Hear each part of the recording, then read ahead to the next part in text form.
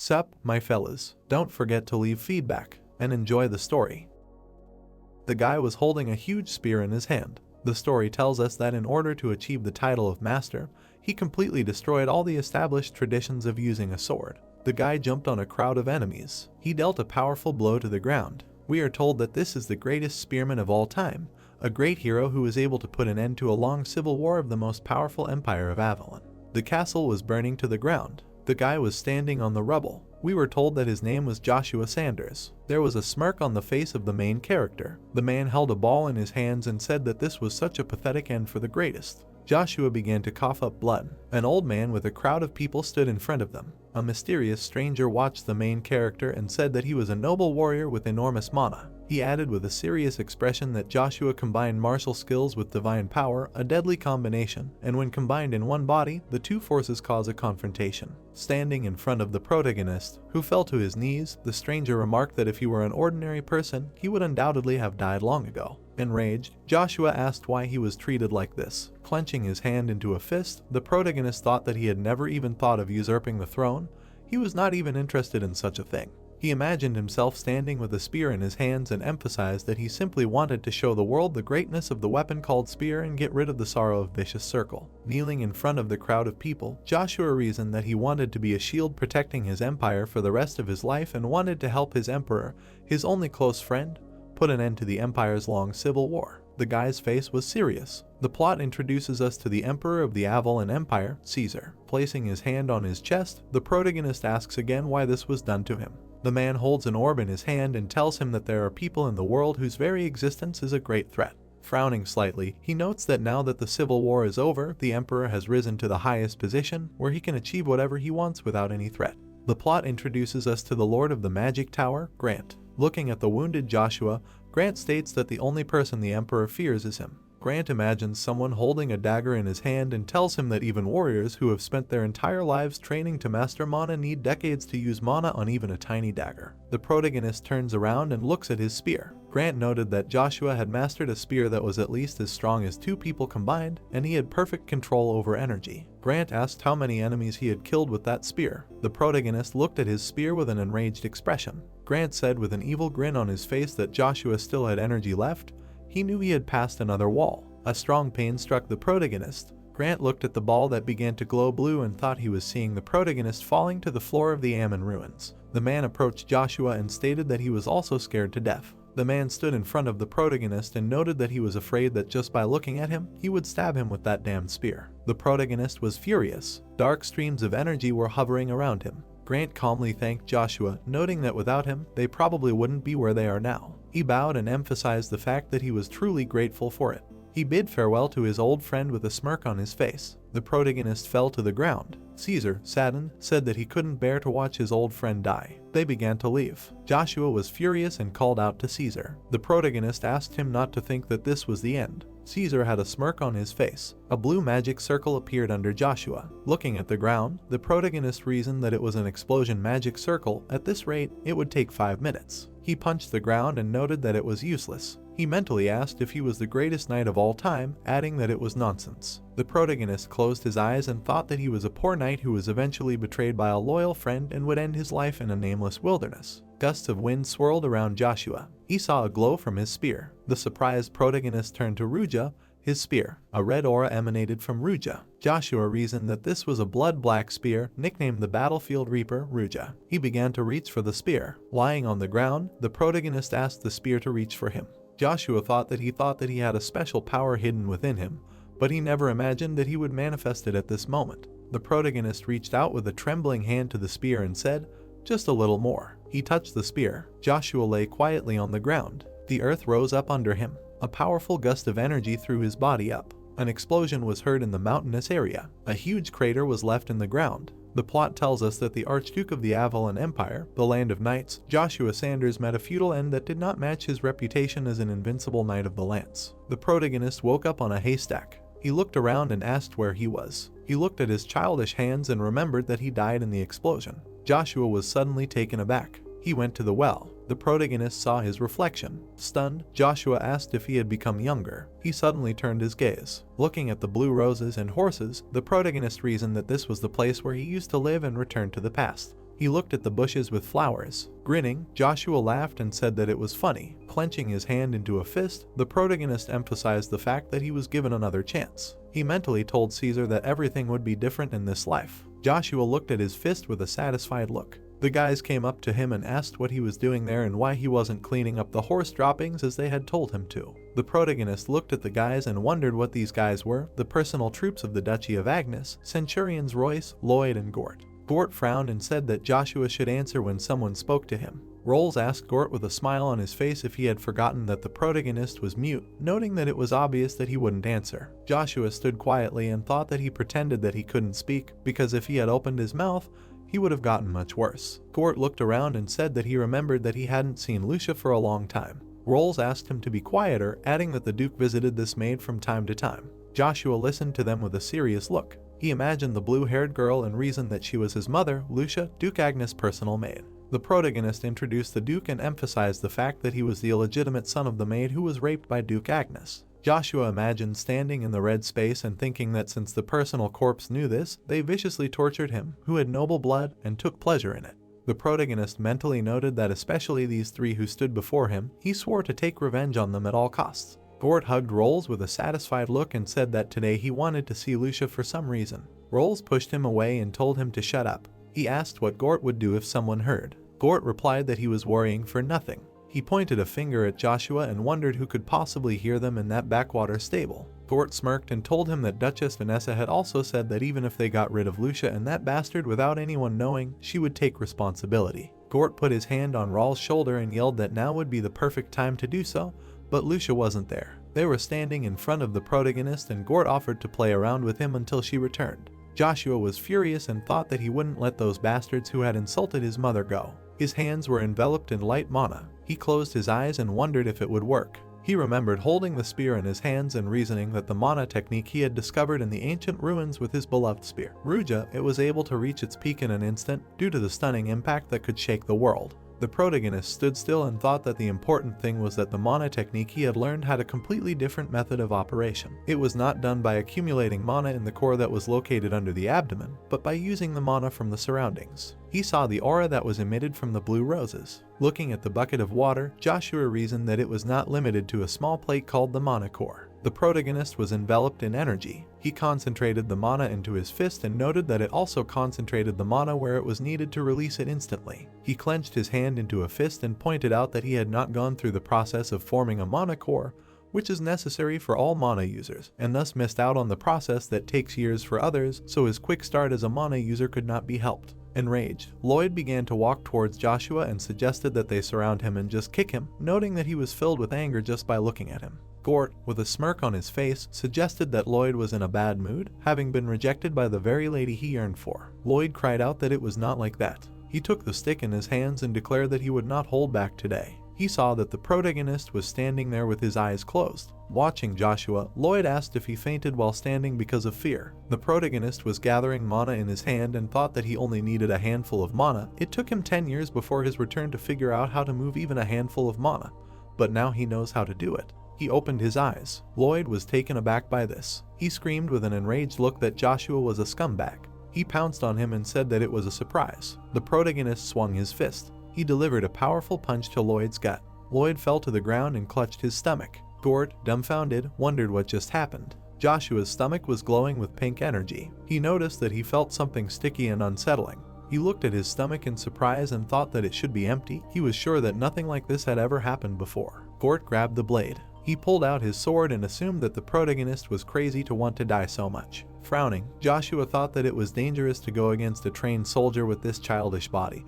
But if he could take down Lloyd, who would go for him? Most likely, Rolls would not attack, since he was the most cautious of the three. Rolls held his chin. He gathered mana into a fist. Gort swung the blade and screamed for the protagonist to think that today was his last day, because he would kill him. Joshua dodged the attack. Gort saw that the protagonist had concentrated mana. Joshua hit him in the face. Gort flew to the side. He fell to the ground. Rolls turned around, noting that he was crazy. Standing in front of the protagonist, he thought that no one knew that the bastard who couldn't even speak was hiding such power within himself. The first time it could have been an accident, but the second time. Joshua looked at his shaking hands and noticed that it hurt because he was wasting only this mana. He clenched his fist and emphasized that Rolls was the one who rose to the rank of Centurion thanks to his wit, not his skills. He was no better than Lloyd and Gort, but he was dangerous. He couldn't show him his weakness. The protagonist, with a serious expression, shouted for Rolls to pass on the message. Rolls was scared. Pointing his finger, he asked if Joshua could speak. The protagonist walked towards Rolls and said that from now on, anyone who insulted his mother, including them, the Centurions, would not remain alive. Enraged, Joshua noted that no one would remain alive after meeting him. Rolls was terrified. He started running away, screaming that the main character was a monster. Joshua tried to catch his breath. His vision started to darken. He fell to the ground. He gradually closed his eyes. The sunlight enveloped the building. The man asked if the boys had heard that Joshua, the mute kid from the stables, had beaten up 3 Centurions. The cleaner replied that he had, and there was even a rumor that he had only been pretending to be mute all this time. Holding his chin, the stranger asked if the main character had beaten up 3 Centurions, even though he was more than 5 years younger than the young master of Babylon. He noticed that something was wrong. The man, with a smirk on his face, asked if he believed that rumor and whether he would really believe that a mute kid, whose family had abandoned him a couple of days ago, was capable of beating up 3 Centurions with his bare hands. The stranger clarified with a serious expression that if the rumors were true, adding that the status of Duke Agnes's children in the inheritance might change. The man spread his hands and replied that even if Joshua's skills were recognized, he would not be able to defeat young Master Babylon. The boy said with a serious expression that he agreed, especially since young Master Babylon had already become a mana user. The man introduced Agnes and Babylon with a smile and said that Braun was right. Even the Grand Duke, who was the master now, only became a mana user at the age of 16. But young Master Babylon was only 14 and already using mana, so he must be an outstanding genius who would one day displace even Duke Agnes. He waved his hand and asked who could compete with him for the inheritance, noting that it was simply impossible. The protagonist entered the building. A powerful aura emanated from him and he ordered to go and hand it over to the Duke. Joshua, looking serious, ordered that he be told that he had arrived. Rolls was kneeling in front of Agnes. He looked at him and asked if he was Rolls. Rolls, frightened, replied that he was. He frowned and replied that he was in the 29th Battalion. Agnes looked at Siphon and asked if this was Griezmann's battalion. Agnes pointed and ordered that the armor be brought to him. He saw broken armor. Agnes, frowning, asked if Rolls wanted to tell him that the man who had done this was Joshua. Siphon stood in front of Rolls and asked him to think carefully, adding that if one word of what he had said was a lie, he would not be forgiven. Rolls, frightened, looked down and replied that not one word he had said was a lie. Agnes looked at Siphon and asked him what he thought about it. Siphon replied that needless to say, it was hard to believe. Holding his chin, Agnes remarked that this was indeed unbelievable. He asked Joshua's current age. Chiffon answered with a serious expression that he was 9. Sitting at the table, Agnes said that to think that he had destroyed orc skin armor with his bare hands at that age was only possible with mana. Taken aback, Chiffon apologized for his rudeness, noting that it was impossible. He stood in front of Agnes and said that there had never been a single case in the history of the continent where someone could use mana in a real fight at the age of 9. And even if the young master was an unprecedented genius in history, one would have to be at least a very talented B-rank knight to coat his hands with mana. Agnes listened to him silently. Chiffon emphasized that for that reason, he simply could not believe that a 9-year-old Joshua could do it.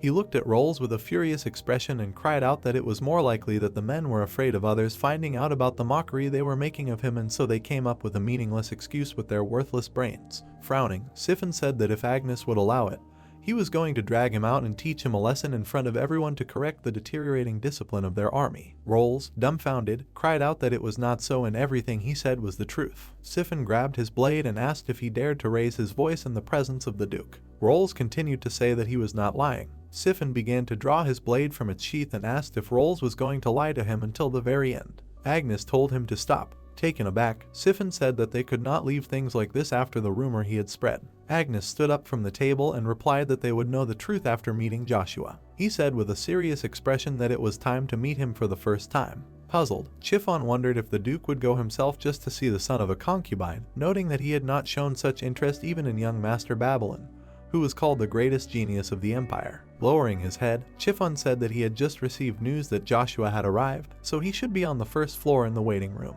Agnes began to leave and asked for the protagonist to be brought. The plot takes us to the corridor of Agnes's mansion. Babylon was walking down the corridor. He was suddenly taken aback. Looking at the protagonist, he wondered what that bastard was doing there. Joshua saw dark mana. He looked at the photo of the man and noted that it was the current emperor of Avalon. Chris, when he saw this portrait, the anger inside him began to rage and throw. He imagined Caesar's face next to Chris. Clenching his hand into a fist, Babylon loudly asked how long the protagonist was going to ignore him. He swung his fist at Joshua. The protagonist caught his fist. He squeezed Babylon's hand. Babylon, dumbfounded, wondered if the rumor was true. He concentrated mana in his other hand and noted that he would not give up without a fight. Agnes entered the hallway and asked what Babylon was doing. He knelt down and said that he was greeting the Duke. Looking at him, Agnes asked him again what he was doing now. Babylon replied that they were exchanging heartfelt greetings. Agnes asked again, surprised. He looked at Joshua, who simply nodded. The dumbfounded Chiffon wondered if the protagonist dared to answer Agnes's question with just a nod.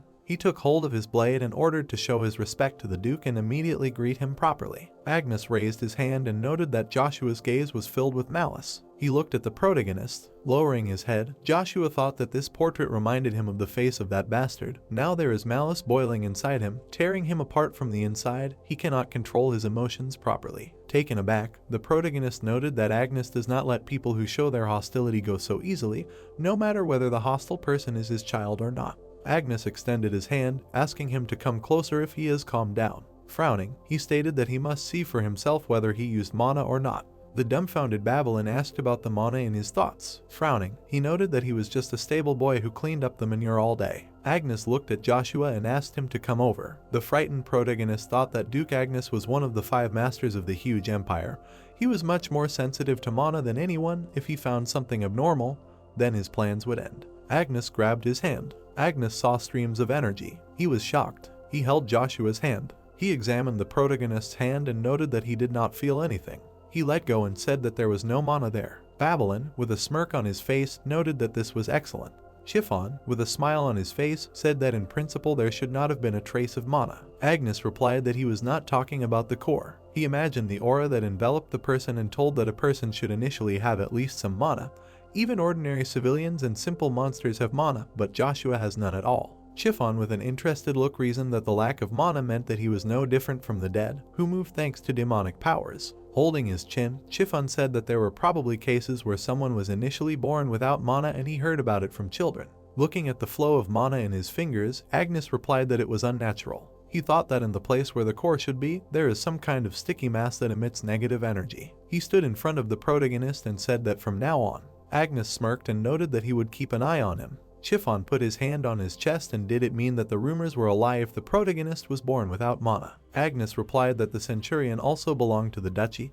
Punishing him for information they were not completely sure of was a bad idea. Chiffon bowed his head and claimed that he was blind. The Duke looked at Joshua and said that he would be living there for a while, adding that there were plenty of empty rooms. The dumbfounded Babylon cried out that the protagonist could not live there. Agnes frowned and asked if he had any problems. Babylon looked away and said that there was no problem. Agnes looked at Chiffon and ordered that Joshua be trained in knightly matters starting tomorrow, and if he was talented, then be taught the method of using the Crimson Knight's mana. As he left, the Duke said that they had plenty of time, they would figure everything out if they were patient, and even better, that he had an unnaturally low mana. He said with a serious expression that he was looking forward to their next meeting after his training. Joshua watched him go silently. The door opened. Chiffon let the protagonist into the room and said that from now on he would be living there. Joshua looked around. Frowning, Chiffon asked to call him if he needed anything. He slammed the door. The protagonist fell onto the bed and said that he wanted to go to bed right now. He remembered the Duke's words that he would look forward to their next meeting. Sunlight enveloped the kingdom. Joshua thought that Duke Agnes spent most of the year in the Golden Palace of Acadia, the capital of the Avalon Empire. Most likely he returned to his lands to get some rest. Looking at his hand, the protagonist reasoned that it would be dangerous if the Duke knew something that he did not know. Sitting on the bed, Joshua noted that, however, nothing concrete yet. He got out of bed and emphasized that the most important thing now was to regain his former strength. Clenching his fist, the protagonist thought that in order to do this, night fell. Joshua looked out the window. He jumped out of the window. He landed spectacularly on the ground. Looking at the mana in his legs, the protagonist stated that now it was easier to use so much mana, he would be able to return to his previous strength faster than he expected. Joshua suddenly grabbed his stomach due to pain. He imagined gusts of different energies under him and noted that the negative energy in his mana core was mixing.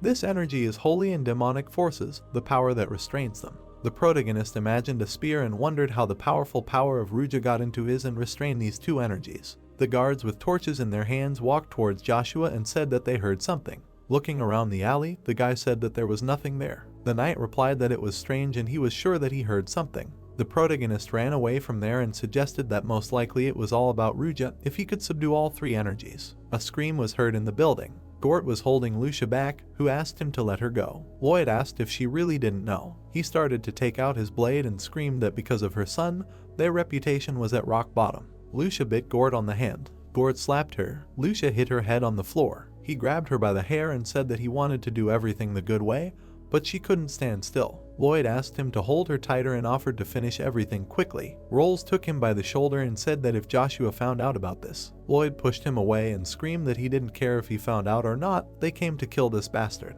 He noted with an enraged look that the Duchess said that she would take responsibility for everything. Rolls was scared. Gort held Lucia back and asked why they were wasting so much time, noting that if Rolls was scared, then a timid cat like him had better leave. They suddenly heard a scream that it was time to stop. The boys looked at him and said that they had been waiting for him. An enraged Joshua asked them not to think that they would get out of there alive. Lucia opened her eyes and called him.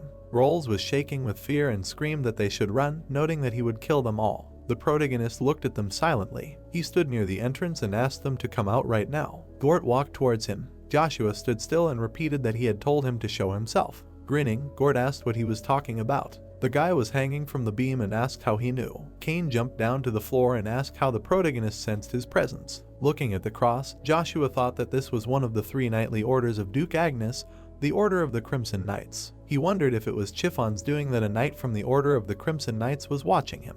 The boys put their hands on their chests and greeted Kane. Looking at the protagonist, Kane wondered in his mind if this was the boy from the rumors about the concubine's son. Joshua stood in front of him and noted that he wanted to ask him. He said with a serious expression that the soldier was trying to harm the lady of the Duke's house. Kane felt a dark energy. The furious protagonist asked what would happen in this situation, according to the military regulations of the Duke's house. Frightened, Kane emphasized that he could not resist this overwhelming force. He clenched the blade in his hand. He took a fighting stance and replied that there would be immediate punishment. Kane swung the blade at Gort. It struck the boy down. Lloyd swung his sword. Kane blocked his attack. Lloyd was dumbfounded and asked him to wait. Kane charged at the third guy. Kane pointed his blade at him. He held the sword to Rolls' throat. Rolls was dumbfounded and asked for mercy. Kane was furious and said that if he wanted to live even one more second, he should shut up. Joshua approached them and noted that he told him to stop. Kane said that he was only punishing them. He pointed out with an angry look that it was for harming the Duke's wife. The protagonist reasoned that he was one of 3 generations of knights that were known in the duchy, but he was a Crimson Knight, which was considered the weakest, and he was most likely one of the youngest, since he could not resist him. Looking at the wounded soldiers, Joshua thought that seeing how he defeated the centurions with 1 or 2 swings of his sword, he was sure that even among the C-rank knights, he was the strongest. Kane turned to the protagonist, who asked who he served. Looking at Joshua, he replied that he served Duke Agnes. Pointing his finger at himself, the protagonist asked who he was. Taken aback, Kane noted that as he thought, this strong pressure and fierce gaze, he was similar to him. Joshua waved his hand and ordered his sword to be lowered. Kane put the blade away and said that he understood. Rolls bowed his head and cried out that they would serve him loyally. The embittered protagonist stood over him and declared that he did not need the loyalty of someone like him. He would never allow anyone who dared to raise a hand against him or his man to live. However, he was sure that he was smart enough to understand this. Joshua ordered him to tell the rest of the soldiers about what happened today without leaving out a single detail. He emphasized the fact that if anyone dared to do something like that again, he would personally slit their throats. Rolls cried in fear. Frowning, the protagonist told him to disappear if he understood what he just said. Rolls ran out of the building screaming. Lucia sighed. Joshua turned his attention to her. Kane clarified if the protagonist was really the count he knew. Joshua replied that he was straightforward. Kane asked him with an interested look if he had changed too much. The protagonist smirked and asked if he remembered the illegitimate son who could not speak and the groom who spent the entire day shoveling manure out of the stalls. Kane lowered his head. He clenched his hand into a fist. Standing in front of Joshua, he told him that all the soldiers assigned to the Duchy of Agnes carried out the orders of Duke Agnes. They looked at each other intently. Kane told him that they could choose their own master to serve for the rest of their days when they reached the age of 23, and in a year he would also face this choice. He placed his hand on his chest and stated that he trusted his instincts. For the next year, in addition to fulfilling his duties, he would be watching him. Joshua thought that it would be a good decision to choose the treasure of the Duchy of Babylon, but not him if he looked into the future. The protagonist said with a smile on his face that Kane was eccentric. Lucia stood up and called out to him. She said with a smile on her face that Joshua was safe. The protagonist hugged her. He began to cry and said that he would definitely protect her from now on. Lucia had a smile on her face. The moonlight enveloped the building. Joshua thought that he was truly grateful to the heavens for giving him a second chance to correct the past filled with regrets. A blue aura enveloped him. The protagonist reasoned that this time would be different. From now on he would not be so timid, not like Joshua von Agnes, a humble illegitimate child from the stable, not like Joshua Sanders, called the strongest spearman in history. The story takes us to the mansion of the Agnes dukedom. The night sky enveloped the mansion. Walking down the corridor, Agnes asked if Count Rebecca had visited them. Chiffon replied that it was so. He took him to the reception room, but this time he did not come alone. Turning around, Agnes asked again. Chiffon said that Miss Iceland came with him. Sighing, Agnes said that he wanted to put an end to this. Chiffon introduced the guy with glasses and noted that the unwanted visitor who came to Count Agnes so unexpectedly was Count Fonsel. Although he had a lower status than the Duke, he was someone who could not be ignored due to his influence in the Empire. Chiffon introduced the girl and emphasized that Fonsel's daughter, Iceland, was one of the most talented people. She and Babylon were closely monitored. She was a genius of magic who reached the second class at only 9 years old. She trained with Babylon. Chiffon added that there are people who cannot use mana due to a curse, but there are those who are able to use mana better than anyone else since they received the blessing of mana. Iceland was enveloped in blue streams of energy. The story tells us that Iceland was one of those blessed with mana, a blessing of mana that allows the user to sense and use mana without learning it, also called the greatest gift of the gods among magi. Agnes walked ahead and said that Fonsel would bother him again all day. Walking behind, Chiffon said that Count Babylon would turn 15 next year. One could say that the throne was already his, since there were not even 3 years left until his coming-of-age ceremony. Agnes answered with a serious expression that Babylon had. Chiffon introduced the girl with a smile and added that he already had Lady Charlie. Agnes sighed. He introduced a man with a lot of money and noted that the 5 duchies of the Avalon Empire had great power and influence. Lady Charlie, the daughter of the Font family, who received their title of Duke due to their wealth. Chiffon said with a smile on his face that, as Agnes had said, it would be better to choose Lady Charlie if we were to consider the Duchy of Font. The Duke replied that he was of the same opinion, but it was unfortunate. Chiffon looked at his back and reasoned that Agnes's greed for talent was immeasurable as his greed for military power. He pointed out with a satisfied expression that Duke Agnes was someone who only judged others by their skills. The Duke suddenly stopped. Turning around, he asked how Joshua was. Chiffon, taken aback, said that he was not sure he understood. Agnes said with a serious expression that he had told him that he would give Iceland to him. The dumbfounded Chiffon stated that Lady Iceland, who had the blessing of mana, was given to someone who was unable to use mana due to a curse. The protagonist's face was serious. He looked at the ruined castle. Joshua climbed up the cliff, thinking that there was an old cliff north of the Agnes dukedom's garden.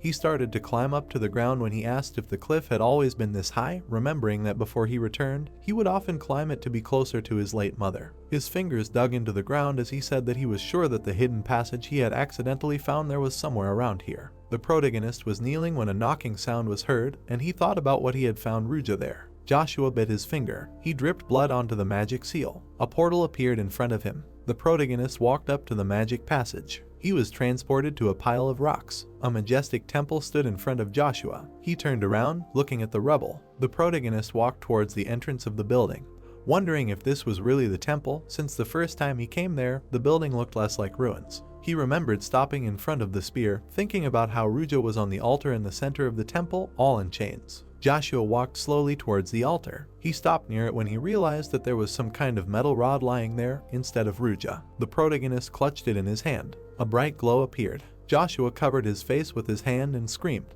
The boy frowned. He was enveloped in white energy when he asked about what just happened. The protagonist's eyes widened. There was an empty space in front of him when he asked about where he was, exclaiming that everything was very white. A rod appeared behind him and called him. Joshua turned to it and asked about who it was. He looked forward carefully when he noticed the metal rod from the temple, then the artifact told him that it was not a metal rod. The boy's face began to sweat as the staff added that it was Ruja and was an artifact of the demon god, and the protagonist asked if it meant a divine artifact of the demon god. Joshua spread his legs wide and cursed, thinking about if Ruja, the spear he fought with, was an artifact of the demon god, and why it looked different, guessing that its appearance had changed because it had traveled to the past with him. The artifact was shrouded in black energy as it said that they did not have time, and the protagonist asked it again. The boy remembered how he bowed down when Ruja said that the 2 energies in his body would eventually kill him, and that there was only one way to pacify and use them. Joshua stood in front of the artifact as it said that he needed to get his power back as quickly as possible, adding that in his condition,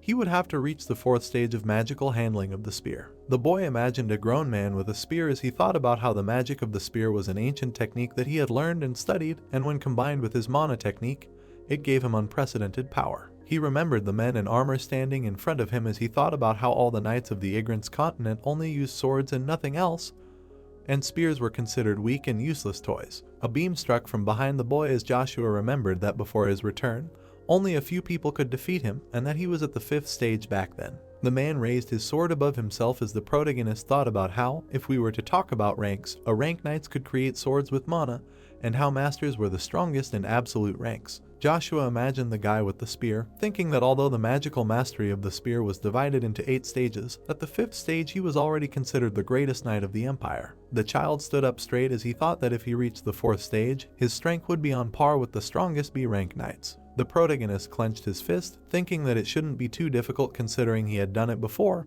but he didn't have much time. Joshua frowned as he realized that it would be difficult to train his mana in this state. He looked at the artifact in front of him, which told him not to worry, as long as it was there, he would be able to use his mana to some extent without consequences. The protagonist opened his mouth wide and asked if this was true. The staff, which was covered in dark energy, told him to constantly train and improve his skills, adding that when the boy reached the peak and regained his strength, he would be able to fulfill his dream. The artifact began to disappear when he was asked what it meant, to which it vaguely replied about stage B and next time. A bright light blinded the protagonist, and he screamed. Joshua clutched the staff in his hands. He stood before an empty altar. The boy silently looked at the artifact in his hands. He waved the staff, thinking about what Ruja said, that as long as he had the artifact, he would be able to use mana to some extent. The protagonist closed his eyes, thinking about the mana cultivation technique that no one else on the entire continent could master. A blue glow enveloped him as he thought about the 1st stage of spear magic was the ability to absorb at least a handful of mana from the surroundings. The boy's eyes widened. He looked at the spear with delight and exclaimed that he did it. Joshua turned around, spreading his legs wide. The staff began to absorb streams of energy as the boy used the first style of the 1st stage of spear magic. The protagonist pointed the artifact forward as he decided to concentrate the mana into one point and send it forward to hit the target. An explosion occurred near the wall. Joshua looked pleased as he mentally addressed Caesar, telling him that this was just the beginning, and that he would train hard and take everything from him.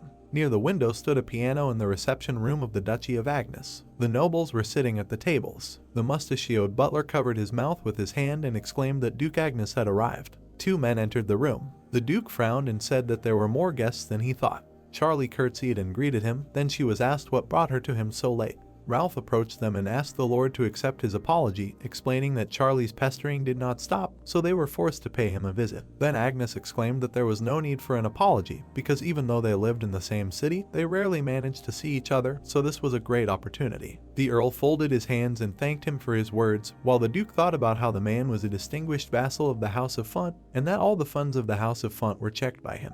Agnes looked away and asked if the Earl apologized so much, why didn't he work in their house? Ralph stood next to the lady when she turned to the Duke and said that despite the fact that they had not seen each other for quite some time, he was going too far. Then she asked how he could so shamelessly try to steal someone's treasure. Agnes looked ahead and laughed, adding that this was the Charlie he knew now, and that her respectful greeting made him wonder if he had really spoken to her. The girl raised her hand to her face and asked if it was true that she had heard that Babylon had already reached C rank, adding that she had thought about being known as a genius too, to which the Count said that she was going too far. The Duke turned away from them as Ralph apologized profusely, explaining that Charlie was still immature, to which Agnes replied that it was fine, since at her age it couldn't be any other way. The Duke frowned and apologized to Fonsel, adding that he had completely forgotten about them. The man with glasses smiled. Iceland curtsied and greeted the Duke. Charlie stood next to her, asking why she had come there, to which Ralph asked her why she was acting like this. The girl smiled brightly and exclaimed that she had heard that the Duke's illegitimate son had beaten 3 centurions, then she asked if it was true. Ralph opened his mouth wide and asked the lady to stop. Charlie looked at him with displeasure and asked if she had said anything she shouldn't have, adding that she was just curious. Then the Count began to talk about what would happen if she continued to ask about such rumors so carelessly. Chiffon, who was standing in front of them, answered that it was true and that it was just a rumor, adding that young Master Joshua was not only weak in body but also had a mana curse, and asked how such a person could beat 3 centurions. Fonsel spread his arms out to the sides and asked if it was true that the second Count had a mana curse. Iceland's eyes widened. The Duke looked at Fonsel and said that it was a good time, asking if he wanted to take a look at him. Then the man asked again. Agnes frowned and asked if he wasn't one of the few tier 5 mages in their empire, then explained that a mage like him was more receptive to magic than a knight like him, so the Duke wanted Fonsel to take a look at him. The bespectacled man nodded and agreed, thinking that he could use this opportunity to improve his standing in the Duke's eyes. Agnes turned to Chiffon, who apologized and offered to look at the condition of young Master Joshua first, then was asked what he meant. The boy frowned and wondered if it wouldn't be better to confirm if Joshua had a mana curse before the Duke went to the capital, adding that they could also find out if the rumors were true. Chiffon stood behind Agnes, who asked him how he was going to do that, to which he replied that if the Duke ordered it, he could call a suitable knight from his banner to duel him. The Duke looked away and asked again about how he was really going to call a knight of the Crimson Order just to have a duel with a 9-year-old child. Chiffon looked ahead confidently and replied that if the rumors were true, then someone of that caliber would be needed, adding that it just so happened that they had the right person. His eyes lit up when he said that if the Duke saw him in person, he would be pleased. He placed his hand on the book the next day in his office. The boy put his fist to his chest when the man said that he had received his report and asked if there had been a skirmish with the Centurions. Cain opened his mouth and exclaimed that it was true. Chiffon looked up from under his brows and said that according to military regulations, he had the right to subject someone to immediate punishment. Then he asked if Cain thought it was hasty. Chiffon placed his hands on the table and asked again when he was told that they wanted to harm the lady of the Duke's house. Then he clarified if what he had just been told was true.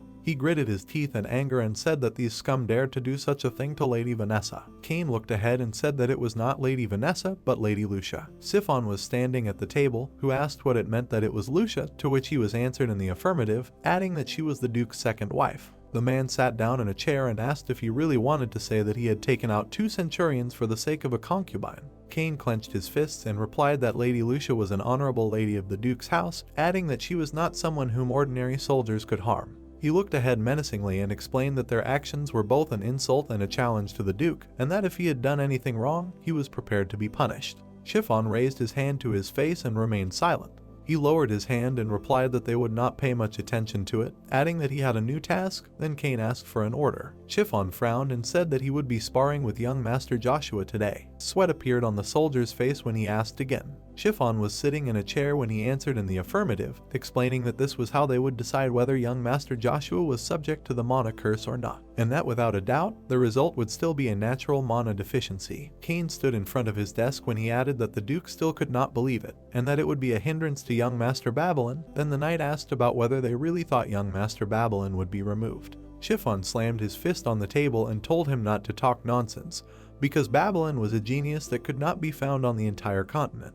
Cain stood silently before him as he asked what the knight thought of him lowering himself to a stone that could be kicked. Cain smirked as he imagined Joshua's face when he thought about how the guy he saw with his own eyes was a meteor tearing apart the endless sky to destroy everything on Earth. Chiffon looked forward angrily and said that therefore all he had to do was inject mana into Joshua during a sparring match without anyone noticing, adding that if he had a mana curse, his body would reject that mana. Sweat broke out on Cain's face as the man explained that when mana entered the body of a person with a mana curse, it acted like poison, so he would die within 10 days. The knight then thought about how he knew he was on young Master Babylon's side, but he never imagined that he would show his true colors like this. Cain bowed to Chiffon, who said that if he understood everything, then he should wait near the small sparring field, and that the Duke and the Count would be there soon, to which the knight replied that he understood. There were many swords in the stand on the small sparring field. His fingers clenched the hilt of the blade. Cain looked at the sword in front of him, thinking that even if it was an order from his superiors, he would not harm the young Master Joshua as long as he kept an eye on him. The protagonist approached him and asked if he had said that his name was Cain, and the knight replied that the Count had come after all. The boy looked forward seriously and said that he had heard that he would have a sparring match with him. Cain opened his mouth and answered in the affirmative, adding that the Duke planned to organize a duel to test the Count's abilities. Joshua clenched his fist and asked again, thinking that it seemed that he had learned about his abilities, so he decided that he would demonstrate them to him. Cain looked at the Count and said that there was no need to worry, because he was not going to fight him at full strength. Then the boy asked him again.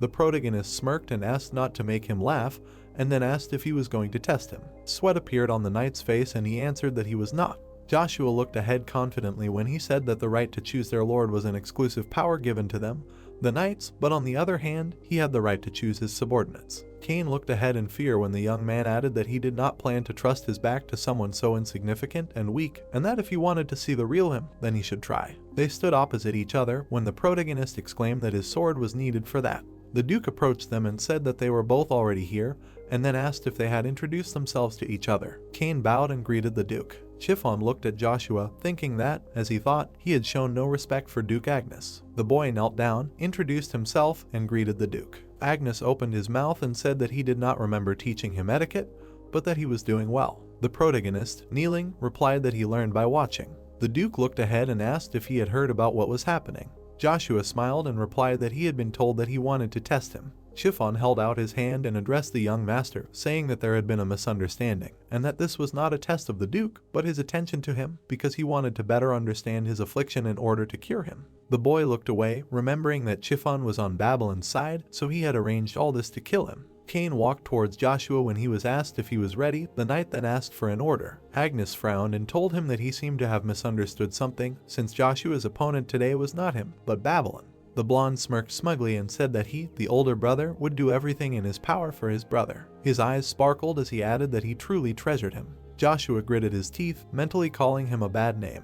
Agnes looked down and told them to use wooden swords since this was just a training fight. His fingers wrapped around the hilt when someone agreed with him. Babylon pointed his sword at his brother and said that he wasn't going to fight with all his might. The protagonist smiled, thinking that it seemed like his brother and Chiffon were putting on a show to kill him. Joshua took the stick, mentally asking them to let him show them what a show was. He broke a mop with his foot. The Duke and Chiffon watched closely in one attack. The boy held the stick out in front of him and exclaimed that this was enough. Charlie smiled and called him funny, then Ralph asked her not to say such things. Chiffon went to the main character and exclaimed that this was not a joke, and then asked what he was going to do with the stick. Agnes stopped him with his hand outstretched and asked his son if he was sure. Joshua turned around and answered in the affirmative. The Duke frowned and said nothing. Agnes turned to the audience and asked them to take their seats, then Chiffon said that he understood. Agnes looked away and turned to Babylon, saying that he could take this as a warning, but he should not use mana. The blonde smiled and asked him not to worry, thinking that using mana on this fool would be a waste. Cain looked at them worriedly, wondering what on earth Earl Joshua was thinking. The boys took fighting stances when Babylon asked if his brother thought he could handle him with that stick, then added that he thought a staff like that suited him well, which cleaned up horse manure. The Duke looked ahead in annoyance and announced the start of the duel. Babylon rushed forward. A stick appeared in front of his face. He deftly dodged the attack. The blonde raised his sword behind his back and exclaimed that his brother seemed to know a few tricks, but it was useless. Joshua's eyes sparkled when he thought about how they said he was a C-rank knight, but he was quite ordinary, and the only thing he had was speed. The protagonist struck the blonde in the torso. Babylon looked at his hand and cursed. He swung his sword and called the boy a bastard child who couldn't even be a soldier. Joshua punched him in the stomach. He looked ahead carefully. Babylon grabbed a stick and started talking about how he dared to do this, then the boy thought that his brother was not bad. The protagonist gritted his teeth when he realized that now, keeping such a distance, he was using mana at such a distance and that it was dangerous. The blonde swung his blade. Agnes looked ahead worriedly and told Babylon to stop. An explosion occurred. The Duke looked ahead menacingly. The blonde looked at the broken sword. Joshua held the stick in front of him. Fonsel looked ahead in shock and exclaimed that this was mana. In front of the protagonist stood Babylon, who thought that this was a lie because such a scumbag couldn't have mana. He imagined the Duke's face telling him that he was looking forward to their next meeting after his training, and the blonde decided that it didn't matter. Babylon pulled out his sword and said that he wouldn't accept someone like him, and that he would be the heir to the dukedom. Joshua's mouth dropped open as he remembered that the dukedom would disappear in 10 years during a civil war. The stick was enveloped in mana as he realized that if there was a place where he could support himself, it would be easier for him to realize his plans. The brothers approached each other as the protagonist decided that he would get the dukedom. The energy emanating from the Duke stopped them as he exclaimed that it was enough. Charlie covered her ears and screamed. Agnes was enveloped in energy as he said that they would not be forgiven if they continued to fight. Babylon trembled in anger. Chiffon shook, thinking that it was impossible for a 9-year-old to have mana, and that this was the first time in history. In other words, it was an amazing miracle. The Duke turned to him and asked if this was not enough, then he asked him again. Behind him stood Fonsel, who told the Duke that from what he saw, he was sure it was mana, but Chiffon said that he had never seen such mana. The man with glasses opened his mouth and added that it was not as much as Count Babylon, but it was different from any other mana they knew, especially judging by its concentration. Charlie, who was standing next to Cain, asked if this meant that this child could actually use mana. Then the knight said that no one would have thought that he was such an amazing person. Agnes stood before his sons when he addressed Joshua and said it was interesting that he could use mana at the age of 9. The Duke turned to Siphon, who addressed him. Agnes looked menacingly and said that was enough. Siphon looked down and said that he understood. The boy stood before the Duke when the Duke said that he had a few things to sort out, so he called him to his place that evening. Chiffon looked away in shock. Babylon's eyes widened. He clenched his fist, thinking about how his father had never called anyone into his room before, and wondering how the scum that cleaned horse manure had become like this. He shook as he stood in front of the protagonist. Joshua smiled and turned to the Duke, saying that he understood and that they would see each other tonight. The windows of the Agnes Dukedom's guest room reflected the clouds. Charlie jumped on the bed and shouted that it was amazing, so Ralph asked the lady to calm down since they had to maintain their dignity. The girl clenched her fists and asked how a 9-year-old could use mana and how he was not the best. Ralph stood by her bed as Charlie exclaimed that she had decided, so she was asked what she had decided. She smiled slyly and explained that she was worried about him being illegitimate, but she had decided that she would make Joshua hers. Clouds were floating above the Duke's residence. Someone hit Chiffon in the face. Duchess Vanessa bent her hand and asked him about what he had just said about her Babylon. The man looked down and repeated that the young master had lost to Joshua. Vanessa gritted her teeth in anger. She hit the man in front of her. The Duchess trembled, wondering if this scum had used mana and was stronger than Babylon. Chiffon was kneeling in front of her when she asked about what the Duke had said. Then he said that he thought he was going to take the boy to the city, and the woman asked if it was Acadia. The man looked down as he replied that ever since he saw Joshua's talent, he wanted to keep him close to him to observe. Chiffon raised his head and added that in any case, they would be in a difficult situation if they allowed this to happen. Then Vanessa said that this would not have happened if he had done his job thoroughly. Sweat appeared on the man's face as he told her not to worry since he knew how to fix it. Vanessa looked forward thoughtfully and asked what he meant. She looked at the man in front of her, who said that it was only his guess, but he was sure that Duke Agnes would want to let the entire empire know that Joshua was a C-rank mana user. Then the Duchess exclaimed that he was talking nonsense. Chiffon was on one knee as he added that not only the Duke, but also 2 earls had seen Joshua's ability with their own eyes, so even if it wasn't mana, Agnes would want to test him. Then she asked him again. He imagined the knights crossing swords as he explained that in order to be officially recognized as a C-rank knight, he would have to demonstrate his skills. Chiffon looked forward seriously, adding that he would have to do so in a real battle against the royal knight. The woman grinned evilly and asked if he would really have to fight the royal knight. Then she exclaimed that he needed to contact his uncle for the first time in a long time. The boy knocked on the door. He looked up and said that it was Joshua, then he was told to enter. Standing in front of him was Agnes. The protagonist dropped to one knee and greeted the Duke. The man frowned and asked who he was. The boy looked down as he began to answer. He looked up at his father and replied that he was Joshua. The Duke looked away and said that he had changed a lot since the last time he saw him. The protagonist clenched his fist and replied that it had been a long time. Before him stood his father, who asked him if he hated him, to which the boy replied that he did not, and that he was afraid of the king's palace and hid his abilities, so he could not expect much from him. Joshua stood up and exclaimed that he had one request. Agnes opened his mouth and asked what it was, guessing that he wanted an apology, adding that this was unheard of. The boy looked ahead, thinking that some apology did not really mean anything, when he said that it was about the trip to Acadia. Before him stood Agnes, who asked if he was so sure that his father would take him to the city,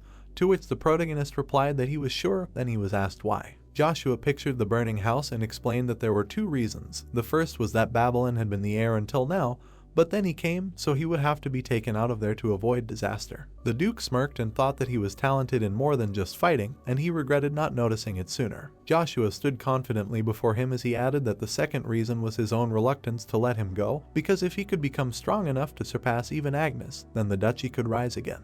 The man glared when his son said that the duchy could possibly rise to the point where they wouldn't even have to worry about the royal palace. Agnes looked at the child and exclaimed that listening to this made it seem like he had the strength to do so. The protagonist looked confidently at the man and replied that at the very least, he wouldn't disappoint him. The Duke's mouth dropped open, thinking about how unique he was to be standing in front of him with such confidence. Then Agnes asked about him, speaking as if he knew of an option that would meet those requirements. Joshua looked forward seriously and answered affirmatively, guessing that his father must be thinking about sending him to Acadia Academy. He imagined people walking down a red carpet as he explained that all children of noble blood had to attend the academy for 6 years from the age of 10 to 15, and that there was also an opportunity to graduate early for those who had the same abilities as Babylon. The protagonist imagined boys in uniform as he mused that the reason the royal court created this system was to keep children in the academy, to maintain the loyalty of the nobility and to recruit outstanding talent. Agnes looked away and said that as the boy said, it was true that he would be going to the city with him, and that he would be able to personally teach him if he was around. The boy opened his mouth and began to answer, thinking that this was a great opportunity to learn swordsmanship from one of the 5 masters of the empire. Duke Agnes stood in front of him, asking his son again, to which he replied that he was a sword master. Joshua pointed to the spear and said that he wanted to use it as a weapon. The Duke looked at him blankly and asked him again, thinking that he was thinking about it because he had fought with a useless stick in that one-on-one battle. He sent streams of mana at the boy as he asked if he really wanted to use the spear. The protagonist covered his hand with it, surprised by the huge amount of energy whipping out, making it difficult to even stay on his feet. Joshua put his hands out as he thought about how much Agnes was proud of his sword. He was also proud of his spear. Sweat beaded on the boy's face as he exclaimed that he would destroy anyone who stood in his way with his spear, even if it was one of the 9 stars like his lord. The Duke was enveloped in energy as he replied that if that was the case, then the boy should show him what his spear was worth. Their mana clashed. Agnes frowned and said that he would test him. Joshua smirked as he thought about his father being one of the 9 stars and that such a good opportunity might not come again. The Duke looked at his son and asked if he could handle it, and the protagonist replied that he had a condition. He opened his mouth wide and asked Agnes to listen to his request if he passed his test. The Duke smiled and agreed, saying that if the boy passed the test, he would be able to use a spear and his father would listen to his request. The protagonist looked at the Duke seriously when he added that if he failed the test, he would follow his orders. Joshua smiled and said that he understood, thinking that his orders would be to go to the academy and learn the art of swordsmanship, and that this would not happen because he was not going to hide his abilities. The magic sphere glowed when someone cast a spell. A silhouette of a man appeared in it. Vanessa took off her hood when she was told that the training was complete. The Duchess looked at the man in the sphere and said that a long time had passed, asking her uncle how he was doing, to which he replied that he was fine because he lived in the palace, and asked about herself. Vanessa smirked and replied that, to be honest, something had happened in the duchy, so she wanted to ask him for a favor. Joshua left the room. The door slammed behind him. Sweat broke out on his face as he thought that, as expected of a master, he was amazing because he was still shaking. Babylon appeared at his side and spoke to him, saying that they needed to talk. The protagonist turned away from him and said that they had nothing to talk about, then his brother asked him to stop. Babylon looked forward with anger and asked him to fight again right now. Then Joshua thought about how his look was different this time, and that it was the need to win, the passion for battle, and the desire to never lose. The protagonist smiled and asked if he was sure. Clouds were floating above the building of the imperial castle. The dragon statue had its mouth open. A man was sitting in front of the throne when the emperor laughed and asked if this was true. The ruler held a piece of paper in his hands when he wondered if another talented child, who was rumored to be from the Agnes Duchy, was from there.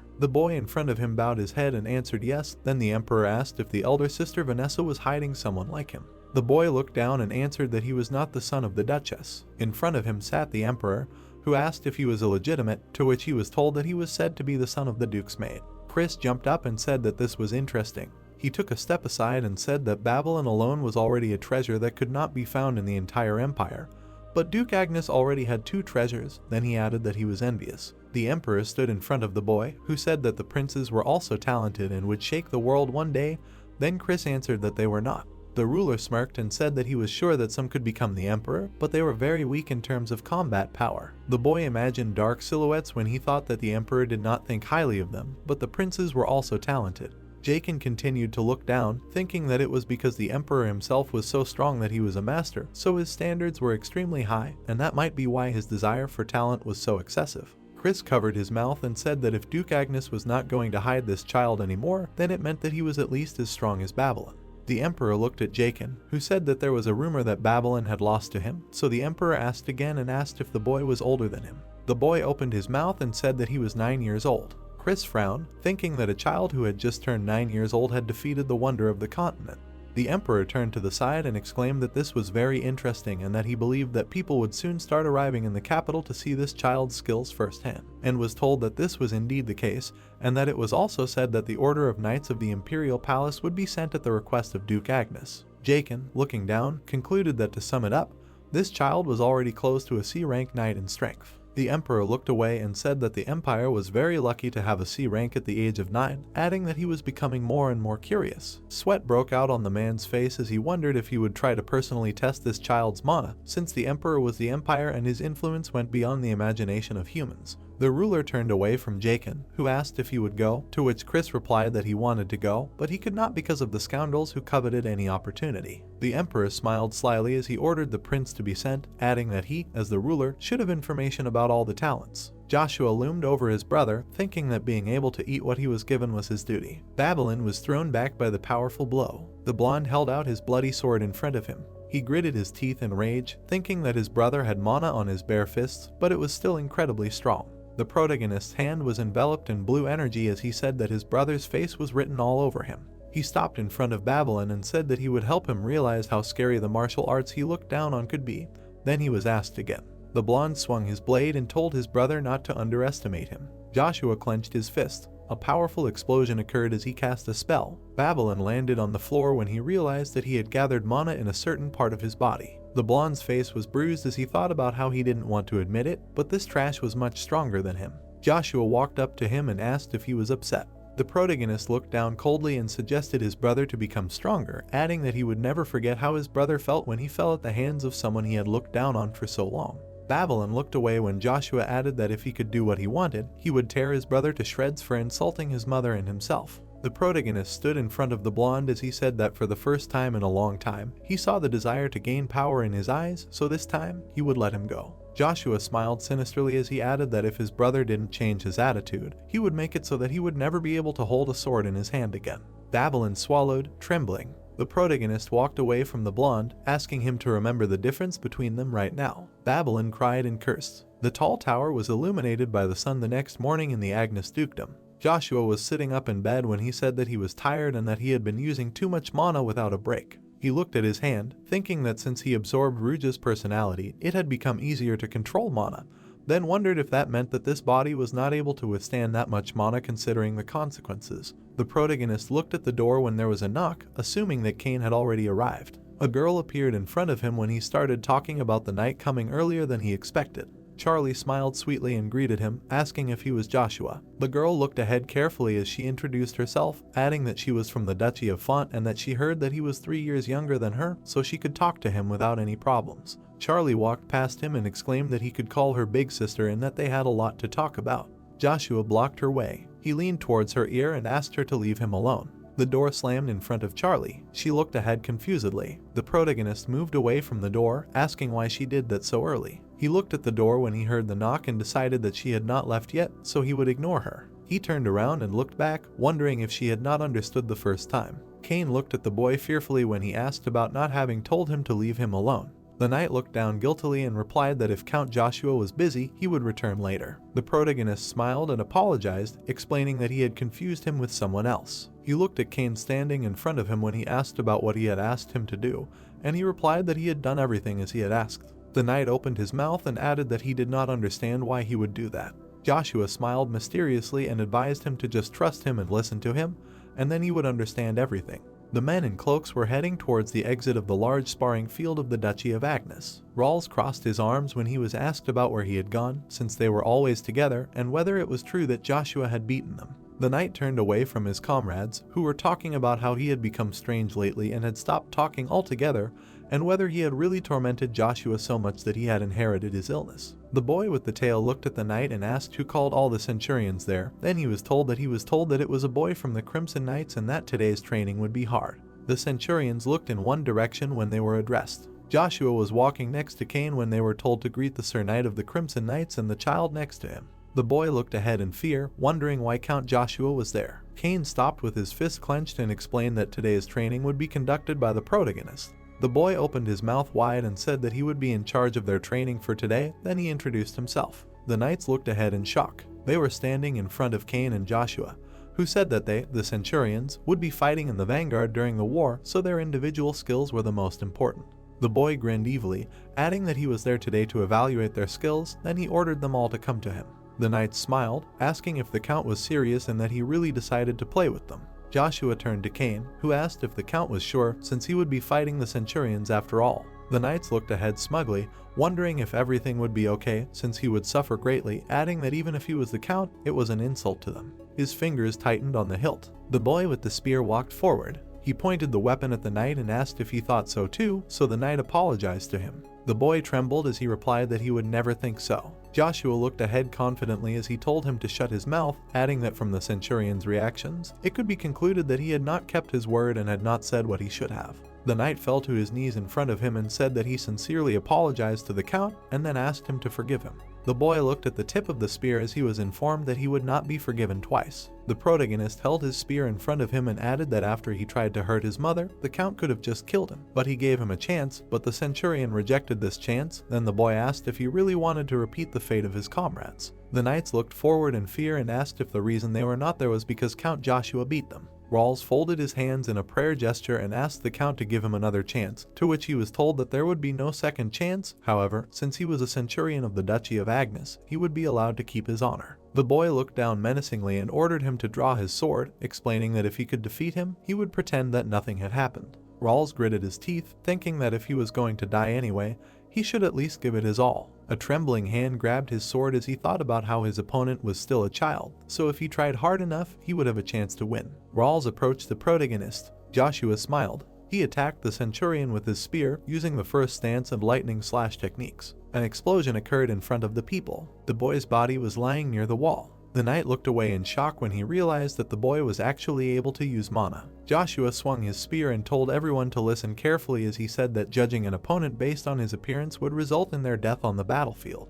The protagonist frowned and added that if they still had doubts about his abilities, they should come and check again. A centurion walked towards him. His hand reached for his sword. He knelt down on one knee and exclaimed that the 23rd leader of the centurions greeted Count Joshua. The other boys bowed to the boy, saying that the 35th, 42nd, 13th, and 65th centurion leaders greet Count Joshua. Cain looked at the protagonist with satisfaction. He smiled widely, thinking that the count had lived up to his expectations, and that he would do everything possible to support his lord. The girl opened her mouth. Charlie hugged the toy, being in the guest room of the Duchy of Agnes. She imagined Joshua's face and said his name. Ralph burst into her room and exclaimed that he had news for the lady, and that the order of Imperial Knights would soon arrive in the duchy. The girl laid her head on the pillow and reminded him that she had told him not to disturb her. Sweat appeared on the man's face when he asked if the lady was really in pain, and what had happened since he had gone out in the morning. Charlie looked at him and exclaimed that she had already asked not to be disturbed, and then asked about what was more important, what had happened to his father's order. Ralph opened his mouth wide and replied that he had completely forgotten about his lord's order. He began to close the doors when his mistress ordered him not to forget the reason they were there, and the man apologized and replied that he had to fulfill his lord's orders first. Charlie put a toy in front of her and said that it was annoying.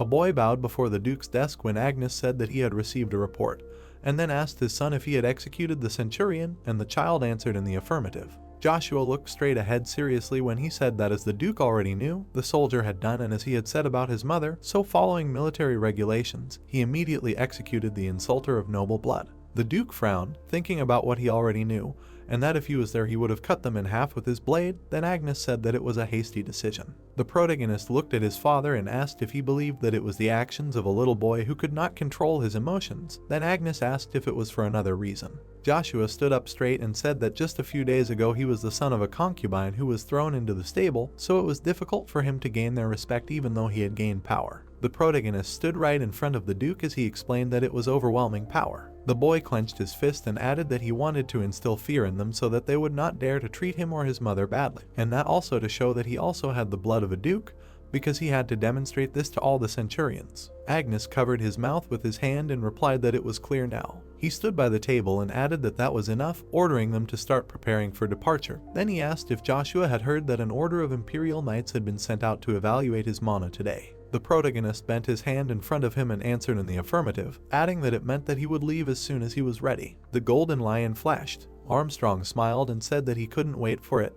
because 2 C-rank knights, who were still minors, would be from their duchy. Chiffon stood next to him as he exclaimed that even if that was the case, one of them was the son of a concubine. He glared at Armstrong, who asked if he was angry because his position was at stake because young Master Babylon lost to young Master Joshua.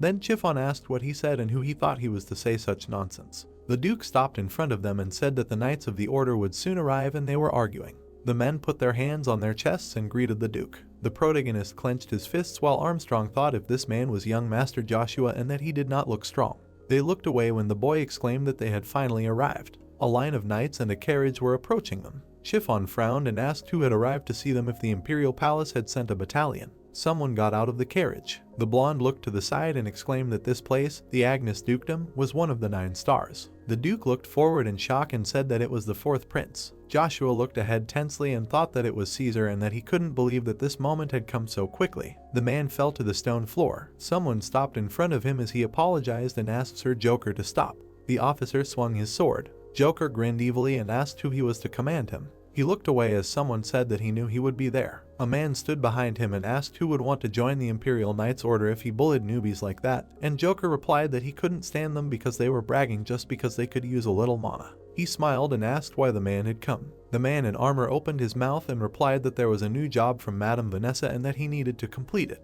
Joshua, Armstrong, and Chiffon stood next to the Duke. Joker smiled evilly, wondering if all he had to do was make sure that this boy could never pick up a sword again. Caesar opened his mouth and said that this was the same Count Joshua that was rumored. The protagonist was engulfed in flames of hatred as he thought about the villain Caesar. The hooded man stood next to the blonde as he told Count Joshua to show respect since he was standing in front of the prince. The boy smiled evilly and replied that this was ridiculous and that there were not 2 sons in the empire, adding that besides the lord they served, there was only one emperor who deserved the respect of all the knights of the Avalon Empire. Caesar stared forward emotionlessly as the protagonist asked if there was any reason why he should show respect to the self-proclaimed 4th prince whose lineage was not even pure. The knight stood in front of the boy, assuming he was crazy and calling him a little trash. Valmont clutched his sword and said that he had heard that until recently he was just a concubine's son who had to clean up horse manure, and then asked if he had gone crazy after falling into a pile of manure. Armstrong swung his blade. Valmont frowned and asked if he was defending this petty scoundrel of a concubine, adding that he was not Duke Agnes. The blonde looked askance and replied that Count Joshua also belonged to the Duchy of Agnes. The Duke appeared between them,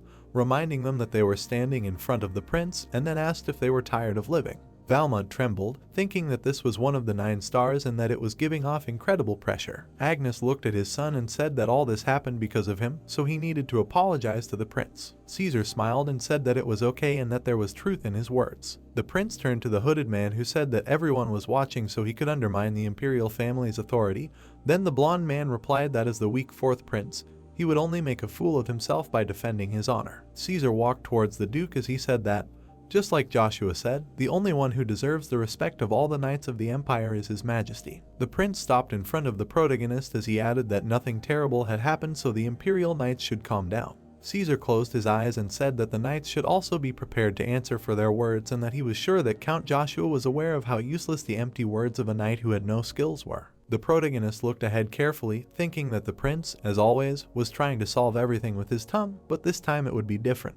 Joshua took a step towards the prince and replied that he was always ready, while thinking that when Caesar had everything, he would take it away by slitting his throat.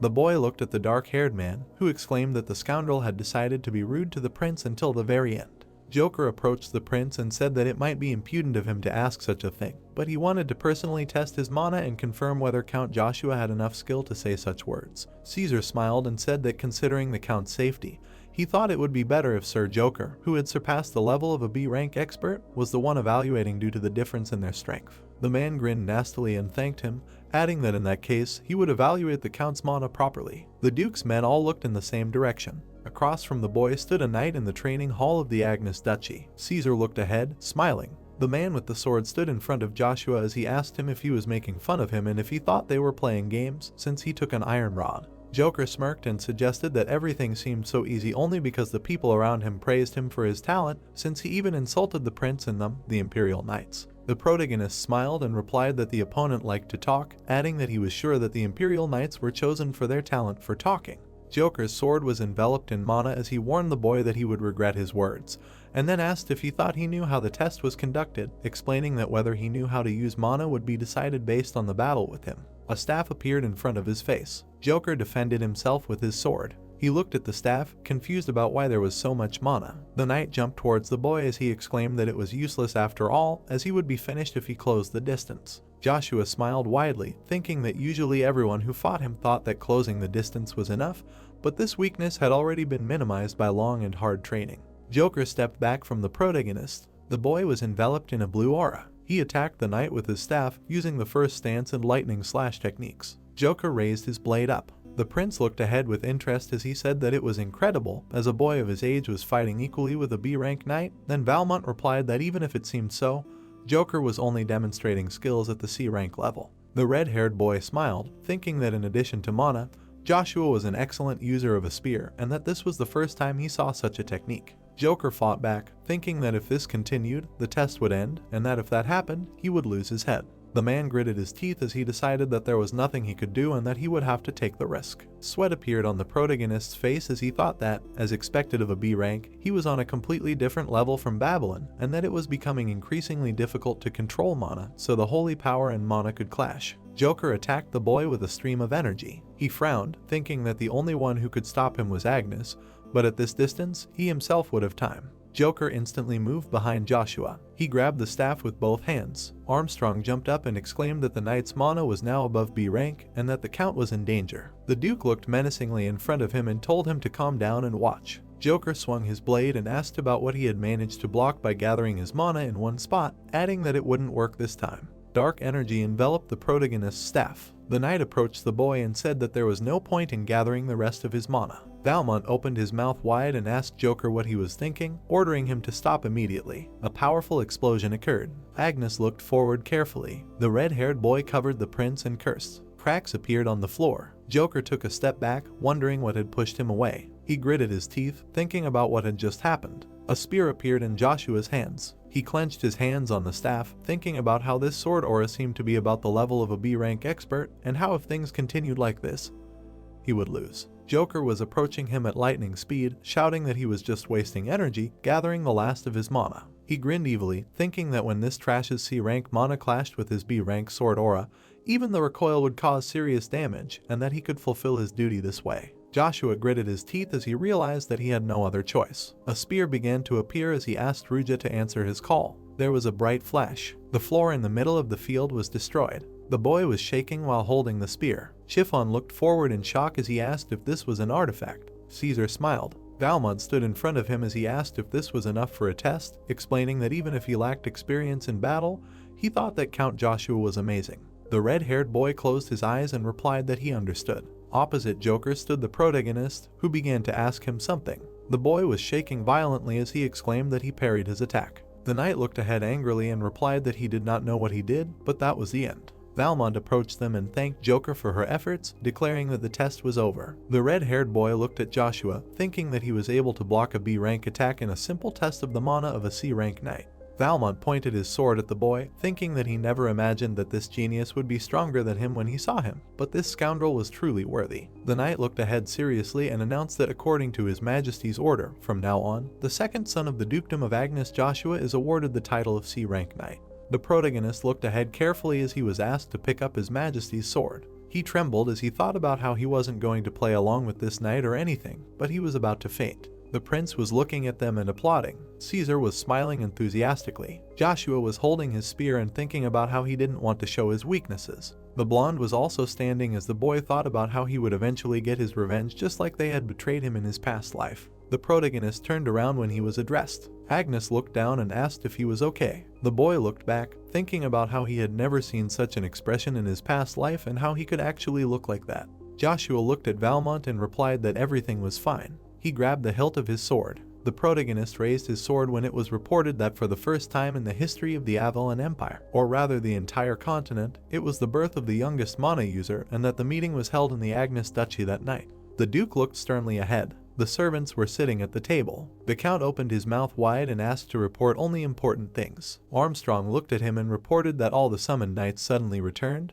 Then he was asked if the Golden Mane Knight's order had returned early. The man imagined monsters and assumed that the number of monsters that emerged from the forest of creatures had increased greatly. He imagined the ogre swinging its club, and added that, to be precise, the main reason the knights returned was the appearance of the black ogre. He imagined the monster bearing its fangs as it was explained that the black ogre was the strongest creature in the dark forest, also known as the monster's hideout, and that it was a tough troll that could tear bodies apart like paper, and was equal in strength to a 4th level mage or higher and a B-rank knight or higher who could use sword aura. The men sitting at the table began to ask about how it wasn't scary that this monster could reach the domain, and if that was the case, how could it be defeated? The Duke looked at them and said that he would take care of it himself. Agnes turned to the blonde man and asked him to move on to the next topic. Armstrong looked away and said that the second question was about the 5 duchies. Agnes frowned and asked again, wondering if there was another reason why Charlie and Ralph had come to see them. The blonde man closed his eyes and replied that he understood when the Duke ordered him to tell it in person. The men were sitting at the table when the Count said that if anyone else had something to report, they should raise their hand. Chiffon raised his hand and said that it was about Count Joshua. The nobles looked at each other, discussing that he had become the youngest C-rank knight, surpassing Count Babylon, and that it was a great event for the Agnes dukedom. Then one of them asked to calm down and listen to what the commander was about to say. Chiffon looked forward seriously and said that until recently, no one remembered Count Joshua, adding that he was also weak due to the mana curse. He looked at the man in front of him as he asked how someone like that could suddenly become a C-rank knight, since it was difficult to explain it with talent alone. Then he was asked what Chiffon wanted to say. The man introduced the blue being and explained that he suspected that Count Joshua got his power from demons or monsters, and that he could not explain the situation otherwise. Armstrong looked at him and asked if this was just some wild guess, and the commander replied that the blonde man had also seen the weapon that the Count used, which no one had seen before. He remembered the protagonist with the spear and asked if anything other than artifacts imbued with magic could change shape. Chiffon frowned, angry, and said that in addition to everything, the weapon he used was similar to a spear, but such power could not be contained in a simple spear, adding that the aura he felt when he attacked Sir Joker was close to demonic magic. In front of the Duke, there were men discussing that there was a possibility that Joshua had used demonic magic to become stronger in such a short period of time, and that the imperial family would not look favorably on it, since dark and demonic magic, which belonged to demons, were forbidden. Agnes closed his eyes when he was told that if what Chiffon said was true, then their dukedom was in danger. Then someone asked if they should not find out the truth, to which he was told that the Count was right, and that they should find out before it was too late. Chiffon smiled contentedly when they said that it would be better to take Count Joshua away from the dukedom first. The protagonist opened the door. He walked up to the table. The boy passed by Chiffon and asked why he did not personally test his strength if it was so suspicious. The commander opened his mouth wide and asked him about what he had just said. Joshua smiled and wondered if he was wrong in saying that the commander should be able to determine if the Count had truly borrowed the monster's power if he was accusing him of doing so. Chiffon gritted his teeth, indignant that this cunning bastard was forcing him to use his sword against someone who had his master's blood in his body, and that one wrong move and the master's malice would be directed at him. The commander frowned deeply as he realized that if the bastard's power truly belonged to him, then there would be serious consequences. The protagonist turned his head to the side and asked why he was so hesitant and if he was afraid, and that he shouldn't have enough courage since he was one of the 4 pillars leading the duchy. Chiffon was enveloped in blue energy as he exclaimed that Count Joshua was overstepping his bounds. The people present began to shake, asking the commander to calm down since he was in the presence of Duke Agnes. The Duke looked at them and told them both to stop. Agnes looked away and said that there was one thing that they all couldn't understand, including Chiffon. Then he asked about not knowing who was present at the mana test. Armstrong opened his mouth and replied that the Imperial Knights and the Chief Mage of the Imperial Palace, and that if Joshua had used the powers of monsters, someone would have definitely noticed. Agnes closed his eyes and said that he believed that the matter with Joshua was settled. Chiffon looked down when asked if there were any dissenters. The Duke looked forward seriously and informed the protagonist that it didn't mean that they had cleared everything up, since there were still things they were unsure of and questions they wanted answered.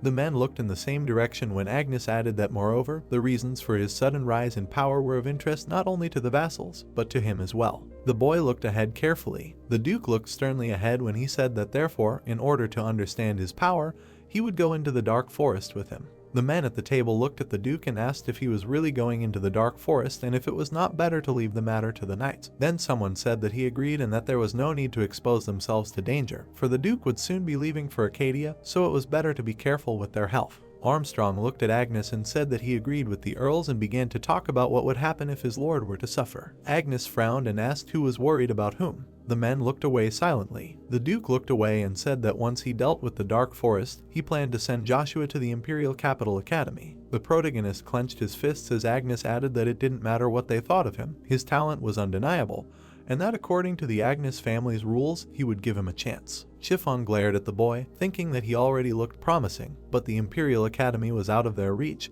and if he returned stronger, Graf Babylon would be dragged into a war of succession. Sweat appeared on the commander's face as he thought about making sure he stayed, or better yet, killing him. Joshua looked at his father and said that he had one request, and was asked what it was. The protagonist looked forward seriously and said that he wanted to go to the capital with his mother. Chiffon held up his hand and exclaimed that he couldn't, because if Lady Lucia were to go to the capital, Lady Vanessa wouldn't just stand by. Joshua turned his head and asked if that was the case, and if the commander thought the Duke needed permission to do something like that. The earls looked at the commander carefully. Siphon looked away, thinking that if he said that, it would probably be taken as advice to listen to the Duchess more, and then the wrath of all the gods would fall upon him. Then he thought about how it felt like this child was playing with him. The commander stood behind Armstrong as he told the Duke that he was a little worried about the possibility that he was extolling Lady Lucia, and Agnes agreed. Joshua bowed to his father and thanked him when he said that he would allow Lucia to go with him. The Duke smiled, thinking that he knew he was an unusual child, and that he did not know when he had begun to notice it, adding that even Babylon was not like that.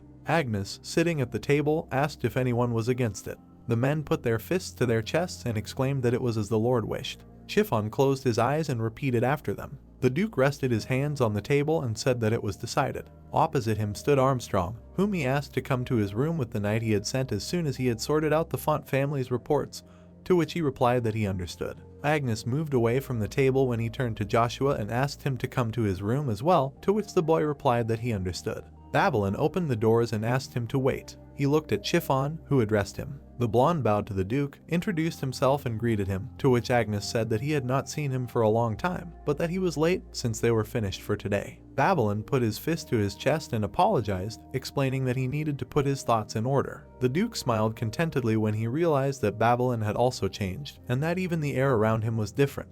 He looked at his son and said that he had come to say something, and then asked what it was. The blonde looked at Joshua and addressed him. The protagonist smiled and asked if he had anything to say. Chiffon looked forward furiously and exclaimed that the Count of Babylon had a higher position in society, and this was a public place, so Joshua should mind his manners. The boys looked at the commander when the protagonist asked if he was a representative of Babylon, then he asked again.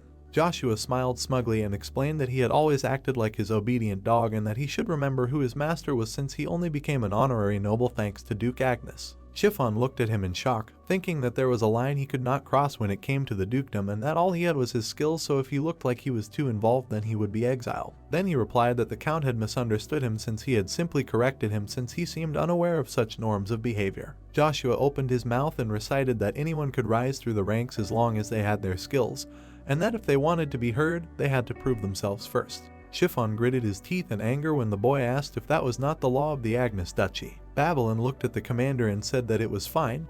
Then Chiffon replied that they were in public, after which the blonde asked him if he thought he was right. Agnes looked pleased, thinking that not long ago he was a child full of vanity, and now his gaze resembled the gaze of a true knight. Babylon looked at his brother and said that he would become stronger, because now he understood the meaning of the words about them having to prove themselves with their own skills, adding that Joshua should not think that he would just give in to him. The protagonist smiled and agreed, thinking about how his gaze had become completely different since their second duel. The blonde looked at his father and said that from now on he would like to give up his place as Agnes's heir. Siphon looked ahead worriedly as the Count asked if Babylon giving up his place as heir meant he was giving up. The Duke looked at his son and asked if he had lost confidence in himself due to the appearance of a more talented opponent, to which he replied that of course not. Babylon looked ahead confidently as he explained that according to the rules of the Agnes family's house, he wanted to maintain a fair fight. The Duke looked down and said that he would consider his request. The blonde bowed and thanked his father. Agnes took a step forward and said that this was the end of their meeting. He looked ahead thoughtfully. A smile appeared on his face as he realized that this place was beginning to change and that he did not know what it would eventually become. The brothers stood next to each other as the Duke thought about what a good feeling he had.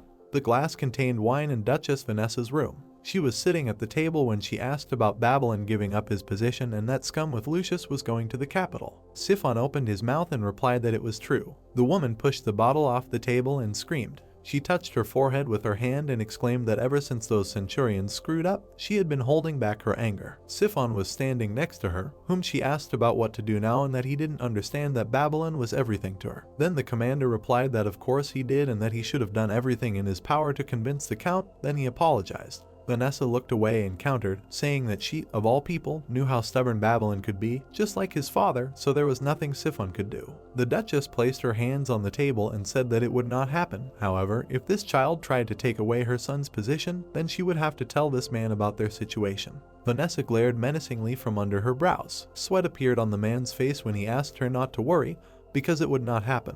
The Duchess looked away with displeasure and said that of course it would not happen, and then asked what next. Siphon opened his mouth and said that the Duke would go with him to the Forbidden Territory tomorrow. Vanessa imagined the withered trees and asked him about the barren Northern Territory, adding that it would take 2 days to get there. The commander stood by the table when he explained that it was again because of the dark forest, and that the Duke said he would figure it out himself. Then she asked about how, as soon as they returned to the estate, he would go with Lucius to the capital. Siphon looked emotionlessly in front of him and answered that most likely. Vanessa looked away mysteriously and told him to tell the Duke that she would like to have lunch with him before he left, adding that it would be their first and last meeting. The knights held their shields in front of them. The boy looked at them and said that the Imperial Knights who came for the mana assessment were already leaving. The man with the box looked at him and exclaimed that it was enough to chill, because they were leaving today, to which the boy replied that he understood. Near the building there were carts with horses. When someone asked to line up the horses, and someone to help them, then everyone was asked to concentrate because they could not linger any longer. Joshua took a step forward. He looked at the Ring of Dawn. The boy remembered how he sat in front of the Duke, who said that as soon as everything calmed down with the Dark Forest, they would immediately leave for Acadia,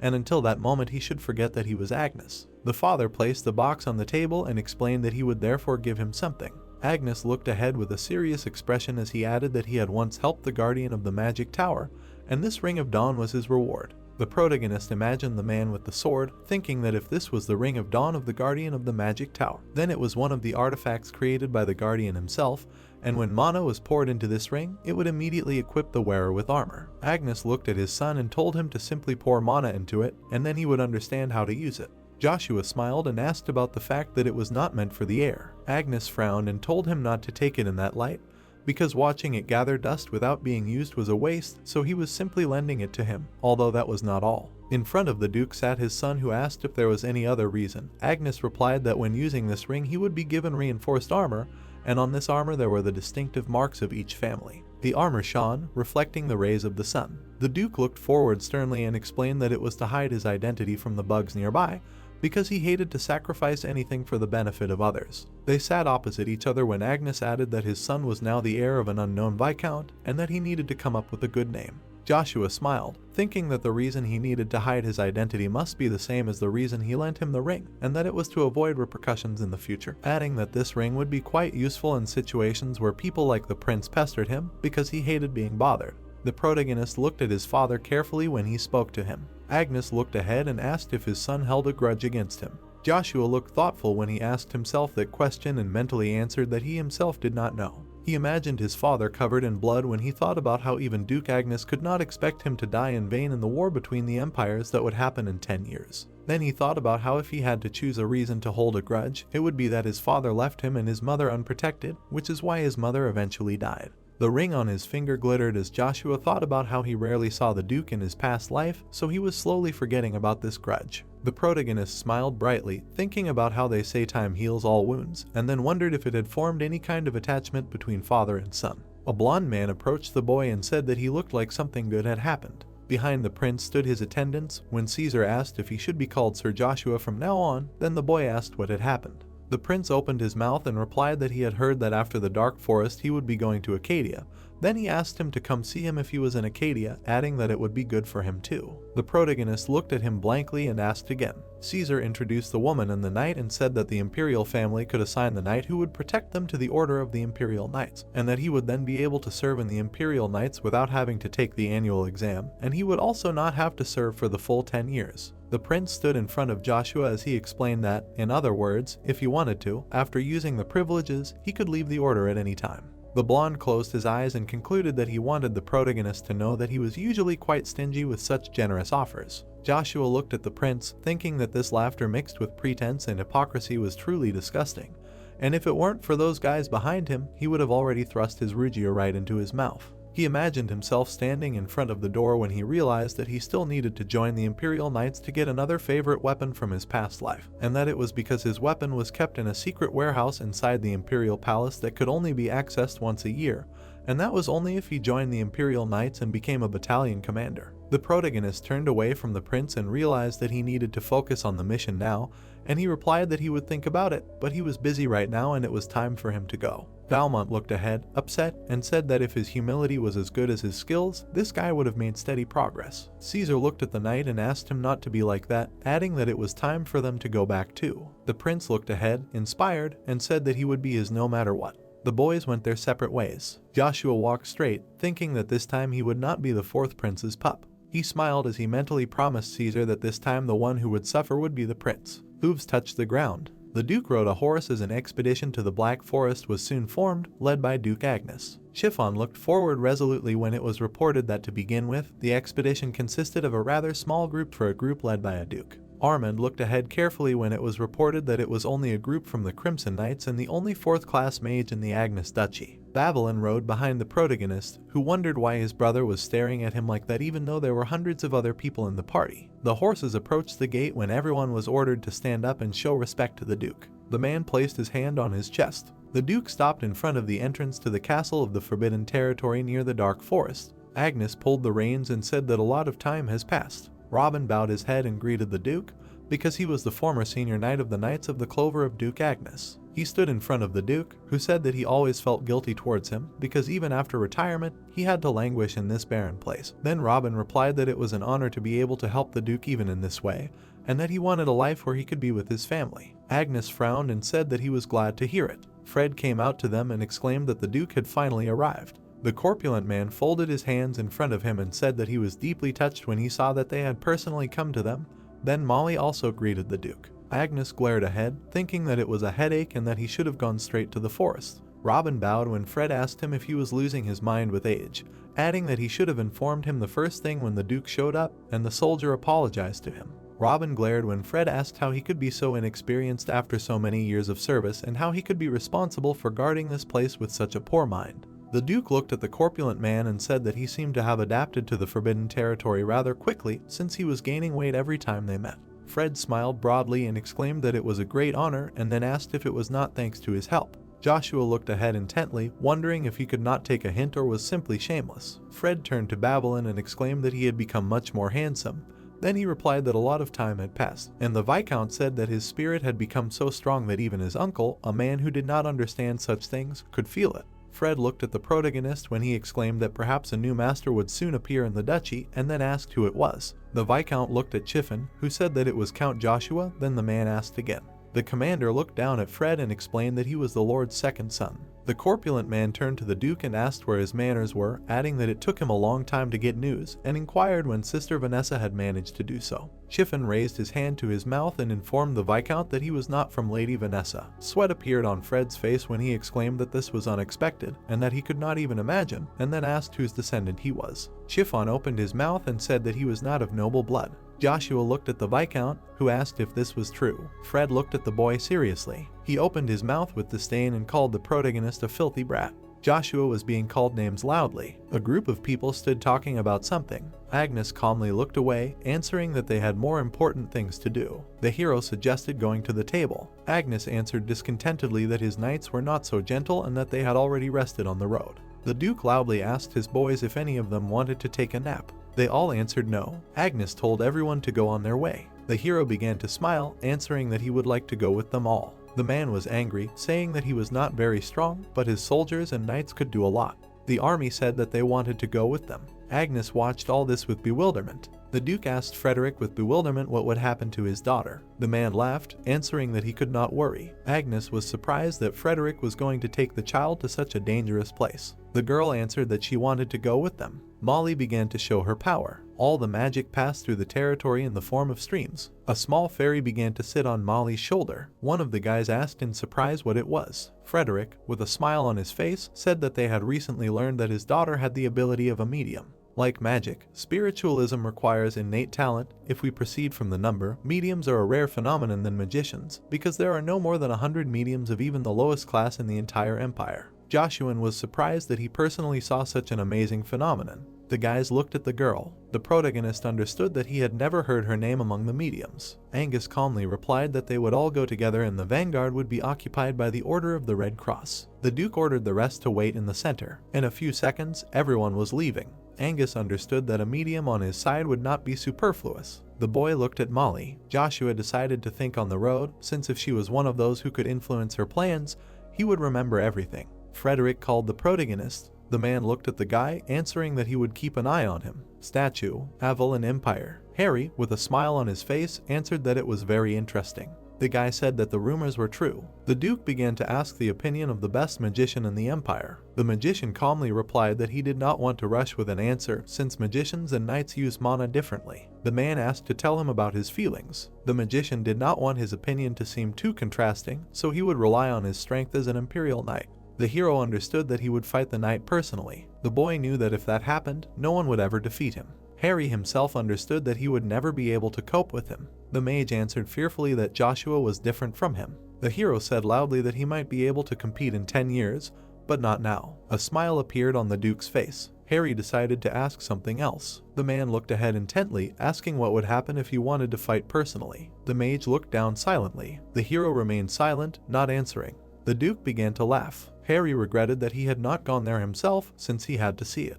His fingers suddenly snapped. Marcus appeared next to the mage. The Duke began to ask him if they could at least leave this child in their palace for a while. The guy bowed, answering that the fourth son was already doing this. The hero was shocked. Marcus calmly said that he had already sent a recommendation to the Imperial Order. The Duke thoughtfully realized that although they had organized the order for specific purposes, the rabble in the 11th and 12th squads always bothered him. The Duke asked to report any news related to this. The guy replied that they were forced to leave them. Harry coughed, thinking about Joshua. The Duke with a smile on his face understood that if he was really so talented, then he would suit him for any job. Beasts ran from different sides. Joshua confidently fought them. There was confusion on the guy's face. Morning came. People set up various tents. The Dukes looked at the maps, wondering what to do next with this. Fred ran to Agnes, asking him why they did not march but made a stop here. The hero answered fearfully that they could be attacked by monsters since the dark forest was within reach. One of the Dukes understood that everyone except Fred understood what was going on, but for him there was only greed and nothing more. Agnes calmly answered Fred that he needed to look at the report on the dark forest to understand everything. The Duke answered that he was talking about the time when monsters attacked. After all, every night they descended on the village as if something attracted them, and during the red moon, the monsters become several times more ferocious. But the problem is that now they do not wait for the red moon, and the number of their attacks on civilians has increased. Agnes answered that night would soon come, the limit of visibility would decrease, and the monsters would become more dangerous. Fred smiled, answering that he admired the strategic mindset very much. The Duke asked the man to prepare for a halt. Agnes asked the children to prepare a place for the night. Joshua looked ahead with a smile on his face. His hand picked up a branch. Joshua was collecting brushwood in the forest. The main character answered that he would collect some more, but for now they could return. The children asked the guy to try to finish before dark. A few seconds later, the hands knocked down all the brushwood. Joshua was gaining strength with magic. The main character's stick was radiating magic. Joshua began to understand that there would be no more such a chance. The hero began to slowly walk into the forest. Someone was watching Joshua from behind a tree. Fred looked at the hero carefully. The source crystal, an artifact that possessed primordial magic, appeared a long time ago. Ancient magicians called it the source crystal. There are suggestions that there is a crystal for each element: water, fire, wind, lightning, ice, and others, but only 5 have been found throughout the world.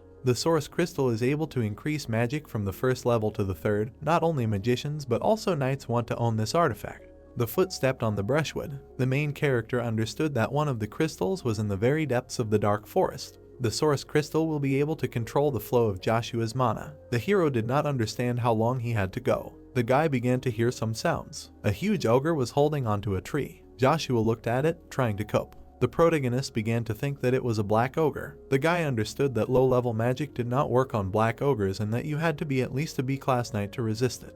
Joshua understood that the black ogre acted alone. Therefore, the guy understood that if he gathered all the energy in the Ruger, he would be able to kill it with one blow. The hero knew that if he came closer than 10 meters, he could be noticed, so he would make a lightning-fast lunge right from the spot and then cut off his head. The ogre chattered his teeth in displeasure. The guy tried to hit the ogre. Joshua understood that he had to quickly end this. A monster appeared in front of the guy. Joshua began to understand that if he did not dodge, he would be smashed. The fist flew to the ground. The protagonist confidently held his weapon, quickly waving it. Something began to fall to the ground. The ogre was flying after the guy, trying to catch up with him. Joshua looked to the side, noticing the red moon, so he began to understand that it was dangerous to fight and he needed to leave. The monster screamed loudly. The protagonist sat on a tree, trying to hide his presence and pass by. The guy decided to use the King of Kills technique. The point of this technique is not to concentrate mana in a certain part of the body, but to cover the entire body with it and control it. It helps to merge with the environment. You need to breathe slower and forget about what is around.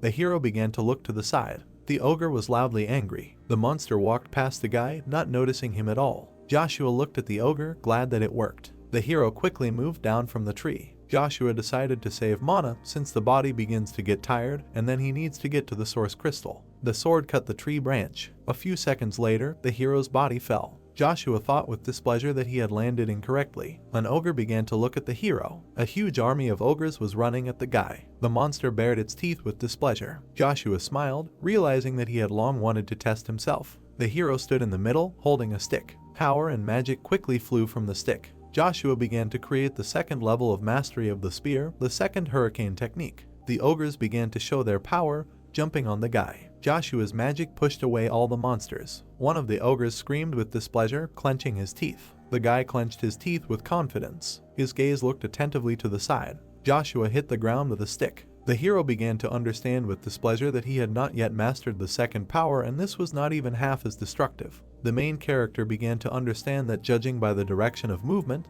they would soon arrive at the knight's camp. The guy understood that now every second counted, so he needed to quickly find a stone and return to the camp. Night was falling. The hero looked away. An ogre was quickly coming out of the bushes towards the guy. The guys were shouting for everyone to hurry. Monsters were attacking people. Ogres were coming out of all the bushes. The army was shouting that the enemy had to be stopped. The monsters kept running. All the swords were radiating power and magic. The guys were confidently killing the orcs. One of the guys looked back in confusion. The swords were continuing to radiate magic and power. The guy was gritting his teeth and looking forward. The guys were confidently running forward. All the heroes were not afraid of the monsters at all. One of the guys saw a hero who was very capable. The guys were looking around. Suddenly the monsters started running quickly and confidently towards the heroes as if they had gone wild. The guys were shouting angrily that there were more than 1,000 of them. The Duke was shouting for everyone to be quiet, saying that if anyone ran away, they would be punished. The guy was shouting for everyone to get ready. The army looked around. Opposite them was an army of orcs. The heroes began to run at each other. One of the guys cut off the monster's hand with a sword. Another hero confidently fought the orc. The Duke himself swung his weapon with magic. Suddenly, a force quickly passed along the ground, throwing back the monsters. The Duke did not know what to do. The guy understood that they had miscalculated and there was no end to them. The Duke knew that the red moon was supposed to rise tomorrow, and not today. The orc angrily opened his mouth, baring his teeth. The hero looked back. One of the monsters hit the guy. The Duke thought with displeasure why this happened now, since he was the only B-class knight here. The guy decided to take him on. The hero clenched his teeth and quickly moved forward. The orc quickly threw the Duke back. The guy shouted to the master in confusion. All the guys decided to run away and get away from the black ogre. The boy understood that he would tear them all apart with anger if they stayed. The Duke gritted his teeth, answering that he was moving so quickly because of the red moon. Someone approached the boy, answering that a knight must remain calm in any situation. Agnes answered that he would deal with them. The boy quickly walked forward, holding a sword in his hands. The orcs continued to rush quickly at the heroes. Agnes confidently walked forward. The Duke was not afraid of anything. His eyes radiated confidence. The hero's power passed through the entire territory. Everyone quickly flew to the side. The sword radiated magic. Agnes looked at the ground, opposite which the orcs were. The monsters looked at this with incomprehension. One of the guys watched in surprise as the Duke laid down several hundred with just one swing.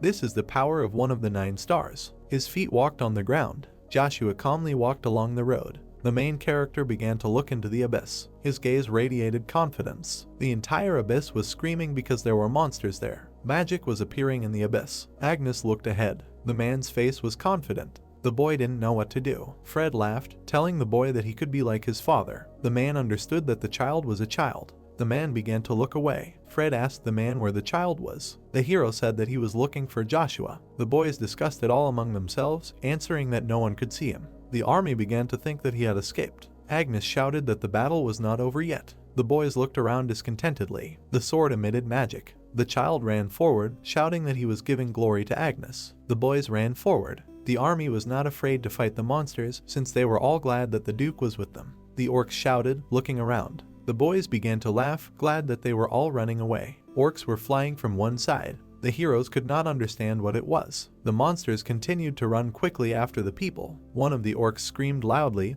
opening his mouth. The army shouted for everyone to run in all directions. The monsters continued to advance on the people. The heroes tried to retreat, but nothing worked. The Duke asked everyone not to retreat and to fight to the last. The guy did not understand what to do. His eyes looked forward. The guy confidently jumped on the orc, who screamed loudly, opening his mouth. The stick hit the monster on the head. The power began to spread throughout the territory. The guys did not know what to do. Agnes looked to the side. The foot stomped on the ground. Joshua looked at the army. The guy was surprised to think how he was able to kill the ogre, who was under the influence of the red moon, with one blow. The monster continued to look angrily at the people. Fred shouted to the people, asking what it was. The man did not know how he could fall from the Duke's blow. Fred shouted to the people to quickly help the Duke immediately. The people were happy that they had started to slowly destroy the remaining monsters. Joshua couldn't stand being ignored. The hero decided to surprise everyone a little more. Agnes laughed, realizing that this monster boy would save everyone. The people looked at the crowd of orcs in fear, not understanding what to do. Joshua asked everyone to step back. Power began to appear. The hero did not understand how his body would react to this technique. The guy confidently jumped on the hero. A thunderstorm was created. Power brightly shone throughout the entire area. A pile of dead orcs lay on the ground. One of them screamed loudly. Joshua stood calmly,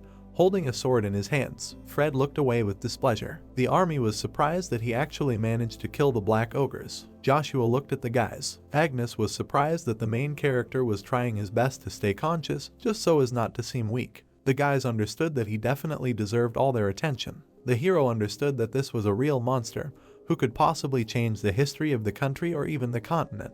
The guy left, answering that he understood everything.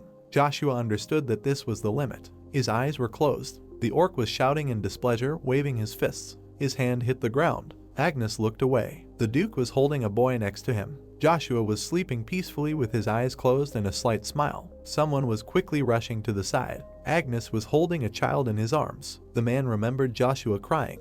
The Duke looked confidently forward. His eyes quickly closed. The hero opened his eyes because he heard everyone shouting about a fire. The Duchy of Agnos was burning. The hero did not understand what was happening. Everyone was shouting that the building was falling. Joshua wondered if this was a dream. The protagonist noticed that all this looked too real. Someone began to come out of the building. The hands were holding a sword. A man was coming out of the building. The protagonist noticed that the duchy looked like this when the house fell. Joshua couldn't understand what kind of vision it was. The guy thought that it might be a prophetic dream. The child knew that the source crystals were capable of this, because even the great magicians from the magic tower had not yet fully revealed their power. Joshua couldn't understand what kind of wind it was. Someone was entering the hero's body. The man was leaning on the ground, holding it tightly with his hands. Two people began to talk to each other. The girl and the wolf were answering the Duke. Joshua was surprised to think that all of this was the spirit of the wind. The hero realized that he recognized them, despite the fact that they didn't understand much about this. The guy understood that if this woman was here, then this enemy should also be nearby. Joshua couldn't hear their conversation. The guy thought that he was under a spell of silence. The heroine was creating something. The Duke calmly answered her. Joshua couldn't see their faces or voices. Suddenly, a man shouted at everyone to shut up.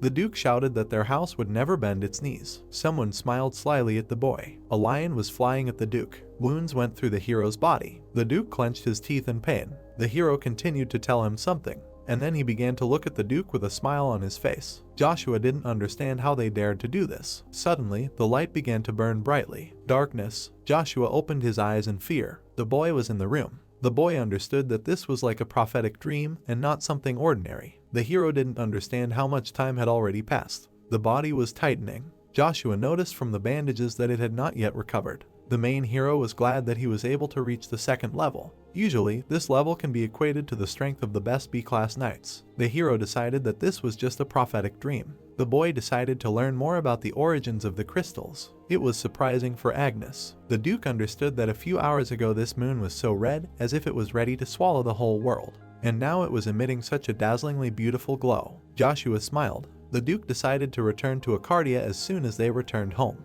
Agnes confidently answered the guy that he was now Fred's only son. This was the guy's new identity. Joshua smiled, answering that he understood everything. The hero agreed to such conditions since he did not need extra attention, and now the most important thing for him was to restore his former strength. Agnes looked at the child. The Duke noticed that Joshua was muttering in his sleep and mentioned a rather famous person. The Duke asked the guy about one spirit, not understanding where he was interested in all this. Joshua looked away in surprise, not knowing what to answer. The interlocutor turned to the guy and wanted to know where he learned this name. Joshua looked confused. There was silence between him and the man as they looked at each other, waiting for an answer. The Duke leaned against a chair and stood up, saying that it was no longer important. As they left the room, he asked the boy to rest properly, because they were returning to the duchy tomorrow. The protagonist nodded affirmatively and thought.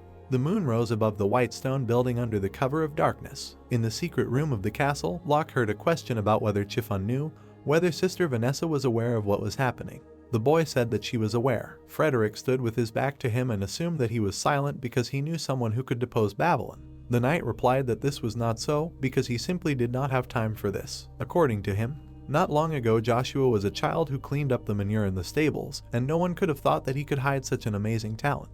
The man turned around angrily and said that he would never believe that the boy had achieved everything on his own. He mentioned the Count of Babylon, the greatest talent in the empire. Frederick remembered that even he had only achieved such results through the Duke's rigorous training and the strict system he had been kept in since birth. The man pointed out that Joshua had not been trained by the Duke or undergone any training, but he had still managed to defeat the Black Ogre with the skills of a knight above C rank. He also added that this rank was not easy since he did not know anyone who could demonstrate something like this. Chiffon said that for such a rank, this was simply unimaginable, and that was why the knights, knowing this, began to call him a magic swordsman. Frederick turned around again and said that he would never believe that the boy could become a magic swordsman. The man also stated that if other circumstances were taken into account, then another option would be more convincing than this one. The knight was surprised and asked again what version they were talking about. Frederick told about the enormous power he had received in one day, since it was quite possible that he had received it thanks to a contract with a high-ranking demon. The guy could not believe what he had heard and said that this could not be true, since Joshua had been tested in the presence of all the royal knights, including the Duke. According to him, he had also been present at that testing, but had not felt any demonic magic. Frederick looked at the interlocutor with disdain and said that he was very upset by him. In his opinion, they should not care whether he really had a contract with a demon. Chiffon did not understand what these words could mean and what his interlocutor had in mind. He pretended to be thoughtful and said that he most likely understood what he was talking about. The man added that, fortunately for them, the skills did not correspond to the guy's age and he wanted to show off. He plans to take advantage of this and show him that his own immaturity can be his undoing. The other man asked him in surprise what he was going to do about it. Frederick assigned Chiffon the task of keeping an eye on Joshua. He also added that, by coincidence, his daughter was also planning to enroll in this academy. The knight understood what the man was talking about and said that it would be much easier to get information that way. Frederick turned around and walked towards the exit, saying that he really wanted the guy to take this as seriously as he could, because if Joshua suddenly wanted the title of heir, the situation would be very difficult. The other man noted that they needed to take care of him before he had such a desire. Before leaving, the man turned around again and said that he hoped that Chiffon would take all measures. The door closed behind Frederick, and the other man was left alone with himself. The guy rethought their conversation and spoke disdainfully about demons. In the Duchy of Agnes, Miss Charlie stood by the balcony and admired the view of the park. Her peace was disturbed by a man who called out to her, opened the door and ran outside. He seemed very restless and kept saying something about an urgent message. The girl turned around and asked the interlocutor why he was so agitated. The servant, trying to catch his breath, said that Count Joshua's expedition to the Dark Forest was over, so he was returning to the duchy today and throwing a big party. Charlie turned back towards the balcony and was upset that this was the only news. The man was confused and did not understand why the girl was so unhappy, because the news should have made her happy. The interlocutor replied that she had no reason to be happy, because even the man himself did not particularly like Joshua. The servant said that at that time, Joshua was an ordinary illegitimate child. But now he has become the first 10-year-old child in the history of the entire continent who can use mana. According to him, the font house had more than enough wealth and reputation, but they could not achieve much with just that. Charlie turned back to him with interest and asked what that could mean for them. The man decided to ask if the girl knew why Duke Font had sent Miss and him here. The interest in Charlie's eyes faded again, and she guessed that they were sent here because of the mercenary king. She also added that this was why he did not want Babylon to be her fiancé. The girl thought that she never thought that the mercenary king would side with Count Cromwell. The interlocutor imagined the mercenary king Bavariant with a giant axe in his hand. Charlie knew that he was the first swordsman to reach a rank, but he was also just an outstanding individual who had reached the peak of his axe skills. She recalled that time and said that he was one of the 12 superhumans who was capable of competing for a place in the 9 stars if he wanted. Among the mercenaries, he was considered a legend, and after he gathered everyone, he began to be called their king. According to Charlie, the main problem was that rumors began to spread about how he secretly cooperated with Count Cromwell.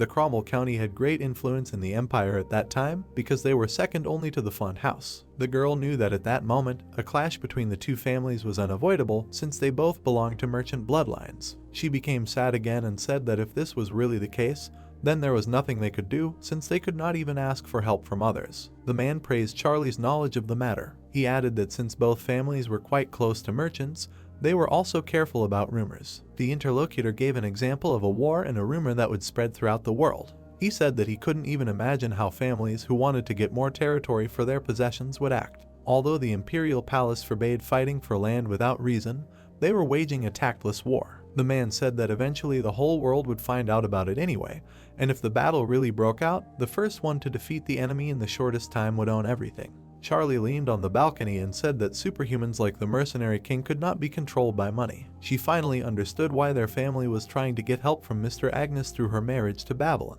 The interlocutor praised her and said that he expected such a clever guess. The girl replied that she also liked strong people, but now that she knew the truth, she could not do anything about the burning feeling inside. The man did not understand what had happened to her because usually she wanted to play a key role in this plan.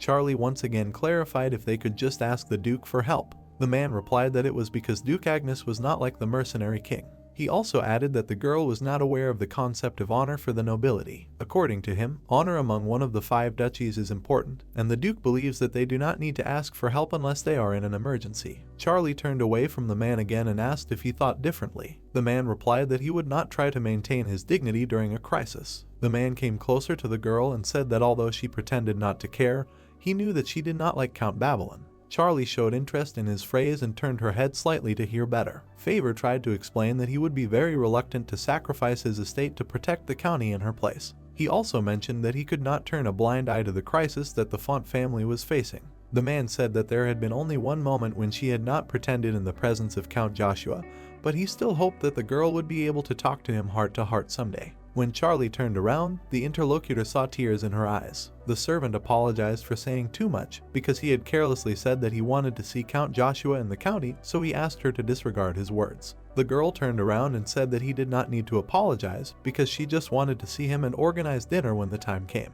The man was very happy to hear this.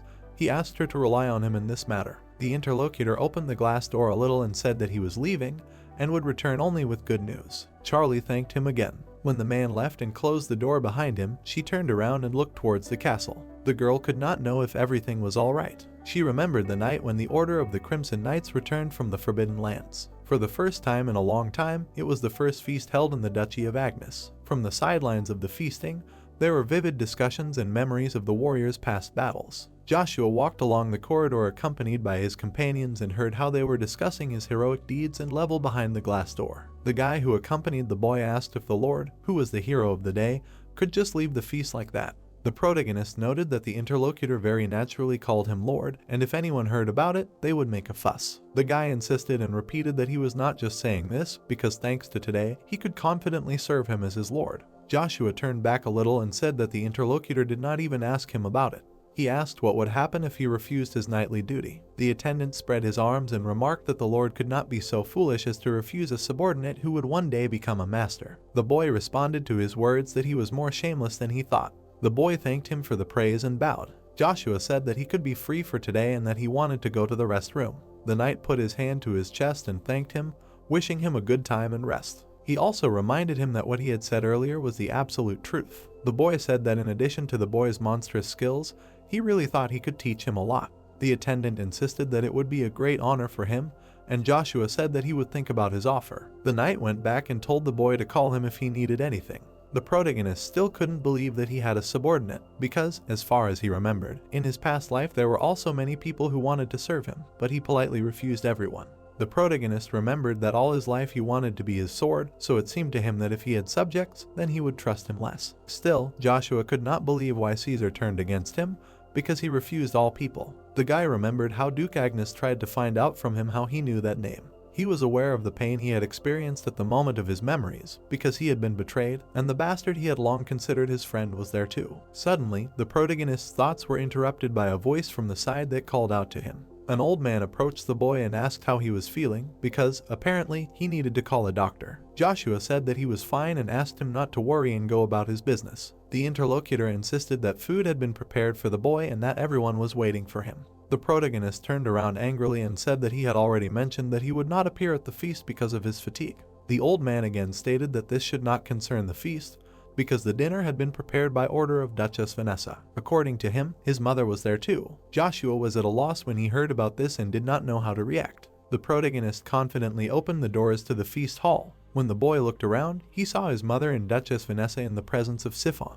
Lucia looked back happily and greeted him. The protagonist was confused to see her, but still happy. The Duchess also greeted the boy and asked him to come in, noting that they were seeing each other for the first time. The boy stood in front of Joshua and demanded in a furious tone that he mind his manners, because he was in the presence of Duchess Vanessa. The protagonist glared at him and began to peer at him. He realized that this fierce look was familiar to him before. His mother interrupted his thoughts and demanded that he introduce himself. The boy put his hand to his chest and bowed, saying that he was Joshua. The Duchess, hearing that he introduced himself with the last name Agnes, was furious. Her expression changed abruptly when the boy turned back to her, and she decided to keep her composure because she would not see him again.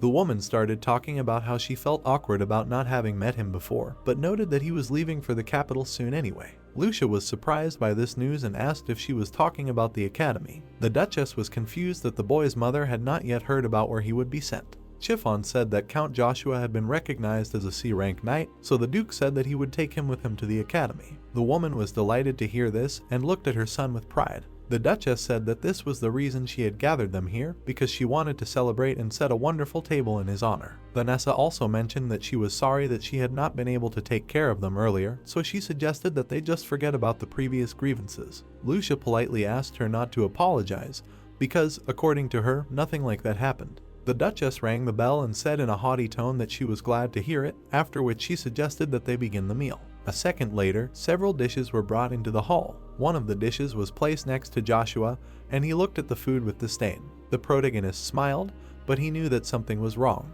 Duchess Vanessa asked the protagonist to take his seat. The mother also added that he should show respect to his superiors. The woman said that the meal was organized especially for them and asked if they felt uncomfortable. Lucia said that everything was fine and they were happy. Vanessa smiled and said that she was worried that she was not liked. She said she hoped that the mother and son would become closer to each other thanks to this opportunity. The interlocutor thanked her for her concern, crossing her fingers. The Duchess immediately brought the food to her mouth and suggested that they start eating. Lucia also began to cut the steak. The woman, looking pleased, brought the food to her mouth and prepared to eat it. Vanessa looked at that end of the table with a selfish look and watched their every movement, waiting until they ate the dish. Joshua broke the silence and asked to pay attention to him. He said that before he started eating, he would like to apologize. He stood up from his seat and apologized for not greeting her earlier, despite the fact that they had taken such great care of him and his mother. The Duchess did not care about his words and asked him to start eating as quickly as possible. The protagonist pushed his chair away from himself and said that he could not do this even if everything was prepared for them. The boy's mother did not understand what this could mean and tried to calm him down. Joshua told Lucia that he thought the Duchess was taking too much care of them. He also noticed that the woman had almost no food on her plate, considering that they had delicacies for every taste. The participant in the meal also noticed this and looked at her interlocutor's plate. The protagonist said that since this was his last dinner before he left, he would like to share it with Vanessa. The guy understood perfectly well that his life had been threatened hundreds and thousands of times in all possible ways. He looked at the food that was brought to him and thought that poison was on this list more than once. Joshua looked closely at the food and assumed that the woman added poisonous pine poison only to their food, traces of which are very difficult to find later. Confident in his guesses, the guy offered to share this feast with him. Vanessa tried to refuse food, saying that she had problems with excess weight, so she had to watch what she ate. Paragonite was very persistent and said that such a beautiful woman did not need to worry about excess weight. The Duchess said that she was being flattered. In fact, she understood that most likely the protagonist noticed the poison and realized that he had long and carefully hidden his skills. The woman realized that if she hid behind a diet, he would definitely suspect something, so she needed to take action. Joshua persistently asked what she was thinking about so much and suggested that she poisoned the food. Chiffon got up from his seat in a rage and said that the guy had no right to say such things to the Duchess. He shouted that he had no right to talk about poison in the food. The protagonist sternly declared that only a knight would show disrespect here. He asked his opponent who he thought he was. The boy remembered that from the beginning, Chiffon had only been glaring at him. If he thought about it, he would have realized that an ordinary C-rank child would not be able to control his bloodlust like that. The protagonist turned to the Duchess and said that it was just a joke, but he said that he was wary of Sir Knight's reaction. He said that he got the impression that it was not just a joke and that she could accidentally poison their food. Vanessa furiously declared that Joshua was a scumbag. Chiffon drew his sword and said that insulting a nobleman is punishable by immediate execution, and he cannot just look at it, even if his lord's blood flows through him. The protagonist was furious and said that no one dares to raise their sword against him, after which he drew an iron pole and prepared for battle. The guy proudly said that he cannot close his eyes to either the poison or what just happened. Chiffon realized that the aura around his opponent was not C rank, but felt like it was at least B rank. He assumed that the boy was progressing at a monstrous speed and thought that, in addition, he owned an artifact with built-in spatial magic. The knight decided that he could not retreat as he had already drawn his sword. The opponent understood that no one could know how strong Joshua could become if things were left like this, so he needed to take care of him right now. Suddenly, a cry of incomprehension was heard from behind the door that was thrown open to the room. A little earlier, Caesar was sitting on a bench in the park and reading a book. Suddenly, the boy noticed a dark silhouette appear from the side, who greeted him. Without taking his eyes off the book, he asked him what had happened. The interlocutor replied that he had received a letter from the Duchy of Agnes, after which he took out an envelope from his bosom. The guy assumed that the author of the letter had finally made up his mind and asked if the other man had read it. The man handed him the envelope and said that he thought it was rude to read someone else's letters, so he brought it as soon as he arrived at the palace. Caesar opened the envelope in anticipation and asked the other man if he thought the author of the letter had accepted the offer. He assumed that there was a very good chance of this, because the Royal Order of Knights was an order that all knights in the country dreamed of joining. According to him, the head of this order was not stupid, so he would not miss such an opportunity. Caesar finally unfolded the letter and began to read. His face changed shape abruptly, and he lowered his head, removing his smile. A few moments after reading the letter, he laughed menacingly. The man did not understand what was happening to the prince and asked if everything was okay. The guy tore the envelope in rage and expressed his hatred for Joshua. Chiffon swung his sword in rage and thought that he should deal with his opponent as quickly as possible, because he did not know how much stronger he could become. At that moment, Duke Agnes entered the banquet hall and was shocked, not understanding what was happening here. He shouted loudly, trying to find out what they were doing. The boy, seeing him, did not know what to do, but the man insisted that he answer his first question. Chiffon was very scared and did not know what to answer to such furious speeches of the Duke. Vanessa got up from her seat and came closer, saying that she invited this family here in order to celebrate their successes before they left for the academy. The woman looked furiously at Agnes and said that she knew that he was taking them to the capital. The interlocutor remained silent, but continued to stand with a confident look. Finally, the Duke turned his attention to Joshua and saw a large iron pole in his hand. The mother and boy were scared and confused, not knowing what to do now. The man silently looked around the entire table and saw the dishes standing on the tablecloth. He turned to Chiffon and asked how long he was going to stand there. The boy came to his senses in time and decided to put away his weapon. The protagonist, following his example, also hid the iron pole. Agnes looked at the boy and asked him to go to his room because they were leaving early tomorrow morning. Joshua took his mother by the hands and asked her to follow him, to which the woman slowly agreed. The two of them went to their room, leaving the Duke and the knight to talk. Vanessa decided to be the first to start the conversation with attacks and, crossing her arms, asked why he was acting like a loving father. According to her, such a game was not funny at all. Agnes took her words critically and asked in a threatening tone if the woman hated him. The Duchess, neglecting the conversational style, began to shout that she hated the man. She came closer to him and in a loud voice declared that his suspicions were justified. The Duke decided to find out why she had such feelings for him, so he folded his hands behind his back and began to listen to her. Vanessa could not say anything explicit, but she screamed very loudly, so the man interrupted her and suggested that she hated him because he became interested in Joshua. The woman screamed loudly and demanded not to say the boy's name in her presence because he did not marry her for this. She continued to scream and repeat that she was never important to him,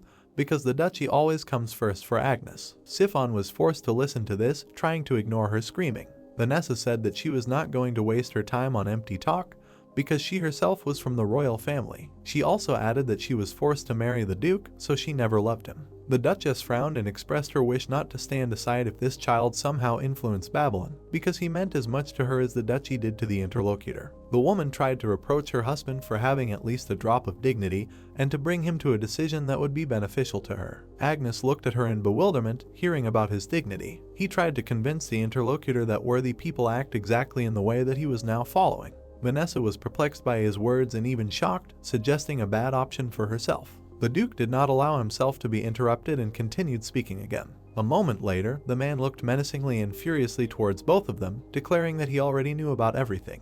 Chiffon and Vanessa were very afraid that he might be aware of their conspiracy, which is why they became wary. Agnes looked as if he had been brought to the peak of rage. Joshua closed the door to the room behind himself and his mother, then breathed a sigh of relief, noticing that Vanessa was most likely very upset. Lucia did not understand how to act in this situation, so she became very embarrassed and asked why her son did not tell her about this earlier. The protagonist put his hand to his chin, thinking, because he did not know how to approach this topic in a conversation with his mother. He lowered his head and said with regret that even in this life he makes his mother worry. Suddenly, Joshua heard Cain calling him from behind the door. The protagonist became wary and came close to the exit. He let the guy into his chambers while the latter was asking how he spent his dinner. After listening to the question, the boy asked if his interlocutor knew about what was being prepared for him. The knight happily and without confusion said that he asked the butler about it, and he replied that the son and mother had gone to taste some fine food before leaving. Joshua, having analyzed the situation, realized that the butler was most likely involved in this matter as well. The protagonist realized that the assassination attempt was not being prepared alone, and wondered if there was any place in this duchy where the Duchess had not put down roots. Cain turned to the boy again, interrupting his thoughts and saying that he had heard about their departure tomorrow. The guy noted that this was a very good choice for them and an opportunity to see each other more often. Joshua grinned and asked if this was the only reason the knight had come here. The interlocutor added that, in addition to this news, he had a small favor to ask of the hero. Cain clenched his hand into a fist and pressed it to his chest, declaring that all his intentions and words were sincere. He knelt before Joshua and offered him to become his lord. The protagonist was confused and did not expect such a sudden offer, so he decided to first make sure of something before he would achieve his goal with his strong subordinates. The boy asked if the boy was aware of the path he had chosen for himself. He also added that if the interlocutor came here to be a cool knight, then this business was not for him. Joshua informed Cain that the entire path he had chosen would be washed in blood, because of which the boy could also be despised in the future. The protagonist gathered all his confidence and loudly asked if the knight was still going to serve him. The interlocutor stated that his goal was to be loyal and honest to his lord, following him everywhere no matter what. Cain without hesitation took out his sword and said that he had a choice only once in his life, and he dedicated it to the boy. After these words, the boy handed the blade to his future lord and asked him to do him the honor of knighting him.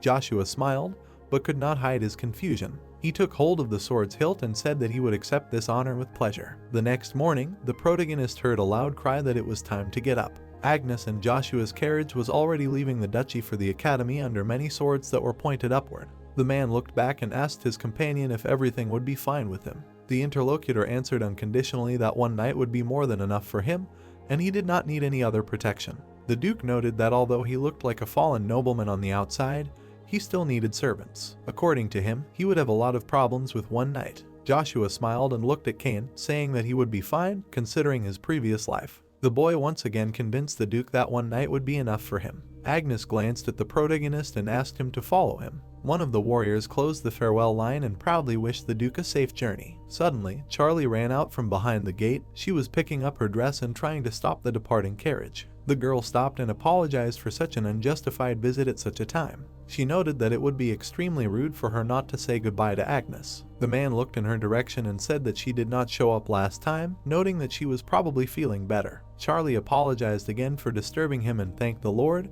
because she felt much better than before. The interlocutor looked in her direction in amazement, asking what had happened to her and why she had suddenly changed. He said he liked the way she used to act because it made him feel better about never having a daughter. The girl smiled and asked if she should act like she did before. Charlie's servant, hearing such a speech, tried to stop her and make it clear that such words were unacceptable towards the Lord. Agnes laughed and said that now her behavior was more like the old girl, so he offered to go with them to the academy. The interlocutor did not want to go to the capital, saying that this time she promised to visit the Koch's family. The servant again tried to steer the situation and asked her not to worry about it. Charlie turned around and said that this promise was not given to him, but to his precious partner Anna. The girl lifted her dress and, saying that she had something else, ran towards Joshua. She stopped near the boy's horse and said that she wanted to tell him something. The protagonist didn't understand what she wanted from him this time and looked down suspiciously. Charlie started looking for something in her things and asked him not to worry, because she just wanted to give him something. The hero looked in surprise at the golden owl medallion that the girl handed him. She said it was a family heirloom and asked him to come back to the duchy when he got to the academy. The man was shocked that she would do such a thing and shouted loudly, saying that she couldn't just give it away. Joshua looked at the gift in confusion and asked Charlie what she wanted to tell him. The girl handed him the medallion and asked him to consider it an invitation and a request to come back when he got to the academy. The boy looked around and saw the warriors discussing him and the valuable gifts they were giving him. The men assumed that perhaps she was interested in her interlocutor. A third warrior joined the discussion, saying that none of the knights would refuse her in such a situation.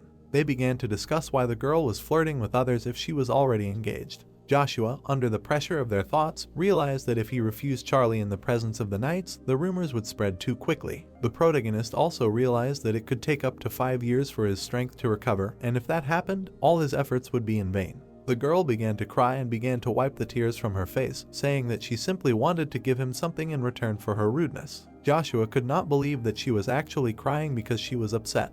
Without thinking for long, he snatched the medallion from the girl's hands and said that he would accept it as a token of gratitude. The protagonist proudly looked into the distance and said that they had a long way to go, so it was time to move. The count looked at him with approval and continued leading the column. The man also looked back and asked Charlie if he could move next time, to which the girl approvingly said that she would always be glad to see him. Agnes noted that he should have taken care of the drink from the kingdom in advance, because the girl's father was quite the connoisseur of alcohol. In parting, the count wished to meet Cox and the rest of the servants again. Those present wished him a safe journey and to meet again soon. The warrior bringing up the rear of the farewell column called for a salute in honor of the Duke. Finally, Joshua, accompanied by the Count and his own knight, set out on the road to the academy. Agnes looked at the boy and thought that he most likely did not know what it meant to receive a medallion from a member of a noble family. In the mountainous area stood the great royal palace of the Avalon Empire. Jacob approached the throne and bowed to the man, saying that he had received news that Duke Agnes and Joshua would arrive in the capital within 3 days. The interlocutor urged him to continue and not stop. The boy said that Joshua's recommendation to join the Order of Imperial Knights by the 4th Prince of Caesar was also rejected. Joe could not believe that the boy refused a place in the most powerful empire. He did not understand how this was possible and continued to insist that their order was the strongest on the entire continent.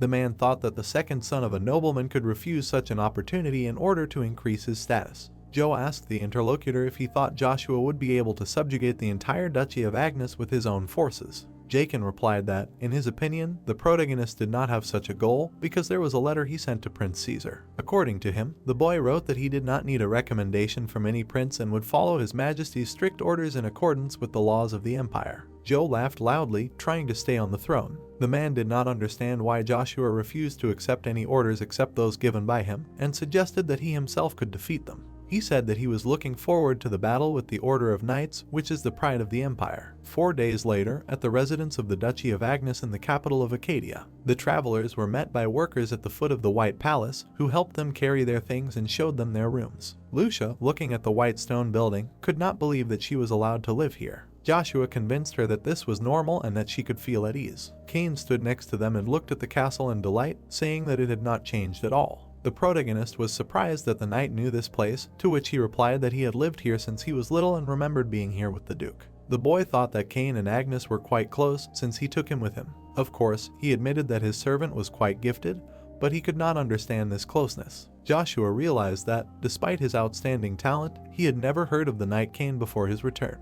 The protagonist assumed that either he became an ordinary knight, having reached the limit, or he disappeared along with the fall of the duchy. The protagonist decided that he would not leave him as an ordinary knight under his wing, but would make him an amazing warrior, which would be his reward for his loyalty. The boy scratched the back of his head and interrupted his thoughts, answering that he had only come here once, when the Duke wanted to test his strength. He also added that it was most likely impossible not to notice that many eyes were focused on the Duke's residence, and therefore it was much easier to train here. Joshua looked around the palace and realized that he could train here in peace, not paying attention to those around him, just as his subject had said. His mother called him and suggested that he look around inside. The protagonist understood that there was almost no security in this district because no one lived here. The only residents included knights and maids who took care of his mother. The boy thought that it would be very impractical if Cain had to protect his mother alone in case of an attack, but unfortunately, nothing could be done about it because he could not be here all the time.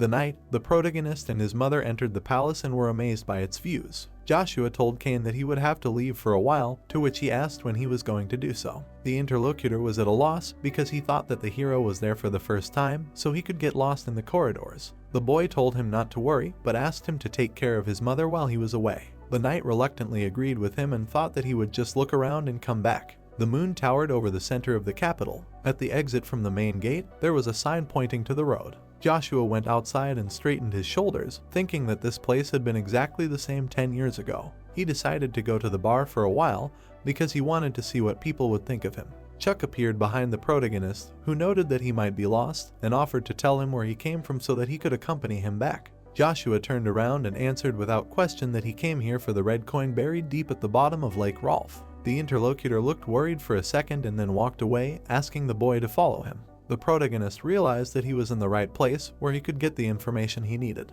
He decided that it was definitely necessary to find an informant who could look into the past, which he experienced. Joshua understood that the informant would need to discreetly collect a lot of verified information, being able to deceive everyone. The boy decided that the right person was standing right in front of him because most people would trust someone with such an appearance. The two interlocutors entered the bar where someone was already drinking alcohol at the next table. Chuck approached this person closer and asked him to register the order. Joshua tried not to show it, but he understood that the stranger was quite curious to know why such a kid came here. The hero decided that even such a low-ranking informant carefully followed all the rules. Chuck asked him not to lag behind and follow him to the next door. While the protagonist followed the guy, he thought about the work of an informant and thought about what makes a person the best in this business. When the two of them approached the door, the interlocutor opened the window and said that a trusted person had arrived. The guys went inside, from where a tall guy opened the door for them. Entering the middle of the room, Chuck fell to his knees and began to feel the floor. Joshua looked at his actions in bewilderment.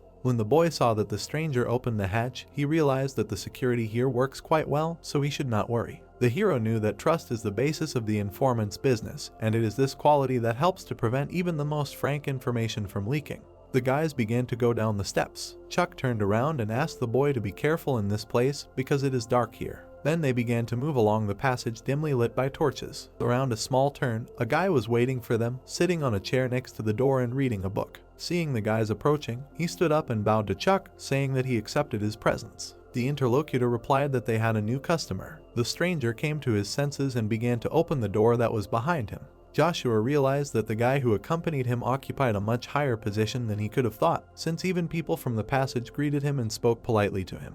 This example convinced him once again that you can't judge a person by appearance. Chuck led the boy into a room where there were several more doors and said that they had come to the appointed place. Joshua did not understand what was going on, because there was another door in front of him, and it seemed like an endless circle and a labyrinth. The guy pointed to the open passage and said that it was the last one on their way. The protagonist remained silent and looked towards the room where there was a chair and a table. Without thinking twice, he went inside, and Chuck asked him to sit down more comfortably. The protagonist noticed a hole in the wall and assumed that, most likely, information was being transmitted through it. The guy closed the door behind him and asked the interlocutor what he wanted to know. Joshua looked at him in surprise and asked if he was also selling information. He said it was pretty funny that the branch manager was being used to provide third-rate information, and apparently he was quite low in rank. Chuck was taken aback by these words, but noted that his interlocutor was well aware of their organization. He asked the boy why he thought he was the manager. Joshua explained that the basis of an information organization is to maintain security, which in turn helps hide the identities of informants from each other. The protagonist began gesturing with his hand and said that even if he worked in the same office with informants,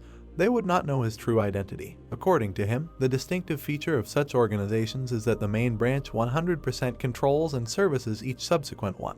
He also pointed out that informants do not know the identity of the manager, let alone the existence of one. Joshua based his assumptions on what he saw on the way here. In particular, he remembered the guy at the entrance and pointed out his actions and reactions. Chuck was delighted to say that he hadn't believed the rumors at first, but it turned out that they were even understating the truth. The protagonist looked at him in surprise, not understanding what he meant by that. The interlocutor looked at him and called him by name and origin, which made Joshua nervous. Joshua looked up at Chuck and assumed that he had already heard about him. The guy said that he was aware that the boy was the man on whom all the eyes of the Empire were focused. He also added that he wouldn't be able to work in this field if he didn't know so much. The protagonist thought that despite the fact that Duke Agnes tried to keep his identity a secret, Chuck immediately realized who he was. He decided that it was good that he had such skills, But on the other hand, that didn't mean that he would be able to sell information about him. The guy bowed and said that he understood his nervousness, but hastened to calm him down because he and a couple of his servants knew his identity. The interlocutor introduced himself and apologized for not doing so earlier, then said that he was the head of the Moon Door branch in Acadia. Chuck wanted to know the reason for Joshua's visit. The boy looked at him and said that he wanted to know the reason why he took him to the third room. The guy added that he provided information up to the highest rank, regardless of the room number. Chuck understood that such an investment in the future was worth nothing if he could rise in the eyes of the Count. Joshua turned away and asked why he was providing information of such a level to strangers. The boy thought that the guy might demand something in return for his request. The protagonist, looking at him, said that he could be mistaken because everyone has access to zero-level information. He also noted that the Moon Door does not give out information about its clients. Chuck looked at him in surprise, not understanding how he knew about this. The guy bowed and apologized to the boy, saying that Joshua could ask him for any information. The hero, looking at him, said that he was now interested in the location of the family heirloom. His interlocutor knew that most of the property was sent to the black market, so in order to fulfill the promise, he needed to focus on surveillance and understand how much time it would take. Looking at his interlocutor, Chuck said that it would take no more than a week, and in addition, he clarified whether he had any questions. The boy understood that he would be in a difficult situation if many people found out about him, so he needed to set bait that would attract the attention of others. Joshua, looking at Chuck, said that the one who found the red coin buried deep at the bottom of the lake would receive the blessing of the moon. He also added that the one who found the symbol would receive the doors of the moon. Chuck looked at him in surprise because only a few members of his organization had this information. After that, he had many questions for the main character. The Duke showed the number 3 with his hand and offered a deal. If the interlocutor listened to the protagonist, he would find this symbol in 3 years. Chuck understood that the symbol was no longer needed, but his organization was still looking for the symbolic thing, and now the Count also wanted to find it. The guy, before agreeing with Joshua, wanted to know his demands to understand if it was worth it. The protagonist had a condition not to provide information about him to anyone, and he was also interested in all information about John Grace. The interlocutors looked at each other, after which Chuck clarified with the interlocutor who he meant. The protagonist looked at the guy and asked what he thought about it. 2 months after meeting Chuck, 2 guys were practicing fencing near the Moon Door. The protagonist was trying to regain his strength and also wanted to move Lucia to another estate, which belonged to Duke Agnes. The heroes fought with swords. The boy persuaded the girl to move, but she did not want to part with Joshua. The hero understood that it would be much easier to protect her from intruders in another estate than in this wilderness. There was a carriage with a crew near the gate. The boy's mother agreed to move after her son persuaded her. They looked at each other. A week before entering the academy, 2 people were sitting in a restaurant and eating. The protagonist did not pay attention to the guy and continued cutting meat. The hero noticed that the Count was thinking, so he asked why he looked worried lately. The boy understood that he would soon have to go to the academy if this all continued. Although he was told that 1 week would be enough, 2 months had already passed. Chuck came up to Joshua and said hello. The hero sat down at the table and asked the hero how he was doing. The boy was glad that they finally met. Chuck looked askance at the stranger standing next to him and said that the enthusiastic people had complicated his business a little. The stranger, gritting his teeth, looked in his direction. Chuck immediately understood who he was after that. 3 guys were sitting at one table. The Count began to explain to Brad that this was his old friend who could be trusted. The hero looked at Chuck and asked him how it went. Chuck turned away and replied that he had done everything perfectly. The guy handed the boy a glass flask. It had passed through the hands of many people, so it took time to track it down. After that, he got up from the table and replied that their target was here. Joshua asked Chuck about the fee. The guy looked at the protagonist and considered that this service was a trifle compared to his other order, and he understood that although it was a family heirloom, for him it was nothing more than a simple thing. The protagonist smiled at him and told the guy not to meddle in matters that did not concern him. Chuck suggested that this relic could hide a power that they did not know about, and asked the Count about the second request. The hero thought that there was nothing wrong with it, so he would send the fines to his partner. Joshua's interlocutor waved his hand and said that he would write off the fee immediately for the next request, since his organization only works on prepayments. After that, Chuck turned around and left, but the protagonist was still worried about his words. It seemed to him that the guy could ask for something larger for payment when the time came to pay. The hero carefully began to open the flask and saw a piece of parchment. The boy read that the family of Count Orbis was one of the most prestigious magical families, and, apparently, this happened because the head of the family won thanks to his skills. From that moment, the concept of the battle mage was created. Afterwards, he attracted many mages, and even the king of Terra personally wanted to visit the Orbis family. The hero was surprised after reading that the imperial family had intentionally gotten rid of the nobles in the kingdom. He pointed to the name Baron accent, which was written on the family heirloom. Across from the protagonist sat Brad, who knew the man a little from the letter. The interlocutor continued his conversation about a fairly well-known black market trader, Barton, and that he was Fred's half-brother. The boy immediately understood who they were talking about. Their conversation was interrupted by a stranger who was looking for Count Joshua, to which the boys exchanged glances. Rebecca stood next to the stranger, curtsying. The boy introduced her and said that a lot of time had passed since their last meeting. A crescent moon was shining in the sky. Near the outskirts of the capital, there was a large estate with several floors. There lived nobles who had wealth that ignored their status. Bruce was one of the most important figures in the lower classes. The man looked at the boy with a smile and asked what brought him to the estate. Joshua looked at the interlocutor, after which he said that the deadline for fulfilling the promise had expired.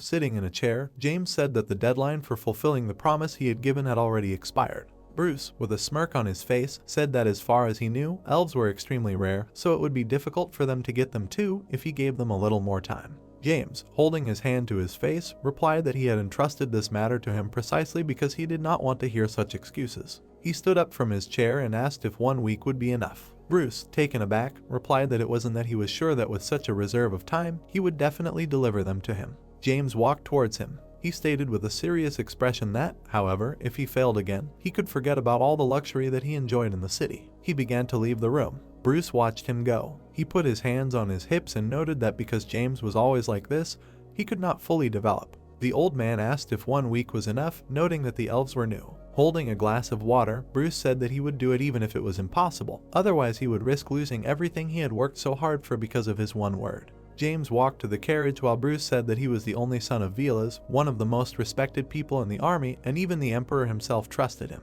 James had a smirk on his face. The carriage was driving down the street. Baxter sat across from him and asked if he really thought the Baron could find the elves in 1 week. James replied that he thought it would be difficult. Frowning, he asked why then. James smiled and said that there was another reason he had given him another week. He asked Baxter what he thought was the most important thing to control in managing subordinates. Baxter held out his hand and asked if it was probably the carrot and stick method. James said that the carrot was certainly an important component, but a servant who had grown fat from the carrot would not be satisfied with another one. Baxter asked if he thought he needed a whip. Holding the book in his hands, the Earl explained that he did. The most important thing for a king to control his subjects was the whip. It was magic that could make people full of anger from hunger, and even those whose stomachs were about to burst, being completely full in an instant submissive. Baxter smirked and noted that if Baron Bruce could not find and deliver the elves to him in time. James smirked evilly and said that he would trample him when his fear reached its peak. He would become even more loyal as soon as he extended his hand to him, acting as if he was showing mercy. Baxter noted with satisfaction that, as expected from the Earl, he saw through Bruce. James replied that it was rather unfortunate. He had been looking forward to this day. He suggested a snack, adding that it had been a long time since they left. Baxter called to the coachman to take them to a nice restaurant nearby. The carriage drove quickly along the street. It passed residential buildings. On the wall hung a sign that this was the food of the chef of the Imperial Palace. Kane put his hand on his chest and said that it had been a long time since he had seen Fonsel. Fonsel replied that no one knew that they would meet like this. Smiling, he asked if he had interrupted him and Joshua. Closing his eyes, Kane replied that they were very happy to see him again. The protagonist, with a smile on his face, thought that from what he remembered, Fonsel was not an ordinary nobleman, of course, in the good sense of the word. He looked at him and his daughter and reasoned that the Count, who was born with a weak body, not giving off much of an impression, had the same gentle nature as he seemed on the outside. He could not complain about anything even if he was harmed, and spoke formally to everyone even if they were commoners. Joshua imagined people laughing at Fonsel and noted that it was rare to find a high-ranking noble, and a count at that, who would speak formally even to commoners. This made him the center of ridicule from the other nobles. But Count Rebecca was adamant despite this. He always cared about family first, and although the other nobles were unaware, Fonsel was the one that the commoners admired the most. Iceland bowed and said that she had not seen the protagonist for a long time, adding that when she saw his rare hair color, she was not entirely sure, but as expected, it was him. Confused, Joshua wondered if she always talked so much. She was embarrassed and turned to the protagonist. James and Baxter went to the restaurant and asked if there were any other people at such a time. James approached Iceland. He had a smirk on his face. He looked at Iceland's legs. He looked up at her hands and then at her neck. Looking at the embarrassed Iceland, James wondered if there had been such a beautiful lady in Acadia all this time. He stood over her and asked if it was her first time there and what family she was from. Baxter approached them and said that this was Earl James, who should be shown respect. Surprised, Kane wondered what the eldest son of the Marquisate, who had colossal influence even among the 12 families, forgot in a restaurant like this. Fonsel covered Iceland with his hand and apologized for her rudeness, noting that it was an honor to meet the son of the famous Vilas. He bowed and said that he was the owner of the county of Reborn. Baxter whispered to James that it was true. James, holding his hand to his chin, said that he had not expected an apology from him, noting that he was not sure how he had raised his children, but it seemed that his daughter had no manners at all. He cried out in fury that he could not overlook such an offense and wanted an apology from her. A startled Kane wondered how anyone could expect politeness from someone at an informal meeting with someone they had never met, noting that such behavior was probably more insulting to Count Reborn, who used his last name to make himself seem more powerful. James pushed Fonsel away and suggested that Iceland still did not understand what she had done wrong. Iceland looked scared. Furious, James ordered her to hurry up and show her respect. Joshua came out to them and said that this was ridiculous. He said with a smile on his face that Vilas also had something to worry about, since his only son was such a reckless brat. James was angry and asked what the little brat just said. Baxter swung his blade and asked how dare he and if he was trying to die by throwing around words like that. The protagonist asked with a smirk on his face if he had just drawn his sword, noting that he should know how serious the consequences of his actions could be if he was a knight who had studied the way of the sword. Baxter frowned and asked what kind of nonsense he was talking. Joshua, covered in a dark aura, said that he would have to answer for his actions. Baxter was taken aback by what he saw. His hand began to shake and he noticed that it was a menacing aura. Looking at the protagonist, Baxter wondered if this aura was from this child. James crossed his arms and asked what he was doing and if he could teach this child a lesson. Baxter said that it was not that. Joshua stood in front of them and introduced himself as Asher. James frowned and asked again. The protagonist asked him not to think so much with a smile on his face, adding that he would now remember his name properly. The plot moves us to Castle Lock. Fred was calmly looking ahead and drooling. A man was sitting at the table opposite Molly and saying that they had not seen each other for a long time. The girl smiled and said that they had not seen each other for a long time. He had arrived faster than she expected. Greg looked at her and repeated her words, asking if something had happened. Molly closed her eyes and frowned and said that some kind of variable had arisen. A monster had appeared in the Duchy of Agnes. She looked at the man seriously and introduced Joshua and said that as expected, the rumors had not reached here yet. There was another son in the Agnes Duchy, and a son who was far superior to Babylon. Greg looked at her in shock and asked if it was true that there was a genius among geniuses, a monster more powerful than Babylon. Why was she only talking about it now? It would have been better if she had used the communication sphere. Molly sat across the table and told us to calm down. The Agnes Duchy was going to spread rumors about it anyway to raise their status. Then everyone would know for sure. In a peaceful time like this, rumors like this quickly gather and gain some power. The man looked at her calmly and agreed, thinking that all countries were more like volcanoes ready to erupt at any moment, and she called this a peaceful time.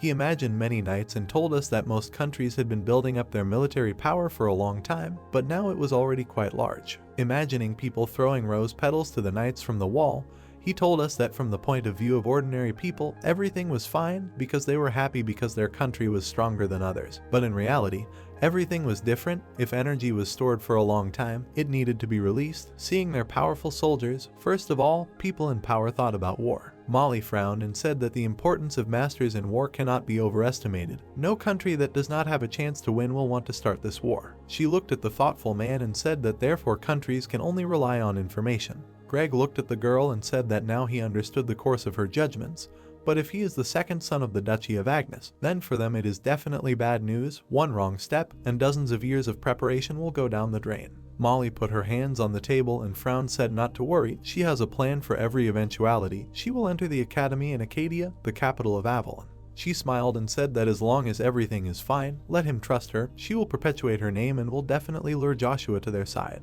The main character stood smiling, putting his hand on his hip. James stood with Baxter in the cafe opposite the boys and said that he had never heard of Frederick's house, what village this family had crawled out of. Joshua smiled and asked if it was important. James smirked and said that he didn't think it was very important, but that this house would soon be gone. He thought about how he didn't realize his place and dared to interfere in his affairs.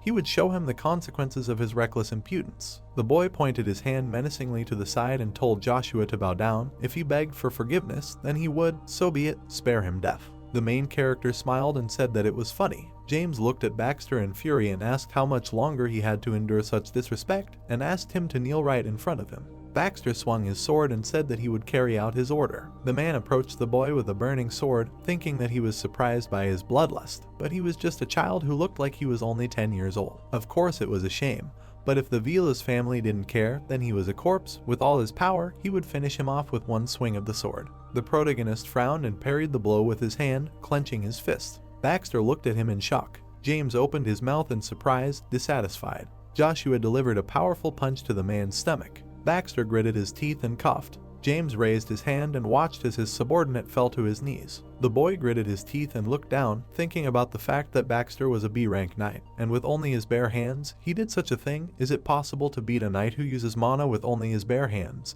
And this is a child. Joshua smirked looking at the boy and asked what to do with him. He was not going to forgive him even if he begged for it. Children like him only learn a lesson after punishment. James pointed his finger at him and indignantly asked his name. Frowning, he shouted at him not to joke with him. He had never even heard of the Frederick family, or maybe he did not know what the punishment was for impersonating members of the royal family. He represented one of the 20 families, the heir to the great Vilas family. He would destroy him. The protagonist hit the boy in the face and his teeth flew out. Joshua stood with his fist outstretched, and James flew to the floor. The beaten boy lay on the floor with his eyes closed. The protagonist smiled as he approached him and said that this was not the end, everything was just beginning.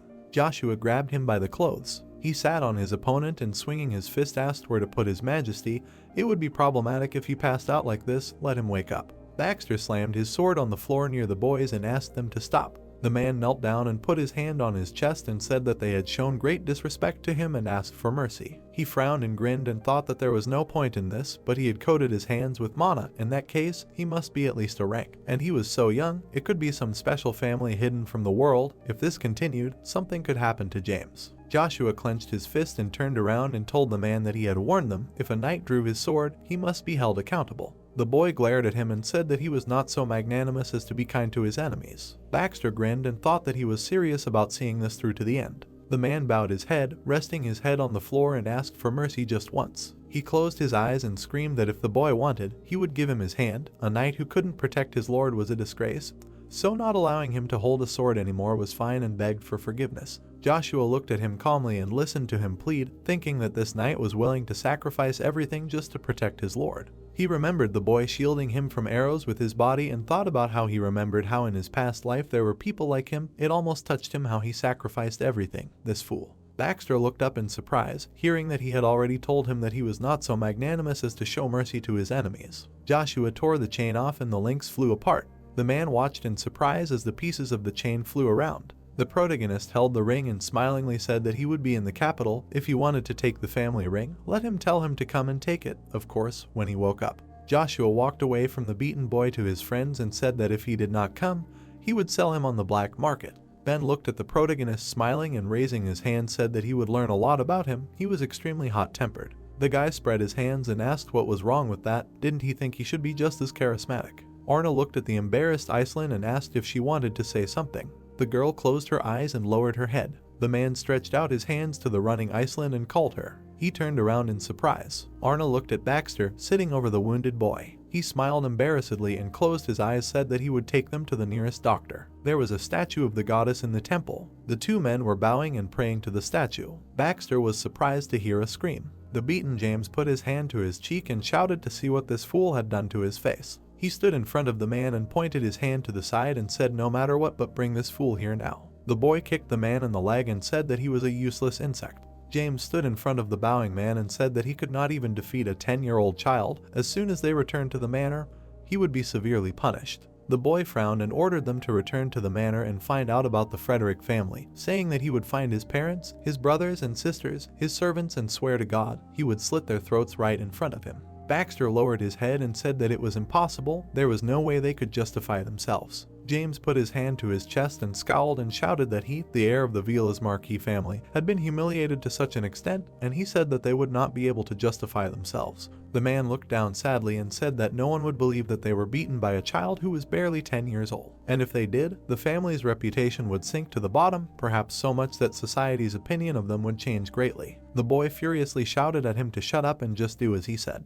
Baxter scowled and shouted that this was important. He stood in front of the boy and said that for nobles, honor was sometimes even more important than their own lives. Honor was no different from the entire family. Baxter lowered his head and introduced the smiling man and said that even if his vassal did not care, if Marquis Vilas heard about this incident, it would not be enough to punish a few people. James frowned and said they could just get rid of the evidence before any word got around, like they always did, kill everyone there. He raised his hand and glared and asked if he meant to say he was scared of Rebrec's family. The man said that there was actually a clue. Joshua took his family ring. The boy looked at him in surprise. James reached under his jacket and asked what he was talking about. His ring was here. He looked down in shock and realized that his ring was missing. Baxter frowned and said that if he wanted it back, he would have to come to him. The man thought that besides the fact that it was a clue, it was enough that the family token was in someone's hands. Maybe he hadn't thought about it, but if so, they couldn't be hostile towards him. He looked at the boy seriously and said that they were not in that position at the moment, so he should calm down and observe the situation.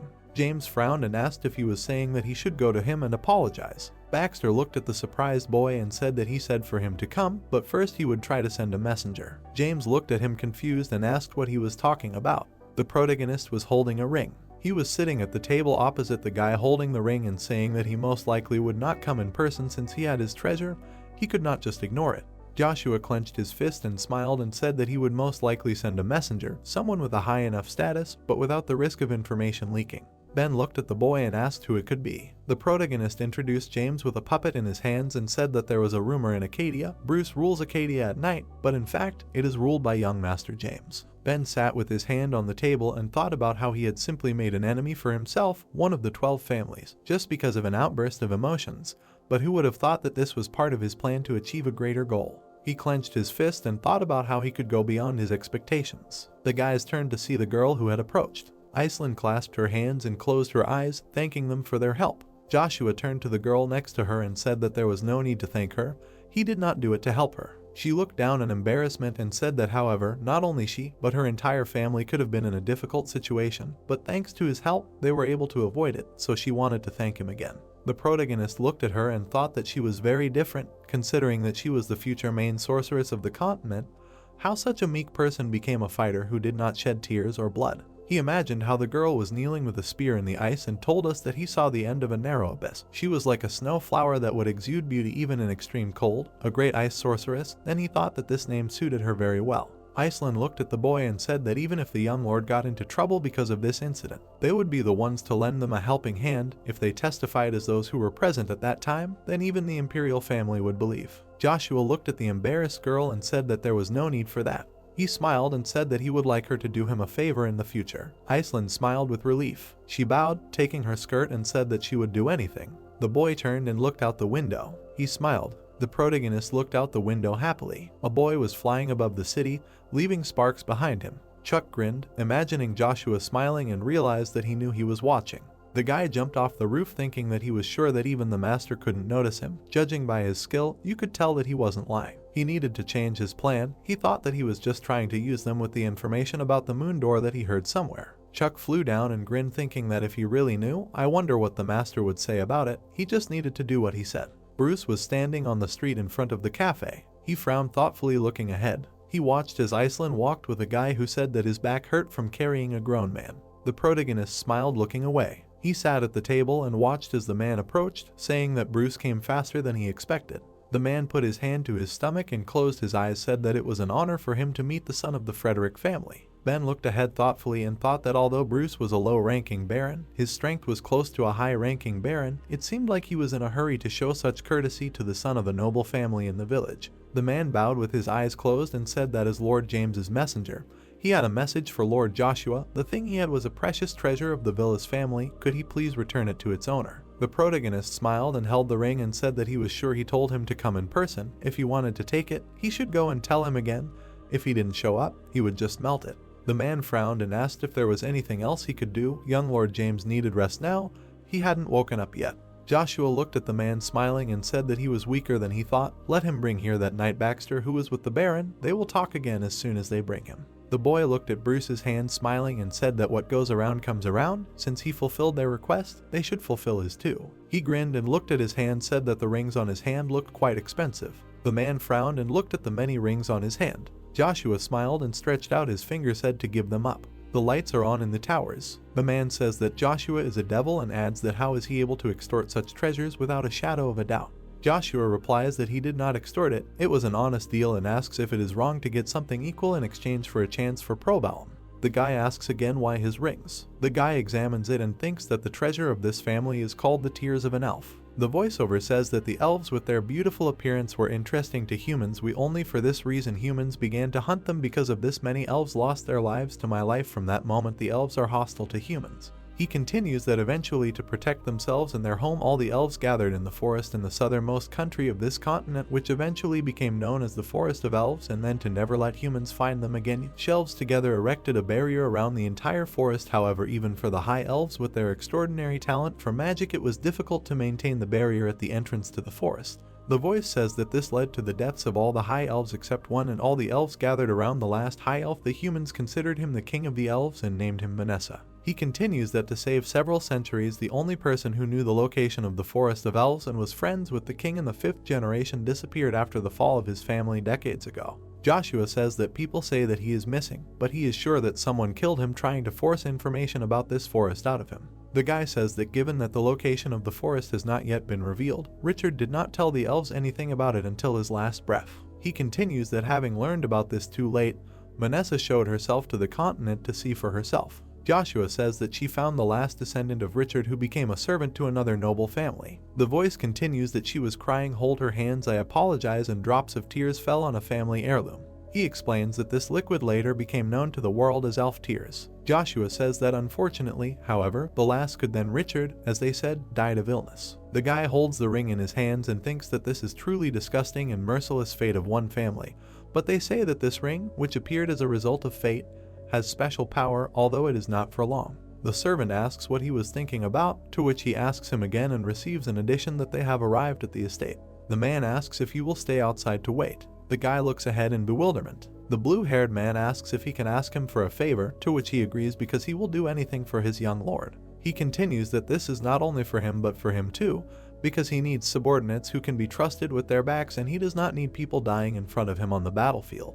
Joshua says that he will soon enter the academy and asks him to leave there and go to where the Duke is. Cain asks again if he wants him to become Lady Lucy's bodyguard, because if he does this, it will be very difficult for him. He continues that he will be the son of a noble family without a single knight, and moreover a low-class village noble family where no one knows anything. He will obviously be ignored, looked at with disdain, and many unpleasant things will happen to him, given his character, and he is sure that he will not tolerate it, and his little lord will need him to prevent such things. The servant also continues that besides, James is also a student of this academy, and he is sure that he will try to do something to him again. Joshua replies that he should not worry because he is really thinking about living a quiet life and does not know if he believes in it, but he is an expert in tolerating loneliness. The guy clenches his fist and continues that he also wanted to ask for something else. He clarifies that he must learn the way of the sword from the Duke. For him this is not an order from him as his lord, but simply a request. The blue-haired man says that this is a request that he really wants him to fulfill. Cain is perplexed and thinks that who would have thought that he would bow his head without the slightest embarrassment, for such a request must be for him? He asked the Duke. The knight asks him to raise his head because he does not want to see how the man he serves bowed his head to someone, even to him. He continues that he agrees to fulfill his request, but offers him a favor for a favor because he also wants to ask him for something. Joshua smiles and asks what he wants. Cain replies that he asks to make it so that he will never have to bow his head to anyone except him. The guy agrees because he will make it so that he will never have to bow his head to anyone except himself, and swears on his name. The knight bows his head and says that then he is completely at his disposal. The voiceover says that in the center of a vast continent surrounded by 3 powers there is a tower and ivory so high that someone was like that for this. He continues that this is a sanctuary and the pride of magicians called the Magic Tower. At the meeting, someone says the master of the red flame of lightning and the void. Grant asks why the 3 are absent. The green-haired man sips something from a mug and says that as you already know, the masters of the red flame and the void do not want to stay in one place. And as for the master of lightning, he thinks that he is absent for a really important reason related to what he is currently working on. The old man thinks that they are idiots and suggests starting the 27th meeting without the absentees because the reason is serious and they cannot just postpone this meeting. He continues that the main topic this time will be the primordial stone. Ted grins at this and says that he got straight to the point, and this is understandable, but this is not like the old man. Marcus asks him to watch his manners because they are at a meeting, to which he nods. Ian says that he is surprised that he came at all. Usually he does not even see a trace of him, to which he receives in response that, as Edge said, or rather the head of the Magic Tower, this is a really serious reason. The man with the ponytail asks if it is true that someone took the magma. The green-haired man replies that it is not only his mother, but that Bronto has also disappeared. He is perplexed by this, to which the old man notes that he is also hearing about this for the first time. The girl says that only the magic tower knows about these primordial stones. They were most likely taken without even suspecting what they are. Alicia continues that if this is not so, then this is a serious problem. Ian continues that everything is exactly as she said and he has an idea about who could have taken the magma, but he has no idea where Bronto could be. Ted grins and says that now it dawns on him why Mr. Lightning abandoned everything and left. Marcus replies that it is not that there is no information at all about this, but he is not sure if it is Bronto or not, but strange rumors are circulating in the area. He continues that near the place where Bronto appeared, he heard that a magic swordsman appeared. Everyone is perplexed about the magic swordsman.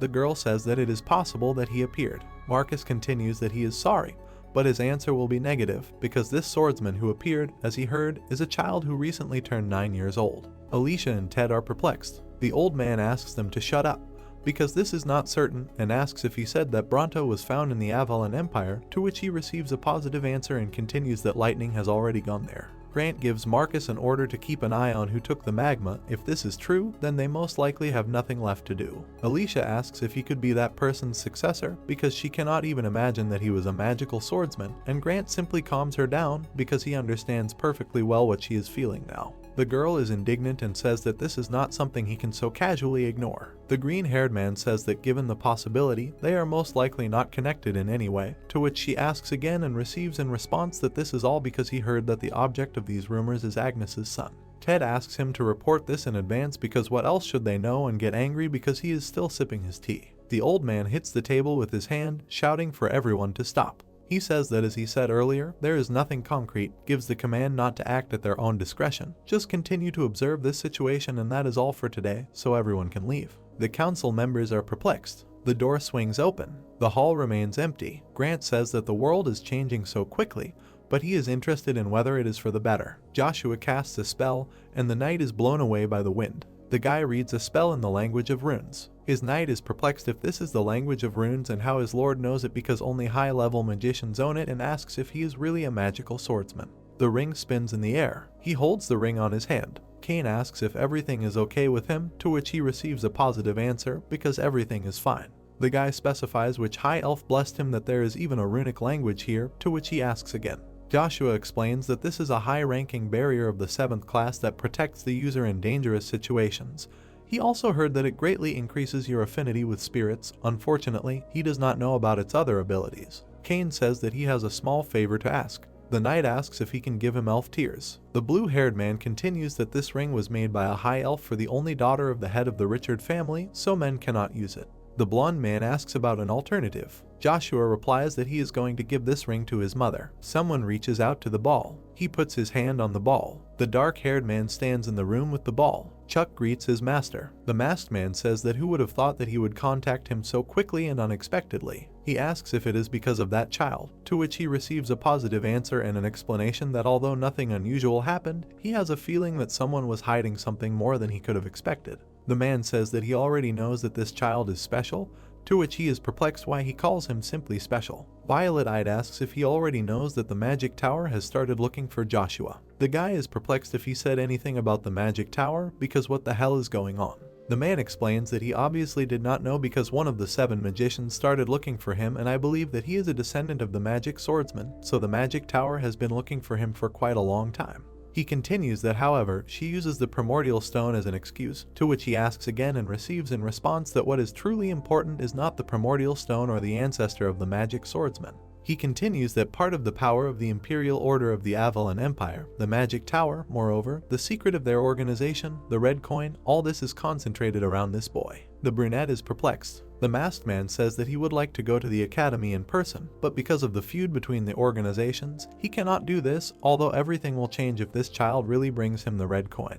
Chuck says that he will get it at all costs. He replies that he trusts him. The man in the cloak agrees. He says that he will do it at all costs. Night over the forest. Lightning strikes somewhere. The Tide Man moans in fear. The man commands this one to shut up and just watch. Orcs run towards him because he addresses the strip of light traveling across the endless skies. He continues that it should gather around his hands to strike with lightning the punishment of all enemies blocking his path, and tells them that a hail of light will fall on them. The man uses a rain of lightning. The orcs are struck by lightning. They scream in pain and emit sparks. The Tide Man is perplexed by what is happening. The monsters fall as one to the ground. The Lightning Master says that it was his turn to speak and asks how strong his magic is compared to Joshua's abilities. He unties the man. He insists on an answer. The man says that he is a noble of the Empire and asks if he thinks that for such a thing the Empire will simply remain on the sidelines. The Lightning Master chuckles. He asks again about the Empire and says that if he was afraid of something like that, he would not have even run away here, and orders him to hurry up and answer because how can his strength compare to the strength of this boy who is rumored to be a magical swordsman? The man says that in terms of power, his magic is definitely stronger than his because even someone who does not understand this man can say this. The Lightning Master says that this is true because his ancestors' peculiarity was not to require lightning, and they ask if he took Bronto as he expected and says that he needs to meet him in person. However, the duchy is not a place where it will be easy for him to get. The man says that he should stop because if he is going to meet that boy then he is thinking in the wrong direction, to which he asks him again.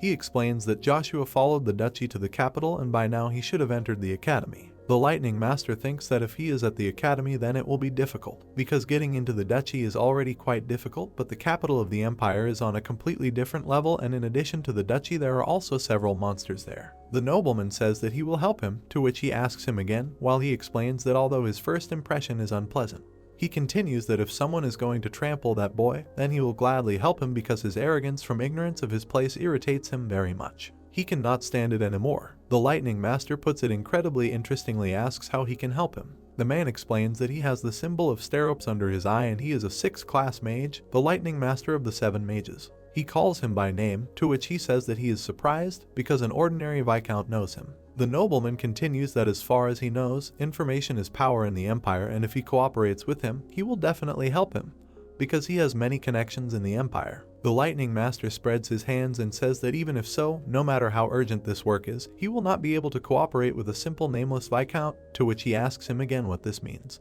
The magician says that even though he said this, he does not care about it. It will be a little unpleasant if they find out about him. Clouds thicken over his head, to which he asks if he decided to kill him. He shouts that if a nobleman of the Empire like him disappears, the Empire or even the Duke himself will go looking for him. A bolt of lightning kills the nobleman. The Lightning Master wonders who will look for someone like him. The plot moves forward a little and says that time passed quickly, and after his decade, Joshua entered the academy and in principle, about 1,000 children of nobles entered the academy. He continues that the students were divided into 6 classes and move on to the next class through an annual exam where students graduate from the academy by passing the final exam. He also reminds that the boy is confident that the 6 years he will bring here are enough to reach the 5th stage of mastering the spear that he achieved in his past life, of course, if everything goes according to plan. The guy unpacks the envelope. Someone in the hallway says that he should bring it here, to which his servant agrees, and another asks why he can't even lift this, to which he apologizes, and another asks where his room is, to which he receives in response that they are almost there and he should wait a little longer. Joshua thinks that as expected from the children of nobles, they have at least one servant.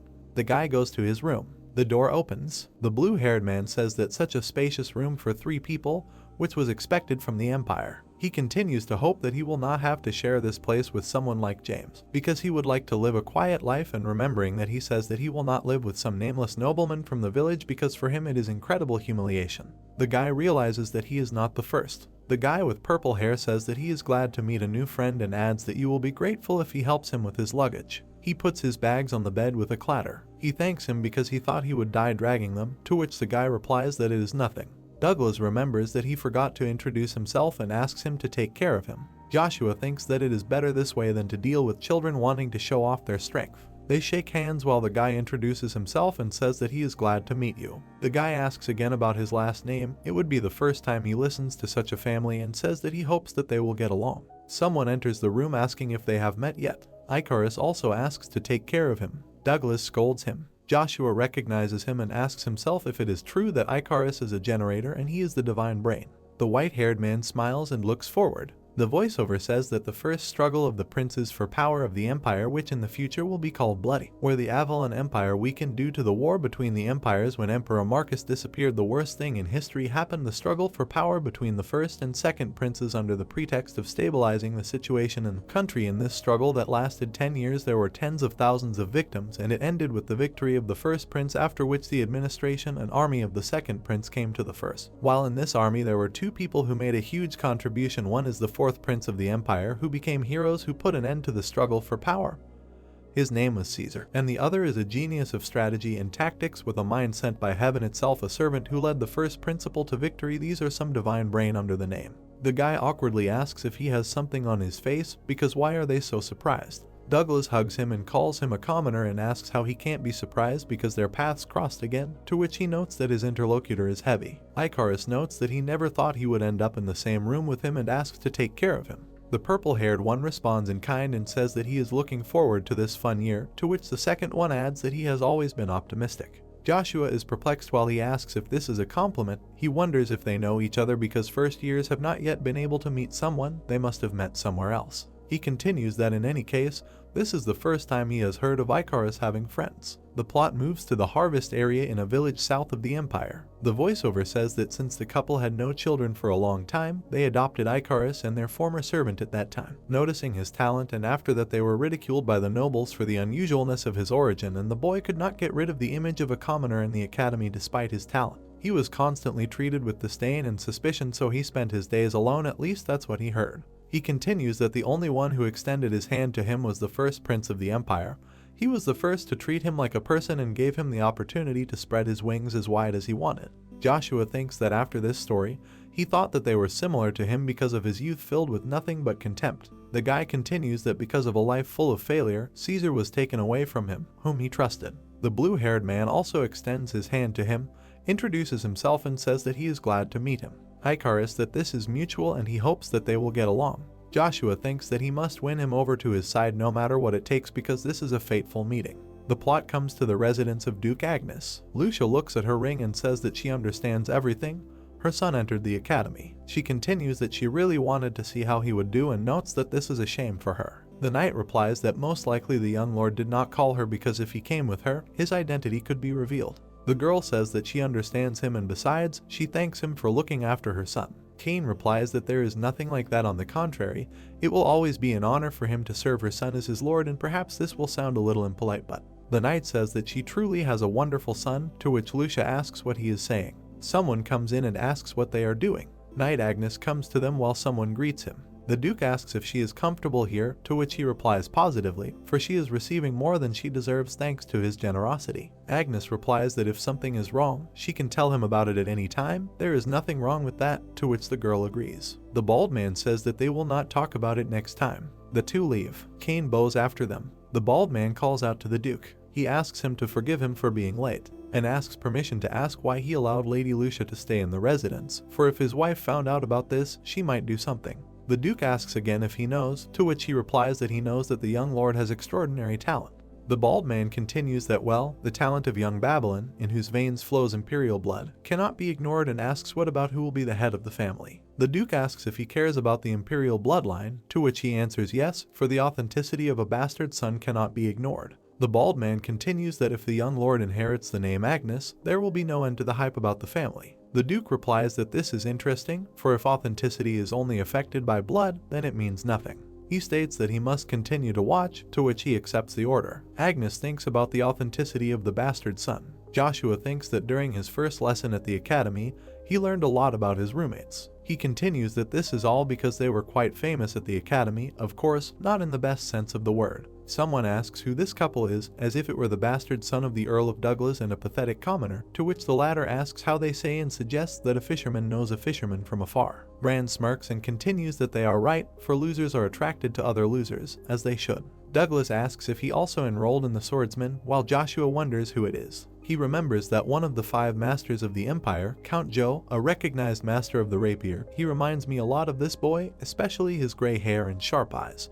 His friend says that they will easily get good grades if they are in the same class with these losers, to which Bran notes that they are so pathetic, a bastard and a commoner, left for a second year. Joshua thinks about the yellow tie as if it should be in not second years, because first years wear white ties, because the tie changes with the transition to the next year, and besides, Douglas is as bastard as he is. Bran continues that running away from home and climbing, he understands that this is all he is capable of here.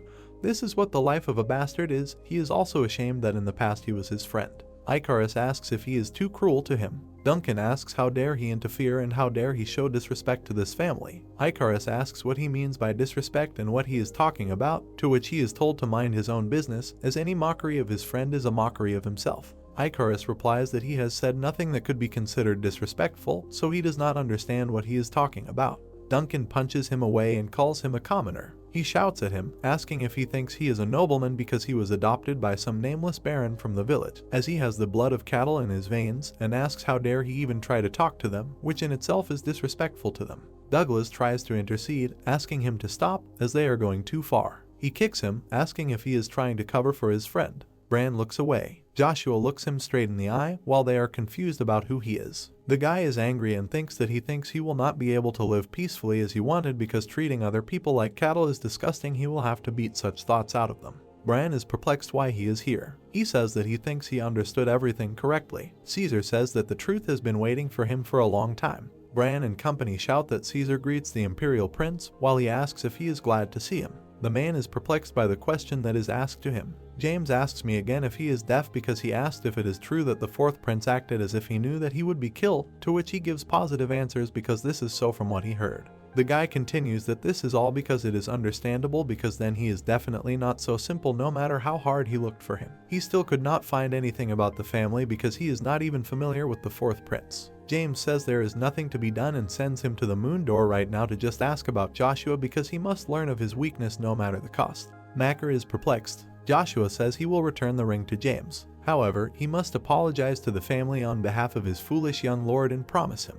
He asks him to swear on his family's honor that he will stop this guy if he tries anything like this again, to which he promises. Macker says that he may be overstepping his bounds, but if he breaks his promise then the whole world will laugh at him and the whole family. James throws a glass at him and orders him to shut up and asks why he should keep a promise he himself made. He forces him to stop objecting and do as he said or he should find out everything immediately. A drenched Macker agrees. Someone writes with a fountain pen. The academy students sit in on a lecture. Douglas sleeps while Joshua is lost in thought.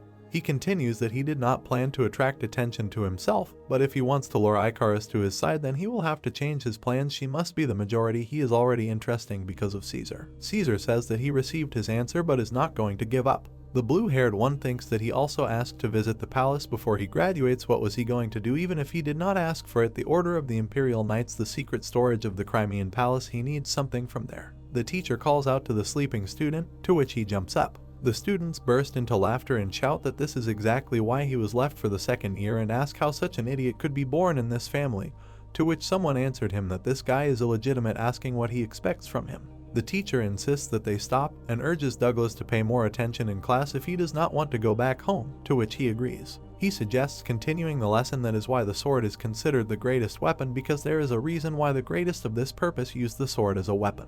The teachers continue that even the current emperor of the ruling empire and those who have achieved the kingdom of mastery and Duke Agnes, one of the 9 stars, the strongest on the entire continent, use the sword, and of course the same applies to the 5 masters of the empire. The teacher asks the question why the sword is recognized as the greatest weapon, to which Bran raises his hand shouting that it is elementary. He says that all other weapons against the background of the sword are simply nothing more than trash, that's all, and says that from people with equal skills. Joshua listens to what he says, that the one who does not use the sword will never be able to defeat the one who uses it. The teacher opposes that, however, in war almost no one uses swords, I rather spears, unless because he said it should not, that it would be best to train all soldiers to handle a sword and not a spear. Bran continues that he is talking about people with the same skills, not expendables like warriors in a war. Joshua says he is ridiculous. The guy says that judging by the fact that he knows the sword worse because of the weapon, and especially the rapier, which is useless even as a toothpick. Someone wonders who this new student is, most likely, and asks if he is really from some great family, while someone else asks if he has heard of families superior to the Sten family among the new students, to which he clarifies what then?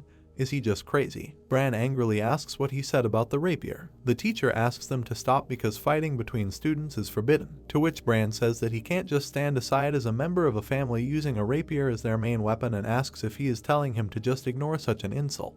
Joshua says that the funny thing is that belittling his weapon is an insult to the belittling of other weapons in them is a simple opinion. The blonde continues that he just told the truth and that's all, and says that if it's not so then he has to prove it to him and offers him to fight. The blue-haired one asks if he has forgotten that according to the rules, students are forbidden to fight each other. Bran asks if he is referring to the rules after what they said because he thought he was more than that, while his friends point out that he is acting this way because he knows the 4th Imperial Prince. Joshua says that he just does not want to break the rules, and if he wants a fight then why not fight in the sparring room, which does not break the rules. Bran points out that this is indeed possible during the sword practice lesson tomorrow. The blonde asks for permission to spar because then he will no longer argue with him about this.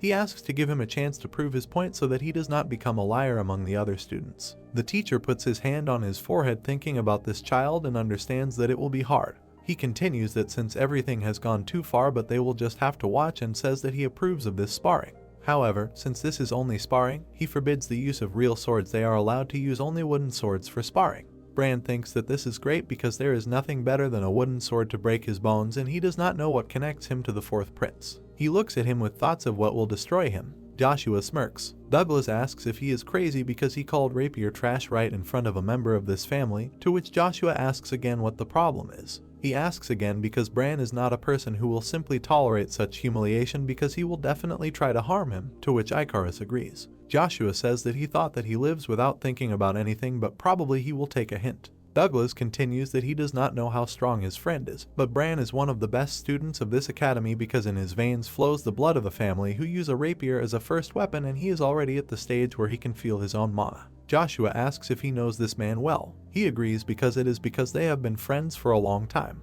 He says that on the Deathland located in the northern part of the Empire, 2 families were able to repel the endless invasion of demonic establishments. His father is the recognized commander of the North and also being the private head of his family, and Father Douglas, who was always on his side covering him and helping him, in a great friendship that appeared due to the countless situations between life and death in which they found themselves, known even among the nobility. Douglas continues that this is how he and Bran met, but as the son of a concubine he could not become his friend. However, because they had something in common, because they were both far from the inheritance, they became friends who can rely on each other when they were little. He continues that this is why he knows Bran better than anyone else, and that is why he should stop operations asking for his forgiveness because he does not want to see his new friend beaten. Joshua says that it is funny because he wants him to apologize simply because he is weak, so he will at least be safe because all he will do is laugh like an idiot and bow at everyone's feet. Icarus says that he said this only because he is worried about him, to which the blue-haired man clarifies who is worried about whom.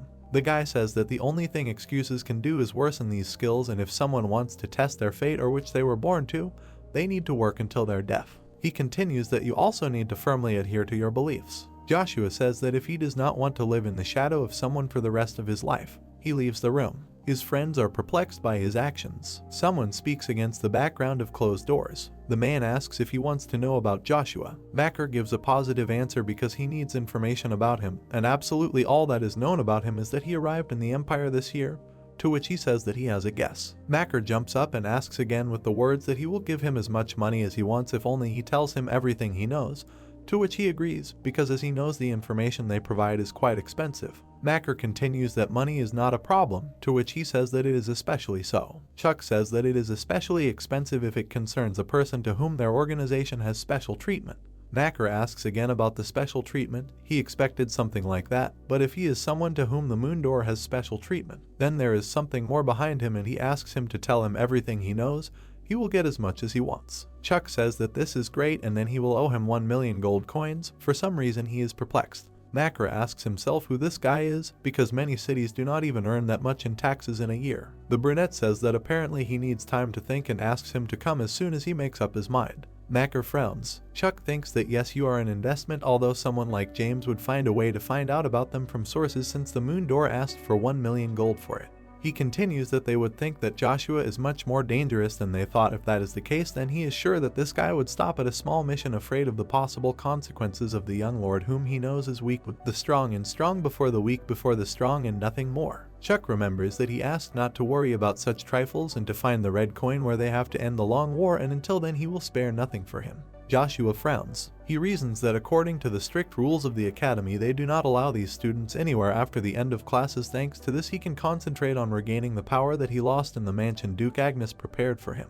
He hits the floor with his stick and it cracks. Joshua thinks that the divine and demonic energies in his body are like water and oil in constant confusion and that they cannot be combined. Joshua continues that he needs to stabilize their power with Bronto's power and says that he needs more, just a little more. A whip of energy hits the ceiling. The guy covers his face with his hands. The blow hits him too. Joshua lies with his eyes closed. He is still lying down. The guy opens his eyes and feels pain. He gets up with the realization that he has lost consciousness and that his powers are still not full, but he can control them. Joshua continues that if he can control a little more divine and demonic energy using Bronto, he will soon be able to advance to the third stage of mastering the spear. Then soon he will be able to use this too. He wants to repeat, but the spear is not in his hands. Joshua in horror looks for his spear to ask where it went and realizes that he cannot find it. Someone asks if he is an idiot. In front of him is a black hole. The guy realizes that this is subspace magic. Someone says that his stupidity knows no bounds and asks how he could sleep for 3 days together where enemies can attack him at any time, to which he asks who he is.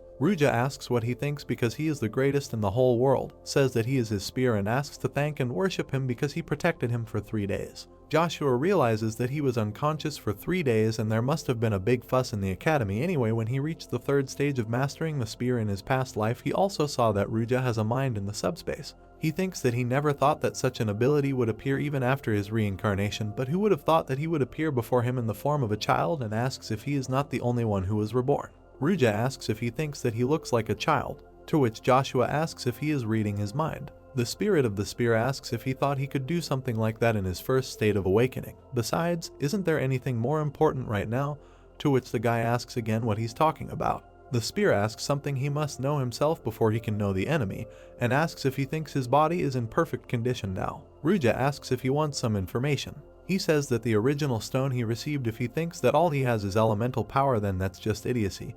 He doesn't know how many people know about the original stone with their insignificant, but its true power lies far away. The guy asks again, to which he replies that someone should think about it, even if each original stone has unique powers like extinction, regeneration, harmony, that's not the most important thing. The spear asks him if that's the case, then what unique power does Bronto have that he received? The guy thought that since he has the attribute of lightning, which is good for destruction, they ask, shouldn't he have something connected with it? He asks to wait because then it will seem to overlap with the red primordial stone of magma. Ruja just think about it carefully and it would be a question that will help him achieve his goals in the oldest way. Joshua asks again about the goals. Spear clarifies how he thinks what he is talking about because he needs revenge. The students enter the room. Douglas finishes the story with the fact that bam and that's it, to which Icarus notes that he has a lot of funny stories, to which he replies that he rather just lives a boring life, unlike him. Douglas noticed something. Bran looks around. They immediately look away from each other. Duncan gives him a slap on the back of the head and asks why they are still here. He says that if he were them, he would have run away a long time ago with that guy, Joshua or whatever his name is, and asks if Douglas thinks he will disappear like that.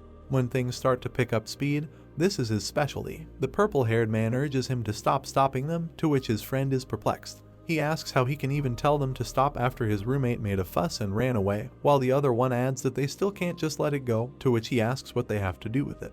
Duncan clarifies what he thinks about it, because this place will only get cleaner after they get rid of weeds like them. The professor asks what they are doing. He asks how many times they need to repeat that fighting between students is strictly prohibited and tells Duncan that he has no choice but to take action if he doesn't stop doing it. The guy lets the blonde go. The professor thinks that it's his mistake, because he knew that it would end like this and he wanted it not to happen again, but at least it ended when he could still take disciplinary action since Joshua disappeared. The blue-haired guy apologizes for being late. The guy says that he had to leave for personal reasons. The professor wonders why he is digging his own grave. The students talk about him, asking if he is afraid of death and why he came back, and another one reasons that if he appeared 3 days after disappearing, does he think that he will be forgiven for this, to which he receives in response that he thinks that he has such a guts that he came back, but he does not think that he will be able to graduate calmly. The professor gives the command to everyone to be silent because the lesson will start soon and they need to get ready. The professor tells him to take his place because the lesson needs to continue, to which he agrees. The professor thinks that now that it has come to the point that he will have to try to stop what is coming, he will have to put aside his hand in tactics because who knows what Bran can do.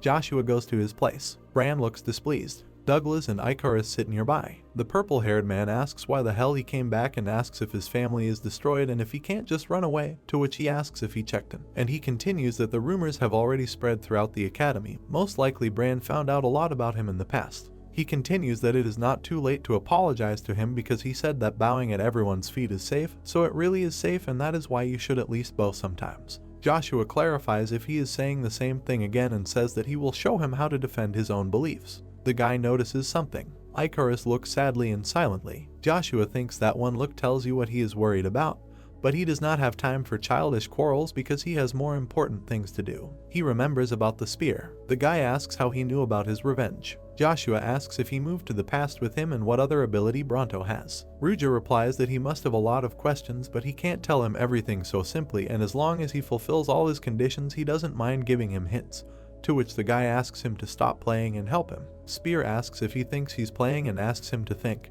because he shouldn't tell him anything at all, he just wants to shut up and fall asleep, that's where it'll all end, and he's the only one in a hurry. Joshua looks at him silently. The guy asks what his conditions are, to which he notes that he's thinking in the right direction.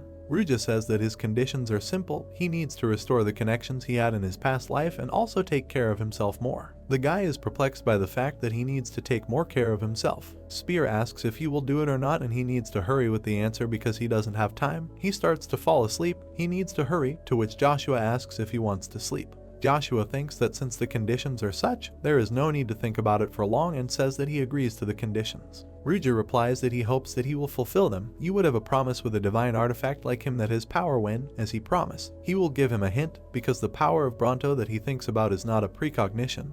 That evening the dream that he had has a different power. Joshua asks himself why the power of Bronto is not a prediction, because he saw then that the fall of the Agnes Duchy would happen in the future and it was not an easy dream. Ruja says that if you think seriously about something, it will definitely appear in his dreams, and in his case, he will appear in his dreams as a goal if in short, his things, the dream was for one of the two powers that dormant in him, namely, divine power. Joshua asks again about divine power. The spear continues that to be precise the divine power of God, they say that between high-ranking priests of the deities a connection is established in the coming days before danger. And the prophetic dream that he had was something like this because the power of God is much more amazing than people think. He clenches his fist and says that moreover the second force raging in his body and if he can completely absorb these forces of his. Ruja continues that no man can resist him. Joshua listens that the most important thing is the original stone and its true power, which can boast the power of lightning, the fastest force possessing the most powerful destructive abilities. He looks at the ring and thinks about growth. Bran turns to the professor with a question whether he will remain silent about this, right? He asks what he is talking about and listens in response that he approved the sparring between him and Joshua. This is not a simple sparring, but a promise as a battle for the honor of the nobles. The guy continues that if he changed his mind then his whole family will be offended, in which case he will have no choice but to take other measures. The professor thinks that although from the outside they have a relationship of teachers and students, he cannot get away from the principle that is the strength of the family and thinks how to stop it. The blonde says that he does not know why the guy came back, but if he thought that he would just let him get away with it, someone is wrong because he will take this opportunity and hammer him how insignificant the weapon is that he praises. Joshua says that he did not know that they were thinking about the same thing and did not plan to leave it all this way.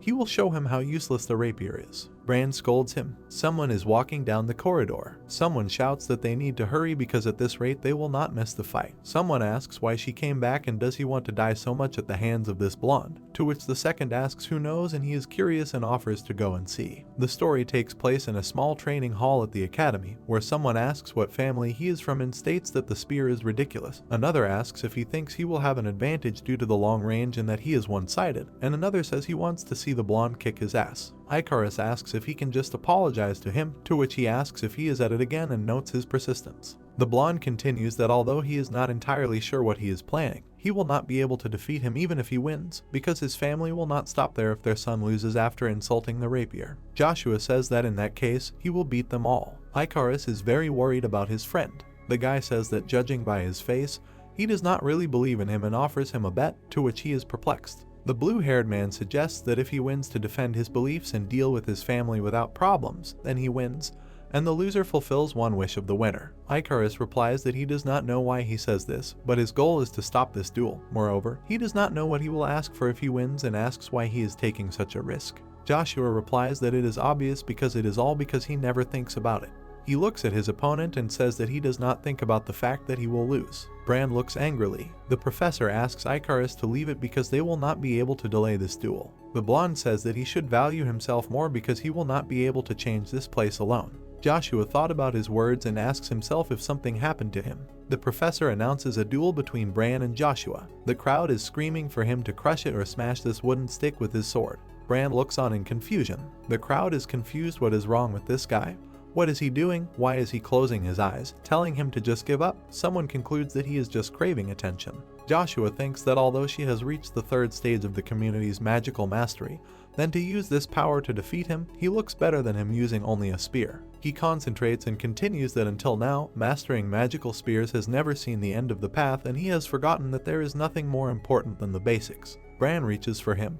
While he thinks that now the path he is used to, he feels that he can achieve more in this life, while he says that there is a limit to his arrogance and asks if he is trying to find an excuse for himself. Bran attacks, saying that he will not tolerate this. Joshua opens his eyes and says that this is great. He moves. His opponent's sword shatters into splinters. Bran, horrified, does not have time to react. Joshua looks at Bran, who is lying on the floor. All the members of the crowd stand in horror. The professor also lost his jaw. Ikaris looks at him in bewilderment. The girl says that as she thought, he is not going in the direction she wants and calls him by his real name. Ikaris is perplexed because she called him by another name. Joshua thinks that it was extreme speed that the enemy would never be able to foresee. This is a speed that exceeds all speed limits. Finally, he has mastered it.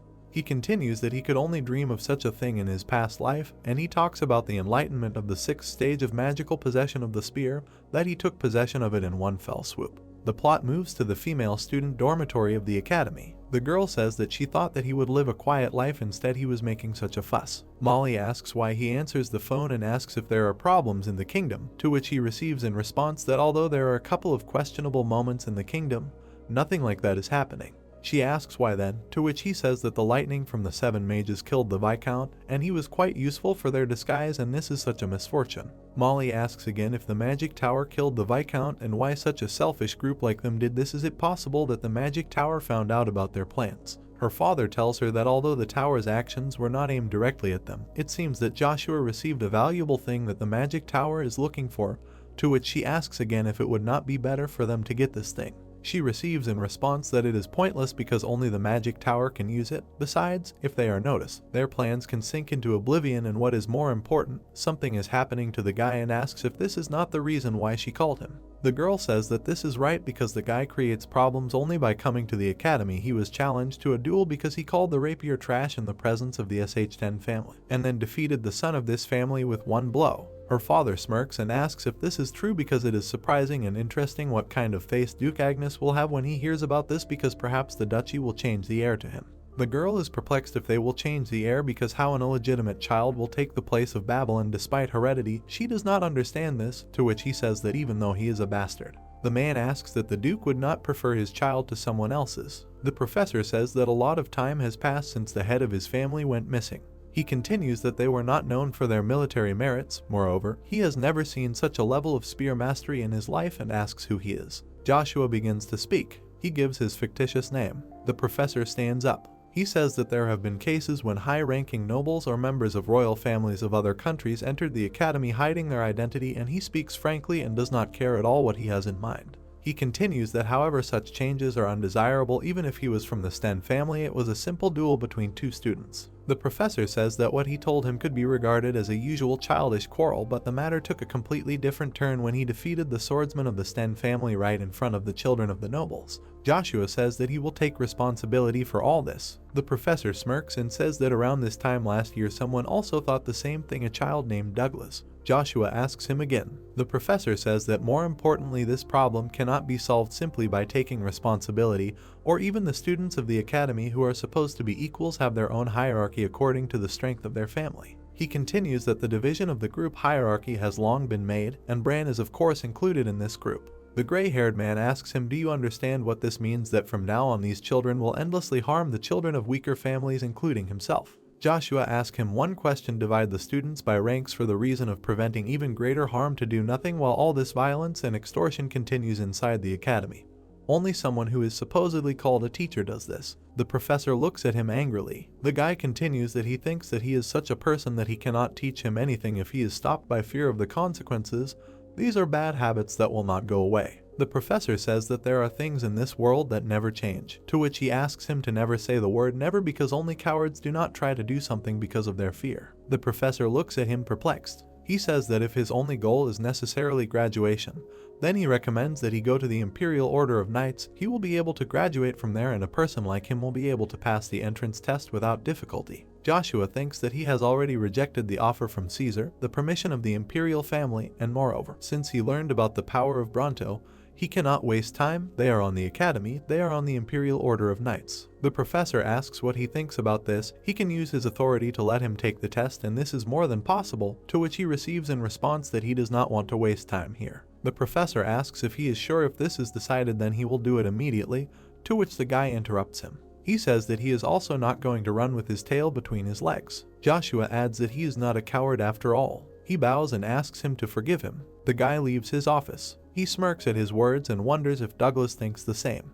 Joshua stands on the roof and thinks about the surroundings of the academy. The guy suggested that although he was going to leave the academy to fulfill his goal, he will have to leave only after he sorts all this out. Someone addresses him by name. Bran says that they need to talk to him personally about something and asks him to listen to him. The blue-haired man replies that they have nothing to talk about. The blonde bows and continues that he offers his deepest apologies. He says that he laughed at the spear as a weapon before he knew anything about it and thought about it and apologizes. Joshua looks on stunned and asks himself if this guy is one of those people who would have thought that he would forget about his family's pride because it was so unexpected. The blue-haired man replies that everything is fine and he was also wrong in belittling his opponent, to which the latter asks if he forgives him and thanks him, and he continues that there is nothing to thank or apologize for. The blonde asks that he could teach him anything. He squints and emphasizes his extreme speed. Joshua is taken aback. Rand says that although speed is defined as the shortest path from one point to another, it is not that simple because it is very difficult to achieve. During their duel he attacked unexpectedly and he definitely felt it before he lost consciousness. He continues that his attack was indirect, rather it felt like his body was twisted.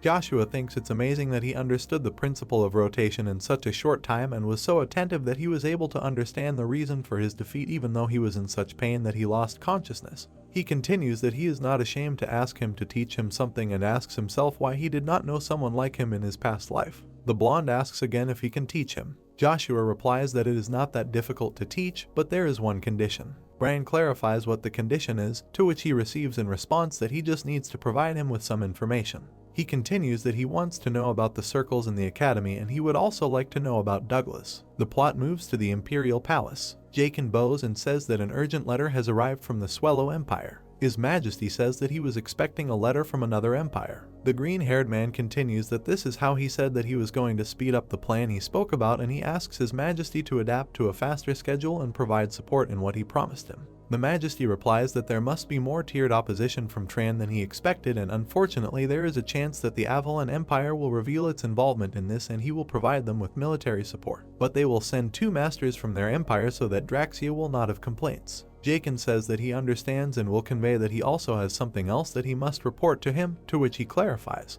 He says that as expected, Joshua entered the academy but hiding her identity, and moreover, although this is their rumor, it seems that he recently defeated Bran with one blow. The Majesty bursts into laughter and asks again if it is true that he defeated him with one blow, and says that it makes sense because even the pride of the empire named Babylon is no match for him. He says that he just thought of something interesting and says that he has a job. He is simply making sure that this child joins the Order of the Imperial Knights no matter what. If necessary, he will personally write him a letter of recommendation. Jaqen is perplexed by the fact that he is going to write it personally and thinks that despite the fact that the requirements for admission to the Imperial Knightly organs are very honest, the Emperor is ready to write him a letter of recommendation, and it seems that he is damn obsessed with attracting this boy to his side. Joshua continues to think about the circles of the academy. The guy continues that he thought that this was a social department or a child's game, but if what the blonde told him is true, then this is not the case because the children of powerful nobles have formed a force in the face of the circle as a result of accumulating power for the future. Joshua thinks that he is also needed to establish a connection with other children of the nobles. Controlling children is not a powerful option. They indiscriminately try to promote all children who belong to the circle. Even the professors have no choice but to turn a blind eye to this, and he understands his professor's concern a little. The guy gets out of bed with the thought that, however, as soon as a person succumbs to unfair reality, it will be pointless to expect change and only a new vicious circle will begin, and the biggest victim of the circle has already appeared if he decides to do so. He continues that most likely it will then be much easier to drag Icarus to his side, and he is interested in what a thorny path his friend will go through if Icarus is not with him. The blonde enters the room saying that he is already here. He asks what he is going to do, or there are rumors that the Brand family will soon send someone to the academy, to which the blue-haired man replies that he should not worry about it and that he has already resolved everything with an interested person. Icarus says that even if he resolved everything with the guy himself, there is no guarantee that the family itself will not join in because he ridiculed their main weapon and most likely they will do something to restore their reputation. The guy continues that, moreover, the academy circle will deal with him even earlier. Joshua replies that it doesn't matter, he has a way to solve both problems he mentioned at once. Icarus wonders what kind of way it is, to which he responds that everything is too simple. Joshua explains that he just needs to demonstrate enough strength to make anyone obey him. Icarus thinks that he would like to tell him that it is impossible, but with the strength he showed in the duel, such a possibility exists. The blue-haired man asks if he remembers their bet. He takes him by the shoulders and says that he has a desire. Joshua says that he wants it. Icarus is embarrassed and asks again. The guy says that he knows what he is capable of and asks if he could use his skills only for him. The blonde breaks away, saying that if they really let him do what he is talking about, he will think about it. Icarus runs out of the room. The door slams shut with a bang. Joshua says that he should become closer to him thanks to this, right? A beaten Cain tries to stand. He says that it is still impossible. Agnes asks if he really thinks that he can protect his lord with such skills. He continues that on the contrary, he hopes that he will not interfere with him. The knight replies that he must become stronger so that this will not happen. Agnes easily dodges with a question about the reason for such a desperate desire to become stronger that he even changed his main weapon. Cain replies that because he promised him that he would make it so that he will not worship anyone but him and he believes in his lord's promise. He strikes with a cry that he will become stronger to protect his lord. Agnes says that he praises his will. With one blow, he throws him back. The guy hits the wall upside down. The Duke gives the order to heal him, to which the healer agrees. Agnes wonders if he will make it so that he will not have to bow to anyone else, and was in such a short time he has already acquired someone so devoted. He thinks about Joshua and finds it interesting. Baldy notes that he has been here all this time. Charles states that he has received information that the Empire will begin to progress with a certain matter, to which he asks who the source is. He replies that the source is the Sten family and adds that he can find out the details from the letter. Agnes takes the piece of paper. He reads it aggressively and says that it has finally begun. The plot moves to this fellow empire where the great nation owns the same amount of land on the continent as the Avalon Empire, and due to the fact that their territories are mostly vast plains, they have become the greatest on the continent in the art of horsemanship. And the voiceover continues that the Empire faced one problem, and this problem was the independence of the Principality of Tran. And in the capital of the Empire, in the Imperial Palace of Svenju, the knight says that they need to make a quick decision. People say that the Duke is on his way, and if he does not continue his personal dishes for the neighboring kingdoms, there is a huge chance that the situation will tilt in their favor, and the Principality has always been subject to them and they have no need to show consciousness towards them. The Duke continues that His Majesty only needs to say one word and he is sure that he will grind to dust their millions of forces that will stand in his way, even if he has to fight against the so-called Titan of the 9 stars, named Agnes or the Knight Chrysler. Stream says that the Duke must have forgotten that the man who is now gone and His Excellency Lucifer is also part of the 9 stars of their empire. He continues that the most important thing is that they cannot simply forget about the neighboring nations because their power is too great for them. The knight asks how he can compare them to those wolves, to which Gandar replies that he does not understand anything. The emperor commands them to shut up, for he knows more about their magnificence than anyone. He asks how he can be so sure that he will win even if he is stronger, for if he loses, it will be a problem not only for himself. Henry says that everyone in the empire will be at a loss, which will create an even greater danger for the nation. The Duke replies that he is not thinking clearly. Henry replies that he would like to hear Gandar's thoughts on this matter, to which the old man agrees. He says that the longer the Avalon and Hubalt empires do nothing, the longer the other kingdoms will be unable to make their move, and the most they can do is express their displeasure, but they can ignore such things. He clarifies about the Hubalt Empire, in which the elections for the next pope are currently being held, so they will not be able to pay attention to anything else now, and thanks to this, they can pay attention to Tran. But there is one problem. Henry says that the problem in the Avalon Empire is as expected and the problem is appearing one after another. He stands up and says that in any case, no definite actions have come from the city yet. He continues that any reckless actions are prohibited, but asks to prepare troops to advance to the battlefield at any time.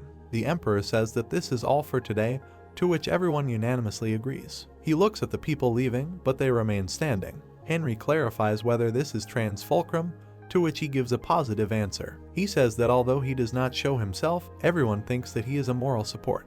He says about Travis, he is a knight of outstanding standing. Henry goes and asks if it is wrong to wish for the happiness of the citizens in peace. Marco says that happiness and peace can only be with the strongest. The Majesty grins that he needs strength to protect his happiness. The blonde looks out the window. Douglas is unhappy about something. Joshua smiles nervously. The guy thinks that first there was Icarus and now he. The purple-haired man urges him to stay away from the circle, for if he gets in their way, his life and even his family will be in danger. He says this for his own safety and insists that he listen to him this time. Joshua asks if he is afraid, to which Douglas is confused. The guy continues asking if he is afraid that the same thing will happen to him as his brother, to which Douglas asks how he knows. Joshua says that he can run if he is afraid, no one will say a word to him, but if he keeps running, he will eventually lose himself. He whispers in his ear if he wants to run for the rest of his life. Douglas thinks about it. He asks him what he knows. Douglas shouts that the circle is led by James, one of the 12 families. They are an impenetrable wall for less powerful families like theirs. Joshua smiles, realizing that their leader James is very convenient for him and thanks him for the information. Douglas doesn't understand what's going on. The purple-haired man looks at the door angrily. He is confused by the fact that he is comfortable. A bunch of people are standing outside the window. The students are listening to something in horror. Rachel says that he is too carefree and their marquis must be worried that he is like this on a permanent basis, although he must not have enough time to even worry about his son, so he is busy fighting with another family. Noah replies that his family affairs and life are different until the evening. He just wants to enjoy the moment. If he stresses out over every little thing as a channel, he will only get angry, to which she wonders if this is all he can say. James urges them to stop, because now is not the time to quarrel among themselves. He says that he heard that a member of the SH10 family lost to someone named Joshua without a chance. Rachel says she can believe it because is it really serious? If it is true, then I wonder what kind of child it is, to which Noah asks if she will write down another one in her future husband and receives in response that she should first see what he looks like. James says that there is no time to joke. Besides, that person whose name is Joshua cannot be taken lightly. To which Noah asks what is with him, is he worried about your ordinary family, and Rachel adds that it is really very unlike him. He says that this guy also beat him up. Noah asks who he is anyway because he heard that he is also in a special relationship with the 4th prince, and the green-haired one clarifies whether he can be a member of the royal family. She offers to try to recruit him, asking if it is impossible to use this to your advantage. James gets angry and asks again what she is talking about. Noah says he agrees with her. He would have a good relationship with Bran just because he is part of the Sten family, and asks if the situation hasn't changed. Wouldn't this person be more useful to them because he doesn't think they should care about Bran, who has dishonored his family's name. James gives positive answers because even ignoring families, they must have forgotten how to take Bran cares about him. He continues that you can't watch this Joshua walking around here, and he will make him realize who he has gotten in the way of and send him straight to his brother Douglas. Joshua exhales. He thinks that the headmaster of the academy called him to her and asked, probably because of the incident with the duel, and you understand that the quiet money in the academy has disappeared out the window. He enters the office. He gives his fictitious name and says that he summoned him. The man in the mask says his real name and says that by order of His Majesty the Emperor he came to give him a message. The guy opens the box. Inside is a ring. Agnes puts it on the table and says that he has something for him. He continues that he once helped the master of the magic tower and he gave him this ring as a reward. Joshua asks if he should change his plan a little. The man in the cloak says that I order the Majesty of the Emperor. He came to give him a message. The guy asks if this is the Emperor's order and who he is. He replies that he is a member of an intelligence organization directly subordinate to the Emperor called Black Wind. Joshua thinks that Black Wind is an elite squad that obeys only the Emperor without hesitation, capable of dying for him. This is the rank in which his old group, nicknamed the King of Assassins, was. He conveys the words of the Emperor, something of a proposal from the 4th prince, and wants to submit only to his will or not. The man continues that he was then ordered to join the Order of the Imperial Knights tomorrow. If necessary, he will even write him a letter of recommendation, but if he still refuses, he will go to extremes and raise issues of his enrollment in the academy, which will cause him to be expelled so that he can join the order, and this is the final decision. He ends by saying that his order is absolute and he should visit the Imperial Palace as soon as possible and he will deal with the academy. The greenery sways on the ceiling. Joshua says that he heard that the Emperor is quite an energetic person, and now that he has experienced it himself, he can say that he expected something a little different, that he will hire vocal people from him. The guy walks down the corridor. Someone is preparing to hit another with a fist. He hits the blonde. The blonde falls to the ground. The man lifts Icarus by the hair, saying that he should get up because he is not finished with him yet.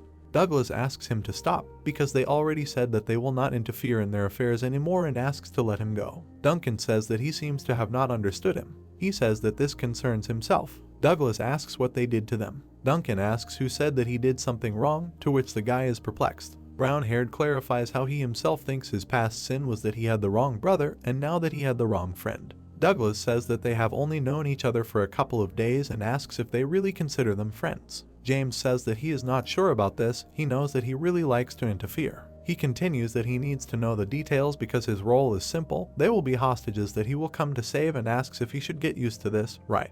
The purple-haired man bites his lip while he continues that he just needs to do the same as with his brother. He remembers how his brother told him that even though they have different mothers, they are still brothers and he can tell him about his problems. His brother is thrown to the floor. The man says that he needs to know his place and be grateful that the place is destroying his family. James continues that he will only kick him out of here even though she will not be able to walk anymore, and Douglas says that he advises him to keep quiet. The guy also remembers how Joshua asked him if he wants to run away from all this for the rest of his days. Douglas is angry. He wants to hit him, saying that he will not achieve his goal anymore. Duncan hits him in the face, asking who he is raising his voice at. James adds that if this Joshua does something, he should not say what he will do to all their families, right? Icarus says that this is pathetic. The blonde continues that taking hostages is all they are capable of as nobles. When they can defeat one person, it means that they have no dignity. Duncan asks how some commoner like him dares to say such things. James walks up to him. He glares at him from above. The boy remarks that this is funny. He kicks him in the head. The offended child says that this world is built on the survival of the strongest and its only goal is to trample others, and it is obvious that the weak will be prey for the strong. The students watch in horror as James continues that none of this would have happened if they had just silently eaten their scraps. He says that all this is only happening because trash like them is trying to change this and asks how he, a noble, reacts to this. Douglas asks him to stop, because then Icarus will die, to which Douglas asks what he thinks his friend will say when he sees this. Someone calls James by name. Joshua walks up and says that he broke their promises and decided to do this. The boy states that he will regret it. James asks if he thinks this is even close to what he did. The blue-haired man replies that he laid hands on his friends. It is much more serious, easier than he thinks. Douglas wonders if they are friends. Joshua says that he will now bring his punishment for this. James orders him to stop right now and asks if he doesn't care about him because he can not only have their family, but also dump all this on him and expel him from the academy. Joshua watches silently. The blue-haired man grins and continues that apparently he finally understood the situation, asking what the son of a fallen family can do. Rachel asks if it is him and notes that he is better than she imagined, to which Noah asks what is so special about him. Only bravado. He asks what that idiot said, that laying hands on his friends is a grave sin and that they will be punished. He continues to ask if he really thinks he can stand up to all the families present here, or if he is so stupid that he does not understand what he is talking about, because even if so, he really thinks that someone not of royal blood, not even from the 5 ducal families, is capable of such a thing. Rachel adds that 3 of the 12 families are gathered here. Even the children of the 5 ducal families cannot do anything here, and asks if anyone is from the Duke's family, Agnes or Tremblin. James notes that it does not matter who he is because he is here to put an end to everything right now, but first asks permission to ask him one question. He says that he knows what the ring is, so why did he return it to him, because he could have used it. Joshua says that he does not act as dirty as he does. James says that it is supposed to be like that and he would be upset if he changed his attitude, although someone of such a low class should not know, and asks to be allowed to teach him a lesson. He says that this ring is more amazing than he thinks if he pours a certain amount of mana into it. James turns into a knight and continues that he will be able to obtain power superior to Macer, which is more than enough to defeat him. The knight prepares to attack. He says that here, where the power of his family decides everything, he is not able to do anything on his own, and he will show him how stupid he was. Noah says that they also have these ranked rings, but James always looks so showy and asks if he can ask his father to buy him a better one. Rachel replies that he can only dream and asks if he thinks his father will really buy him a new ring that costs a fortune, provided that his is in perfect condition, to which he asks if it is really that expensive. The girl continues by saying that in any case it is such a pity, because this guy is exactly her type. It would be great if James did not notice him first. The knight says that with her nature, she would get bored with him the next day, especially every time he sees this guy. He plunges the sword next to Icarus. The blue-haired guy continues that he reminds him of that idiot who rebelled against them to change this place, and that in the end. He continues that he remained chained to the bed for the rest of his days and the same awaits him. Joshua calmly walks towards him. The sword cuts the floor next to the blonde's face. The knight says that he told him not to come near and asks if he is really ready to sacrifice his family because of these degenerates. Joshua asks if it was him who said that. He says that in this place, nothing depends on the strength of your family and shows him the ring. James is perplexed where he got something like that. The blue-haired man says that he will also show him the power that he is so proud of, to which he clarifies if it can really be that very ring.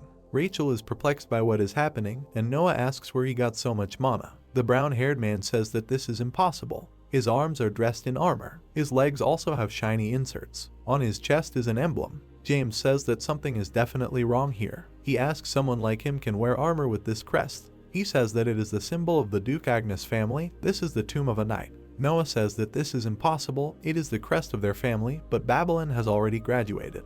He understands that this is a child and rumors that he became a mana user at the age of 9. Joshua asks if he was the one who said that in this academy everything depends on the strength of your family. He continues that his real name is Joshua and asks how high his place is now. James trembles with fear and asks if this is true. Rachel says that there must have been a misunderstanding because if they knew in advance that the young lord was someone from the Agnes family. The blue-haired man orders her to shut up because he is not asking her. He shouts that if they really think that he will forgive them all who consider the lives of other trash, she is still for her family, and then throws them into the depths of despair without blinking an eye. Noah says that he must wait because they are not the successors of the 12 families. He asks if he wants to become an enemy of all these families. Joshua clarifies if he remembered his name correctly and says that he wants to ask him a question if he wants to make the Duke's family his enemy. Noah thinks that at the moment when his family is busy with another family, if they are enemies with the Duke's family, then he risks not only losing his place as successor, but also putting the family in danger. Joshua continues that the only ones he needs are those who laid hands on his friends, and all those not involved should leave while he gives them a chance. The students were horrified at once. The man says that if you think about it, he had a task that needed to be completed, to which the brown-haired man asks if he wants to betray him. The students run away screaming that they have things to do, their parents are coming to visit them today, and someone asks him to wait because he also has things to do. James orders this one to come back because I really don't think they'll get away with betrayal that easily and swears that it won't cost him anything.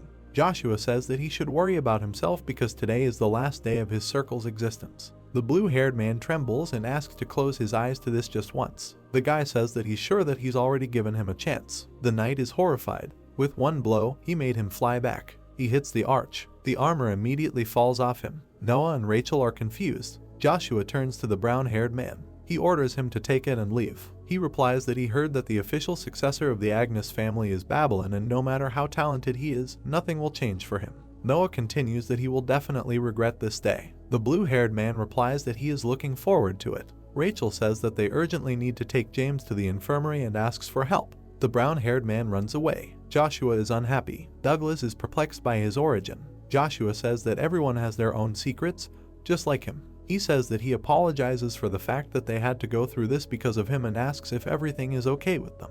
Icarus replies that everything is fine with them, to which he asks that he is not surprised that he is from the Agnes family, is he? Icarus says that he thought from the very beginning that it was strange because why would someone from a fallen family enter the academy, and the imperial family did not even lay eyes on someone from a fallen family, and asks why come here to attract attention. Joshua asks what if he came here for personal connections like a circle, to which he replies that this is even more unlikely or the children here will not pay attention to someone from the destruction of the family, and asks if this is not clear. Icarus continues that the most important thing in this case, everything was quite clear, he may not know this, but out of 1,000 students at this academy, he was the only one from a fallen family, and based on the past, we can say that 10 out of 10 such people hid their identity. Joshua says that he did not know this and thinks that everything happened exactly as he expected. Only having the ability to express your opinion, even knowing the status of another person, anyone can call themselves a first-class strategist. Joshua smiles. Icarus asks why he is looking at him like that. The guy continues that he has very beautiful eyes. The blonde was taken aback. The plot is the transition to the Principality of Train, a small country under the yoke of the Swallow Empire for quite a long time, where the king, who devoted his entire life to the liberation of the city, sadly died at the age of 72. The girl is crying. Someone puts a hand on her shoulder. He says that it is time for them to let him go. She looks one last time. The boat sails away. The girl looks at him in grief. He shoots his bow. The man remembers how he told him that he was sorry there was still a lot of unfinished business, and he was the only one here cooling off, to which the second asks him not to say that. The king says that he entrusts his daughter and the empire to him, and the fate of the empire now lies in his hands. Travis prepares to fire. He thinks that he will ensure the independence of the city no matter what it takes, and the city can sleep peacefully. The arrow is ignited. He makes an aimed shot at the boat. The flowers around the king are burned. The heirs watch the king's last moment. The girl says that according to her father's will, she leaves the city to him. Travis replies that he will dedicate his whole life to this country. He thinks that now that the king is dead, he no longer has the right to delay.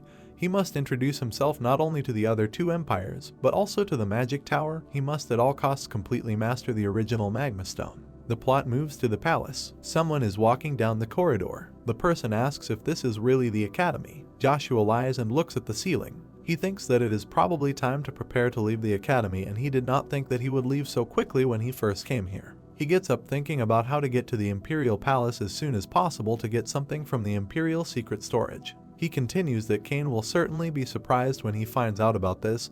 He must be training with the Duke now anyway. Someone stands next to him. Joshua asks who he is, to which he notes that he forgot to introduce himself. He says that he is a member of the magical tower of the 7 magicians of the Lightning Master Jack. He came to return Bronto, which he stole from the Dark Forest. Of course, he will spare him if he obediently gives it to him. Joshua watches silently. He says that he does not think this place is suitable for such conversations and offers to change the location. Jack notes that he is smarter than he thought and offers to lead him. They move further away from the academy. Jack follows Joshua. The man is perplexed how far he is going to go, because this is more than enough. The blue-haired man asks if he really thinks so, to which he clarifies what it means. Joshua replies that he thinks that since they have gone far enough here, no one will stop them, and it was naive to think that we would just give him the primordial stone. Jack asks if he lured him here, to which the guy says that it will be a one-on-one battle. The guy continues that he is sure that he will lose to some mage. He uses an aura explosion. The blue-haired man exhales tiredly. Jack grins and says that he praises his skills and that he must be the strongest of his generation.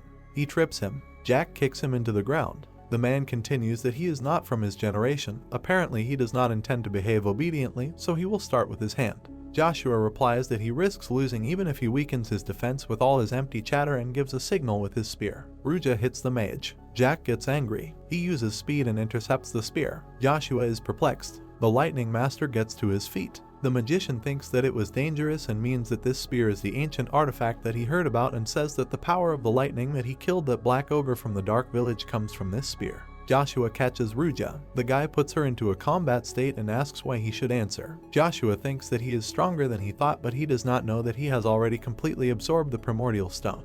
The magician replies that since he does not want to talk himself, he has no choice and they will do everything the old-fashioned way. Joshua continues that it seems that he misunderstood him, because did he really think that he would say at least a word to him because it is better to die? Jack replies that the only thing someone does not understand is him, because we are talking about mental magic and mind control. The man is behind him in an instant. Jack uses the lightning blade. Joshua thinks that how can he use 4th class magic just by saying words? The magician says that he should not worry because he will not kill him since mental magic is most effective in terrible pain and he will leave him dying. The magician uses a lightning spear. Joshua continues that he will not kill him and anyone who gets hit by such an attack will drop their skates. The blow hits the ground. The guy stretched his hand forward and created a magical flash. Then he said that he hopes that now he will become more humble. He turned around with a smile. The guy again threw an electrified stump and shouted that it was not bad. Joshua swung his weapon and thanked him for the compliment. The guy shouted with a smile that enough of these cheap tricks already, let him show something worthwhile. The protagonist dodged. The opponent swung with a cry that this is all he can do. The hero tightly clutched his spear. He lunged towards the enemy. A thought flashed through his mind that he needed to show tension, but keep his cool, and move as simply as possible. The spear struck Jack. A thought flashed through the guy's mind that he had very good mana control, such density. Jack dodged the hero's blow. A moment later, Joshua swung his weapon and a bright magical flash formed. Deep potholes appeared in the ground. The guy flew back from the explosion and shouted that he had quite a few moves for a brat. Joshua jumped up to strike and shouted that he did not want to hear this from a mage. A huge spear cut through the air. Bright sparks emanated from Jack, which knocked Joshua off his feet. The protagonist landed on his knee and glared at the guy. Jack smirked and shouted that he was a damn cockroach and offered to find out how long he could hold out. The hero ran from the endless sparks emanating from Jack. The opponent created long cracks in the ground. Joshua diligently ran away from the flashes and thought that he couldn't do this anymore. He needed to somehow close the distance. The hero stopped in front of Jack, who said that he had heard that there was nothing more shameful than losing to a mage in close combat.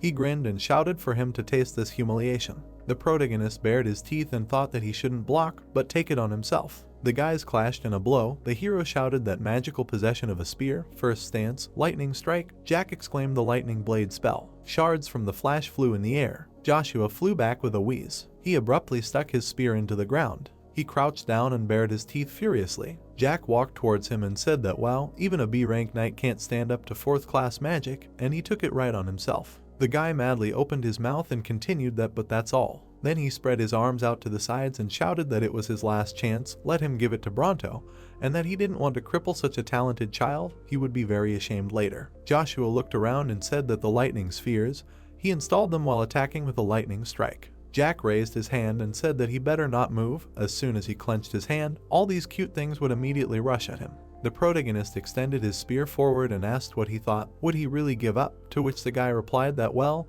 then nothing can be done. What a shame. Jack abruptly clenched his hand into a fist. Spheres began to explode around the hero and he screamed. Then he continued that magical possession of the spear, second stage, second stance, furious storm. A huge hurricane appeared in front of Jack. He frowned and shouted that he continued to surprise him, and that this time he really intended to kill him. Jack stood in front of the cliff. The protagonist's body was shaking and the voice asked what even resisted this. Joshua turned to the sphere behind him. The electric spheres were about to explode. The hero's mouth widened. Jack looked down on him and said that until the enemy was destroyed, the spheres would not disappear, and what a ridiculous expression, this was his limit. Then he raised his hand and shouted that if so, he was a little disappointed because the fun had finally begun. A sphere formed in his hand and he continued to show him his genius skills once more. Joshua frowned in fear. Stone boulders were swirling above his head under Jack's direction.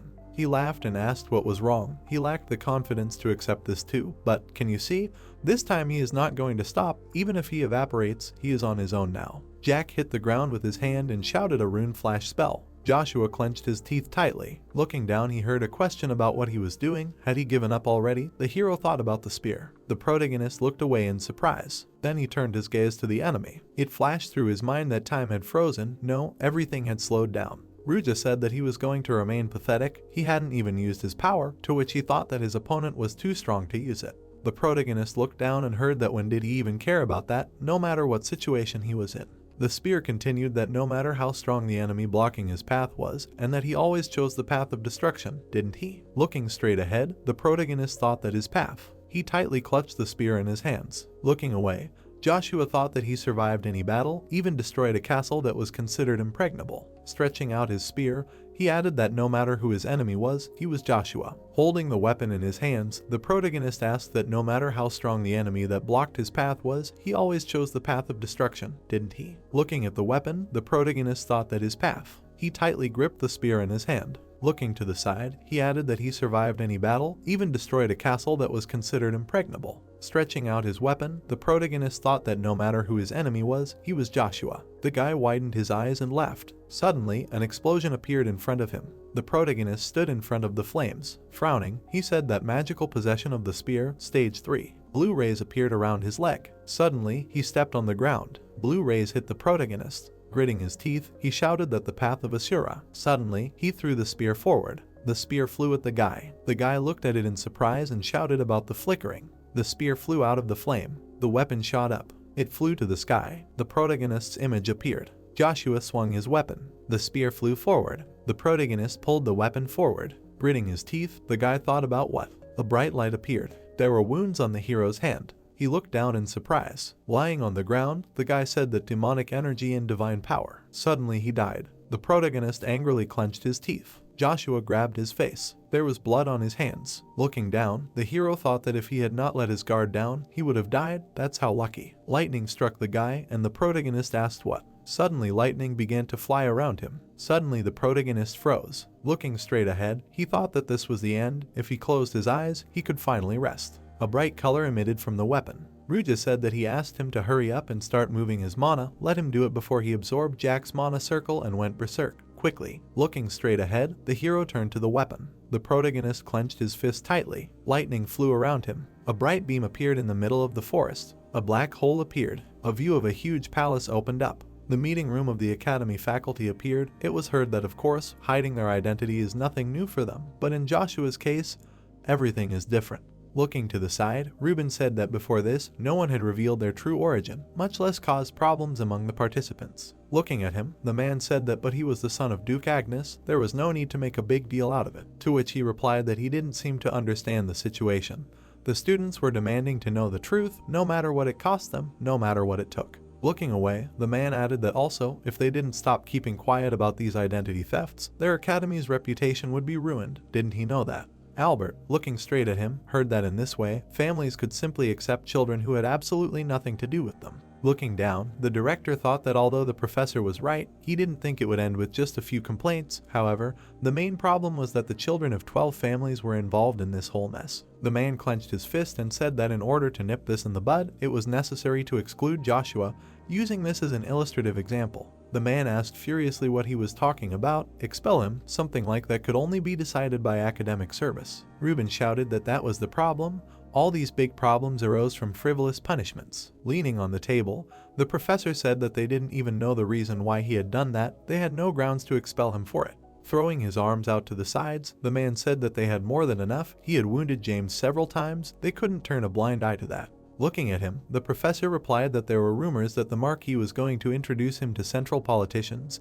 Had power really clouded his mind so much that he had decided to sacrifice a child? Throwing his arms out to the sides, he added that they all agreed with the professor. No one wanted to say anything. The men looked away. Gritting his teeth, he looked at them. Grinning, Ruben thought that now it would be easier to stand on his feet. It seemed that a promotion was not far away. Looking at the director, the professor asked that he also had nothing to say, even taking into account the concealment of identity. No academy on the continent would expel a student without at least hearing the student himself and learning about the circumstances under which he did so. Frowning, the man said that moreover, Joshua should be rewarded for stopping the evil activities of the Araxia Circle, as well as their complete dissolution. Even they, the professors, could not achieve this. Raising his hand, Ruben shouted that what evil are we talking about? He only speaks of what he can take responsibility for. This remark disgraces not only them, the professors, but the academy itself. The professor furiously said that he would be ashamed of himself. Looking to the side, he added that the same applies to them, and they cannot utter a word because of the power that has eclipsed their views, or fear from the same power, and because of their actions with them, the students they teach suffer. How much longer are they going to remain silent? The man said angrily that they were professors and they had no right to behave like that. Ruben shouted that he should stop. He did not want to listen to his crazy remarks anymore. He was heard to agree completely. Looking away, the professor asked in surprise. Walking straight, the man said that he completely agreed with what he said. The headmaster looked in surprise and said that the men walking straight, it was heard that Count Joe and Duke Agnes. Looking straight, the men heard what they were doing there and Count Joe too. Smirking, Joe said that he could not ignore such a mess. Standing at the door, the Duke said that if his child had made a mistake, shouldn't he, as his father, come in person, to which the headmaster replied that he did not need to be so formal. Agnes smirked and said that he had to be, especially at this meeting. Wasn't this a sacred place of learning, where the children who would lead their country in the future were educated? Looking at the professors, the man said that this meeting was especially about deciding what his son's punishment would be, to which Ruben asked what punishment? Looking straight at him, Joe said that hiding your identity was indeed wrong, no matter what the reasons were. Frowning, he asked that he didn't think so. Ruben looked confused and said that it was. Smiling, the Duke said that was enough, to which he asked what and what about him. He was just asking. They were surprised to hear that the real reason he was there was to hide the fact of his fake identity. The professors looked surprised. The headmaster, frightened, said that he asked him to watch his language, asked how he could say such a thing.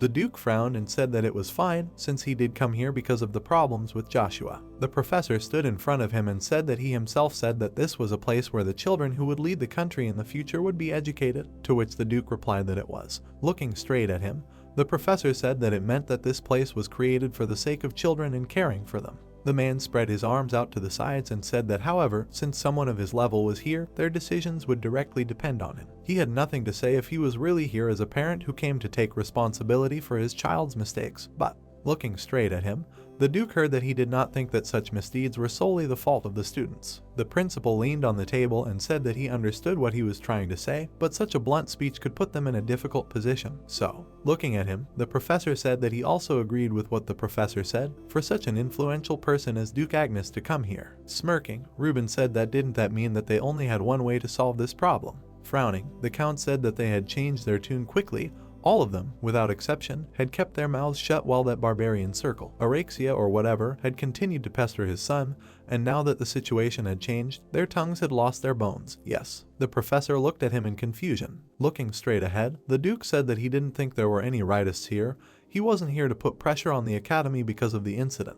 The director asked in surprise, then why was he here? Looking at him, the man replied that he had been told that his son had insulted the honor of the Sten family, so he had come here to ask the Count for forgiveness. Looking away, he added that however, he had been told that he had already left for the academy, which made him think that Joshua would get into a lot of trouble because of Joe's temper, so he had hurried to come here. The man frowned and said that he would let him clarify one thing. He had not forgiven his son. If he could not personally prove what he had said with his own abilities, then there would be no good end in sight. Grinning, Agnes said that he was sure he would be surprised to meet him in person, to which Joe replied that since he had come so far, he was looking forward to it. Turning his head to the professors, the man said that more importantly, he was here to tell them that the problem of special admissions had turned out to be a really serious problem this time, affecting the entire academy. Looking straight ahead, the Duke said that he would make sure that Joshua received an appropriate punishment, perhaps even being expelled. The professor and the director looked at him in surprise. The protagonist was lying on the ground. His eyes were closed. Suddenly he wheezed. The protagonist began to get up. Looking straight ahead, he called the name Jack. Frowning, Joshua thought that he would never have thought that he could defeat him with such a small body. If he met him on the battlefield, he would have turned out to be an enemy more terrible than the master. Suddenly, he felt pain. The protagonist fell to the ground. Gritting his teeth, he said, "Damn, why does it hurt so much?" Looking forward, the protagonist heard that he should stop whining and get it together already, to which he asked again. Looking at his hands, the hero heard that and how it feels. He has grown, to which he replied that now that he said it, he feels as if his hands have become bigger. Joshua angrily asked what this is the growth ability he spoke of, to which he was told that it is exactly so. Although he himself did not expect this, it seems that the growth of another power of the primordial stone, gluttony, has been accelerated.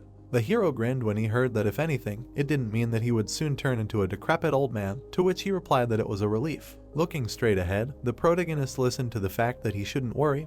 The growth force only stimulates growth to the optimal point for the owner's body, to which he asked what. The hero looked surprised when he heard that such a thing was even possible. 5 years. In 5 years his body would be fully developed. From now on he would have to pay special attention to balancing his body, which had grown so much in such a short period of time. A purple lightning appeared, and the spear added that there was something else he should know. The spear appeared in front of the protagonist. He said that this was just a guess, but it seemed. Bronto woke up, absorbing the power that had lost its owner. Looking at him, the hero heard that he was sure that his sudden growth was related to this, to which he asked that so that pearl was stuck right there. Ruja said that yes, he could call it crystallized Bronto. In general, it is considered almost impossible for the original stone, which is a thing of the gods, to be stored in an ordinary human body. Then he added that well, thanks to this, his curse, which is removed only by reaching the level called a master among them, can thank him. Looking to the side, the protagonist thought that the curse, the demonic and divine forces that were supposed to collide and harm him, and then asked that so he took care of it.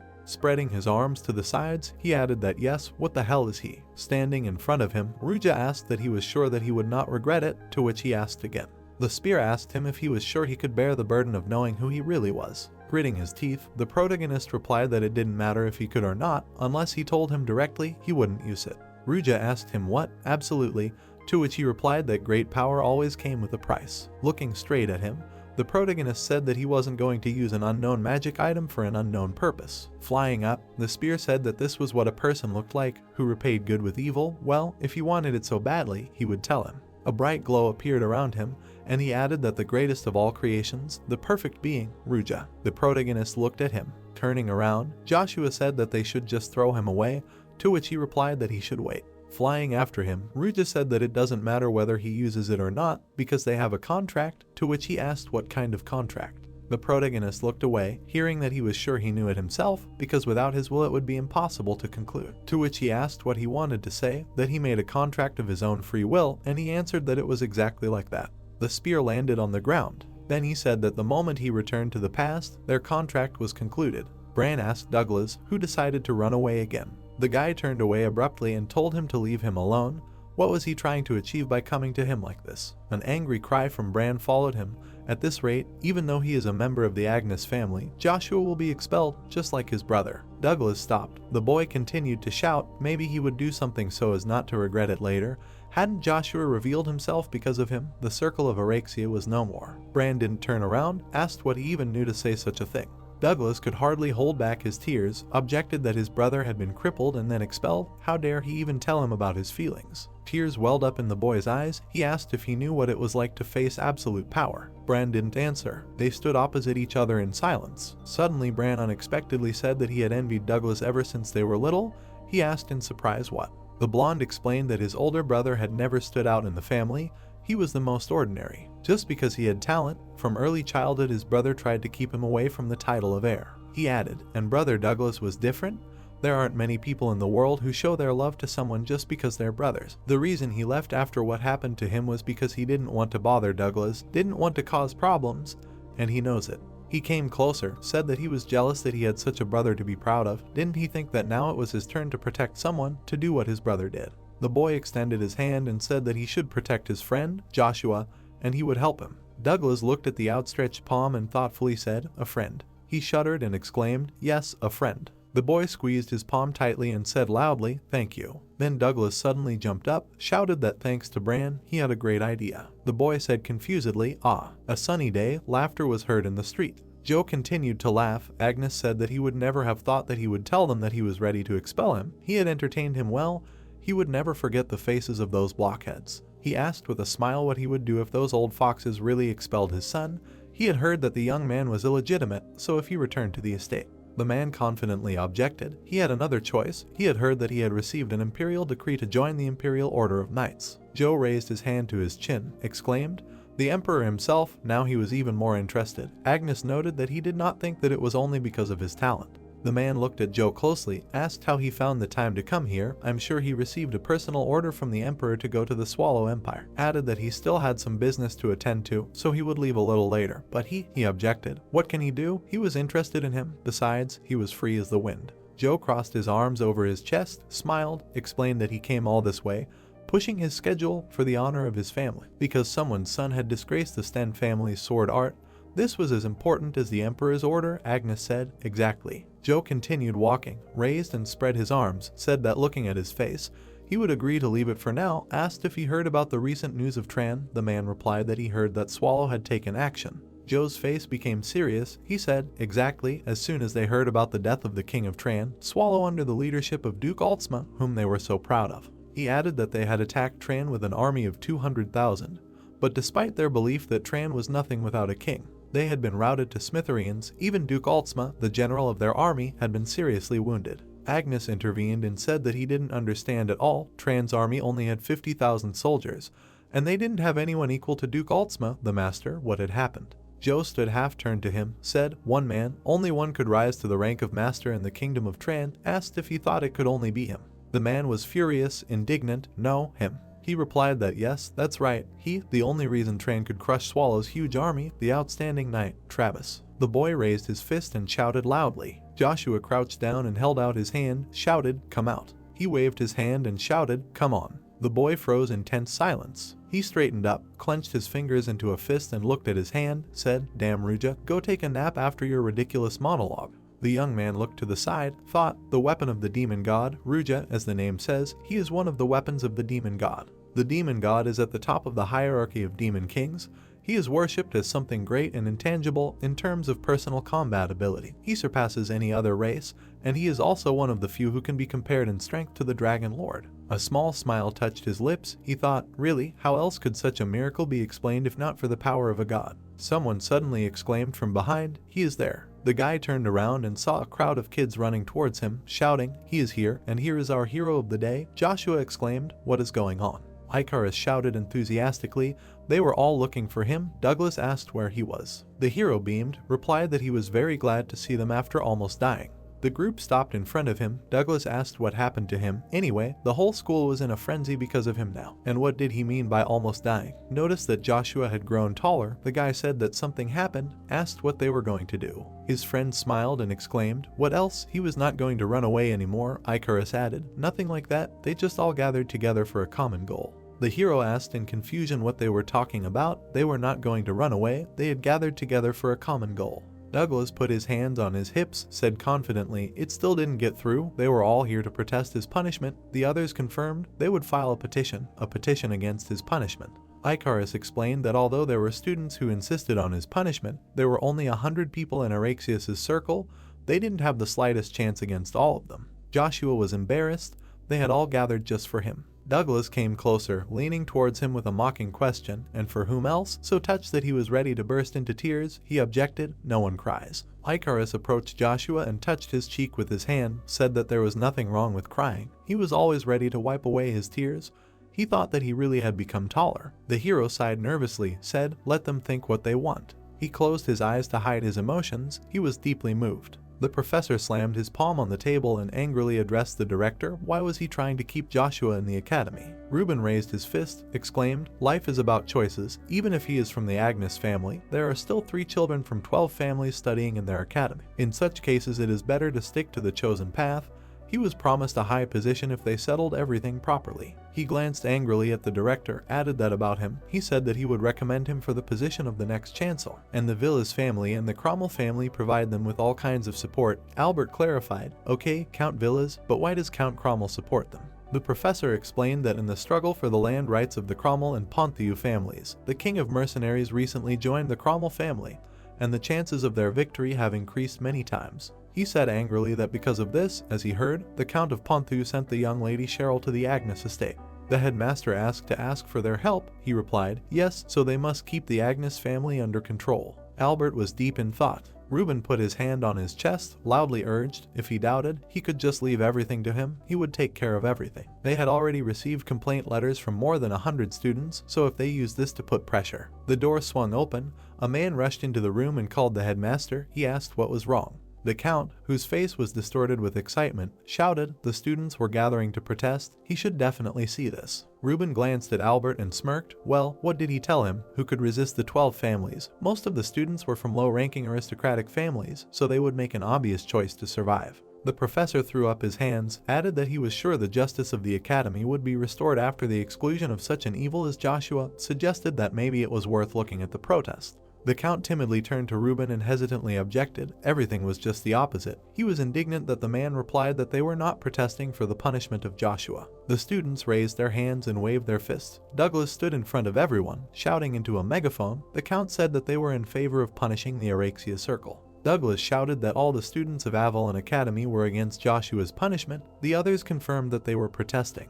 The crowd near the academy walls was noisy, shouting the demand to disband the Erexia Circle. Rachel looked out the window and said that she would have destroyed them all if only she knew how to use magic. Noah looked back at the professors and asked what they were going to do with this mess. Reuben asked him not to worry, they would calm them down in a moment. 2 more people approached them. The man asked the professor if it was too late to flutter. It was all over now. One way or another, Erexia would be disbanded. It turned out to be Joshua and the honorable gentleman. He added that, besides, they would not be able to escape responsibility for this matter. Reuben became furious, shouted, responsibility, what nonsense he was talking, since when did they have the right to disband Erexia? The man angrily objected. One of the students had lost any future because of this circle, and it was only because they did not perceive them as a problem. The Baron, turning to Cain, said in response that he lacked evidence for such statements. Was he not ashamed of himself as a professor? He pressed his palm to his chest and hotly objected that he was a witness. He knew perfectly well that the same thing happened to Sid, whose future they destroyed.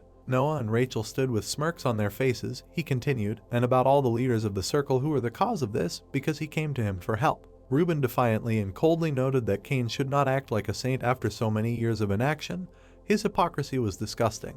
Joshua suddenly intervened in the argument, said, funny. The Baron turned to him. The guy asked if he really thought he was in a position to say such a thing. He smiled, noted that according to Reuben's wishes, he would take full responsibility for the special access, but before he left, he would cleanse this academy of all the trash that was turned a blind eye to. Noah intervened with undisguised pleasure, told the hero that he heard that he was illegitimate. Unless he was expelled, they would treat him like trash in his own family. The young man clenched his fists, turned to the professor, exclaimed, he had no doubt that the impartial Duke Agnes would not tolerate the irresponsible actions of his son. He added with an evil smile, if Joshua really cared about the honor of his family, then he should stop trampling it into the dirt. The hero frowned, confidently declared, "The honor of his family, this matter has nothing to do with the Agnes family." Noah put his hands on his belt, asked again, "What? Does not want to cause problems for his family. After he came in like that, he did not have time to finish." The guy explained that he meant what he said. Despite the last name Agnes, everyone involved in this, he will hold accountable. He walked towards Noah, surrounded by a gloomy aura, said, "Rachel from the family of the Marquesses of Brory, Noah from the family of the Marquesses of Cromwell, and James from the family of the Marquesses of Vilas." Joshua menacingly declared that he would show each of the three of them that every action has a reaction. Noah felt his hands begin to shake convulsively. He was shaking, asked in a broken voice, "Does he seriously think that their families will leave everything like this?" Reuben turned to the director and asked, "He is not going to just stand and watch this." Albert replied that Professor Kane was right. The Baron was indignant that the headmaster declared that something had happened in the sacred place where the children studied that should never have happened, even though they were late, but they had to restore order. Reuben threw up his hands, asked him what he was talking about. He could lose his job because of some ordinary children's fight. He was going to refuse the position of chancellor that was destined for him. Albert looked at the Baron seriously, objected that the position was so important. It was much more important to do everything possible here and now, no matter what. Reuben opened his mouth and could not answer. Noah waved his hand and shouted at the headmaster that he was wrong. The most important thing was the position. The guy said loudly and confidently, even in the case of Joshua, everyone said that he was more talented than Babylon, but a bastard would never become an heir. Even Duke Agnes would not feud with them for the sake of such scum. Why should he take his side if he could not even become an heir? Everyone shuddered and turned to the voice that said that he had left the question of inheritance because it was troublesome. Everything could change at any moment. Duke Agnes and Count Joe appeared in the corridor. Agnes frowned, exclaimed, said, "The one who has strength can reach the top. This is an unbreakable rule of his family. Anyone who wants to take a place in the family must show strength." He looked down at Noah with a cold, piercing gaze, added that he himself said that Joshua has more talent than Babylon. The guy fell silent and clenched his teeth, wondering what Duke Agnes was doing here. He looked down. He said that the children themselves should settle matters among themselves. After all, this is the rule of this academy. Noah and Rachel shuddered when the Count asked, or they decided to feud with the Agnes family because of something like this. The young man looked away, mentally cursed. He heard everything. Joe put his hand on his shoulder, said that he was not going to support the Duke's statements, but let him give him one piece of advice, not to create unnecessary problems for his families anymore. His eyes flashed angrily. He added that since they were very perceptive, he was sure they would understand. The boys cowered in fear. Noah said yes, they understood. Joe turned and waved his hand goodbye, advised them to stay away from Arius. He followed Agnes, who approached Joshua and said that now that they had come to an understanding, it was time to get down to business, asked the hero to follow him. The guy smiled and answered, "Yes, father." The capital of the Swallow Empire, the palace of Svenju. The emperor, sitting on the throne, asked the assembled people if Duke Altsma was seriously injured. The sage replied that he was not seriously injured physically, but it seemed that he had a serious psychological shock. Henry said that he would probably have to visit him in person. Suddenly, the armored man turned to his majesty, shouting that he was now just a defeated general. Not only did he bring defeat to their empire in the battle against Tran, but he also returned alive. Duke Alan hit his chest with his fist. Such a man does not deserve the attention of the emperor. The assembled people became agitated. Among them there were cries that Duke Alan was right. The blonde shouted that at such times he must strictly observe discipline and punish everyone involved in their defeat. Another added, "Besides, if it were not for the arrogance of Duke Altsma, they would not have suffered such serious losses." Alan shouted menacingly that the general of the empire, who was in the majority, challenged the enemy general to a one-on-one fight. In that situation, they had all the advantages, both in quality and quantity of soldiers, but he lost that senseless battle and completely destroyed the morale of his own soldiers. The captain said that he must be punished for such a miserable defeat.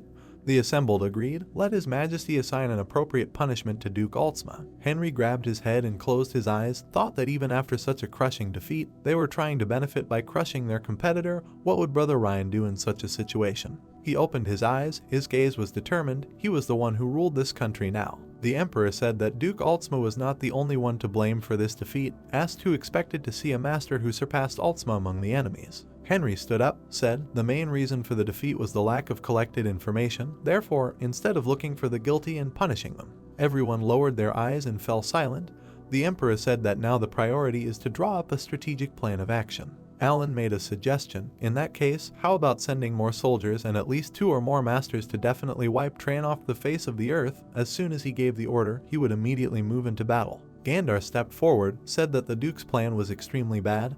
Due to the failure of their surprise preemptive attack, all the eyes of the continent were now focused on them, so they could not afford to be reckless anymore. The captain objected they could not just sit. Henry, immersed in gloomy thought, listened to the sage. He asked not to worry. He was sure that it would be much more effective now to just observe the situation and wait for the right opportunity. The young man said that he agreed with his suggestion, asked what about Tran, what are they doing now? Gandar looked away, replied that Tran is now waging an information war, making them out to be the aggressors who destroyed the world. The one who gave the idea not only became a legendary swordsman who defeated Duke Altsma, but the knight ran into the hall and interrupted him with a loud announcement. They were in big trouble. He knelt before the emperor, who asked what had happened. The knight reported that the Principality of Tran had announced their next king. Everyone was stunned to hear the news. One of them exclaimed, "Tran is under their rule. How dare they do such a thing without their permission?" Another was indignant. "They are trying to take the chance to become independent." Henry anxiously asked who their next king was. The knight reported that the 17th king of Tran, who will succeed Anthony Duval Agret III, an outstanding knight who will soon marry the daughter of the previous king, Travis. Agnes asked Joshua. He heard that he received a royal decree from the emperor himself. Is it true? The guy answered timidly, yes. Initially he planned to live quietly in the academy. For this he cannot be forgiven. The hero sat opposite the duke at a small table. The man noticed that his face said the opposite. Judging by his answer, he was going to join the Order of Imperial Knights by the will of the emperor. Joshua replied that he was still just an ordinary helpless citizen. The duke's lips trembled slightly. He stood up and told his son to take care of himself then.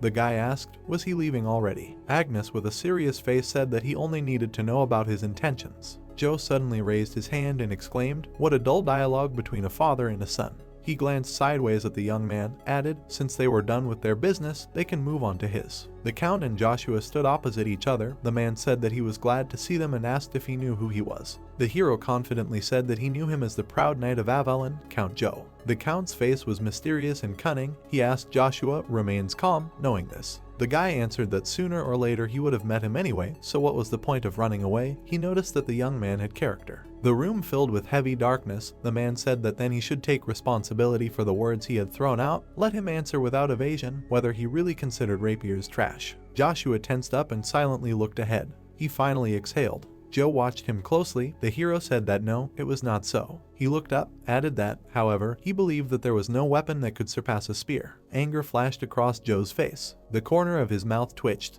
The room literally exploded with red light. Joshua recoiled. The Count said darkly, what courage must one have to say such a thing in his presence? The boy took a fighting stance. He clenched his teeth, thought, this is it, the bloodlust of the master, such pressure. He stepped forward, thought that he could handle this. Joe was confused. When the hero took a step, a cloud of blue sparks burst from his foot. He was approaching the Count, surrounded by blue light. Joshua declared that it did not matter whether it was recognized or not. He would personally prove that there was no weapon better than a spear. Joe shuddered and hugged his shoulders, thought, impossible, walking straight towards him, piercing his spirit, a child who had recently turned 10. He leaned forward sharply and made an incomprehensible sound. When he raised his head, his eyes glowed red. He laughed loudly. Joshua exclaimed in amazement, Count Joe. The man's hand was clutching his shoulder, thinking, no wonder he was called the greatest wielder of mana, wondering when he reached his peak, how delicious a fruit it would be, what it would feel like to pick it. He bared his teeth, anticipating that Joshua would know despair as soon as possible. What his face would be like if he was on the verge of death. Would he beg for mercy? He had to endure. He had to endure a little longer. Agnes, standing behind him, interrupted what was happening, said, enough. Joe looked at him, remembered that he was here too. The Duke turned to the boy. He frowned, said that if he really wanted it, he would allow him to leave the academy, and if he intended to join the Order of the Imperial Knights, let him rise to at least the 3rd Battalion. Joshua was surprised by these words, thought, at least to the 3rd Battalion. A slight smile touched his lips. He pressed his fist to his chest. The hero bowed to Agnes and replied that if that was all he wanted, then fine. The Duchy of Agnes. A damp towel covered the woman's forehead. She lay in bed with her eyes closed, sighed heavily and called Babylon. Chiffon, who was standing next to her, asked if this was bothering her. Vanessa answered angrily, where, and Babylon was summoned to the Imperial Palace. Of course she would worry about this. First her husband's words, and now this unexpected call from the palace. Everything was not going according to her plans. She clutched the blanket tightly with a slightly trembling hand, adding that she could not even close her eyes because of worry, and all because of this brat, who did not even deserve to be eaten by dogs. The young man frowned, looked down thoughtfully. He said that he was going to Arcadia. The Duchess shuddered. Vanessa sat up instantly and threw off the blanket, exclaiming that he was going to act on his own without her husband's permission. Siphon knelt down, said that at this rate, along with her fear, her entire plan would burn in the fire, and Duke Agnes would personally cut off his head. He added that rather than wait for his inevitable death, it would be better for him to go straight there, even if he paid for it. Vanessa, worried, said that the Imperial Palace was dangerous, even he could lose his life in the blink of an eye. Siphon took her hand, asked if she had already forgotten. He looked at her and confidently said that in the past he too was a member of the Order of Imperial Knights, there was no need to worry about him. After that, he respectfully kissed her hand, said that even if he had to give up his life, he would gladly do it for her. The Duchess looked at Siphon sadly. Vanessa told him to return unharmed. His eyes sparkled brightly. He answered, "As you command." A strong blow from the stick left a dent on the surface of the wooden pole. It broke into pieces. Joshua swung sharply, the pole snapped. The fragment fell to the ground. The guy exhaled and looked forward. A barely noticeable smirk lit up his face. He couldn't believe that Count Joe was such a lunatic, it even gave him goosebumps. The hero stood with a stick in his hand and thought, besides this, the reason why Duke Agnes told him to rise to the 3rd Battalion must be because members of the 1st to 3rd Battalions of the Order of Imperial Knights receive peerage from the Emperor himself. He stretched out his hand and turned the weapon horizontally. He must want him to receive a new title, leave the Duchy of Agnes, which will finally make Babylon his heir, and start his own family. The noise made Joshua turn around. He warily thought, an outsider. He threw the stick at the open door and shouted who was there. In the darkness nothing could be seen. Strange sounds came from the door. Suddenly everything became quiet. The guy thought with fear, maybe it just seemed that way. Today he was a little sensitive. The sound of footsteps was heard. He shuddered in surprise. The one who came out of the darkness said, and really impressive, he was sure that this time he would definitely not be revealed. Chuck stood in front of him in torn clothes with a stick in his hand. He laughed and said that he would have been seriously hurt if this stick had hit him directly. Joshua shouted what he was doing here. Grabbing the stick, the protagonist asked why he came without warning. Standing in front of him, the guy answered that because there was a problem. Besides, he needed to find them to pass on information regarding the order, to which the protagonist asked what the problem was. Looking down, Chuck said that he would have to leave her for a while, so the information they were asking for would have to wait a bit. Just the only one in Arcadia who could have information regarding the god of war. So, looking at him, the hero asked what he understood. He was leaving because of the Tran Principality, to which he replied that he would never believe that he understood it after a few words. He really did. Grinning, Joshua said that it was a great coincidence. It would also take him longer to find the red coin. It was about 3 years, but he had received an imperial decree to join the knightly order from the emperor, so he would have to leave his estate. Looking straight ahead, the guy asked that it was true. A decree personally from the emperor said that it seemed like they still had something to do. Chuck held his hand up and said that, well, he didn't think there was anything he could do about it. He didn't have to worry about the time it took to find the red coin. Their entire organization was desperately working on it, so he would have as much time as he needed. The protagonist was surprised to hear that in that case, he thought it was time to tell him some new information, to which he asked what he had prepared. The guy smiled and said that he was sure he would be surprised, to which he asked that he knew how to get people interested in what the information was about. He grinned and added that it was about the god of war. Looking straight at him, the guy said that they had found out that he had some kind of relationship with the imperial family. The protagonist was confused. The guy closed his eyes and asked if he wasn't surprised, to which he replied that everyone knew that. Chuck looked down and asked if he was serious, so he knew about his connection with the Emperor of Avalon, Marcus, to which the protagonist asked, what?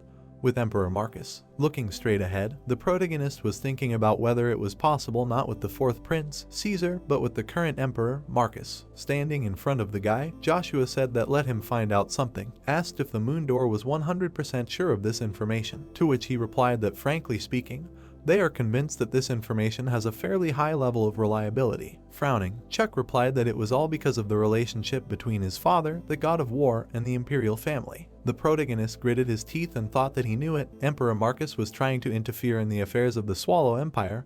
He wanted to overthrow the current emperor and put Bella on his throne. The invincible god of war, a man whose skills are almost as good as the master, John. Grinning, the man said that he was the nephew of the current emperor. Pulling his sword forward, he added that and why should he do something so annoying for a pathetic family? The knights rushed forward and shouted at him to shut up. How dare he defame the emperor, unforgivable, to which he replied, oh my god, well, it can't be helped. Smiling, the man said he thought he might have to shed some blood, but of course not him. The knight looked forward in surprise. Suddenly, a blow came at them. The knight fell back. Suddenly, one of them shouted about building shields. The shield was put on the ground. The knights built shields in front of them. Suddenly, a guard shouted about a mana shield. A barrier appeared around the shields. Blows began to fly at the barrier. A small crack appeared on it. The man began to walk away. Closing his eyes, he said, "What an interesting technique." Standing in front of the barrier, the man said, "Well, then he will show them something." Asked to take a look, he named it. He raised his head, hearing that it was good, of course, to enjoy the process, but they did not have time for this. Looking at the man, he replied that he had finally arrived. The man extended his hand forward, and he added that Duke Harry. Suddenly the man spoke of a holy blow. A devastating explosion occurred. Joe covered himself with his hand and said that his breath would not thank him for the dust. Clapping his hands, he added that he was always impressed by his sharp movements, although he was already old, but still strong. Taking up the sword, the Duke asked why he took everything so lightly. Frowning, the man said that they were now in the border zone, but this did not change the fact that they were in the middle of enemy territory. Asked if he was too calm. Joe held his hand out to the side and asked what he was so excited about, saying that they weren't ordered to break into the Imperial Palace and bring back the Emperor's head. It was just a simple job that wasn't worth even mana. The Duke shouted furiously that knights should always give their all. Gritting his teeth, the man thought that the old grump, despite his abilities, he was so sullen and meticulous, it was much more fun with the Duke. He smirked and added that especially when he thought about how he almost made Joshua feel the taste of despair. Standing in front of him, Harry said that anyway, why did he mention Bella? He had already forgotten the Emperor's order to watch what he said, to which Joe asked how the hell he heard that. Putting his hand forward, the man said that he only did it because he didn't like the situation they were in. He just couldn't understand what their Avalon Empire was losing. Asked what and why they were playing these games of Bella's brat. Frowning, he added that besides, he didn't think that something like that would fool them. Looking at him, Harry said that it didn't matter whether they believed it or not, they just had to follow His Majesty's orders and do what John said. So, waving his hand, Joe said that yes, he was completely and utterly right. What could go wrong if they danced to the tune of a brat who just wanted to become emperor? But it was the Emperor's orders. Why don't they continue? As he said, they didn't have much time. Looking straight ahead, the man said that she finally began to understand Grant's words. Standing in the middle of the field, he added that about the fact that you can't take your eyes off him, because you never know what he'll do. The view of the Avalon Empire Academy opened up. Grinning, the protagonist thought about how he was just going to hand in his resignation and say goodbye to everyone, but then asked him if he was serious. The guy raised his hand and said that he should let him become his servant to follow him, to which the hero asked that he understood what that meant. Joshua frowned and said that although he was a commoner by birth, right now he was undoubtedly a nobleman. Asked that he really wanted to become a servant. The guy told him that yes, if he was going to the Imperial Palace, then he would go too. Putting his hand to his face, the protagonist said that although it would be interesting to watch him grow from the sidelines, to which he asked why say such things out of nowhere? Raising his hand, the protagonist said that he should be honest, he did not want to be his servant for real. Asked what his true intentions were. Lowering his head, the boy replied that it was to prove his worth by being by his side. Looking away, the hero asked again what to prove his worth. Standing in front of him, the boy asked if it was he who asked him to become a subordinate earlier, to which he replied that it was him.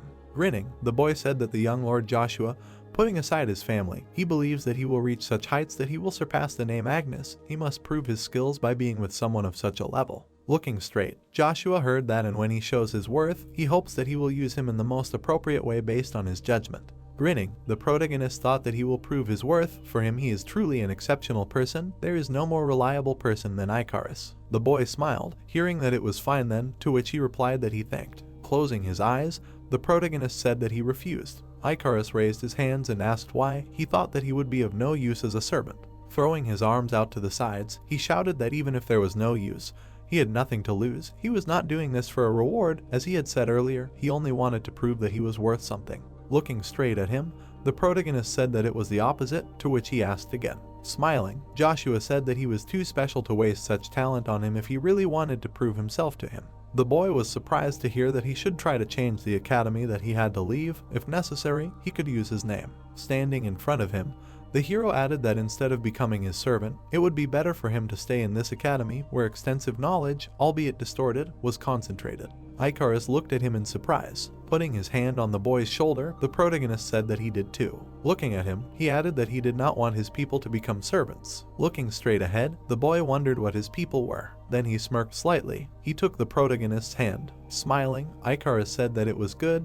He would prove his worth in this academy. Many flowers appeared. The girl took them in her hands. Looking to the side, Brittany said that she should look. These flowers bloomed so beautifully. Walking straight, the man said that it should be so. Flowers are always beautiful. The man suddenly froze. The girl looked at him in surprise. Approaching him, she asked what she thought of her uncle again. the man sighed heavily. Looking down, he said that he wondered if he had given the throne to his brother, would the people of the Swallow Empire be happier? Looking straight ahead, the girl heard that it seemed as if Swallow and Tran's relationship would be better. Standing in front of the man, Brittany said that although she did not understand everything in the world, but if her uncle inherited the throne. The man was surprised to hear that people would suffer even more than they did now. Grinning, the girl said that she would never forget the sincere smiles of people. A crowd of people appeared, and she continued that their faces expressing pure joy for him. That day when they first left the palace together, they were everywhere. Taking her father's hand, Brittany said that until now he had worked hard. He is the son of this empire and a father of whom she can rightfully be proud. Looking at the man, she added that he will become even better, so let him not blame himself so much. She and the people of Swallow do not want to see him like this. The man grinned and thanked her. Removing his hands, he said that but even so. Turning around, the man said that in such moments he could not help himself. There was no one more reliable than Ryan. The girl frowned and said that he had not shown up for 10 years, although it was unknown whether he was alive or dead, but it was absolutely clear that the empire was not important to him. Looking straight ahead, the man thought. Looking at the sky, he said that seeing how these birds play together, the birds flew near each other, and he added that he remembered how close the Swallow Empire and the Tran Principality once were and hoped that blood would not be shed on these lands again. Rushing forward, the knight shouted that trouble was in order, that they had received an urgent message from the guards on the border, to which Henry asked what the message was, what had happened.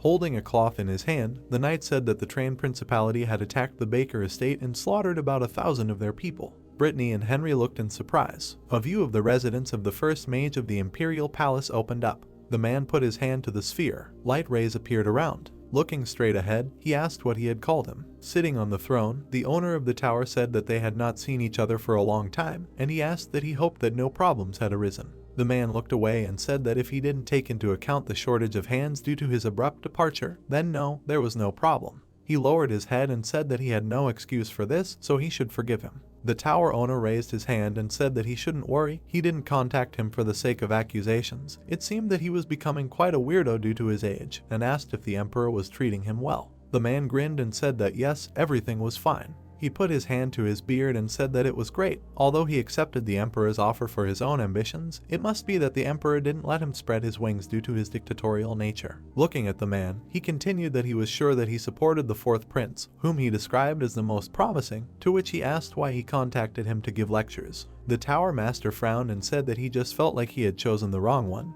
He couldn't believe that the fourth prince could inherit the throne. The man looked at him in surprise. Raising his finger, Yang said that if he had supported the first or second prince, he wouldn't have said a word until it was too late. Let him think about it. Looking down, the man said that frowning, he thought that he knew what he saw. The guy turned around. He smiled, thinking about when he first met the fourth prince, Caesar. Looking straight ahead, the man thought that he felt something inexplicable. Closing his eyes, the tower master said that this conversation was taking a very strange turn. In fact, he called him to offer him something, to which he asked again.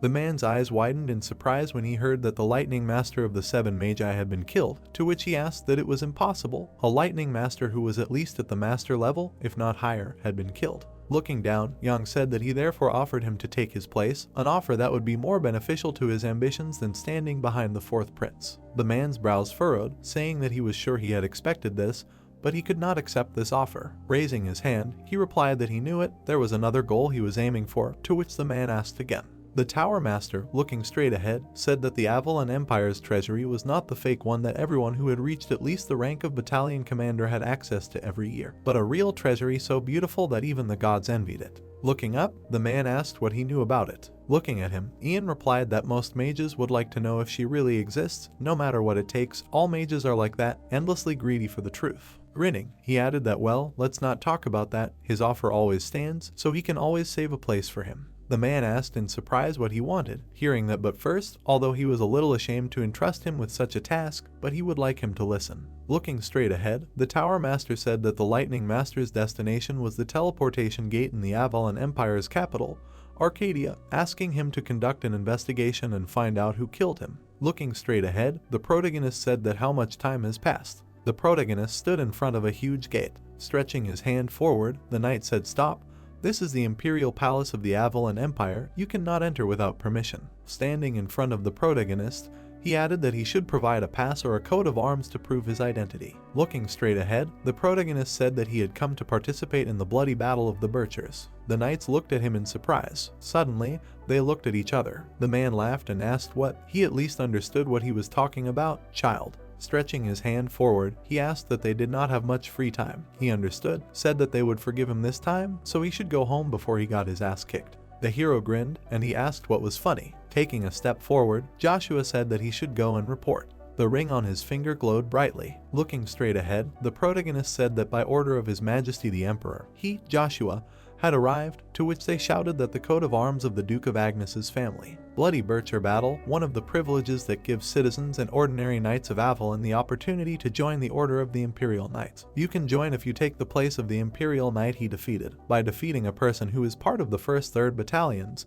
which are the most prestigious, you can get the title of peer. Because of this, the Imperial Knights who are challenged do not leave the opponent alive, because they are well aware that otherwise they will be challenged more and more. And it is not only that, because the battalions responsible for the Bloody Bircher battle are known as the most brutal. The 11th and 12th battalions are more suitable for a group of mercenaries, although they only have the name of the Imperial Knights. The protagonist smirked and thought that he was not just aiming for the rank of an Imperial Knight. He would rise to the 10th place of the 1st Battalion as quickly as possible, obtain the position of Battalion Commander, and take it from the Imperial Treasury. Walking straight, he added that the rank would be a simple bonus. Joshua suddenly froze. Looking at the wall, he thought that this place was a palace of a beautiful flower. A castle appeared, and he thought that he was just walking the same path as in his past life and ended up here. Looking straight, the protagonist asked, interestingly, she was still imprisoned here. Then he looked down. Taking a step forward, the protagonist thought that now was not the time. He had to do something first, he would leave it for later. Walking straight, he heard someone here. Joshua looked to the side, hearing that there was someone. Yes. The person introduced himself and asked if they could talk for a while. The protagonist gritted his teeth and thought about the man. When he first came to the Avalon Imperial Palace as a mercenary, she treated him warmly, disregarding his status. He did not feel love or longing for her. He was simply sincerely grateful to her. Looking down, the protagonist heard that he could tell her his name. The hero turned his head to the side. Looking straight ahead, he replied that he was Joshua, Swillow Imperial Palace. The man shouted loudly that it was impossible. Other nations would think of them as a laughingstock if they did such a thing. He was very worried that this could become a precedent. Sitting on the throne, the emperor said that he was not saying to forget about this matter. He suggested leaving it until they found out the true face of the enemy. Looking at him, the man added that did not they find the train crest at the scene? What other evidence is needed? The people were surprised to hear that this was why there was no promotion. They were all just muscles instead of brains, only knowing how to fight. Walking straight, the man said that they should look at what they had brought the nation to, taking positions because they thought they were the greatest. The prince grinned ominously. Clenching his fist, the man said that he greeted the great sun Swallow. Sitting on the throne, the emperor said that he was welcome, it was a long time no see, to which the prince replied that it was an honor for him. Rising, Lucifer said that however, the reason why she was in such a hurry to the palace. Turning around, he added that it was because of these idiot nobles occupying their positions, to which the man asked what that meant. Grinning, the prince asked what he thought which country would benefit more from this, to which he replied that it was obvious the Principality of Tran. Looking straight ahead, Lucifer said that this is why he said they were simply useless. Tran was now under Travis's rule, who was stabilizing the situation from within. They absolutely did not need such primitive aggression, which could turn into a fatal mistake for them. The man frowned and asked that then who else besides Tran could attack them. Raising his hand up, the prince replied that he should try to at least strain his brain a little, otherwise the last convolutions with hair would disappear. Sitting in front of them, the emperor said that forcing the two nations to go into conflict was beneficial to everyone except Tran. Looking straight ahead, he added that if we exclude the Hubalt Empire, which was busy with the papal elections, then Avalon was the most likely. The view of the great imperial palace of Avalon opened up. Sitting in front of the emperor, the boy said that Duke Harry and Count Joe had successfully completed their missions and were now returning to Arcadia. The man smirked and said that it was great and asked what about Swallow. Looking down, the boy said that they had not done anything yet. It seemed that they were just observing the situation for now. The man looked away and said that it was unexpected, asked that the barbarians who loved battles could tolerate such a thing. He thought it was all because of that old man. As he thought, another should have inherited the throne. Kneeling, the boy said that there was one more thing to tell, to which he asked what and what. Looking down, the boy said that he heard that Fred had died. He was the manager of the Locke estate, with which they asked for his cooperation. The emperor grinned and asked what the pig was. Was it possible that Agnes had found out about their plan? sitting in front of him. The boy replied that the investigation showed that it was not so. Duke Agnes was in Arcadia at the time of the Baron's death. When the main house learned of his death, they were confused if you look at it objectively, then. Looking down, the man asked that he had managed to recognize the identity of the killer. The boy remained silent. Hitting his head, he shouted that he was asking for forgiveness. He did not have the ability to do so. Looking away, the Emperor said that he should forget about it, although he was called the Black Wind. But even he would not be able to find out what really happened, because the Agneses themselves, under whose noses everything happened, did not know. He needed to meet with that person, since it was requested from him personally, and they may know something that they do not know. The boy was surprised to hear this. Looking down, he said that by the way, about that, his daughter seemed to have entered the academy. Frowning, the Emperor asked again, the academy of their empire. The boy said yes, that's right, her name was Molly. An image of a girl appeared, and he added her real name. Looking straight ahead, the Count told him to come closer. The boy swung his sword and shouted. The sword appeared in front of the man's face. Suddenly, there was a bright explosion. Standing in front of him, Agnes said that he still had much to learn. Looking at him, the boy said that he had not yet. Throwing the boy aside, the Count said that interesting movements. Frowning, the boy shouted. He threw many blows, and the man said that they were only quick but did not have any weight under them. The man took a step forward. Closing his eyes, he said that the Baron was greeting Duke Agnes. Turning around, he asked what was the matter, to which he was told that young Lord Joshua. Looking to the side, he heard that he was heading to the Imperial Palace, to which he asked again. The guy swung his sword. The man looked at the sword in surprise. Suddenly, a blow flew at the guy. The Duke stretched his hand to the side. Lying on the ground, the guy said that it was an ordinary branch. Walking straight, Agnes asked what he had done wrong and went to the palace as if nothing had happened. Holding a stick in his hands, he asked what he thought of his lord's actions. Looking to the side, the guy asked that they weren't just sparring. Smirking, the Duke said that he shouldn't get the wrong idea, they were doing this because his lord asked him to. The guy looked surprised and wondered why the hell his damn lord asked him for something. Pointing to the side, the Duke said that if he wasn't going, he would go to him. Suddenly, the guy screamed furiously. Striking at him, the man screamed that he was too slow. The guy fell to the ground. He was unconscious. The man smirked and said he didn't think he should take it out on him, to which the Duke replied that he thought he should take it out on the one who did all this, yes, to which he replied that he did. Looking away, Agnes asked what about the 20 families that had been taught a harsh lesson by him. Looking straight ahead, the man replied that they weren't showing much of a reaction, but the boy's family seemed ready to send a formal letter of protest at any moment. After all, their only heir was in such a state. Looking at the Duke, he asked what he was wondering, what he thought about it, to which the Duke asked again. Looking straight ahead, the man said that while the chances of Duke Agnes' family having a territorial war with their family were pretty low, they should respond accordingly to their formal letter of protest if one was sent. The Duke put his hand to his face when he heard that otherwise, there was a high chance that the Vilas family would bring this up at the Grand Assembly of the Nobles. Watching the Duke, the man thought that if they did this at the Grand Assembly of the Nobles, Duke Agnes would have to personally justify himself to solve the problem, which could be a greater humiliation for a man called one of the 9 stars than this. Looking away, Agnes said that well, he did not mind, to which he asked again. Smirking, the Duke said that he was far from being the best father, however, he did not think it was right to scold his son for doing a good job. Frowning, he added that he would take care of the problems with the Vilas family. If he still had a conscience, I am sure he could handle the rest himself. Smirking, Charles said so be it. News from the main house also arrived. Looking at him, the Duke asked what was from the main house, to which he replied that yes, His Majesty the Emperor wanted to see how much Babylon, the treasure of the empire, had grown, so Babylon was heading here to Arcadia with the Knight Captain. Turning around, the Duke asked if that was true. The carriage was driving through the forest. Sitting in front of Babylon, the boy said that they had just entered a safe area that was directly managed by the Imperial family, and they would soon arrive at the Imperial Palace. Looking to the side, the boy said that this was his first time here since the academy. The boy told him that there was no need to worry. His Majesty the Emperor simply wanted to see with his own eyes how much he, the greatest genius of the continent, had grown. Looking down, Babylon asked again. The boy looked straight ahead. Smirking, Chiffon addressed him, to which he responded. Looking at him, he said that he wanted him to always remember one thing: the countless vassals of his family, including him, would always be on his side. The boy looked at him in surprise. Then he smirked slightly. Looking to the side, he thanked the captain. Chiffon lowered his head. Then he clenched his fist tightly. Gritting his teeth, he said that if we talk hypothetically. Extending his hand forward, Babylon said that he should speak freely. Frowning, the boy asked what he would do if his father was not his real father. Babylon widened his eyes in surprise. Suddenly, they both fell silent. Looking to the side, the boy asked what he meant. The captain turned his head and said that it was just that one knight under his command was in a similar situation now. It could be said that he recently learned the truth about his birth after dozens of years of being in ignorance. Sitting in front of him, Babylon asked that this knight was one of the Crimson Knights, said that if it was true then he must have been too shocked. Can he help in any way?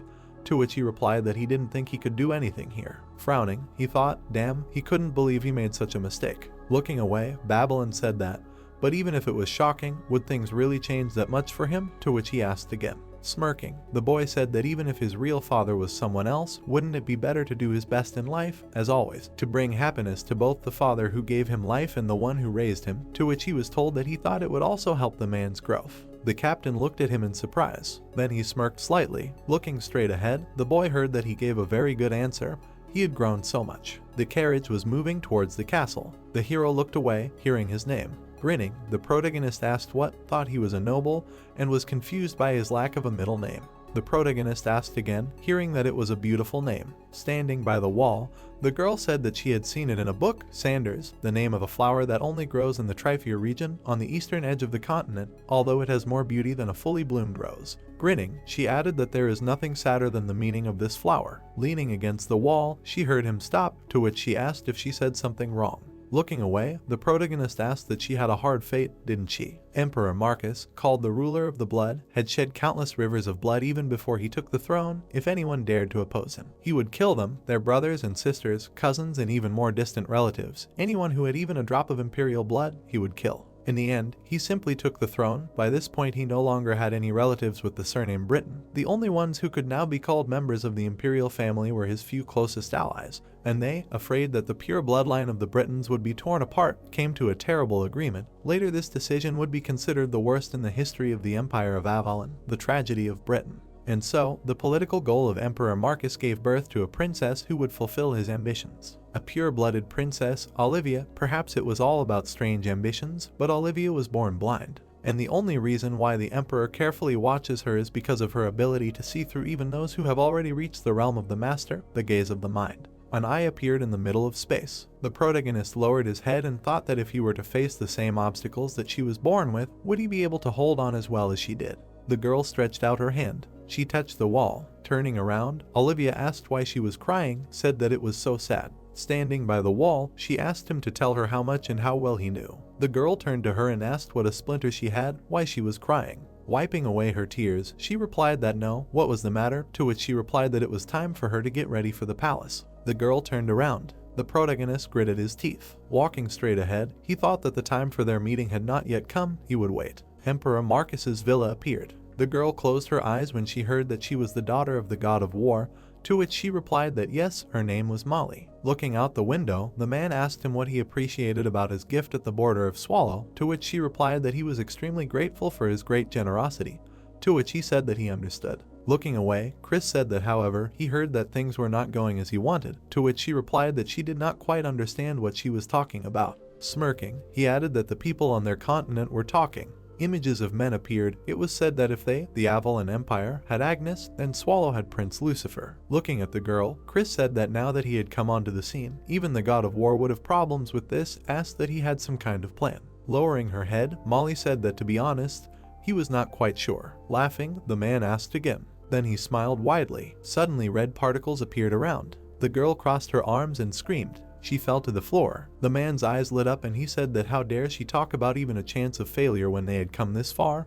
Before they started, they assured him that everything would work out like clockwork. Molly sat on the floor and he screamed that he believed them both and showed mercy, but she dared to spy in his empire. The girl closed her eyes and said that she was sorry. She would do everything to make sure that this would not happen again. The man smirked when he heard this. Standing in front of the girl, Chris said that they would change the condition. He promised the title of Duke instead of the previously promised title of Marquis. Molly looked at him and said that it was. Smirking, he said that he was sure that his father, the god of war, knew better than anyone that betting money on an unpredictable game was a bad decision. Gritting her teeth, Molly thought that if he planned to do this, then there was no need for the slaughter at the border at all. For him it was all entertainment. The man smiled widely, and she added that he really was crazy. Looking at him, Molly said that although his offer was certainly a unique opportunity for him, she asked if her father would really accept it. Smiling, the Emperor said that soon he would become the personification of the Avalon Empire itself.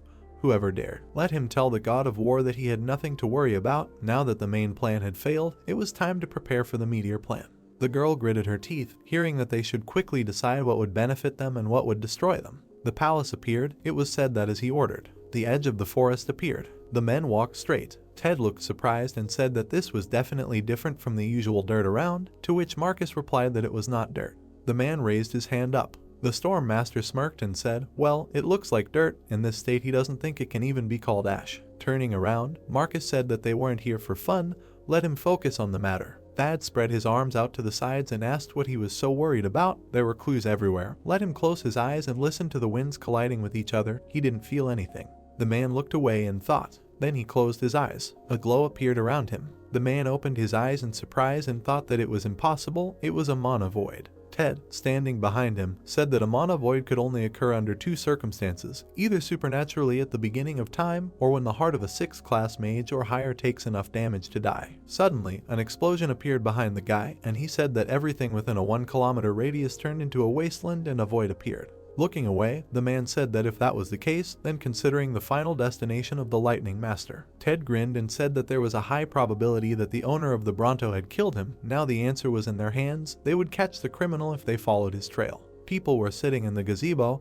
It was said that he could not believe it. He knew everything for sure. Sitting at the table, the girl asked that she had heard anything about Joshua, to which Ellen replied that she seemed to have heard the name Joshua before. Olivia grinned and asked if it was true, where from. Putting a finger to her face, the girl said that recently some knights were talking about him. A small star appeared in their empire. She heard his name was Joshua. Sitting in front of her, Olivia asked that aren't small stars called geniuses with outstanding talent, to which she replied that yes, such as Lord Babylon. Ellen smiled and said that however, according to the knights, most of the nobles do not like it very much. The girl asked what she meant. Stretching her arms out to the sides, she replied that because the two little stars who had the highest chances of becoming one of the 9 stars in the future came from the same family. The nobility was very worried about them, to which Olivia said that then this Joshua probably. The girl was surprised to hear that yes, his full name was Joshua von Agnes. He was the 2nd son of the pride of the Agnes Empire, to which she asked that it was true. The hero stood on the training ground of the 11th and 12th battalions of the Imperial Knights. It was heard that let them finish him off, smear the nose of that bastard from the 11th battalion, let them kill him. Grinning, the protagonist said that this place is all the same.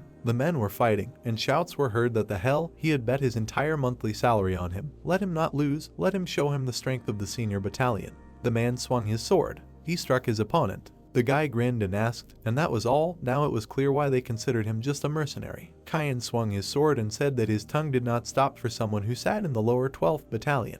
The guys were fighting among themselves, and it was heard that in any case, the 11th and 12th battalions were looked at equally from above. So stop acting like he was better. That was why weak-minded mercenaries never achieved anything in life. Looking straight ahead, the guy shouted that his strict majesty had a very deep motive for clearly dividing them into battalions in this way, trying to go against His Majesty the Emperor. Swinging his sword, the guy shouted that a weak jerk from the 12th battalion, to which the other laughed. The boy fell to the ground. Kyan grinned and asked if he now understood the difference in strength between their battalions. Turning around, he heard that he believed in him. They would die of shame if they lost to the only battalion below them. The boy caught the bag. Looking at him, the man said that this was his share. They also hit the jackpot thanks to him. He knows that the loser will challenge him again if he leaves him alive. Leaving, the boy said that for sure, I almost forgot. Kneeling, Morgan shouted that he was so sorry. If he dared to challenge him even once more, he would become his servant, asking to spare him just this once. Kyan grinned, looking at him. The man raised his hands and shouted that he was a scumbag. How dare he disgrace the honor of the 12th battalion, and another shouted that he also called himself a knight. Let him act like a knight until the very end. People began to argue. It was heard that nothing had changed at all. He was laughing. Who the hell was laughing? Standing at the back of the crowd, the protagonist shouted that seriously, this place was exactly like the Colosseum, nothing had changed. Smirking, he added that he seemed to miss it a lot, so happy to be here again. Crouching down, the man asked that he was not lost, said that this was no place for brats like him, let him go back where he came from. Smirking, Joshua said okay, he would do it quickly. Suddenly, a glow appeared around him, and they asked what? The dawn ring. The protagonist raised his hand and said that he came to participate in the bloody battle of the Birchers. The people looked at him in surprise. It was heard that this was the grave of the sword. Isn't this the crest of the Agnes family? Only a direct member of the bloodline can wear such quality magic armor. Impossible. He is the son of Duke Agnes. Looking straight ahead, the protagonist introduced himself, said that let anyone who wants to fight him come forward. Standing in the middle of the crowd, it was heard that yes, that's right, the new little star of the Avalon Empire, Joshua. Then, this brat is a C-rank knight, capable of wielding mana at the age of 10, an unprecedented genius in the history of the continent. Of course he heard that someone like that appeared in the Agnes family. Looking straight ahead, the protagonist heard that he understood what he was talking about now. Stepping forward, the guy asked that he realized why the bloody battle of the Birchers is almost never resorted to now. Joshua smirked and said that according to the will of the current emperor, regardless of rank, those who defeat the Imperial Knights in the bloody battle of the Birchers receive their place. In turn, the losing knight is deprived of his title of Imperial Knight. Standing in front of the guy, he added that the responsibility for everything that may happen during the duel lies entirely with the participants. The result is indisputable, and revenge is strictly prohibited. Any violation of these rules will be regarded as treason. Asked that everything is correct. Frowning, the guy asked that he still wants this. Knowing all this, the protagonist sighed slightly. Throwing his arms out to the sides, he shouted that it will happen again. He came to participate in the bloody battle of the Birchers by the order of His Majesty the Emperor. The 11th and 12th battalions are obliged to participate. The people froze upon hearing this. The protagonist looked away, hearing that if the young Lord Joshua was hurt because they did not hold back their power. People were saying that it was not a matter of victory or defeat. Who would dare to touch the son of Agnes from the 9 great stars?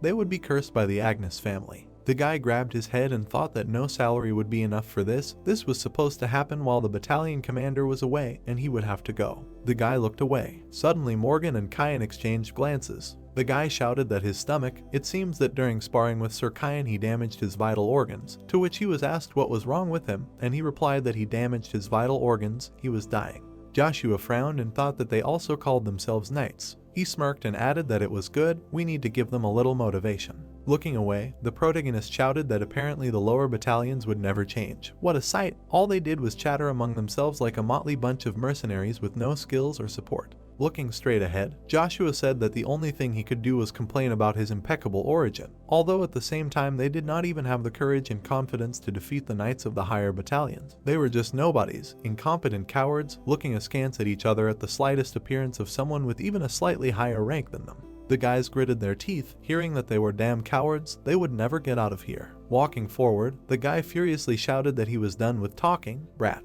He frowned and added that he was just lucky to be born with a gold spoon in his mouth, so what right did he have to talk nonsense about them? The boy swung his sword. He held it out and shouted that since he wanted a bloody battle of the Birchers so much, he would give it to him. He wanted it himself, so he shouldn't blame him for his injuries later. Smiling, the protagonist said that it was fine, that's how it should be. The people raised their hands and shouted that he should teach this brat a lesson. Even if Duke Agnes got angry at them, let him make his mouth never open again. He would slap him if he didn't get serious. Let him teach this brat a lesson, who believed so much in his meager talent.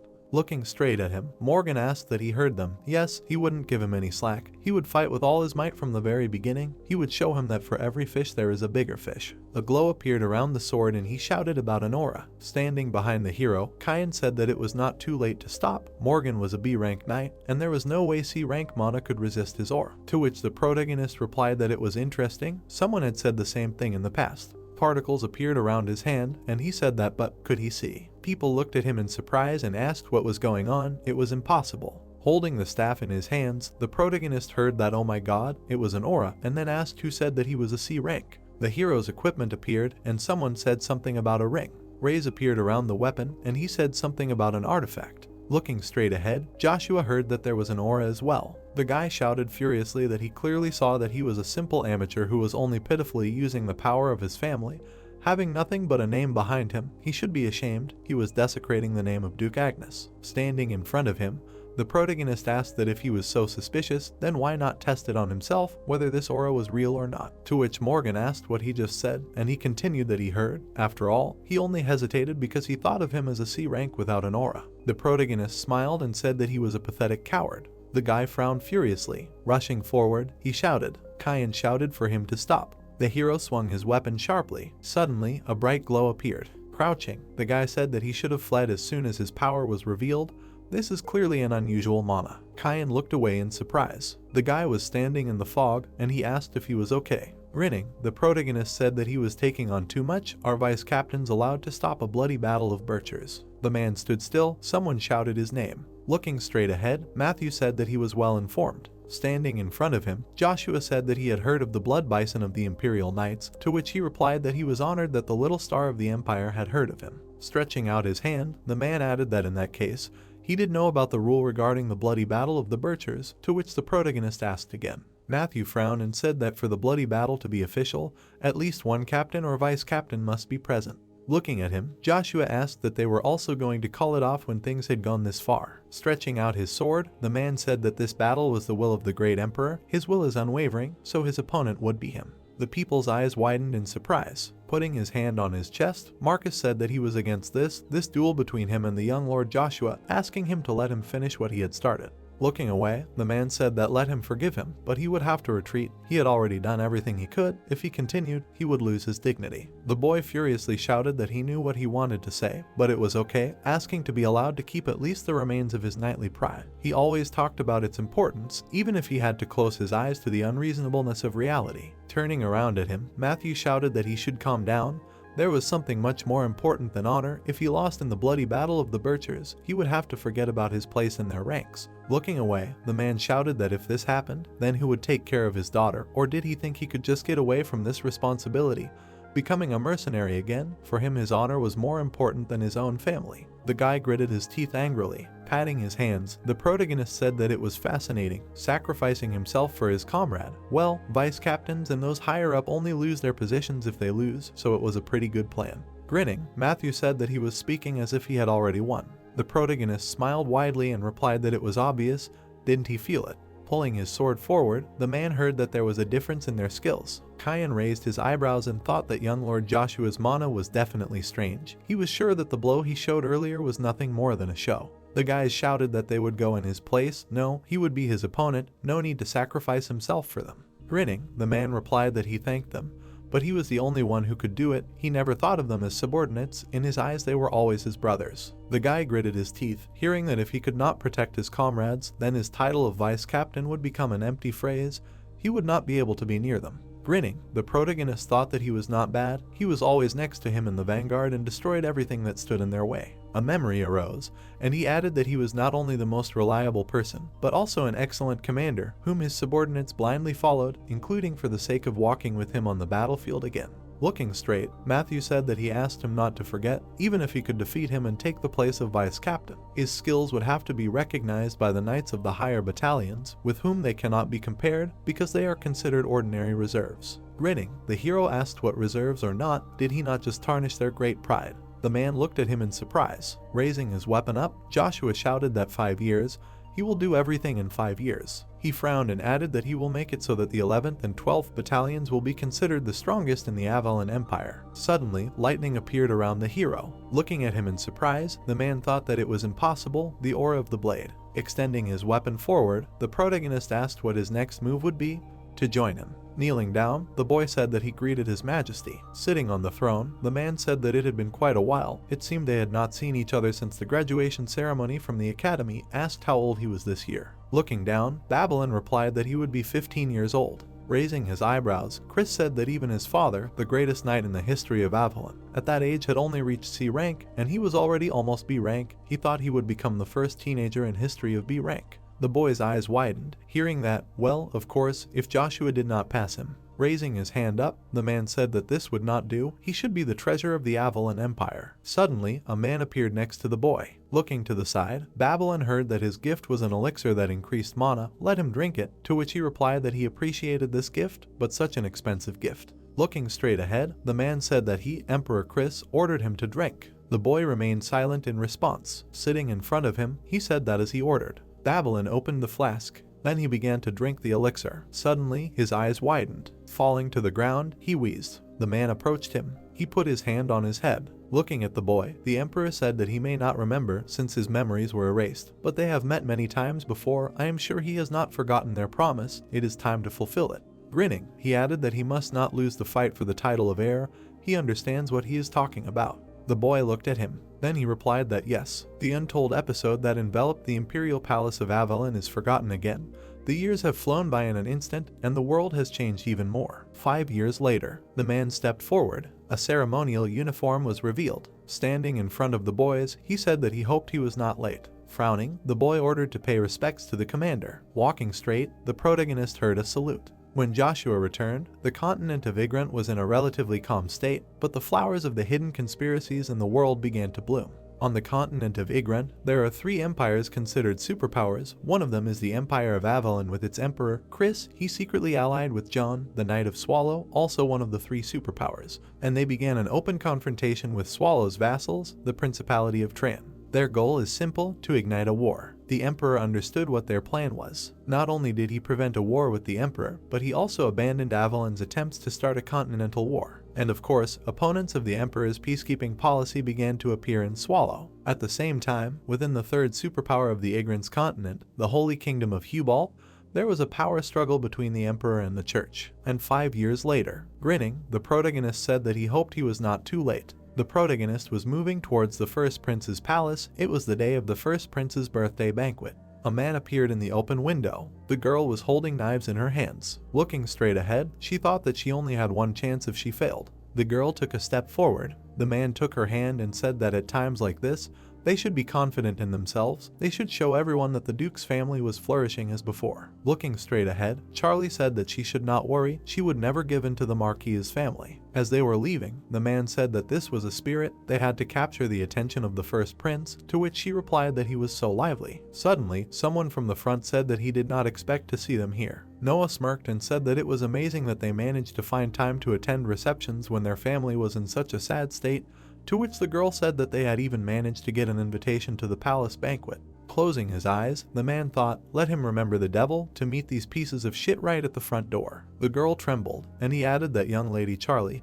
he was also angry and boiling with anger, but if she could not contain her emotions here, then they would have to continue. Smirking, the girl said that it was such an honor to meet the children of the Marquis families, asked how they were doing. The guy smirked in response. As Charlie passed him, she said that since they were not so talkative, they were heading straight to the palace as something was waiting for them there. The guy frowned and said that as far as he remembered, his father had told him to pay special attention to the palace's security that night. The man sighed slightly. Standing in front of the girl, he apologized and asked if she could provide a crest to prove their identity or an invitation letter. Charlie looked at him. Suddenly, the man shouted that it was disrespectful. They were members of one of the 5 ducal families. When did the Imperial Knights start getting involved in feuds? They should immediately let them through. Folding his arms, the guy asked what he said. Feuds, to which the man asked again, and he added that who would wait for the ducal family, which was on the verge of extinction. Why don't they just go home so as not to ruin the first prince's birthday?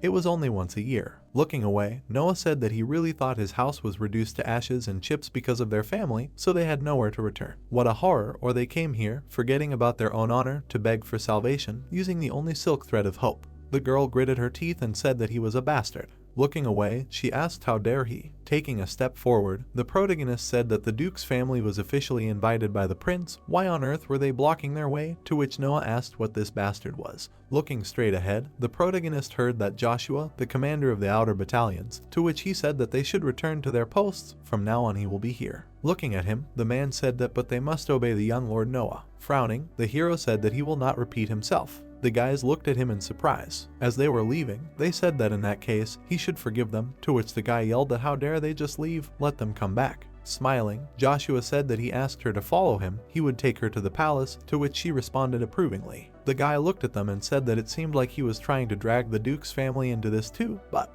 clenching his fist, he yelled that they would never defeat their mercenary king. And not only that, Joshua had been kicked out of the Duke's family, so now he was nobody. Noah looked surprised, and Rachel said that he was the same as before, ignoring everyone and everything. The guy gritted his teeth and said that he should just wait, he would make this Joshua rot in hell. Grinning, Charlie said that she recognized him, asked that he was the same Joshua. Yes, how did he grow so much? Walking straight ahead, the protagonist said that it was a long story. He had taken them quite far, so they would find their way from here themselves. Looking straight ahead, the girl said that she was as cold as ever. She was looking at the hero. She smiled and said that he should wait, asked if he would like to dance with her at the ball. The protagonist suddenly stopped. Without turning around, he said that he could forgive her, but he had to guard the castle, to which she asked what? For such a simple reason, to which he asked what she meant by calling it a simple reason, said that it was his duty. Turning around, the hero said that besides, he no longer had anything to do with the Duke's family.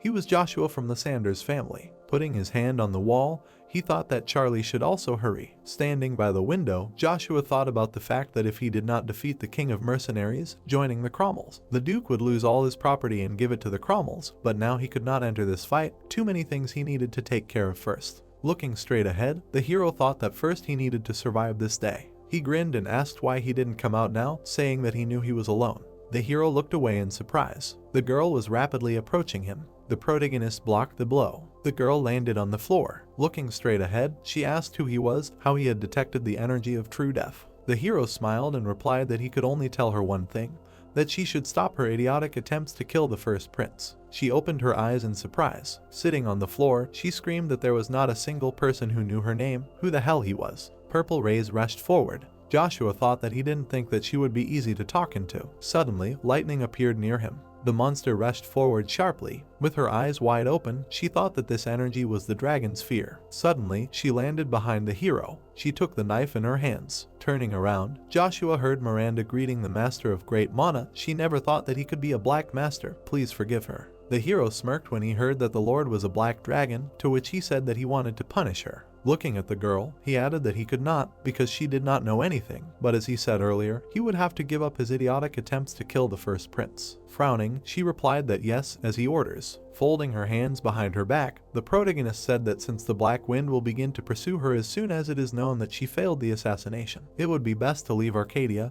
to which she said that he did not need to worry about. The hero furiously shouted that if he dared to disobey his order, he should immediately leave Arcadia as far as he can. If not, then the entire race of dark elves will not escape his punishment. Miranda closed her eyes and replied that yes, she understood. Suddenly, she jumped up. Joshua smiled slightly. Looking away, he said that she was still a total slob in her past life, and she truly believed that he was a black dragon. An image of a girl appeared, and the thought appeared that Miranda would soon become the Queen of Assassins. She took on a mission to kill the first prince at a banquet in honor of his birthday. The elf winced in pain, and he added that she failed and suffered so much that she acquired a scar that would never heal. He did not know who gave her this mission, but he did not want to leave a stain of failure on the extraordinary career of the Queen of Assassins. Looking away, the protagonist said that she should run as fast as she could, because their destinies would definitely intersect in this life. The girl suddenly rushed forward. She was thinking that oh my god, she couldn't believe that this was a real black dragon. Those who gave her this mission most likely couldn't even imagine it. They would never believe that the Master of Mana was having a great time in the center of Avalon. The girl smirked and added that well, she was fine, even though she would be pursued for some time. However, Miranda jumped up, thinking that she was free. The palace appeared. She heard that they hadn't seen each other for a long time. She was as beautiful as always. She didn't want to dance. The girl smirked when she heard this. The girls discussed that it was true that a mine with mana stones was found in the Earl's estate. He heard that it was equivalent to Avalon's budget for several years to come. Who do they think the prince will dance with this time? Definitely not with her. Charlie appeared in the crowd. Someone said, "Isn't that young lady Charlie? Isn't her family on the verge of ruin now? What is she doing here? I heard their family has fallen into disfavor. After all, their opponent in the territorial war is the Marquis's family." The girl lowered her head, hearing that she didn't think there was a single family willing to support them. She looked away in surprise, hearing that the first prince of the great empire and the princess were coming out. The guy and girl entered the room. He grinned, saying that he thanked everyone who came, asking them to enjoy their humble reception. The girls looked at him with admiration and said that he was still as handsome. If only she could become his partner at least once. This year she would definitely be his partner. The girl flipped through the list. Looking at Olivia, she said that Joshua was not on the list again this year. She lowered her head and replied that he was gone again. Joshua, 5 years had passed, so why couldn't she get him out of her head? Paul looked at her and asked if she had said anything, to which she replied that she had said nothing. He closed his eyes and asked again what exactly, saying that he thought she would be nervous since she hadn't been outside the Palace of Brilliant Flowers for a long time. Apparently he was worried for nothing. Suddenly he opened his eyes in surprise. Seeing the girl, he wondered if it was Charlie. The girl looked away, hearing that he was worried that he wouldn't see her this year either. Walking towards her, he said that he was happy that she was able to come. He closed her eyes and said that Charlie was greeting the small son of the Empire, His Highness Paula, to which he replied that without this, he would never be able to get used to this greeting. He grinned and added that in any case, the last time he saw her was at his birthday party 3 years ago, right? Since then he had been following the circumstances of the Pontier family. Since then they had only misfortunes. He was even a little worried about them. The girl looked at him in surprise and asked what he was doing. Stretching his hand forward, the prince said that he had wanted to see her for a long time. Grinning, he asked that he could ask her to dance. Charlie gritted her teeth, hearing that what? His Highness himself was asking for a dance. Then what was the point of the rule that only the one who shines the brightest can dance with His Highness? This is His Highness's wish, their opinion is meaningless, and it simply had to be the Pontier family, who were almost on the verge of collapse. The girl squeezed her dress and thought, why, he really wanted to see her. The girls watched her, and she added that but if she took his hand, she would become the target of jealousy and wariness of all the ladies from influential families present. She cannot make enemies when they already have enough problems with the Cromwell family. The guy looked surprised when he heard that she was sincerely sorry, did not think that she could dance with him. Looking at her, Paul asked what but why, did he do something wrong? Could he tell what the reason was? Looking down, she answered that the reason was that. Walking straight, the protagonist shouted that because she already had a partner. Looking at him in amazement, the guy asked that he was from the Imperial Knights. The hero bowed and said that it was nice to meet you, he was Baron Joshua. Olivia asked in surprise what he said to Joshua.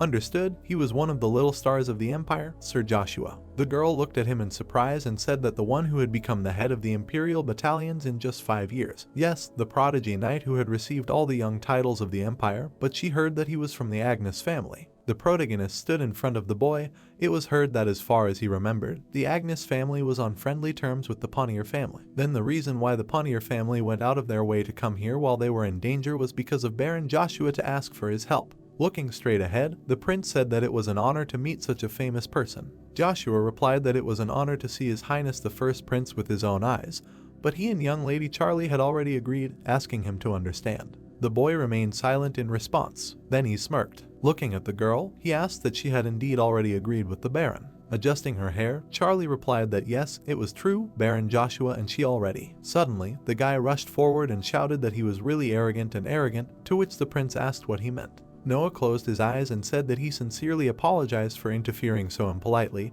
He was the most important person at this ball, but their actions. Suddenly, someone put a hand on his shoulder. The hero smiled and said that if he knew what true politeness was, then let him return to his place, to which he asked what, how dare he? The guy gritted his teeth, hearing that hadn't her partner already been decided, but to refuse His Highness personally, a little, it would mean that His Highness stole the partner due to his status. Standing next to him, the hero asked what he didn't see and then said that if he really thought about His Highness, then let him go. Now he can still let him go. He doesn't think that he will want to experience again what he experienced then.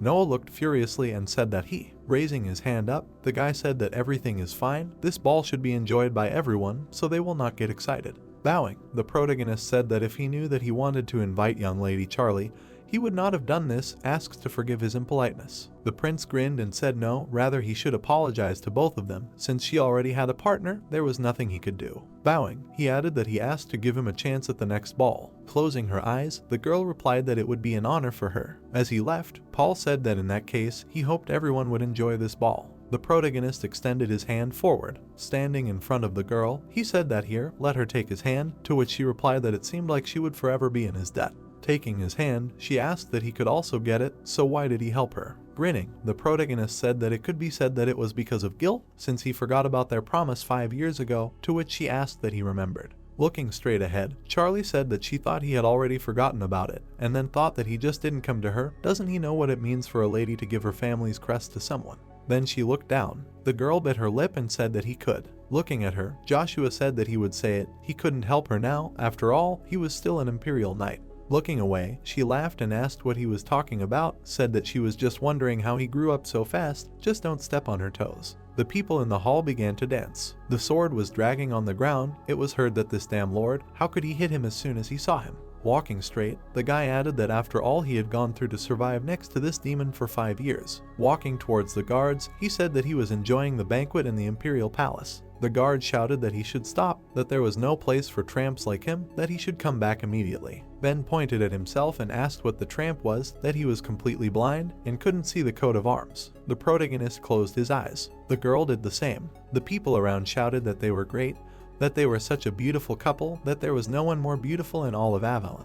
The girl looked away and said that they were a beautiful couple, damn them, to which Noah replied that they were like that only today, and that they would see how long they could enjoy life. Charlie lowered her head and said that she thanked him very much for the dance. As she left, she shouted that she would see him later. Looking straight ahead, the protagonist said that she was as impatient as ever. The protagonist turned around, hearing Olivia standing in front of him. The girl asked that it was him, well, Joshua, with whom she had communicated through the wall 5 years ago. Suddenly, the girl heard that he would soon visit the Palace of Brilliant Flowers, to which she thought it was telepathy. As he was leaving, the protagonist added that the medicine that could cure her illness was almost ready. Suddenly, the girl shouted that she asked him to wait. What did he mean by medicine? Grinning, Joshua thought that this was his own way of repaying the warmth from his past life. The girl was amazed. Leaving the hall, the hero thought that he would let her be healthy until then. The next day, a bright sky appeared. Clenching his fist, the guy shouted for them to hurry up, the boss would be here soon. Suddenly he looked in surprise. Looking straight ahead, the guys heard that attention. The guys stood still. Icarus looked straight ahead. He walked among them. The guys stood nervously nearby. They froze, watching him. Suddenly Icarus stopped. They bowed and shouted that they congratulated him on his graduation. The guy grinned and said that he had told them not to do that, others would misunderstand. Looking at him, the guy asked how could they not do that. He was a benefactor who had brought revolutionary changes to the academy, asking to let them do at least that. Ikar was surprised to hear that okay, it didn't matter where he was going to go now. The guy grinned slightly. Raising his hand, he said that he had already decided everything a long time ago. The rays of light shone on him and he said that he would go towards the sun. The blue sky appeared. The protagonist clenched his teeth. Wiping his nose, he asked if he had caught a cold. Suddenly, behind him, he heard how he got here. Outsiders were not allowed here. Let him get out. Let them move. He knew that the battalion commander was here. The guy was stopped, saying that then he should just wait. Outsiders were not allowed here, to which he replied that he had lived 5 damn years in hell, damn them. They turned around when they heard Ben. The protagonist spread his arms out to the sides and said that he was about to come back for him, but he was touched that he decided to come first. Clenching his fist, the knight said that he, the devil. The boy furiously shouted that Lord, how dare he enjoy all this luxury of the imperial palace when they left him, his precious first subordinate. In the care of the devil himself, he swung the sword over and over until his arms failed. Thinking only about him, he dedicated his entire youth to him.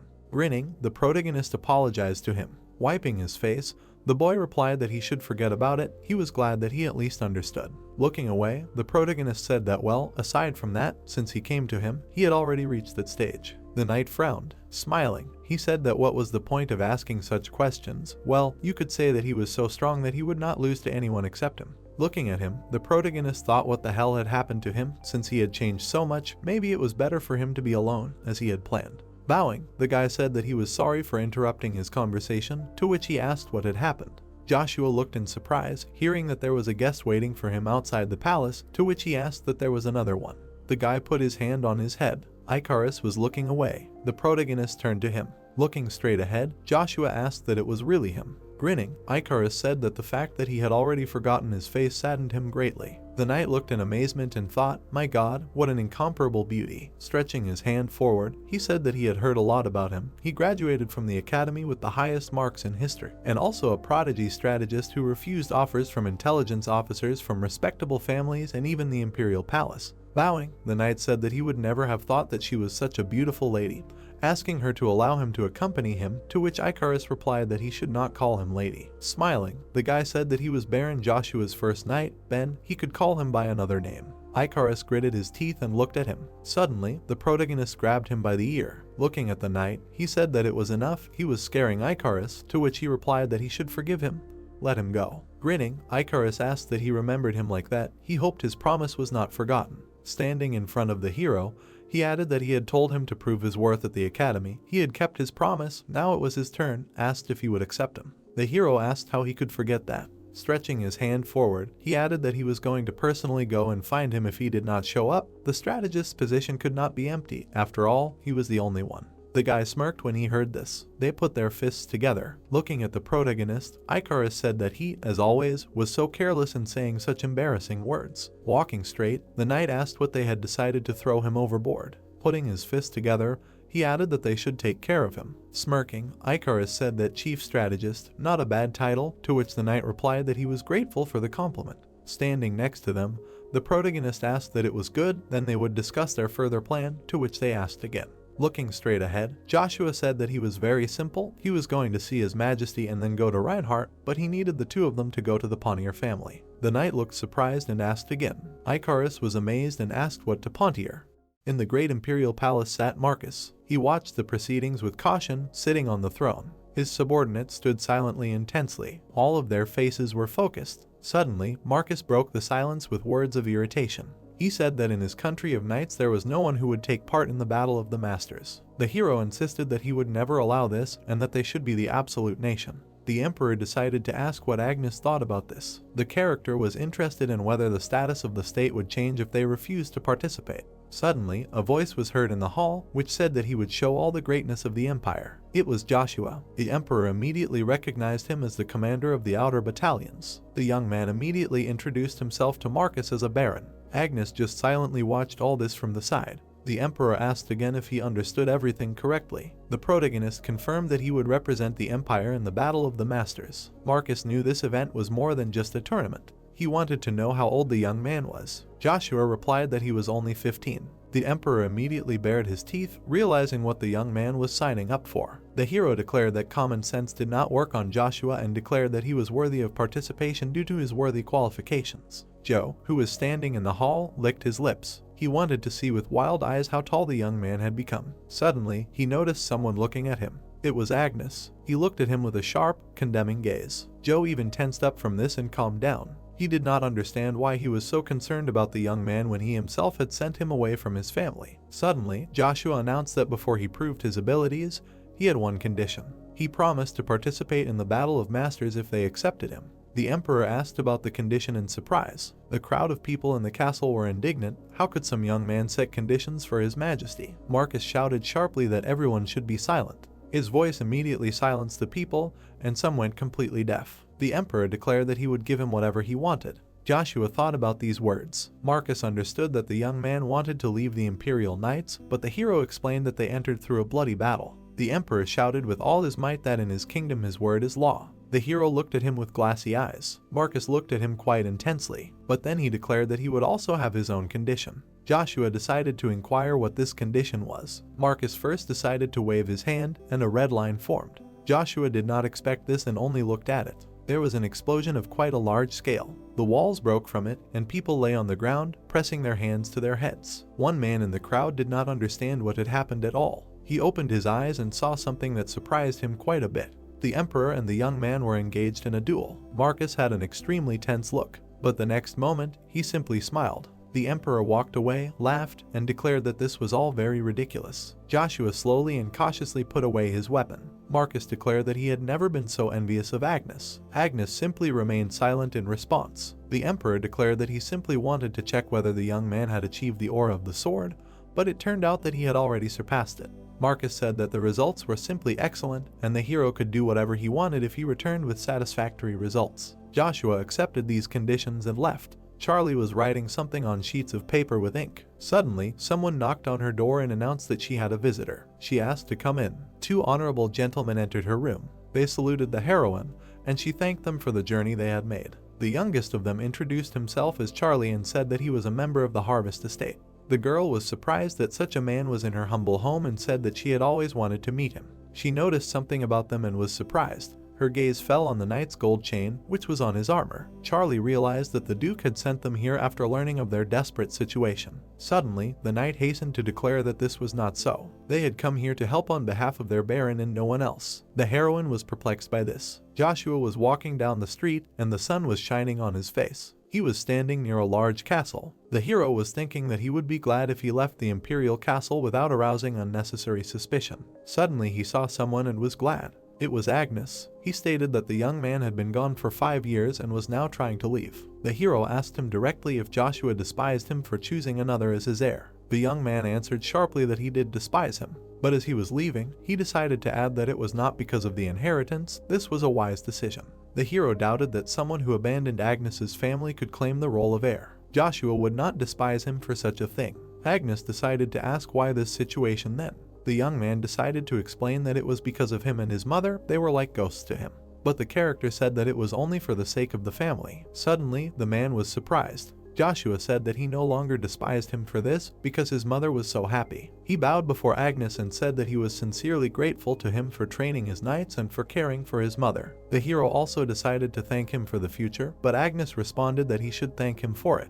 In the distance, questions were heard about the main character's departure. A crowd of knights ran to the hero with questions about leaving. Agnes said that this was his night and decided to leave. One of the crowd recognized him, but another said that this was not what they were worried about now. The main one decided to ask Joshua why he was leaving in secret from everyone. They asked if the character would really leave the 11th and 12th battalions. The hero decided to explain. He said that he never thought of them as subordinates. All the knights immediately fell into a state of shock. Joshua said that he would have no problem letting them know that they were his people, but rather very valuable comrades. The knights sighed with relief and realized that his words had been a joke before. The hero said that he was leaving on personal business and would soon return for them. The leader of them asked if he would stop them if they wanted to help him with this matter. He shouted that he had been watching him for 5 years, and the hero definitely had a reason to leave everyone, which could put them in danger. They asked him after him if that was why he was leaving alone. Joshua turned around and said that he was grateful to him. The leader stood in confusion and slight shock. The soldiers declared that they had learned his true motives, and it was time to pay him back in kind. They stood in a row and declared that they would never abandon the hero. The others shouted that they would wait for him as long as it took and expected his speedy return. The soldiers began to take out their swords. They stretched them upward and declared that they brought the protagonist tribute of respect and honor. Joshua was pleased with this act of his soldiers. The character realized that he had achieved all of his goals in the Imperial Palace except for one. He became the commander of the Imperial Knights and could enter the secret storage once a year. The character received the obsidian earrings and the highest rank again. He also managed to meet the Queen of Assassins and prevent her from being injured. The hero was able to form a squad that he could proudly call his people. But the most important goal was different. He wanted to crush Brad's plans, which he had started while the character was in the Imperial Palace, but everything was unsuccessful. However, Joshua found out about the third force that protected his enemy. He thought about the fact that in the past he knew absolutely nothing when he became Brad's enemy, but he understood that the moon door was in Reinhard. He needed to find out as soon as possible what had changed. The hero thought about the shadow that was waiting for him and about which he knew nothing. A bell rang in the temple in the Hubalt Empire. Someone prayed to the goddess of the 7 heads so that she would grant fortitude to endure loneliness. They also asked to protect the path and bestow blessings on everyone. Suddenly, someone called out to him. It was his master. He said that he heard that the hero was going to leave soon. Sebastian said that he just came to wish him a safe journey, although he was sure that no one could harm the character. But the master advised to be on guard if the hero encountered a divine knight. He meant the king of the Principality of Tran. He had special magical powers. Christian said that he had nothing to worry about and would not interfere in the affairs of the Empire. Sebastian was glad to hear this and went to prepare a carriage for the hero. The character decided to stop him and said that he would first visit the border. He wanted to go there because there were rumors that a lich had appeared there. The master explained that liches were magicians who did not accept death and gave their bodies to the dark forces. They were extremely dangerous. Christian said that only the priest knew this information.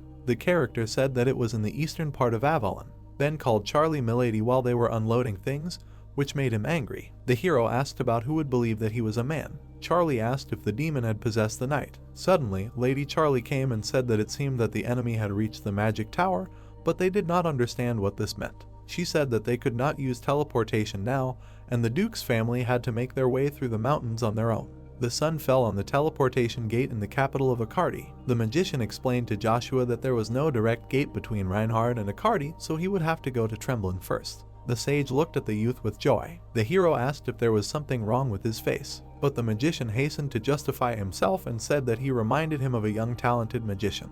He had an amazing command of magic, but an accident happened to him, and for 5 years not a single lead was found. That is why the magic tower is involved in the battle in Reinhard. The old man realized that he had talked too much and began his teleportation spell. He explained to the protagonist that due to the great distance, he might feel sick during the process. The magician wished him a safe journey and sent the character away. The action took place in the Duchy of Tremblen, in the teleportation gate of the Jibri Palace. Joshua found himself right there, on the pentagram. He thought about the magic tower, still looking for Jack. Someone met the hero and greeted him. The man recalled that they last saw each other at a banquet on the occasion of His Majesty's birthday. The character did not expect to be met personally by the Count, but this was an order from the head. Ronald explained that the Emperor had issued a decree for families to show hospitality. Joshua realized that the Emperor had informed everyone about him because of his weak faith in him. Ronald invited the hero to go into the palace. The character said that he appreciated their hospitality, but he had urgent matters to attend to. The man was confused and began to insist that this was an order from the Emperor and asked to at least come in for tea. Joshua explained that he needed to sort something out as quickly as possible and promised to try to come by dinner. Ronald only had time to ask where he was heading. The character said that he was rushing to the mercenary guild. The gold coin spun briskly in the air. After that, it quickly fell into the water and sank to the bottom where there were many similar coins. The man in the mask and robe, with his arms folded, said something in an unknown language. A man approached him from behind and was surprised that he left Marcus alive despite his plan.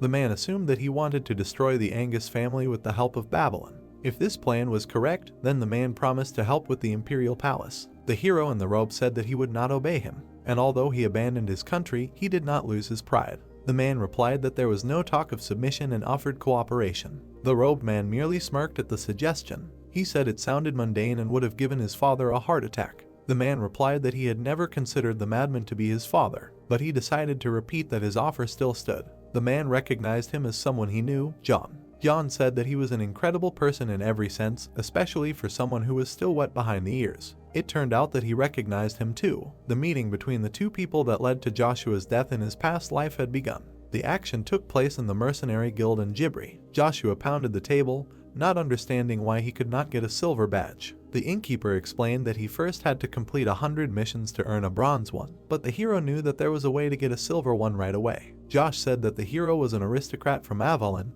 and he could not give him their guild badge, and he didn't know what the character would do with it. Joshua was unhappy that when giving out the badge, they asked about the recipient's intentions. Josh explained that he knew that for the hero, all tasks are a piece of cake. The character was even more perplexed as to why he was not given it then. The innkeeper said that he had not trusted him before, so he first needed a reason to trust the character. The protagonist continued to talk about how mercenaries only receive a reward for completing tasks, and one should not disregard the will of the founder of the mercenary guild. Josh wondered why the character started talking about this, but Joshua explained that mercenaries are ordinary people who take contracts, and they are not held back by anything except business relationships. The hero said that he only wants to provide his services to those in need and receive a reward. Josh looked at him with distrust. He said that he will give a mission to get a silver badge. Joshua was delighted and said that he would do it no matter what it was. The innkeeper began to select the difficulty for this quest. He took out a scroll. It was a quest with a difficulty of 5 stars. The hero was shocked and realized that such quests were like scouting a dragon's lair. Josh said that he shouldn't worry, it was just transportation with a little scouting.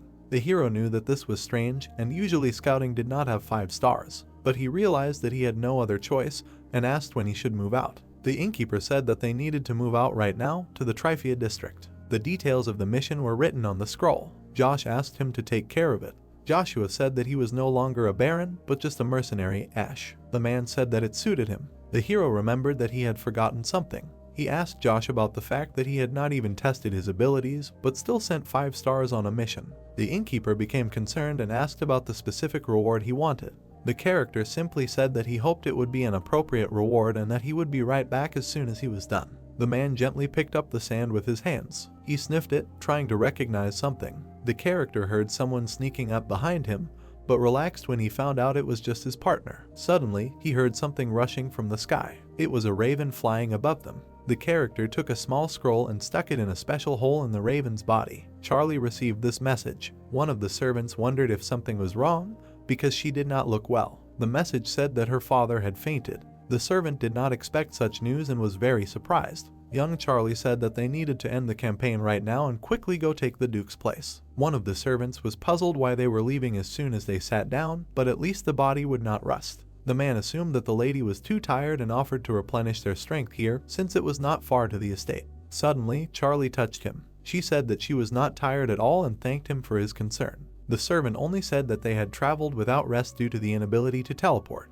That was why the heroine did not want to inconvenience these two since they were risking their lives for her. Ben said that there was no need to worry about it since they were simply following their lord's orders. Young Charlie said that the extra baggage should be left here and they should move on as quickly as possible. Suddenly, the raven abruptly flew off his shoulder and flew to the side. The hero screamed for the others to leave here quickly. Ben's body was suddenly grabbed by ropes. He quickly flew up to the trees, wrapped in them. The assassin pounced on the heroine, surprised that she could still worry about others. Throwing a bag over her, he told her to be obedient. Suddenly, the character saw some strange stone glowing purple in front of him. It flew straight at his head and knocked him out. Someone grabbed the lady's hand abruptly. Young Charlie told her to run without looking back. The assassin jumped out right in front of them and gave the order that he would take the heroine, and the rest had to be killed. They were surrounded by assassins. Suddenly, an angry voice was heard from the side. Ben flew straight at them with all his might. They wondered how he managed to get out. The hero with crazy eyes swung his sword.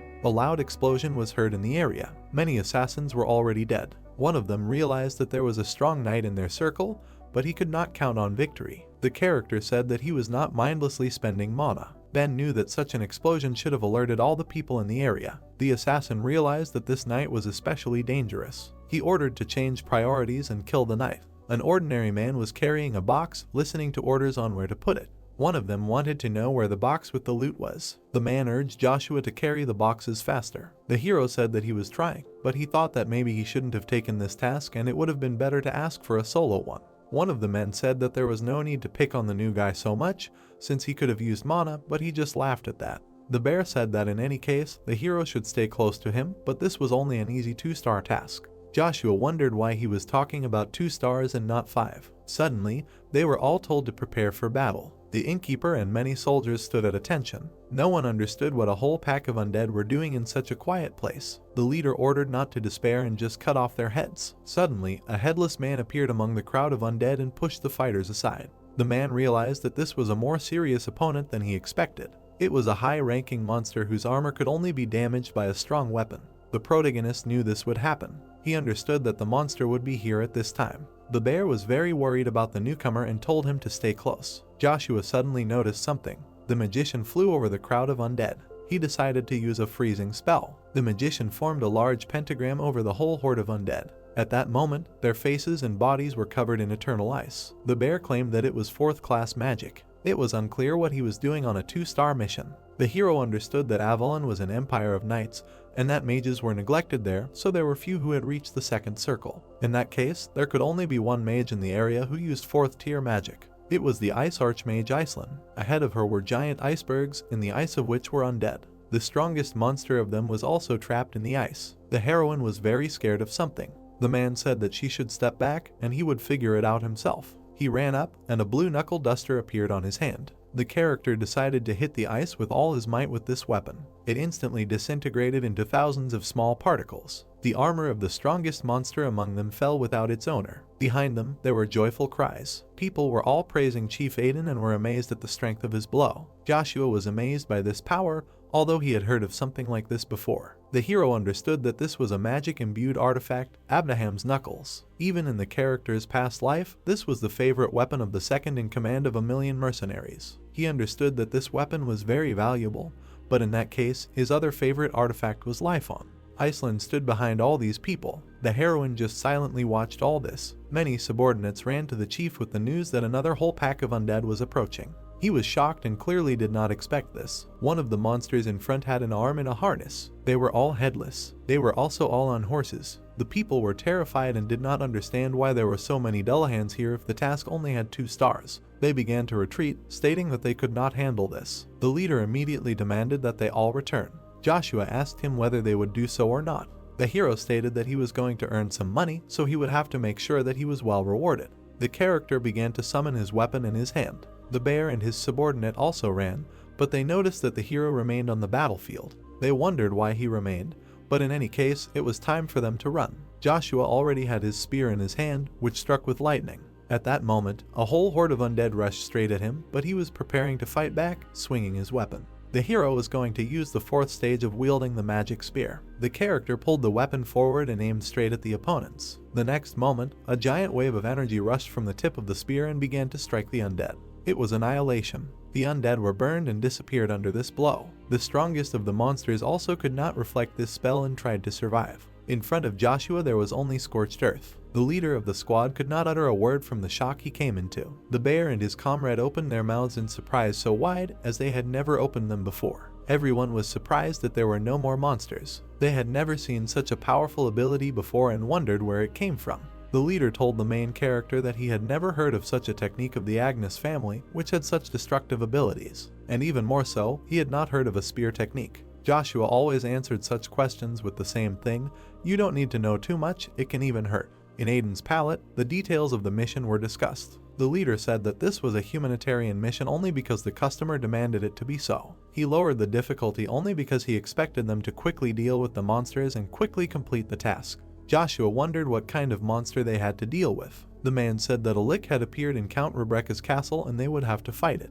The hero immediately guessed who they would have to fight because of the location. The character thought about it, but the leader did not understand what he was thinking about. Joshua realized that after completing the task, he would still get what he wanted. He said that in that case, it was time for them to move on and there was no point in lingering in the camp. The man explained that it would take time to get permission to enter. He explained that this was because there was a territorial war going on in the county. The hero was extremely surprised that there was a war going on in Rebecca's estate. Suddenly, Iceland entered the tent and said that it was not her. The heroine said that it was just a massacre arranged by the Marquis. A loud explosion was heard in the forest. Someone was shouting Cain. Young Charlie stated that the lady should not be captured and that she should concentrate on getting out of this place. She was very confused by these circumstances. The heroine remembered that there was a pier nearby and they would find themselves at the Pontier estate as soon as they crossed the river. Her servant was extremely confused and almost crying. The lady asked him to quickly prepare a boat. He was extremely happy to see her. Suddenly, they all discovered that the pier was destroyed. An assassin appeared in front of them and declared that they had only one way to get out of here. The man suddenly attacked them with a blade and declared that this way was death. Much blood was spilled. The unknown man ran at Charlie screaming for her to die. Ralph and Icarus shouted to run and the girl looked at the killer in fear. Suddenly, an arrow pierced the unknown man and he fell dead. Ralph asked where the arrow came from. Troy was there, saying that it would be a shame if he delayed even for a second, so he would accompany them from now on. They ordered the gates to be opened, as Count Troy had returned. The man came in with the others and asked where everyone was, as he thought he had ordered everyone to be on guard. The servant replied that Baron Arna had called them, to which he asked if that was true, had there been any new information, adding that he should probably go too. The servant greeted Charlie, adding that he was glad that Ralph and the others had arrived in good health. The girl thought about the others. Icarus asked her not to worry about Sir Cain. She hesitated, but the boy interrupted her, saying that he was Baron Joshua's first knight, so he would not die so easily. The girl looked down in doubt. Troy said that he would go to the meeting room, suggesting that she make herself comfortable. Charlie stated firmly that she would go with him, to which the man asked if she was sure, since she did not need to force herself. The girl stated that she could not do otherwise, since now that her father was unconscious, she was obliged to take his place as lord, so she had to prove to the vassals that she was the lord's confidant.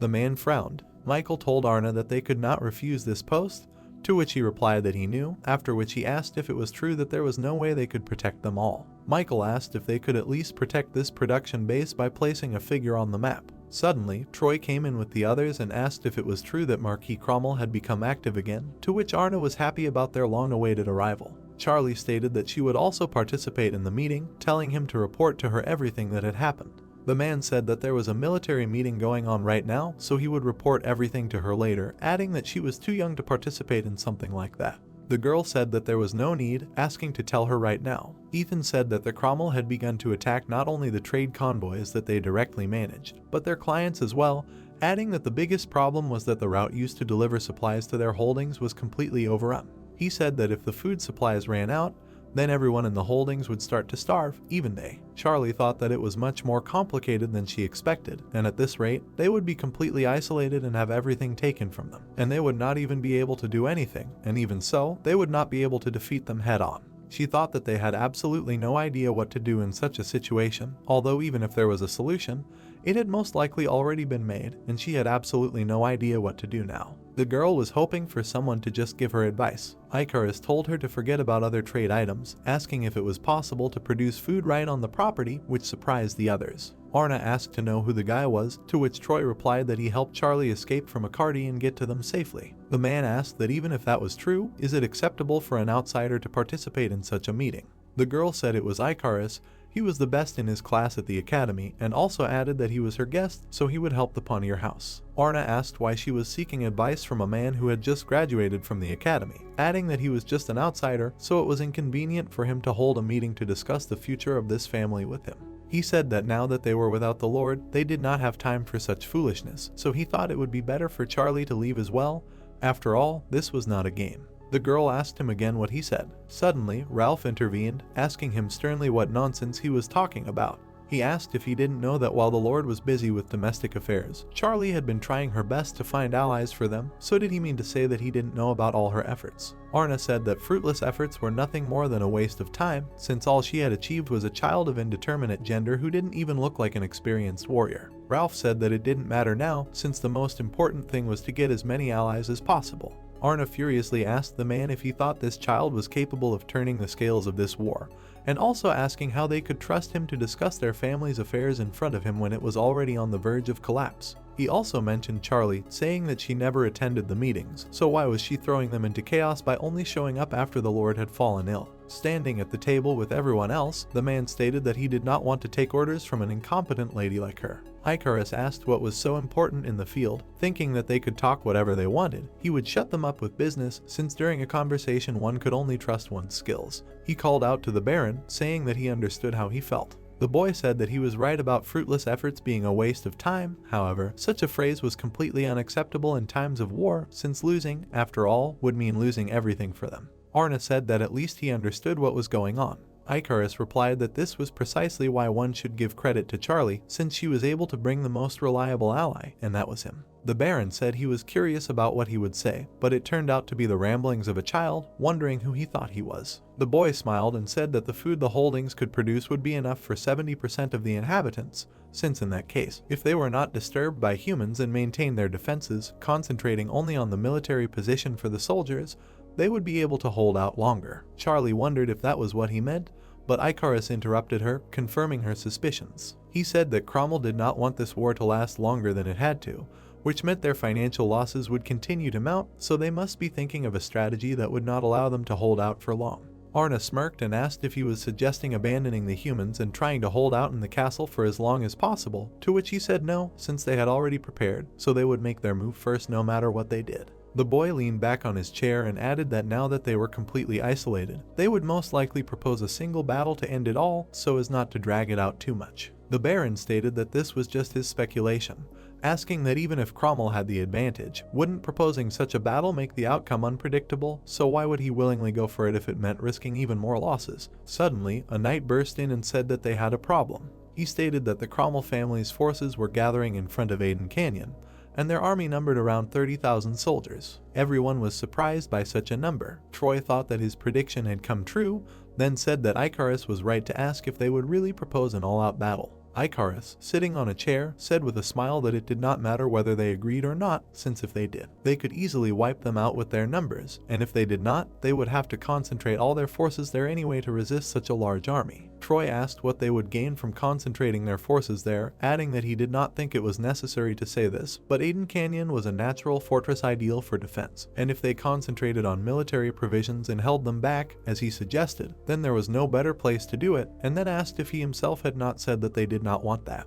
Icarus crossed his arms and said that of course it would be so if their main goal was truly a direct assault, but there was something else they wanted. Placing a figurine on the map, he said that their true goal here, the Dennis River, was diversion. Arna and Troy became worried. Michael, who was standing nearby, said that if it was as Icarus said, they had a chance, and then asked the boy how he came up with such a strategy. Ethan added solemnly that they did not have a minute to lose, and then said to hurry up and prepare the troops, to which Troy replied that he would go to his platoon to prepare. The Baron tensed, frowning. Suddenly, Ralph said that since he had nothing more to say, it could be concluded that he agreed with Icarus's plan.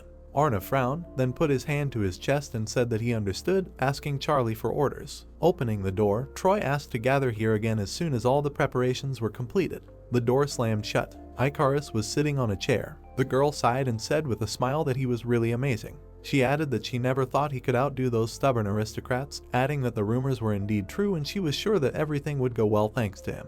The guy said with a smile that he thought she should probably thank his master for everything. The girl blushed, saying that of course. Icarus, getting up from his chair, asked if he could ask her something first, to which the girl agreed. He said that he heard that at the beginning of the war, both sides were equal, asking if that was true. Charlie said that anyone could have won until the moment when the king of mercenaries joined. Although they had heard about how important a single superhuman could be on the battlefield, they lost every time he appeared. The main problem was that he always attacked the points that mattered, which is why their losses were colossal. The guy said that this meant that he only chose the highest priority targets. He pressed his hand to his chin thoughtfully, saying that according to the information from the research on the Pontier family, There was no factor in which the Marquis of Cromwell family was weaker. The only exception was the King of Mercenaries, and in terms of military and economic power, the girl had experienced people who could win the war. He added that in this battle, it was the Punir family that had to defend itself, and he did not understand at all how a siege, where the defenders had an advantage over the attackers, could be influenced by a single superhuman. Icarus said that what confused him even more was the head of the family, because the fact that the head of one of the 5 ducal families had poisoned himself and was in danger of death. Charlie was surprised at what he meant, adding that she knew it. The guy replied that it was simply impossible without help from within, telling the princess to always keep this in mind and never trust the people around her. The girl thoughtfully remained silent. Joshua asked what Kylie meant by the massacre that Cromwell had caused, and she replied that it was exactly as she had said. She said that Cromwell's unilateral declaration of war had caused tensions to flare and that her father had gone missing. Josh chimed in, saying that it was strange that he hadn't heard about this while he was in the imperial court of Avalon.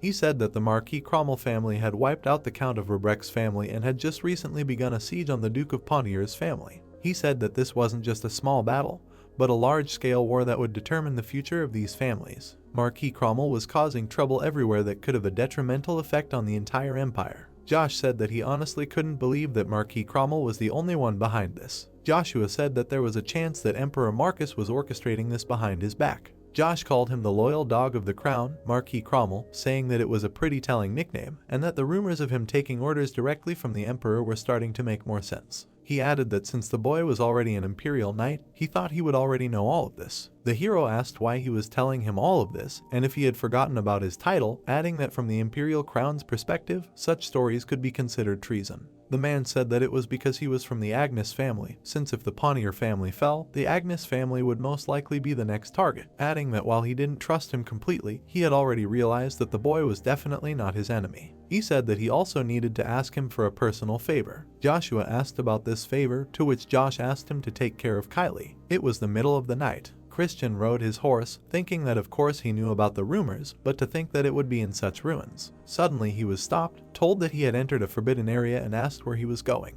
The guy replied that he had heard that peculiar remains had been found here and had been sent to investigate by the Hubalt Empire. The guy in the cloak said that there was no need for meaningless excuses, and since this area was under the close control of the Avalon Empire, he was asking him to leave. Christian remained silent. In the middle of the night path, the horse stood alone. The guy crawled through the bricks, cursing Avalon. He wondered what they were thinking, adding that he never thought they would watch the ruins like that. Christian thought that it was already suspicious that the royal mages and the mages from the magic tower were working together, asking what the connection was between the lick that appeared here and the Avalon Empire. As he walked towards Ribaz Castle, he wondered what Emperor Marcus was trying to achieve. The door opened and the boy walked inside. There was a chandelier covered in cobwebs at the top. There were figures of knights standing in the building. Christian thought that the building was quite old, hoping that the floor wouldn't cave in underneath him. Suddenly, he heard sounds and braced himself, reaching for his sword. In front of him, the boy saw a running monster. He wondered if it was some kind of ghoul, noting how fast it was. The floor beneath him caved in, and before he could strike, the boy and the monster began to fall down.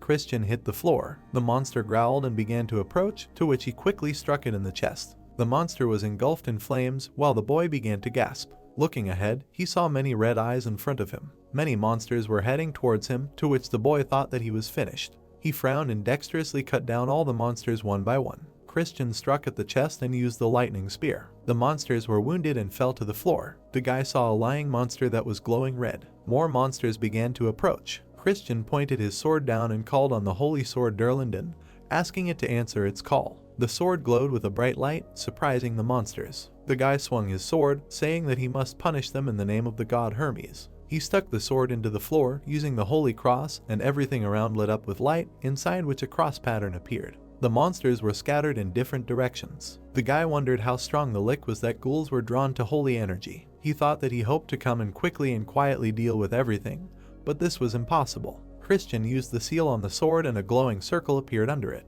He decided that even though he was going to cause a scandal, he needed to deal with them as quickly as possible. The guy raised his hand, in which a glowing sphere appeared, and asked Lord Hermes to awaken the saints and find the source of evil. The sphere began to move along the corridors towards two people in cloaks. One of the people turned around, his eyes glowing red. Christian was surprised, asking what he was doing there. A portal appeared behind him and black ribbons came out of it, which began to envelop the guy. The guy tried to resist while the ribbons were tied around him. An unknown knight also came out of the portal, surprising the guy. Christian asked if they were trying to start a continental war because they even made a death knight. The knight stood up to his full height, holding a sword in his hands. The guy in the cloak took the package and read it, after which he looked at his partner and, having read the spell, removed the seal of protection, allowing people on horses and carriages to pass. Josh said that he would return to Reb Castle for a short time and then return immediately, adding that since he had already reported the undead horde to the guild, Avalon should respond soon. The cloaked man said that despite this, a follower of Hubalt had infiltrated Reb Castle and disappeared about 3 days ago, adding that he was sure that Hubalt would do something soon, so he should try to do whatever he needed to do before things got complicated. The man replied that he was sure that they would figure it out, and he would try his best to make sure that nothing would interfere with them, thinking that he needed to leave this country since there were too many problems with the mercenary guild, to which they wished him luck on his journey. They set off and the carriages with horses drove forward. Kylie, sitting in the carriage, said that Joshua did not utter a single word, to which he replied that he had nothing to say. She replied that she had a few questions in mind, and then asked why he had asked for an artifact that was still in development for her protection. The guy didn't answer. The girl continued that Cromwell had put a high price on her head, and that she was being pursued by many dangerous people, so he wasn't asking for much for what he was doing. Joshua, crossing his arms, replied that after seeing Captain Aiden in action, he decided he could be useful. That's all. The girl asked about the guy's last words, and then smiled. She laughed and said he was funny, adding that if he gave them some time, they would give him one, and she would personally oversee everything once it was over. Joshua smiled, and then asked if he could ask her something, asking her how Count Rebecca had disappeared. The smile faded, and Kylie asked about her father. The boy apologized, saying that it was his mistake and that it was hard for her to talk about it, but she interrupted him and said that it just happened so suddenly. She said that their family estate was set on fire and everyone, including the knights and servants, could have been killed. The events took place 5 years ago. The knights running across the bridge shouted to get them and kill them all. Fonsel, standing in front of them, shouted to run away, saying that he would not let them pass. The girl shouted that they could not abandon their father. The man shouted at them to just go away. Tears appeared in the girl's eyes. The boy holding her hand told her, his mistress, that they did not have time for this, because if they were caught, they would kill everyone. The girl remained silent and closed her eyes. Running away, she shouted that she would wait for him, while the man tried to stop the knights, who shouted not to let them leave and to kill them at all costs. There was an explosion. Kylie explained that her father had sacrificed himself to buy them time to escape, and all that was left was a half-burnt estate. When the time came and people began to forget about it, she decided to return to help the survivors, and that's when rumors began to circulate about a lick that appeared in Reb. She added that she wanted to see this lick with her own eyes. Joshua thought about it and said that he couldn't say that he understood everything, but asked to let her tell him something. He wanted to say that he didn't think she expected this because the lick. Suddenly, something distracted the guy. The girl called out to the guy, surprised. He quickly jumped out of the carriage. Joshua thought about how he was sure he felt his presence, the damn dog Caesar. Velvo, the guy felt the silhouette of an unknown person in a cloak with red eyes. The door broke and Joshua appeared from it. Josh ran into the building and asked him what was going on and why he was doing whatever he wanted. The boy started to run away, saying that he needed to check something so they would meet later, to which the man tried to stop him. He ran through the hallways when he suddenly saw the floor with a seal on it. Joshua thought about the symbol, wondering if it was drawn recently. He stood up and thought that he definitely felt Barubaru's presence, and also there was a clear aura from a rank or higher battle. Then he wondered why everything besides the ruins looked so normal, deciding that it was suspicious. Suddenly, he saw a blue glow around him, realizing that it was an anti-magic field. The boy waved his hand. The shards flew apart and Christian appeared from above, suspended by ribbons. He began to groan, waking up. Joshua said he knew it was an illusion spell, then asked if the guy had drawn those runes, to which he grunted in response. The hero asked what exactly happened here. The shaking boy said to be careful, pointing behind him. A death knight swung his sword from behind Joshua. He made a strike, but the boy managed to dodge, flipping on the ground. He landed on his knees and wondered why he didn't feel him coming towards him, creating a blue sphere in his hand. The boy said that he had never seen a death knight like that. Suddenly, Ruja declared that it was his, surprising the boy. Suddenly, the hero grabbed his head, groaning. The knight began to swing. The boy's eyes turned red and he quickly blocked the strike. Christian wondered in surprise what the hell he was, wondering why he could sense both holy and demonic energy at the same time, and if it was even possible. Joshua smiled fiercely, blocking the strike, then said that the knight was his. He declared him his prey and headed straight for the monster, sword in hand. The monster's left arm was cut off. It growled, looking at the boy. The hero asked if he understood, adding that he could never defeat it, so he should stop resisting and just die. The knight shouted not to play with him. Suddenly, Joshua saw a ribbed sword appear in his hand. He He stated that it was impossible, seeing that it was a wolf's fang blade, the howl of a wolf. Swallow, the imperial palace appeared. Many dead knights lay on the floor. Prince Lucifer, walking forward, stated that Emperor Verona was too weak. He walked with the knights, saying that if all he could do was make statements and protect the world, then he had no right to be an emperor, adding that even his subjects believed that it was no longer possible to stay in this small country. The boy, with a smirk, stated that they wanted to expand in all directions to other lands. Henry, sitting on the throne, asked him if he believed that this war would be for the people of this country. He stated that once the war began, fathers and mothers would lose their children, and then asked if he really wanted to see the world burn to the ground. Lucifer, with an evil grin, said that he knew they would not come to a compromise, adding that his brother, Ryan Belgrace, should be in the man's place, and he agreed with him. The man remained silent. He asked how long the boy had been planning this since Duke Altsma was sent away from the capital, since if the news spread, a civil war would start and all his plans would be ruined. Lucifer said not to worry, since Prime Minister Gandar would take care of everything, and Duke Altsma would never know about it since he was already dead. Henry was shocked by this news. The boy said that he really deserved the title of a sage, because he understood where this was going, adding that even after the man left this world, Gandar would remain the prime minister of this land, and now his time had come. Henry. The man frowned and said that he would not get away with it. Lucifer laughed, drawing his sword, asking what would happen to him. Blood spattered. A drop fell on the floor. The knight with the sword in his throat began to grunt. He asked intermittently what happened to him. Joshua said that he did not know how he became a Death Knight, but he was sure of one thing. Putting away the spear, with one glowing eye, he said that the souls of people, especially the souls of masters who surpassed ordinary people, cannot be forced to go down this path, and it must be a personal decision for each person.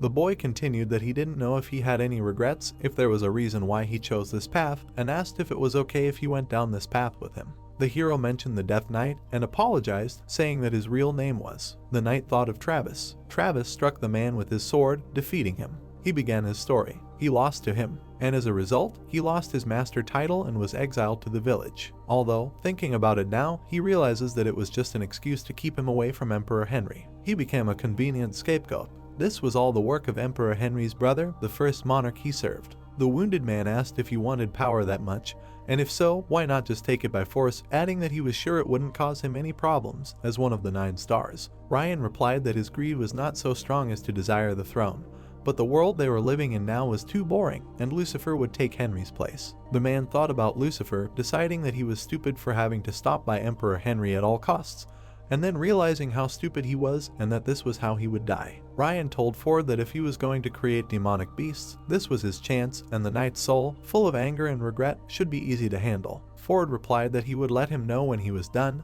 and that he would be interested in the result. Joshua told the man that a Death Knight needed the body and soul of one of the best knights, and that a demonic beast could not be created without personal consent, and that they could only try to force him to make a decision by calling him the Wild King, Duke of Altsma. The man asked to kill him, saying that he had made the wrong decision. He said that he was not free now, he was forced to play by someone else's rules, so to prevent him from dishonoring himself even more, let the boy kill him. Coming closer, the hero said that he had a better offer, and whoever did this to him, he would control him. The boy said that in exchange, he needed him to allow him to borrow his power, and in that case, he would accept his choice to become a Death Knight. He said that this was his offer in a way to show his respect to the Wild King of Altsma, who ruled these lands. The man smirked, saying that he knew that Joshua was as interesting as they said, adding that anyone would say that for him this was pure gain, so why would he choose anything else? He spread his hand, saying that rather than being a slave to a black mage, he would rather be on the side of the greatest genius of the continent, so let him do what he wants, the greatest spearman Joshua Sanders. Extending his hand, the boy asked if he accepted his offer, and if so, he would begin. He shouted Ruja and a black light surrounded the area. The knight screamed, enveloped in a black glow that was absorbed into his chest. Josh shouted for everyone to be on guard, as there was a possibility that there were more demons in the area besides the lick, telling them not to forget why they were here and to do everything to save the mercenary Ash, to which everyone shouted that they understood. The man thought about what was happening, because he felt an incredible amount of demonic energy after Baron Joshua entered, hoping that he was okay. Suddenly, people in white clothes with crosses entered, and Andrew, who was among them, told them to stop, saying that they were no longer welcome in Reb Castle and that they should leave immediately. Josh asked who they were, to which the boy replied that they were knights and priests recently sent by the Hubalt Empire, adding that they were now in charge of Reb Castle, so they should return immediately. The man said that their comrade was inside the castle and they couldn't just leave him, wondering wondering why the hell the Hubalt troops had arrived so quickly. The boy said that it seemed like they didn't know the main threat to Reb Castle, since the more victims that enter, the more demons they would have to face, and it was their job to stop them, then added that he hoped they could end things on a good note. Josh frowned and asked if they were threatening the Avalon Mercenary Guild in Avalon territory, adding that it was a serious military provocation. Reaching for his sword, Andrew said that it seemed like words were useless against him, then told him to forget about the war between the continents, since he didn't understand that the entire world could be at risk. The men were surprised, because suddenly everything was covered in black flames. Josh was afraid, thinking that something was coming from inside and it was dangerous. Andrew grabbed his sword and ordered everyone to prepare for battle and kill any demons they saw, saying that may the blessing of Hermes be with them. Everyone drew their swords and prepared for battle. Someone came out of the darkness. Andrew thought hard about such energy, realizing that this was not an ordinary beam, fearing that the Demon King had appeared. Chloe was standing in the middle of everyone. Joshua came out of the darkness, holding Christian on his shoulder, and asked Josh if he was waiting for him. The man was surprised, asking if it was really him, Baron Joshua, and then asked what the hell happened inside. The guy replied that he seemed to have handled everything himself, wondering if these were the priests of Hubalt, asking what they were doing in the territory of Avalon. Andrew ran towards the hero with his sword, shouting not to let this demon escape and stop him. Josh stood between him, stopping the sword strike. The man shouted that this man was Baron Joshua Sanders, a noble of the Avalon Empire, and he was not a demon, so let the guy put his sword down.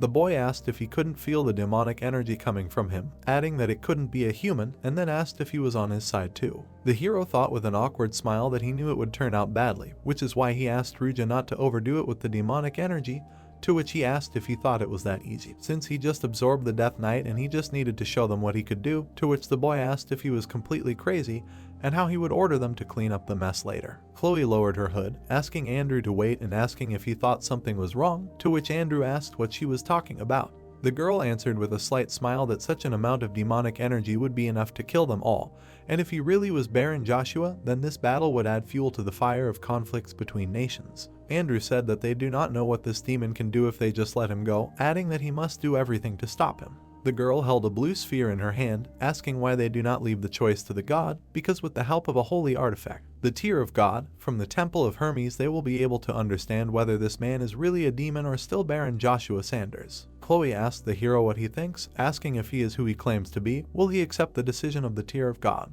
The guy remained silent. She explained to the Baron that she can deceive such a simple thing and help him calmly get out of this situation. Joshua wondered why she needs to help him, what she wants. Chloe licked her lips lustfully and replied that it was to make a deal with him, because he is as handsome as they say, just her type. Ruja stated that he had never seen such an unholy saint, adding that he could not take it anymore, and if the boy did not do something, then he. The hero stated that he did not need her help. He lowered his hand, throwing Christian to the ground, surprising everyone. Andrew swung his sword, asking what he did with it, then shouted to save Sir Christian. Joshua extended his hand and ordered everyone to stand their ground, causing everyone to be blinded by a bright light. The girl wondered how demonic energy turned into holy energy and what the hell the boy was. Suddenly, the holy artifact was torn from her hands and headed towards the boy, causing the girl to try to return it. The hero took the artifact in his hand, saying that those who forgot their duty and succumbed to greed do not deserve to use it. The boy was shouted at to give the artifact back since he cannot use it. Joshua said that since they do not believe him, then he can only show it to them right here and right now. The whole area was illuminated by a bright light, forcing everyone to close their eyes. Joshua said that since they did not believe him, all he could do was show them right then and there. He split the sphere, from which light mana was coming. Babylon closed his eyes and screamed that the protagonist was a vile demon, and he still did it. He dared to desecrate a holy artifact. He opened his eyes. Golden wings appeared behind Joshua. Stunned, Chloe asked how this was. Looking at the protagonist, who stretched out his hands, Chloe said that he was not the paladin Hubalt or a follower, so why did the wings of Archangel Michael appear on him? Light energy began to spread from Joshua. The protagonist calmly said that he was not a demon or a beast, which they considered him to be. He was just Joshua Sanders, so he asked to stop all disagreements. Frowning, Babylon asked if he even knew what he had done, adding that he had damaged the holy artifact and that such a thing could not be ignored. The protagonist asked with a serious expression if he could ask a question. If someone who was neither a follower nor a paladin of the Hubalt Empire could destroy what they considered a holy artifact, then they were absolutely certain that it was a holy artifact. Confused, Chloe noted that if you think about it, a tear of a god cannot be used so easily. Joshua lifted Christian's body with magic and said that now was not the time to argue. The longer they wasted time talking, the more their comrade's life would fade. Demonic energy enveloped Christian. Taken aback, Babylon wondered if the energy they felt was coming from Sir Christian. He mentally asked if this meant that this energy was only coming from him all this time. He added that he was sure that the energy was on a completely different level. Chloe started running and screamed that they didn't have time to argue. For those who use sacred power like Sir Christian, demonic energy was like poison. If they delayed the treatment even for a second, his life would be in danger. Chloe picked up Christian and turned around, saying that he needed to be taken away from there. She asked how they would look Sir Chrysler and High Priest Harold in the eye. The boys were dumbfounded. They started walking and saying that they would help and that they knew of a temple nearby. Chloe looked at Avalon and suggested that he should come with them. Avalon replied that they needed to find out what exactly happened there. Frowning, Chloe asked if he still didn't understand and if he had seen the wings of Michael, who is one of the 7 archangels and the god of war. Taken aback, Avalon replied that he had seen it with his own eyes. Chloe spread her arms and said that she was sure he understood that if this was the will of the Lord, then doing anything there would be a grave sin. Avalon sheathed his blade. He started to walk away and said that they would retreat for now. A smile appeared on Joshua's face. Chloe looked at the protagonist with a satisfied look and thought that she did not know how he managed to do all this, but fate would definitely allow their paths to cross again. She winked at the protagonist and emphasized that she hoped he would be fine until then. Joshua covered his ears from the scream, which said that he had absorbed all this holy energy, even mastered the Death Knight, and this was his reward. The protagonist replied that the world was not as simple as he imagined. Joshua imagined the two energies mixing and emphasized the fact that thanks to Duke Altsma, he knew that he could control his demonic energy, he could suppress it as much as possible, and if necessary, use only sacred energy. Josh approached the protagonist and asked what happened inside and what those wings were now. Was this really the will of God that those people mentioned? Joshua replied with a smile on his face that he would explain everything as soon as they returned. They still needed to get money for the work anyway. The plot takes us to a magical tower. It towered straight into the sky. Frowning, Alicia said that undead were spotted in that area. She clarified if Morris understood what happened. Their tower was involved, noting that because of this, the Hubalt Empire was on edge. Looking down, Marcus replied that he agreed. Besides, it was hard to imagine that they would be forced to send representatives from the Magic Tower to participate in the Battle of Masters in Teta. There were too many things he wanted to ask. Ian sighed. Holding his beard, he said that he could guarantee that the representatives for the Battle of Masters were chosen based on their skills alone. There was no need to look down on Teta and their capabilities. He seriously noted that in terms of pure potential, this child was beyond even him. Alicia frowned slightly and assumed that Ian believed in this child to say such a thing. Sitting in front of them, Ian stated that they sent people to the Avalon Empire at Grant's request. Furious, Alicia asked why Ian had agreed to help him, noting that she was sure he was wise enough to think with his head first and not his emotions. Ian looked at her and asked if she remembered what Grant had said before he left. Alicia replied that she did not remember and that too much time had passed. Frowning, Ian told her that Grant had said that he would follow the trail of the one who had defined the borders of the battle mages. Stunned, Alicia asked him not to tell her. Marcus slammed his hand on the table. He stood up from the table and screamed that it was impossible. It had been 20 years since he had disappeared. The leaders of all the nations had desperately tried to find him, but they had not been able to find even a strand of his hair. Marcus, with a puzzled face, asked if Ian meant that Grant, this traitor, had found some clue about Richard. Marcus introduced Richard and thought that he was a talented battle mage of Avalon, who was even sought by the Kingdom of Terra. He was the only one who knew the location of the Elven Forest, and was invaluable at least because of this information. Of course, given his abilities and achievements, he could ask for whatever he wanted. Touching his beard, Ian noted that he was sure Marcus would never trust Grant, but as someone who knew about the relationship between Richard and Grant, he couldn't help but trust him. He asked to be allowed to ask him something. Jan asked with a serious face how many people would refuse the opportunity to get information about Richard and whether he should have declined his offer. Marcus looked at him silently. He stood in front of him and asked if Jan really believed that this was the right decision. Jan smugly stated that he was the head of the Magic Tower and a 7th class mage. He asked Marcus if he thought that he would really participate in a deal that would be unprofitable for him.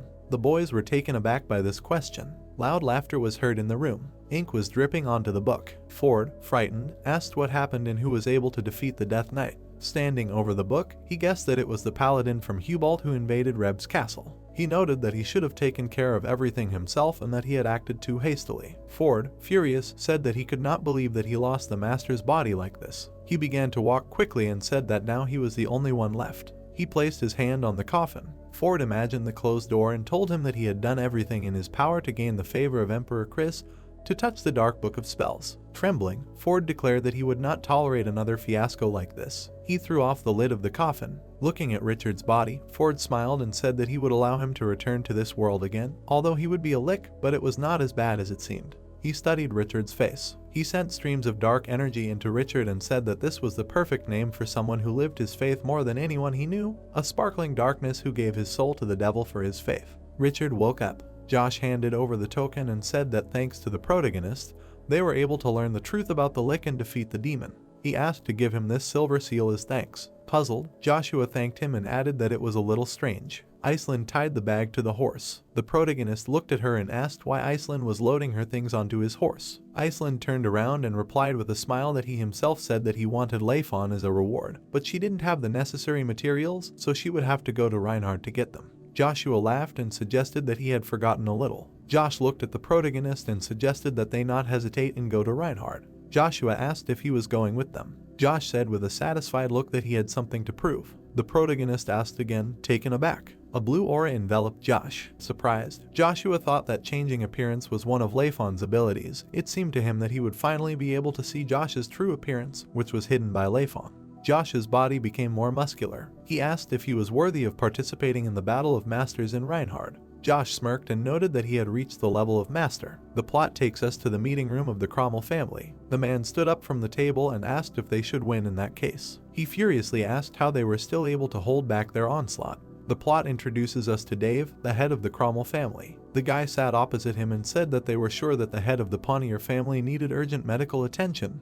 However, the man introduced Icarus and said that for some reason, according to rumors, the celestial brain Icarus helps the Pontier family and most likely that is why they are always one step ahead of them. He pictured a river in the middle of a forested area and noted that this was especially true of their sabotage plan. Since they had discovered their plans, they had not been able to cross the Dennis River. Moreover, due to the high tide and the large number of rapids, it was still impossible to cross the river. There were no other ways to get into Aden Canyon. The only thing they could do now was to cut off the supply lines and Dave slammed his fist on the table and ordered silence. He said with a furious look that their job was to anticipate all possible problems. He asked how it was possible that all their joint work had been ruined by a child and what was the point in that.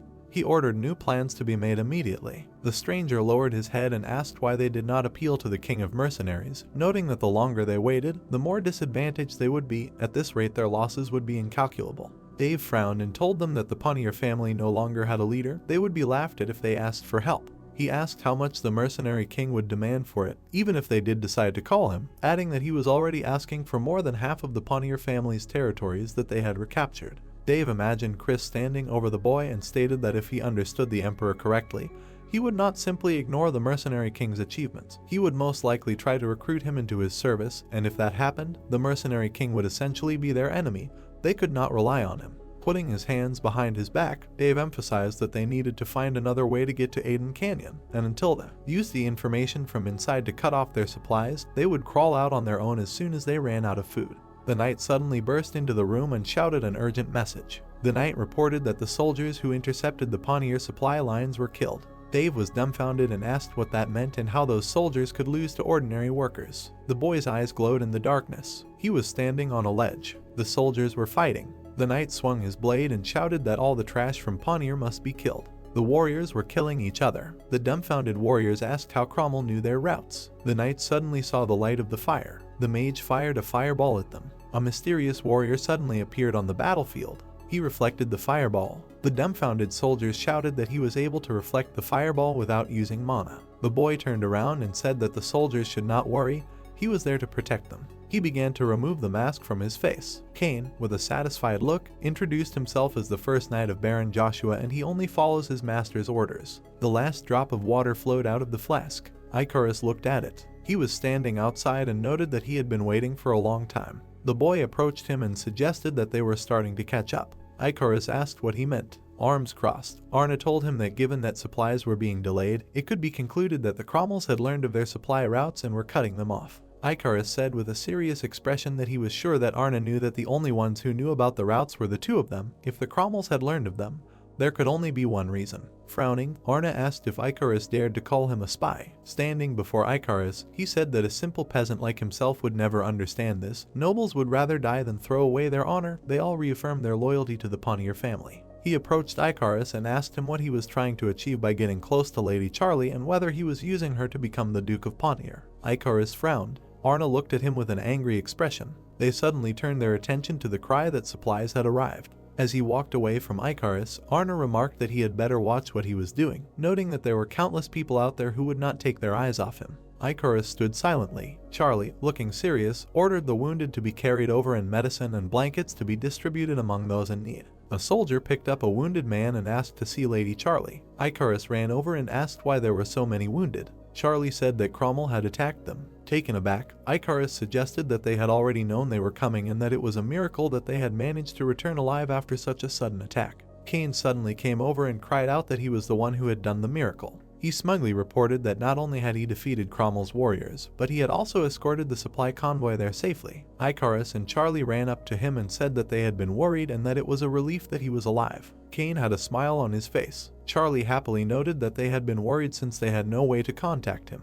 Arna approached them and asked who the man was and if he could be trusted. Charlie looked at him and replied that he was the man she had mentioned earlier. Arna noted that he was Joshua's servant and that he was glad that he had made it back alive. Cain began to whisper to Icarus and asked why he was so nervous. Icarus said that he was the commander of the Pawnee family knights, Baron Arna, and that he should greet him. They were suddenly taken aback. A knight rode up on a horse and cried out that the Dennis River was frozen and that enemies were starting to cross the frozen Dennis River. The boys were dumbfounded by what they heard. The man held an axe on his shoulder and laughed loudly. He stepped on the frozen river. He screamed with a mad look for Pawnee to be completely robbed. The plot introduces us to Sam, the king of mercenaries. The warriors were running along the river. The plot takes us to the temple of Hermes. The sunlight enveloped the temple. Babylon stood over Christian and asked about his condition. The priest replied that they were able to get rid of all the demonic energy in his body. Looking at Babylon, the priest guessed that the combination of it and the holy power had damaged his brain, so they could not yet predict what complications might arise. The old man stood behind him and said that this meant that a quick recovery could not be expected.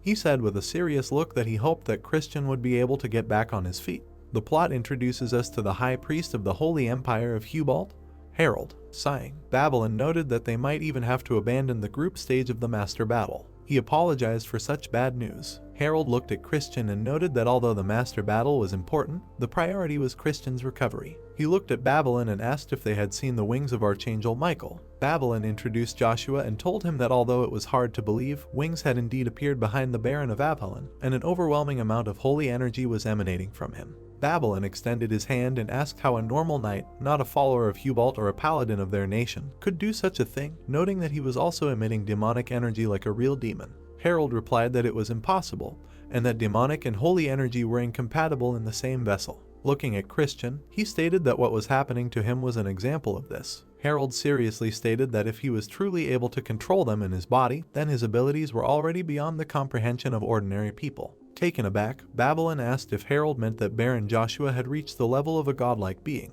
With his back to Babylon, Harold replied that it was not so, which is why he thought that he was not the source of the demonic energy. Looking down, he noted that if these were indeed Michael's wings, then this was a great opportunity for the order. He introduced the guy with the wings and said that there were 8 great demon kings, reflecting the 8 prophets, and in heaven there were 7 archangels with their holy weapons. Among them the strongest was the Archangel Michael, called the God of War. Harold thought that it was impossible to understand what was happening now. The world around was changing rapidly, and their main problem was not the battle of the masters. Everything could turn into a threat to the entire continent. Fireworks exploded in the sky. Josh passed through the crowd of people. Turning around, he asked if this was an amazing festival. Iceland replied that it was. He extended his hand and asked if Iceland was upset that the protagonist left on urgent business. Iceland replied that it wasn't that, but she asked him with a disgruntled expression if that was okay, noting that he had promised to accompany her in exchange for Leifon, and now he was going to abandon her like that. Iceland asked if she thought they were getting closer. Josh silently noted that he knew she was mad. The dumbfounded boys looked at Josh and shouted that he was the second greatest mercenary. Iceland smiled and noted that he was quite famous. Josh said that he didn't think they would be able to have any peace now. He was suddenly taken aback by the shout. The crowd gathered around the prince. Travis walked straight ahead, looking serious. Iceland looked at Josh and said that he was quite famous too. He smiled and said that they said his blade was hotter than hellfire and that he seemed to be the opposite.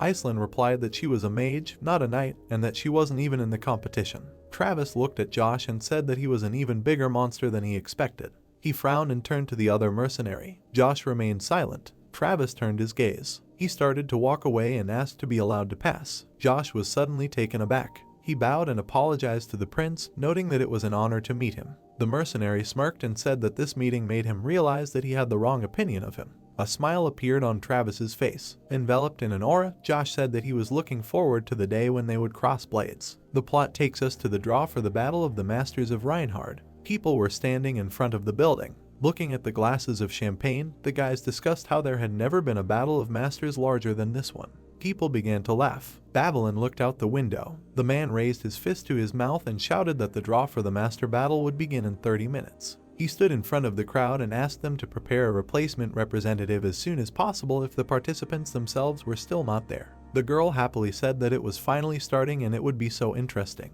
The plot introduces us to the princess of the magical kingdom of Terra, Sona, a mage of the fourth circle. The guy approached her and assumed that this was her first time at such an event. Sona asked if Slacks was also attending a master battle for the first time. Slacks bowed and replied that this was not the case.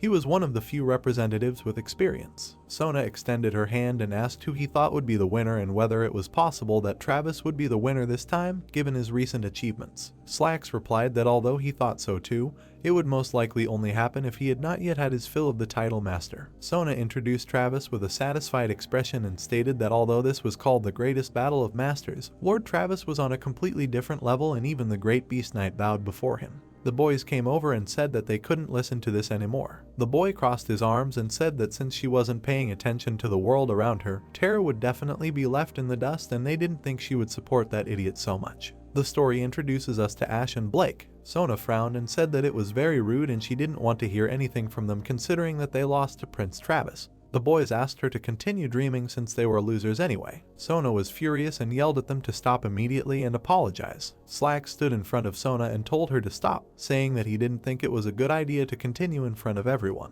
Sona's face was angry. The twins looked at her in silence. Slacks asked to see the time with a smile on his face. He held out his hands and noted that Avalon's representative had not yet arrived. It seemed that the infamous Lord Joshua Sanders would not be able to attend. Well, apparently they had decided to send Lord Joshua Sanders' brother, Lord Babylon, to represent Avalon. Babylon's face was serious. Slacks was suddenly taken aback. Babylon was walking towards him. He asked with a furious look who told him that they were brothers. The dumbfounded boys thought that such a look could kill. Travis and Josh entered the room. They walked one after another. Ash crossed his arms and stated that anyway, they were not even from the Empire. Blake added that it was a pity that they represented such small fry, who were at the mercy of public opinion. Slacks said that even so, there was no need to swear at the mighty Josh. Ash smirked and stated that he would not acknowledge anyone until he crossed blades with them. This included both Travis and Joshua. He asked if anyone there could confirm the rumors about the two, noting that it was all a hoax to create a hero for the masses. They looked at Babylon and asked what he thought and if this was a hoax and that was why he was sent there. Babylon opened his mouth. He frowned and replied that he hoped so too. The twins were taken aback by this. They suddenly looked up in surprise when the protagonist's name was announced. Joshua entered the room. Travis turned around and looked at him. Sona was confused. The protagonist entered the room. He looked forward and was introduced as the first representative of the Avalon Empire, Lord Joshua Sanders. The twins crossed their arms and discussed that it was him. The boy and girl looked at him in surprise and Sona said that the rumors were not an exaggeration. Although he was young, he was definitely not inferior to either Travis or Josh. Joshua looked forward in surprise. He stood opposite a serious Babylon, clenching his fist. The boy frowned. The protagonist sighed calmly. They passed each other in the hall. Babylon walked menacingly, drawing his eyebrows together. Josh crossed his arms, smiled and looked at Joshua and said that he was late. The man put his hand to his chin and told all the representatives and family members to look here. He stood in front of the board, his hand outstretched to the crowd of people, saying that before they held the draw, he would explain the format of the event. Looking at the girl with the box, he said that in this box there were 21 glass balls, each of which had the number of the participant in the Battle of Masters written on it.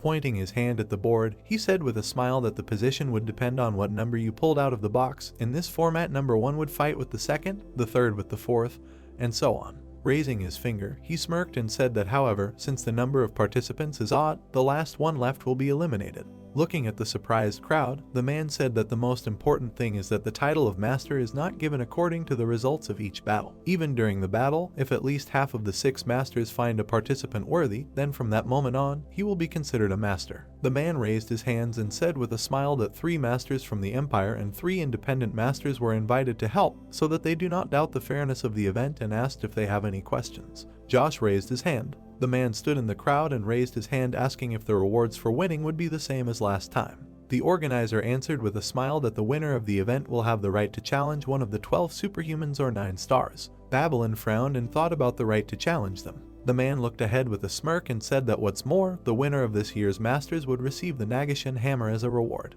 The crowd was shocked and began to discuss the hammer. This changed everything. It was even better. Travis frowned and thought about how the fact that they could get the Nagishin hammer meant that the winner of the Master Battle would essentially become the owner of Reinhard. He introduced the throne and told us that there was a neutral city, Reinhard, which did not belong to any country. Its treasury could make most other countries laugh, and it also had a favorable geographical location. In other words, because of these factors, anyone who understood military affairs would dream of owning this land. He smiled and thought about how if he became the owner of Reinhard, the Swallow Empire would no longer be a hindrance to them. Things would become more interesting. The organizer stood behind the girl with the box and stretched out his hand, saying that it was time to finish the explanations and get down to business. Everyone needed to take a glass ball out of the box one by one and show their number. Sona smiled and stretched out her hand to the box. Josh stuck his hand in the box. Travis looked at the box seriously, stretching his hand into it. Babylon also put his hand in the box. The main character smiled and looked at the ball, and the organizer said that he was finishing the definitions by groups. The man pointed to the board in front of the people and said that this was the final bracket of the tournament. The guys looked at the names on the board. In front of them was a diagram of the tournament bracket. The crowd looked at the board with delight and surprise, and the organizer said that Group B would have a hard time. Looking at the smiling Josh and the frowning Travis, he said that they would be together. They would need to watch this match. Sona put her hand on her chin and looked at her with an embarrassed expression and said that although Group B would be difficult, Group A would have a mage duel. She walked up to the board and said that the 4th mage of the Terror Kingdom and the 7th mage of the Magic Tower would be together. Something was wrong here. Ted said with a smile that he wanted Code Zero. Magic duels were annoying. The organizer looked at the tournament bracket and said that the first match would be between the first representative Joshua and the Bloody Heart, the Knight of Steel, David from the Heart Kingdom. The twins stood with their arms crossed and grinned and said that of all the strong people in Avalon, they sent these fools here. Today would be something to see. Of all the Knights of Steel of non-empirical origin, his skills were recognized the most times, but no matter how much he fought, he didn't stand a chance. The boy smirked as he looked ahead and said that if a representative of Avalon, one of the 3 great nations, were to lose to a commoner of unknown origin, it would be a disgrace. Sona approached him and frowned, asking how much longer could he say nasty things about empires and commoners. Weren't they tired yet? Besides, nothing could be predicted until the match began. Everything could change until the very end. The twins smirked, crossing their arms and saying that in some cases, no matter how much you look, the apple just won't ripen. The girl frowned and laughed. The boys turned to look at the girl, who said that it was a funny analogy. Lilia stood in front of them, putting her hand on her hip and saying that in this world, nothing happens just like that. It's just social constructs and people's perceptions that have tainted their view of this world. The twins smiled and said that it wasn't even funny. Isn't it bad to call a spade a spade? Lily raised an eyebrow and smiled and said that apples can be both red and green. Although both are ripe, that's what she meant. Of course, everything ends as soon as you start setting limits for yourself, just like they did for themselves. She smirked and said that here they were not able to defeat a single person, not now, not ever. The guys got angry and grinned, saying that did she really think that they would just keep quiet about this since she was from the Empire? The organizer approached the swearing guys and raising his hand said that the draw was over. The first matches of each group would begin in 2 days. Everyone should be ready. He walked through the crowd and said that in addition, he asked that their trusted persons be informed of the results of the draw. The participants who were late would be immediately disqualified, so let them not forget. The guy angrily clenched his teeth. The twins walked ahead and turned to the girls and said that there was no point in participating in useless dialogues. They would still see who was right. Sona happily stood behind Lilia, clenching her fists and thinking that she was cool. That's why she was called the Silver-Eyed Sword Demon. She was very confident. Josh tapped the protagonist on the shoulder and told him to look. The man pointed forward and looked at the guy and said that he hadn't even opened his mouth, but he already had allies. Just think, those beauties stood up for him. It's impressive. Joshua looked away embarrassedly and agreed with a smile. He stood opposite the gloomy Babylon. The guy frowned and turned away. Babylon walked ahead of the protagonist and thought that he would admit it. No matter what he did, he would never surpass him. He smiled evilly and decided that in the end, he would become his puppy, reaching for his palm. He would definitely achieve this. A lot of fireworks were flying out of the arena and the host thanked everyone for waiting, saying that they were starting the opening ceremony of the Battle of Masters. The enthusiastic guys in the crowd raised their hands and shouted that they were waiting for this day. Who will win this time? Let them not disappoint.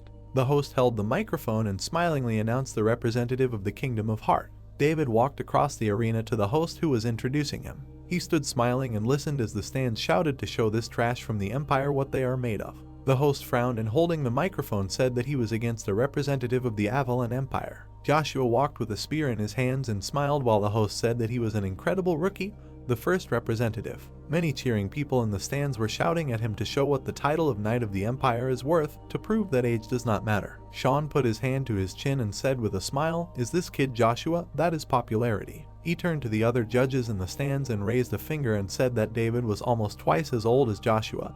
"I wonder how this kid is going to cope with such a difference in experience." Bill sat with his hand outstretched next to Hasky and asked if David was not the obvious favorite, given his superior experience and skill. Hasky frowned and looked away, asking that considering he uses a spear, do they think he might have an ace up his sleeve? Do they have any information on his tactics? The judges looked at Joe writhing in surprise, dark energy emanating from him.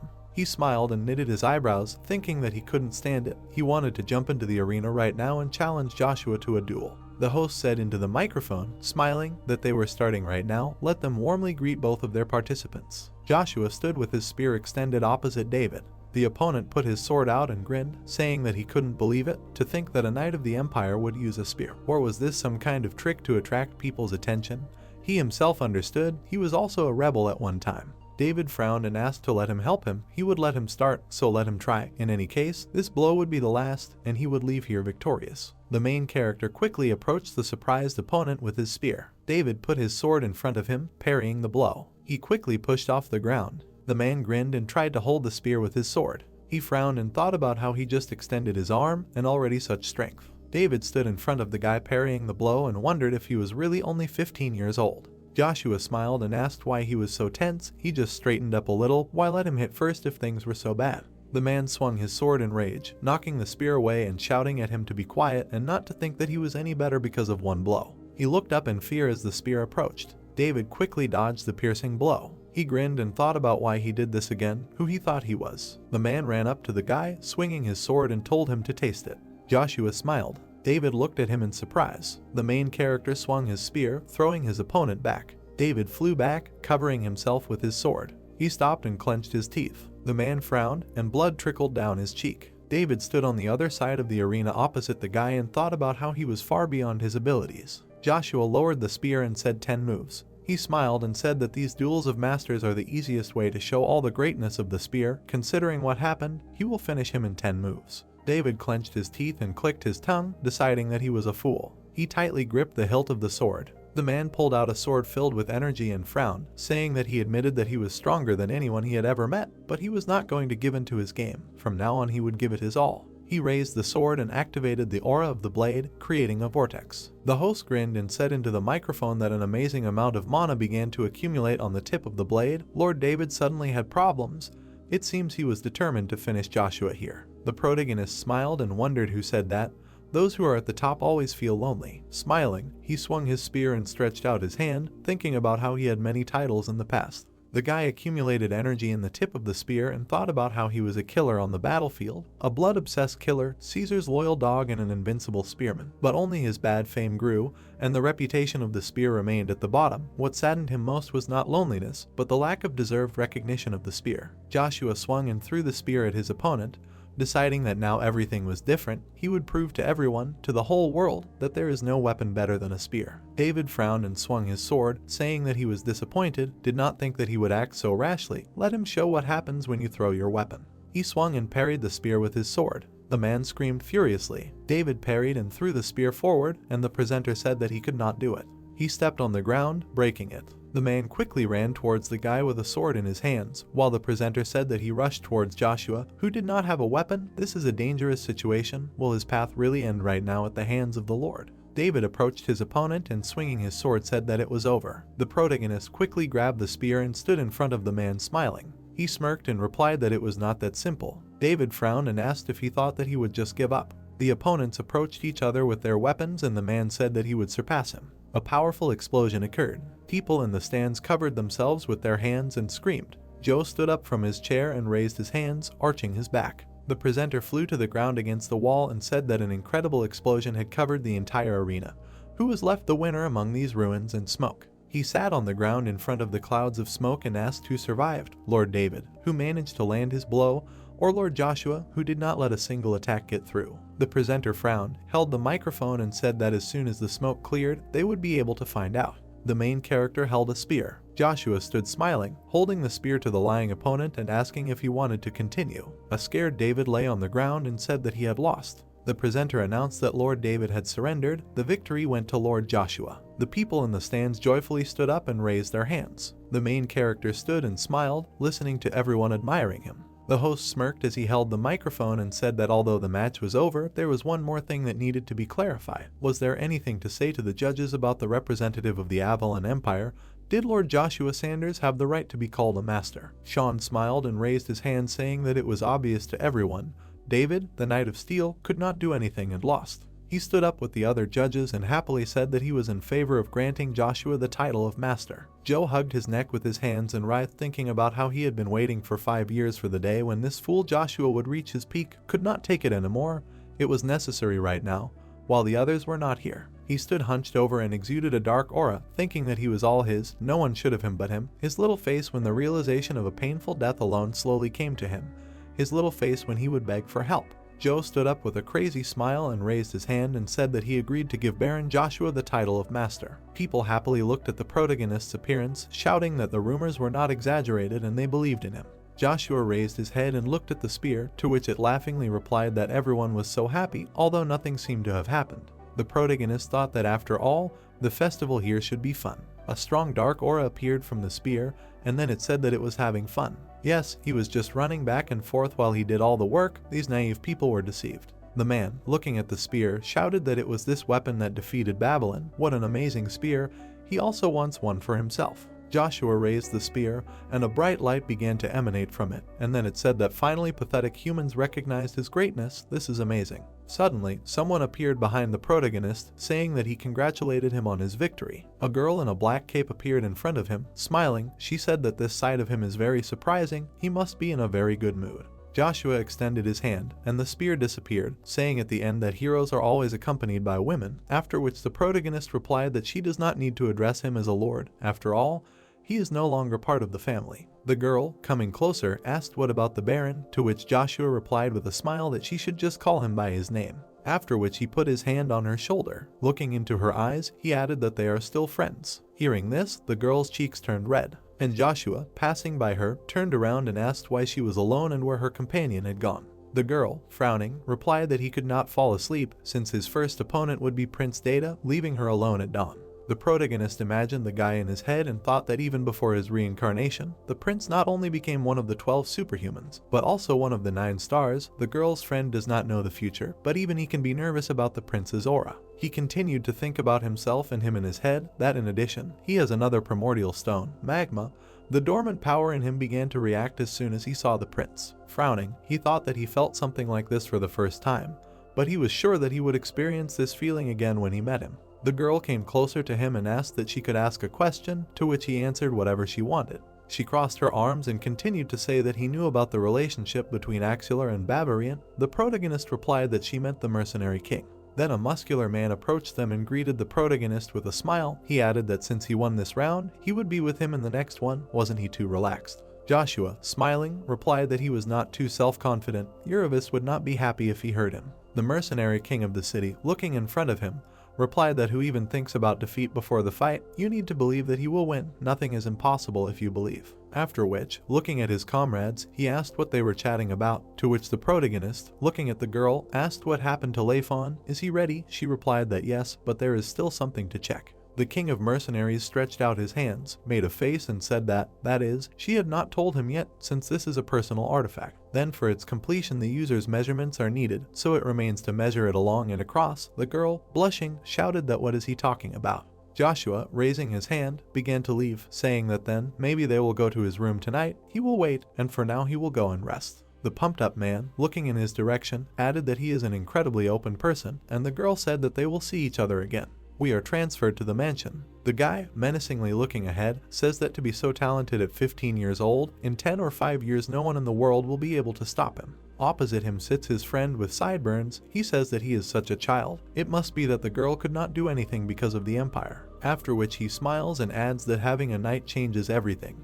That warrior-obsessed Marcus has a powerful pawn. He must be dying of thirst to attack someone. Sooner or later the balance between the empires will be destroyed. A man intervened in their dialogue. Looking at his comrades, he replied that he agreed. Too many people wanted this. Menacingly looking ahead, he continued to say that what scares him most are those who will not be content with just dreams, will try to break the balance between the 3 strongest families and the 2 weakest of the current generation. Then they will be obliged to stop it at any cost. If all this starts because of Joshua, then it would not be better to get rid of him. We are transferred to the protagonist, coming out to the girl. He says that she is earlier than he thought. Let her come in. She closed the door behind her. Joshua, looking at her, said to hang her coat somewhere and feel at home. The girl answered okay. Her cheeks turned red and then she said that it was amazing. She never thought that she would be alone with him like this. The protagonist turned around and said that they should continue where they left off. The girl looked in his direction and replied that he was talking about their conversation about the Axular and the King of Mercenaries. The protagonist glared at her and replied that he was the one who did not understand why she would be under the guise of a mercenary like him. Stepping aside, he continued to say that although people perceive mercenaries as free and unlimited people without rules, in reality, their hierarchical system is enviable. Putting the medallion on the table, he added that she should look at these emblems. If they were only needed to confirm the status of a mercenary, then there would be no need to divide them into silver and gold. This is their own system of dividing into ranks depending on skills. After these words, he added that the Bavarian is the leader of all mercenaries, their king. It is like being the king of a country. But Axular went against him. Looking at the girl, he said that by helping her, the last of the line, because the king of mercenaries, who made a deal, cuts out her lineage. He does not know what connects her with Axular, but he knows one thing for sure: he would not help her if she had a good relationship with the king of mercenaries. The girl, stepping aside, answered that it is true, Axular despises the king of mercenaries. Rather, he even believes that the Bavarian is destroying other mercenaries. Frowning, she added that rumors that the king is covering for the Marquis have already spread throughout the continent. The Marquis is called the faithful dog of the crown. There are also a couple of rumors that the king of mercenaries and the emperor are also connected by something. Turning to the protagonist, she said that covering up was too suspicious a request, to which Joshua replied that he understood everything now. Bowing his head, he said that for great benefit, mercenaries should be neutral, but the actions of the king of mercenaries look like the position of the entire guild. Axular does not like this. Smiling, looking ahead, he asked what he could help then. The girl cried out in alarm, after which Joshua replied that isn't that why she brought it up. Smiling, he added that he would help after all, and not his friends. The girl's cheeks turned red, after which she could not hold back her smile. Adjusting her hair, she said that Axular was going to win this battle of masters and officially challenge the king of mercenaries to a duel, since he is one of the 20 superhumans. But seeing how worried he was, she began to think that it would not be easy to win. Hearing this, the protagonist confidently asked her, looking in her direction, that she wanted him to win instead and challenge the mercenary king. The girl put her hands in front of her and screamed that no, on the contrary, she wanted to ask to avoid the mercenary king if Axular lost and he won. Tears came to her eyes, and then she added that she did not want to lose even more loved ones. She just wanted to forget everything and move on. A moment later, the protagonist hugged her. Pressing her to himself, he said that she must have been very scared. He would keep this in mind. Tears flowed from the girl's eyes, and Joshua added that she would not lose anyone else. They stood hugging for a few seconds, after which the girl calmed down. Joshua, looking at her, smiled and asked that now she could let him go. Jumping aside, the girl blushed and shouted that it was a promise, to which Joshua replied that it could wait until he won the master's battle, so they should get straight to the point. The girl, scared, replied that what was he talking about. She became embarrassed, and then shouted what he was doing. Why did he start undressing? The protagonist, taking off his outerwear, replied that didn't she say that she needed to take measurements, so he thought that clothes would get in the way. The girl, looking ahead with displeasure, stuttered and replied that he didn't need to do anything, she would take care of the rest herself, to which the protagonist replied that he entrusted himself to her, and this ended the first day of the master's battle. We are transferred to the host. He shouts into the microphone with a smile that the first mage in the history of the master's battle is against a mage. We are transported to the 4th day of the Battle of Masters. Raising his hand, the host shouted that this can only be seen in continental magic battles. A battle between 2 great magicians will take place right here and right now. 2 magicians entered the arena, and the audience screamed loudly. The guy, covering his mouth, said that this was incredibly cheerful. Looking towards his opponent, he took a step forward, saying that he should not waste his power, and they would decide everything with rock, paper, scissors. Opposite him was a power magician who, having called a couple of spells, pounced on his opponent shouting that he had no shame or conscience, why not give up before he was disgraced. The guy, smiling, thought that he was serious. This guy can use 4 types of magic at the same time, it is dangerous. Joshua threw his hands towards the magic circle and then said that you will give your soul to the darkness. The owner of the wolf fang blade, the king of people, let him show himself. A dead man began to crawl out of the magic circle. Having risen, he stood up on his feet and then asked what was happening, to which the protagonist replied that he needed him to do something for him. The dead man, looking menacingly ahead, replied that he should speak because he had already sworn allegiance to him, he would carry out his order. Smiling, Joshua replied that then they would get straight to business. He sent his allies to the estate. They should have arrived by now. They needed him to go there and help them. We are transferred to the magician. He, looking menacingly ahead, screams a stone wall. The ground under him parts and immediately rises up, forming an insurmountable obstacle. Literally a second later, the wall explodes and the guy is pushed back. He stands up in fear and, looking ahead, shouts that he wants to kill him. It's just a competition. The man, stretching out his hand, in which a fireball appeared, told him to shut up. He had already seen enough people who were not vigilant enough. In the end, they all returned home with nothing. Stretching out 2 fireballs in front of him, he added that he was not going to lose either. Using the spell Fire Flash, he fired several projectiles at the guy. He, menacingly looking ahead, activated the magic circle and shouted that he thinks he participates of his own free will. He was able to create a barrier at the last second and stop the fireballs approaching him, and then thought that it was all because of this damn code. The flames were incredibly strong and continued to burn his shield. The host, smiling, shouted that the power mage covered the entire field with an amazing spell. Will the Lord of the 7 Mages be able to survive such an attack? The audience, smiling at the show, shouted for him not to lose and to show what the magic tower is worth. The girl, looking at this, said that they were both amazing. Their level is different from hers. The protagonist joined her. He leaned over and told her not to worry. He was sure she would easily surpass him, to which the girl replied that didn't he say that he had some business. The protagonist replied that he had already finished. Looking towards the arena, he added that, by the way, your spells were amazing. Looking at the man, he thought that immediately after the Civil War, the principle that the nobles, Caesar ordered to erase all traces of magic in the kingdom. Before that, they thought that he wanted to unite all the continents. So the order was unquestioningly carried out and everything was burned to the ground. It was then that the best magician, like the kingdom, were buried in history. Imagining himself with a magic seal, he continued to think that, however, in the end, it was his explosive magic circle that killed him. It seemed that fate had decided to play a cruel joke on him. The girl, looking at him, said that something was wrong. Even though he was creating huge spells, his mana was unstable. The guy, looking at his opponent through the flames, shouted that he didn't think he would actually take it seriously, to which his opponent replied that he was still trying to be cool. The guy calmed the flames with a deft movement and then said that no, rather, he had a reason to put in a little effort. The man, hearing this, shouted that how could he survive his attack? He should have received at least some damage from such a spell. Smiling, the guy raised his hand, answering that he himself could see. He created it himself. It was a wall of winds. Menacingly looking ahead, he replied that he wanted to say that he repelled his attack with a wind spell.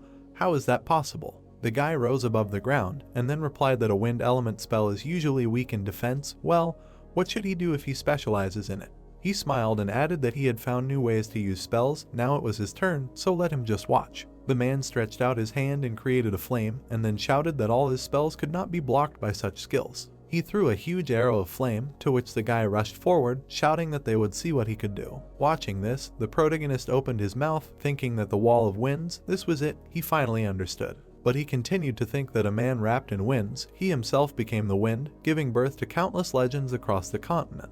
The man looked ahead in fear and shouted that he did not believe, after which the guy was able to easily push him away, and the protagonist thought that this was the first great mage of the 8th class of the 3rd generation, a traitor to the magic tower. The guy, having defeated his opponent, stopped with a smile. He looked at his injured opponent, and the host said that after the attack, the man could not do anything and was sent out of the field. He lost. Looking at the guy, he continued to say that the Storm Master won. I wonder if he, who is participating in the Battle of Masters for the first time, will be able to become the first to be awarded the title of Magic Master. The nobles stretched out their hands with a smile. The host, watching this, said that 4 of the judges voted, and he gets the right to become a Magic Master. The guy smiles widely, looks at the arena, thinking that he was a little scared since he was much stronger than he thought. Then he looked away, thinking that if it were not for him, the first star Joshua. The protagonist looked at him in surprise, after which he turned to the girl, saying that it seemed that she was very surprised, to which she replied that she could not think that the magic of the great would not cause any effect. What kind of protective spell was it? Of course, she had never seen such a thing. This let her understand that it is possible to develop infinitely. Hearing this, the protagonist smiled, thinking that if he had not been killed, he would have lived on. You are sure the third person to become an 8th class would be her?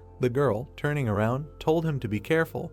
Because of what she saw, the mage is close to reaching the 6th class in strength. Lowering her eyes, she added that there are also many rumors about him. Taking all this into account, that person from the 7 mages. Looking at the guy who was leaving the arena, she added that he is at least a 6th class master. The protagonist folded his arms and replied that at times like these he truly felt like a martial artist. He couldn't wait to fight a 6th grade master. He looked menacingly ahead and thought that a storm mage would be together like this. It was interesting. He was sure that he had a few more tricks up his sleeve, and his husband wanted to fight him. A battle with a great mage would be a worthwhile experience. Suddenly, they looked ahead in surprise, and the host announced that he asked for some attention. He extended his hand and said that they would begin their next fight. The ground began to crack and become covered with growths. The host extended his hand to the side, saying that the entire continent was waiting for him. A great knight prince appeared in front of him. The host smiled and added that he was the 2nd greatest mercenary. Looking at the muscular man walking, he added that he was the king of mercenaries. Looking at them, he announced that they would begin the fight. Loud cries came from the arena for them to destroy each other and show everyone what they were capable of. The girl, clenching her fists, said that she hoped he was not too nervous, he just needed to give it his all. The protagonist, looking at her, replied that everything would be fine. The king of mercenaries, whom he knew, would not give up without a fight. The girl replied that she understood, but she could not do anything about the excitement. Joshua, looking ahead, thought that he was also excited. He no longer knew how it would end, because this fight had caused a stir, and nothing had changed in his past lives yet. He knew who would win, but he was curious about what would happen in this timeline. The prince covered his sword with fire, and then said that he wished him luck. The king of mercenaries stood up and replied that since they were on the battlefield, they would be frank. He raised his fist and lunged, shouting that maybe they could drop the formalities. The prince, smiling, shouted that he didn't dare think that they were on the same level since they were fighting each other. He was only 2nd. The prince was able to block the blow. He, clenching his teeth, tried to cut through his opponent's gloves.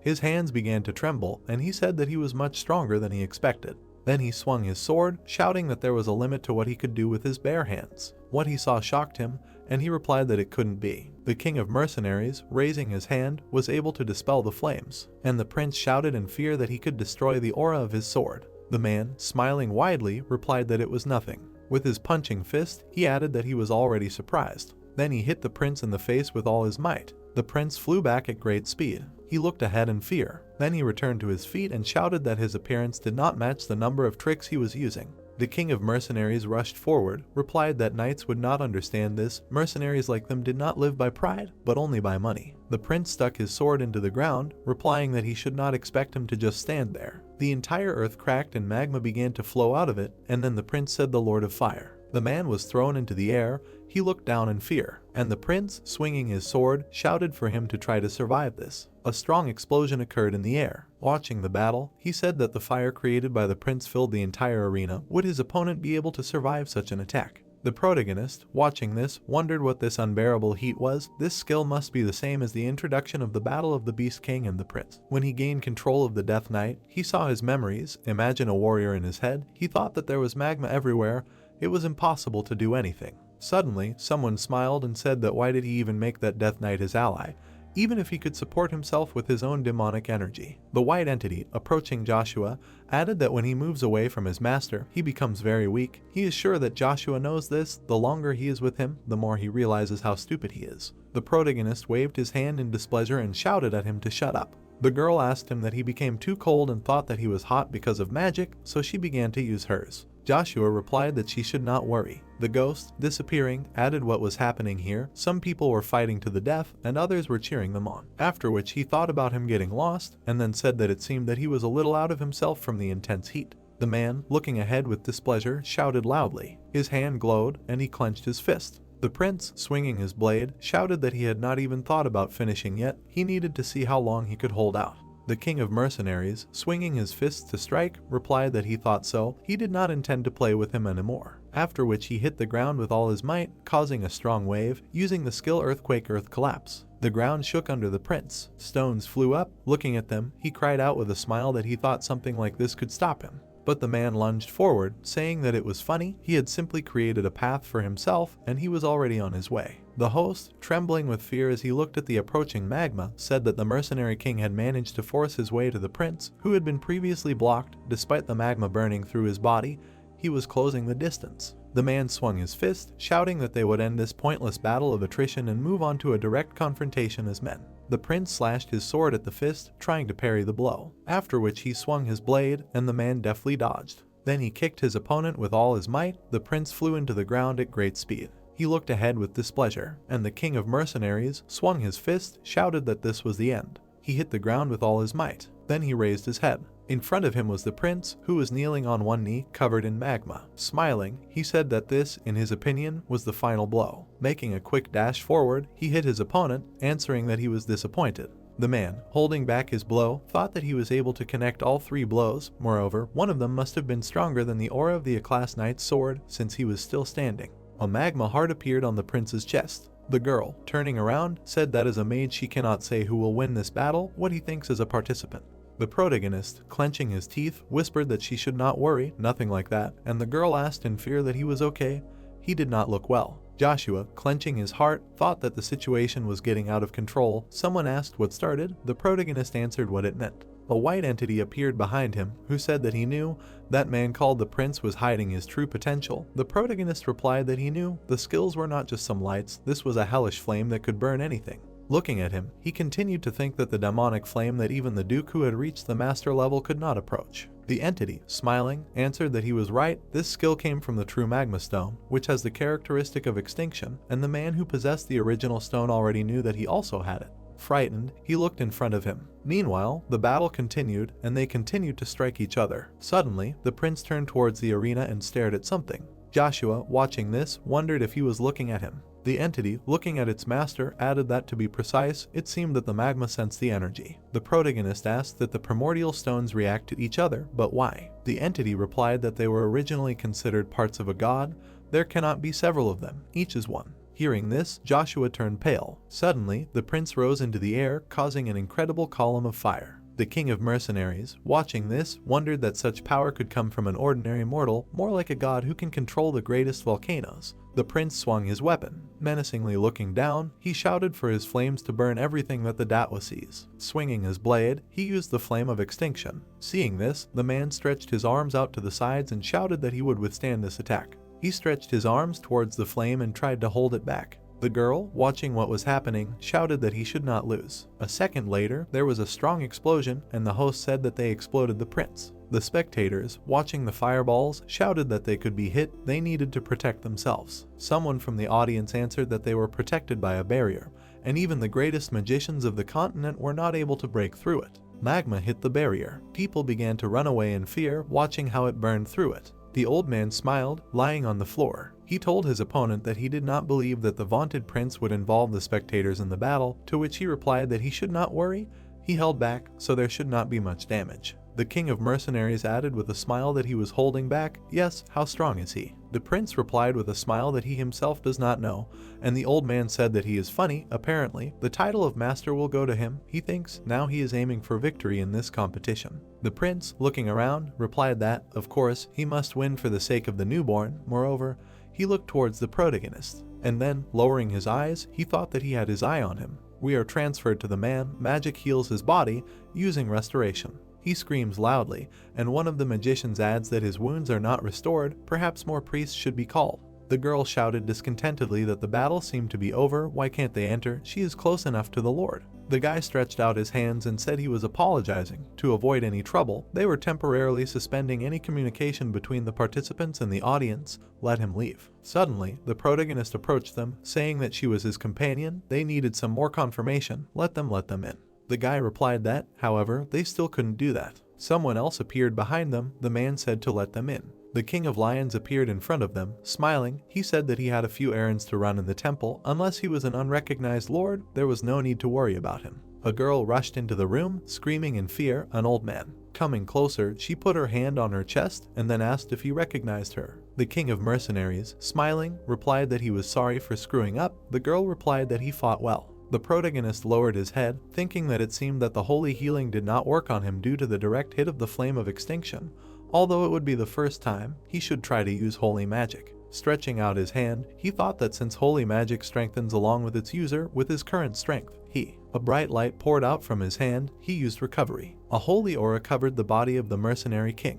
Everyone in the room opened their mouths in shock. The old man stood up, examined his body and shouted that he had fully recovered. A girl approached him, clenching her fist, and asked how he was able to use holy magic, to which Joshua replied that he could only imitate what they do. Smiling, he looked away, adding that besides, this was his first time, one could say it was a complete success. We are transferred to the knights. Kneeling, they congratulate the Lord on his victory. The prince, sitting in a chair, looks at his subordinates, and they continue to say that he has earned the title of master and advanced to the finals. The only thing left for him is to win and become the owner of Reinhard. Smiling, he replied that although he was counting on receiving the title of master, advancing to the finals after the first victory was luck. Who expected that the opponents would give up so easily? He hoped to have a duel with him. It is extremely sad. The image of the king of mercenaries appeared in his mind, and he added that since today's duel was satisfactory, he is satisfied, after which he thought that after the battle with him, he should not underestimate all the rumors. Despite losing, he was the first to be awarded the title of master after losing. He recognizes his strength. After which the image of the protagonist appeared in his mind, and he thought that, in addition, if all the rumors about him are true, most likely he will meet him in the finals. Getting up from his chair, he thought that in that case he should find out something about him, after which he said that he would go out for a while. The warriors, spreading their hands in surprise, said that it was dangerous to go out alone at such a time. Let him allow them to accompany him. The venerable one replied that they should not worry and rest a little until he returned. We are transferred to the main headquarters of the Moon Door. The prince removes his hood from his head, saying that he would never have thought that they would end up on such streets. A young guy in the shadows appears in front of him, who says that this only shows how outstanding they are. He does not think so, although usually they would serve him on the top floor. Smiling at the previous one, the manager of the Moon Door branch said that their leader is absent today. He asks to understand their situation. Looking at him, the prince replied that this is even better, they have the information he needs. Boy, what are you talking about? And the prince added that he heard that they were asking for 1 million gold for information about Joshua. Let him tell everything he knew about him, and they would immediately receive the money. The guy, smiling, replied that he was sorry to say this. Confidently looking ahead, he added that the protagonist was the only one who had the information their organization needed, and he would not want to cause him any harm. Hearing this, the prince answered with displeasure that he wanted to say that they were ready to give up 1 million gold for this. The guy replied that, firstly, the price for information had already increased, the situation had changed a lot in 5 years. Hearing this, the prince asked with displeasure how much they wanted. And the guy, taking on his interlocutor, replied that information about Joshua cost 100 million gold. The prince went outside, looked around. He thought contentedly that 100 million gold was an incredibly absurd price. He was not initially going to tell anything. He put the hood on his head and took a few steps, continuing to think that since the Moon Door was coming to life to hide information about Joshua and the reunions must be priceless, he had no choice but to meet him in person. The guy watched the prince leave through the window. Behind him stood a man who said that he was curious why he ordered to ask for a possible price. The guy turned, bowed and replied that he was simply following his orders, to which the man replied that it was okay. He would also be curious, as he knew right now their organization needed funds. Lowering his head, the guy thought that it was a big failure that they had to give up 1 million gold. Over the past 5 years, an exorbitant amount of money had been spent on cutting off the rotten parts of the organization for the sake of overall stability. Imagining his dead subordinates in his head, he continued to think that just killing the 3 elders cost tens of millions of gold, after which they finally had a chance to start over, but now they don't have enough money for anything. The man looked menacingly in front of him and added that he knew about a special assassin who killed the 3 elders. The guy replied that he only knew a couple of stories, the details were unknown to him. Turning around, the guild leader replied that according to rumors, he was trying to unite all the assassin organizations on the continent. Hearing this, the guy asked in fear that it was even possible to gather hired killers who didn't trust anyone but themselves. It was hard to even imagine. After which the leader, turning around, replied that he didn't believe it either, but it seemed that the special assassin had already managed to win the trust of many of his colleagues. Perhaps this was true after all. The guy asked who this person was, to which his leader replied that he didn't know. No one knew for sure, but most people called him the King of Assassins. He imagined the girl in his head. The fearsome head, frowning, added that the most important thing was that the King of Assassins said the name Joshua. Hearing this, the deputy asked fearfully what he wanted to tell him. that the reason for the unification of all the assassin organizations on the continent was to kill Joshua. The head, looking ahead, replied that he was not sure, but once he became their target, they would be able to lose any trace of the bloody token that only Joshua knew about. Narrowing his eyes, he added that this is why they should not allow any information about him to leak to anyone. The King of Assassins must not get this information.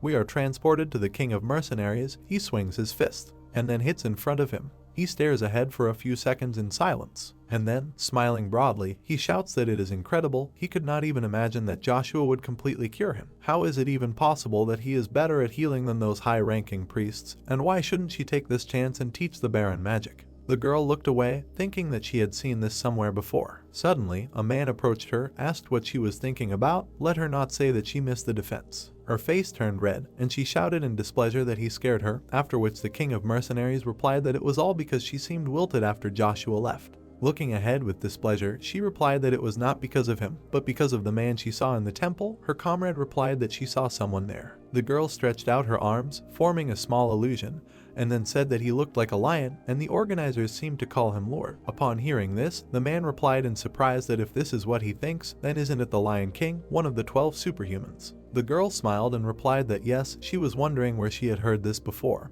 and it turned out to be the Lion King. Why didn't she think of it? Now she remembered. The man stretched out his arms towards her and replied that it was strange to bump into him like this. She replied that he was thinking. He came to meet Joshua. The mercenary king replied that anything was possible. If Baron Joshua wins, he will definitely challenge him for control of the city. The girl turned pale and then replied that why does the Lion King think that out of all the 12 superhumans, the Lord will challenge him? The man raised his finger and replied that the reason was simple. Traditionally, the winner of the Battle of Masters becomes the king. But the hearts of the locals are hard to win, and if he defeats the current king, it is possible the people will recognize his strength. He imagined in his mind how the protagonist raises his spear and the people applaud him. Looking at his girlfriend, he added that more than that. Frowning, he continued to say that he is the easiest opponent to get the title of one of the 20 superhumans. We are transported to a hurricane. The guy flies forward and, smiling, says that he can't believe he dares to appear like this and throw out such meaningless words. The protagonist appears in front of him. The guy adds that he is a murderer. Joshua, looking at him, replied that he is only here to warn him. As he said, the current head of the magic tower will soon part with his life. Joshua, looking ahead, added that the current head of the magic tower will soon be killed.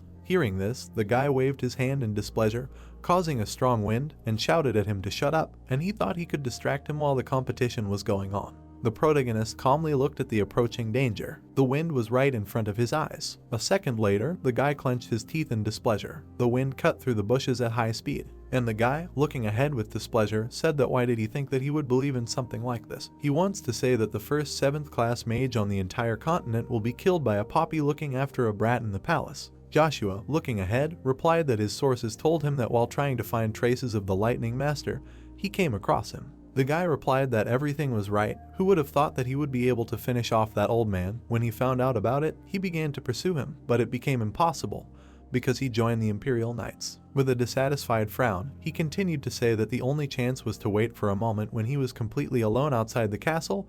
Just like now, what does this have to do with what they were just discussing? Looking ahead, he replied that while he was a knight, he had been following one person for 5 years. That was when he gathered information that he was organizing a coup to take over the magic tower. This information also included his assistants.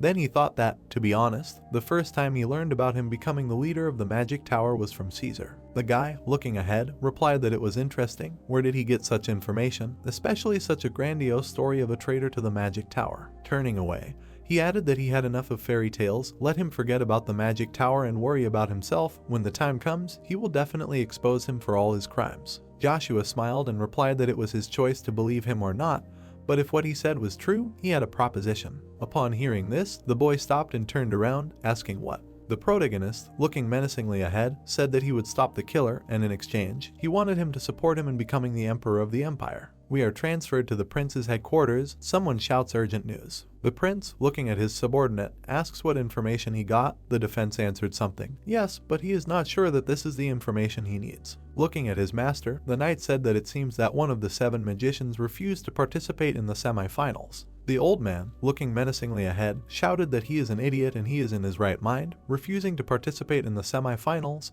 and also against the Code Zero. The guy covered his ears, and the man continued to shout. What was he thinking? Why couldn't he beat a confession out of him? After which he replied that he knew, he understood everything, why his teacher was angry, but at least let him listen to him. Covering his ears, he continued to say that Bronto had already become part of the Baron 5 years ago, and when that old man with lightning tried to take away his powers, Joshua tried to defend himself, which led to this situation. Turning around, he added that so in the end it was just self-defense, that's all. The old man answered discontentedly that 5 years ago Baron Joshua was a simple 10-year-old, and he wanted to tell him that he fought and put up a fight against the Master of Lightning. Throwing up his hands, the guy replied that what did he have to do with it, because it was true, and then thought that, frankly speaking, he himself did not believe him. He imagined the guy in his head, thinking that since the old man of the land warned him about the magic tower, he felt that something strange was happening. Right now it was more important to go back to Avalon and check something. They were participating in the Battle of the Masters. The old man looked ahead and replied that it was fine. He understood. He already knew that he wouldn't go into that topic any further. Grabbing his beard, he added that he should do himself a favor and return to the magic tower. He planned to gather 7 magicians. The guy replied that he planned to travel and explore the world. Let them meet another time. Hearing this, the old man answered with displeasure that he should just go where he was called. This was to appoint a new assistant to the head of the tower. The guy replied that the place of the Lightning Master was empty, and who did he decide to appoint? Why did he turn pale when the old man replied that he wanted to give Evergrant a chance? We are transferred to the protagonist. Someone tells him that all that remains for him is the ending, to which he replies that he couldn't even think that the head of the moon door would invite him. He is surprised. We are transported to the special guest room of the 5th floor of the moon door. The man in front of him replied that they should have met much earlier. Let him apologize for all the delays. Looking ahead, the leader continued to say that he would get straight to the point and answer all his questions, the events happening in the family as well as the situation on the continent that he should know about. Smiling, the protagonist replied that he had already prepared all this information for him. It was impressive. The leader, leaning on his hand, replied that first he thought it would be great to receive payment for their service.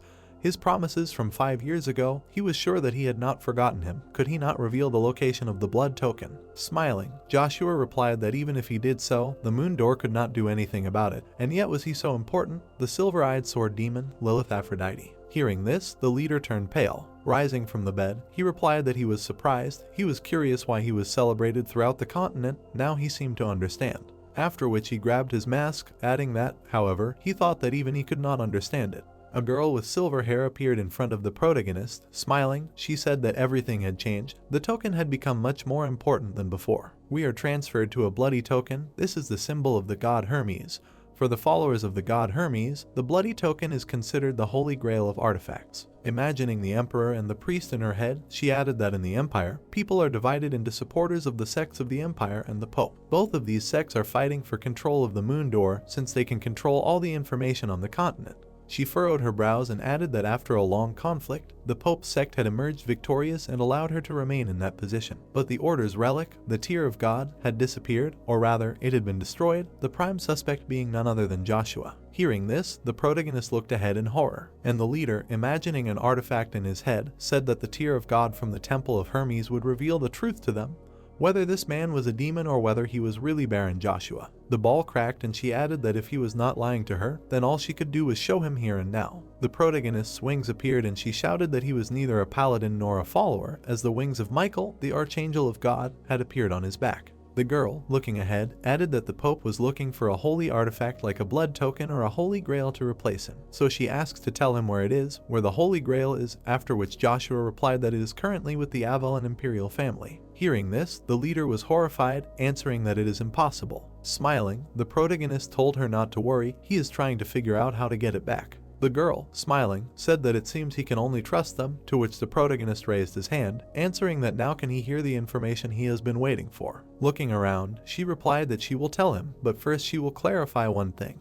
The information about the Holy Grail has paid off his debts, he understands this, so what follows will be a new contract between the two of them. Smiling, Joshua replied that he understands, and he can pay for the information right now. Looking at him, the head replied that she did not need his money, she wanted something much more valuable. The protagonist asked what it was. If he could do it, he was ready to serve. After which the girl's cheeks turned red, and she said that he should marry her. These were her conditions. She sighed. After which she put a mask on her face, saying that he could not give her a definite answer. Was she not charming enough to seduce him? The guy standing behind the door said that Joshua had left, and could he come in?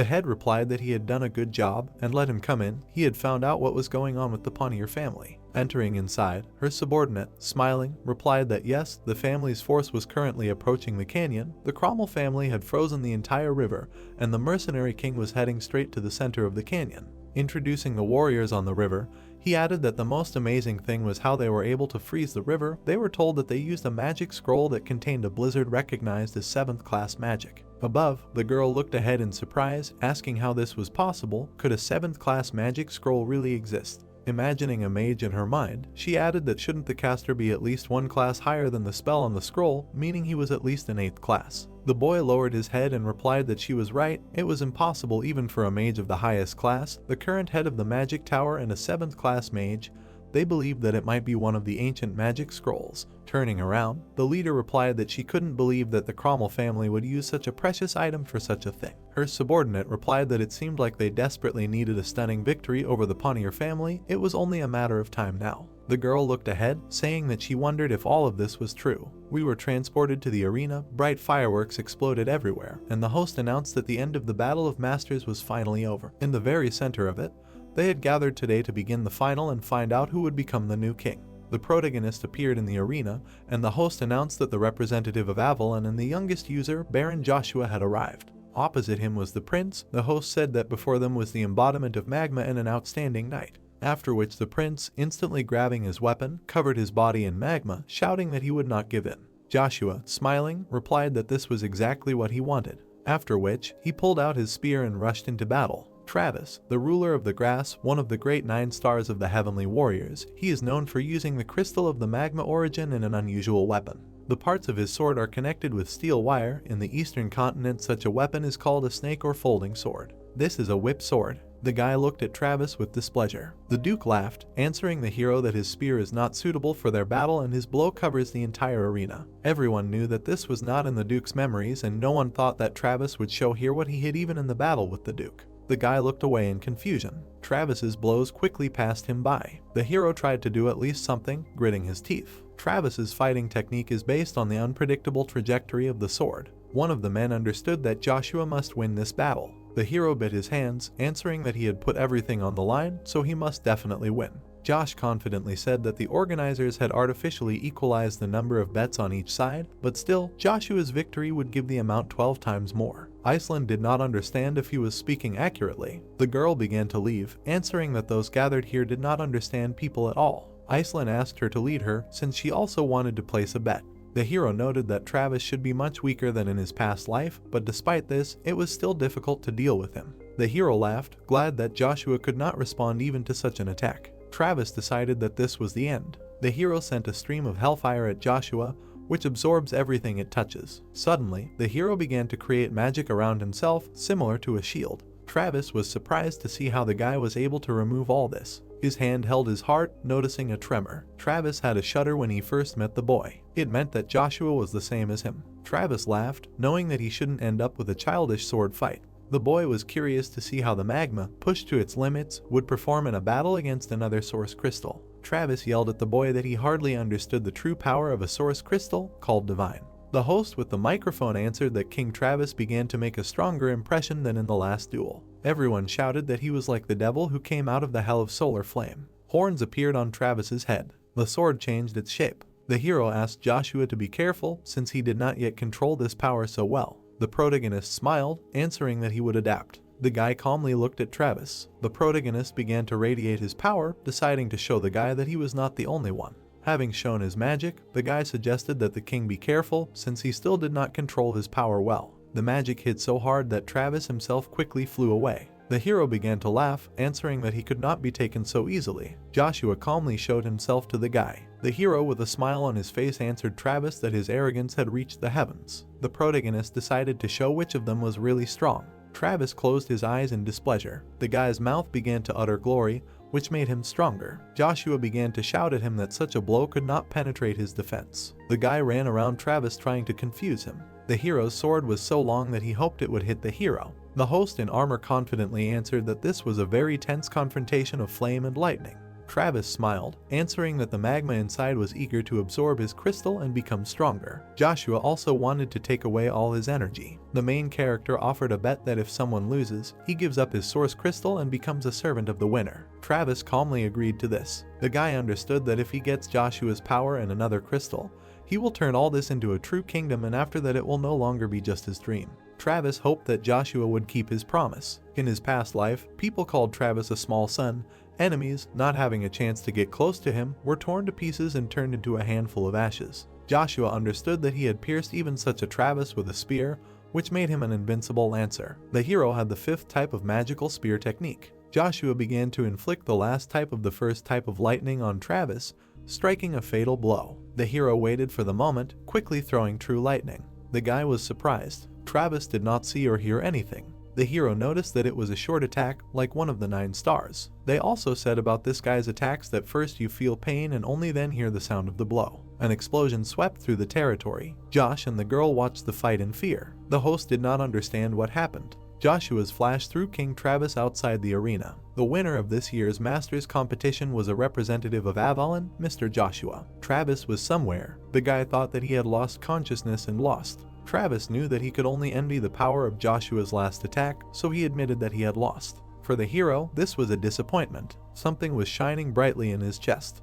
Travis began to notice how magma was leaving him along with his strength. Suddenly, the hero was lifted up, taking away his strength. Travis looked at the fire, trying to understand what it was. The magic began to answer the guy that the source crystals did not accept defeat, and since Travis admitted defeat, he had no right to own it. The hero did not know what the magma was saying. Suddenly, a huge mouth appeared from the darkness, which ate Travis, screaming that the power was his. The mouth quickly slammed shut. Travis got out of bed in fear. The guy held his chest, glad that it was just a dream. The hero really wanted to understand what happened then. There was a letter lying next to him. The letter said that Joshua took the guy's magma and then replied that it was too burdensome for the king to become someone's servant, so in exchange he would ask to fulfill one of his requests. Travis held the letter, starting to laugh. The hero did not believe that this brat could give it all. The throne. The servants stood with the crown on the pillow. The people had a new king. This was the king of a new era and a new history. Joshua was slowly but surely approaching the throne. The guy was standing next to him. The heroes decided to begin the ceremony of transferring the throne according to tradition. Joshua calmly replied that he was busy, so he needed to omit all the unnecessary things and carry out only the necessary procedures. The king's assistant looked at all this with incomprehension. Nate liked it, because everything would be too boring. The king said to omit the formalities and carry out only the main procedures. The assistant answered with displeasure that they could simply be laughed at. Joshua answered that this was a great disappointment for him. The boy did not understand since when Lionheart began to care about the opinion of the inhabitants of the continent. Joshua answered that he was standing here because he had defeated all the strongest opponents only with his skills. The hero answered that if the kingdom was worried about something, he would stop participating and would not take the throne. The assistant ran after the boy. The hero asked Joshua to come back. The boy slowly walked away. Joshua said that the servants were his support, and since they were worried about the kingdom, the boy was not sure that they could rule together. The hero knew that anyone could sit on the throne in royal robes and it did not have to be him. The assistant knew that Joshua wanted the best. The servants bowed, answering that they were wrong. All the heroes asked Joshua to help the kingdom change. The protagonist asked his servant not to be a hostage to empty formalities. The assistant replied that he would no longer worry about other people's opinions. Joshua confidently told everyone to be true only to his own statement, and he would help everyone in everything else. The hero shouted loudly that he was the new king. The people rejoiced, as they were really looking forward to the new king. Nate was surprised that Joshua knew how to manage people. The hero decided to get to the main thing.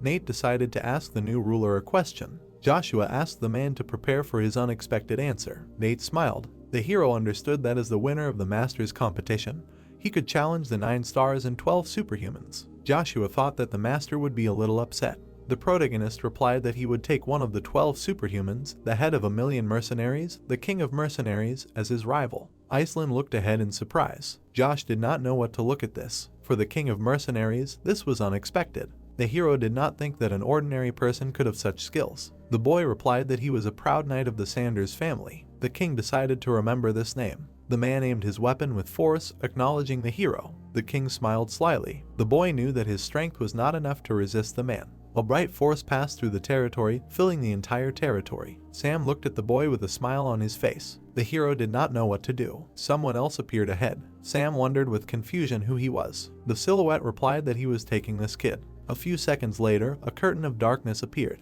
The hero had no idea that such talents were hidden in the duchy. There was no one on the territory. Sam understood that hunting would only become more interesting. Suddenly, someone began to give a signal to retreat. The man on the horse replied that Sam had received a letter where the winner of the competition asked to accept the challenge to fight. The hero decided to kill him. His hands were worried. Icarus thought that the master should have already arrived at the place, but there was no news from him. Someone touched the guy's hand. Charlie asked the hero to rest when the meeting was over. The guy answered that he would do everything. The girl decided to start the 11th meeting. The heroine asked the guys if they had found a communication port in the secret storage. The man answered that it was found in a completely unexpected place. The girl understood that they were very lucky. The heroes were glad that they all had the opportunity to contact the world. The guys knew that if Charlie's father saw him, he would be very proud of her. The girl smiled. Some of the people began to answer that the king of mercenaries had disappeared. The heroes heard them being told that the winner of the master's competition had challenged him to a duel, so Sam most likely left them. The guys answered that Joshua had done all this. Charlie looked at the heroes in surprise and fear. Icarus began to laugh. The hero thought that the guy had completely forgotten about them, but that was not the case. The man ran into the room, realizing that this was already beyond the pale. The hero asked everyone to see it with their own eyes. In the room were fragments that the scout had found near the knight's sword early in the morning. Charlie could not understand why the sword was broken and where the knight himself was. One of the heroes understood that the guy wanted to undermine their forces and lead to defeat by any means possible. The guys decided to punish him immediately. One of the men began to answer that the knight was not sent to the enemy camp and that he was going along the third food route for supplies. Icarus answered the heroes that they were both right. The gentleman said that he had given everyone present different information about which route the guy would take. Charlie did not understand why they were doing this. The man shouted with displeasure and answered that the guy was a spy who had gained their trust and at the right moment decided to erase them. Icarus knew that you should trust only yourself, so he set all these nets to catch the hero. The Duke answered that in fact the gentleman went along the fifth food route and there was only one reason for his disappearance without a trace. The Duke began to answer that the man to whom he told about the fifth route was a spy. This was the spirit of gold Ralph. The guy answered in fear that Mr. Icarus also knew about this route, who aroused more suspicion. The Duke asked Ralph one question. He was interested in where he had been at night. Ralph answered with a smile on his face that he could not sleep, so he decided to take a walk. Icarus laughed, saying that he had not seen him yesterday. The man looked away in fear. Icarus laughed, saying that he had lied about the witness of the walk. One of the guys shouted loudly, answering that Icarus was driving them all into a dead end. The man answered that they all knew how much Ralph had done for the house. Charlie also thought that they had no reason to betray them. The heroine knew that he had always been there since childhood. For the girl, he was her only friend and best teacher. Charlie did not know if this was true. Ralph inhaled, answering that Icarus was right and he was a spy who wanted to poison the Duke of Fonte, passing on all the information. The heroine clenched her teeth in anger. Charlie asked Ralph why he did this to her. The hero laughed, answering that his nickname was the Spirit of Gold and he was a monster that fed on wealth. Icarus knew that a spy did not have to be one of them. The hero was extremely interested to know how influential the man was behind the count. The man laughed without saying anything. His eyes looked away. Ralph knew that the house was like a creation for him on which he had devoted his youth. The guys did not understand why he betrayed the Duke. Ralph replied that the Avalon Empire was a country of winners. The man laughed, replying that today the house would disappear and nothing would remain of it. No one understood what they were planning. Charlie looked out the window in fear. A bright explosion appeared on the territory. The whole kingdom was burning. Explosions were all over the kingdom. Joshua was officially declared the king of Reinhard. The guy bowed his head and was crowned, after which the hero said that he promised to make every effort to make the city better. The boy sat down opposite his interlocutor. Nate was sure that everything would go according to plan, but was disappointed with the main character. The protagonist looked at him and said that he wanted to fight, but the man chose Sam. A good reason was needed to choose such an opponent, and the guy wanted to know it. Before leaving, the king offered to fight whenever they needed. The man was willing to fight at any convenient time. Nate saw himself in him in his youth, and he liked it. He held out the gift as if it were a promise he had made earlier. The protagonist was surprised by the gesture and, looking closer, saw a medallion in the man's hand. A golden lion was cast into the medallion, holding a sword in its mouth. The interlocutor said that in his entire life he had one loss and one draw, and he had fought with the second opponent for 2 days and 2 nights. Joshua looked at him, not understanding who he was talking about. The hero understood that he had to be attentive to those around him since his eyes were not always able to see the whole situation. The stranger explained that Joe was not only one of the 9 stars or superhumans, but also a master. Finally, he asked the boy to look closely at everyone. The king was confused by what he had heard. He thought about the man's words and, to distract himself, looked at the medallion. After that, Joshua had an idea. The guy could not understand what Nate wanted to convey, so he thanked him and left. Finally, the man told the hero not to forget to write his name on the tombstone in the royal tomb. The king looked at his interlocutor and promised to do so. The 3 men were in the forest and were waiting for Joshua to arrive because this was their last chance to resolve issues with him. Alex understood that after this, there would still be the Swallow Empire. Sean felt a shiver run through him from the cold. He could not help but switch his gaze to his partner, hoping to get confirmation or clarification of the situation. After the emperor died, Lucifer ascended to the throne. Bill explained that a continental war could start at any time because of this. The situation was becoming more and more tense, and Sean could not cope with the growing panic. Suddenly, their conversation was interrupted by a sound coming from the bushes. The guys turned in that direction and were amazed when they noticed Joe walking towards them with a sword in his hands. Hasky realized that Avalon had already learned about what was happening, so he asked where Joshua was at the moment.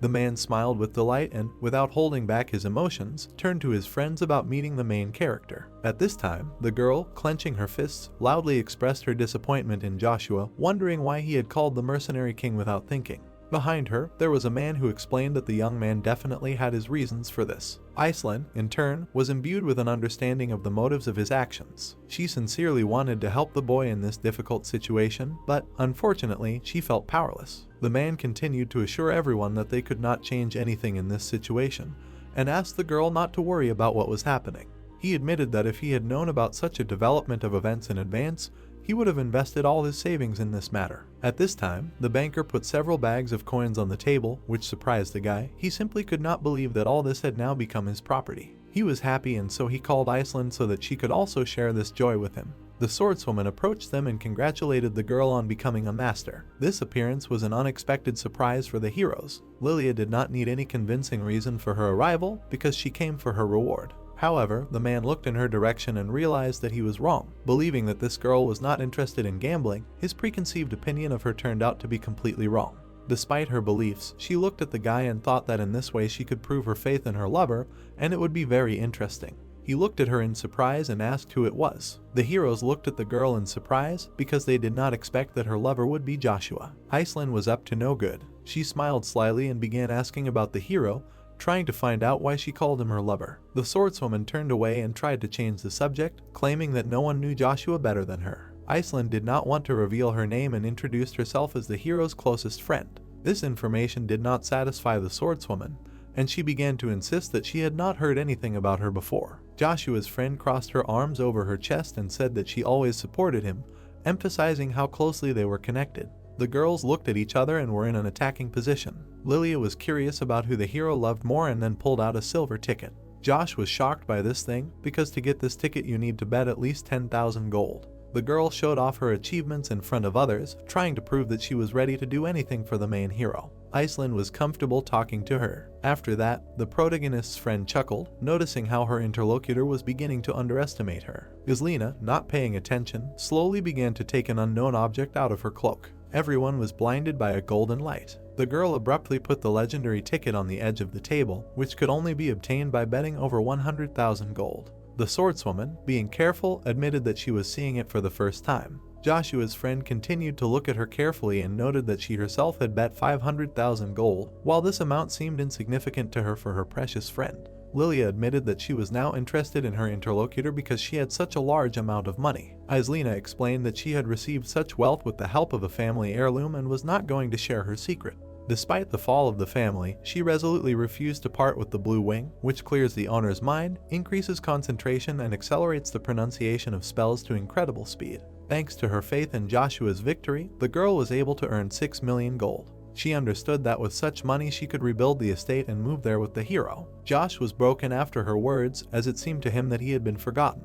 The man began to spin in different directions with bags of coins. He had never been so offended. The girls looked at him with incomprehension. Lilia thought that she knew Joshua well enough, but she was wrong. The protagonist's girlfriend was surprised by such frankness of her interlocutor. This revelation did not last long, because the swordswoman wanted to get to know him better. Islena looked at her with a look of disgust. The swordswoman changed the subject and began to talk about Josh, who continued to stand with bags. She was interested in the deal that they suspended. She calmed him down since she found the conditions that would suit him. Islena looked at her askance because she began to use communication magic. Continuing the conversation, the swordswoman stood in front of him and said that the man was interested in various titles. Her goal was for the guy to take Joshua's place after the destruction of Bavarian. If he did so, then she would accept his offer. Sean's hand reached for the sword while he made sounds of pain. A foot stepped on his hand and he screamed in pain. Joe, meeting Joshua, was very happy and smiled widely at him. The hero looked at him and suggested that they throw the greatest event. The man said that they should leave the formalities and immediately get down to fun, spreading his arms and laughing. The protagonist looked at him with a stern look, realizing that his interlocutor expected entertainment, so that this time would not be wasted. Lifeless bodies lay on the ground. The boy did not expect that Joe could destroy 3 masters with such skills. The man pointed his sword at him and demanded that he stop thinking and just enjoy the moment. The hero stood in front of him, ready to attack. Suddenly, Joe's spell fell on him. The king knew very well that if he lost sight of him, he would be in a vulnerable position, and therefore it was necessary to stop Joe at all costs. The hero stood in front of him and was ready to attack. Then Joe's spell fell on him. The king knew that if he lost it, he would be in a blind spot, and therefore it was necessary to stop him. It was hard for him to fight the man's magic. The opponent called this dance butterflies, and his crazy smile suggested that the hero should not try to follow the movements of his eyes, but rather feel what was happening instinctively. The guy looked at him sideways, afraid that his family might get into trouble if this man provoked an international conflict. However, the interlocutor continued to insist on his own, claiming that sooner or later people die along with their nation. He asked the hero to stop chatting and not to lag behind, since they did not have much time. The hero slid away from him, trying to avoid further conversations. His opponent was strong for an ordinary person, so he decided not to hold back. The protagonist was excited because of the unexpected test, after which Joe flew at him with a magic sword. With a crazy laugh, the hero's opponent said that he always wanted this and knew that the protagonist was the best. The blows were so fast that a bright multicolored light appeared. The man jumped back from the hero and said that after winning he could tell him about the real relationship between his father and mother. The boy stared at his opponent with a stern expression as he was unable to land a successful blow. At this time, Joe called out his magic and said that the hero was acting slowly. Joshua tried to activate his magic again, and it lit up the entire forest. He needed to understand what exactly the opponent meant by the death of his nation, as Avalon was about to start a continental war. Joe demanded that they stop discussing this topic, as he himself had been waiting for a battle for over 5 years. The boy swung his staff to strike back. It was too late, as the opponent had already disappeared. The man shouted to him where he was, and the boy immediately threw his attack there. Joshua was confused and stood in the middle of the field, as he could not catch up with his opponent.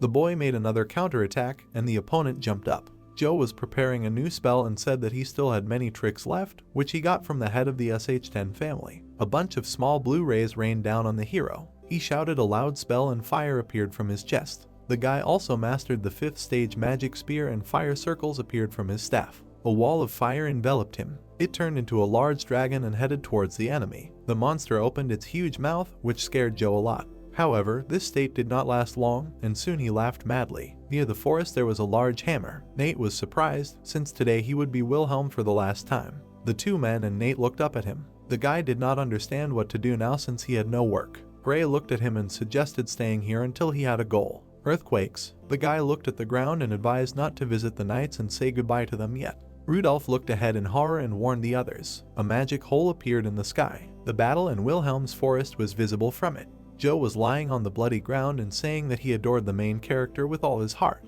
He also wanted to enjoy this moment longer because he lost. Joshua looked at him and ordered him to tell his promise. The rival began to carefully rise from the ground and continued to tell the story. The real heir did not have a family, so Emperor Marcus and Duke Agnes were behind this plan. The hero thought about it, because more than 20 years have passed, but Emperor Marcus remains the leader. The hero's rival laughed because of the interesting expression on the boy's face and said that in the entire empire there are only 3 people stronger. Joshua understood that there were 2 more besides Duke Agnes. Knights with horses began to approach them, who wanted to protect King Reinhard. Hearing this, the hero turned around. After that, the rival wanted to run away and said that he would tell about his family later. The man smiled slyly and asked to keep these thoughts in his head and also to beware of the hero's father, since the only one more dangerous than Emperor Marcus now is him. In the end, he said that he would take care of the other masters and ran away. Joshua was surprised by such an act. The guy looked at the corpses of people and heard that his rival would see him soon. The protagonist was scared because he did not understand what was happening between Emperor Marcus and Duke Agnes. Because of these serious circumstances, a continental war could begin. Clenching his fist, the hero understood that fate was changing because of his return, and at this rate he would not be able to control the near future. A knight in armor shouted from the crowd. The crowd bowed to the king, and the royal knight Grey came out of it. They were interested in what happened in this area. Suddenly, Rudolph ran up to the king, pushed the others away, and looked at him fearfully. He needed to make sure that Josh was safe and find out how he was feeling. After that, he knelt down and began to apologize to the hero. Grey and Nate were very surprised, because they never thought that he would be so worried about the king. Knight Grey came up behind Rudolph and, noticing traces of a master-level battle, said that this changed the situation. He offered to find out the identities of the masters who started this fight. Rudolph, curious, asked if the knight listened to the king. The guy looked at him in surprise and could not utter a word. The man continued to say what pathetic mice the scum can be who have nowhere to live. He pulled out a medallion from his neck and shouted that how much longer will they suffer listening to their words. Her goal was to make Reinhardt an independent state and help King Joshua in this. Grey understood that if they continued to indulge other nations, then nothing would change. Rudolph noted that they needed to take a step forward to change the future and themselves. The man took his true form as a knight in armor and said that for the sake of the kingdom they must take this step. Grey looked at him with fear as the Lord showed his true form for the first time in 20 years. Joshua finally reached the knight's heart. Rudolph and his new guys approached the king and asked to accompany him on his travels. The protagonist looked at him, smiled, and gave his consent. After that, the knight turned to his assistants and asked to accompany the king. Grey began to take out his sword. He proudly raised it above his head and said that he would support the protagonist. Everyone stood on his side and began to loudly shout words of support. The king noticed the loyalty and sincerity of his subjects and stopped his gaze on them. Deep gratitude for the support they provided in difficult times was reflected in his eyes. Cain imagined himself as a child and noted that even as a child, he had heard the story many times about a knight who made a deal with a demon. He remembered sitting in front of the mysterious boy and noting that the unforgettable sword was the closest thing to death itself. An image of a knight with glowing eyes appeared in his mind. Cain thought that this was an immortal creature, capable of regenerating even with all its limbs cut off, but it could not exist in a human body. He looked at the man in surprise and thought that this was the legendary Death Knight. Frowning slightly, Cain asked why the knight saved him. Looking back, the man replied that he was simply following Joshua's orders. Clutching his head, a frightened Cain asked if the protagonist had made a deal with the demon to save them all, noting that he had heard that one would give one's soul for such a deal, so the Lord had too. The enraged knight turned around and ordered him to stop talking, adding that there was a large explosion near Aiden Canyon, but because of it he could not hear a damn thing. Cain asked if he was able to sense what was happening at such a distance. The man introduced the guy holding the blade and said that there are methods for perceiving atmospheric fluctuations that require training the body and mana. But even masters have a hard time detecting anything at such a great distance, which means that there was a truly enormous explosion. Cain stood quietly and said that he hoped that Lady Charlie and Icarus were okay. Frowning, he noted that they had the heavenly brain Avalon.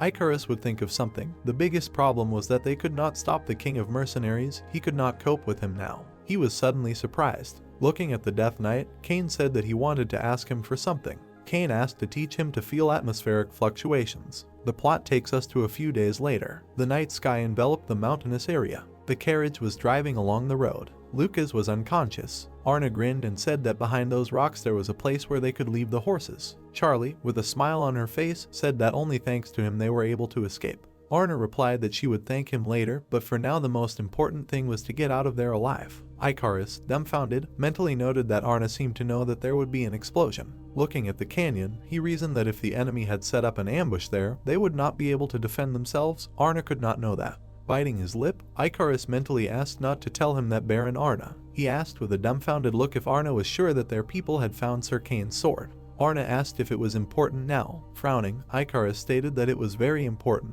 Even in a tense fight, they could not find the routes that only he and the Count knew about. It was strange that they were able to collect the fragments of Cain's sword in such a situation. Furious, Arna grabbed the blade and asked if Icarus suspected him, adding that if he continued to chatter and waste time, he would immediately slit his throat. Icarus stepped forward and asked for an answer, noting that something was wrong, even if Count Cox was allowed to speak with the head of the Pawnee family. Icarus asked how it was that they had not been able to find out anything that would arouse suspicion about his plans. Icarus, embittered, added that it was an obvious mistake by the escorting party. He asked why Arna, the head of the knights, was so unaware when the facts were clear. Arna asked with a serious expression if Icarus wanted to die. The boy looked at them and said that now was not the time to look for someone to blame and that they needed to escape.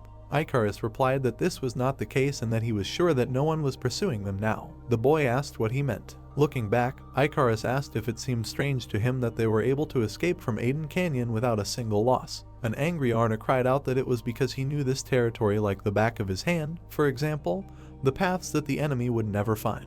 Charlie looked at the surprised Arna and said that she believed Icarus's words, noting that it had been quiet for too long and that it was somehow strange. Holding her hand on her chest, she said that even Cromwell's killers had not shown up yet, their pursuers could have attacked them many times already. A puzzled Arna replied with a smile on his face that he had said that they would never find these paths and asked him to simply stop worrying.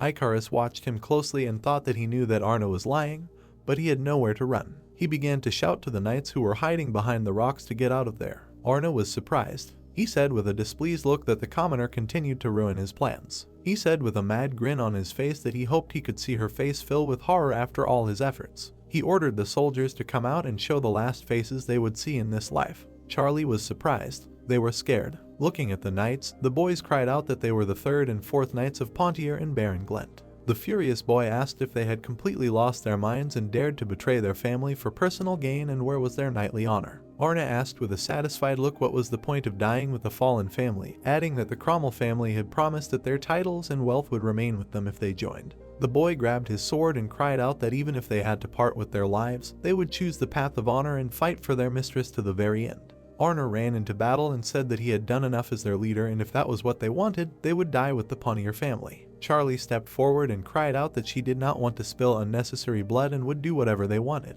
She asked them to let the boys go, adding that they only needed her and her father. Arna smirked and replied that they could not leave traces behind and that he would only calm down when he cut Icarus' throat. Charlie seriously noted that if Arna promised that she would do nothing, she would accept all the conditions of the Cromwell family. Icarus watched her silently. Frowning, the boy said that she had to let them fight until the death and they could not let them take her without a fight. Charlie stood in front of the boy and said that everything was fine. She was sure they knew it was over, but it was her duty to protect them all in return.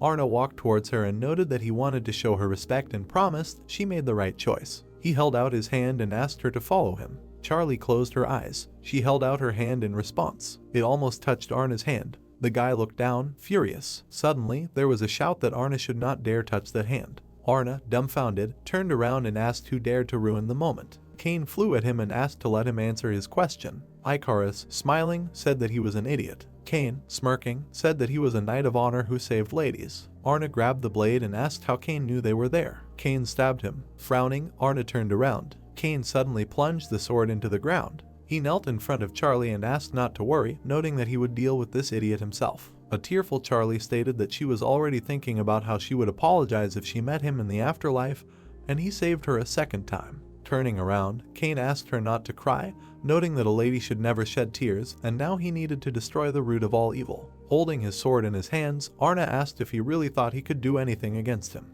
His body was covered in purple mana, and he noted that he would kill every single one of them right in front of his god and the head of the family. Icarus said with a serious expression that at least 3 of those knights were a rank or higher. Looking at the ground, Cain stated that he never said he would deal with everyone by himself. A Death Knight emerged from the ground, and Cain emphasized the fact that he had brought backup with him. Arna asked with an enraged expression if the 2 of them thought they could escape with everyone. Swinging his sword, Cain asked who said they would flee. He threw Arna aside and declared that they would defeat them. Stopping, Arna cried out that Cain was a simple knight from the northern region that even the Empire had abandoned. He should throw away his arrogance. Cain was enveloped in a blue aura. Holding his sword in front of him, Arna asked to show him the technique that the Empire's master taught him on mana training, so that he would understand the difference between his elite training and his pathetic training. Dumbfounded, Cain thought that his mana had increased several times. The man swung his blade. He said with a serious expression that he was finished and asked Cain to hurry up and finish his. Frightened, Arna asked how he was able to deal with those knights. Lowering his sword, Cain declared that this was the protagonist's 2nd knight. He rushed at Arna and cried out that this was the Black Knight of the Dennis River. Arna parried his attack. He said with an enraged look that even if it was so, he would at least finish him off and he would die by his hand. The boy noted with a satisfied look that since Arna knew where he was from, he probably did some research. But he had missed something. His teacher had taught him how to use the blade and he would be very surprised to find out who he was. Cain's blade was enveloped in an aura. Arna, taken aback, asked not to tell him. Cain sent streams of energy at him. Arna lay on the ground. Kane said with a smile on his face that he was sure now he knew who was the strongest. The surprised guy said that he couldn't even think that he would have two such amazing swordsmen. So this is the real strength of the youngest master in history, Joshua. Icarus was suddenly taken aback. He looked at the guys and said that now is not the time to relax. They need to run quickly. There is no guarantee that someone else has not followed them. Charlie, with a smile on her face, said that they can go to the nearest place, Peril Castle. She looked at Icarus and told him that the owner is her uncle and she is sure that he will allow them to enter. The horse galloped quickly. The main character was being pursued. Nate grinned and mentally noted that he was really running, but still faster than them. It seemed that he was even slowing down on purpose. The boy looked at him and asked why Nate was coming with them and why they weren't just going to Reinhardt to rest. Nate replied that they had known each other for a long time and he shouldn't be so cold to him. He asked with a serious expression if they could enter Avalon territory, adding that not everyone was a stranger except for the main character. The boy replied that they weren't and that they were simply following their king without thinking. Nate was taken aback and replied that he understood. Joshua frowned. The man on the horse looked at him and stated that they were there to celebrate his victory and the emperor had ordered them to escort him back, ensuring that all his needs would be met. The man seriously noted that he didn't know he had an escort, especially one of such size, and he asked him to tell these people to return. The plot introduces us to the border guard of Reinhardt from the Avalon Empire, Count Kaltsar. The upset guy reasoned that he would like to stay with the king, but there was nothing to be done. Joshua stood quietly and said that these were his knights. He frowned and asked if there were any problems. The dumbfounded Kaltsar replied that since these were his trusted knights, he was sure that there would be no problems. The guy was confused. Joshua's companions stood behind him. The plot takes us to Reinhardt, to the headquarters of the Mercenary Guild of the border region. Josh entered the room and asked what it meant that the king of mercenaries announced a call. Frowning, the guy replied that it meant that the gathering place was the southern region of the Avalon Empire near the Panier family and about 1,000 mercenaries had already left with him. The bartender turned to Steve and asked him to calm down, adding that they asked that Josh not find out about this. Putting his hand on his chest, Josh said that he would understand if he had a chance to share his opinion. Steve held out his hand and asked with a smirk on his face if he shouldn't know about all of Sam's business. Noting that the Avalon Empire had already promised him a title and territory,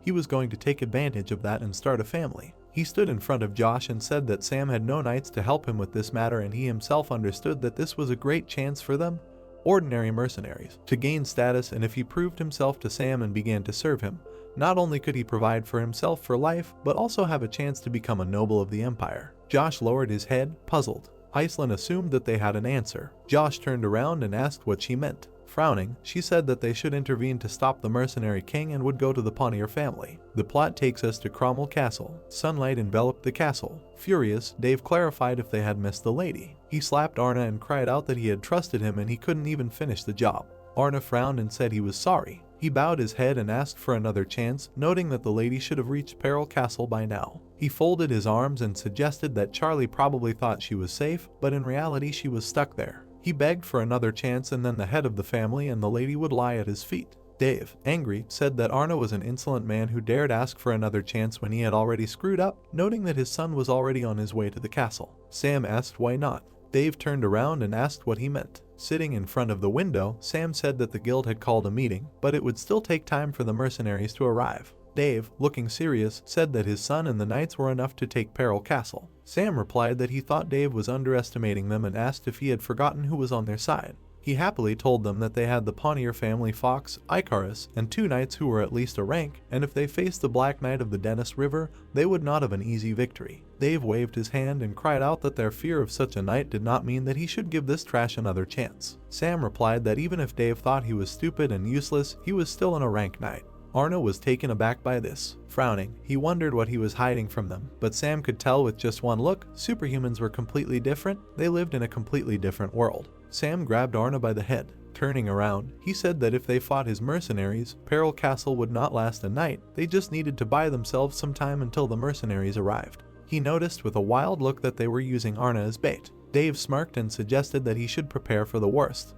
The soldiers were burning the castle. They were besieging Peril Castle. Noah said with satisfaction that there was no point in sharing the glory of destroying such a small castle and he would be finished before reinforcements arrived. The outer gates of the castle were engulfed in flames. Charlie frowned and ordered the ropes to be cut. The knights cut the ropes. The chain began to reel in quickly. It flew at a tremendous speed. The reel spun quickly. The chain hit the towers with arrows. The boys saw the ballista and cried out that they needed to run. There was a powerful blow to the ground. The soldiers covered themselves with shields from arrows. The dumbfounded guy said that they needed to stop the ramming of the castle gates. Charlie asked to leave this to Icarus and Kane, and they should focus on protecting the castle walls. The ram was flying at high speed. There was a blow to the gate. Holding his bow, Icaro asked what was going on and why he couldn't see the Black Knight of the Dennis River. Kane replied that the knight had disappeared without a word, so he himself didn't know. Taken aback, Icarus asked again. The gate had been destroyed. The soldiers ran into the castle courtyard.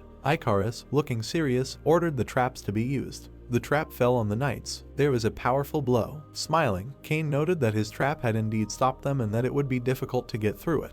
Icarus replied that it wasn't so. He had just bought some time and needed to strengthen their defenses before the next attack. The ropes were suddenly cut. Charlie was taken aback by this. The boy was flying towards them. He hit the ground with great force. His blade was enveloped in a scarlet aura. Kane was frightened by this. There was an explosion. Kane launched a series of attacks. The boy stood in a cloud of dust and noted that they had a lot of interesting toys. Looking at Charlie, he emphasized that this would not change the fact that this place would soon become their grave. With a smirk on his face, he asked to surrender the castle and become slaves of the Cromwell family. The plot introduces the ranked twin knights of the Cromwell family, left and right. Right added with a satisfied look that then they would allow them to survive, otherwise they could prepare for death. Kane and the knights rushed into battle. Right pulled out his blade and said that in this case they would die. The battle began. Swinging his sword, Kane cried out that they could return home. Right ran at him and noted that he was the knight from the rumors. Their blades crossed in battle. Right with a satisfied look offered to find out how much the words correspond to reality. Noah held a glass in his hands and laughed. Sitting on the throne, he said that the castle had already been invaded and their fall was only a matter of time. He asked if they would carry out his order and bring Charlie back alive. The knight ran up to him and said that the 3rd Division had requested reinforcements after a battle with 100 knights of unknown origin. Noah smirked and asked why they needed reinforcements for 100 if the 3rd Division had over 1,000 warriors. He ordered them to ignore him, adding that if they couldn't deal with even 100, their lives were useless. The enraged knights ran into battle and shouted that they would protect the lady and defeat Cromwell. Left, with a crazy look, noted that such skills couldn't stop him. The guy started to take Charlie away and said that they needed to hide at the Duke's. Charlie replied that there was no point in hiding anymore and that they needed to work together and stop them. Left killed all the soldiers. He ran after Charlie and asked her to fight him. He sent a stream of red mana at the guys. Luke pushed her away and asked her to be careful. He was hit by a powerful blow. Left stood over Charlie. He grinned and said that it was too early to be sad and that young Master Noah had given a special order to bring her back alive as a trophy. Charlie was furious. Icarus shot an arrow at Left and asked Charlie to get up. Left cut his arrow. As he drew another arrow, Icarus shouted that they would not lose and they just needed to hold on. They needed to hold on until Lord Joshua arrived. Holding his sword, shrouded in aura, Left declared that no matter who came, nothing would change. Charlie hit him from behind and shouted that they would do anything to survive and they would win. Icarus fell to the ground. He slapped Charlie and remarked that if she wanted to live, she should not kick. He emphasized with an evil smile on his face that he had a great idea. If he said that she died by accident, there would be no problem. Standing over her, Left asked if she dared to attack despite his orders and if she really wanted to die that badly. He swung his sword and screamed that it was not his fault, the responsibility was only hers. Charlie closed her eyes in fear. Lightning suddenly struck between them. The warrior was suddenly surprised. Joshua stood in front of Left. Surprised, Charlie asked if it was him. Left rushed at the protagonist and asked where he came from, noting that he would kill anyone who stood in his way. Joshua's fist approached his face. The guy was driven into the ground. There was a fist imprint on his face. The protagonist silently looked at him. Icarus was lying on the ground and raised his head and screamed. The protagonist stood over his fallen opponent, holding a spear. He smiled and said that they were good for holding on, he would be back soon. The guys lay on the ground and watched as he quickly jumped up. The spear and the sword clashed in battle. Kane furiously swung his sword in front of the enemy. The man frowned and said that even if he could protect the castle, it wouldn't change the fact that time was on their side and that huge reinforcements would soon arrive. Kane grinned and got angry, thinking that he couldn't stop them, and that there was nowhere to retreat, and that if this continued, they would all die here. Joshua suddenly appeared in front of them and asked how long Kane was going to mess around with him. He smiled and told them to hurry up and finish him off already. Kane frowned and called his lord in alarm. The main character turned away from the guys and walked away from them, smiling and saying that he would wait for him. The man grinned, holding his sword, and said that he didn't know where he came from, but he would kill him. Kane quickly ran towards him, swinging his sword, and told him to shut up, that he couldn't insult his lord right in front of him. No matter what he did, he would never reach his level. The guy gritted his teeth and dealt his opponent a powerful blow. The man frowned and tried his best to hold back the blow with his sword, thinking that this blow was heavy. Did he really have that much strength left? There was a huge explosion and threw the people aside. The knights lay on the ground and asked what kind of explosion it was. Was it an ambush? Joshua walked towards the people through the smoke and said that he would give them a choice. He looked at them seriously, holding a spear, and said that if they felt remorse for the carnage that the man had committed, then let them go. He would let them live. The indignant soldiers frowned and asked who he was. Let them kill him. The army advanced on the protagonist, saying that they would destroy the castle. Joshua frowned and said that it was their choice. The guy swung his spear. He watched as the mana gathered on the tip and thought that although no one could compare to him now, since he had reached the 5th stage of magical spear mastery, his skills would deteriorate if he did not cultivate. Joshua looked at the approaching knights and thought that since the primordial stones were originally one, he could combine the power of magma destruction and Bronto's growth power. The building was cut in half and began to collapse. The protagonist looked ahead and thought that he would use the flames of magma and Bronto's lightning to reach a new level. He looked at the energy in the soldiers' bodies and thought about the 5th stage of magical spear mastery, the harmony of lightning and flame. He used the great heavenly lightning strike when suddenly the buildings began to explode and a man fell from the balcony. The knights were struck by lightning and they closed their eyes screaming. The energy completely erased their bodies. Noah stood on the wall watching the city go up in flames and wondering how simple lightning strikes had wiped out his entire vanguard. He frowned and looked to the side and shouted that Lucas might have a few tricks up his sleeve, but they had a huge army and everyone should move forward. The startled knight pointed forward and said that he thought he saw something moving towards them. Noah gritted his teeth and remembered the soldier saying that the 3rd Division had called for reinforcements after fighting 100 knights of unknown origin. The man rode his horse in front of the army and frowned as he told the proud knights of Wilhelm to heed his call and destroy the enemies that stood in the king's way. The boy on the horse swung his sword, hitting the soldier. The man swung his sword, snarling. He sat on his horse holding a flaming sword and watched as the tower exploded. The soldiers stood in front of the falling tower and the boy shouted at them to be careful. Noah gritted his teeth in anger. Icarus looked ahead in surprise next to Charlie and said that it seemed like these knights had come to their aid. It was hard to believe, only some were holding themselves together. Cain frowned and shouted that he was not to be trifled with, he was the Lord's only comrade. The guy jumped over the wall and quickly ran forward, saying that he would not allow some upstarts to take his place like that. Icarus looked after him with alarm and shouted that they needed to regroup first. The amazed man lay on the ground with his eyes closed. Noah stood in front of the soldiers and pointed his finger forward, ordering them to fire and kill them all. The guy turned around in rage at the knight and frowned, saying that they needed to reduce the number of enemies. Troops could always be requested. If he disobeyed his orders, his head would be the first to fall. The protagonist approached the surprised guy with his army and said that he was still the same. Joshua stood there holding a spear and said that James was the same. Apparently he would meet a similar fate to him. Another son of the 12 families would meet his end at his hands. It must be fate. Noah frowned and asked how he ended up here. Shouldn't he be in Reinhardt? The protagonist walked up to him with a spear in his hand and said that he and his family had crossed the wrong line, so he was here to fix it. Joshua smiled evilly and asked why he would kill him. His family had plenty of money, he would leave his life to him, but he would take everything else. Noah was angry and clenched his fist, shouting for the guy to stop talking nonsense. Did he really think he could handle all these knights? Cain quickly ran behind Joshua and asked who said that he was alone. He would always be on the Lord's side.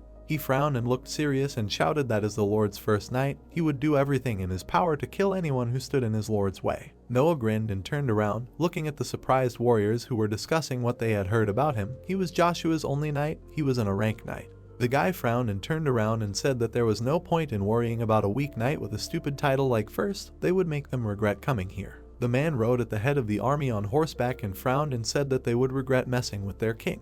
He swung his sword furiously, hitting the soldiers. Cain fought bravely, wounding the warriors and told them to watch and learn. He would sort everything out here. Noah looked at the blood splashing around in fear and said that it was impossible. All 5,000 soldiers died like this. It was a dream. The main character walked towards him holding a spear and said that he just needed to accept reality. From now on, everything that happened to him would be the worst nightmare. The guy frowned and pulled out his spear, calling his opponent's name. Noah looked at the approaching tip in fear. Joshua stood with his spear extended towards the guy on the battlefield and said that the battle was over, now he was his prisoner. Smiling, he said that he hoped he would enjoy his new life without a title. Where he was going, his family's power was useless. The plot shows us a dark path in the forest and tells us about the forest of the creatures of darkness. We see a dark forest thicket. The plot shows us a cave and a monster opening its mouth from the ground and tells us that people forgot the time when they bowed before true strength and the promise they had to keep. The dragon rose from the ground and roared. Soldiers pounded a hammer on a board. They were clearing the aftermath of the battle.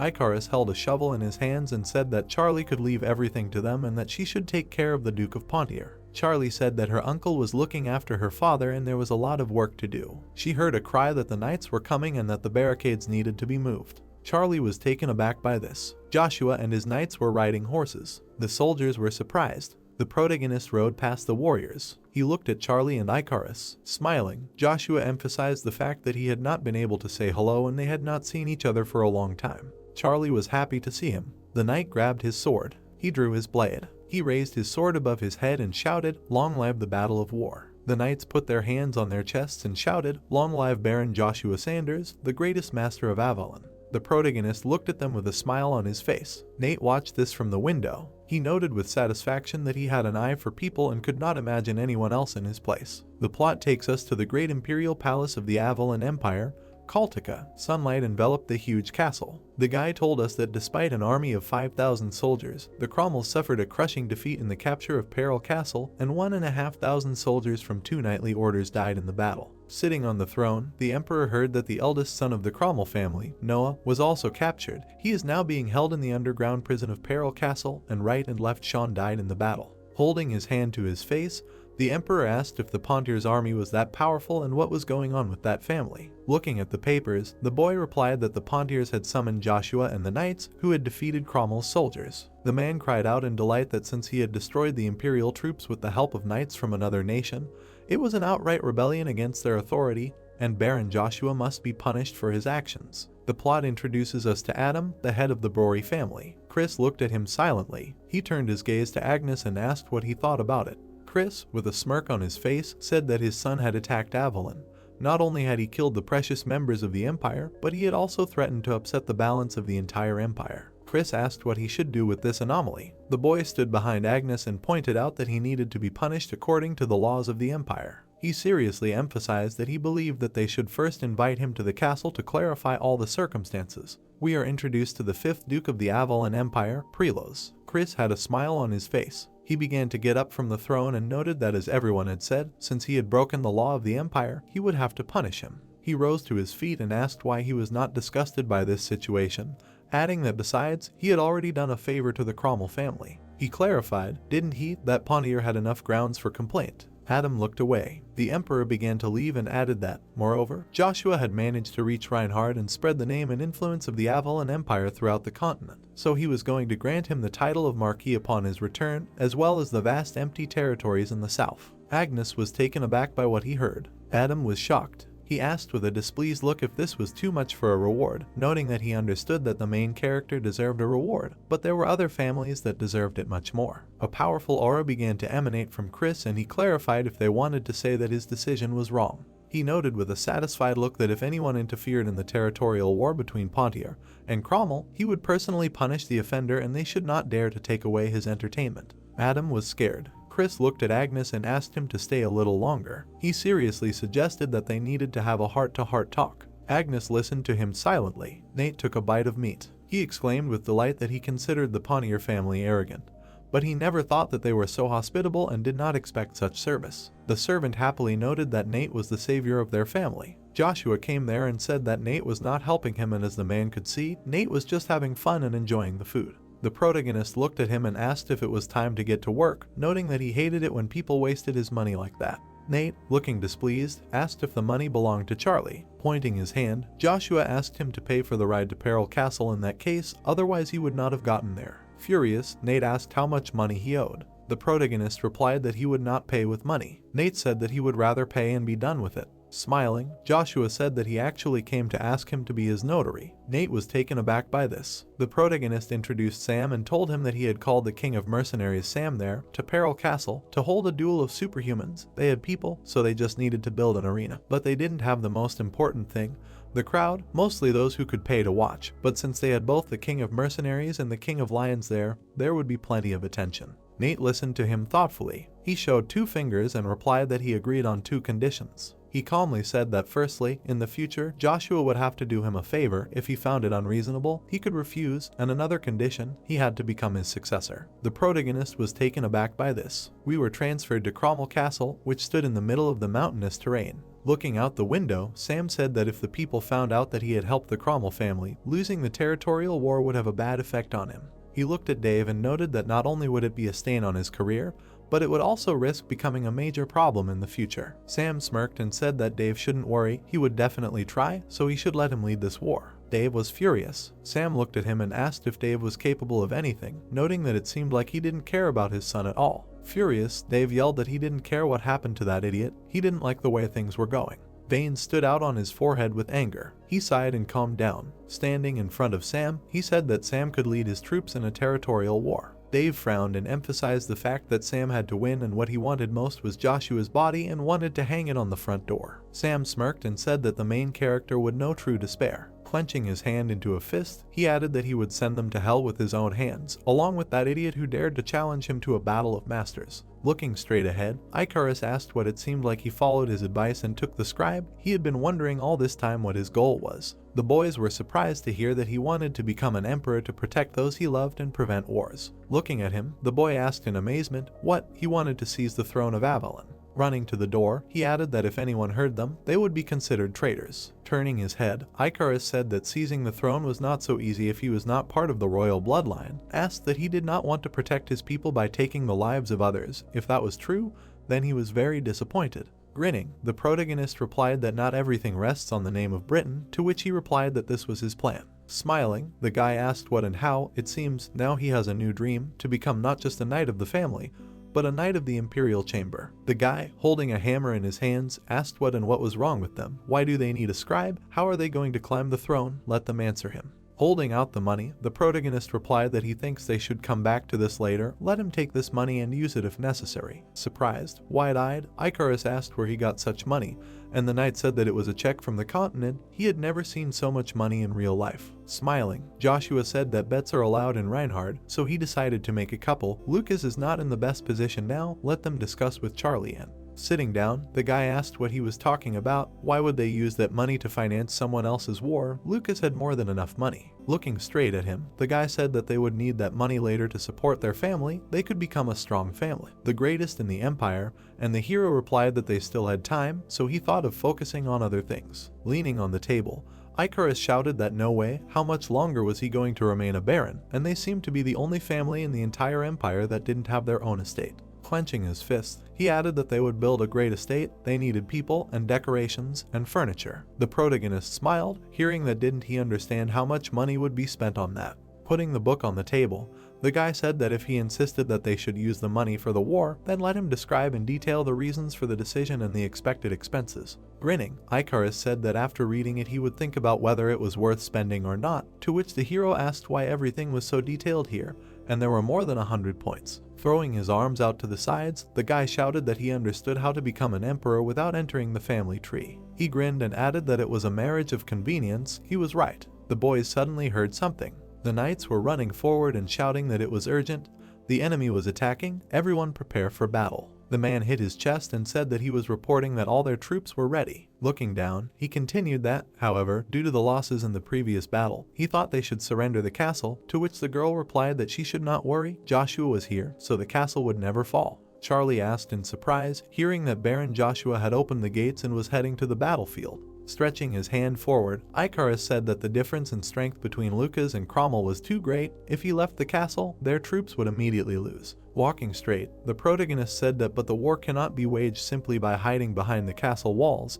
They will fight them face to face. If they succeed, the enemy's morale will weaken and their allies will be revived. Looking at him, the guy said that such tactics will only work if the advantage is on their side. The enemy's vanguard is advancing. They are no match for the warriors of Noah. Grinning, the protagonist said that this is exactly why he does this. The advantage is on their side. The guy asked again in surprise. The hero looked up in surprise. The flag rose. It was heard that they should surrender the castle, as the Marquis ordered. The people on horses rushed forward. The knight, looking at the hero, asked that he was sure of this, said that from what he knows, this flag is worn by the knightly order aimed at fighting superhumans should they not return to the castle, as Icarus said. The boy was surprised to hear that he should listen carefully as soon as a rank knight reaches a certain point of mana control. Joshua looked to the side and added that he was receiving a power that surpassed the blade's aura. Let him watch carefully and he would show it to him. Lightning struck the ground and a shout was heard that he should stand still. The knight looked at the lightning in surprise. A beam appeared near the knights and they shouted that now, a formation against superhumans. Lightning flew around the protagonist. He grinned and looked to the side. A knight ran next to him on a horse. Swinging his sword, he shouted for him to die, to which the hero parried the blow. The protagonist turned around and a shout was heard that they should continue attacking. Purple beams flew around Joshua. He crouched slightly and shouted that they deserved to be called the Marquis's Vanguard, but that would not be enough to stop him. Grinning, the protagonist said that this is the true power, the power of the aura. Suddenly, a blue beam appeared in front of him. The protagonist used a spear that cleared the battlefield. People looked at him in surprise, and the hero thought that for those who follow him, it will become the greatest defender, and those who go against it will experience the wrath of the gods of death. Suddenly, a bright glow appeared in front of the people. Looking straight ahead, the guy said that this is a voice, and Icarus said that the Lord is transmitting his voice to everyone. A huge rift appeared. The thought arose that this is a song of war, a story about a lone spearman. Looking straight ahead, the knights shouted that they should not retreat. He is just trying to intimidate them. Let them continue to attack. The protagonist swung his spear sharply. The boy looked at him in surprise and asked what was causing the Lord's voice to give him such a surge of power. He was sending out mana with his voice. To think that they could use mana like that. The Lord had truly reached the level of gods. The man smirked and said that it was his king, to which the knight asked what. The boy furiously shouted that it was his lord. He had sworn allegiance to him first, to which the man replied that he had served him more. He was the honorary king of Reinhard.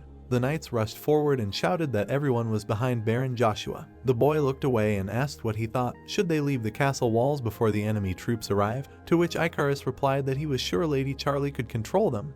There was nothing to worry about. Raising her sword up, the girl shouted forward, to which he shouted no, let her stop. At this time, the horse ran straight ahead. It was heard that the vanguard fell before reaching Peril Castle. The main forces of Cromwell with the king of mercenaries and 1,000 mercenaries. It was heard that there are huge plains here, so they have nowhere to hide the troops. The report said that no traces of magical traps were found. The man grinned and said that it seemed that Peril Castle would soon fall, to which he was told that today would be the last day for the Lucas and Joshua family. Let them settle down comfortably and watch. The knight rushed forward and shouted an urgent message. The entire vanguard was defeated by Baron Joshua. Then he added that they were taking advantage of this moment and starting an attack on them. Suddenly, lightning struck him. Looking straight ahead, the protagonist said that he was glad to see him. He finally had a chance to talk to him. He was the unrivaled spearman from the rumors, Joshua. The king of mercenaries looked at him in surprise. The man gritted his teeth angrily. Standing still, the protagonist said he was glad to see them. Standing in front of the crowd, he heard that he had guts, decided to come straight to him. Just let him not say that he was here for negotiations. Grinning, Joshua replied that one of the 12 supermen, the king of mercenaries, he, Joshua, here and now challenges him to a Superman fight. Sam grinned and said that he declined. He was a little busy, but let him be sure to give him a minute when he finished work. Suddenly, someone jumped up and shouted. Flying forward, he added that how many years, how many winters. The man landed on the ground. Someone addressed him. Smiling, the mercenary king said that it was clear. He heard that the Knights of Wilhelm were currently serving Baron Joshua. Asked that he was also helping Lucas. Since he decided to appear like this, he probably represented the Alliance of Free Knights. The Alliance of Free Knights is a group of knights traveling around the continent.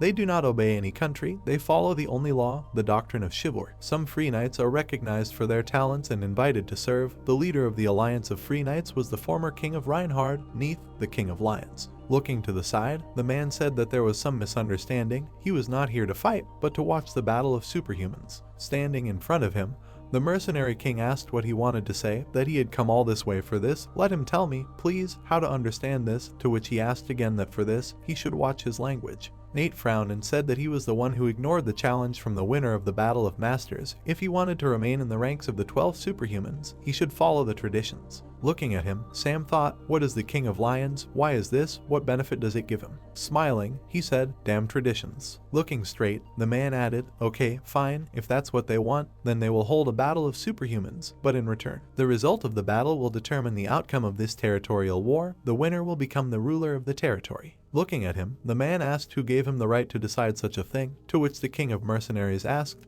what, and wasn't it he who said that he gives him the right to decide about everything concerning this war? Looking to the side, he added that besides, if they defeat the Lucas family's greatest weapon, Baron Joshua, then their defeat will be inevitable. Asked what could be better, to which he asked that but who said that Lucas gave Joshua the right to make such decisions. Stretching out his hand forward, the protagonist said that he also had permission to do so, to which he was asked that this was the emblem of the Lucas family. Among the knights, a murmur was heard that so that's why, what is he talking about, at the birthday party of the first prince. Lady Charlie refused the prince to dance and accepted Baron Joshua's hand. Oh right, remembers something like that. When they became so close, interesting. The man smiled broadly and said that great, since he has power, then this is more than enough for him. Let them use all spheres of power to tell about the battle of superhumans. This boring war is finally coming to an end. The flags rose up. The crowd of knights looked straight ahead. The red flag rose. The hero's allies stood at attention. Looking away, the guy said that now it was clear what the Lord and Icarus were talking about, asked why they were trying to reduce everything to such an outcome. The hero stood in front of the mercenary king.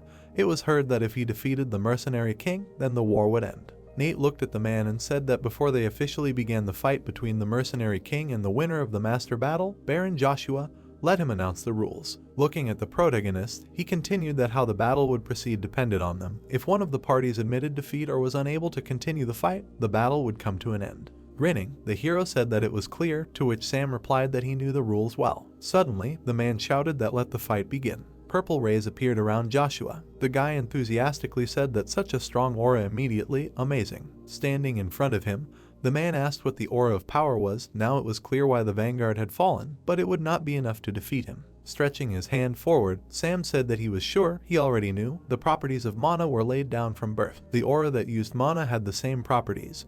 He could immediately tell that his aura was not intended to defeat enemies, but to help allies, the aura of support. Smiling, he added that he, in turn, owned an aura of suppression of opponents, an aggressive, strengthening aura of attack, and this took his aura to a new level, above any other. Suddenly the man shouted about the aura of imposition, said that his aura of support would not last against such a force. Stretching his hand forward, the guy shouted, surprisingly, the Lord's aura was suppressed, how could he even cope with such an opponent? Swinging his axe, Sam shouted that I wonder how many attacks he could withstand, even if he did not try to dodge. He opened his eyes wide and added that he should die. The protagonist frowned. Suddenly, he struck with his spear. There was a devastating explosion. The guy covered himself with his hands and shouted that the wave from one blow destroyed everything around. A barrier appeared around the people, and they heard that they should protect the marquee, shields, to protect. The marquee looked away in surprise. The axe suddenly flew up. It landed in front of the man. The weapon was split into two parts. Looking away, the man said that they should just not tell him.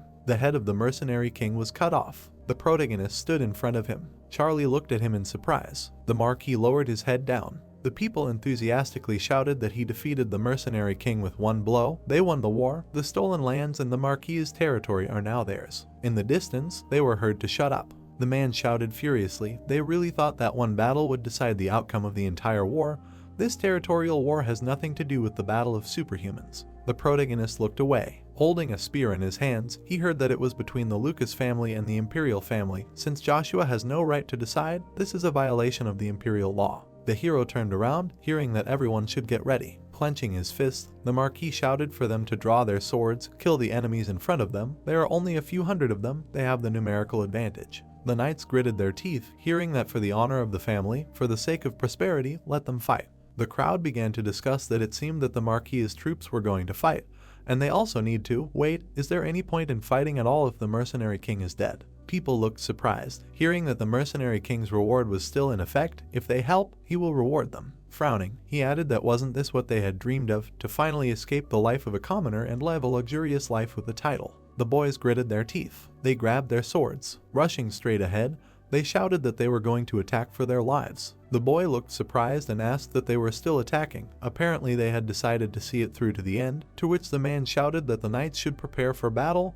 Anyone who went against the king must be punished. Looking away, the protagonist said that he couldn't believe he had decided to do such a thing. He then added that he thought he would have to turn his weapon against the mercenaries. Suddenly, he used an ice spear. Ice blocks appeared in front of the people, and they asked what third-class magic it was. Walking straight ahead, the man shouted that as the new leader of the mercenaries, he orders that from now on, all contracts made with the Marquis family and the king of the mercenaries are null and void. Looking straight ahead, he shouted for all the mercenaries to retreat. Holding the sign in his hands, he shouted for everyone to listen to him. Stretching his hand up, the man said that the era of Sam, the king of mercenaries, was over according to the rules of the mercenary guild. As the only owner of the diamond badge other than the king of mercenaries, He is the master, will become the new head. Looking straight ahead, the people heard that he would restore order in the ranks of the mercenaries and return to the old traditions, and now let them leave this battlefield and return to the guild. The Marquis pointed at him and told him to shut up. Who did he think he was to think that he could break their contract? He knows what he was doing. The condition for breaking is a fine of 10 times the original contract amount. Looking at him, Josh replied that the guild as an organization has nothing to do with this. If he wants compensation, then he can demand it from the dead king of mercenaries, to which he asked again. The Marquis, his eyes wide, asked what they were standing there for, and let them attack him immediately and silence him forever. The girl extended her hand forward and ordered everyone to stop. Ice blocks appeared, and she added that this war was over, there was no point in pointing swords at each other anymore. The man, standing in front of her, shouted that he shouldn't be making fun of her and how powerful he was, hiding behind some magician's skirt. It was interesting to see how he was going to lead the mercenaries. The girl clenched her teeth in anger and thought that he wouldn't recognize her after taking everything from her.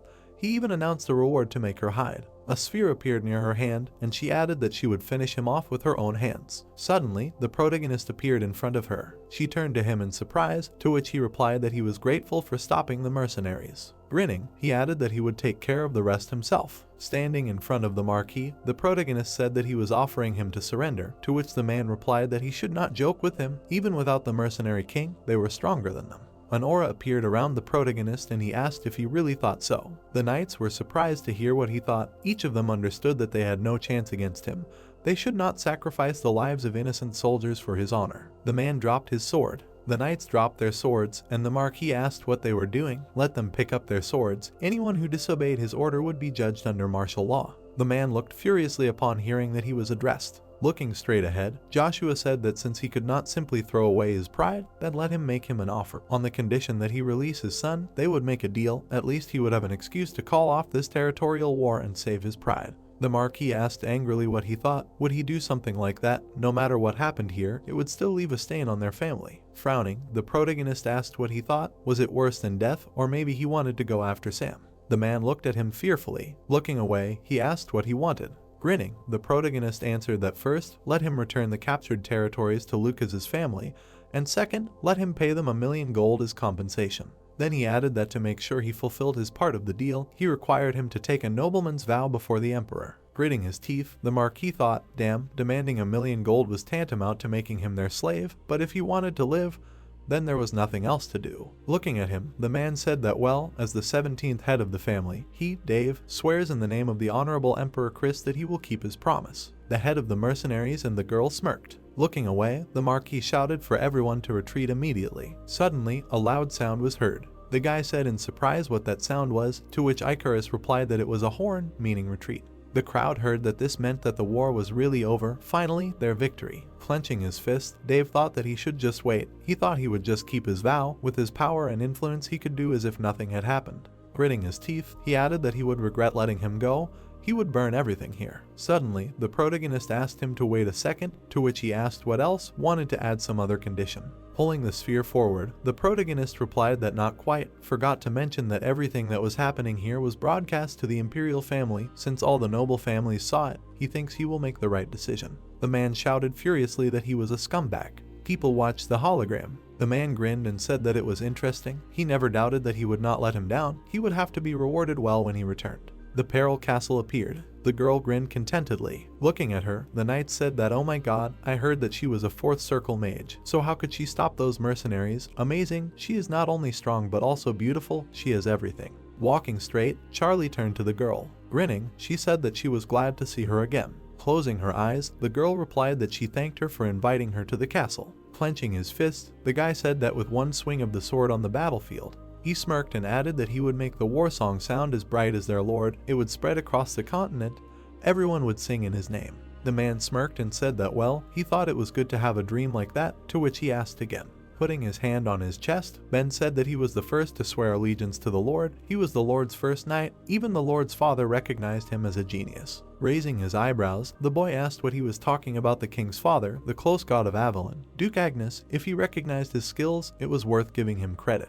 Looking away, Ben asked that he now understood who he was, the ideal. Could he teach them something? To which the man asked what to teach them. What then? Raising his hand up, the guy said that the code name was the Knight of the Golden Spirit, to which they asked in surprise, and he said that the knightly order of his lord, their goal is to surpass the 7 legendary knights of Avalon. Raising his mug up, the man said that they would become the greatest knights of Avalon, no, the entire continent, to which Ben replied that they should share his goal with him, for the greatest knights of the continent, the Knights of the Golden Spirit. Looking away, the guy thought that it seemed like they were starting to get along with each other. That was good. Looking at the protagonist, he asked where he was going. He thought he was going to rest, and Ben said that he should let him follow him, to which the man said that since their king was going, so were they. Grinning, the protagonist said that they shouldn't worry, he needed them to do something. At noon, let him go to Lucas's castle in Aiden's Canyon. The guy opened his eyes in surprise and asked if the estate hadn't burned down, so why? Looking at him, Icarus said that he wanted to get rid of the traitors, starting with Count Ralph. They would most likely die in the fire, so this was the best place to hide the body, to which the guy replied that he was probably already making a plan to kill people before they could gather their strength again.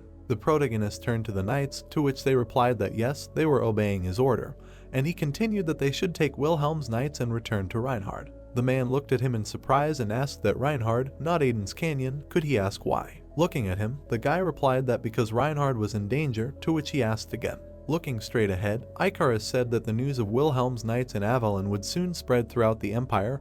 Many would see this as an opportunity to attack Reinhard. Looking away, the man asked what it meant. The emperor was simply turning a blind eye to them being here. Was it really the emperor who was behind the mercenary king and the marquis? An image of the emperor appeared, and Icarus said that yes, the emperor would most likely use this chance to seize Reinhard. Since the winner of the Battle of Masters would come from his empire anyway, I'm sure everyone would understand that this was a great opportunity. Clutching his head, the man said that damn, if anything happened to Reinhard, it would be his fault. To think that he would make such a mistake. Grinning, the guy said not to worry, soon they wouldn't have to worry about it. The hero put his hands in his pockets. It was heard that the entire continent could change its mind because of their lord's decision.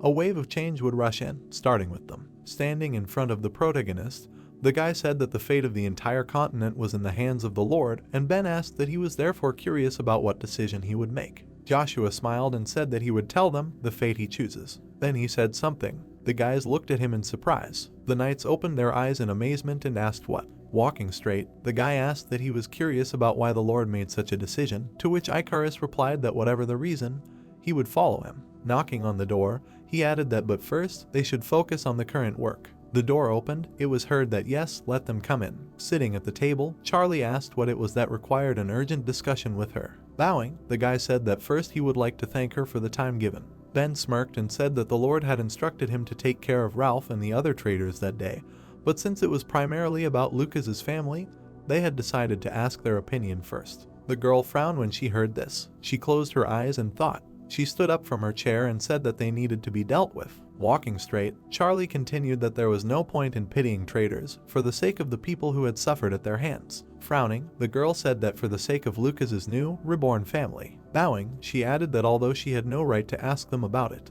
The boys looked at each other and smiled. Putting their hands to their chests, they shouted that they should leave it to them. Ben, widening his eyes in surprise, said that he did. Then he added that the emblem she had given the Lord when she was young, asked that she had done it with the intention of marrying him. Looking away, Icarus said that it was very rude to ask like that, to which he replied that but he was also interested, and he added that no, now was not the time or place for such questions. Putting her hand to her face, Charlie said that they really were right for each other, to which the guy asked again. Looking away, the girl said that she did it to get Joshua's attention, who was not even looking at her, to which the guy said that in that case. Looking down, she said that but now she does not know how she feels, whether she wants his attention, whether she really likes him, or is it just respect? Asked what they understand, sometimes it seems as if he is almost akin to a god. Laughing, Ben replied that it was not for nothing that people called him the god of war. Having hit him, the guy said that he should know his place. Leaving, Charlie said that, moreover, she does not think that now is the right time for love and marriage. Soon there will be a lot of things to do. Turning around, she added that well, traitors were waiting for them, to which Icarus asked if she would go too. Looking to the side, the girl said that of course, she wanted to see how they would meet their end. Sam's grave appeared. The protagonist stood in front of it. Suddenly, he heard that he should begin, concentrate, to which he replied that he understood. Purple rays appeared around his hand. The protagonist closed his eyes. He spread his arms to the sides. It was heard that the fallen king of knights, 9,000 spirits, whose offense is thicker than darkness. Particles flew around the grave. It was heard that he, the weapon of the demonic god Ruja, was ordering them. A body emerged from the ground. It was said that he should come to the tribune and make amends for his regrets. Closing his eyes, the hero heard that he was allowing them to walk on the ground again. Particles flew over the body, and Ruja said that now let them obey him. Dark particles appeared around the hand. Ruja added that the Lord of the Dullahan, to which he asked what the Lord of the Dullahan was. A headless horseman appeared, standing in front of the hero. He said that the one who demands his obedience, the one who will make him kneel, the one who is above him, to which the hero thought, what kind of crazy demonic energy is this? The protagonist opened his eyes in surprise, hearing that of course, among his creations, the Dullahan is considered a legend in the demon realm. To think that they were able to create it from the body of a superhuman. Suddenly, he rushed forward. It was heard that however, unlike the Death Knights who are always chasing their killer, the Dullahan will not feel hatred towards him, to which the hero heard that then isn't he running towards him too fast? The creature raised his hand and said that the one who demands his obedience, the one who makes him kneel, the one who is above him. Striking at the protagonist, he added that he should prove his strength. The protagonist smiled when he heard that the Dullahan Lord had his own ego. He would never obey someone weaker than him, to which he replied that what a simple condition. Suddenly, he swung his spear. The Lord was surprised. Looking at him, the protagonist asked that it was just a scratch. Smirking, he added that then he could become more serious, asked what he could, use an aura of power or holy energy. Joshua looked away and said that what an idiot, no holy energy or primordial stones. He must fight only with demonic energy. He will only recognize those who can suppress him with demonic energy. Almost pure demonic energy. The Lord swung his weapon and said that he would not submit to the weak, those weaker than him would only die. Looking away, the protagonist asked why he was only saying this now. They began to fight. Joshua gritted his teeth when he heard that it seemed like it was 300 years ago. Even the strongest demon god couldn't defeat him. But since he was using him, the legendary Lord Ruja, there was no need to worry so much, to which he thought that it didn't help him at all. The protagonist stood in front of the Lord. He heard what he was doing, let him emit more demonic energy. He was losing. The hero shouted furiously that he should shut up. Imagine how difficult it is to use demonic energy without holy or mana, and so he gives it his all. Black particles appeared, a scream was heard. The protagonist grew horns, and Ruja asked what? Horns? Impossible? This is simply impossible. Joshua opened his eyes wide. It was heard that this should have taken thousands of years, because suddenly the Lord swung his weapon. The headless monster shouted that equipment appeared on the protagonist. The Lord hit his chest. Bowing down, he said that he would serve him. Stretching his hand forward, the hero said that he accepted. Then he spoke about the seal of submission. Particles emitted from the Lord. The protagonist clenched his fist tightly. Looking down, he heard that the power of control originally belonged to the demon god, to which he asked what he meant. A red mark appeared. It was said that the seal on his chest depicted a blood moon, representing the demon realm, but his shape did not break through the seal. Wings appeared, and Ruja said that he was an angel, an archangel with 6 pairs of wings, who fell. He left the heavenly realm and was accepted into the demonic realm by another god, but then stole the power of control. Hands reached out to the sphere. It was heard that the only being called a traitor in both the heavenly and demonic realms. Looking at the mark, the hero heard that his power could not be ignored. He was able to deal with 2 demon kings, and now his symbol, the seal of control, appeared on him, to which he asked what his name was. Particles emitted from the spear. Ruja said his name. A red glow appeared, and he added that he stole the light. A crowd of people moved straight. The girl frowned. They were moving towards Aiden's Canyon, the ruined castle of Pontier. They heard the enemy advancing, close the gate. The guards were standing on the wall. They heard the archers get ready. Looking down, the guy shouted, "What the hell?" Then he added that he knew it would have been better to stay here and not go to the castle in peril. Damn, the Marquis lost the war. Closing his eyes, Ralph asked what was there to run away for, why was there a need to stay, to which the guy asked, "What nonsense." The Black Knight of the River Dennis blocked all escape options. They were stuck here. Looking away, the man said that since he knew their situation so well, maybe he would make an effort to get out of it. Arna angrily clenched his teeth. Putting his hand to his head, Ben said that apparently the traitors were not eager to come out and surrender. Icarus stretched his arms out to the sides and said that the defense had an advantage during the siege. Let him return to the line. They would start as soon as the storming tower was ready. To which the guy replied that it was useless. He could rest and enjoy the show. Let him show what progress he had made, to which he was asked again. Taking up the sword, the guy said that although he could not compare with the Lord, he thought it was also not bad, another way of using the aura. Rushing forward, he shouted that the aura was on top of the aura. Closing his eyes, the man shouted that it was fire. Arrows flew at the guy, and he thought that since the aura could be placed in sound, affecting the senses with it, then why not put the aura on top of the body's aura? A protective aura. Suddenly a barrier appeared. Arrows flew at the shield. The guy continued to run forward. The man closed his eyes and said that all the arrows were flying away. to which Arna asked what. He was controlling the aura to create a barrier. Running forward, Ben shouted that it was enough to hide in the castle. He shouted furiously for them to come out. Suddenly, there was an explosion. Stones flew to the side. A cry was heard that the gate was destroyed. Forward, they would take back the castle. Looking straight ahead, Arna heard them kill the traitors. The dark sky appeared. A view of the ruined castle opened up. 2 men were tied up. Walking straight, Charlie asked if there were any last words. Gritting his teeth, the man said that he could not believe that she was doing this to him, a nobleman of the great empire of Avalon. Then he shouted that they had no right to tie him up like this. Let them immediately remove these handcuffs. Show respect. Looking straight ahead, the girl heard that she would even forgive them, so hurry up. Charlie looked away. Looking at the Count, she asked what about him. Ralph smirked slightly. Looking down, he asked what and what else a traitor like him could say, except that he could not achieve his goals. Looking at him angrily, she asked that it was like this. As she left, the girl said that it was clear. Thank him for everything. The girl raised her hand up. The archers pointed their bows forward. Arna shouted that they did not understand that this was against the laws of the Empire. The war was approved by His Majesty the Emperor. Looking straight ahead, Charlie listened that the losing side in a territorial war must be treated according to all laws. Such intentional murder was a direct violation. If they did not want to be convicted of rebellion, they should immediately lower their bows. The man closed his eyes and thought that he hoped everything would be fine with them. Charlie extended her hand forward. Arrows flew at them, and the Baron asked what they thought they would get away with this. Blood spatters appeared. Even though he raised her like his own child, she killed him without hesitation, which would later become one of the reasons why Lady Charlie was nicknamed the Iron Lady, as the territorial war between the Marquis and the Duke was officially over. However, in order to cope with the remaining forces, Joshua decided to stay in the Lucas family estate. Tears appeared in the man's eyes. The Wilhelm Knights and the Lion King returned to Reinhard just in case. Of course, for the Lion King to witness. Joshua agreed to succeed him as the leader of the Free Knights Alliance. Josh, as the new head of the Mercenary Guild, admitted the secret machinations between the guild and the Marquis's family. The Mercenary Guild admitted that they were hired by the Marquis. From now on, the guild is obligated to withdraw all mercenary forces related to the guild from the Avalon Empire, and the guild will also fulfill requests at half the usual price for the next 2 years. He also personally wrote letters of apology to all organizations that were in any way affected by the recent events. As an apology for the damage caused, the guild halved all contributions for 2 years.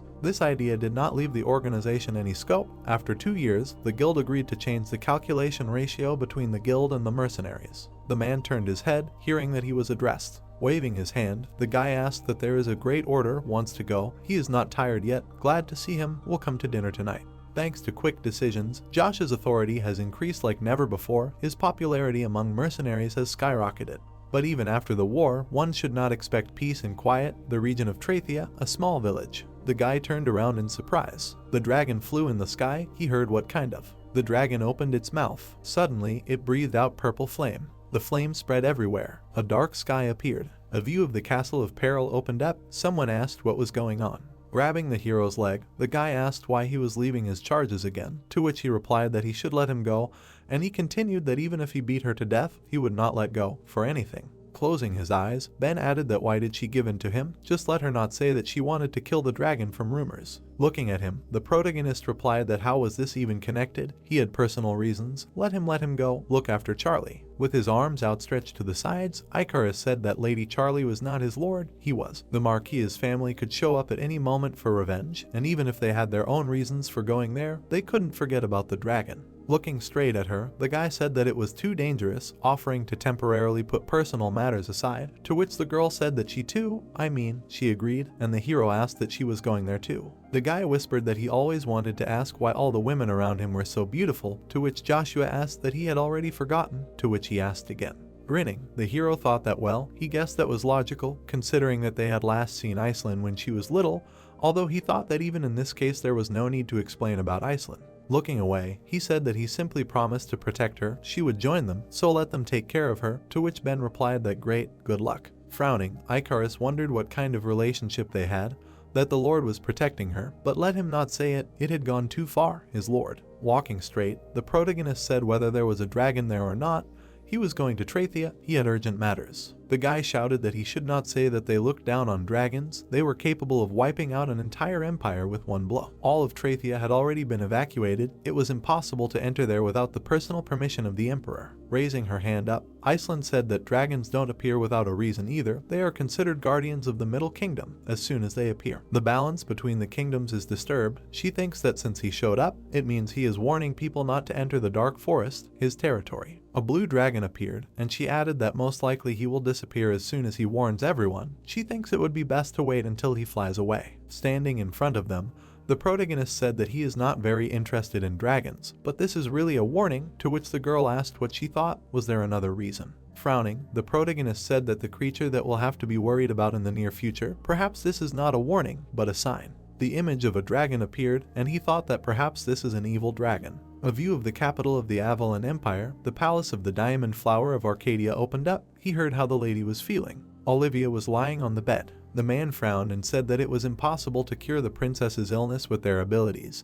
He thought they should prepare for the worst. It was unclear how much longer she could endure, but why? What kind of curse did the princess have? Suddenly the girl said the hero's name. A memory surfaced, how the protagonist said that the cure for his illness was almost ready. Let him take it as a gift in honor of their relationship in a past life. Behind the door, he heard that he should stop, but who was he to stop him? Out of the way. Opening the door, the guy said that her brother was here. How was she? Bowing, the girl said that she, the head maid of the Diamond Flower Palace, Ellen, was at his service, to which he replied that he should forget about formalities, asked how she was. Looking down, the girl said that no medicine worked, and over time she was only getting worse. If this continued, then the princess. Olivia raised herself and said that he had come, to which the girl said that she needed to rest, and that she should not get up. Gritting her teeth, Anthony said that his sister, to think that the eternal use of her powers would end like this. The girl said that no, since she could help the country like this, then everything was fine. Putting his hand on her shoulder, the guy said that everything was fine. She could speak honestly. After all, she had not asked for such a curse as the Eye of Truth. Taking her in his arms, he said that if he were her, he would have run away long ago, asked that she did not have much time left. Smiling broadly,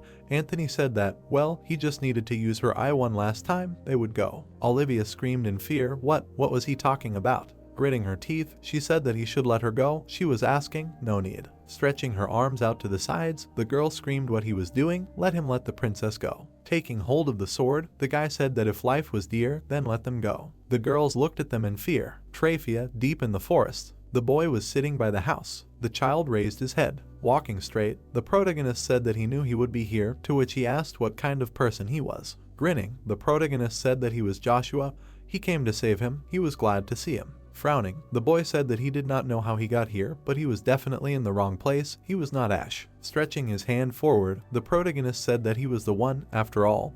He gave him this name in his past life. He seemed to like it, to which he asked what the hell. Let him go. Looking straight, the protagonist said that if he could, let him give him a flower. Suddenly, he used an anti-magic field. Looking surprised, the boy asked what the barrier was. Suddenly an orc appeared. Orcs were walking behind the boy. Grinning, the hero said that the last surviving high elf, he wanted to talk to him. Gritting his teeth, the elf asked what the damn greedy man dared to talk to him. He knew it would happen.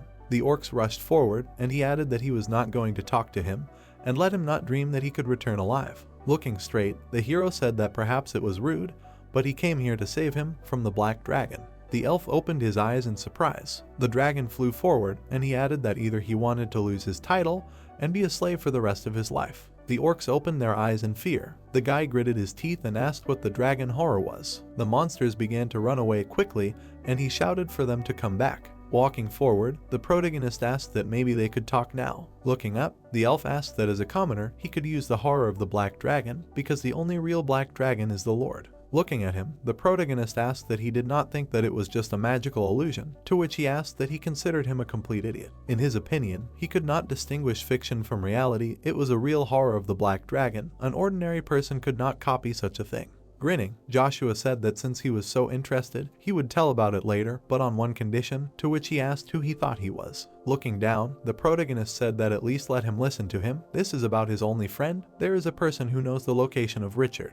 The elf looked in surprise and thought about the man. A portrait of Richard appeared, and he added that an old friend of the elves, who sacrificed his lives to save them, he is alive. Looking down, he thought that he could not even thank him. Looking at the protagonist, Scott asked what he wanted, to which the hero replied that he thought he could easily handle it.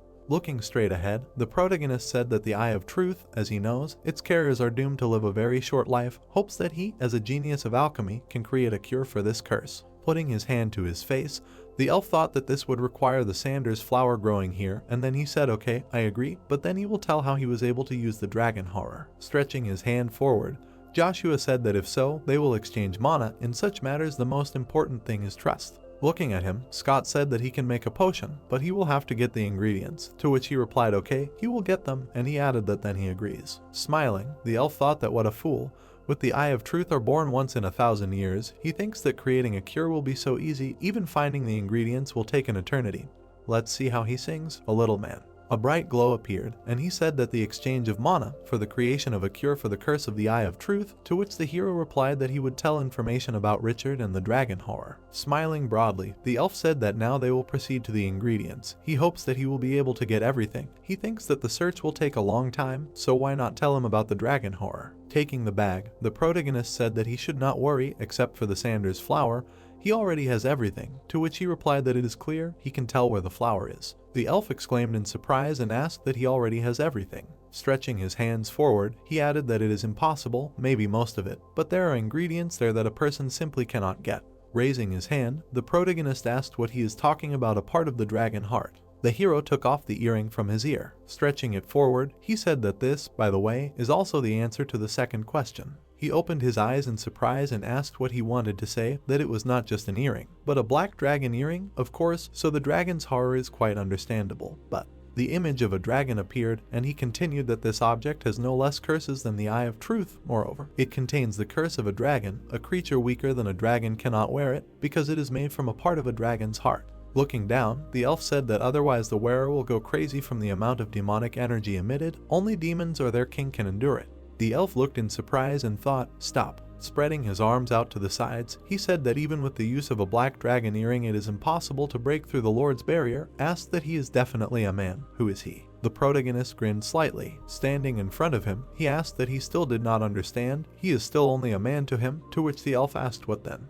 The hero's eyes lit up and he said that he is a god. The elf screamed in fear that he was a god. He fell to the ground in shock. Joshua smiled and said that it was always so fun to joke about Scott and the King of Assassins. Great, now there would be an excuse for why he took him along. That was how he got his first pet. The view opened up to the great palace of the Avalon Empire, the Cultica Palace. Sitting in front of the emperor, the boy said that the black god, Agnes, had agreed to carry out his orders. He would lead the vanguard in the upcoming Continental War. Raising his eyebrows, the man said that of course, how could he disobey his orders? Kneeling, the boy said that it might sound presumptuous, but he had destroyed the Agnes' main source of income, the Lucas family, and also taken away his strategist, the Iceland family. Jakin, looking down, said that therefore, didn't they find it suspicious that Duke Agnes was obediently following his orders instead of opposing them? Sitting on the throne, the emperor said that Agnes would never betray him.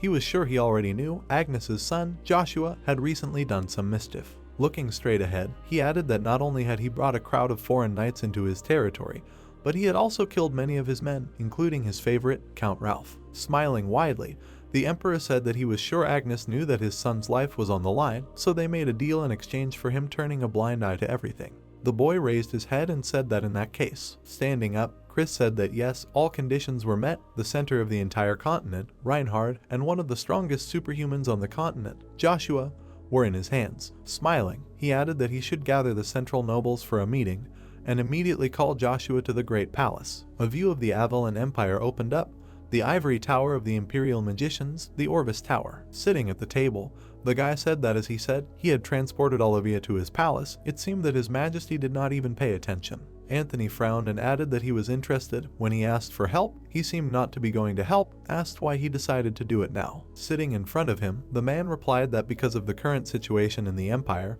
His Majesty wanted to start a war in the name of continental unity.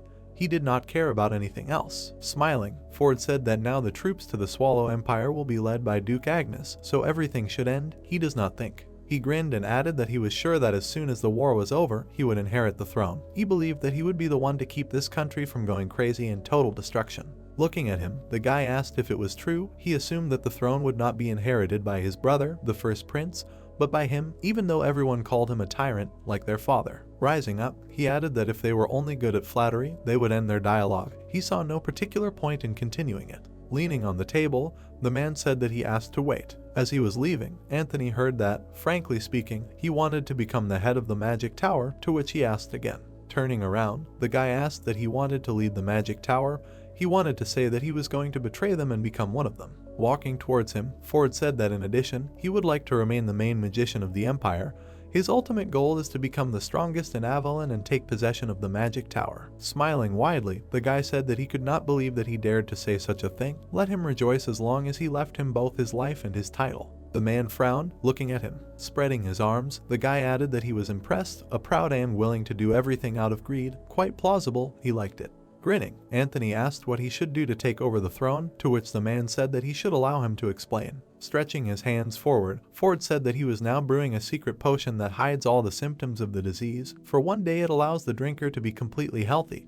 Until the very end the drinker will have his full potential. Looking straight ahead, he added that so they can use this potion on Lady Olivia to temporarily cure her, and use her vision for their purposes for one day. An image of a girl appeared, and Ford said that however, as soon as the effect of the potion wears off, the drinker will die. Therefore, putting his hand to his face, the guy said that he was sure Olivia would like the idea. She was going to die anyway, so why not use her eye of truth one last time? Looking away, he added that he was sure she would be more than happy to die for him. Let him continue. He wondered what they needed her power for. Smiling widely, Ford said that he was glad that he was pleased. Let's get back to what he was talking about. The door opened. It was said that it was understood. As he left, the guy said that he would leave everything to him, to which the man replied that good luck to both of them. The door slammed in front of the man. He sighed heavily. Looking away, Ford said that everything seemed to have gone well, asked what he thought. Sitting at the table, the guy said that it was very interesting. He thought his brother would do as they predicted. Caesar looked away and said that out of all his brothers, the second one was the smartest. It would not be easy to deal with him. Walking towards him, the man said that those who are willing to do anything for their own goals can become Brutus, but they will never become Cairo. The Avalon Empire originated from the kingdom of Asgard. The first king, Brutus, he did everything to seize the throne, but in the end, he met the same fate as his predecessor. At the same time, Cairo, who led his people with prudence and leadership, became one of the greatest kings in the history of Asgard, capturing more than half of the continent. Ford smirked and said that although this was not enough to earn the trust of the second prince himself was not capable of much. The image of the Duke and the Prince appeared. It was said that the first prince, Peter, had acquired the support of the Duke's family, which was equal in strength to the Agnes family. In the current circumstances, the second prince would not be able to win the fight for the throne. The man smirked and thought, but that was for now, because everything would change once Richard got involved. Although no, now that he had sold his soul to the demons, it would be better to call him Heinz. Looking at the glow, he added that if they continued to help the second prince, he would become dependent on them. Ford smiled and said that they would use him to pressure the first prince. Clenching his fist, he added that they would then use him as bait to gain the first prince's trust. The guy smirked and said that yes, he knew, but it was just a guess unless there was some big problem. Sitting in front of him, the man asked again, and he answered that it was Joshua. Images of the guys appeared. It was said that previously the Reinhardt kingdom completely ignored the king, one of the 12 superhumans, and now they came to help Joshua. Putting his hand on the book, Caesar said that in addition to the incredible skills at such a young age, he had something else. They needed to get rid of him before he interfered with them. Looking straight ahead, he added that therefore he would have one more request. In addition to the second prince, he also needed Joshua to take over the entire Avalon Empire. Looking away, the guy said that if they did this, they would lose all their power, to which the man replied that he understood. If Joshua returned in time, then this was quite possible. Leaving, the guy said that great, I'm sure he could take care of everything. After all, he trusted him more than anyone. He had enough tasks. He would go so he could rest. Looking at him, the man grinned. Standing behind the guy, he said that he should forgive him for not asking in advance, but asked what he thought, who he was more like, Brutus or Cairo. Turning around, Caesar said that it was interesting. He had never thought about it before, but if he had to choose one. He grinned and added that Heimdall, he would like to be like him. A flower appeared. It was said that the Sanders flower is also called the Flower of Oblivion. Looking at the mountain, the protagonist said that he did not think it would be difficult to get it. Looking at him in surprise, the elf asked if he was sure it was not too late. Maybe they would just come back. Said that it was dangerous to enter this territory with a black dragon earring. Moreover, using a flower for healing was stupid. Putting a finger to his mouth, the protagonist said that he was quiet. He forgot who he was. He would be punished if he continued like this. The elf opened his eyes in amazement. Clenching his fist, Scott said that punishment, damn him, stop lying, he thinks he really believed him, to which he asked what and why was shaking then. The elf's eyes widened and he said it was funny, he was only helping because he wanted to see his old friend. He even knew about the side effects of the Sanders flower. Standing in front of him, the protagonist replied that yes, of course, to get something, you have to give something in return. Looking away, the protagonist thought that after the Sanders flower, she would get her sight and life, but she would forget everything. Although he didn't know how much she would forget, it was still better, she wouldn't have to remember her sad past. Suddenly, a loud sound was heard. The guy screamed in fear that they were finished. They would all die. Running away, he screamed that the dragon had returned. The dragon's eyes lit up and he said that a simple man had invaded his territory and he would be punished for this. The protagonist swung his hand. The dragon struck him and screamed for him to die. A view of the forest opened up. The dragon rushed forward and screamed furiously. Joshua pulled his spear forward. He swung and shouted loudly. Suddenly the hero struck the dragon. The protagonist looked away. The monster struck him. The protagonist hit the ground. He lay on the ground. Looking up, the protagonist said that he was stronger than he thought. The dragon flew up, and he added that one should not expect less from the black dragon. Looking straight at him, the dragon asked who he was. Grinning, Joshua mumbled, and then thought that if he said that he was a god, a fight would start. He should come up with some kind of story. Pointing forward, the elf shouted that he was an extremely suspicious person, claiming that he was a god, although in fact an ordinary man, to which Krebs asked what he meant. Looking to the side, Scott said that besides, if you look closely at his right ear, you can see an earring of the black dragon.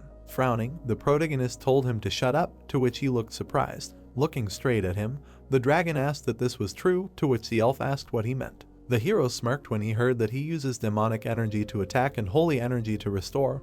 What kind of creature can use both demonic and holy magic? Frowning, he thought that Krebs must be quite reasonable, since he doesn't ignore Scott. Perhaps they can end everything with a dialogue. Flying up, the dragon said that those who invade his territory will be punished, but who he is, he no longer cares. Suddenly, Krebs released flames. Looking straight ahead, the protagonist said that it seemed like there was no point in hoping. He pulled his spear forward. Joshua smirked when he heard that why not teach this lizard a lesson using his true power, to which he replied that he wanted to. He is the perfect guinea pig if he can defeat the black dragon with one blow. The dragon released flames. It was said that no creature on earth could resist him. The hero opened his eyes wide and said that the skill was from his past life, the 6th stage of magical possession of the spear. A sphere of fire appeared in front of the dragon. The protagonist exclaimed in surprise. Looking to the side, he asked what was wrong. He had fought with Krebs, and then where was he? Suddenly, the dragons flew at him. Rushing forward, the monster shouted that he would tear him to shreds. Raising his hand, the protagonist asked what demons. This is the kingdom of demons. There are too many of them. Flying through the hero, the demon shouted that forward. They flew at the guy with wings. He began to strike them. Looking straight ahead, the protagonist exclaimed in surprise. Looking down, he said that another place again. Looking at him, the guy said that he was not offended by him, but for the fact that he betrayed his faith, he would take his wings. The guy lowered his head, hearing his name. The protagonist shouted loudly, "Stop!" It was him. He was seeing the past. It was Rouge's memory. The guy raised his head up. It was heard that he should not hold a grudge against him. The hero was against the background of the red moon. Suddenly he looked to the side. Suddenly the color began to evaporate. Joshua frowned. A flame appeared in front of the dragon. Covering himself with his hands, the elf said that it seemed that the bastard could not withstand the flame of Lord Krebs. He knew that he was not a god. Suddenly he exclaimed in surprise. The dragon looked at him in surprise. Equipment appeared on the protagonist, and he asked what was it? Looking straight ahead, the protagonist thought that he did not know what this illusion meant, but it was not useless. The dragon flew up, and he added that perhaps with each new step he would learn more and more. The protagonist rushed forward, thinking that he would finally know the whole truth once he reached the 8th stage of mastering the spear, called the power of a god. A flame appeared near the dragon, and he said that he did not know whether he was a god or a devil, but as long as he threatened his kingdom, he would do everything to destroy him. Joshua lowered his head. The dragon suddenly released a flame. Suddenly, the protagonist used the dance of heavenly destruction. The flame flew straight at him. The protagonist put up a barrier in front of him. He was rapidly approaching the dragon. Looking straight ahead, Krebs said that he broke through his breath. Suddenly a beam flew at him, and he said no. Looking up, the elf asked how he pierced the black dragon, said that even high-ranking demons are not capable of this. Krebs began to fall down. Suddenly, he fell to the ground. Joshua slowly walked towards him. With wide eyes, the dragon asked who the hell is he? Grinning, the protagonist replied that it was not that important. He knew perfectly well that he was angry not because a human had invaded his territory. Looking straight ahead, he added that he was sure it was because of what had happened in Trathia, the incident in Iceland Castle. Raising his head, Krebs said that he seemed to be well informed. They, humans, had crossed a line that should not have been crossed. Images of men appeared, and he added that using demonic energy to turn their own kind into ghouls was unforgivable. The emperor of these lands should pay. The hero smiled and he thought, okay, now it makes sense, this is where it all started. Standing in front of the dragon, he added that he had been interested in this even before his reincarnation. This was where the confrontation between Krebas and Avalon had begun, how they had managed to make a deal with the black dragon. The man grinned. A thought arose that as he remembered, he was behind everything, one could come to a conclusion. Smiling widely, the protagonist thought that they could forgive him, but this deal would be his. The man raised his sword up. Swinging the sword, he said numbers. Ben swung and said 273,061. Suddenly, someone came up and said that he had been training for 4 days. Grinning, Icarus said that he suggested that they rest a little. Looking at the sword, Ben replied that he could not. In order to be useful to his lord, he needed to become stronger, and asked why he came. Picking up the letter, the guy said that the lord had been delivered a decree from the emperor, to which he asked what the decree was, how he knew about it without even opening it.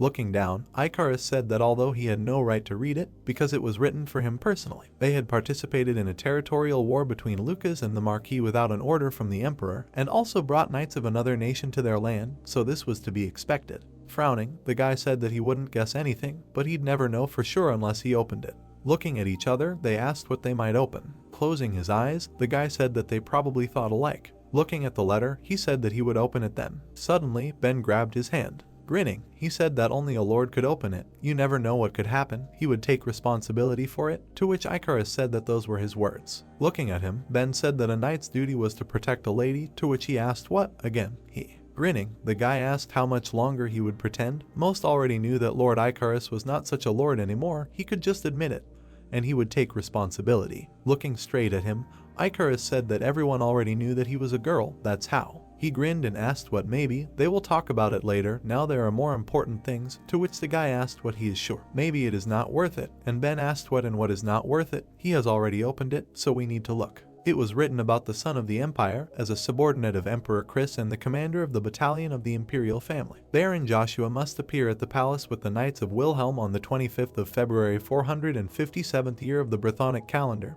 Duke Agnes must also appear. Violators of this decree will be severely punished. Gritting his teeth, the guy said what impudence. Icarus asked in amazement what is there, to which Ben replied that they want the lord to arrive at the palace within 5 days. Looking at the letter, he added that he was currently in Trathia, where there were no teleportation gates, and considering the time it would take to deliver the message to him, he wouldn't get to the castle for at least 2 weeks. No, it would be hard to get to the palace from Peril Castle in 5 days. Looking away, the guy said, well, there was no point in worrying about that. I'm sure their lord had already finished his business and was heading back, to which Ben asked if he was really. Grinning, the guy added that they would set course for the palace in the morning, but first he needed to do what the lord had asked for. Looking straight ahead, the protagonist said that he would tell them which route he had chosen. Then he said something. Looking down, the guy said that they couldn't leave Lucas's family alone.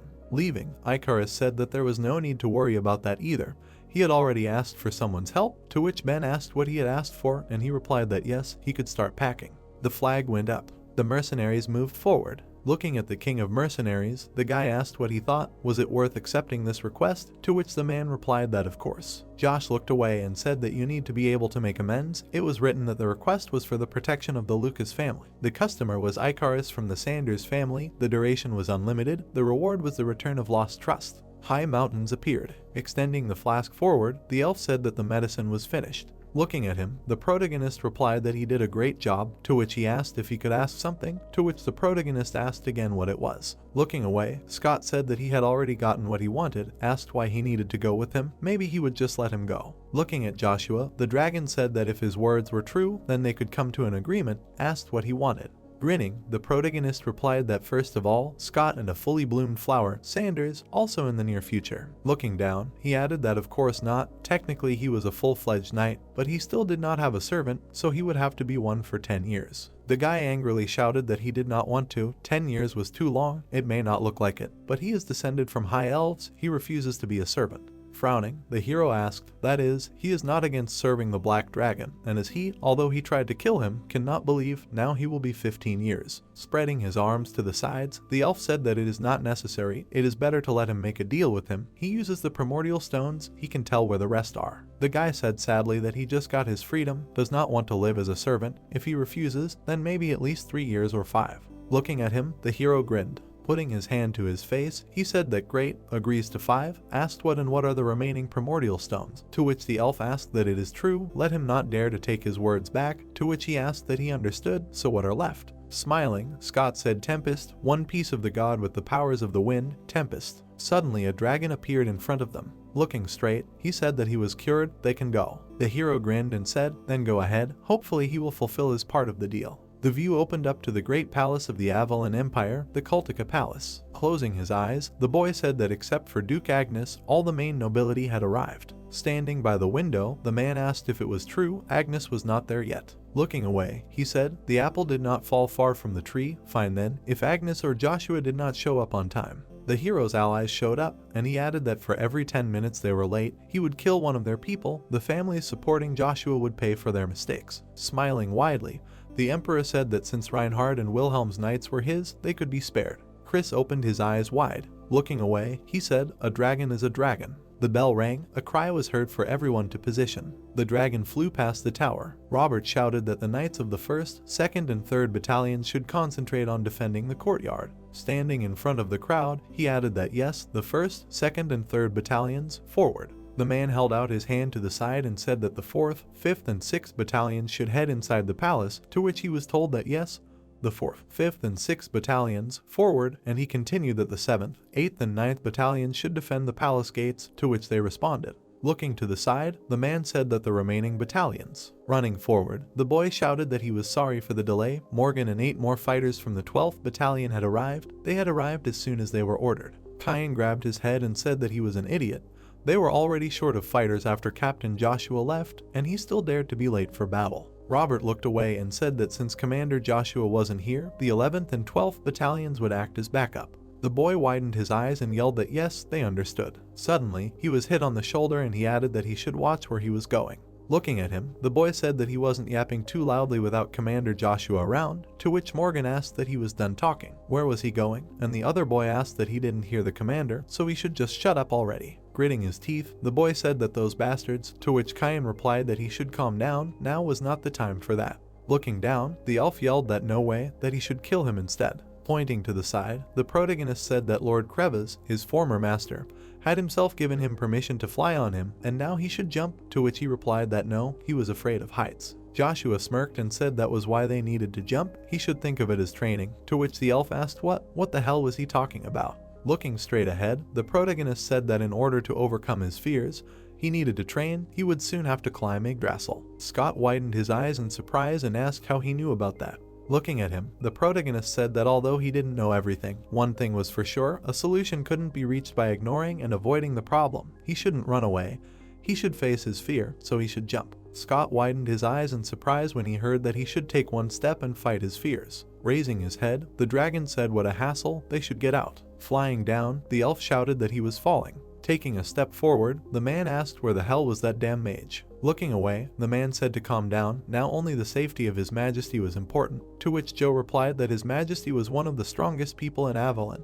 He had a better chance of surviving than them. Looking straight, he added that he was just angry that the Imperial Mage disappeared as soon as the dragon appeared. Looking at the Duke, Joe asked that he had finally arrived. Closing his eyes, the man said that although a little early, everything was as he expected. Standing by the window, the Emperor said that he only had to offer the Black Dragon conditions that he could not refuse. Looking straight, Chris asked that he was sure that if they lost, they would die, to which the guy replied that he should not worry. Looking straight, Ford said that he knew exactly what the Black Dragon wanted, if I may explain. That although the Black Dragon appeared because humans invaded his territory, his true interest lies in human experiments with the dead and the creation of ghouls. The dragon looked at the glow. It was said that the black dragon must have become curious as soon as it smelled the demonic energy. It was not seen for quite a while, but the dragon looked forward furiously. It was heard that it must have wanted to personally see the source of the demonic energy. It was sure that it would miss the chance to study the living demons and satisfy its curiosity. Krevas opened his mouth. It was said that this may be his only chance to personally see the demon. Despite his status as the protector of the Middle Realm, he is just a giant lizard pursuing his own interests. Ford smirked and said that it would be easy to enlist his help with the help of concentrated demonic energy and the source of demons,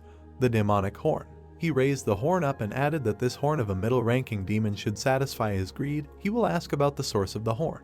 The man smirked and said that with the information he received, they will be able to control the black dragon as soon as they wish. Looking away, Chris asked what that meant. He already got the horn that could satisfy him, to which he replied that of course. Looking straight ahead, he thought that the devil almost broke the contract with the demon. Turning around, the emperor asked why he stopped talking, to which he hesitated. Suddenly, the dragon was heard retreating.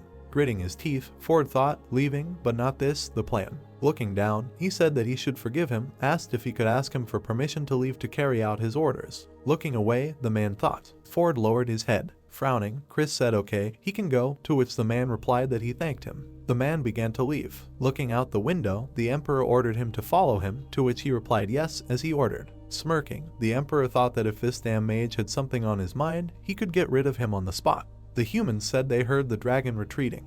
Let them see for themselves. They didn't understand why he was flying away as soon as he arrived. Looking straight at him, Adam asked what they said, that his breath could burn the entire city to the ground, so they had to stay alert while he was alive, to which Bruce replied that that's why they needed a plan in case he came back again. Looking away, the man said no, first they had to get rid of the reason he appeared, the man who had brought troops into Trithia, the dragon's territory. Dave frowned and asked what he was talking about him. After all, he was the one who told him to end the war as soon as possible. He held out his hand and added that he should forget about it. Isn't it suspicious? On the day they were having a meeting, an important meeting, Joshua showed up. He was sure that Joshua was behind all this. He wouldn't be the reason for the fall of the empire, Joshua would be. The man looked away, hearing that Baron Joshua had arrived. The elf kicked down the door and shouted that damn people. The men looked at him in surprise. Scott smirked and asked if he thought he had caught their attention, to which the protagonist replied that he had, although that was not what he wanted. He looked away and added that he thought it would still serve his purpose. Adam held out his hand and shouted that it was rude, Baron Joshua, and Bruce added that who would have thought that they would make such a scene. Despite all the troubles they had caused, he had lost all manners with the acquisition of the title of master. The man shouted furiously that he did not understand the current situation of the emperor. Since he had returned to the palace, he should behave like an imperial knight, asked that he had already forgotten about his duty. Smiling, the elf whispered that he should just let them know if he wanted to shut them up. He had an excellent spell. They turned around, hearing that the great son of the empire, Emperor Chris, had arrived. The emperor walked straight. Putting his hand to his chest, the men shouted that they greeted His Majesty. Bowing, the hero greeted His Majesty, and then said that he should repeat after him, to which he replied that he was also a king, or, better to say, a queen, and then greeted. The emperor looked at the elf. He frowned, looking at him. Biting his lip, the elf thought that even though he had lived for thousands of years, he had never before met a person with such a strong trail of blood, how obsessed he was with bloodshed. Looking straight ahead, the emperor said that he was surprised as usual to think that he was able to return to the castle so quickly. He heard that he was in the Lucas family's territory, far to the south. The protagonist bowed and said that he hurried to come on his orders to carry out his important order. He came as quickly as he could. Looking at him, the emperor asked what was important. Raising his hand, the protagonist said that he thought it was the Marquis who said that. About his duty as an imperial knight, he was sure that he saw an angry dragon in the sky above Arcadia. The cause of this anger must be punished. The man looked surprised to hear that it was Marquis Dave. Under the pretext of a territorial war, he invaded the Black Dragon's territory, which caused its anger. Looking straight ahead, Joshua said that as soon as he gave the order, he would immediately arrest him and make him pay for his mistakes. The emperor glared at him. Frowning, Chris thought that the arrogant child thought this would help him somehow. He smiled broadly and added that, well, the games were over. The Duke stood behind him, thinking that thanks to him his father was already on a leash, that would be enough for him. As Chris left, he said that he could do whatever he wanted. The men looked at him in surprise and thought that the emperor had just abandoned them, and what should they do now? Dave, his eyes wide, shouted that he should wait, that the child was lying. Even though they had invaded Trithia's territory, they had strictly followed his orders. The emperor, looking away, asked in surprise. Looking away, he asked the Duke what he would do in his place. They were claiming that he was to blame for everything. The man clenched his teeth in fear and said that was not it. Looking straight ahead, Agnes said that he was only following his orders. Walking straight ahead, the emperor said that what a boring answer. The man looked away in surprise, hearing that, and now. The protagonist smirked and said he would take him to the cell. The emperor was informed that Joshua, who had captured the traitor, had finally arrived. Joe was twitching nervously at the news. The protagonist entered the hall and walked towards Marcus. He reported that the order of His Majesty had been carried out. The emperor was sitting on his throne right in front of him. He said that he was surprised every time he saw him. Joshua was the only source of pleasure on the entire continent. Marcus said that even though he had allowed the knights of another nation to enter their lands, he would not punish him. The emperor did not want to lose the main character, so he decided not to punish him for the invasion, but in return, he wanted him to become his sword. Marcus said that he would give him his daughter. Suddenly, a man from the hall intervened and said that the lady was in bad shape now. But the emperor understood that it would be even better this way, and Joshua would not have to take care of the dying princess. She would give the hero a claim to the throne, and he would have an exceptional chance to become the emperor of an entire nation, something that even his father could not achieve. Agnes stood silently, thinking about this. Marcus asked if this was what Joshua wanted, to become the emperor of an entire continent. To do this, he only needed to make one vow. The emperor extended his hand and asked why he doubted. The hero knew that his feelings for his daughter were the same, and he did not want to use her to become emperor. Joshua said that he could not carry out this order. The emperor was extremely tense. The people in the hall were perplexed by why the character would miss such an opportunity and refuse the wedding. Marcus asked again if the hero refused the offer, and said that the matter with the knight could be considered treason. The emperor said that he was giving him one last chance, and this was no longer a choice, but an order. The faces of both heroes were extremely tense. Joshua said that he was compared to a thing when he was equated with a sword. But all things had a price, which depended on their importance. Marcus said that there was no point in bargaining with him and that everything in Avalon would be his. The hero said that he was not yet complete and asked for time to become a sword that would have no equal. Joshua said that when he turned 18, he would still have to choose who to serve, so he asked to wait until then. The emperor remembered that the character was not even 18, so he did not see anything wrong with waiting until adulthood. Marcus agreed to these terms and asked what the hero wanted. He was simply trying to gain favor in the struggle for Joshua's support. The hero thought about this offer. He said that he wanted to create a new knightly order from the 11th and 12th battalions under his command. Adam, who was standing in the hall, was shocked by this. He said that he should not listen to the character and that it would be bad if someone other than the Imperial Order occupied the castle. Marcus stopped him. He stated that this request was impossible to fulfill, but wanted to know why an order. Joshua explained that he had faced prejudice all his life due to his illegitimacy. Therefore, he understood these battalions very well. He realized that each of them wanted to become the sword of the Empire, and he wanted to help them in this endeavor. Marcus stated that if the hero wanted to create the greatest knightly order, then there was no point in turning down this offer. He allowed him to do so and asked if there were any more requests. Joshua stated that this was more than enough. The emperor then forgave them and appointed the character a count of the empire. In addition, he transferred the marquis's territories to the hero for ownership. Marcus said that the meeting was over and told the character to think about a second name. He wondered what news Joshua would bring next. Agnes told Joshua that his character was getting closer and closer to the center of power. Adam thought about how the empire was collapsing and it was not worth giving control of an entire knightly order to a small idiot. Bruce said that there was no need to worry about it, because the Marquis's family would not be able to do anything in the entire empire. The small man who came with Joshua addressed all the people and said that the emperor would support the hero. He explained that the character was giving them all a chance. The character said that everyone who joined now would be rewarded with special privileges, and those who joined later would receive nothing. Small added that if they wanted an easy life, they should agree. The people looked at each other and thought about this offer. A moment later, they quickly rushed towards him, pushing each other. Adam stood and realized that everything was bad now. He had not only the Knight of the Order, but also other families. He understood that soon the hero's influence would be greater than that of the Emperor himself. The man said that they had screwed up. Ford was talking about their target taking the bait and was wondering what to do now. The man supported him and said that they were destined to meet the target anyway. He never thought that Joshua would be a problem for them.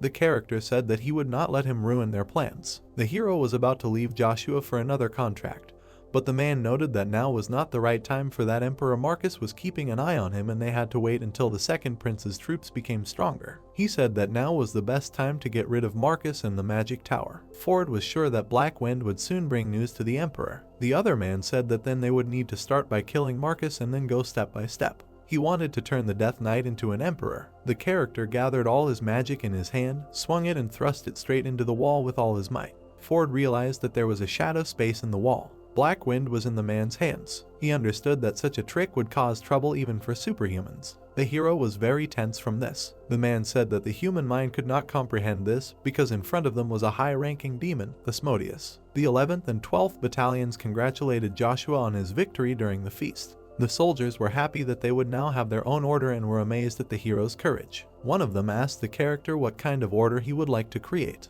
There were many details, but the protagonist decided to call it the Legend of the Swallow Empire, the first knights to surpass the Wyvern Knights. The soldiers were extremely surprised to hear about the first Sky Knights. The hero decided to call himself the Terror of the Cold Lands, and the order was named the Order of the Black Dragon.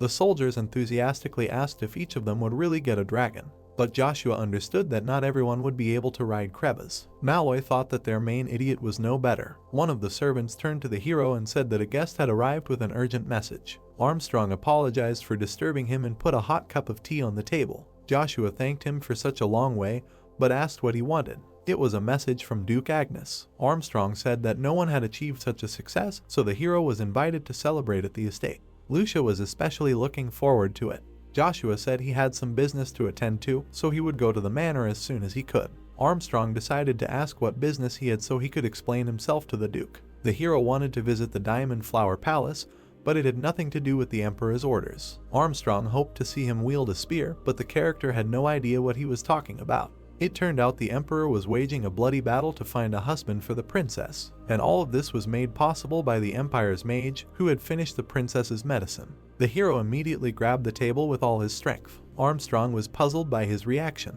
Joshua asked if the magician was with the princess now. Icarus asked Ben what he planned to do when he brought Miss Iceland here, but he said in response that she wanted to walk with them. They argued about the price of the portal and the speed of travel because they had little money. The girl immediately told the magician that it was necessary to use the gate for 3 people. The old man thought for a moment and looked around. The characters greeted him. The magician understood that they were not nobles and decided to find out more about them in order to extract more money. Ben said that he had a bad feeling, but Icarus noted that criminals could not use the gate. This was exactly why the hero was angry, because they were not criminals, and he suggested that they get there themselves. Iceland took out something that blinded everyone in an instant.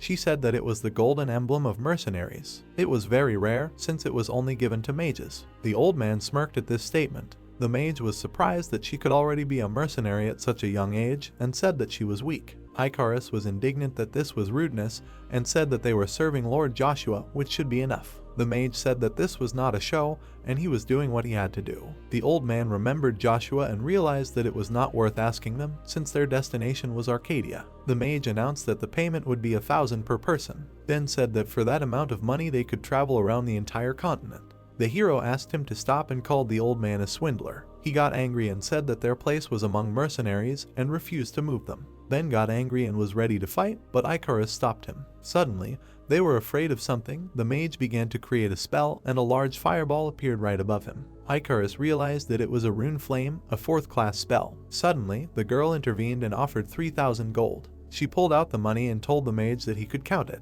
The old man realized that she had money. He said that they had wasted his time, and now the price would be 1,500 per person. Ben, drawing his sword, said that he would not tolerate this and would teach the mage a lesson. However, the sword froze even before he drew it. Isil froze the lance. She created an ice field in response to the mage's fireball. The old man did not understand how an ordinary mercenary could do such a thing. His fireball froze completely, and he asked how she was able to use 5th-class magic. Isil said that the mage underestimated her and suggested that he pay for their passage himself. The heroine added that there is no trial for no reason and said that she would report this situation to the magic tower. The old man realized that she was the vice guildmaster and realized that he had messed with the wrong people. The tower master already supported the nobles of Avalon, and now he would probably face the consequences of violating neutrality. The mage realized that if all this was reported, he would simply be kicked out. He slammed his cane on the ground and apologized to the heroes. Isil asked about the payment. She demanded 100 for each and free passage through the gate.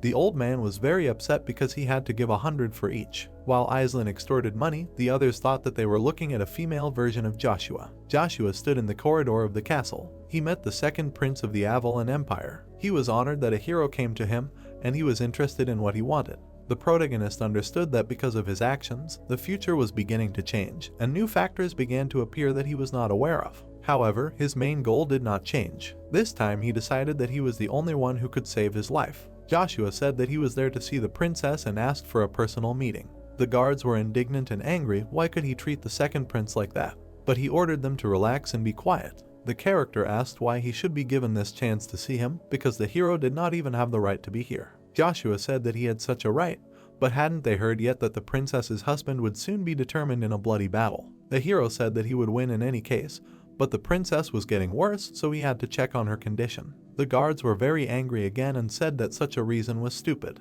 The second prince asked whether the hero would be able to defeat all the imperial knights at once. Joshua said that it was impossible. The second prince said that he liked the hero and offered to make a bet on winning a bloody battle without anyone's help. then he will not interfere with the taking of the princess from the second palace, but if the hero loses, he will swear allegiance not to his father, but to him. Joshua had already expected such conditions in his thoughts. The hero said that he liked this deal, but in exchange he wanted to visit the princess right now. He also noted that he insisted on a personal meeting and did not want anyone else to be present.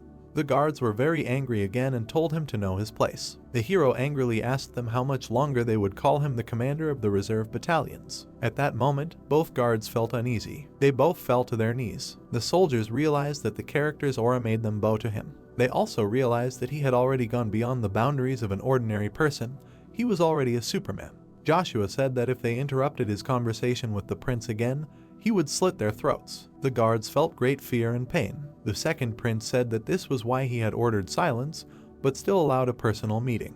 He said that the hero would make the bloody battle much more interesting. He was curious to see if the character would become his loyal sword. The second prince hoped that Joshua would fulfill his promise. The first prince said that the princess had not yet fully recovered, but his father had already tried to find her a husband. He did not understand him at all. The master replied that this also confused him. The first prince had heard that Joshua would be the first contender in the bloody battle. The master said that the hero was no longer his subordinate. The prince wanted him to deal with him personally then. The captain understood that the first prince was especially tense after the hero's visit to the palace. But after that, he was the most influential person in the Avalon Empire after Marcus. The master understood that if Joshua married the princess, he would be able to lay claim to the throne, and then he would become the main threat. That is why it was better to make him an assistant instead of an enemy. He asked the prince if it would not be better to lure Joshua to their side. The prince thought about it. He imagined Lady Charlie in his head, and then how she danced with the hero. Suddenly, the rose in the prince's hand broke because of such thoughts. He said that he was not ready to put up with this. The commander said that in this case, they hardly had a choice, but there was another knight who could stop Joshua. The master said that he had just returned, which shocked the prince. Galahad was ready to provide any help, and everyone was sure that he would be the one to win the bloody battle. The action took place in the palace of the second prince. Joshua was reading a healing spell right above the princess. He formed a large pentagram around her bed. The hero completed the spell, and Olivia began to make some sounds. The character was worried, because only bishops and above could use this spell, but everything seemed to go well. The princess had a sick face and sweat was running down her body, but suddenly a tear ran down her cheek. Joshua immediately asked if she was awake. The princess recognized him, but the hero hurried to remind her of his promise. He told her that the cure for the disease was complete. Joshua was sure that the previous cure was poison and decided that it was better to trust him, but there was one side effect. It was that the heroine would lose some of her memories and perhaps even forget the hero. Joshua understood that even though he knew about the cure, he could not give it to her because he had no right to take away her memories. However, when she died, his whole mind was filled with regrets. But he doubted even now, because even if her disease was cured, the family would still continue to use her to gain power. The princess grabbed the potion and asked why the character doubted. She said that she shouldn't bear this burden alone and added that the hero was doing all this for her. Joshua stood there, deep in thought. She extended her finger and said that if Joshua was worried about the near future, he could visit her later. In the meantime, the heroine asked for a promise, like a true friend. The hero promised that he would definitely find her. Olivia recalled the moment when they first met. She then said that the character's name resembled the name of his favorite flower. However, the heroine added that this upset the hero because of the meaning of the flower. The princess asked if the character knew this meaning. Joshua asked her not to forget him and remember him. Olivia had one last wish. The hero had to give her the medicine himself. The character agreed. He remembered how much she helped him in his past life. Joshua said that he should thank the princess. The hero promised that this time he would seriously take care of the heroine and open the potion. End of the first season. The voice said that they had not been to the academy for a long time, the capital of the Avalon Empire, a branch of the magic tower of Akkadi, the main gate. The guy walked and said that it felt like they had just escaped from here yesterday, and now they were back. They answered that first they needed to find the Lord. The girl behind them asked if it was okay if she joined them a little later. The guy asked again that she was not going with them. Iceland answered with a smile that she had some business in the magic tower. She would return as soon as she finished everything. The guy told her that it was sad, they would see each other soon, to which Iceland replied that yes, she would finish quickly, so let them not be sad, see you later. Ben told Icarus that he would go too, since he also had some business. The guy grabbed him by the ear and asked where he decided to sneak off to. Ben exclaimed in pain that he said so. He had eaten, and now he was mocking him. Icarus, with madness in his eyes, said that he wanted to show what real mockery meant. He let go of Ben and he said that he didn't mean that. He heard that the Knights of the Duchy of Agnes were here, so he wanted to meet his old friends. Icarus asked why he needed to meet his old comrades. The guy grinned and said, "Isn't he the commander of the knightly order of Count Joshua? And isn't it time to start with experienced knights?" He raised his head up and continued that the knightly order is exclusively for their lord, an order that surpasses all knights by several times, called the Knights of the Golden Spirit, and that he will give everything to do this. Icarus thoughtfully said that he thought they had the Wilhelm Knights, but calling them knights of their house would make him feel sorry for Reinhardt, and that it seemed like they were finally becoming a proper noble family. Iken turned around and told Ben that was fine, he would look forward to the Golden Spirit Knights. Ben smiled and said he wouldn't let him down. They shook hands and were told to do his best. A mercenary mage, not yet 20 and supposedly only entering 5th grade, had appeared in Font territory. Her name was Celine. She was expected to reach Acadie soon. They should try not to get on her nerves or behave inappropriately, which could reflect poorly on the magic tower. The man exclaimed in bewilderment that this was madness. She was not even 20, but she was already entering the 5th grade, Acadie, the capital of the Avalon Empire. The manager of the branch of the magic tower, Justin, he continued that such a young girl, and already not on the same level as him. Someone entered and shouted to the manager that he needed to go down for a minute. Justin asked what happened, and the guy replied that someone from the 5th grade had arrived and wanted to register at the magic tower. The voice said that she said that her name was the mercenary magician Celine. Justin walked towards the girl and asked how long she had been waiting for him, and that his name was Wufa. He was in charge of the Acadie branch. The girl replied that she really did not expect him to appear here so quickly. He came closer and continued that although in the case of someone like her appearing, several procedures would need to be carried out, and that he would like to see her in person. Celine replied that everything was clear. The man asked with a smile to let her briefly explain first. She mentioned that she wanted to register as a 5th class, but since she was a member of the mercenary guild, she would not be able to join their magic tower, therefore she would need to change her affiliation. The girl raised her hands and replied that she only came to register her class, not to become a member of the magic tower. Justin asked again. He asked with displeasure what she meant, that it was possible to reach the 5th class solely through self-study and without any knowledge of the magic tower, and that in that case, why not take the chance and become a member of the magic tower, adding them to her knowledge. He clenched his fists and continued that without them, it was almost impossible to advance past the 5th class. Moreover, a young mage with her talent would be able to obtain many advantages of the magic tower. The girl replied that as she had already said, she was trying to register her class not because she needed the knowledge of the tower. She smiled and said that until she needed the entire confederation of magic towers, she was not going to change her affiliation. The man asked, "What do you mean, and what did she mean?" She continued with a smirk that the Lord of the Magic Tower officially announced not long ago, and asked to remind him of what he said. The girl imagined the guy in her head and said that he officially recognized the missing of the 7 magicians, Jack, the Throne of Lightning, as dead, and that the Lord of the Magic Tower would choose a new Throne of Lightning from the magicians who registered their class. The girl said that this is why Justin interrupted her with the words that he apologized, but no matter how talented she was, it would be difficult to consider someone at the initial level of the 5th class as a candidate. Iceland knitted her eyebrows and asked what that is. It would be difficult for a person of the 5th class. She was told exactly what, and in order to reach a higher class, she would need knowledge of the magic tower. Iceland extended her hand with the magic sphere forward and asked if that would be enough in that case. Justin's eyes widened. A huge barrier appeared in front of them and the boys exclaimed. A deadly flash flew past them and Justin screamed in surprise. Magic flew towards the barrier. Justin's thoughts flashed that she had just used several attributes without a word, and that on the class shield spell, if she was at that level. He continued his thought, looking at her, that the 6th class, a quad mage, did that mean that she had talent at least on the level of the 7 mages of the Storm Throne? Seth then looked ahead in confusion. People were walking past him and he thought that so, from what he heard from his fellow soldiers, in order to get the Imperial Princess, his lord might have to fight all of Anthony's knights, including the Imperial Knightly Order. He clasped his head in his hands and continued to think that this had gone too far. His noble family would simply be exterminated once he became an earl, and what was he going to do with his followers to cause such a big problem? The guy walked and said that it was a pity about the battalion commander on duty. In the end, he would have to fight the strongest knightly order of the empire, the Imperial Order. He was told that since the man who guarded the 3rd prince of the emperor had returned, they would not even have the opportunity to meet him face to face. The man in front of them smiled and said that although he had come to force Earl Joshua to kneel, he had no intention of depriving anyone else of this opportunity, and that if they both wanted to, they could meet him first. Ben turned around with displeasure and thought that when they spoke of the battalion commander on duty, they meant my lord. He was dumbfounded. Who would they force to kneel, and that they dared to insult his lord? There was no forgiveness for them. Someone grabbed Ben by the shoulder and asked him to wait. It was as if an ominous energy had formed behind him and his eyes widened. The guy turned around and thought that he hadn't even felt his presence until he came up and put his hand on his shoulder.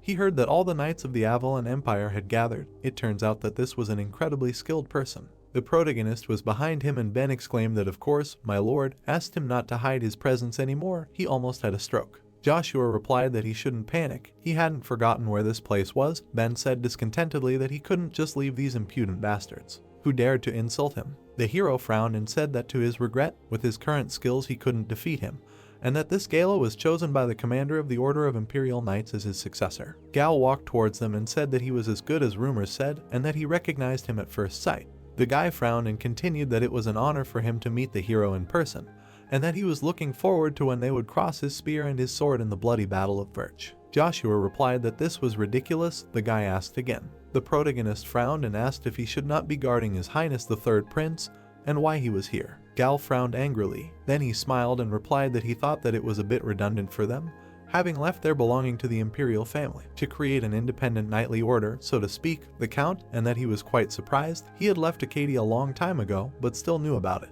The guy continued that nevertheless he still had a lot to prepare, so he dared to leave immediately after the greeting, and asked him to forgive him, and then he would look forward to the bloody Battle of Birch. Ben turned to the protagonist and said that he had just insulted him, and then walked up to him as if nothing had happened and asked if he knew this bastard. Ben's eyes widened and he called out to his lord. Joshua frowned and said, of course, he was very good. He thought that one of the traitors who killed him. He continued the thought looking at Gal, that they met at a very opportune time. Gal was the bodyguard of the third prince of the Avalon Empire, the lord commander of the successor to the knightly order. The hero thought, yes, as he wished, today he would tear him apart in the great arena, and that he would commit his first act of revenge. Ben called the lord and said that everything would begin soon. He had to go. Joshua asked the guy if he would go too. The guy smiled and said, of course, shouldn't he take care of everyone, and that these bastards could not touch even a strand of his hair. The hero smiled and said, of course, thanked Ben, and continued that he would be very comfortable.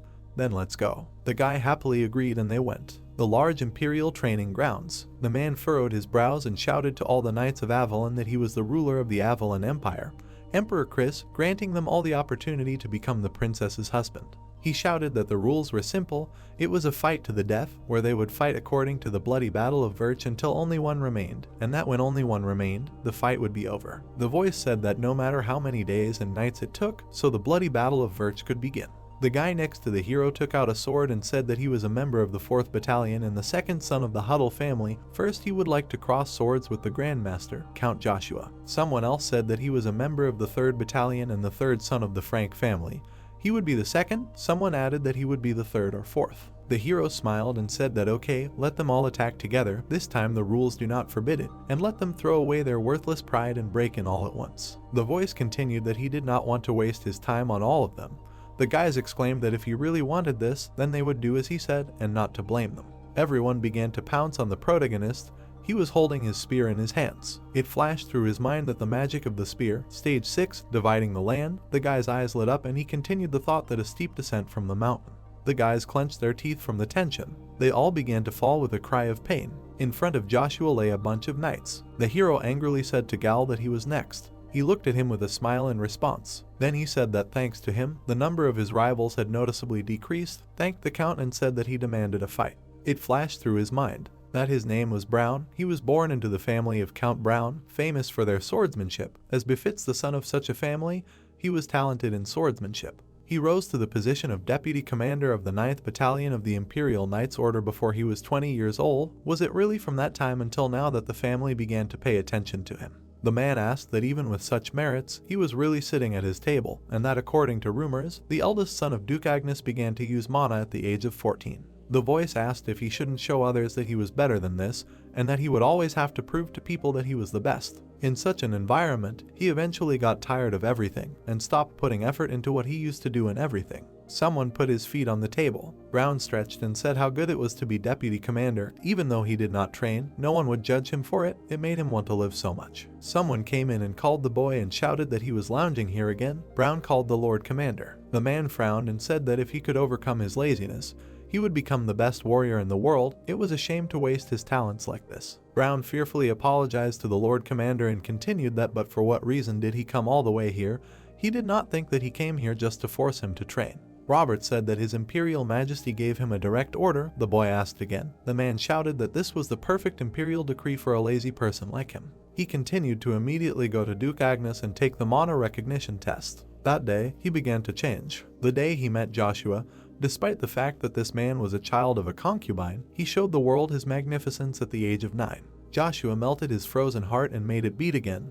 After all, he was once a rising star too. He wanted to shine again one day, even brighter than Joshua. At that moment, he worked hard, and thanks to working on himself, he can now surpass everyone else. But was it his own arrogance, and was he wrong? Joshua was someone he could not surpass through hard work. It seemed that he was invincible. The hero told Gal that he was next. The guy said with a smile that thanks to him, his opponents purely for him had noticeably decreased, thanked the Count and said that he demanded a fight. Chris asked what this power of aura, mana confinement in the voice to instantly suppress the enemy, to think that such an application is even possible. He is as interesting as always, this Count Joshua. The man said that the knightly order, the pride of the empire, had easily collapsed against a single earl who had just risen to the status of a superman, and that if other countries saw this, wouldn't they belittle Avalon? A voice asked what the Lord Commander thought, and he replied that he was asking for forgiveness and that he would punish them. Someone exclaimed that he was begging him, and that he was the second son of the Earl Brown family. Bauman introduced himself furiously and shouted that he wished to cross swords with Grandmaster Earl Joshua. He took a fighting stance and asked to fight him first. The hero looked at him. The protagonist's eyes lit up and he told Brown that with his current level, he would never defeat him, and asked him to admit defeat and retreat. Brown's body trembled violently. He thought in fear, what kind of incredible pressure was this? His consciousness was fading. Brown gripped the weapon tightly and continued the thought that he needed to gather himself. He needed to protect himself from Count Joshua's killing intent by wrapping his body in mana. He thought that and then instantly ignited it. A bright flash erupted from the guy's body. He angrily exclaimed that he really thought that he would admit defeat without even raising his weapon, and that he wanted to fight him with all his might to finally feel the gap between them. He asked not to even think of tarnishing his knightly code. Joshua smirked. The hero swung his spear and replied that if that was the case, then let him show what he could do. He lunged forward and a voice shouted that he would show him the difference between them. Brown howled in pain. The guy bared his teeth and thought that in his current state, he was unable to even use the aura blade and would not be able to defend himself from the aura of the Count's spear. His only chance was to strike from above and reflect his aura. A sphere was spinning around the boy's stomach, and in his mind he thought that he needed to draw as much mana out of his body as possible, and in order to change the properties of Joshua's mana. He continued to think that he would have to precisely control and measure each piece of it. A mana collision spell sounded in his mind. Brown decided that he would wrap it around his aura. He opened his mouth and screamed. Red energy flared from his body. Joshua smiled and thought that Mr. Brown had managed to study mana imposition on his own, even having never seen this spell before, and that he now saw that he was a visionary who surpassed Travis, a genius among geniuses. The hero knitted his eyebrows in confusion. In his mind he thought that the pieces of mana that Mr. Brown threw into the air were changing shape. Yes, he had seen this before in his past life, the last move of the Brown family. A bright spark flared above their heads. Brown shouted furiously that the last move of the Browns, a fast star. The energy rushed towards the protagonist. He pulled out his weapon and shouted that the magic of the spear was the 4th stage. The voice exclaimed the spell of destruction. The entire space lit up. Flashes appeared from all directions. Brown looked at the energy and said that the last attack was so easily brought down. He bared his teeth in pain. Then he fell to his knees and wondered if his body could not cope with the use of so much intercepted aura. Joshua approached the boy, saying that for just a second it seemed that he was able to use a power far beyond his class, and that he was sure that if he was truly talented, he could soar much higher. Brown raised his head and replied that even after his words, he felt that he had reached the limit, and that he admitted defeat. Joshua said that if he wanted to go beyond his limits, it was important to find motivation. He had to keep the goal in mind, and that if it was the position of Commander-in-Chief of the Imperial Knight Order, then wasn't that something that was truly worth fighting for. The voice continued that with such skills, I'm sure it's possible. Brown's eyes widened. Someone nearby said that it was somehow not very pleasant to listen to this, and that it was rather tactless of him to tell him to become the Commander-in-Chief of the Imperial Knightly Order. Gal said with a smirk that especially if he proposed to appoint someone without the desire to make an effort, like Brown, to the position of commander, and this would motivate all the Imperial Knights, wouldn't these words have the opposite effect? Brown looked at him in fear. Joshua looked at him and thought that even despite his genius talent, Brown could not grow up, and that the problem was not in his character, but in this bastard Gal. Joshua held a spear and said that he saw that he was still as selfish, intolerant, and spiteful. Gal asked what he was telling him. Then he continued with a smirk, "Who is he to judge him on the first meeting? It seems he doesn't know how much he sacrifices for the Empire." So, Joshua interrupted him, saying that it was more likely that he was afraid of Mr. Braun's talents. The protagonist continued that at some point he would completely surpass him and eclipse him, and that he was a little nervous since there were small changes, but the fact that Gal was still the same made him happy. The voice continued that he would never defeat Mr. Braun. Gal replied with a smile that it was nothing. Punches erupted on the ground. Robert shouted for all the knights in the training hall to disperse immediately, and that they should not be involved in a superhuman class battle. All the knights knelt down. The boys looked at what was happening in bewilderment. Gal and Joshua clashed in a blow and screams were heard all around. The voice shouted to run or else it would hit. The air was cut by blows. Brown's eyes widened and said that his eyes could barely follow. Who would have thought that a superhuman fight could be so fascinating? Robert smirked and thought that while Count Joshua's method of mana control was interesting, Gal still had the lead in terms of combat power. He continued to think that in a superhuman class battle, the outcome of the battle depended on how exactly mana was used. The man looked at Gal and thought that Gal's ability was God's ignition dash, and that this was his secret move where he instantly ignited every muscle to tear his enemies apart. The ground cracked under his feet. The man thought that his body, reinforced by the huge amount of mana, was becoming stronger than steel, and it was very difficult to even scratch him. He continued the thought that, however, the most frightening thing about this ability was its speed, and that despite Count Joshua's genius, if he did not notice Gal's secret technique and missed even one blow. Robert's face stretched in surprise. The protagonist struck Gal in the back and he bared his teeth in pain. Then he turned around and asked Count Joshua to wait a second. Blood splashed into space. The protagonist's eyes burned with anger. Looking away, the protagonist thought that although the fight had already ended, drops of blood were still flying in the air. He should not be angry because of this sudden death. The protagonist waved his spear and added that he should not be afraid of being forgotten in the pages of history. The man looked at him in surprise, hearing that thanks to him, a man who shines brighter than anyone else, this land is still under protection. The emperor and the duke looked straight ahead. It was heard that this was the highest sacrifice and he will remember it. The guy fell to the ground. The hero held the staff in his hand. The thought arose that now let him let go of the grudge he had held in his heart for so long, the Holy Spirit of the dead, who could not sleep deeply in this chaos. Looking down, the hero added that the sacred poem of the dead. Among the crowd of people, it was heard that he had done something. "Mr. Gal, did he just kill him? Have you gone crazy?" Looking to the side, the protagonist heard that this was just a friendly competition. Walking straight, the guy shouted that how dare he kill the mighty Imperial Knight of Avalon.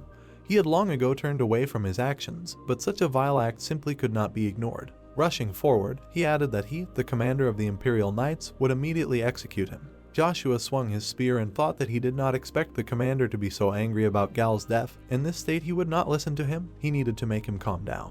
They clashed in battle. The protagonist opened his eyes in surprise and thought that he was pushing him away. Swinging his weapon, the man laughed. A storm appeared from the blow. The duke looked straight. The emperor smiled and asked why he was nervous, thinking that the old man, who stood adamantly on the peak of the 12 high warriors, would hurt his spoiled son. Then he asked what, but isn't it funny, if only the one who taught him a lesson was an old man, a knight.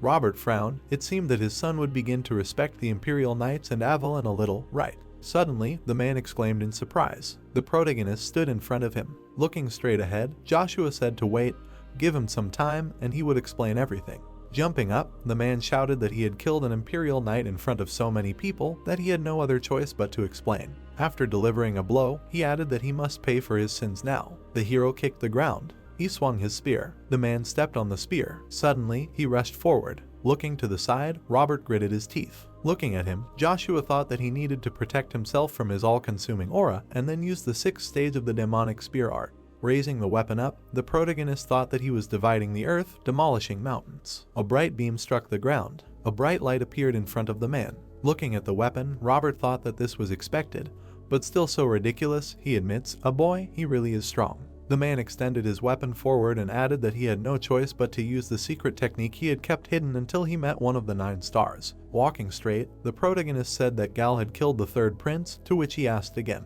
Looking at him, Robert asked that his personal servant Gal had harmed the prince, and he asked him to believe this nonsense. Looking down, Joshua replied that it was precisely because he had executed him according to the imperial laws. Frowning, the man shouted that yes, he was talking nonsense just to avoid punishment for the crime. He said so because he did not know what kind of person the third prince was. The image of a boy appeared, and he added that he was a great swordsman from a young age. He was called one of the greatest talents like him, if his guess was correct. Then by now his abilities had already surpassed Gal's, so Gal would never have done this alone, and it would never be known if someone was behind it. The man furiously shouted that the third prince was not greedy for power either. No matter who hurt him, he would not gain any benefit from it. Looking at him, the hero replied that he was right, and he asked what he was mocking.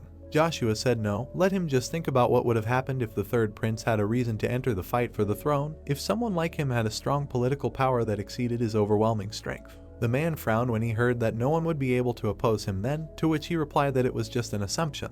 The protagonist angrily asked if he really thought so. In that case, where is the third prince who returned with Gal? Gal is none other than the prince's escort. He returned while the prince was dead. Isn't it clear? Standing in front of the hero, Robert said that his hypotheses are not enough. Let him show him solid evidence. Asked what, and even if it is true, how can he know in advance? Looking down, the hero said that he overheard by chance. Frowning, the man said that so he killed an imperial knight without any obvious evidence. The knights raised their swords up. Standing around Joshua, they shouted that they were tired of listening to this nonsense. Lord Gal gave his life for the Avalon Empire. Stop slandering his name. Let him confess his sins and surrender. Swinging his weapon, the guy asked how they dared to threaten his master, to which they asked who he was. A glow appeared around the sword, and Ben said that he was asking. He was one of the Knights of the Golden Spirit. Landing on the ground, he added that the first swordsman Joshua, Ben. The knights opened their eyes in surprise and said that it was simply outrageous. The first swordsman, Count Joshua, who is not 20, has such a knight under his command. Standing behind him, the protagonist said that thanks for always coming when things smell fried, and he asked that they forgot what his task is, to protect his master at any cost. They looked surprised, hearing that they also cannot stand aside, will protect Lord Joshua. Rushing forward, Kyan shouted that they were here to apologize for the delay, and Morgan said that they were on guard, to which the guy added that they should shut up and break through. Breaking through the crowd, they heard who they were, to which they replied that they meant not to pretend that they did not know who they were, to the side. Looking to the side, the guy asked that they seemed to be from the 11th or 12th Battalion, to which the protagonist replied that it was true, but now, these are his knights. The knights grinned, hearing this. Looking straight ahead, the man said their names. Lightning appeared around him and he added that if they did not leave, then he would kill them all, even if they did not think that the same imperial decree would forgive him. Taking a step forward, the protagonist said that he was missing something important, to which he asked what and what. Raising his hand up, Joshua said that while they were wasting time here, Gal's accomplices were getting rid of evidence, they needed to hurry. Approaching the man, he continued that neither Gal nor those behind him expected him to die. Let them search everything connected to him, and not just the knights' residences. Frowning, Joshua said that as well as his family's house, and if necessary, people were standing by the corpse, it was heard that they should search his body, search everywhere and everything. The man frowned, hearing that they might not believe him. However, the longer they hesitated, the more evidence would be destroyed. Standing in front of the man, the protagonist said that either he was afraid to reveal the truth about the people he trusted so much. Robert glared as he heard that he would eventually find out who really killed the third prince and committed treason against the Avalon Empire. The man looked down and said that if there was no evidence after searching the body, he would be held accountable for everything that happened today, and he would make sure he took full responsibility. Robert turned his attention to the side and said that the medics would now examine Gal's body. Suddenly, someone struck them. A bright red beam appeared. The boy started to run. A shout was heard that they should not let him escape, to chase. The commander shouted to not let the stranger holding the body leave Akardi. He told the soldiers to grab him and give chase while he was running.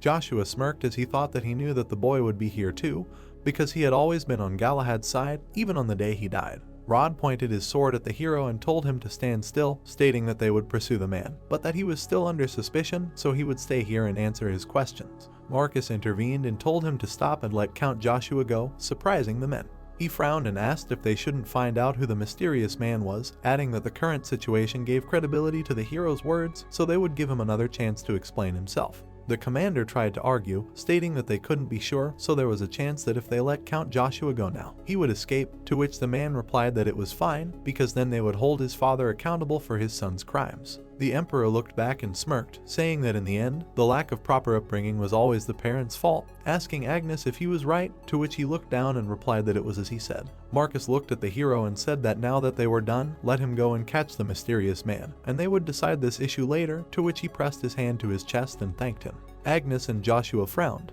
A blue glow appeared, to which Ben called out to his lord in shock. He ran after him, asking if he was really leaving alone again, and asked him to wait for him, saying that he would go too. The artifact was lying on the pillow. The man in the cloak greeted the prince, to which he replied that he had called him in such a hurry and asked if something had happened.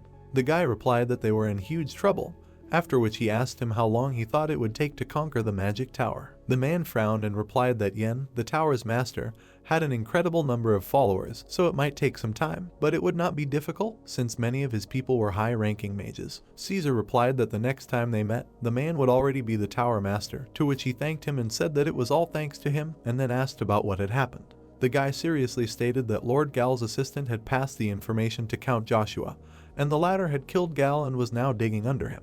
The man was very surprised and said that this was simply an impossible variable. However, the assistant could not have done this because he was as much of a follower of Heimdall as they were. He said that he was connected with the Dark Monarch of the Nine Stars, and now he was probably getting rid of the evidence as quickly as possible, and for now he and the prince should wait and find out a little more. Caesar thought that no, asking that it was impossible for him to move around so freely without his man, and deciding that this Joshua was up to something, so he would definitely find evidence of the murder of the third prince. The boy thought that if this continued, all their plans would go down the drain before they even reached the war, so he needed to act on his own. Caesar started to leave and told the man that in that case, Sir Grant should be returned as soon as the matter with the magic tower was resolved, to which the man understood and asked him to remain safe until then.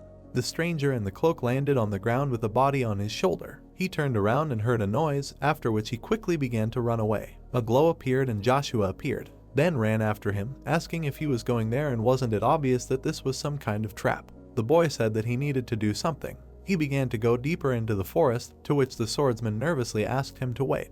When he caught up with him, he asked my lord if he thought he was being chased, then smirked and stated that he had trained for this day, risking his life, but he couldn't even use his sword. The hero turned around and asked him why he had trained so hard and if it was really because of him or if there was another reason. The boy answered decisively that at first it was to become a knight, but during his time with him, he had changed his mind. He added that much of what Joshua had shown him was above all else a pure ideal, so he wanted his sword to be as similar to the boy's sword as possible, and he was using the new blade only for him. The hero said that this was not what he wanted to hear from him, to which the swordsman looked very surprised, after which he told him to go his own way. Joshua explained that before he was just like him, he genuinely wanted to be useful to someone. It was simple self-doubt, and with a spear, nothing in the world could scare him, but the truly terrible things lurked where he could not even imagine. Brad grinned and said that in recognition of his good deeds, he, the ruler of Avalon, bestowed upon the man the title of Archduke. He offered his sincere congratulations, naming the man Archduke Joshua Sanders. The man grinned and told him that he would proudly bear this honor and remain by his side for the rest of his days. Another man stepped forward and offered Joshua his sincere congratulations, as his great deeds in the magical land of Terra would forever remain in the history of the Avalon Empire,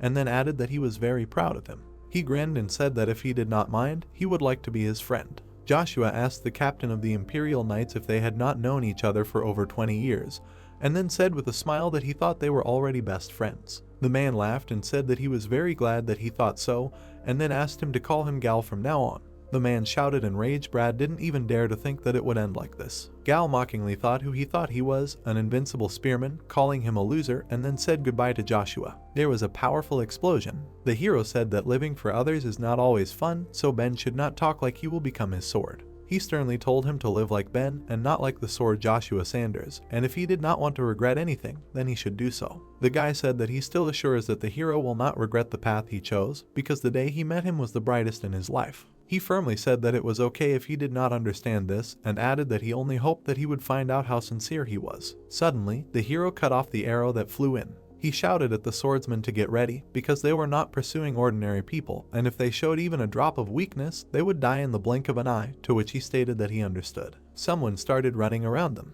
Joshua frowned and thought about how there were about 100 of them here, and if they weren't attacking, did they mean they were trying to buy time? He smirked and thought that this was exactly the strategy he had expected. It was easy to predict, and then he ordered to die, and even if the Dark Monarch hated him, he would destroy anyone who stood in the way of his revenge. The boy made a strike where the arrow was flying from. The attackers were surprised. The arrow flew straight to the stranger in the cloak, and the hero thought that his grave would be here. The strike passed right by the stranger. The stranger turned out to be Gal's beloved named Eva. Joshua raised his hand, ordering them to wake up and bring him a sacrifice and to slay those who stood in his way. He pressed his hand to the ground and creatures crawled out of it. The boy thought about the Death Knight and the Lord of Durahan.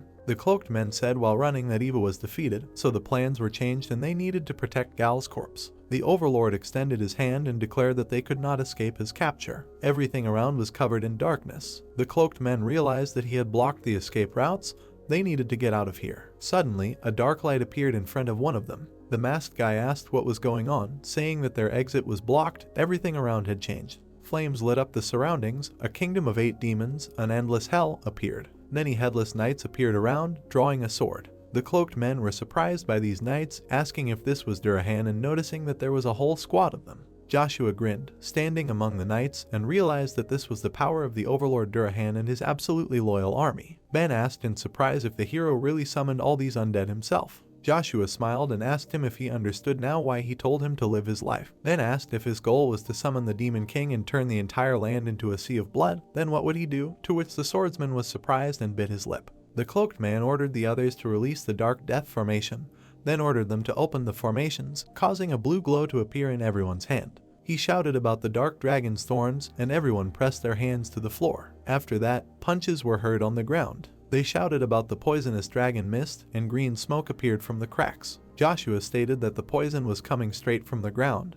then shouted at the swordsman not to inhale it, to which Ben obediently covered his nose. The masked man shouted about the claws of the battle dragon, pulling out the claws from his hand. They used the tearing claws of the aura. The man shouted to get rid of the summoner first, and everyone started attacking the 2 guys. The hero smirked and thought of the 5th level spear magic art, Commander of the Sun. A powerful explosion of flames was heard. A scream was heard and the cloaked men were very surprised. Joshua and Ben were standing in the middle of the destroyed area. They turned around and saw the Death Knight being carried in Eva's arms. She grunted and frowned and asked who the hell he was, calling him a fucking monster. The guy started walking towards her, asking if she was the real monster here, to which she asked again. He stood in front of her and asked how she thought it was like to die alone in the forest, not even knowing why, then added that it was her turn.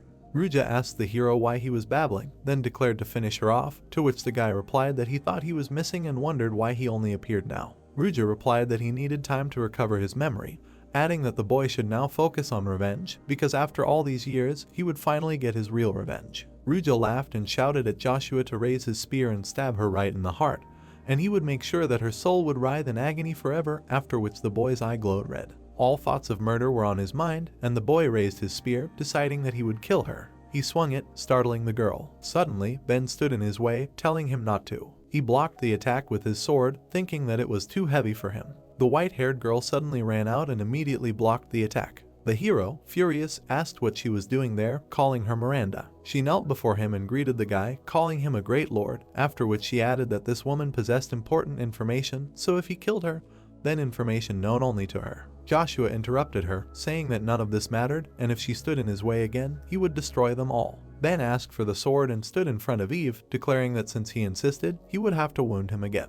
The hero frowned, asking him if this was the life he had chosen, to which he decisively replied that, yes, this was it. The swordsman added that he did not know what was going on, but at least he was able to distinguish good from evil, and he simply had to stop him from mercilessly dealing with people. The guy pointed his spear at him and said that, apparently, their paths had diverged. Then vehemently stated that no, he would always be on his side even if he turned into a Demon King and lost his memories, to which he inquired about the Demon King part, asking why. Ben asked if it was obvious, and then he firmly replied that it was because his first and last master was and always will be Joshua Sanders, and not letting him make mistakes was also his duty, and now he asked him to put an end to these killings. Miranda intervened, saying that she agreed with the swordsman and that they shouldn't kill Eva since she was the only one who knew where the 3rd prince's body was. Eva frowned nervously. The 2nd prince's palace came into view. Kevin said that he had a bad feeling when Evergrande suddenly offered to side with him.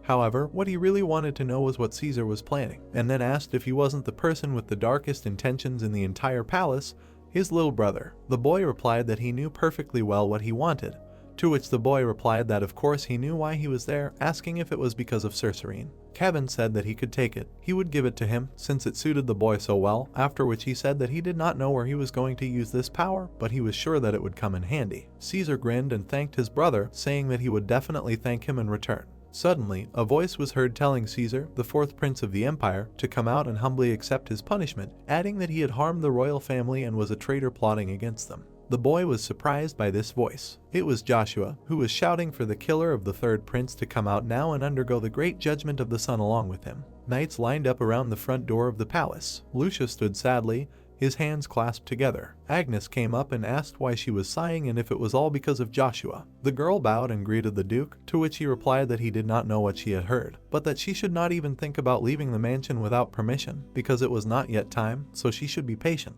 She tried to object, but the man said that she had not heard him, she needed to act in accordance with her position. Agnes thought that he could not pay attention to Lucia while she was under the surveillance of the Black Wind and that she could only be protected in the fortress, and especially considering the sudden disappearance of Jekane, Emperor Marcus could be up to something, so he needed to be more vigilant. A curly-haired guy burst in and said that they were in trouble, to which the man asked what happened. The guy replied that the emperor had demanded an urgent summons to court, and, apparently, the Great Court of the Sun would take place in 2 whole decades. The girl and the man were very surprised. The Great Court of the Sun appeared, a trial of the royal family, which had only happened a few times in the history of the Avalon Empire. With the exception of crimes above treason, members of the royal family were not held accountable for their wrongdoings. Everyone sat on their thrones. Marcus frowned. Furthermore, even for crimes above treason, a member of the imperial family could only be punished by the son of the empire, His Majesty the Emperor. Therefore, all citizens were required to report any suspicions of treason against a member of the royal family to the imperial palace. Joshua stood next to Ben and Eva. Rod stood in front of him with a frown, to which the boy stated that he was not the culprit here and asked why he was so hostile towards him. Marcus told him to ignore the little things, deciding not to waste time and get straight to the point. He asked if the hero was claiming that the 4th Prince Caesar had planned the murder of the 3rd Prince Caecilian and if he had any concrete evidence of this. The guy replied that, of course, because he had caught one of those who supported Gal, and she knew where the 3rd Prince's body was and the evidence of his murder. He frowned and ordered the girl to tell him where the body of the 3rd Prince of Caecilian was, because at least she should do it for the sake of her and Gal's son, Evan. Eva asked him in fear how he knew about Evan. She tensed up and thought about how she needed to protect at least their child. Kneeling, the girl immediately stated that the 4th Prince Caesar hired them to kill the 3rd Prince of Caecilian and turn him into an undead. She said that they resurrected him in a secret room in the basement of the palace where they would find the resurrected 3rd Prince. Everyone looked at Caesar in shock while he smiled. Marcus said that it was killing his brother and then turning him into an undead, and if that was true, then there was no worse crime. However, he said that he simply could not believe that Caesar would do such a thing, and if he asked him personally, he would most likely say that he did not do anything like that, so therefore, the only option left was to search the secret room in the basement of his palace. The man said that there was not a drop of demonic energy inside the royal palace, and then asked if this did not mean that either there was no secret basement, or the prince had someone powerful enough to hide it, since in that case, they would need experts in this field, Hermes worshippers, to find it. He asked, in other words, if they would have to invite the priests of the righteous empire of Hubal to his palace to investigate, and then stated that he could not trust the word of this dishonorable sinner and let such fanatics into the palace. Joshua firmly asked him not to worry, because there was a way to solve this problem without the help of other countries, because the Imperial Archives held the key to solving this case, so he just needed to use it. Marcus asked how he could know about something that even he himself did not know about, and hadn't he only visited the archives as a battalion commander and was now asking for permission to enter there again. Suddenly, Peter stood up and told Marcus not to let Count Joshua do this, which surprised the man. The guy said that even if such an object existed, allowing it to enter was the same as helping, and this would contradict the purpose of the court, according to which everyone should be equal, so that is why he thinks Count Joshua should find the secret room on his own. The knight said that he believed the first prince was right, because the court must be fair, to which the other replied that in the end, testimony can be faked, to which he replied that especially since no one knows what connected the girl with Sir Gao. The girl tensed up when she heard the statement that there was only a witness who claimed that the 4th prince had killed the 3rd, no real evidence. Marcus told the hero that this was the opinion of those present, therefore he could not allow him to use the Imperial Archives for his own purposes, and then asked him what he would do. The guy wondered if Prince Peter was close to Caesar, or if he was helping him as a brother to a brother, but whatever the reason, the advantages were not on his side, and in that case he would have to take a risk. The man threateningly asked why he was silent, was this really the only way to prove his case, and should he find him guilty of neglecting the royal family? A blue glow appeared in the hero's hand and he declared that he would find this secret room himself, and then asked for permission to search the palace of the 4th prince. Rod prepared to draw his sword, stating that he was standing before His Majesty, after which he ordered him to stop using his aura immediately, and if he did not stop, then. Suddenly, Joshua cut his hand, frightening the swordsman. The guy's hand began to heal and he said that he was quite good at divine power, so he had no problem detecting demonic energy and he could easily find the secret room without a priest. The hero added that, however, if he refused to give him permission again, he would do everything possible to protect himself. Rod drew his sword, furiously asking how dare he say that he would bring the blade down on the Emperor, because this was clear treason. Joshua put his hand to his chest and said that he knew he was being extremely impolite, but wasn't that why swords were sharp on both sides, after which he thought that from now on the fight would be head-on. Marcus thought he couldn't stand to watch this bastard rampage any longer, but if he lost Joshua in this battle, he would have no more tricks to manipulate Arden. He decided that he had no choice but to abandon the undead army and choose Arden, and told him in his mind to run because as soon as the situation changed, he would abandon him. The Emperor smirked and said that he gave his permission because if Caesar was framed, he wanted the boy to investigate and clear his name, and then said that he was appointing him, Count Joshua, as the fourth prince's interrogator. The boy smirked, and the man said that he was giving him 2 days to find what he needed, and if he failed, he would definitely pay for everything. Caesar smiled ominously. The first prince's palace came into view, and Peter asked if they wanted to form an alliance with him, and if that was what they came here for. Kevin said that it was a temporary measure until they could destroy Count Joshua once and for all, adding that he knew that Joshua had become a liability and a pain in the ass, and the sooner they got rid of him, the better it would be for them, and then asked if that was true. The first prince replied that he had never intended to conquer him, but rather expected that this would happen. Kevin asked again and wondered if that meant he needed a reason to fight Joshua, and then said that was just fine, so let them help each other. Caesar smirked, wondering if the selfish Prince Peter had never planned to capture Joshua, so it seemed that the information about Cheryl Pontier was correct. Peter said that if they were going to be allies, there were some things that needed to be clarified, and he wanted the man to answer that himself. He asked Caesar if he really killed Caecilian and turned him into an undead, to which he replied that yes, his brother was resurrected and was currently in the basement of the palace. He smirked and asked that he had already figured it out, hadn't he, and could he have done all of this on his own without anyone knowing, and who he thought was covering for him. The first prince suggested his father, to which Kevin asked if he had told him to kill his brother to get the throne, and if so, did he really do it? Caesar replied that he could have said it was his father, but he was just an observer, and then added that, as always, if you want something, take it yourself by any means necessary. The guy stated that, unlike his brothers, he had no power or patron, because he was the fourth, and therefore the most desperate and ready to do anything, and was simply putting into practice what his father taught him. Caesar said that he had no intention of becoming emperor, however, as his goal was to be second, the one no one would dare look down on, and then asked if excessive greed didn't always end with a rope around one's throat. Kevin stood up and slammed his hand on the table, asking that someone like him would take a huge risk to kill Caecilian, meaning he was literally saying that if he and his older brother didn't become emperor, they could end up like Caecilian. Peter smirked and said that was what their father had taught them, and then added that he thought he would have done the same if he had been last in line, surprising Kevin. He said that if Joshua really did find the secret room, then there would be no place for the fourth prince, and then asked if this alliance was even necessary. Caesar said that there was no need to worry, there was no way he could find it, because the mage who hid this room was, as far as he knew, the best in the history of his field. He would not feel the demonic energy coming from it, much less find the barrier. The next day, in the palace of the fourth prince, Caesar, the knights stood near the dark passage and were surprised that it was really there, a secret room in the basement of the palace of the fourth prince. Caesar said that it couldn't be, the knight's mana and the mana of the magic circle are different types, since he managed to find the barrier created by the mage, and this is a 6th class barrier spell that even a mage couldn't. Joshua said that there was nothing to be surprised about, to which the others were surprised. He said to relax, because he hadn't even started yet.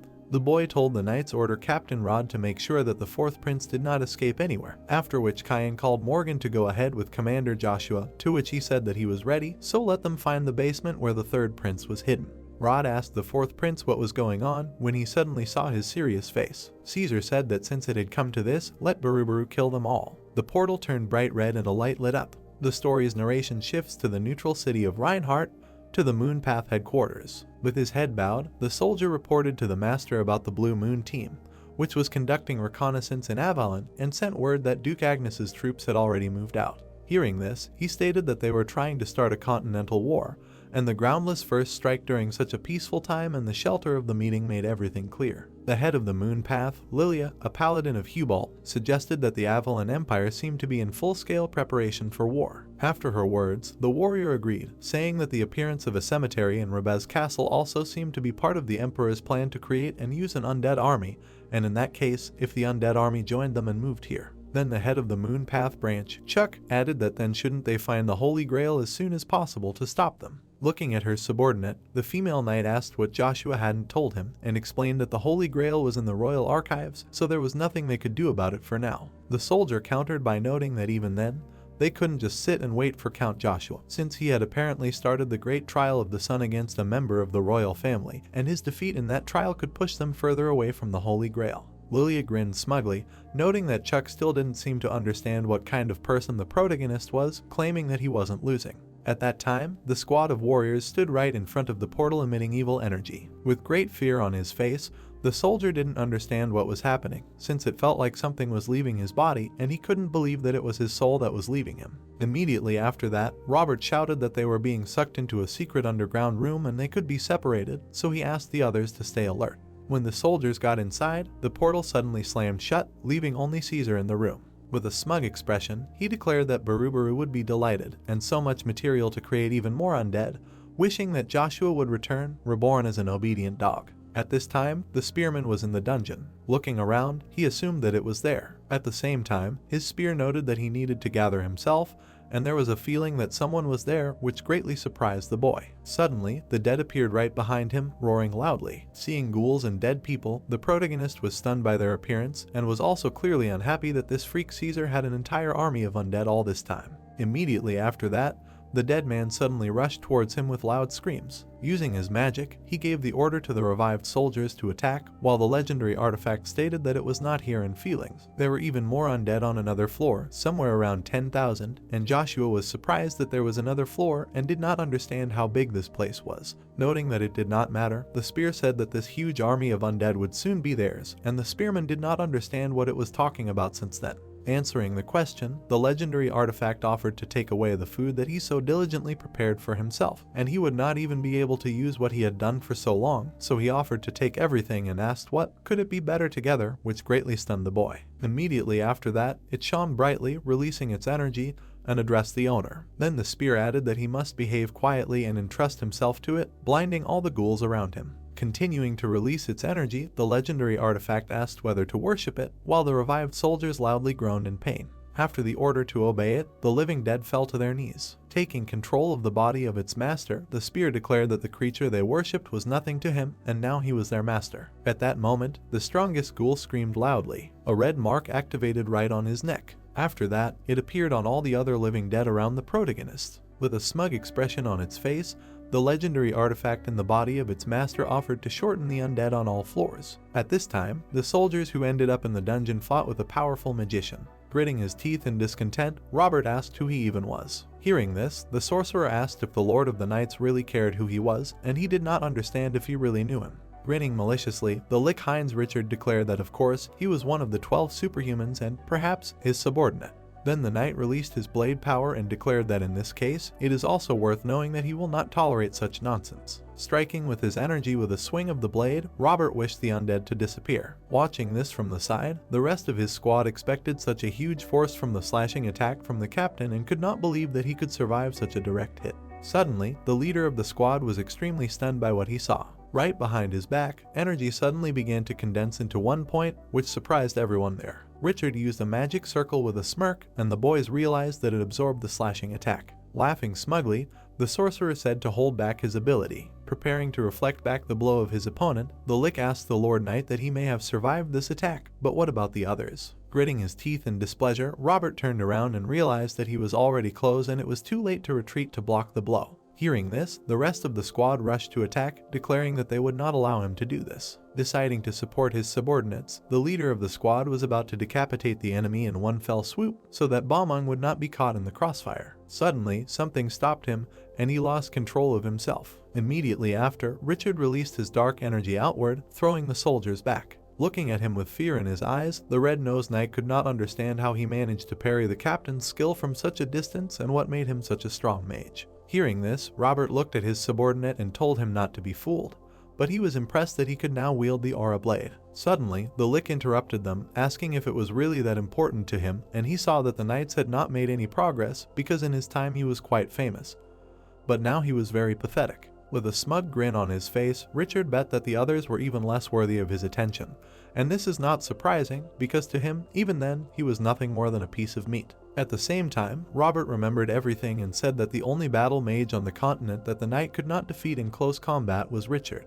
Looking at his opponent, he asked why he was here, since nothing had been heard of him for decades and it was even said that he had died. With a malicious grin, the Lick declared that he had already spent too much time on the one who was destined to die, and wished for death. Then he noted that it would be better, of course, to be reborn and become his faithful servant, when suddenly a warrior in armor rushed towards the squad. Noticing this, the leader of the soldiers ordered to raise his aura as much as possible, since they needed to hold out until reinforcements arrived. The swordsman in armor instantly reached his enemies and suddenly glowed brightly. Covering their eyes from the blinding light, the soldiers could not see anything. At the same moment, the undead warrior swung his blade. Making a counterattack, Robert blocked his attack. Closing his eyes in despair, the leader of the squad could not understand how it was possible that their enemy was using the technique of the Sun Sword, which only the Britons could learn, and what he had done to the third prince. Suddenly appearing right behind him, the sorcerer declared that they would find out soon. In an instant, the Lick struck each of his opponents, and loud cries of pain were heard throughout the room.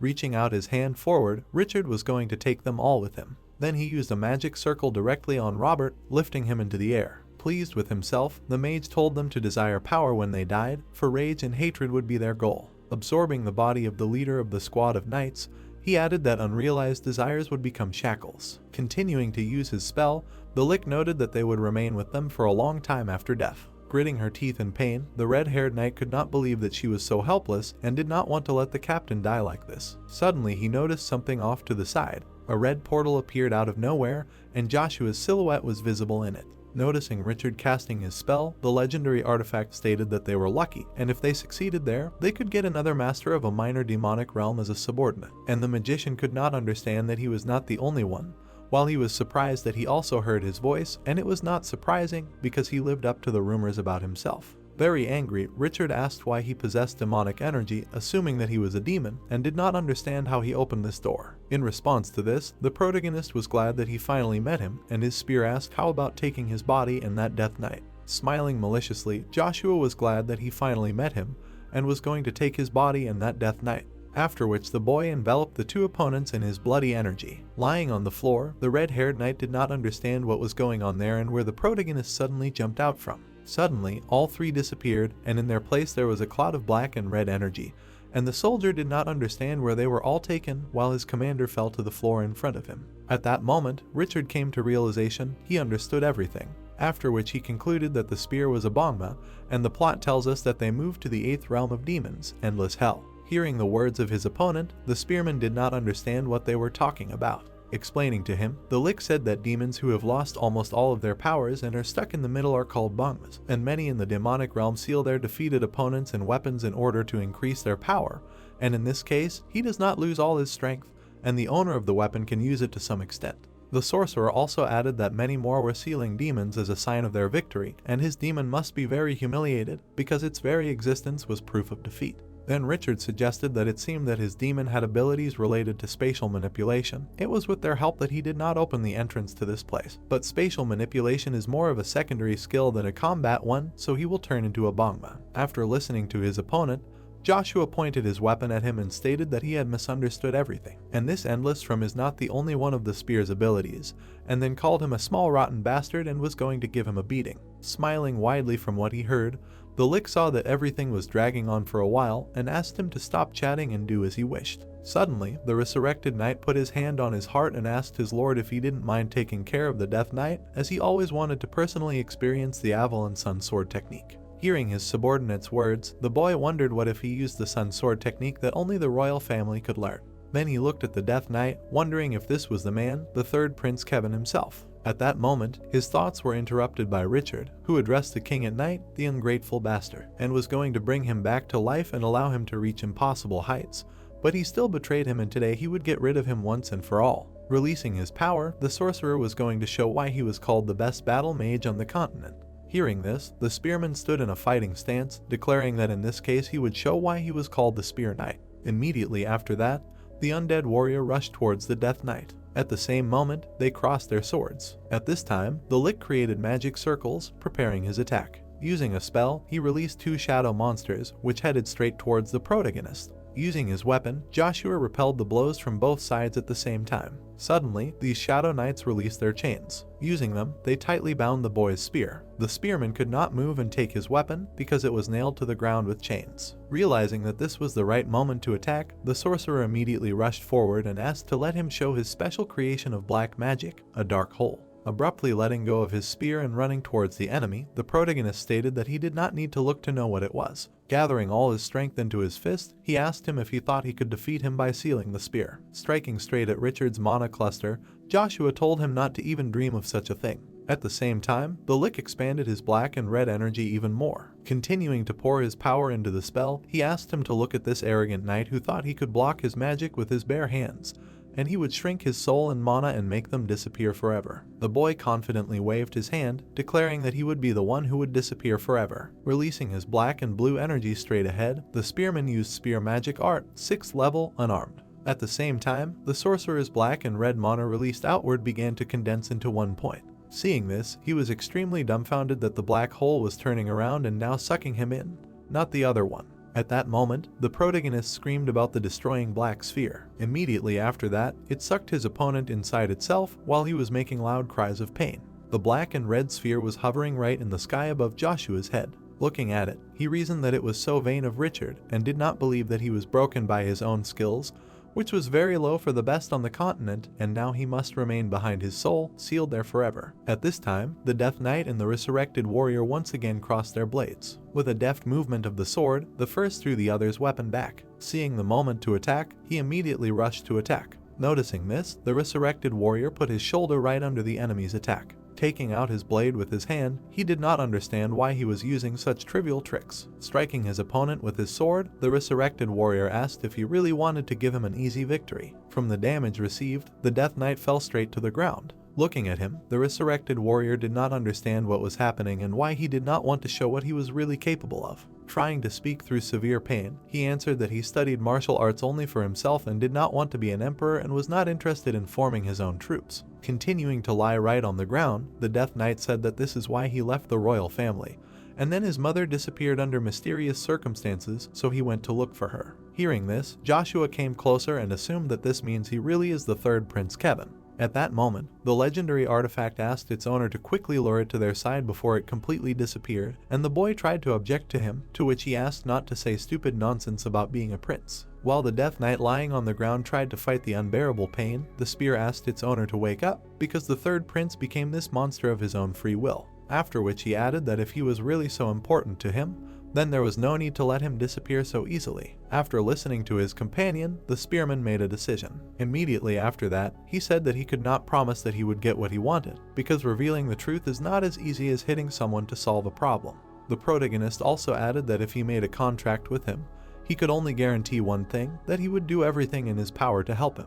Looking at the Death Knight lying on the ground, Joshua asked if he would make a contract with him. Looking at the boy standing before him, the third prince thought that words had different power depending on who said them, and this man's words could definitely be trusted. After thinking it over in his head, the Death Knight smiled and said that he believed that with his help, even the impossible would become possible. After which he agreed to make a contract with him and asked him to tell him his name. Satisfying his request, the spearman introduced himself as Joshua Sanders and was going to immediately begin fulfilling the contract. At that moment, the protagonist stretched out his hand straight in front of him and activated a bright golden glow. Then, right in front of him, kneeling on one knee, the Death Knight appeared, who addressed the master standing before him. Smiling happily, Kevin noted that this was a good name.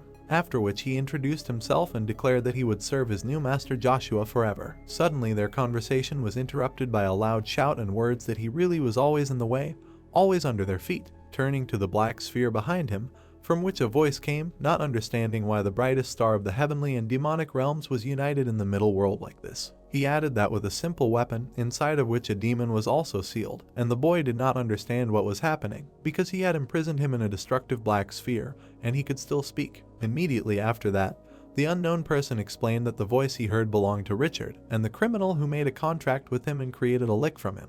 Then he introduced himself as the 32nd among the higher demons, Asmodeus. Lost in his thoughts, Joshua reasoned that now he was just a demon of the 32nd rank, but he was once one of the 7 kings and demons with sinister abilities, and his name was Asmodeus. The boy continued to think that a long time ago, His pernicious influence spread beyond the demonic realm to the middle ones, where humans, elves, and other races lived. It spread so widely that it seemed that he ruled the whole world.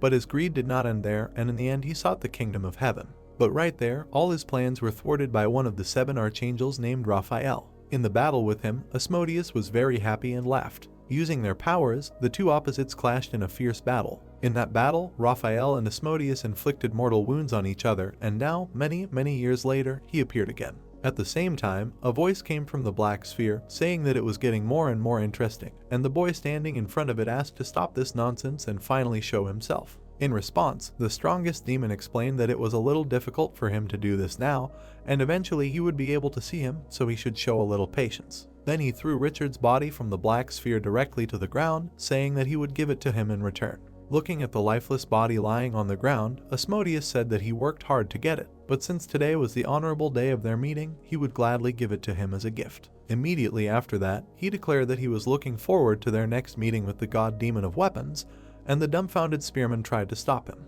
At that moment, the strongest demon disappeared, and an unknown rift appeared behind the guys, and the protagonist did not understand what was happening there. Looking at it, he reasoned that a huge amount of divine power was breaking the barrier of endless hell. Covering his face from the bright glow, the resurrected warrior said that it struck what held their bodies together, and the summoning was happening through force. Suddenly, the space right in front of the protagonist shattered like glass, and 2 people stood in front of him. It was the Duke of the Avalon Empire in the 5th generation, Joe, and the Earl of the Avalon Empire, Harry. Upon seeing them, Joshua was surprised and asked what they were doing there and where Captain Robert and the other knights were. Telling him not to worry, the Count of the Empire explained that the medics would take care of them, and more importantly, asked if this thing was familiar to him, holding out a glass emitting red energy in front of him.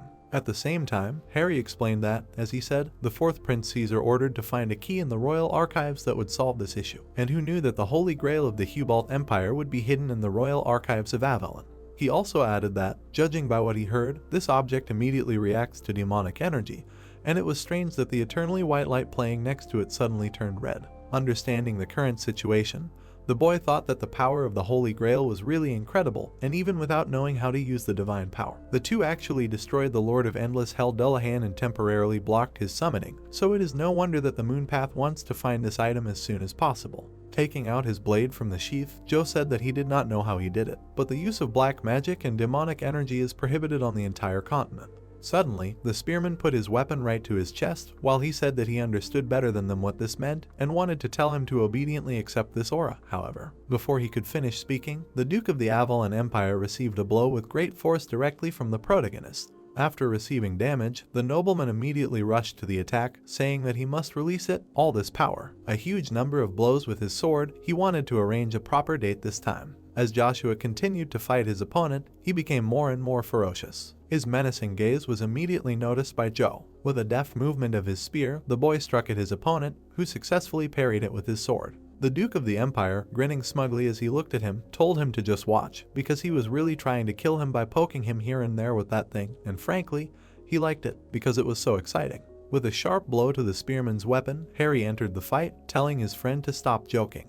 With his great strength, he managed to pin the spear right to the ground, after which he explained to Count Joshua that this was putting them in an increasingly difficult position, and since this was a royal order, he had better obediently follow them. After listening to his words, the boy thought that the Duke had risen to the highest position of a star thanks to his swordsmanship alone. Continuing to be in his thoughts, he reasoned that the stars are superior to superhumans, and the difference between them is like between heaven and earth, and now it is even more difficult to fight him than with Richard. Looking at the King of Swords, the spearman understood that in the end, even among the other 9 stars recognized by the continent, he is called the strongest. Gathering blue energy around himself, the protagonist thought that Caesar just needed to involve Harry in this, and if he thinks that he will fall into his trap, then he is deeply mistaken. Immediately after that, he used his skills and left the battlefield with great speed. Seeing this, Joe said that he planned such an exciting date for him, and did not understand where he was running away, asking to return. Immediately after this, the story's narration is transferred to the other side at the same time to the magic tower. Someone's blood was dripping right on the ground.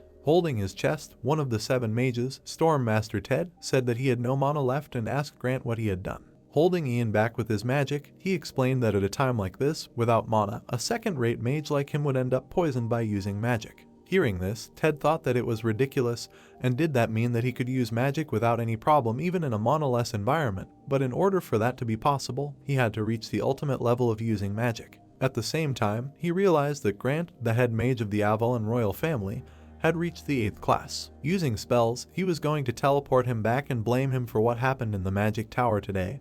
And of course, he would first destroy his magic circle to make sure that he would never be able to use mana again.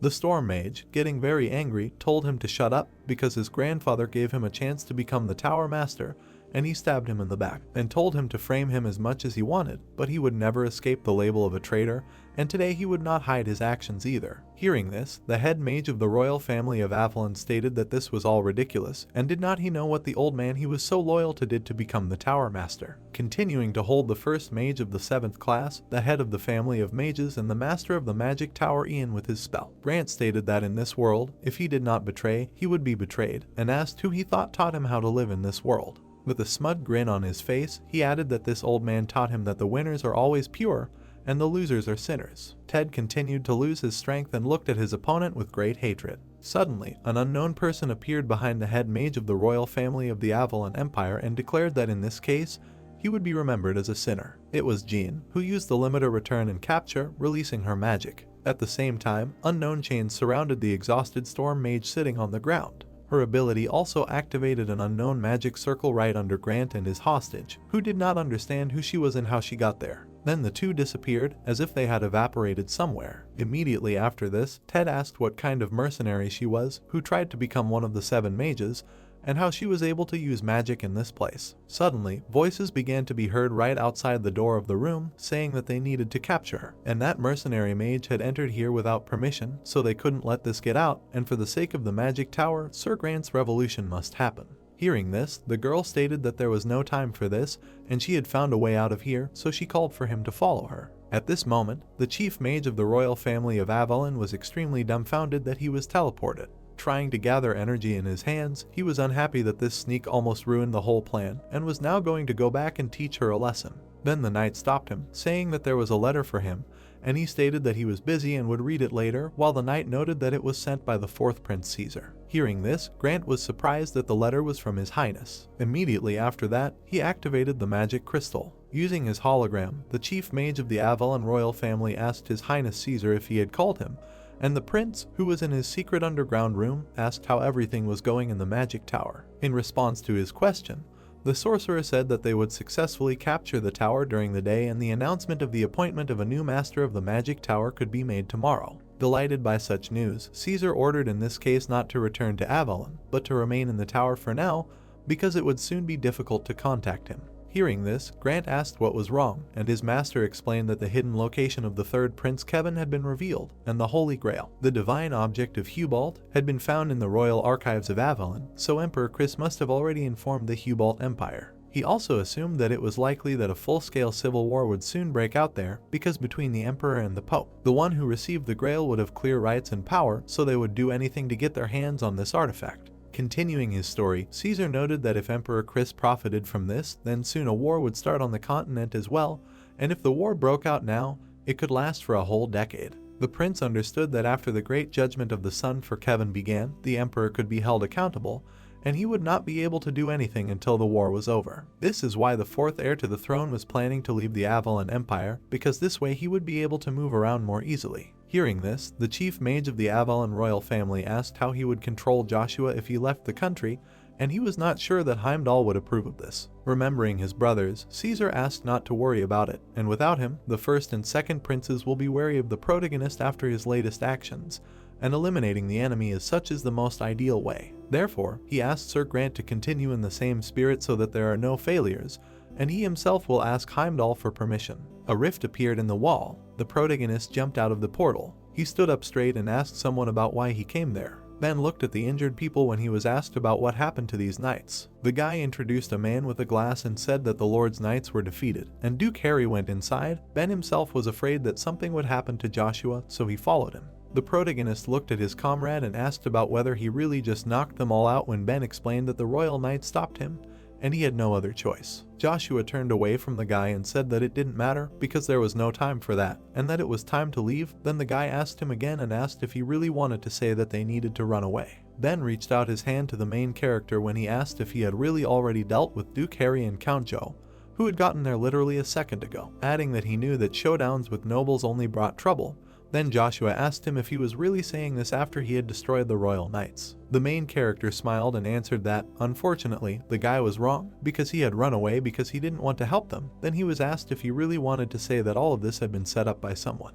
The boys walked next to each other when Joshua answered in the affirmative, adding that the damn bastard used the Emperor to overthrow Duke Harry and Count Joe, and with their help there was a reason to arrest them. Then Ben reminded him that he could not run forever. The protagonist looked ahead carefully and replied that if they harmed the messengers who came on the Emperor's orders, it would instantly turn them into traitors, but giving up and trying to explain everything was not an option either. He remembered Asmodeus, who said that eventually they would see each other again one day, so he should show a little patience. Then Joshua thought about what the demon's words worried him. He remembered how he stood with a spear in his hand when Asmodeus added that he looked forward to their next meeting. The protagonist looked at the spear, thinking about the ruler of the demon world and the vessel of the demon lord, realizing that from Asmodeus' words, it might not be just a continental taboo but an even greater sin. Then he thought about how they still didn't know Rouge's true identity, so the most important thing now was to escape.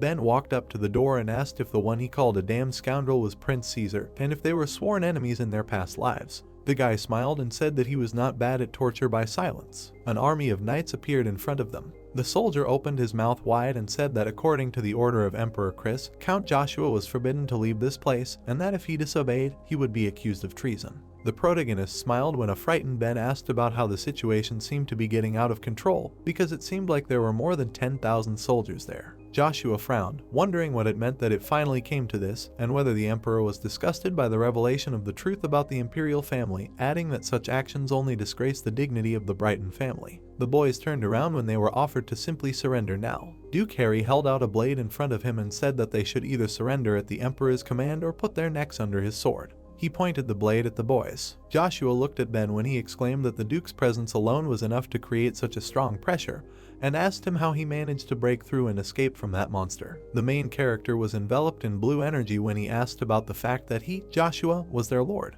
Harry smiled contentedly and said that they chose the latter option, and that he offered his condolences in advance to Duke Agnes because today he would lose his son. The protagonist looked ahead seriously, thinking about how things were eventually taking an undesirable turn, and whether he should become a tyrant by breaking his promise to Icarus in order to take the throne of the emperor. The Duke pointed his sword at Joshua when someone asked them to stop. The knights looked horrified, exclaiming that it was a murderous aura, and how could a human even emit something like that? The ground cracked underfoot. Duke Agnes walked past the knights. Ben and Joshua looked in the same direction when the boy exclaimed that it seemed like a great demon had appeared. Harry looked ahead angrily when he said that he did not expect him to appear here, and asked about how, despite being the Duke, he was worried about his origin. Agnes looked ahead resolutely. He walked up to the boys when Harry said that he was there on the orders of the Emperor, and asked about how the Duke should not be fully aware of the situation. The gray-haired man opened his mouth wide and suggested that Agnes intended to disregard the Emperor's will. The Duke stood in front of his son and clenched his fists. He looked ahead with hatred and asked if a father would act before his son in such a matter. They stood with their backs to the knight, who asked the Duke not to do so. The helmeted soldiers looked ahead with fear, urging him to think about his family, for was it not a matter of personal choice, and asking him to think again, for they admired him. Opposite him stood Harry, who motioned for him to look at them, adding that he should not even regard his actions as matters of a personal nature, then asked him to step aside. The Duke opened his mouth and asked if he really needed to repeat himself, then ordered Duke Harry to sheath his sword. Joshua stared ahead, wondering why wasn't he just a son of a concubine and trash thrown out of his family, adding that his father hadn't even tried to find him in his previous life. Agnes had his back to him, wondering if he had any unjustified resentment now that he was an adult. Someone applauded, admiring the event. A clapping Joe came up to them, asking Duke Harry if this family reunion wasn't wonderful. Agnes had his back to his son as he turned to Count Joe. The man smiled ominously, saying that now that they were sure of their intentions, there was no reason to hesitate, so they could do their job. Agnes grabbed the hilt of his sword as Joe exclaimed that they would destroy the traitors. The Duke parried his blow with his blade. Harry appeared behind the protagonist. Joshua looked at him and asked for the power of magma to protect him. Fire erupted under the sword. A powerful flame appeared next to the protagonist. Joshua turned around and looked at the explosion as Ben asked if the Lord was okay in what exploded. Harry held the blade in front of him as he asked how it happened. The protagonist looked away and asked the Duke if he thought he ran away because he was afraid of him. Harry looked forward angrily as he was asked if he was underestimating Joshua because he was young. The protagonist was enveloped in a blue aura as he told them that before they thought about what to do with Duke Agnes, they should first worry about how to capture him. Joshua turned to his father and said that he did not want to cause any more trouble for the Agnes family. The Duke looked back as his son added that he would continue to live as he had before, then stood behind the protagonist as he turned to him and told him to create an escape route because he needed to get out of there as soon as possible, and the boy replied that he understood him. Harry was enveloped in purple energy as he asked if they hadn't heard what he said, reminding them that if they wanted to escape, they had to surrender according to the Emperor's decree or die by his sword, so they had to choose one of the two. He rushed towards the protagonist. Agnes took his blow. Harry opened his mouth wide and turned to him, and the Duke said that that should be enough. The gray-haired man looked angry in profile as he asked if Agnes was now resisting the Emperor's order, and if he wasn't above all else in Avalon. Joshua's father frowned and replied that by law everyone should be equal, and that's why this country is not developing. The knights ran forward, ordering the protagonist to stop. Ben attacked the soldiers in front of the Lord, asking them to step aside. The guy and the knight crossed swords. Ben gritted his teeth, thinking that the royal knights had become much stronger, but he would not leave them alone. The soldiers flew back from a strong blow. Sweat poured down the guy's face when he asked about this swing of a two-handed sword. Knights ran towards them, calling for Joshua to drop his weapon and surrender now, and also shouting about the arrest of criminals. Ben looked ahead in shock when he said that it seemed like the situation was heating up, because now the royal knights were much stronger than in Cromwell, so they needed to try to break through another place because it was not necessary to go to the main gate. The protagonist approached him and said that if they ran away like that, it would look like they were guilty of something they hadn't done, and then asked the guy to step back for a second. Joshua glared, calling for everyone to stop, because from now on, anyone who tried to block their path, regardless of status or rank, would be killed. The knight gritted his teeth when someone said that they were losing consciousness. The soldiers in armor fell in front of Joshua. The guys turned around and looked at Joe, who exclaimed that this ability was very convenient and asked if he could sing him a lullaby too. He struck Ben and the protagonist. Joshua gritted his teeth in anger. He blocked Joe's path with his spear. The Count smiled nastily and asked why he was hesitating, because he knew perfectly well how to stop all this, and that he was really afraid that the whole world would call him the worst. There was a bright flash. Joshua appeared behind a shocked Joe. The Count looked at him and asked why he had not cut off his head. The protagonist looked away and replied that it was wrong to cut off everyone's heads, adding that he had only carefully cut off his hand, so the Count should put it back as soon as possible and stop pursuing him. The man smiled and said that this was unexpected generosity, adding that he could go. Joshua walked away, holding Ben when Joe said that in any case, no one seemed to be trying to stop him anymore, and reminded the protagonist not to forget what he had told him the last time they met. A light was on in the window of the duty room of the Imperial Palace. Robert was sitting up in bed when he apologized to the first prince for the fact that such a shameful incident had occurred on the territory of Avalon, especially there in the Imperial Palace under his protection, which he had not even noticed. The man looked down and added that he had failed to stop him and that he deeply blamed himself for that. Robert looked at the prince, who asked him not to be too hard on himself, because no one could have imagined that something like this would happen to his younger brother, the third prince. Paul looked away and added that therefore he should not feel guilty, but rather concentrate on getting well soon, because Avalon needed the chief lord of the knights. Robert frowned in thought. Paul stood up and said that he still had things to do, asking the man not to strain himself and to rest. The prince looked at the red-haired guy, who asked him to take care of himself. Brown put his fist to his chest. Paul turned to the red-haired guy, who asked what would happen to Joshua. The prince looked back and replied that he had been branded a traitor for disobeying the emperor's decree, and had also been stripped of his noble status, so he was now nothing more than a fugitive with a price on his head. The boy looked down and replied that he understood. Paul opened the door slightly and asked him to take care of the health of the great lord of the knights. The door slammed shut. Brown looked at Robert, who asked if he was curious, and he asked what he meant. The Lord of the Knights opened his mouth and replied that a boy who was not even 20 years old had defeated Avalon, the greatest knight empire on the continent, adding that, frankly,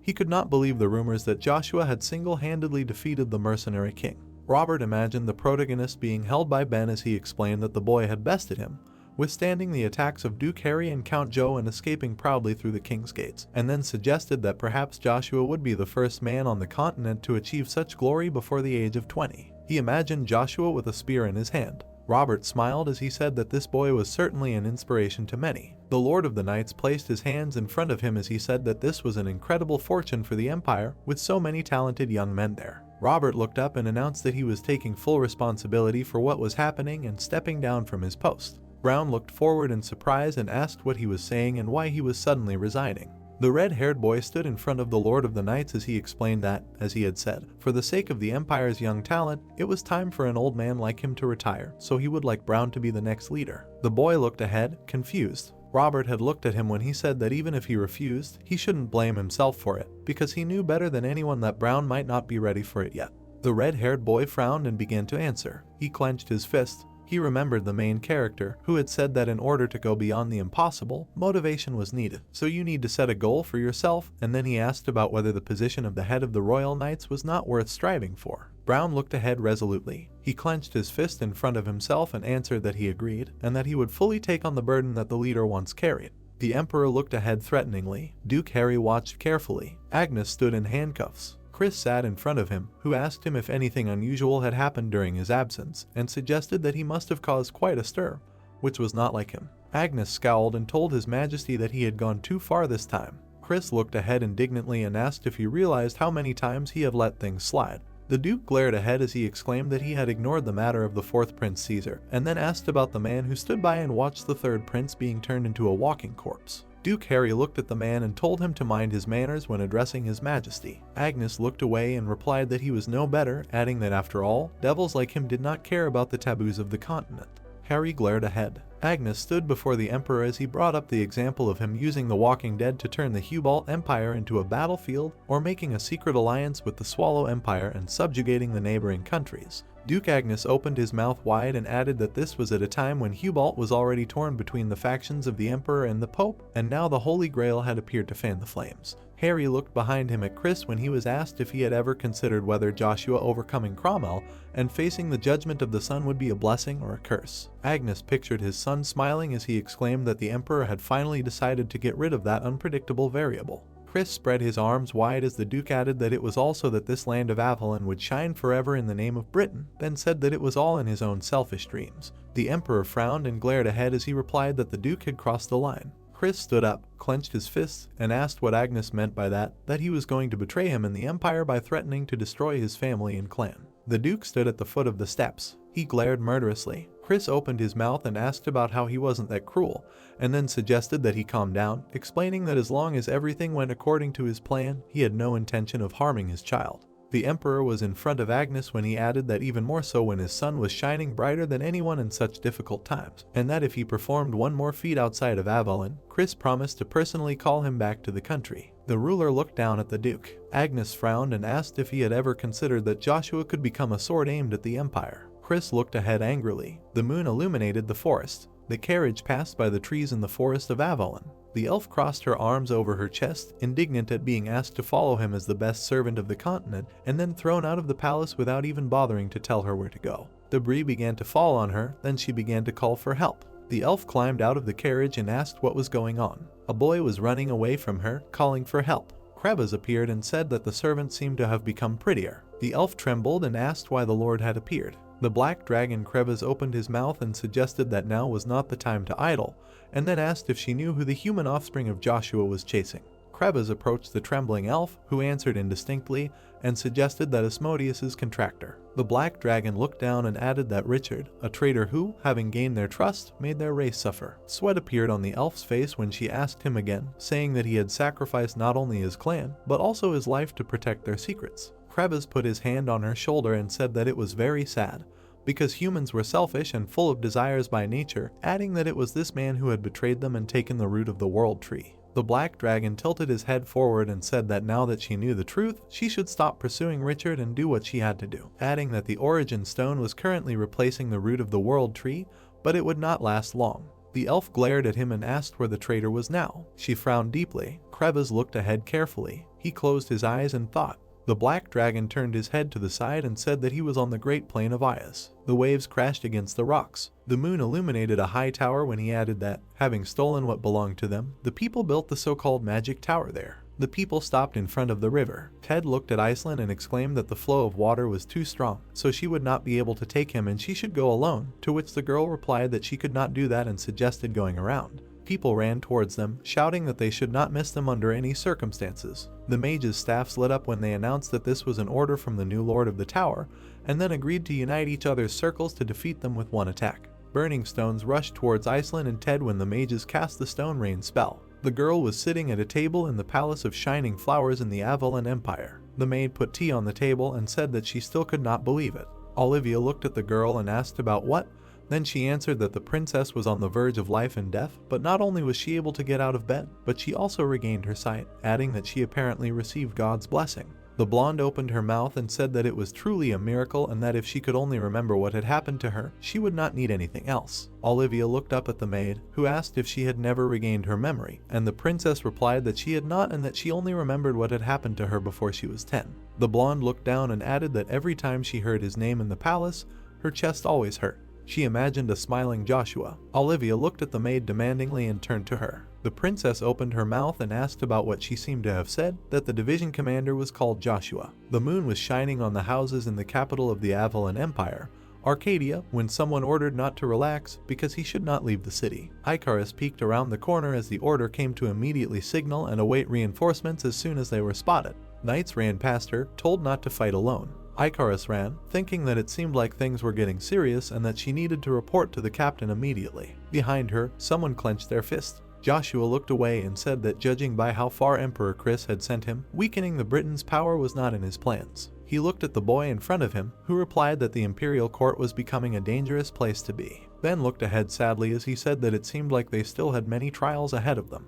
Icarus opened the door and asked them if they were crazy. She opened her mouth wide and asked how he had managed to become the most wanted criminal after only being in Acadia for a few days. Then he exclaimed that there was a large reward on their heads. He grabbed Ben by the ear and said that as loyal subordinates, it was their duty to guide their captain on the right path, and the boy began to apologize. Icarus looked at Joshua and asked what he would order, to which he replied that first, they had to get out of Acadia. Ben looked back and added that after that, they would go to Reinhard, and that he would rather live in luxury than play the role of a criminal. He looked at Icarus, who countered that they could take any route except Reinhard, and she was asked why. She introduced the Emperor and explained that she thought Chris had already prepared an ambush in case they returned there, so now that the king of Reinhard had become an enemy of Avalon, His Majesty could invade his lands at any time. The protagonist raised his hand to his chin, thinking that she was right and that they could not put Reinhard in danger, adding that besides, if the mages of the entire continent found out about what had happened, then setting foot on Reinhardt's land would tarnish his reputation.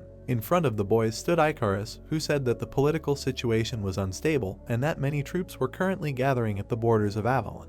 She looked forward with a doomed look as she added that something terrible was coming. They stood in front of Joshua when Ben asked about whether a continental war was about to begin, to which he was told that the risk was quite high. The boy looked at the girl with concern, who said that, in addition to the empires of the 3 states, there were 2 principalities whose actions seemed suspicious. Then she was asked what it was about, and she answered that it was about the Principality of Tran, which was headed by King Travis. She introduced the boy and the red flag. Joshua looked at his subordinates when he assumed that they were also talking about the Principality of Terra. Then Ben asked why a country known for its magical power needed this. The protagonist smiled and replied that the time frame had shifted, but the line of fate remained the same.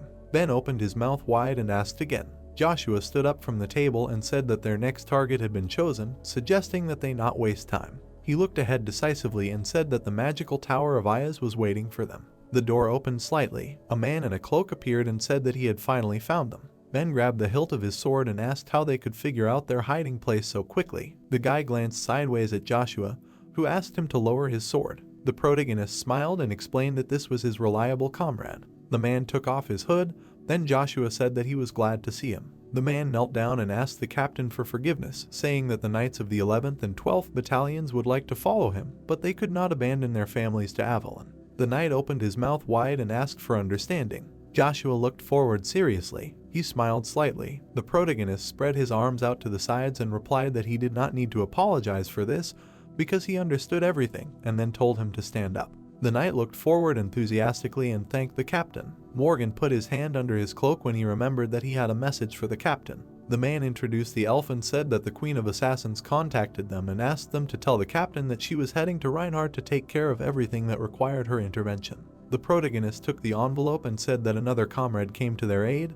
Then he asked if this letter was about her. Joshua looked ahead in surprise and asked again when he was told that the letter was sent by Princess Olivia. Ben smiled widely and exclaimed that it seemed like the captain had received a love letter, suggesting that perhaps deep down Her Highness wanted to run away with them, since it was so romantic. Icarus slapped him and asked what he was even talking about. The girl smiled and told the captain that it seemed like their rest was getting too long and that it was time to leave Avalon. Joshua turned around and suggested that they move on. He passed Morgan and told him that he would pray for him and his knights, that God would protect their path. The knight clenched his fist and replied that he would pray for the captain too. The protagonist was followed by his subordinates when Morgan asked him to return alive. The sun's rays illuminated the magical tower. The hooded man said that he could not believe that it did not affect the source of life. They were standing in front of the windows when he asked about what happened in the secret room of Prince Caesar. Barubaru looked back and said that Joshua's demonic spear emanated unprecedented power. The hooded man presented the spear and asked if he meant an artifact of a demonic god, and where did it come from on this earth. Barubaru looked at it and said that there was no need to worry so much, because it was just a vessel with the power of a demon sealed inside, and the demon itself was most likely nothing, so he would solve this issue.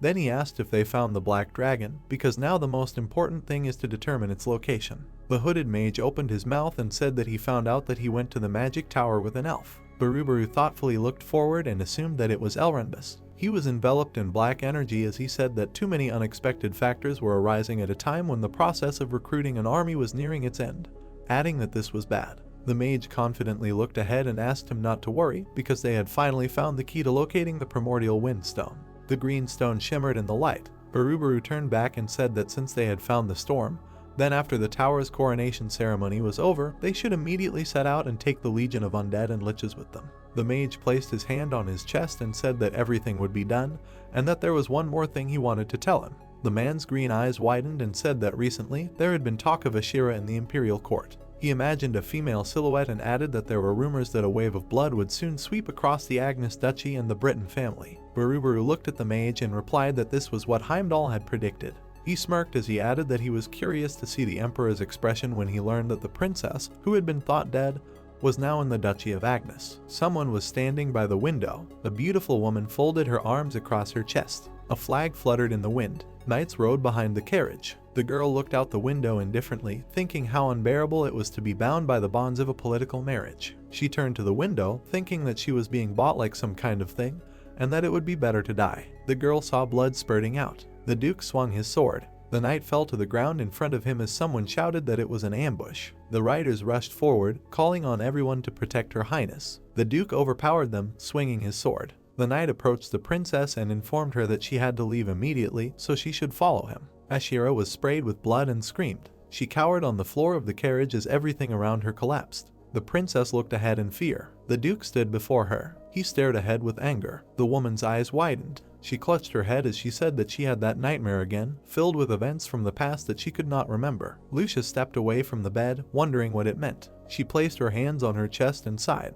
Lucia looked at the door as a knock was heard, wondering who it could be at such a late hour. She looked away, realizing something. Lucia threw open the doors, expecting to see Joshua. Sweat broke out on her face as she asked Chiffon what brought him to her. The man stood up straight and said that Her Grace, Duchess Vanessa, wished to see her. Chiffon stared ahead as he asked if he should perhaps address her as Princess Ashira. There was a noise coming from the Mage Tower. The mages applauded, congratulating Grant on her appointment as the master of the Mage Tower and wishing for the light of truth to illuminate his path. 3 people stood in the middle of the hall. Grant opened his mouth wide and exclaimed that he thanked everyone who had worked for the tower all these years for such a warm welcome, adding that he would lead them out of the swamp they had been trapped in due to the fault of the previous master, and they would break free, leaving behind the barren plain of Ayas. The mage soared into the air as he said that they would create their own paradise, the splendor of which even the kingdom of Terra itself could not compare to. Grant had a blue aura as he promised that the magic empire would be heard in every corner of the continent, and that everyone would remember the name of the new titan of the 9 stars, Grant. The mages raised their fists in the air, wishing for the health of the first archmage of the 8th class, and shouting for the hero of the magic tower and titan of the 9 stars to be glorified. The man smiled as he thought about how it was now time to choose a lick to lead the undead horde. His eyes glowed green as he thought about how no army could compare to him. Grant looked at the man standing below, who called out to him, telling him that they had lost Ted and that mercenary. Scorpino held a magic sphere as he asked for another chance, and they would deal with them. Trees grew everywhere on the Ayas plain. There were guards in front of the gate, and the travelers approached them. Then they were asked what brought them to the Ayas plain. A mustachioed man in a hood asked to see their ID cards. Icarus looked at Ben, who was trying to remember where he had stuffed them. The guard frowned. He pointed his finger at them, warning that knights were strictly forbidden to enter the magic tower, and that if this was their destination, he asked them not to waste their time. Then Ben replied that he was hearing about it for the first time. Icarus and the guy looked displeased when they were told that this was an internal order of the head, so they hoped for their understanding. Then the girl exclaimed that they were abusing their authority, and that there was a limit to everything, and Ben added that they were fed up with their arrogance. The mustachioed man gritted his teeth and repeated that they were forbidden to pass, and then advised them to return to where they came from. Joshua stepped forward and replied that this would not do. He stopped in front of one of the guards and announced that he had come with the intention of becoming one of the magicians. The mustachioed man's face began to sweat as he exclaimed that he did not believe them and that he doubted that a young man with such a strong physique practiced magic. The protagonist's eyes flashed and he said that he would prove it to them then. He put his palm in front of him and summoned magma. A powerful flame blazed.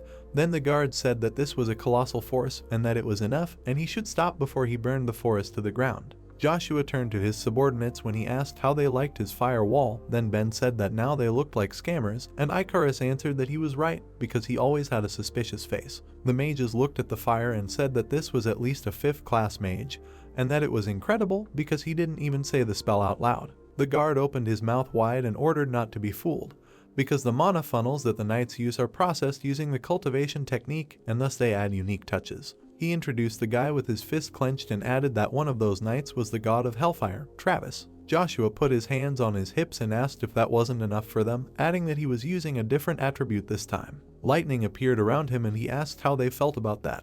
Everyone looked up as all the mages were informed that Ted's hideout had been discovered and that an emergency meeting was being called at the trial tower. The protagonist frowned and thought of Iceland when it was announced that the issue of Ted's execution and his assistant, who was a hired mage, was at stake. The guard stood before him joyfully and said that this was his chance, after all. He said that he wanted to become a follower of the tower and that if he brought these traitors, they would not only accept him into their ranks, but also reward him handsomely. Joshua looked ahead sternly and told them to shut up and open the gates, otherwise he could not vouch for himself. He flew past them at lightning speed, ordering them to get out of the way. The protagonist attacked the barrier with a spear. He broke through the fence. Joshua rushed forward over the forest. The test tower stood in the middle of the forest on the Aya's plain. A magic portal appeared. Magic seals appeared on the ground. Zephyros put his hand to the side and ordered everyone to take positions and destroy the traitor and all his accomplices. The magicians headed in one direction, shouting about what kind of new magic empire this was. A portal opened in the ground. The sorcerers flew out of the magic passage. The magician looked forward in fear. In front of him were giant monsters. Zephyros appeared from the portal and ordered them not to stop and remember the mission,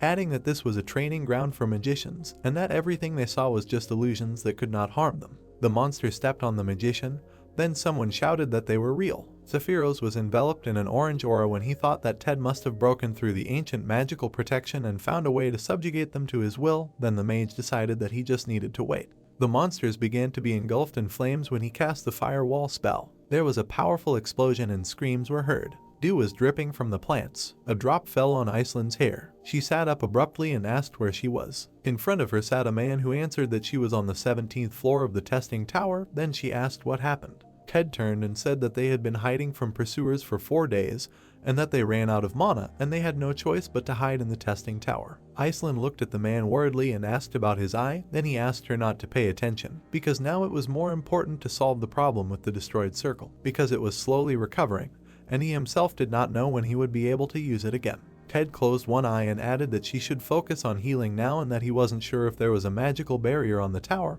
but teleportation and communication were blocked, which meant it was like being trapped. The girl looked ahead sadly as she said that meant they couldn't get out of the tower and that they should fight until reinforcements arrived. Ted had a magical seal in front of her as he told her not to worry, since it wasn't that easy to get there and it wasn't called the trial tower for nothing. He imagined a glowing stone as he explained that it was built using ancient magical formations that were no longer used and was used to train mages. The man imagined a monster with fangs as he said that when activated, a trial would appear on each floor and the higher they went, the more cunning the traps and monsters would be. He then imagined an ogre and added that they would simply avoid them, climbing higher and higher until the mages gave up. Ted turned to Iceland, who protested that she had heard that they were not real monsters but illusions, and the man replied that was no longer the case as he had made them tangible. The man turned away from the girl, who asked if he had modified the ancient magical formations himself, and Ted replied that he had, adding that he had learned a few things since becoming a steward. He smiled as he said that once it was activated, it would go out of control, which was quite a task. Ted and Iceland looked up as the girl suggested that the vibrations meant that they were catching up. The man took off and said that they were faster than he thought, and that it looked like one of the 7 mages had been sent after them, so it was time to leave. Then he added that he hoped that reinforcements would arrive in time, and that it would be an army capable of confronting the magical tower. Ted looked at Iceland in shock when she said that there was actually only one person coming to help them, and the man asked how he could fight off an entire clan of magicians. The girl introduced Joshua and said that he could do anything. She folded her arms in front of her as she exclaimed that he was the greatest master of the continent. Ted looked ahead in confusion, wondering if she was also in Joshua's fan club, and that he felt like he didn't have long to live, so he shouldn't relax like that. The lizard monster swung his axe and screamed. There was a huge explosion. Scorpino and Zephyros stood nearby while the other magicians talked about how they were called the top 7 magicians for a reason, because they could defeat any monster, and that they would soon realize the dream of the tower, adding that they should check that way. The mages looked at them with admiration, not doubting that the 7 mages and Lord Grant would create a powerful empire. Zephyros looked at his comrade, who exclaimed that they were done here, so they should go further. Then he replied that Ted thought he had deceived them, but he was wrong. A powerful explosion occurred in front of the mages, then they began to ask about what was happening, and someone answered that it was an ambush, and that one of the groups was shot down. The sorcerers ran from the flames, shouting that the rest should be careful, because they were dealing with the damn Avalon Spearman, and that it was better to run. Scorpino and Zephyros looked in the same direction, asking again. Joshua appeared in front of them and asked if they were the ones in charge here. The protagonist looked determined when he offered them to surrender, because in this case he would spare their lives, and ordered them to stop pursuing Ted and Iceland. Zephyros began casting a spell in front of him, telling him not to interfere with the affairs of the magic tower, that he would now get Jack. A stream of fire rushed forward when he used the spell Fire Cannon. The flame ball ran into the spear. The protagonist reflected the attack with his spear. The stream of energy approached Zephyros. Another explosion occurred. Scorpino looked away, thinking that this was the first time he saw such a spell among pyrokinetics, and about what kind of spear he was using, and that it looked like an ancient magical artifact. Mages appeared behind Joshua, who were ordered to close the magic circle to stop the night. Scorpino looked at the burnt Zephyros, who asked him if he was ready to read the spell to finish him off in one blow. The master of the Scarlet Flame folded his hands in front of him and began to chant about the shining morning sun and the moon that illuminated the sky. Magic circles began to appear around the mages. The master of the void opened his mouth wide and called upon the life-giving energy of the night moon to become a ruby flame that turned everything in its path to ash. A yawning Joshua appeared between the mages. He covered his mouth with his fingers and told them that their magic tricks would not work, because no enemy would wait for them to complete the spell. The sorcerers swung at the protagonist, asking when he had time and whether he really thought they could not defeat him in close combat. The mages were thrown back by Joshua's blow. He smiled widely and said that they could not defeat a 6th-level Spearmaster. A whirlwind arose as the Wind of Holy War spell was cast. The surviving magicians were caught in the tornado and began to scream. Scorpino blinked against the sand. His foot stepped onto the stone floor. Ted held Iceland back as he asked what was going on. Sweat broke out on her face as she replied that they seemed to be catching up soon and asked if they could hold out until Joshua arrived. Ted extended his hand and exclaimed that they could handle it, as the other mages were fixated on expanding the circles and probably hadn't even started climbing the tower since they definitely wouldn't be able to stop them. Iceland looked away and agreed with him, adding that it meant that they wouldn't be easy to decipher the magic of the ancient people either. Then the Storm Master replied that she had misunderstood and that the tower was not created by people, but by dragons. He pictured a snow-white dragon. Then Iceland asked him again. They were climbing the stairs when Ted explained that they were the ones who set the rules here and that by clearing a floor, the hero would get a reward. Iceland looked at the man in shock and asked if it was true that they were not getting anything, and the Storm Master replied that it was because the tower recognized an object that was familiar to her. A door appeared in front of them when Ted added that someone who had already cleared a level once could not get a reward again, and that for 36 floors they had not been given any reward because he had once managed to get to the 37th. Ted looked at the girl behind him, who asked what the one who cleared the entire tower would get, guessing that it must be something unusual. The man frowned and said that he was not sure, but according to his grandfather, a former master, the winner would be told the whole truth, including the secrets that the magical tower hides. Ted stood in front of Iceland when he finished speaking. She looked ahead in disbelief and asked again. The Storm Master touched the door and said that he didn't believe it, but the legend was passed down from generation to generation. Then he said that there was the 30th floor ahead and that the difficulty level was increasing, so she should be prepared. They froze in the doorway. The sky was blood red. The door slammed shut loudly. The passage behind them began to evaporate.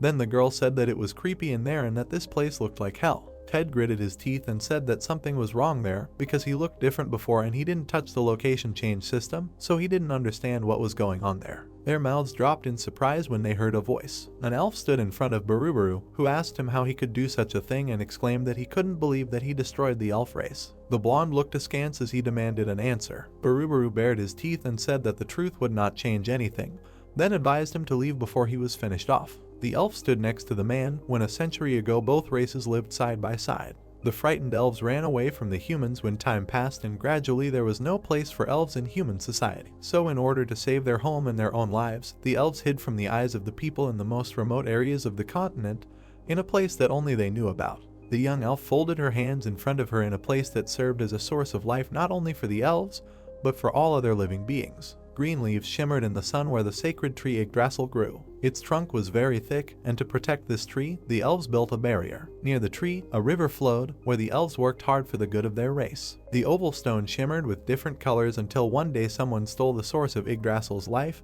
and it began to fade, and that source was the original Tempest Stone. His fingers crumpled the earth. The elf looked forward furiously, thinking about how, back then, having borrowed the power of the Black Dragon, he had been at his beck and call for a long time and of course filled the world tree with energy. He sat on the ground in front of Barubaru, thinking that this whole thing was all the fault of that damn Richard, and he could not imagine that this scoundrel would be the very thief of the source of Yggdrasil's life. The elf looked forward with hatred and asked how he could betray them, and where the source of Yggdrasil's life was. Barubaru smiled nastily and said that it would be no fun to reveal all the secrets at once. The elf was enveloped in green energy as he asked him again and asked him if he was laughing. Not realizing that countless elves had died because of him, then he exclaimed that he would kill him with his own hands. The purple aura pinned Elrondis to the ground. Richard looked forward happily as he told him that even if he surpassed the power of the 7th level mages, he would not be able to defeat him. The elf lay on the ground in front of Barubaru, who added that he should have run away while he had the chance, but now it was too late, and today he would meet his end here, and the elves would lose their leader again, as the last high elf would fall. Tears flowed from Elrondis's eyes as Richard told him not to worry, as he would soon return to the sacred tree and kill the rest of the elves. Barubaru created a magic seal in front of him and added that he would turn them into an army of the Walking Dead, which would be led by a new leader. Then he said goodbye, calling him an old friend, saying that it was nice to meet him. A huge block of ice approached Barubaru when the ice spear spell was used. Ice shards flew in different directions. Elrondis covered himself with his hand and asked about whether they were alone in the test tower. He saw people between the trees who were shouting at him to run because this was his chance. Iceland put her hands to her mouth and told her to do it faster, and they would buy him some time. Then Ted asked her not to forget about herself because the mana energy of this lick had changed. Richard spread his hands out to the sides and asked about whether Grant's small fry would not calm down, and then he exclaimed that this vile bastard left all the dirty work to him. Energy appeared in his palm as he asked them to allow him to take this opportunity to show them the most powerful creature in the Middle Realm, the Death Monarch. A magic circle appeared in front of Richard as he asked the Bringer of Doom to reveal himself, the legendary undead. The bone dragon opened its mouth. This monster loomed over Barubaru. Ted and Iceland were running with the elf when the man asked about who this guy was and how he managed to summon something so powerful.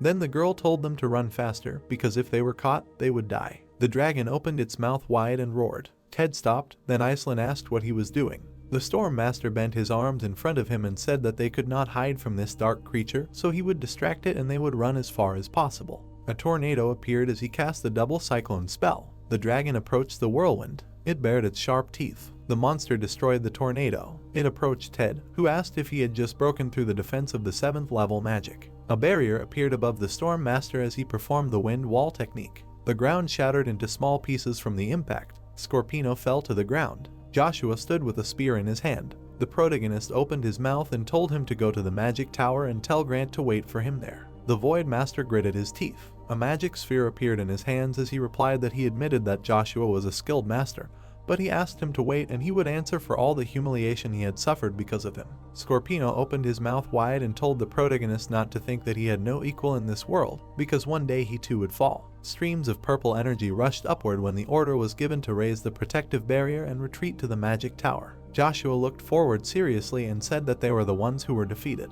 Something appeared behind the protagonist. It was a door with a drawing of a tree. Joshua approached it and assumed that it was the door to the next floor, and then said that he would soon meet Iceland. The door slammed shut. The protagonist looked ahead indifferently. The passage disappeared behind him, then he asked if this was a new trial. A hooded man stood in front of him. His copy silently looked forward when he asked if this was a battle with himself. Joshua tilted his head and asked Ruja if he knew what it was when he said it was a double. The protagonist's copy tilted its head when the artifact said that the perfect copy was a creation of God. Joshua lifted his leg, and the copy repeated. Then Ruja told him that it was a legendary monster that had disappeared from the face of the earth 1,000 years ago, and that he was not sure if the guy could feel it, but its energy was at a royal level. In other words, it was the king of doubles. The protagonist smiled and said that fighting a double was already exciting, and fighting a king was doubly so. Then Ruja warned him because it was a dark creature from foreign lands, so he should be careful. The doppelganger pointed a spear at Joshua when he asked what such a monster was doing here and whether he really wanted to preserve his lineage. The doppelganger opened his mouth and used the first stage of the spear magic technique, and the protagonist exclaimed that this couldn't be. Joshua swung his spear, intending to defend himself. A bright flash occurred in front of him. The protagonist appeared in front of the doppelganger and exclaimed that it was amazing because he had also copied the power of the magic spear, and Ruja explained that this is why he was called a king-level doppelganger. Joshua struck his copy when the artifact told him that 2,000 years ago, this guy had slapped a stupid lizard. The protagonist looked surprised when he asked if he meant a dragon by the lizard, adding that he couldn't believe he had been defeated. Then Ruja explained that the duplicates were incredibly strong and their endurance knew no bounds. Both Joshuas swung their spears when the duplicate used the second stage second stance spear magic technique Wind Gust. The protagonist looked ahead carefully when Ruja said that he was duplicating the opponent's abilities in their original form. Then the guy asked about when he managed to copy them, to which the artifact replied that it must have been as soon as he moved to this floor. Lightning struck between them, then Joshua asked about what he and Bronto could use. A huge stream of energy rushed towards the protagonist when the duplicate used the Thunder Fury technique. Joshua smirked and told the doppelganger that no matter how much he imitated him, he would not win because he was just a pathetic fake. The protagonist was enveloped in a stream of orange energy. He gripped the spear with both hands and mentally recited that the body gives birth to the earth. The two different energies collided as he added that the soul is the sky. The enemy spear approached as the 6th stage spear magic technique Double Trunk Tree was used. The doppelganger attacked the protagonist. The copy of Joshua smiled. They crossed spears as the protagonist mentally recited that the tip of the first spear points to heaven. Sweat appeared on the face of the copy of Joshua. The protagonist looked forward angrily as he added that the tip of the second spear points to the earth and used the 7th stage spear magic technique Creation of Earth and Heaven.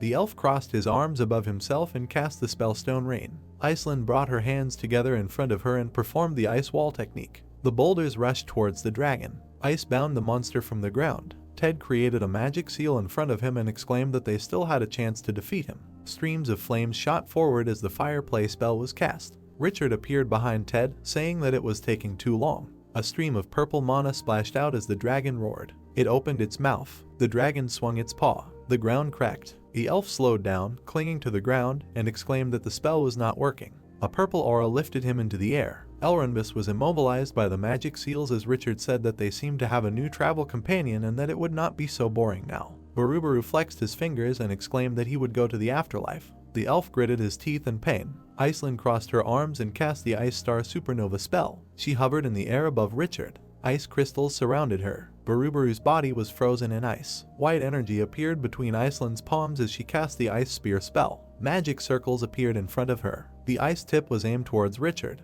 Ice shards flew in all directions. Barubaru was freed from the ice. Richard grinned evilly and said that it was a bit weak for a magic spell. He began to exude black energy as he praised the girl for trying. Iceland covered her face with her hands. She was thrown back from the blow and screamed. Barubaru clenched his fist. Dark magic pierced the girl's body and she screamed. Richard looked ahead in surprise. Iceland spread her arms out to the sides and began to chant, speaking of the breath of the northern winds that are unyielding even to flames. The girl frowned and called upon blue mana, the purest in the world. Barubaru smiled ominously and said that she had amazing endurance, and that for this he would give her a special place as his loyal lick. Iceland's body was bound by magical seals. Richard held out his hand in front of him and offered her strength in the embrace of death. An elf appeared behind him and told him to stop. Elrondis glared menacingly and asked him to leave them, because this was his battle with him and he had already done enough. A monster's paw hung over the elf. The dragon pressed him to the ground. Barubaru's hand was directed towards Iceland. Richard grinned vilely and exclaimed that his lack of strength gave him no choice but to surrender, and that he should have learned this truth over all these years. He increased the flow of mana to the girl and said that in order to get what he wanted, he must gain strength by any means and even sell his soul to the devil. The dark dragon stopped in front of the owner when he cursed. A powerful explosion occurred under the monster. Barubaru was standing near the cliff when he asked why the ground opened up. He turned his head to the side and realized that this was a spearman. The elf looked at the protagonist and asked him to come to his senses. Ted kept one eye on the front when he said that this fool was becoming more powerful each time, and then asked how many floors he broke through in one blow. The dark dragon was rapidly approaching the copy of Joshua, then Ted warned him of the danger. The monster attacked him. The double of the protagonist flew far away. He hit the ground several times. The double landed behind Iceland. He lay with his eyes closed. Tears appeared in the girl's eyes when she asked Joshua to wake up. Richard approached them and said that he couldn't believe that he had ended up there while fleeing from the Empire's pursuit. Then he suggested that the guy had decided to get the main prize of the test tower. Black energy appeared in Barubaru's hand as he said that greed had not done him any good, and that he should have thought before climbing to the top floor without sparing his energy, adding that his insignificance was astounding. The protagonist appeared above Richard and asked about the one he had called insignificant.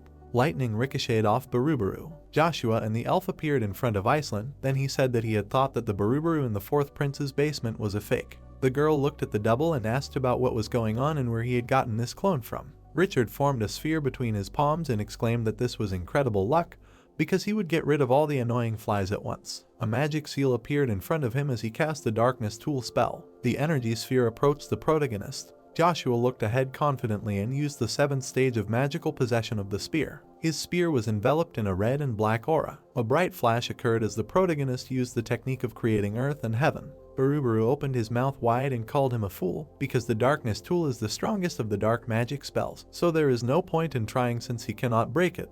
Then he asked about whether the guy really thinks that by making a pact with a demon he can block any demonic energy. A blinding light appeared in front of Richard. He put his hands in front of him and asked how he managed to dispel the highest class dark spell. A spatial rift appeared as Barubaru inquired how he managed to break through even the upper boundary of the floor. The protagonist held out his spear in front of him. Green grass appeared under his feet. Behind Joshua stood an elf and Iceland, who exclaimed that the wounds were as if they had never been there. Barubaru looked ahead in fear when he asked about the fact that the guy did not destroy, but changed the environment, breathing life into it, and that he really used divine power. He attacked Joshua and his friends when she shouted that it was impossible. The armor in front of his head appeared when Richard called on the dark forces. He himself hung in the air and exclaimed that he was giving them all his demonic energy. An army of the dead appeared on the ground. Barubaru opened his mouth wide and ordered them to fight with all their might. The protagonist smiled and replied that since he wished, the guy would show him what his army was capable of. An armor with an axe appeared behind Joshua. Kevin and Dexter appeared in front of the protagonist. Barubaru looked ahead in fury and ordered the army to attack. The dark dragon opened its mouth. The army of the dead advanced rapidly. Cracks appeared on the ground. Joshua thrust his spear in front of him. Behind him stood the elf and Iceland. The headless knights charged. They began to fight the headless horsemen on horseback. Caeslian began to run at the knights and ordered them to kneel before his lord Joshua Sanders. Barubaru used Bone Dragon, the breath of the dragon. He extended his hand and aimed an attack at Joshua. The hero blocked the blow using a level 6 spear magic art. He used double-barreled tree. There was an explosion and the dragon roared. The boy extended his spear and smirked. He jumped up and said that he should sit now while the dragon reached for him. Joshua hit the dragon, causing it to fall to the ground. Kylie, shocked, stated that he had knocked out the bone dragon, to which the 5th Elrondis awkwardly replied that it was not surprising since he had already pierced crevice. Teta stated that if the people of the continent were to witness this moment, a rebellion would be inevitable, to which the girl asked what he was talking about. The man said that using dark magic and summoning the dead was illegal, and there was a whole fucking army of evil beings here, led by a great spearman whose name was praised in every corner of the continent. Caeslian fought the knights. Teta said that the people would feel utter terror and betrayal if they saw the true power of a hero, and then they would banish him. Kylie smirked and said that there was nothing to worry about, because once the people of the continent saw Joshua in action, they would immediately realize. The man asked what, and the girl continued, saying how great he was and that they would fall in love with him. The girl blushed and smiled. Teta furiously told her to take it easy, and he already knew that she was his fan. The elf told them to stop gossiping and watch, because he could not determine the nature of this magic. She added that the master continued to deal decisive blows to Zareth, but he instantly healed his wounds, so was he as immortal as his army of the dead. The knights stood with swords in front of Caeslian. The guy nervously thought about why they did not get tired at all and regenerated much faster than him. An army with shields stood in front of him. A large number of knights lined up around the guy, surrounding him, as well as attacks of dark magic. Caeslian quickly repelled the attack with a sword, and the rest hit the knights. He frowned and thought about how they were moving chaotically while maintaining formation, as if someone was controlling them, but Lord Joshua had nothing to do with it, so another lick came into play. Noticing the approaching attacks, the guy realized that by taking blows, he was only bringing his end closer. Suddenly, an ice wall appeared in front of him. It was Kylie who performed the technique, and Teta said that every lick's weak point was in their life vessel, so he must have hidden it so that no one would find it. He continued that as long as they didn't get rid of the vessel, the commander and his army's strength would never run out. And the girl then said that then this immortal army would be invincible, but at least they couldn't harm them in Joshua's presence. Teta frowned and thought that since his mana, demonic energy, and stamina were not infinite, and he couldn't fight forever, they had to find the life vessel as soon as possible. Baru grabbed the spear in his hands. He stated that divine powers would not save the hero's human body, and the mana and demonic energy would gradually be depleted and the lack of strength. Suddenly, the boy stabbed the man with the spear, causing him to grunt. Joshua said that he seemed to have missed one detail, asking if he thought he didn't know that he hid his life vessel. He explained that back then, in the fourth prince's secret basement, he had no choice but to try to seal the man with the annihilation sphere, but he was foolish and sent his troops. That's when he found out his weakness. Baru asked in shock if he continued to attack him in order to. The hero answered that it was true, to buy time to find the vessel, and then place it in the person who knew its location. Zelen was with the vessel inside. Baru shouted for Zelen to run. Louis thought of that name. The Death Knight swung his sword and said that it was naive to think that the veil would save the girl, then told her to prepare for death because he would cut her into pieces. The man teleported in front of the girl and asked how a lowly worm could point a blade at him, which surprised the knight. He declared that he was finished and attacked the Death Knight. Baru used Spear Magic Art, level 5, 4th form, and then used True Lightning Strike, Distortion. Joshua suddenly appeared with a spear in his hands, saying that it was too late. The blow caused the life vessel to split, causing the man to scream and sigh. The hero told Baru that it was over. Lying on the ground, the man said that this could not be, the empire was supposed to fall by his hand, and then asked how that was possible. The guy said that they say that the generosity of trees knows no pity, to which he was surprised and asked again. Joshua said that people driven by selfishness ceaselessly destroy forests, and yet the trees do not stop bearing fruit, serving as shelter and enriching the air with oxygen. Not for anyone else, but for those who hurt them. Baru asked what he was saying. The boy replied with a smile that he just wanted to convey to him how he felt while taking this huge army that he had worked so hard to create. "Oh generous tree, Baru." The man frowned in rage. Louis ran up to the girl and with tears in his eyes asked how he dared to use Zelen, his only daughter, and how he could turn her into a lick when she did not deserve it. A voice called out to the girl, to which she asked who he was. Vanessa took the girl's hands in his and said that he was an old friend of her father, surprising the girl. A tear fell on his hands and he said that he was sorry, then asked for forgiveness for everything. Fifth Elrenbus, furious, said that it was such a heinous thing to do to her own child, to kill an innocent child twice. Baru told him not to be naive, asking how the boy's situation was different from his, adding that just as the filthy desires of humans led to the extinction of the elven race, betrayal and death had befallen him. He asked why they suffered, what sin had they committed against them. The elf cried, pursing his lips. The man, furious, said that it was because they were not strong and talented enough, where there was no status, no power, nothing. That was why he so craved absolute power that no living soul would oppose. His eyes glowed red and he said that he sought to create an army capable of destroying an entire empire, loyal only to him and not to humans, and Zelen sided with him. She also wanted to become part of their large family. The elf looked at the disappearing ashes of the girl, saying that was why he needed the life force of Yggdrasil. He was going to use it to create an immortal army. Baru said that it was true, the perfect way to become the owner of great power, so he made a contract with the most powerful and evil demon in history. But when he gave him the soul of a genius magician, there was a risk that he would not answer his call, so he had to make him the desired sacrifice. Louis frowned and said that he was blinded by revenge, and he betrayed those who cared for him, and then made his daughter suffer, and then asked if he thought this was the right thing to do. Listening to this, the hero remained silent. The man said that one day the boy told him that he dreamed of creating a union of the elven race and asked if he thought they could coexist with humans, to which he frowned. Joshua smiled and replied that it was quite possible, because there are those who repent of their deeds and restore the forests. Almost disappearing, the man asked if he really believed in this, because people do not change. Desires consume them and they destroy everything in their path. That is why there are so many who share his intentions, and even this guy never. With these words, he turned to dust and disappeared forever. Baru's long life came to an end. However, Joshua's hopes for the sweet thrill of successful revenge dissipated. A feeling of anxiety took hold of him. The hero frowned. Teta tiredly said that he was at his limit and could not do it anymore. Defending himself from the dragon, Kylie told him not to give up and pull himself together. The man replied that it was easier said than done,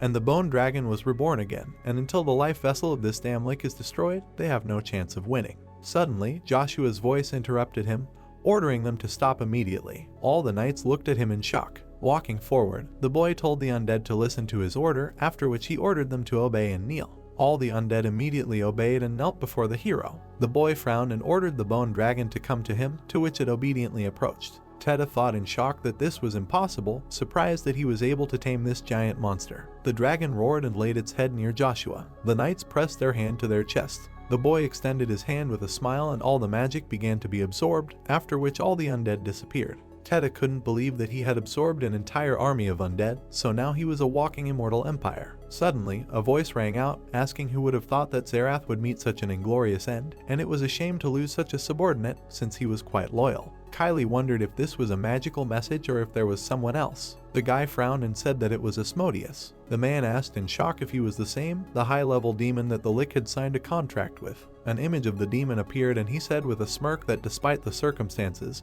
he was glad to see him again, and let him believe it, as soon as he showed up, he almost started dancing. Teta realized that it was definitely him, since he looked exactly as described, and then wondered what he was doing in the middle world. Why did he suddenly appear? The demon explained with an evil grin that ever since the demon lord had suddenly disappeared, 8 demon kings with sinful powers had been fighting tirelessly for his throne, and he desperately believed that someone would upset the delicate balance they had created. An 8-leaf flower with lights on its ends appeared before him. Asmodeus said that of course, it was very difficult to do so, since it would require at least the same power as all of them, and deep down he hoped that he would be the one to defeat them and restore their lost glory. The flower in his hands crumbled and fell apart. The demon explained that he had therefore risked being discovered and ascended to the middle world, and suddenly, like a miracle, the hero appeared before him. He knew that the boy had an unknown power that could destroy the balance of the demon world and provoke a rebellion, but it was a great shame that he could not do it himself. Louis frowned and wondered if the master's power was as strong as the 8 demon kings,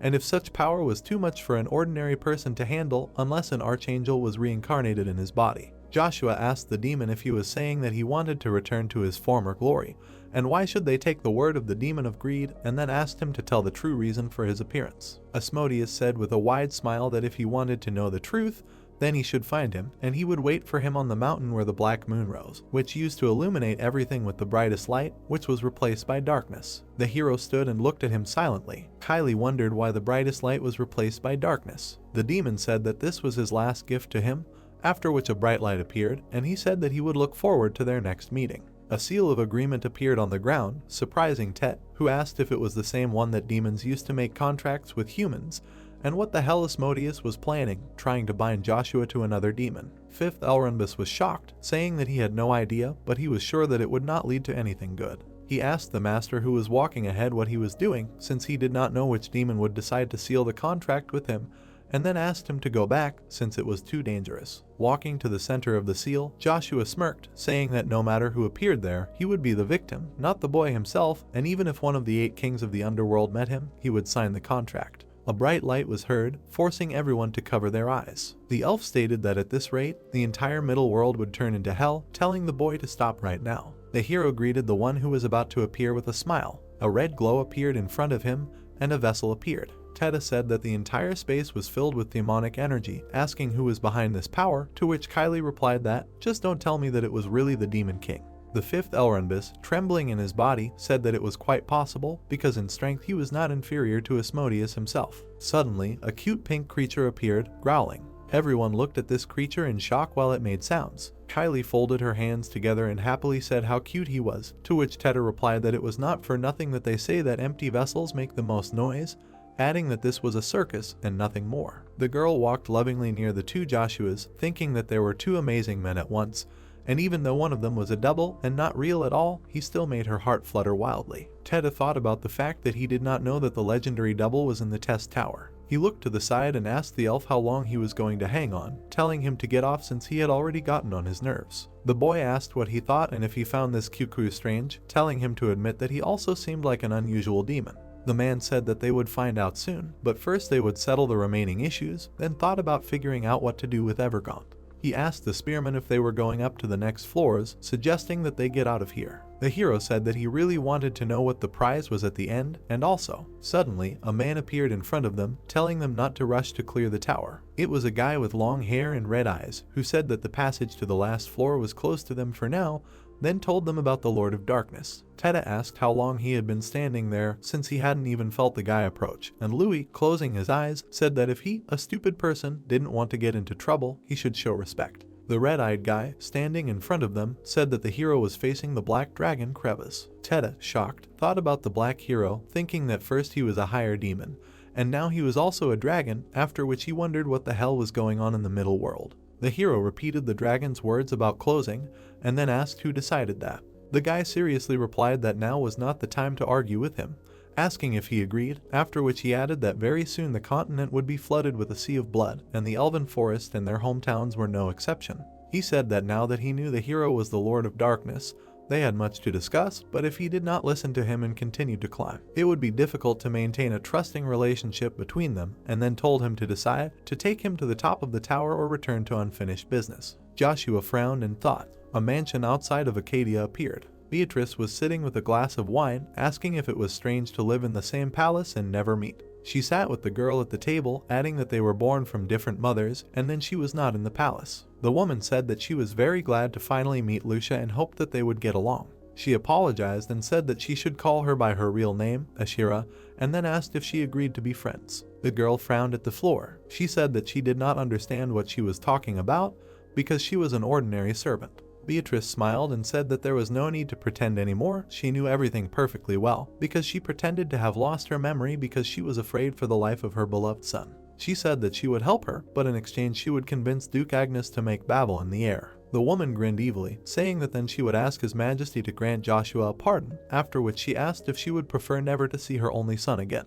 Suddenly, their conversation was interrupted by a voice that said that a big problem had arisen, after which she asked to come in for a moment. Beatrice looked at the thoughtful girl, after which she allowed her to enter, asking what was the matter. Siphon came inside and, putting his hand to his chest, said that His Majesty had just announced that the 5 current ducal families would henceforth be reduced to 3. The woman was shocked and asked again. The boy continued that moreover, the changes directly affected Duke Agnes, to which Beatrice was completely shocked, furiously asking what the hell he was talking about. She asked what Arden's next move was and that he would not just sit back and watch. Chiffon said that he had heard rumors that his lordship was too saddened by the expulsion of young Master Joshua from the Avalon Empire and, as far as he knew, he was lying low. He added that his current situation remained unknown, but suddenly he was interrupted by cloaked men who broke into the building, breaking the windows, to which he asked who they were. Black Wind appeared and said that he was not interested in an insignificant knight like him, since he had come for the Princess of Ashira. He told the frightened girl that she would go with them. The key was inserted into the lock and the shackles on Arden's hands immediately broke and fell to the floor. Marcus, sitting on the throne, said that it was truly painful for him to see a father suffer the consequences of raising his own child poorly. He chuckled and said that it was a stain on the noble reputation of the Avalon Empire, and it was true that the apple did not fall far from the tree. Arden looked ahead angrily. The man told Arden not to worry anyway, because he would give a glorious knight like him a chance to atone for his sins. He just needed to prove his loyalty, and in addition, he would forgive him for what he did to his sister Ashira. Marcus told her about the kidnapping of a member of the imperial family and the forced pregnancy, after which he told Arden that he knew very well what punishment awaited the one who harmed his family, didn't he? He said with a mad grin that, after all, in order to protect the duchy, he had gone through a lot, so let him stop this rebellion and prove his loyalty. And then the house of Duke Agnes would not suffer, so let him do it at least in memory of his parents. Arden frowned and became angry. About 40 years ago, Marion heard a voice telling her that she did not think they had met before. A blonde guy stepped forward, asking what family she was from. The girl bowed and greeted the son of Avalon, Crown Prince Oliver, saying that she was Marion, the daughter of Baron Peshruz. The boy asked her about the Peshruz family, then asked if they lived on the edge of the western border, and who would have thought that such a beautiful girl was hiding in such a wilderness. He took her by the chin and asked what she would say. The Crown Prince said that by becoming his wife, she would not only get the opportunity to live in the palace, but also everything she wanted. The girl hesitated, not knowing what to say. The other girls began to discuss her with smirks, saying that she was lucky she stole the attention of the Crown Prince and how many wives he already had. It seems 3, and she was the daughter of a worthless baron, so she was not a fool to refuse such an offer. The girls' hands were shaking. Marion thought gloomily that no, Whatever answer she gave would not change her future, and if she married him, then, having lost his interest, she would be left without protection, and then other wives would not let her live in peace, and if she rejected him, he would harm her family. She bit her lip, wondering what to do and how to be. Suddenly, Tobin intervened in the conversation, apologizing to His Highness and saying that this lady was already engaged to him. Oliver asked if he had misheard, while the girl was surprised. The guy answered that the thing was that he and Marion grew up together, and she understood him better than anyone, so he could not pass up such a beautiful girl and propose to her, asking him to understand. The girl smiled, blushing slightly. Oliver frowned angrily, looking at the guy. Time passed, the flowers withered, the leaves fell, and spring came again. Tobin held the baby in his arms and told the girl lying on the bed that she did well and he was very grateful to her. He sobbed with happiness, saying just to look at how healthy their boy was. Lying on the bed, Marion said with a smile that he looked so much like him and that when he grew up he would be quite the ladies' man, to which the boy asked if she had thought of a name for him. The girl said that she wanted him to grow up true to his beliefs so that no one could break them, and that like God, he would have a generous heart and then he would be Arden. The baby cried in her arms. The girl said that this is what she wanted to name their son. 13 years later, the Academy of the Avalon Empire appeared. The two boys were training with each other. Marius said that he did not think that they would cross swords here, to which Arden replied that it was an honor to fight him, adding that he would learn a lesson. He remembered his father's words that when fighting a prince, he should hold back his strength and suffer defeat because victory would do him no good. The boy thought about these words. Marius asked him how he dared to be distracted, then made an attack, which the prince parried. He dodged the attack again. The prince got angry and, calling him a damn bastard, asked how such a low-born cur had the audacity to pull tricks. The boy frowned and asked what he had just said, to which the prince replied with a smirk that he had called him a low-born cur, like his mother, a filthy slave who sold herself to the head of a noble family to save her family. He swung his sword and said that she forgot her place when she rejected His Majesty's offer, adding that the boy's mother was filthy, ungrateful. Suddenly, Arden angrily struck the prince in the arm with his sword. The boy immediately grunted in pain. The boy raised his hand and asked in anger how he dared to disrespect his mother, saying that he would pay for his words. One of the knights shouted at him to stop, asking if he was in his right mind. Arden slashed down at the prince. Marcus stopped the blow, saying that he was a funny guy, and asking if he was sure he was strong enough, because having harmed the imperial family, he would not get away with it, but it was not too late to fall to his knees and beg for forgiveness. Arden frowned. Marcus, with an evil grin, told him to save his bravado for the boy. Tobin fell to his knees and told His Majesty that he was extremely guilty, then asked to be allowed to suffer for the improper upbringing of his son and to have mercy on the boy. The boy stood behind him, tied up, and his mother stood next to him. Oliver, sitting on the throne, asked the man if he thought too highly of himself, and, let's say, Prince Marius's remarks were indeed offensive, but they did not compare to the fact that his son almost took his hand. He said with a smirk that even if he was only a prince, he was still part of it, and a deliberate crime against a member of the imperial family was tantamount to treason, after which he asked if he thought that paying with his life would be enough. The man with an evil smile said that, however, he was one of the pillars of the empire, so he thought it would be fair if the guilt of an ignorant boy was atoned for by a parent. But after all his deeds for the good of the empire, his mother Marion would be responsible for the consequences, becoming a servant in his palace. The girl folded her hands together and looked sadly ahead. Standing behind his father, the boy apologized to him, saying that even despite his objections, he would not let his mother suffer the punishment for his sins and would definitely bring her home. The man said it was useless, surprising him. Standing by the window, he said that they could not do anything. After all, they did not have enough power. Her father's words were deeply imprinted in Arden's mind. At that moment, he came up with a plan to become stronger and infiltrate the palace to rescue his mother. Having reached adulthood, he received the title of Master, which many knights dream of. The youngest master not only in the territory of the empire, but even on the continent. However, by that time, before he could escape the clutches of the imperial family and return to her son, his mother passed away. Armstrong approached him, saying that Emperor Oliver's health had deteriorated, and it seemed that a civil war was approaching. The princes would certainly enter into a struggle for the throne, and the ensuing chaos could play into their hands. Arden frowned and firmly stated that he was right, it was time for revenge, and he would kill every member of this vile family with his own hands. So, at his mother's grave, Arden swore to settle scores with Britannia, and the first target was Princess Ashira, known to us as Lucia. Suddenly the door was knocked down and Lucia, shocked, saw Arden standing in front of her. He looked at the girl in rage. The knights were walking along the road with debris. Austin said that despite the fact that the flames destroyed almost everything, cuts were clearly visible to the naked eye, clearly made by an experienced fighter. To which Patrick said that he could not believe that someone kidnapped Her Highness, adding that they must find her, no matter the cost. The house appeared. The girl jumped out of bed and called for help. She came to and wondered where she was. Arden stood by the window and told her that she was indeed an unusual girl, not like Britain, so he did not immediately recognize her because of the blue hair, but this does not change the fact that she has imperial blood. Lucia, shocked, asked him what he meant and where she was, because she would not understand since she was definitely. Suddenly, she remembered how the knight took the blow of the monster on himself. She smiled and said that he was the one who saved her from that monster. The guy frowned. The man who examined Lucia sitting on the chair said that it seemed that she was experiencing the effects of a strong shock. Apparently, killing a person in front of her was a traumatic event and led to memory loss. Armstrong, shocked, asked if the problem was serious since she did not even know who she was, to which Arden replied that it did not change the essence, she still belonged to the Britton family, so she was obliged to pay. He told his partner to return to the palace and continue to monitor the situation, because the plan to strengthen the power of Prince Marius was bound to fail, since his marriage had not taken place, which meant that he had not received the promised army, and now they had to wait to see how the struggle for the throne would unfold. Armstrong pressed his hand to his chest and agreed to do as he was told. He rode his horse through the forest, passing two knights who noticed him, peeking out from behind the trees. It seemed late at night. Lucia pressed her hand to her head, saying that she did not remember anything at all, not even her name, and then wondered how that was possible. There was a noise and the door opened, frightening her. The girl asked who was there. Austin came through the door, saying that it had taken him a long time, but he had finally found her, and then told her not to worry, he would bring her home.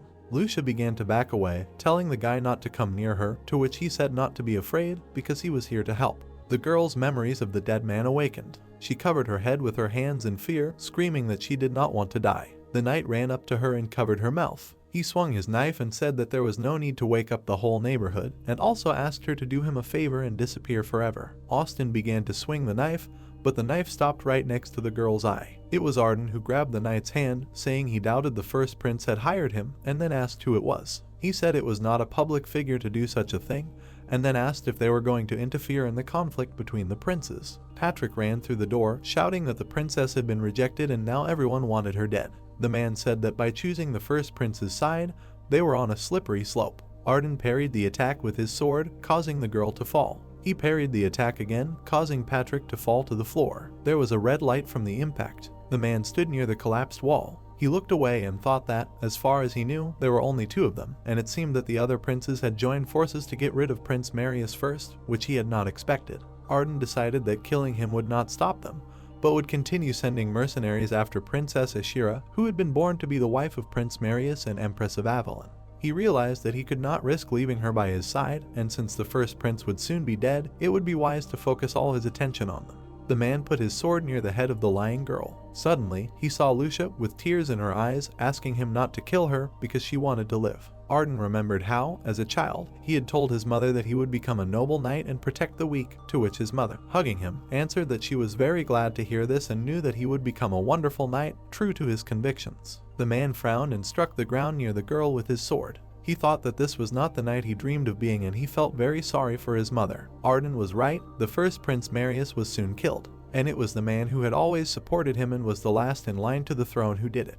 Emperor Marcus. This incident marked the beginning of his bloody reign. One by one, Marcus got rid of all his rivals, brothers, and other relatives. He hunted down and took the life of everyone who had the blood of the Britton family in their veins. When there was no one left to claim the throne, Marcus finally became emperor, forgetting about Ashira forever. Everyone congratulated young Master Arden on receiving the title of the youngest Superman as he walked forward. The boy put his hand to his chest and told his father that he was back, then asked how he was. Tobin sat on the throne, pressing his fist to his mouth, and greeted his son, saying that he was immensely grateful to him because thanks to his efforts, the reputation of the House of Agnes was becoming stronger every day. The man fell to the floor, to which the boy called out to him in shock. The man with glasses said that the gentleman had been holding on with all his might to see him one last time, and he knew that this was a huge blow to him, but asked him not to give up. Suddenly, Tobin handed Arden an envelope and told her to take a letter from the imperial court. The man took the letter and asked about the imperial family, to which his father replied that it was true that the coronation of a new emperor would soon take place, and that they also wanted to enter into an arranged marriage with them, which greatly surprised him. Tobin, with tears in his eyes, told his son that he knew what he was thinking about, but his main goal was to preserve the Agnes line, and despite the weakening of the imperial family due to the conflicts, they still did not have enough strength to defeat them.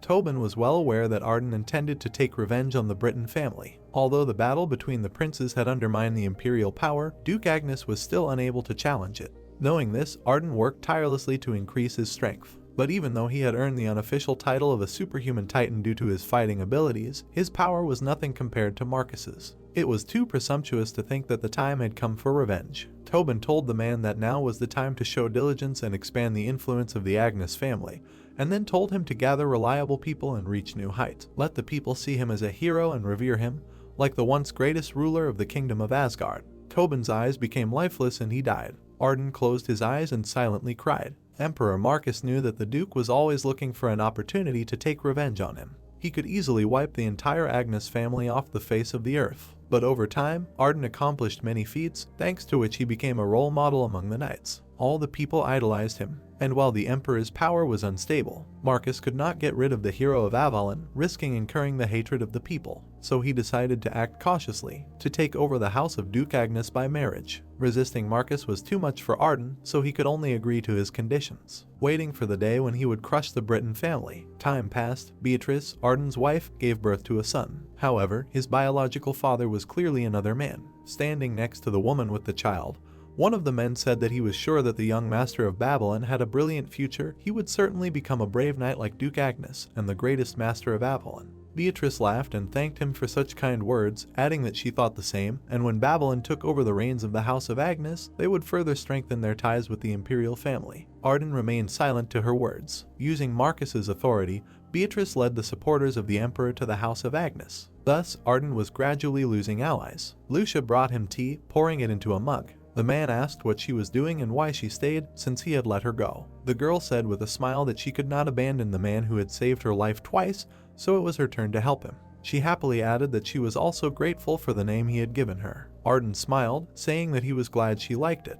He took the tea and said that the aroma was wonderful, after which he thanked the girl for the tea, calling her Lucia. The only person who could console Arden was the blue-haired girl from the Breton family. Only no one guessed that she was of noble blood. Lucia became his support in the fight against the crown. Unfortunately, Arden was not driven by love, but by loneliness and anxiety. Armstrong burst into the office and announced that they had serious problems, because Her Highness, that is, Lucia, was pregnant. He added that he did not know how this happened, because she had always been under his supervision, to which Arden calmly stated that it was his child, surprising the man. Armstrong was shocked and asked to repeat it. The man calmly stated that Lucia was carrying his child, after which he asked to say what he had heard from the Rebrek and Ponnier families. The partner replied that they had given a positive answer, but he was afraid that their well-coordinated cooperation would not last long. Arden rose from his chair, saying that it was enough because perhaps they did not trust each other now, but one day their union would become the strongest in history. Then he and Marcus would switch roles, and he would no longer obey him. He stood in front of the window and thought that Lucia and the baby should suffer a little longer, because soon this torment would end and he would avenge his mother. And in memory of his father, he would protect the good name of the family. He just needed to wait a little. Present time. Marcus asked Arden with a wicked grin what his choice was, to pay for his crimes against Ashir or to submit to him. The man, kneeling on one knee, declared that he would obey the will of Emperor Marcus, the son of Avalon. The man ordered him to prove the sincerity of his words. He would give him 200,000 soldiers. The emperor told him to take the kingdom of Reinhard, ruled by his son, and to give him the results, because only then would he earn his trust. Arden resolutely declared that he would obey and lay Reinhard at his feet. Marcus thought that this worthless man had completely lost his shame over the years, but well, the main thing was that he cleared the way for him to Reinhard. He added to the man that while he occupied Reinhard, Duke Tremblin would lead an army to Terra, and having captured these two kingdoms, he would finally direct all his forces to the Great Plains of Kraden, the border between the two states, so let Arden, having conquered Reinhard, immediately go there. The man frowned and agreed to carry out the order. It was night. Arden thought that the emperor had let him go only because he had taken Lucius hostage, and if he did not carry out his order, he would endanger her. But by setting foot on the lands of Reinhard, neutral territory, he would start a continental war, deciding that this was an interesting reception from Marcus. Armstrong ran through the door and was glad that everything was okay with the man, adding that when he heard the news, he immediately hurried to him, but the nightly order was ambushed. He was surprised and asked if the palace was also attacked. Arden said that somehow the information about Lucia must have fallen into the wrong hands and she was kidnapped, to which Armstrong asked who could have done it since they were the only ones who knew about her, to which the man replied that they did not have time to deal with it. Arden turned around and said that he thought it was time to put the plan they had been working on for so many years into action, to which Armstrong asked if they should wait a little longer. The man frowned and said no, now was the time to do it, and ordered his partner to notify everyone. The meeting place was the Great Plains of Kraden.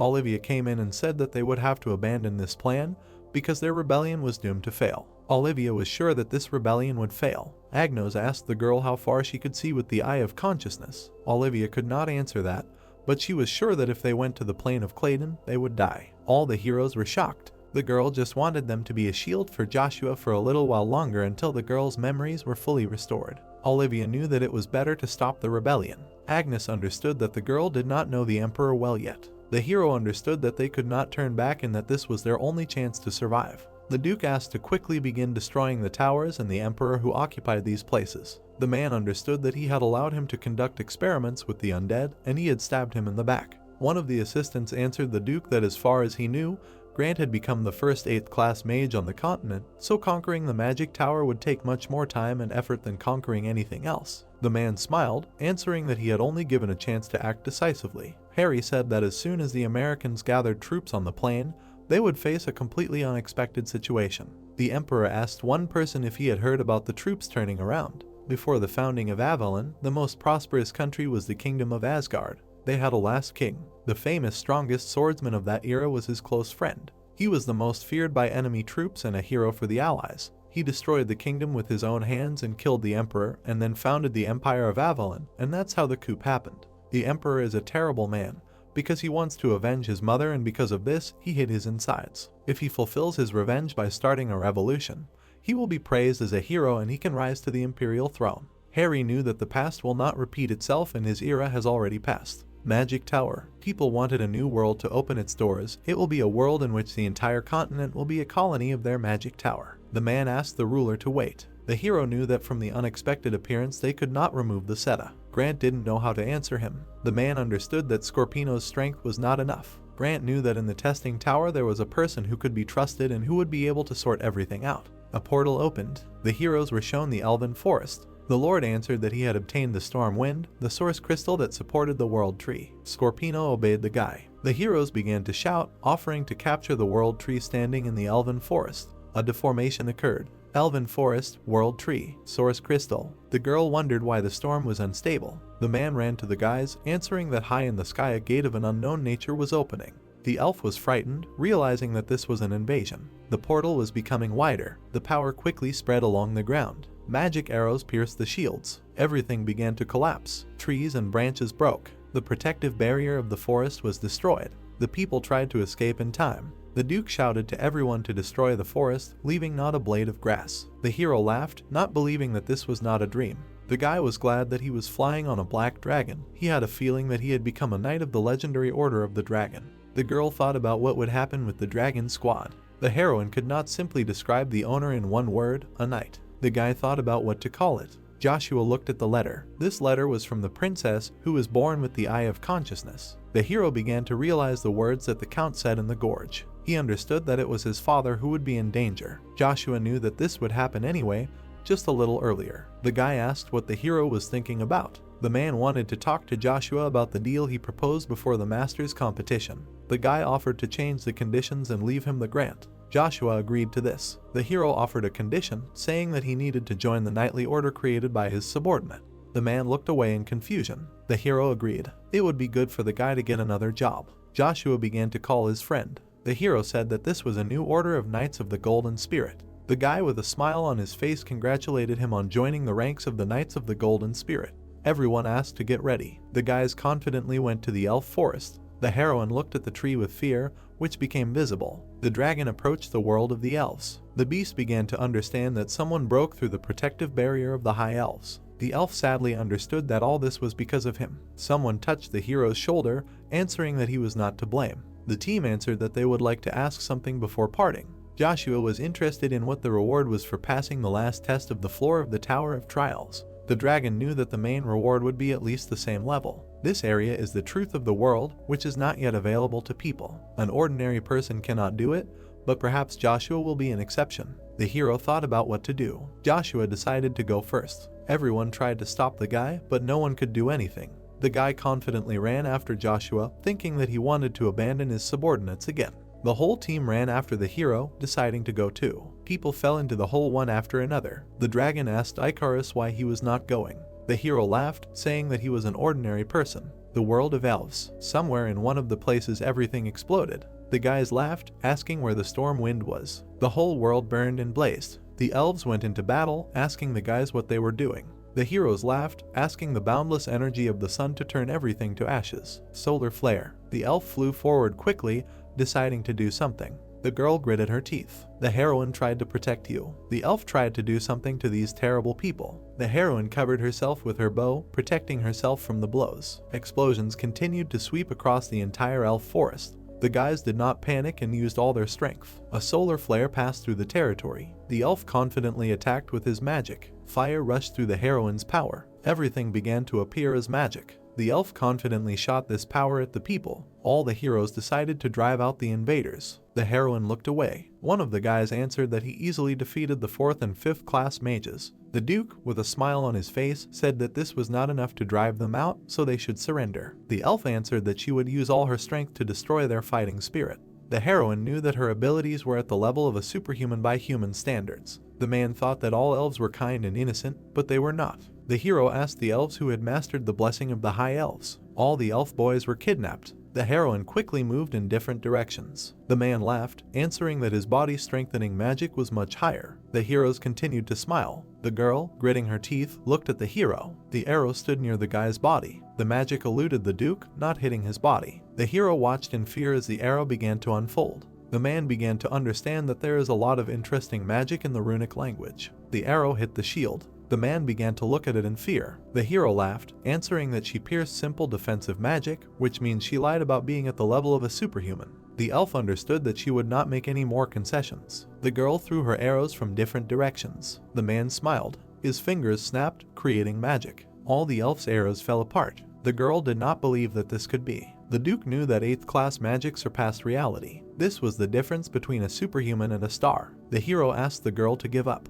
The elf fell down. The man asked her to tell him where the storm wind was. The girl calmly said to kill her. The Duke decided to use mind control to understand all her thoughts. The elf did not know what to do. The source crystal was shown in her head. The Duke smiled, answering that he understood everything. His legs flew up. The man knew that once he received the storm wind, he would surpass the 8th class boundary and reach the 9th level. The hero knew that with such power, he could surpass the dragon himself. The look was crazy. Joshua stood in front of the Duke. The protagonist told Grant with a smile on his face that he was not the master of the storm wind. At the top of the 9 stars, another huge star shines brightly. It is called the Great Star. This title has not yet been conquered by anyone. Grant knew that he could get it if he captured the storm wind. The magician did not understand why Joshua could not get rid of him. Explosions continued to sweep through the territory again. Joshua liked the hero's diligent attempts. Grant asked the guy if he himself did not want to get wealth and fame. The protagonist answered that this is not what he wants. The hero remembered that someone answered that there are those in the world who pose a great threat by their very existence. This is Joshua. The hero wanted to teach Grant something. The guy laughed, saying that he poses a great threat to people. Grant did not know what to say to this. Joshua replied that if he wanted, he would have had fame and fortune a long time ago, but they never interested him, and the only thing that was valuable to him was Joshua, who values and loves his comrades. The hero decided to show something. The guy confidently said that he would defeat the invincible weapon with which he defeated all the enemies of the Empire, now Grant. Grant told the guy that he was only doing nonsense. The hero decided to seal all the mana in a tree in the elven forest. All the guys started doing something. The tree was filled with magic. The guys understood with a smile on their faces that this was the real end. Suddenly, everything started to explode from somewhere. Someone quickly ran forward. The team screamed and called Joshua. Grant did not understand why the mana was not sealed yet. Joshua confidently answered that his mages were dying. One of the guys began to use magic. A windy hail passed. The whole team fought, knowing what to do. The guy ran at Grant, asking what he had done with the old Tower Lord. The mage answered with a smile on his face, who would save the life of someone who could cause problems in the future. The hero ran forward with fire. Grant began to think fearfully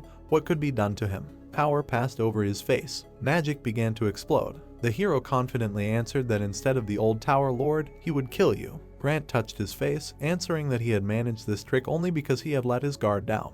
Joshua knew that he had promised not to interfere in their madhouse. The mage answered that they would all regret it. The hero understood that his decision could change depending on the situation. The guys decided to sort it out right now. Grant asked not to be so self-confident, since the guy was only a 7th class mage. The guys understood that for some time he could use magic comparable to the magic of this traitor. Grant was absorbed by power. There was a smile on his face. 3 double cyclones began to form across the territory. Everything was starting to explode. Grant knew that with the guy's abilities, it was impossible to understand the power of an 8th grade. The hero didn't know what to do. A seal was passing through the territory. It was definitely starting to lie in his hand. Grant smiled, answering that it really hurt this time. The crystal was in his hand. The guy looked at it with incomprehension. The hero decided to return its magic. The power continued to rage, eclipsing the entire territory. The team looked at the tree in fear. The crystal continued to break. The elves could not contact the lady. Everything was exploding. Hands grabbed the crystal. Grant was glad that he finally had it now. Joshua shouted that he had destroyed someone else's house,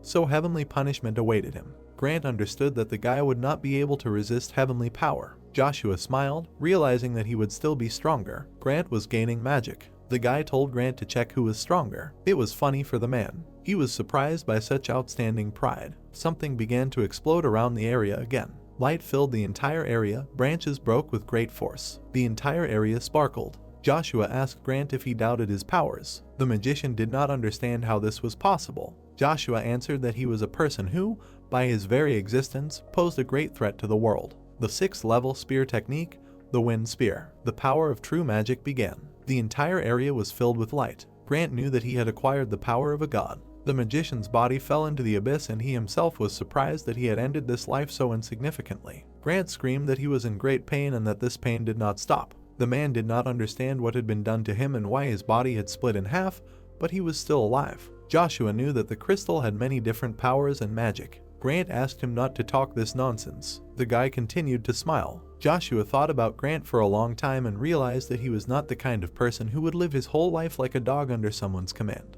The protagonist knew that he was ready to do anything for the sake of the goal. Joshua understood that he could make his dream come true if he became an emperor or united the continent under the name of a new magical empire. Grant clenched his teeth angrily. Joshua understood that this plan was already clear to everyone, but Harry never paid attention to it. The emperor wanted to use Grant and then throw him away. Everyone thought that he was entering to control the other. As a result, the emperor would soon die and his place would be taken by a completely different one. Joshua understood that the implementation of this scenario would be possible thanks to a third force that no one really knew about. The hero knew that this was one person, not a force. He was much stronger than everyone else. Soon he would begin to emerge from the shadows and everyone's entire plan would collapse. Grant left. Joshua looked at him calmly. The magician answered the hero that he was the same ordinary person. Grant told the boy that no matter how outstanding he was still a part of the wheel of fate of this world. Joshua understood that he said this because he was a member of the imperial family. The hero thought about what to do. Grant answered that the relationships in the imperial family were much more complicated than he thought. Joshua heard them tell him that he would never achieve the power he wanted. Grant asked to end it, answering that nothing could be pulled out of him. The magician asked to kill him. Joshua was surprised that the man gave up his life so easily. Grant shouted that they had different values and he would never become undead like him. Joshua said that he had something especially for him. The hero thought for a long time about which death would suit him best. The spear began to say something to Joshua. Grant was surprised, not understanding how it could speak. The spear was surprised that Grant could hear a voice. The spear told Joshua to take only Grant's soul. The man could not understand what they wanted from him. Death Knights began to approach Grant. Joshua answered the magician that even if his body disappeared, his soul could not die and would remain in this place forever. For the hero, this was a forced contact and recall of the soul. Thanks to this ability, Grant, at his own whim, without asking for the consent of souls, created Death Knights and Liches. Joshua could use a similar power. Grant screamed, asking to just kill him. The hero laughed, saying goodbye to the man. Magic drove the magician aside. Grant screamed loudly in pain. Power began to enter his eyes. His whole body was filled with magic. Joshua understood that the level of the victim was completely different, therefore the summoned one was not simple. Everyone congratulated Joshua. Someone told the guy that now this king of liches was his. The whole tree was broken, ash from the left was flying into the abyss. Hands took the magic ball. The girl looked at it in surprise. The elf looked at the world tree in fear. The hero shouted that it was all over now. The boys did not know how they could help now. The elves returned to the master. The boys thanked the master for enduring humiliation and sacrificing himself for all of them for decades. The heroes answered that the magician told them everything and led them where they needed to go. The elves offered to restore this place together. The master did not know what to answer. The hero looked at the sky, calling the dragon. The monster understood that it was time for him to free himself from the shadow of the world tree and go out into the sun. The elf cried, understanding that without the world tree, his people would not be able to protect him. Two silhouettes began to appear from the portal. A hand held a chest. All the elves bowed, greeting the great lord of mana, the black dragon. The Lord understood that the elf had lived without freedom for decades. The hero heard him being told that by leaving this place, he would be able to create a free alliance of the elven people as he had dreamed of. The heroes asked him not to miss this moment. The guys answered that they would be the first members of the organization. Joshua answered that if anyone touched the elves, they would have to deal with him. The Lord did not know what to answer him. The elves understood that he was a hero. The guys understood that they were the strongest and no one could defeat them. The girl held the magic ball, realizing that something terrible had happened. The heroine was frightened, realizing that according to the calendar, a continental war had begun. Someone began to appear from the portal. Agnes was looking at the elves and the guys. Everyone assumed that the continental war would be started by the emperor, but something went wrong. A spark flared up because of a civil war in the Holy Empire, the Hubald Empire, in front of the great temple of Hermes. Lily looked into the distance. The hero answered her that nothing would happen to them. The guy asked to take everyone away. Sebastian understood that his dad wanted peace. The hero asked what he was doing if he was just hiding. The man confidently said that while he was gone, all he did was hide. Sebastian understood that a war was starting. The guys understood that they had all become insolent. The guy was angry, not knowing what to answer. Everyone remembered the student who was on the verge of life and death. The guys understood that if they started a war, they would receive severe damage. The hero shouted at the guy to take the army away. The man smiled. The hero shouted for everyone to get their swords out. Sebastian asked everyone to get ready for battle. The guys went on the attack. The heroes fought among themselves. The knights cut up the bodies of people. Some of the healers began to restore people. All the wounded got up again. The hero understood that the sacred power was dangerous only for the undead, and in battles with people it only helped to hold on further. The hero understood that with his new aura it did not matter. The guy confidently directed the power. All the heroes quickly flew away. Magic passed through the entire territory. No one could understand what kind of powerful force it was. The guys asked each other to go forward. Sebastian shouted that he would bestow a blessing on them. The heroes tried to recover. All bodies glowed brightly. There was fear on their faces. The guys confidently looked forward. The hero with a smile on his face saw how the guys died and resurrected. The knights went on the attack. Everyone watched in surprise as the girl stopped the blade of the aura with her bare hands. Lily screamed loudly. The heroine continued to fight confidently. The guys blessed the girl. The heroes looked forward in surprise. Magic, in the form of a tiger, was directed at the guys. Everything began to collapse. The heroes flew away. All their bodies were tired and weak. It was the first time they had seen such an aura. Sebastian looked at the man, asking him if this was the result of training. The hero laughed, answering that while he was spending his energy on training the next generation, he achieved this. Everyone was surprised. The hero was channeling the true aura. The power confidently moved forward. The guy did not know what to do. Flashes passed throughout the territory. The light became brighter and brighter. There was smoke everywhere. Everything was collapsing. Lilia thought that they had to stop these two stars. The heroine screamed to stop it all. Sebastian told the man that he did not really understand the current situation, and if he did not stop, the damage would only increase. The hero screamed that the empire built on blood would also be destroyed by blood. The man knew that they were all hypocrites, hiding behind the name of God and talking only about peace. The explosions continued to fly by quickly. Lily understood that they had to be stopped. Everyone knew that they would not stop until one of them lost. Lily could not escape alone. Her father told the girl that if something went wrong, it would have to be fixed. Only the girl could fix everything. The knights shouted to grab the girl. Lily shouted at her father to go with her. The man began to understand that his stamina was not enough and he would stop them with his own strength. Lily clenched her teeth. The heroine quickly ran away. Harry confidently looked ahead, hearing the information that the supporters of the Emperor won the Civil War. Soon Hubald would lead an army to their lands. Harry thought that the abilities of the Knight of the Gods and the Lord of hand-to-hand combat were about the same level, and he believed that their confrontation would drag on. The man laughed, answering that all the military forces of the Avalon Empire, led by the Black Spirit, were gathering on the plain of Clayton. An eagle flew in the sky. Lucifer wondered if they were visible from the heavenly world, the border area between the Swallow Empire and the Tran Kingdom. Amber thought that if the angels of the heavenly world were looking at them, there would be no sinners on earth. Lucifer laughed. The man told Amber to stay put until he gave the order. Lucifer ran to enjoy his freedom. The horse galloped quickly. The border of the Tran Kingdom, the fortress of Bern. The knights shouted to open the gates to the messenger. Someone quickly killed the man on the horse. Arrows flew into different bodies. Someone was standing on the ground. The man was smiling. The knights ran to the Duke, answering that the Swallow army had attacked their lands without declaring war. Travis looked away with displeasure. In March of the year 725 according to the continental calendar, in Hubald, the supporters of the Emperor won the Civil War. Sometime later, information about the Avalon Empire's secret preparations for the Continental Fawn reached Swallow. Taking advantage of this opportunity, Lucifer launched a surprise attack on the Thran kingdom, which was a thorn in his side. Just a month after the attack, Thran was defeated. A few months later, the Black Spirit Agnes. He led the army of the Avalon Empire and then penetrated Lionheart and captured it. Thanks to this, Avalon gained a geographical advantage in the Continental War, but the Swallow Empire and Hubald, knowing about the secret plans, entered into an alliance treaty. And while Duke Agnes was capturing Lionheart, they led their armies to the plain of Clayton.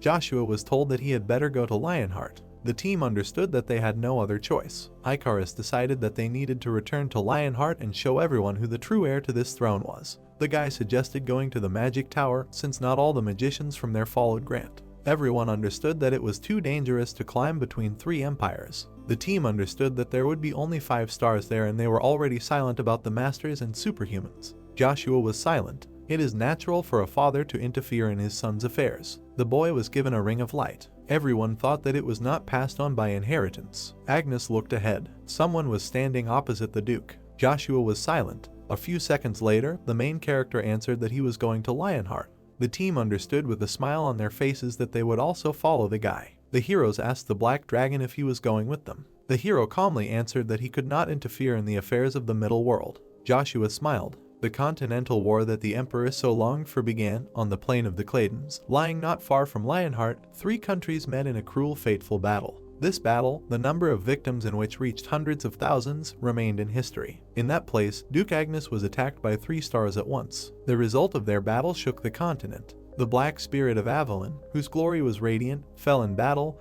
and the Emperor's plan was crowned with success. According to his plan, the close associates of Duke Agnes were also supposed to die there. The knights understood that the Black Spirit had lost. Everyone fled, but not everything went according to plan, because due to the appearance of the late absolute of the real king of Lionheart, Joshua Sanders, 2 allied empires fighting against one single person, failed to capture Lionheart. That is how Joshua, who put an end to the Continental War, became a hero of heroes for the inhabitants of the continent that day. The spear stuck in the ground. Joshua received a new name from the people, the King of Heroes. Then, for an unknown reason, the Emperor disappeared, the throne of Avalon was lowered, and something began to fight for the place of the future Emperor. The First Internecine War began between the first prince and the second. Because of this, the power of Avalon weakened, and then the Hubald Empire decided to go to war again. Swallow, not missing the opportunity, violated the alliance treaty, and then attacked the territories of Hubald. The spark that seemed to have gone out flared up and ignited a new continental war. 3 years passed. Urheim, the Swallow Empire. In the aquarium there was a delicacy that could only be caught in the sea. The guys walked through the market. The heroes noticed that the black market had changed a lot, and a lot had changed in 3 years. The guys understood that if the King of Heroes had not disappeared, but had stayed here, they would not have been able to trade openly. Everyone wondered where Mr. Joshua could have disappeared to. Someone shouted that they really had different goods. The man showed the most beautiful people in the world. The elves, who look young, but by human standards they are about 100 years old. The man looked at this with displeasure. The boys remembered Joshua's words, who said that he would kill everyone who would touch the elves. The boys decided to go quickly. No one could understand what the hero was doing. The man decided to go first and sort things out, and then join in. The hero understood that when it came to elves, he acted decisively. The guys couldn't do anything. The territory was exploding. Hands were tied. The heroes shouted at the elves to leave quickly. The guys surrounded everyone, not letting them do anything. The knight took out his sword. One of the guys protected the elf, not letting them do anything. The gates began to close. In a few seconds, everything was closed. The assistant told the king that they locked all the gates of the fortress so that no one could escape. The hero looked into the distance. Lucifer sat on the throne, thinking that Odin and the Blessed Knight had appeared here for a reason. Amr wondered who they meant. Lucifer, with a smile on his face, began to talk about Joshua, asking if he had seen him. The man replied that on the day the Black Spirit Duke Agnes fell, he suddenly appeared on the plain and single-handedly destroyed an army of 100,000. Amr knew that it was impossible to forget, since he had also seen this historical event. Lucifer understood that the hero should know something. The man knew that everyone was afraid of Joshua, despite the fact that there had been no information about him for 3 years. Amr knew that if the Kingdom of Heroes appeared, he would not pose any threat to them. Lucifer understood that they should clash and see who was better. The hero asked to catch the knights and find Joshua's location. Lucifer asked Amr what he wanted him to do. The guy did not understand how this could be possible. Amr decided to fulfill the hero's order. Someone shouted about 30,000. The man sold something for 30,000 gold. A few seconds later, the next lot was shown. Hands tugged at the rag. A spear was shown in front of the heroes. All the people were surprised that the master had created this weapon before his death. The man answered with a smile on his face that in their era a spear was no longer considered just a warrior's weapon. People confidently wanted to buy it for themselves. There were also knights at the auction. Chuck smiled, answering that his outfit matched the place. The hero looked away. Icarus smiled, answering that she was tired of hiding. Chuck understood that it would be hard for him to hide such an appearance too. The heroes decided to go somewhere. Icarus smiled, answering that people are right when they say that what is under your nose, you don't notice. Chuck understood that this was his job and there was a client, he had to sell alcohol, no matter what the place was. Icarus recalled that the owner never hid and always acted decisively, no matter how strong the enemy was. The girl understood that he never hid. The man finally said his price of 20,000 gold. His hand raised, showing his number. Icarus smiled, offering 100,000 gold. All the people looked at the heroine with incomprehension. The man confidently sold Icarus a spear. Everyone began to congratulate the lady for such a purchase. Icarus understood that the owner's birthday was coming soon, so as an advisor she should prepare well. Someone asked to keep their distance. The guys blocked the way. The guy understood that it was pointless for them to waste time. One of the people quickly rushed forward, leaving behind only sparks and wind. People walked around the fair. One of the men quickly ran after someone. The hero grabbed the guy, not letting him go. The guy understood that if he went to Icarus, there would only be more problems. The girl stood near the hero, knowing that there would really be more work. The guy looked at the girl in surprise. The heroine asked to hug him. The man, gritting his teeth, wondered where he had gone. A few seconds later, the heroes left, not noticing the guy. Icarus decided that she could let them go since everyone had left. The girl asked the guy how he was doing. The hero noticed how much she had grown. Magic and power began to flow through the area. All the people were shouting to each other to run as the building began to collapse. Ikara fell to the ground. The guy protected the heroine, not letting her do anything. Aram saw Ikara, the house advisor, behind the hero. Magic was coming at the guy. The hero decided to take the blow so that the girl would not be hurt. Magic was going into the hero's body. All the power pierced the guy's body. The hero looked forward in fear. The guy's entire body was destroyed, completely covered in blood. The Continental War that took place 3 years ago gave birth to many heroes. Among them were those who raised the Swallow Empire and the Hubald Empire to the strongest countries on the continent.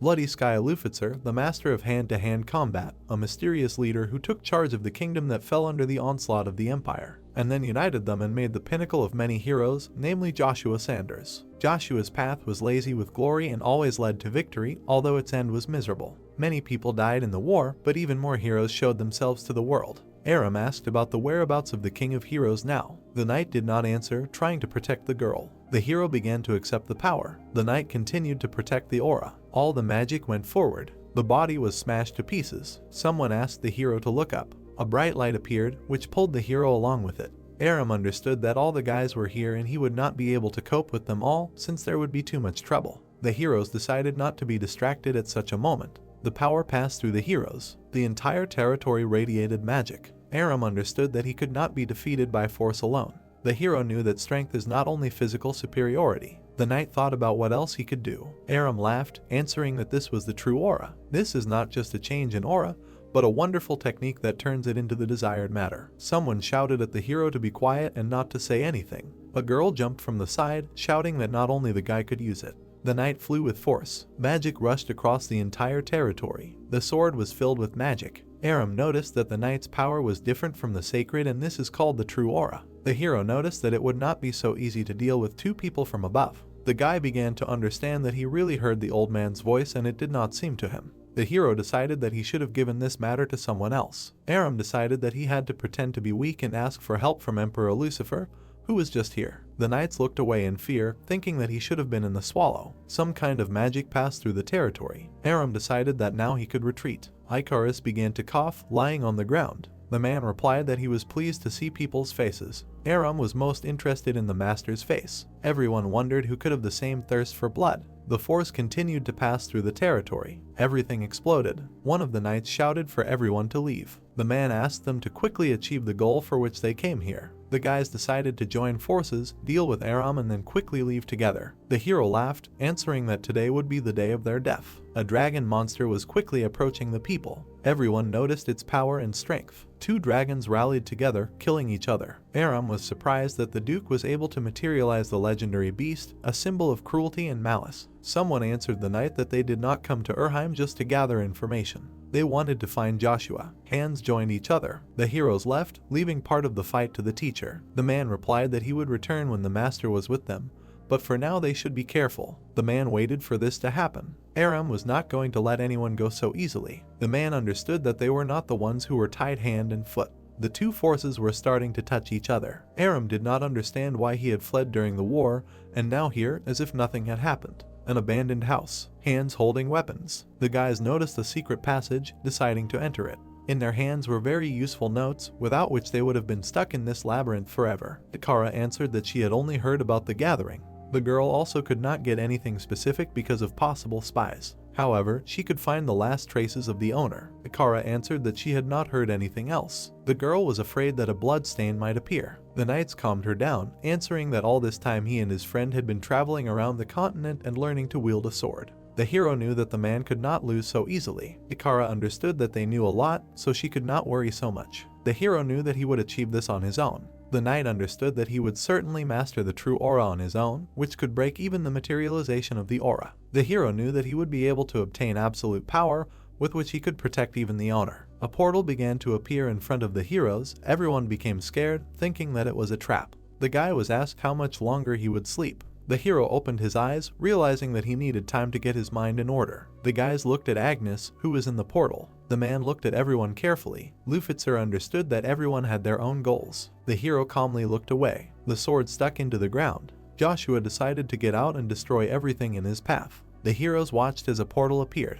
The knights thought it was impossible since they came exactly according to the map. Lilia came out of the portal, answering that they came to the right place. The heroine was glad to see all the knights. The girl understood that she had little time, so she would only pass on important information. The heroine answered that they had found traces of Joshua. They saw him in the test tower. Lilia understood that a long time ago they left a marking there in hyperspace. If you enter the magic circle, you can immediately move there. The knights shouted that they did not need to be brought there, but invited directly to the test tower. Lilia understood that she could not get out of here, and even more so, if the information leaked, the knights would not have come close to the test tower. The girl said that this is why she invited them here. Lilia thought that Svalo and Hubald would act against Urheim again, so she had to find out what these empires were planning.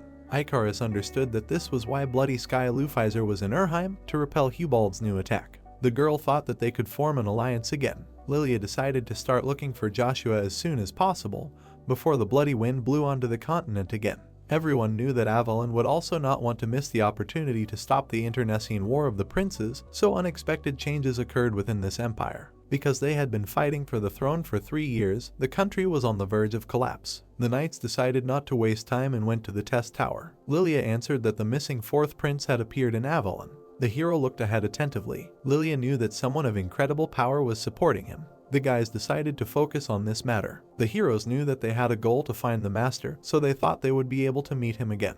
The knights believed that this would be the case. They wanted to learn a lot from their meeting with Joshua. Lilia wished them luck. All the guys were standing on the magic ball. The heroes told the girl that they would meet in the next life. A few seconds later, they disappeared. The entire city was destroyed. Aram was lying tiredly on the ground, thinking that he and the teacher were equal. The hero understood that the man did not even use his special elemental magic. The hero replied that if Aram justified himself by saying that he did not want to use it, he would only be disappointed. The guy knew that true abilities should be hidden.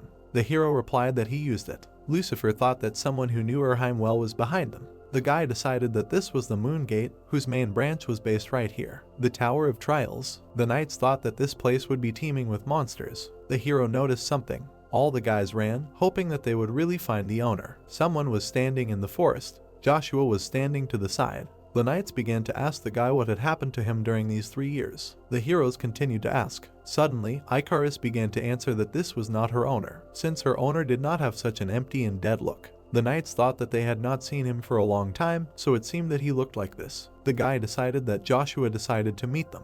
The hero did not answer. The guy looked away in fear. The knights were told that this creature was called a devil. Demonic energy appeared in the forest. The knights understood that high-level demons were in front of them. The hero noticed something. The demonic energy had the spear of the owner. The owner left them a message. The spear answered that Joshua was not here. The hero did not understand what to do. The boys said that now he would have to endure the same test that his master had gone through last year. Demonic energy began to flow brightly throughout the territory. The knights screamed and asked for the boy to be returned. The demon told the boy to make every effort to survive. 3 years were enough for weak states to fall, including the Avalon Empire. Its fall was influenced by several factors, especially the death of Duke Agnes, the sudden disappearance of the Emperor and the Duke, called the Emperor of the Sword. He and Duke Agnes were called the largest mountain ranges of Avalon. Because of this, the empire closed its borders. An active internal struggle for power began in it. The prince hoped that this tiring struggle would soon end. The hero replied that in order to end it, at least as many more had to be killed. The head of the house said with a smile on his face, the second prince had to be removed. The boy understood that he couldn't just kill thoughtlessly. A visitor began to come to the boys. The fourth prince, Anthony, came to the heroes. The prince decided to get to the point. The man could not understand why Anthony had returned to them. The fourth prince thought they would be glad to see him, but it all only caused disappointment. The hero did not understand how they could trust him when he had run away from them. Anthony asked the guys what he should do to earn their trust. The heroes looked at the guy with incomprehension. The prince understood that the guy just wanted to get recognition. Anthony understood that he only had to show the slightest activity. The hero knew that it would be easier for him to move. The prince knew that no one would believe him, that he would be able to stab someone in the back. The prince understood that it was still difficult to trust Anthony. The hero replied that he himself did not trust people and that he had simply calculated everything and taken the next step accordingly. The hero decided to offer another brilliant move. The guy thought about offering him reconciliation. The prince angrily asked him to leave. Anthony asked them if they were sure that they could handle it. The hero replied that he had received information that Hubald and Svalu would soon enter into an alliance. The prince could not believe this nonsense. Anthony replied that this was simply a unification of the opinions of two powers that be, the Bloody Sky and the ruler of hand-to-hand combat. In particular, with the United Kingdoms and other countries, because in this way they would eventually be able to seize supremacy on the continent.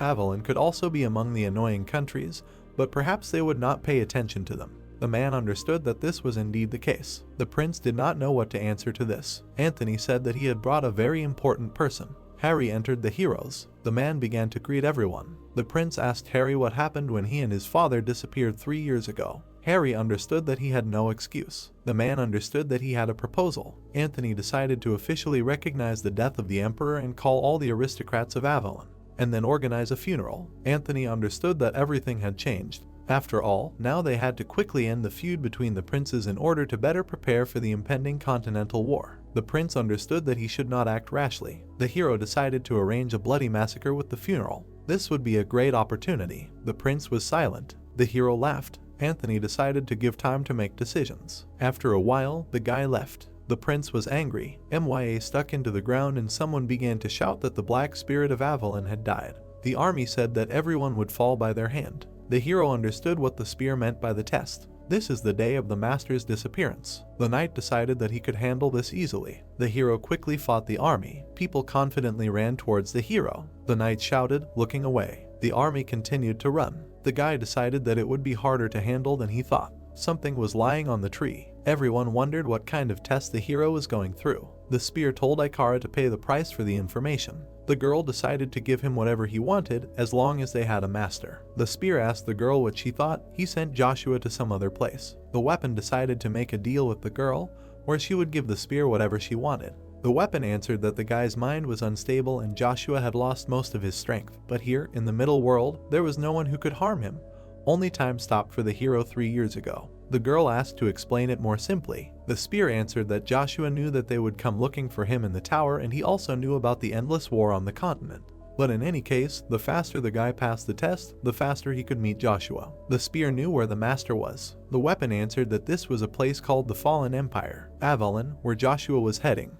The boy clenched his teeth and made a noise. Kneeling, the boy said that he was fine, let him wake up, now, be patient a little, he would heal him, and Icarus asked what happened to him. Frowning, Ben asked what the spear was it true that my lord had to go through such a thing? Standing behind the boy, Ruja asked what he thought. The boy angrily shouted that he was not joking, let him answer him quickly. The spear said that it was a pity that it was not strong enough to show him the whole picture of that day, although he should already be glad that he returned safe and sound. The boy looked at him angrily. Spreading her arms, Icarus said that it must be hard for him, but could he please tell them what happened to the master? Frowning, Ben said that she remembered how on that day, 3 years ago, before coming to Reinhard, my lord suddenly left them. The protagonist left, and he added that he said that he was going to change the future. Lowering her head, Icarus said that yes, she remembered. He acted as if he knew the sequence of all events. She understood that he was acting recklessly, but did not stop him. Looking at her, Ben said that however, he was unable to change anything and prevent the death of Duke Agnes too, to which she replied that and all because the image of the Emperor appeared, and Icarus said that the Emperor had a plan to eliminate the Duke. True, my lord foresaw the main events, but he did not know the details. Besides, it was impossible to stop it alone.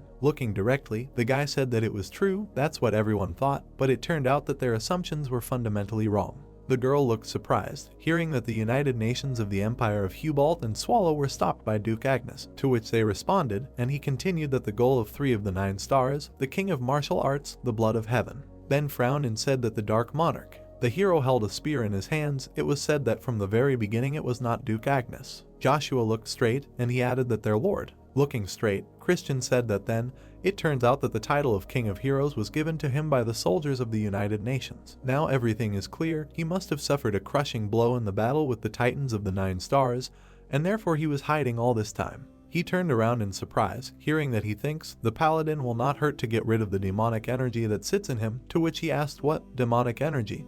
Does he at least know what he had to go through? Ruja said that of course he knows. 3 years ago Joshua has already surpassed the human essence and has become much stronger. Even clashed in battle with the strongest of this world, he will not be defeated. The protagonist walked straight, and he added that he would rather turn them into ashes and scatter them to the wind. Thus the disappearance of an important figure in the person of Joshua gave rise to many rumors. Looking at the spear, Icarus asked what was the reason for his disappearance, to which he replied that the matter was. She asked again in surprise, hearing that he had ended up in the demonic realm, and Ben clarified that why would he hide there for 3 whole years. Pink rays appeared. It was said that 3 years in the middle world are like a century in the demonic realm. Time flows differently there. The girl asked in surprise what they wanted to say that their master had not yet returned to them because he was stuck in the demonic realm.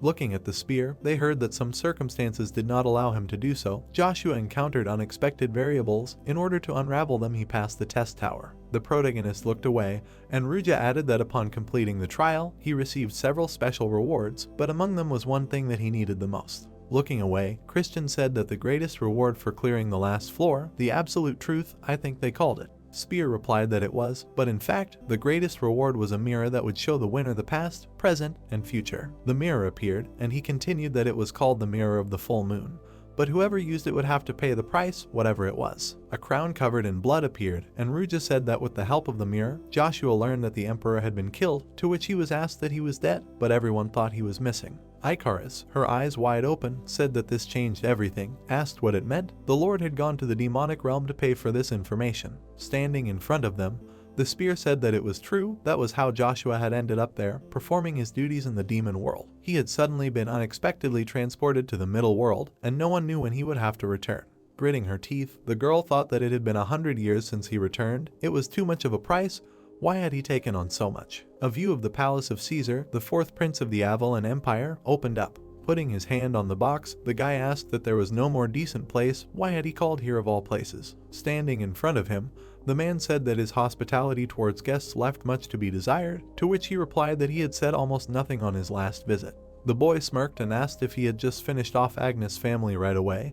He wouldn't have had to come here, right? He said he should get rid of them right away. Frowning, John asked since when he had been giving him orders. The man lowered his head, hearing that he had already forgotten the order to join forces with the 1st prince. Looking straight ahead, he heard that it was Heimdall's will. He dare not oppose it, to which he replied that fine, he would get rid of the Duke's family as soon as possible. Looking away, the man wondered who the hell this Heimdall was, that even the god of war shudders at the mention of his name. Looking away, the prince turned to the Duke, to which he replied that yes, he was listening to him. Caesar asked if he would be willing to take part in the bloody battle of the Birchers at the emperor's funeral, to which he replied that if he agreed, the people could. The prince smirked and said that he was not asking to participate on his behalf. You see, if he did not trust him, then he himself did not deserve his trust. The man frowned. Images of knights appeared, and he added that he only hoped that this battle would be a great chance to get rid of those who still pose a threat to the imperial family. Clenching his fist, the man asked that he was asking for forgiveness, But was it really necessary to eliminate His Majesty's knights? Said that as soon as he gained power, they would immediately become his. Looking straight ahead, the prince heard that, in addition, rumors of Captain Joshua's death were already spreading throughout the continent.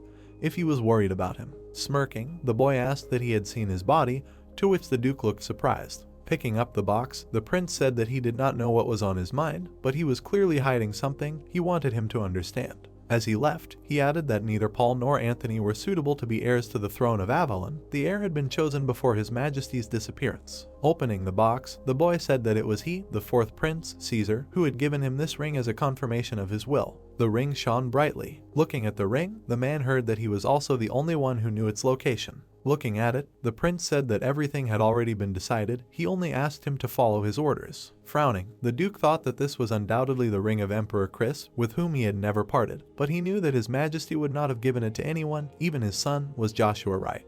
The Tremblin estate appeared. Someone asked who he was. He thought he would remain unnoticed. Let him show himself quickly, otherwise. Walking straight, the man said that he should forgive him for such a sudden visit, to which the Duke asked what he was. The hero smirked, hearing his name, and said that it was impolite of him, but they should listen to him. It was in their interests. Standing in front of the man, the protagonist said that while he would pretend to help Caesar, let him find out one thing. In return, he would share any information with him. Harry grabbed his weapon and said that he should shut his mouth.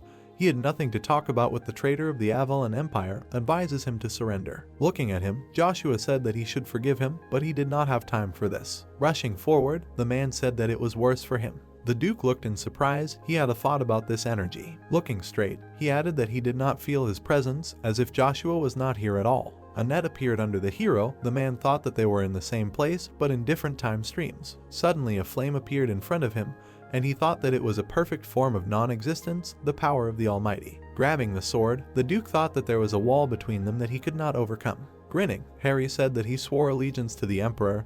He would not receive anything. Let him go. Looking at him, the protagonist said that then let him give him advice. Caesar has a patron that even Emperor Chris did not know about. His name is Heimdall. If he has suspicions, let them try to find out who is hiding behind this name. The man frowned. Smirking, Caesar said that he only asks them to follow his orders. Asked what is clear. Clenching his fist, the man said that he will honestly follow his orders. He will prove his loyalty to the imperial family. Standing in front of the prince, the man thought that he will find out the truth. He promises. Looking straight ahead, Icarus thought that the puzzle is gradually coming together, and they will find out what really happened to Joshua, but the more details are revealed to them, the angrier she gets. Appearing in the room, she added that couldn't he at least rely on them a little, and the man asked who they were. They weren't in the magic tower. How did they activate the gate? Looking to the side, the girl heard that he had caused a fuss. He would think they had destroyed one insignificant spell. Well, he had fulfilled his part of the deal. Now let him not forget about his. Turning her head, Icarus said that she remembered. Later she would definitely repay him. Walking straight, she added that they would go ahead, do what they came here for, to which she was answered that yes, for the cause. The estate of Duke Agnes, the Avalon Empire, appeared. Chiffon shouted furiously to close ranks, hold the line. Cillian rushed forward and shouted. He struck the knights. Blue particles flew around the spirit. Cillian ran forward rapidly. The boy swung his sword and shouted that it was enough. Suddenly he struck. The spirit appeared behind the boy. Suddenly Chiffon fell to the ground and shouted. Gritting his teeth, he said that he was a monster. Walking straight, the girl said that she had not heard this nickname for a long time. In his youth he was called that every now and then. Molly grinned and said that however, now in the Swallow Empire there are people scarier than him. Gritting his teeth, the boy said that Molly could not be. They said that she went missing with the Baron, and it turns out that she is in cahoots with the god of war. Smiling, the girl said that it so happened that she needed to hide her identity. She knows it is even a little offensive to destroy the place where she lived for so many years. Standing behind her, the man said that enough empty talk, to which she replied that she apologizes. She made a mistake again. The boy's eyes widened in surprise, wondering if Molly was really John's daughter. Father. Looking straight at him, John said that he'd better answer what was wrong with the princess. Looking at him, the girl said that she shouldn't worry. She had hired an expert in her field, to which he replied that it was no wonder she had agreed, knowing that it wasn't murder, but a regular kidnapping, and she added that yes, and she had done it immediately. The girl looked away. It was said that for the queen of murderers, the most important thing is a decent payment, so Lucia was in good hands. Walking forward, Molly asked that her services were certainly not cheap, but it was worth it, right? She said that here they had one of the best ducal estates in the empire. She held out her hand forward, and the boy wheezed. Gritting his teeth, he thought that he could not breathe. Molly smiled and said that they would rob him and cover all expenses. They were surprised to hear that they were attacking. Rushing forward, the boy shouted that they would punish the invaders. Frowning, the boy said that he, Babylon, the head of the family of the great house of Duke Agnes, would destroy each of them. Grinning, John said that he had arrived later than he thought, to which the girl said that they should leave it to her. At the same time, in the secret residence of the Black Wind, Miranda looked at the piece of paper. Kneeling, the boy said that her task was simple, to kidnap the princess and deliver her to the right place. Looking away, he added that due to the unstable situation in Avalon, there were many guards here, knights at the main entrance. Grinning the paper, Miranda said no. Throwing away the paper, she added that her mission was not to kidnap, but to free Lady Lucia. Looking away, she said that her client was the King of Heroes. Looking at her, the guy said that she was a scoundrel, asked how she dared to betray them, burn her in. Suddenly the girl rushed forward. Putting his hand into the portal, the guy shouted that they were retreating. They must immediately report to the Dark Monarch about the betrayal of the Killer Queen. The guys jumped into the portals. Stretching her hand forward, Miranda asked what they thought they could escape from her. Suddenly she waved her weapon. 2 purple beams appeared in front. The girl sighed heavily. Sitting at the table, Lucia thought about how much time had passed. Suddenly the guys rushed towards her, and she asked who they were. The people struck. Someone said that he did not care about a pathetic knight like him. Looking straight ahead, Greg said that he came for Lucia. The girl looked in surprise, hearing that she was coming with them. She opened her eyes in fear. She stood up abruptly, hearing that this surge of energy came from the Queen of Killers. Let them find her now, everyone to their positions, high alert. Looking away, Lucia thought that she hoped Joshua was okay. Blood flew out of the portal. The guys fell to the ground. Holding his neck, the guy said that the Dark Monarch would come for her. There was no point in running, he would still find her. Looking away, the elf said that she would never become someone's prey, unlike them. The houses were covered in flames. It was heard that the building was collapsing. From the road, quickly, help, someone asking for help. Suddenly there was a devastating explosion. The guy fell to the ground and wheezed. Someone in front of him said that he should surrender. Walking straight, Molly said that he should look back and accept reality. Today they will put an end to the history of the Agnes family. The boy shouted furiously that it was nothing like that.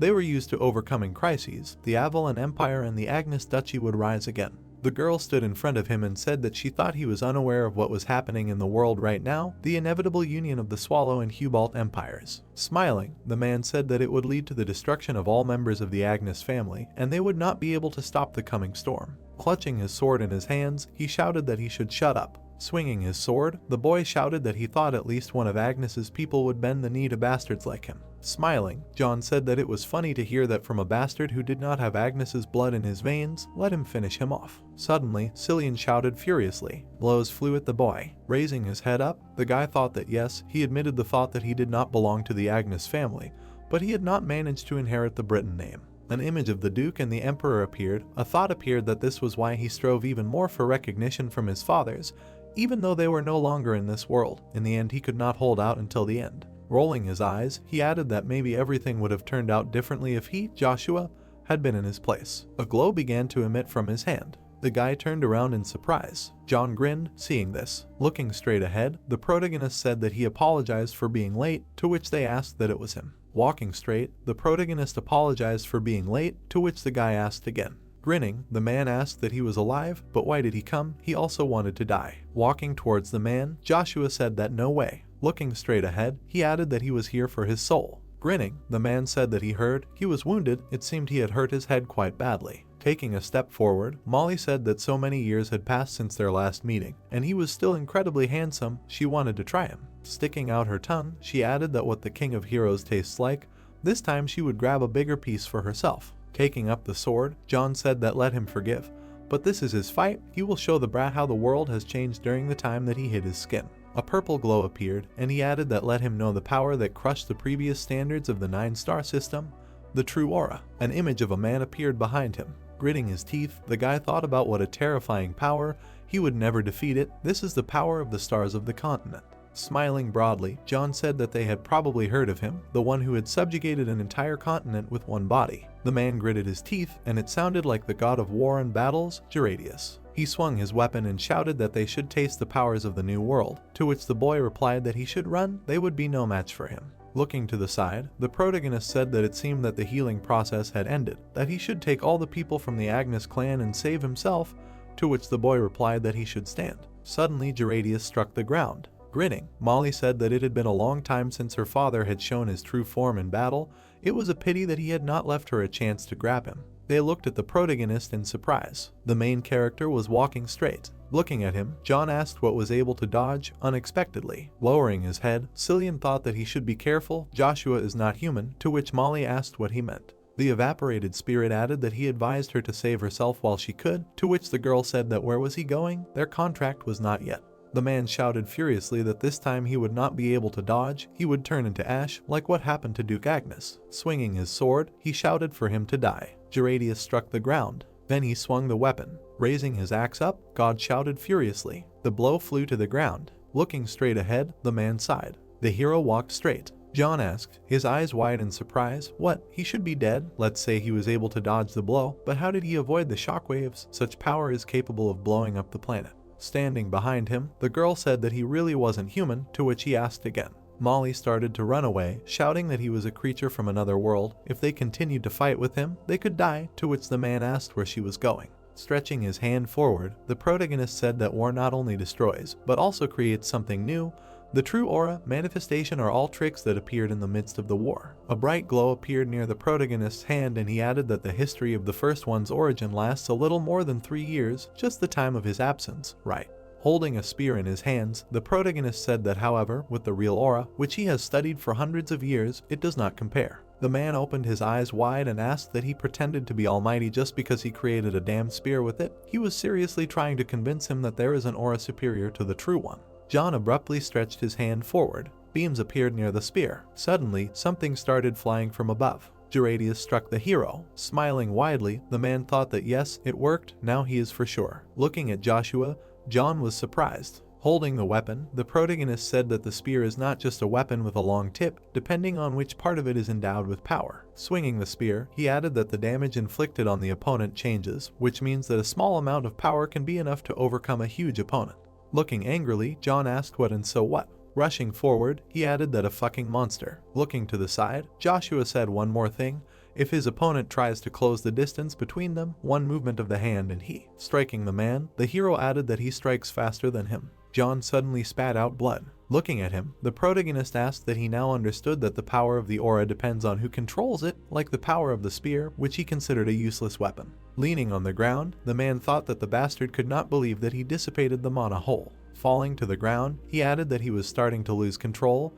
Was he really finished? Looking at him, the protagonist said that by using someone else's power, he tried to regain the throne that he lost to Lucifer, but in the end he failed to cheat fate. The emperor, who died ingloriously in a foreign land, people will quickly forget about him. The man gritted his teeth, hearing his name. Kneeling, John said that no, he will forever remain in their memory as the god of war, who did not know defeat. The guy who has nothing to brag about for the past 3 years except gossip cannot compare with him. Looking down, Joshua said that even if a hero failed once, they would still leave a mark in history for their countless exploits, while someone who borrowed the powers of evil to ascend to the throne would hardly be remembered. An image of a man appeared, and he added that even now, the people of Swallow respected Lucifer more. The boy smirked. It was said that than the true members of the Swallow family. Grabbing his weapon, John shouted that he was too cocky for someone who had only defeated him once. Rising up, the man added that the forces of evil, he said, had no idea what he was dealing with and would soon beg him to share that power with him. Frowning, the protagonist asked what he meant by Heimdall. Why did he think he knew about him? Smirking, the man asked that apparently he had a vague idea,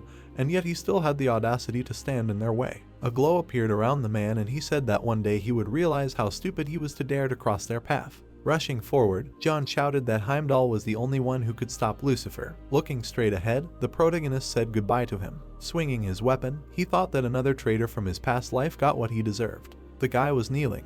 The man looked out from behind the tree. He was watching the people. The man's head was cut off. He fell to the ground. Looking away, the protagonist thought that he finally felt that his revenge was coming to an end. Even Gal, the captain of the Imperial Knightly Order. The hero stood in front of the corpse and added that he died by his hand. The girl was lying on the ground. A thought arose that his beloved had gone crazy from shock and died too. The man clenched his teeth, and Joshua thought that Ford, the mage who was part of the Imperial family and became immortal, would serve him for eternity. A portrait of a man appeared. The thought appeared that the soul of the dark magician Hines was so disfigured that even the gates of hell were close to him. The mask lay on the ground. Walking straight, the protagonist thought that there was only one person left. He would come for him soon. The guy was sitting on the throne, and he added that Caesar, it was heard that he thanked everyone who came to the meeting.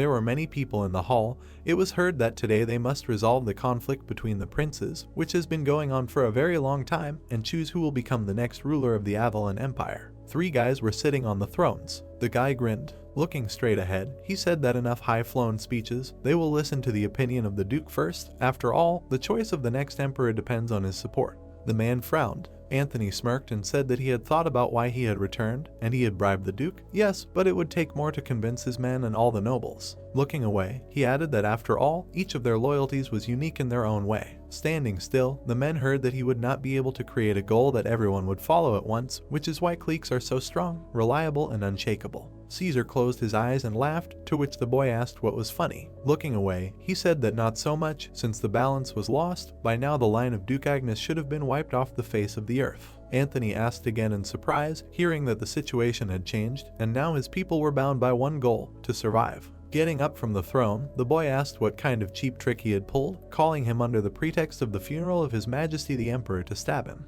The knight ran into the hall and shouted that there was urgent news, to which he asked what else. Gritting his teeth, the boy asked what the hell he had done to the Agnes family. Smirking, Caesar asked what finally got through, said that his world was no longer what it used to be. Looking straight ahead, Paul said that he was asking for a detailed explanation of what was going on. Behind the knight, someone said that they had made it clear that they had come to deliver a message from their lord Joshua. Walking straight ahead, Icarus said that he would be waiting for them in a week at the bloody battle of the Birchers, so they should be kind enough to postpone the process of electing an emperor until that day. Paul frowned, looking at them. Caesar gritted his teeth. Sitting in front of them, the boy said that he was sure that Joshua was in no position to make demands on them. Besides, there was a rumor that he had contacted the enemy of people with dark magic. Looking straight ahead, he added that they would be held accountable as accomplices for this, but he would consider his past achievements and pretend that this conversation never happened. Let him tell him. Standing still, Icarus heard that he was not to interfere in Avalon's affairs anymore. Gritting his teeth, Christian said that they had worked so hard to get here,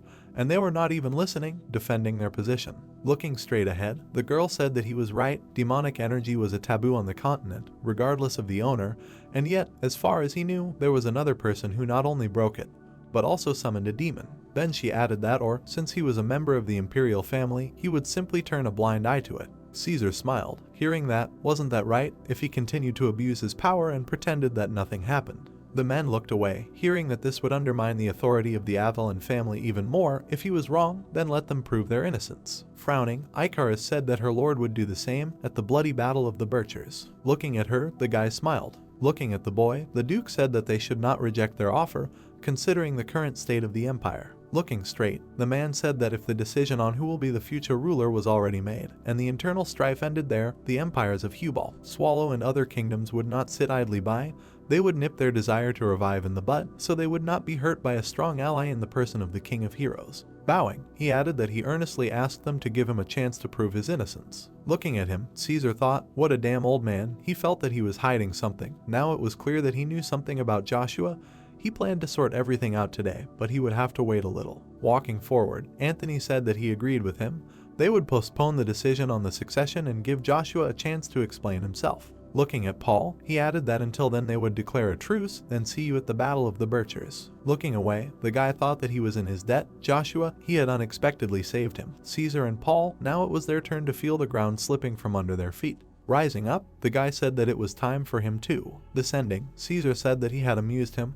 It was curious what kind of deal he had made with Joshua. Passing the Duke, he added that he should just not forget who owned His Majesty's ring. Grinning, the guy said that he confirmed that only he was the legitimate heir to the throne. The Duke frowned and thought that, on the contrary, he made people doubt him even more. The palace appeared. It was said that he had sworn allegiance to the emperor. He would not receive anything. Let him go. Standing in front of the man, the protagonist said that then let him give him advice. Caesar has a patron that even Emperor Chris did not know about. Looking straight ahead, the protagonist added that his name is Heimdall, and he knows the emperor's last whereabouts. Harry opened his eyes in surprise and asked what did this man harm His Majesty. The hero looked away. Turning around, he said that he had to go, to which the Duke asked him to stop. Looking straight ahead, the man said that this was not enough for him to help him. He had no reason to trust him. Putting his hand under his jacket, Joshua said that then he would show him something. Caesar would probably have the same one. Holding the ring in his hands, he added that but this is a fake. Here is the real ring with the imperial seal. Opening his eyes in surprise, the Duke asked where he got it from. Looking at him, the protagonist said that he would visit him again to let him know when he and his comrades were reunited, and until then. The hero added that if he had any suspicions, he should try to find out who was hiding behind the name Heimdall. Looking to the side, the man thought that he had not managed to find out anything, but knowing the true owner of the Imperial Seal, Caesar walked straight, and he added that he would not hesitate when directing the blade. The secret estate of the Black Wind appeared. Ruins appeared. The question arose, what kind of place was this? The man was holding a mask in his hands. Looking at the man, Kyan said to take a look. There were traces of a brutal fight everywhere. Such masks are worn by members of the Black Wind, right? The guy frowned and said that he heard that they disappeared along with Emperor Chris. What could they need in this estate? The man came up and said he thought they had locked someone in there to keep them under surveillance, to which Morgan asked how he had ended up there. Joe closed his eyes and asked why they weren't in the Imperial Palace, wandering around like stray dogs who had lost their master, rather recklessly. The guy was surprised to hear that they were either looking for someone to latch onto, to which he replied that they had discovered the place while patrolling and had come in to have a look around, that's all. Looking at the man, Morgan said that they were now trying to figure out what had turned it into ruins, to which the Marquis replied that they shouldn't get him wrong. He grinned and said that he had felt the energy of a powerful killer, but when he arrived, the house was already in that state. The man opened his eyes in surprise and said that he had been trying to find traces of an escape, but looking to the side, he said that this energy, really, the man suddenly disappeared, and they asked what was wrong. Where did he go? Looking away, the guy said, damn, call all the soldiers, now we'll have to track down the Marquis too, to which Kyan asked what but how. It was as if he had evaporated into thin air, and he clarified that he thought he had time to listen to his whining. The man was surprised to hear that here. Turning around, he said that they should wait. Someone was calling them. He knew that voice. What was he talking about? Rushing forward, Matthew said that they should just follow him, to which he was told to stop. The blue sky appeared. Running straight, Morgan asked what and how much longer they had to run, to which the man replied no, not much longer. Looking straight ahead, he exclaimed in surprise. Looking at the man, Matthew asked that the Death Knight, was he calling them? Looking at him, Dexter said that Mr. Joshua would be here soon, asked that they were ready to go with them. The guys opened their eyes in surprise and said that the captain had returned. The man took up the scissors. The girl was lying on the bed. The elf looked away in surprise. She went outside. Standing in front of her, the protagonist said that in this life he was also in her debt, to which she replied that she greeted her great brother. Grinning, Joshua asked that she had not received his message. He thought she knew that he was no longer a dragon. Let him forgive him for not telling her earlier. Standing in front of him, Miranda said that everything was fine. After all, he had helped her out too, to which he asked what do you mean? Bowing, the elf said that he had saved the elves. Thank him. Smiling widely, the protagonist said that so that's what she meant. No, to tell the truth, he should thank her. The woman lay unconscious, and he added that for saving his mother. The Colosseum of Arcadia, a few days later. Grinning, the guy said that he was glad to see them. The bloody battle of the Birchers, for which they had all gathered here, would soon begin. Raising his hand up, he said that but first they would express their gratitude to the princes for making the competition available to the general public. Many thanks to His Highness. The guy waved his hand. It was heard that they should greet Prince Paul. The guy raised his hand up. It was said that His Highness Prince Anthony, long life to the future emperor. Looking straight ahead, Ray said that how His Majesty's funeral turned into this celebration. Looking to the side, the guy said that the people were simply happy about the end of a tense internal conflict. They made the competition open only in order to influence the mood in society. He smirked and asked who was participating in the first duel, to which the man replied that they had given that right to traitors. Looking straight ahead, Paul asked what he was talking about Caesar and Joshua. The man extended his hand and said that yes, since the bloody battle of the Birchers was being aimed at a wide audience for the first time. His enormous interest and passion played a special role. He thought that now was the time to give the people what they wanted most. Ray frowned and said that he was sure that both Joshua and His Highness Prince Caesar wanted to prove their innocence, so they would approach the fight in good faith in order to gain the approval of the public. Looking down, the boy said that he had been called a hero and a king in many ways, but no one had ever had the chance to personally assess his abilities. Perhaps this was his chance to demonstrate them in all their glory, but weren't they being too generous in giving him this chance? The man held out his hand and said that well, Joshua had every chance of becoming a star in the arena, but he would need to prove that he did not possess demonic energy and clear up the misunderstanding. He smirked and added that if he failed, the arena would be the site of his public execution. Paul looked away and said that they would hope so. The main question was who would be his opponent. Since he was called the King of Heroes, there would be few people willing to challenge him. Ray looked straight at him and said that they were following the ancient traditions, so the first opponent would be Robert, the current commander of the Imperial Knights, and the second. The boy thought about it when he heard that Marquis Joe. Taking a step forward, the Duke said that if they were defeated, he would join the fight himself. The man frowned when he heard that he wanted to personally participate. The boy raised his head when he heard that they were also starting a bloody battle of Birchers. Christian looked at him in surprise and asked that the King of Heroes would definitely come.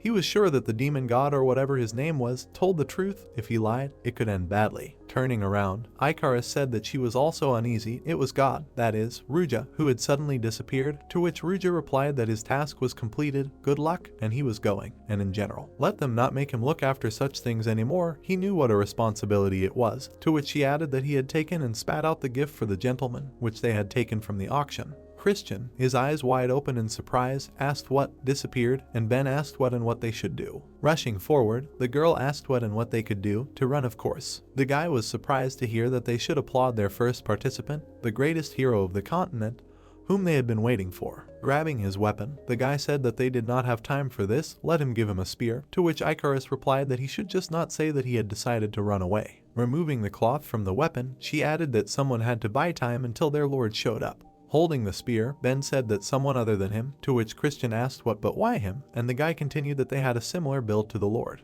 Raising his hands up, the guy said that he had no idea how to use the spear, how he should portray the King of Heroes. Grabbing the weapon, he asked that this was the work of a craftsman, judging by how the master's weapon reacted.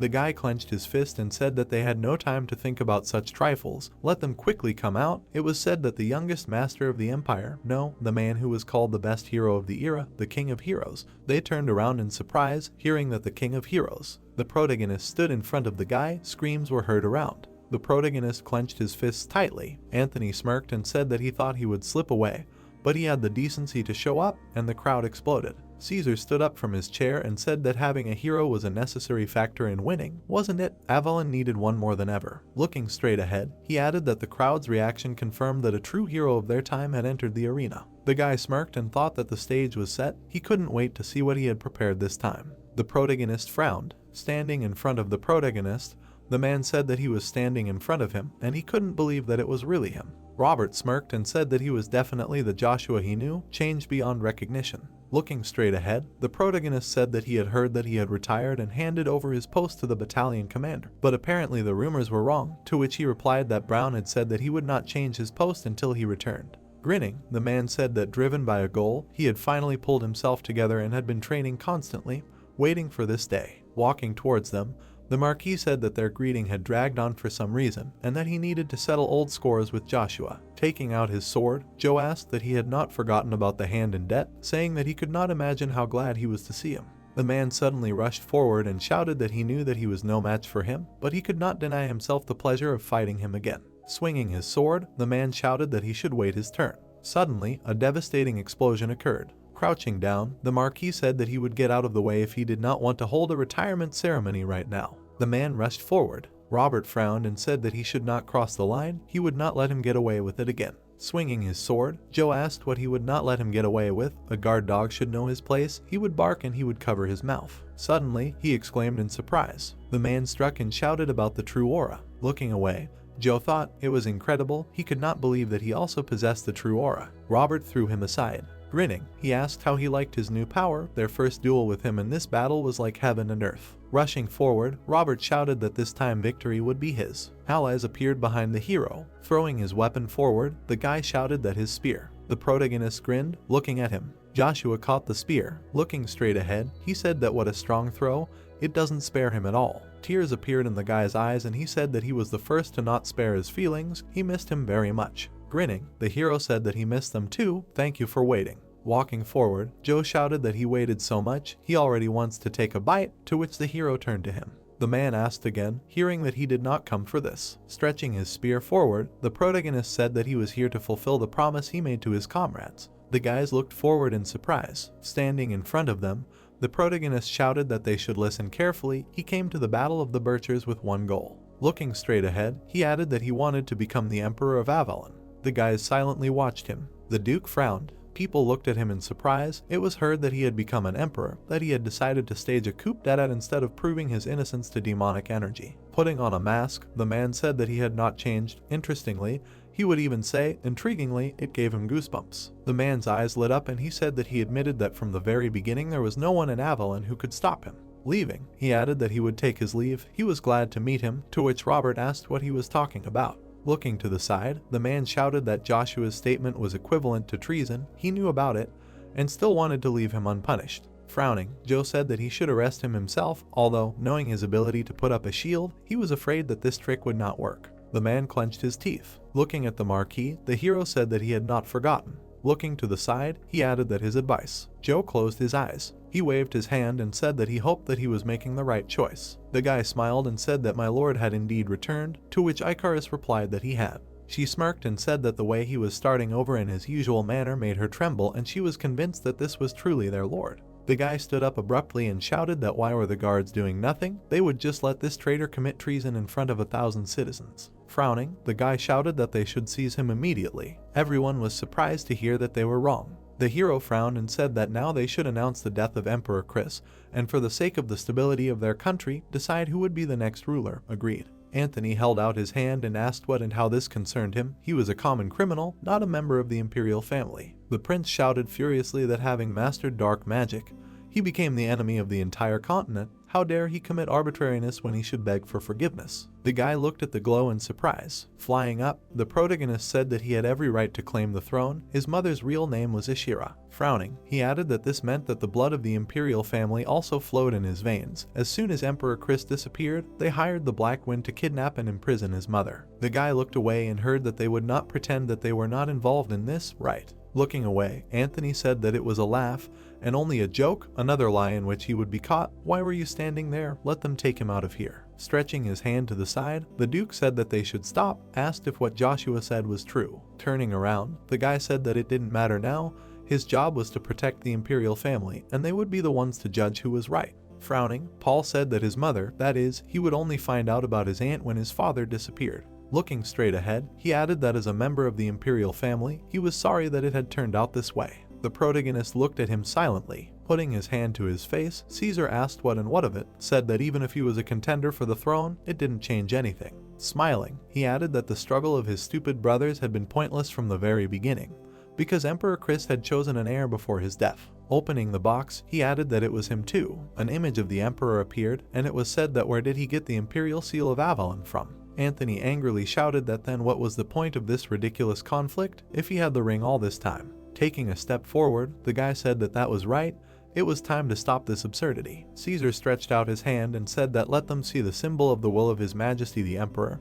He gave him his seal, which means he has the right to inherit the throne. The boys looked surprised when they heard that he was now the ruler of Avalon and the father of the empire. Let them bless the new emperor. Rejoice, the war between the princes is over. People started talking that His Majesty was dead and now Prince Caesar was their new emperor. One way or another the internal conflict was over, right? Clenching his fist, the man shouted that the civil war had finally come to an end. Long live the emperor, long live the new son of Avalon.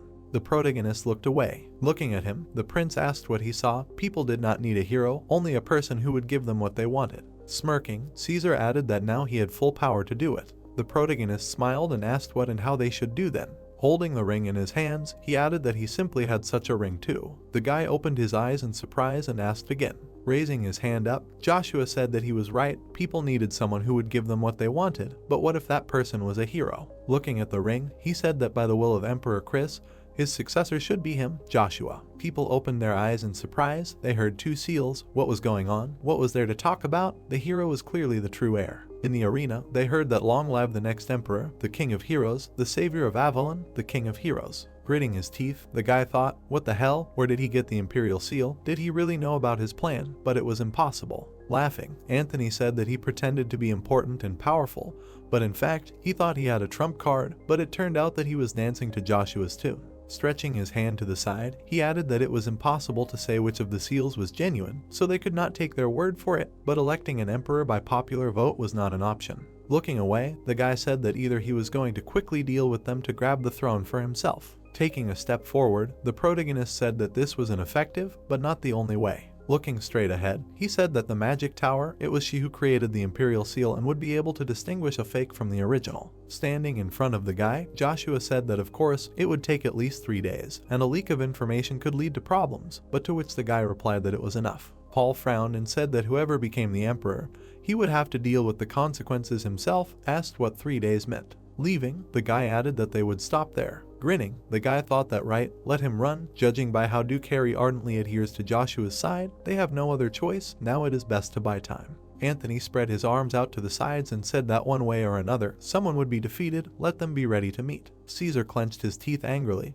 hearing that or, if he wanted, could disappear again, like 3 years ago. Looking at the protagonist, Caesar wondered if he had received this ring from Heimdall.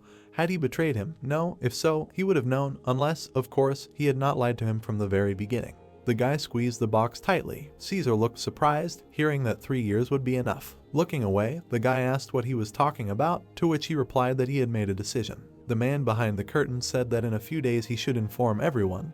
Let him order the destruction of Agnes's house, to which the guy objected. Looking away, the man said that leaving it untouched would only feed his own greed. They needed to weaken the prince anyway, and to do that, they needed to deal with his allies. The girl presented the ring. It was said that the duchy was much more important to the nobility than it seemed, so his fall would greatly shake them. And then he would take advantage of the situation to gain the trust of the first prince, and then put a bold point. The ring shone brightly. The prince said that it was the same. The prince opened his eyes in surprise and asked what the imperial seal of Avalon was. Where did they get it from? Looking away, he heard that if the old owner is dead, his killer becomes the new one, so, to which he replied that yes. Looking away, the man said that he killed Emperor Chris. The people exclaimed joyfully. Lightning appeared between the guys. They fought among themselves. Looking at them, the boy said that despite the fact that the question of succession to the throne remained open, the bloody battle of the Birchers still continues. Looking at him, the Duke said that the princes came to an agreement, and if nothing interfered, the Knights' tournament will take place as planned, to which he asked again. Harry turned his head and said that at first they were going to choose the next emperor based on the results of the tournament. Since the fourth Prince Caesar, who took Paul's side, was excluded from the contenders, the battle for the title began between Paul and Anthony. The hero smirked, hearing that however, he and the fourth prince unexpectedly joined them. Smirking, Ben said that then they should also take part in the battle, to which the Duke asked what he thought. They would allow it, said that he, like his lord, did not have the right to participate. Joshua lost it when he lost the title of Count and Captain of the Knightly Order, being accused of treason. Putting her hand to her face, Icarus said that it would be nice to return their status before the end of the Battle of the Birchers, to which the protagonist replied that it was a good idea. Looking down, Harry said that, however, first he wanted to hear an explanation from them. Let him tell him about the death of Emperor Chris and how he obtained the second seal. Frowning, Ben asked what hinted that the gentleman had killed His Majesty and stolen the imperial ring, to which the Duke replied that he could not exclude such a possibility. Standing in front of the man, the protagonist said that fine, he would tell him about Chris's death. Grinning, he added that he would also tell him about the events of 3 years ago. Entering the room, the man turned to the hero, to which the Duke asked what brought him here. Ray grinned and said that he was here to escort Lord Joshua by order of the Emperor, asking him to follow him. Frowning, Ben asked what order of which emperor could they talk about without the current ruler. He left the Colosseum so suddenly and calmly. The guy angrily asked what, and now he was inviting Joshua to talk, and Paul said that he was their blood brother. He had every right to communicate with them. Frowning, the guy asked what was crawling out of nowhere, declaring that he belonged to their family. And who was he? Said that as long as the representatives of the nobility listened to them, there was a chance to expel Joshua from Avalon. Looking away, Paul asked what and what would this change? Let him be called a genius and the king of heroes. Turning his attention to the side, the prince said that he was still very young. If they were not able to cope with a young guy, neither he nor he would be able to cope with the position of emperor. Frowning, the guy sighed. He shouted furiously that he did not accept his arguments. Let him tell him honestly why he could not get rid of Joshua. Looking down, Paul said that according to the information he received, the situation left much to be desired. Standing in front of Anthony, he said that Hubalt took over Urheim, formerly known as Reinhard. Now Swallow was gathering troops at the border of Avalon. Looking straight ahead, the prince said that their forces numbered 200,000 people, and they were commanded by the bloody monarch Lucifer. Their worst fears were confirmed. The guy gritted his teeth, hearing that he did not want to lose the country, being left alone with the king. Entering the hall, the protagonist asked why they called him. Frowning, he added that he was to stop the bloody monarch. The hero was surprised to hear that yes. Bowing, the guy said for the good of the empire,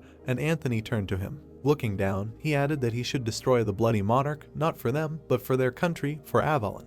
Joshua smirked when he heard this. Looking at the prince, he said that the older brother was wiser than the younger. Would he really stand by and watch his brother ask him for a favor? To which he replied that how dare he. Closing his eyes, the boy shouted that if Avalon fell, they would also end. Clenching his fist, the prince said that he did. Lowering his head, he said that he too relied on him, to which the protagonist replied that he had not heard. Putting his hand to his ear, the hero said that the noise of the stands must be drowning out his voice. Biting his lip, the prince thought that he was a vile bastard. Leaning over, the prince said that he asked him to stop the bloody monarch. Joshua smirked and said that fine, he would go to the border and do it, but he had a condition. The boy raised his eyebrows and asked what, he even bowed to him, what else did he want, and Paul said that they would do everything in their power. Looking at them, Joshua said that before leaving, he wanted to inspect the chambers of Emperor Chris, and if he managed to defeat Lucifer, he would make an official statement.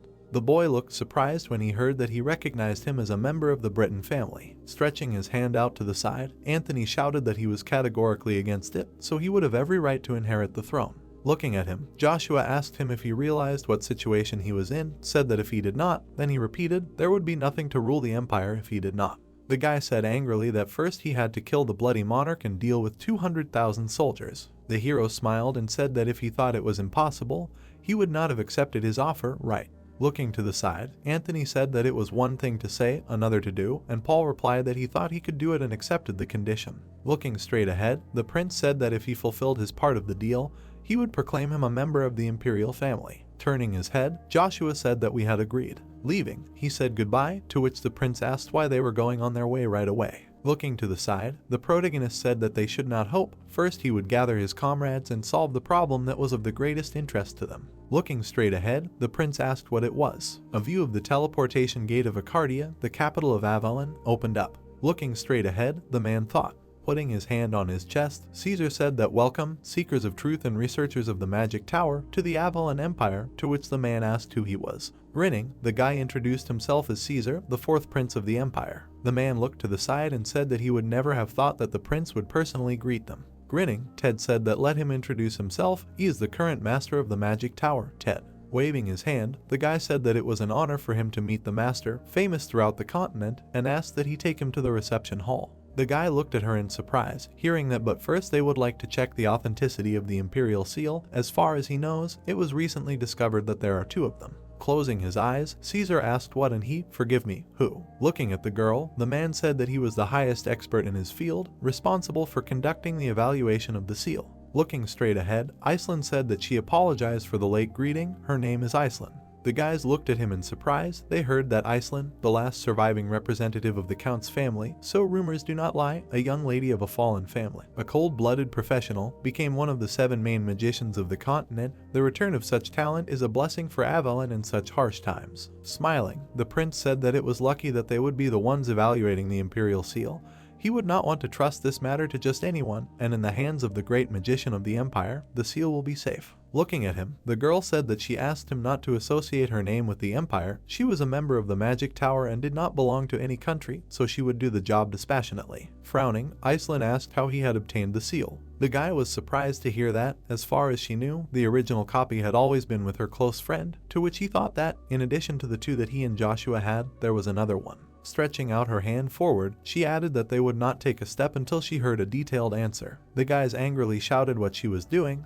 What impudence! Let the knights immediately save his highness, quickly remove the spell. Stretching out his hand, the man said that the 4th prince had done them such an honor, asked what the point of this rudeness, let him stop. Looking at them, the prince said that they were the ones who were suspicious here, hiding behind honesty, objectivity, and dispassion. Frowning, he added that they claimed that the seal that only the emperor had access to was in his friend's possession.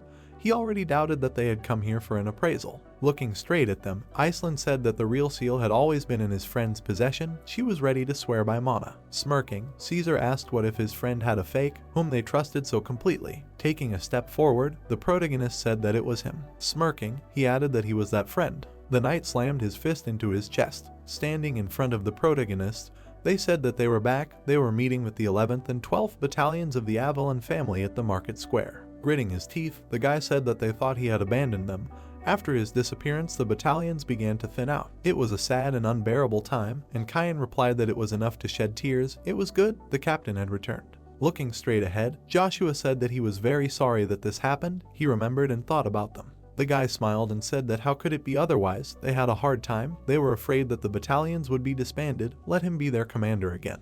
Looking to the side, Ted said that he doubted that the rank of captain of the knightly order would be enough for him, because as soon as he returned from the war, he would have the right to claim the throne, of course, if he did not run to fight alone against an entire army and did not disappear again for several years. Grinning, the hero replied that this would not happen again. Now that the empires had different goals, it would be much easier to deal with them separately. Looking at him, the boy asked what, they will send troops to different points, to which Icarus answered that it is quite possible. Looking directly, she said that while the Swallow Empire goes in the direction of Avalon, Hubalt will deal with the allied forces. People were sitting at a round table. It was said that although under the leadership of the king, the coalition is still holding, if the weakly united allied forces are ambushed, they will collapse like dominoes. Folding his hands, the man said that at least with the god of flame they have a better chance of winning, to which he asked what the god of flame, and he added that he probably does not know. The man looked to the side. It was heard that he was previously known as a knight of eminence, Travis, the last king of Tran. Looking at him, the protagonist replied that he thought he had sunk into oblivion along with his kingdom, to which Ted replied that he too thought he was dead. In any case, if the allied forces lured him over to their side, it would be a great help to them. Looking away, Icarus said that then they should not waste time. Who knows when Hubalt or Swallow will strike first. Bowing, she added that well, he apologizes, he will leave them, he needs to visit Lucas's trading company. Grinning, the protagonist asked what Charlie meant, said that he saw that she had not wasted time in his absence, he was counting on her. The guy was surprised to hear that he had a task for him. Let him go to the border, to which Ben asked what, they were abandoning him again. Standing next to the hero, the man said that it would be better for them to go together. The issue with the seal would be resolved by Iceland, to which he replied that it was not about the seal. Looking straight ahead, the protagonist said that he still had unfinished business. Waving his hand, the man shouted that he was a bastard. Joshua said that he was that very friend, offering to sit down and quietly wait until the seal was checked. Waving his hand, Caesar shouted that, sit down and wait, impudent bastard, how dare he insult him. Looking down, he thought that Heimdall, why him? Walking towards him, the guy said that he looked angry, heard that he had a meeting with the magic tower, apparently unsuccessfully, to which he replied that let him forgive him now, there is no time, could he leave? Grinning, Anthony said that he should not be so rude. He came with an offer, to which he asked what and how. Smirking, Caesar said that he knew that war was inevitable. Joshua would head to the border to crush the enemy, however, if he failed. The guy stood in front of the burning house. It was said that they would be deprived of the future. The protagonist raised his spear up. It was heard that at the same time, as soon as he returned with victory, Paul would proclaim him the crown prince, and then no one would be able to stop him. Standing by the window, the guy said that one way or another they would face a significant risk, to which he asked what he was getting at. Turning around, the guy heard that he had it, right, the only ancient magic book of the Eighth Circle, Ford's legacy, if he gave it to him, to which he replied that he would lend him his power. Frowning, the guy asked how he knew about it. Holding out his hand, the prince said that he thought he was incapable of anything, he had bad connections. A magician had told him that a magic book of the Eighth Circle and above was a treasure for which they were ready to sell both family and soul. Anthony smiled and said that he would use it to lure the current master of the tower to their side, and then it would not matter whether his seal was genuine or not. Looking straight at him, Caesar asked why he did not trust him so much. Okay, if this book could be used, he would have done it long ago, but since he claimed that he could. Looking away, he added that he would show it to him. The doors opened slightly. A question was heard that he would, of course, keep his promise, but he did not think that there were more important things to do now. The protagonist entered the emperor's chambers. It was said that they should not worry. He had already sent reliable subordinates to the border, and now he needed answers to questions. The Duke, opening his eyes in surprise, asked what answers he was talking about, to which the hero replied that yes, about the emperor's location, to which Paul asked that he knew where his father was. Looking away, Joshua said that he understood that it was hard to believe, but having reached the last stage of the test tower, he received a reward 3 years ago. Thanks to it, he managed to reveal some details of the emperor's location. A glow appeared near him and he added that they pointed to his chambers, to which the prince replied that it could not be. They first looked through every corner of the room and found nothing. Looking at the rune, the protagonist said that they would soon understand why. In the testing tower he managed not only to look into the past, he also got a reward. The stone emitted a glow, and he added that the primordial stone, Gaia, also known as the memory stone, it allows you to open the veil of memories of the entire planet. Stretching his hand forward, Harry said to look, and Paul said that this is his father. Chris looked straight. Standing in front of them, he asked who they were. Grinning, the prince said that it was him. His eldest son asked that he did not recognize him. Looking to the side, the Duke said that he was sorry to say this, but His Majesty was not addressing them, to which he asked again, and he added that he should look there. A portal suddenly appeared near them. Smiling, the Emperor asked what this was subspace. A sword appeared near his hand and he asked that they did not know that he owned the sword of the mind. Suddenly, a bright red beam appeared. The man was standing with a sword in his hands. A purple beam flew. The Duke, with his eyes wide open, asked that His Majesty's sword did not leave a scratch. But how, unless he encountered a high-ranking demon? But in the entire continent, only one person has achieved such skill. No. Looking to the side, the emperor heard that his skills were quite rusty. Looking straight ahead, the man said that it seemed that he was too accustomed to calmness. Smiling, Chris said that so this is what it all led to. The Duke and the Prince looked surprised. Agnes frowned and asked that did not he foresee such an outcome. The man looked surprised and asked that where did Duke Agnes come from, and with him the Dark Monarch. He thought the Dark Monarch, the blood of heaven and the king of martial arts, killed him 3 years ago on the plain of Kraden. Looking straight ahead, the protagonist said that it was a trick of Duke Agnes, to which Harry asked what a trick, but how did he do it all, to which he replied that he believed he made a deal. The man frowned. The guy smiled. It was said that with the Dark equals X bloody monarch and the king of martial arts, the terms of the deal are known to him. The Duke looked straight ahead. He extended his sword forward. It was heard that, however, they made it so that almost all the warriors of Avalon gathered on the plain of Kraden around the same time he, Duke Harry, left the empire to invade another country. The man lowered his eyebrows. It was said that then Duke Agnes took advantage of the weakening of the imperial defense to attack Emperor Chris. The emperor smiled, and the hero said that in the end he was left a fool. Standing before the Duke, Chris asked if this was all for the sake of revenge for his mother, to which he replied that such a trivial word was not enough to describe what was happening. Agnes raised his sword and shouted that he was never meant to live under the same sky as the Britton family from the start. Bright rays appeared around them. Looking straight ahead with a fierce expression, the man asked that he knew this too, didn't he? Said that the march during which the troops turned around to strike at the heart of their own nation and eventually founded an empire. The man extended his hand forward, and it was heard that the first emperor of the lineage was retreating. Smiling, Chris asked that he had come all this way to remember a meaningless story. A glow emanated from the men. Extending his hand forward, the man used the shackles of darkness. Looking to the side, the emperor thought that he could not move his legs. Swinging his sword, the Duke shouted that he was also the last ruler of Asgard, whose life was taken by the first emperor. Frowning, he added that he was the ancestor of the Agnes family. A statue of a man appeared. The man swung his sword sharply. The shock wave rushed forward. Looking up, Harry said that the aura of Duke Agnes's sword covered the sky. Incredible. Could this really be the true power of the Black God? Frowning, he thought that, however, His Majesty had already fully mastered the mastery of the Blade of the Sun, while the Duke managed to surpass him. The man parried the blow. It was heard that he wanted to say that history repeats itself, and the fate of his ancestor will overtake him. It is hard to believe. A bright light appeared around the Emperor. It was said that these were things of the past. Looking straight ahead, the man heard that everyone had already forgotten what happened to his mother,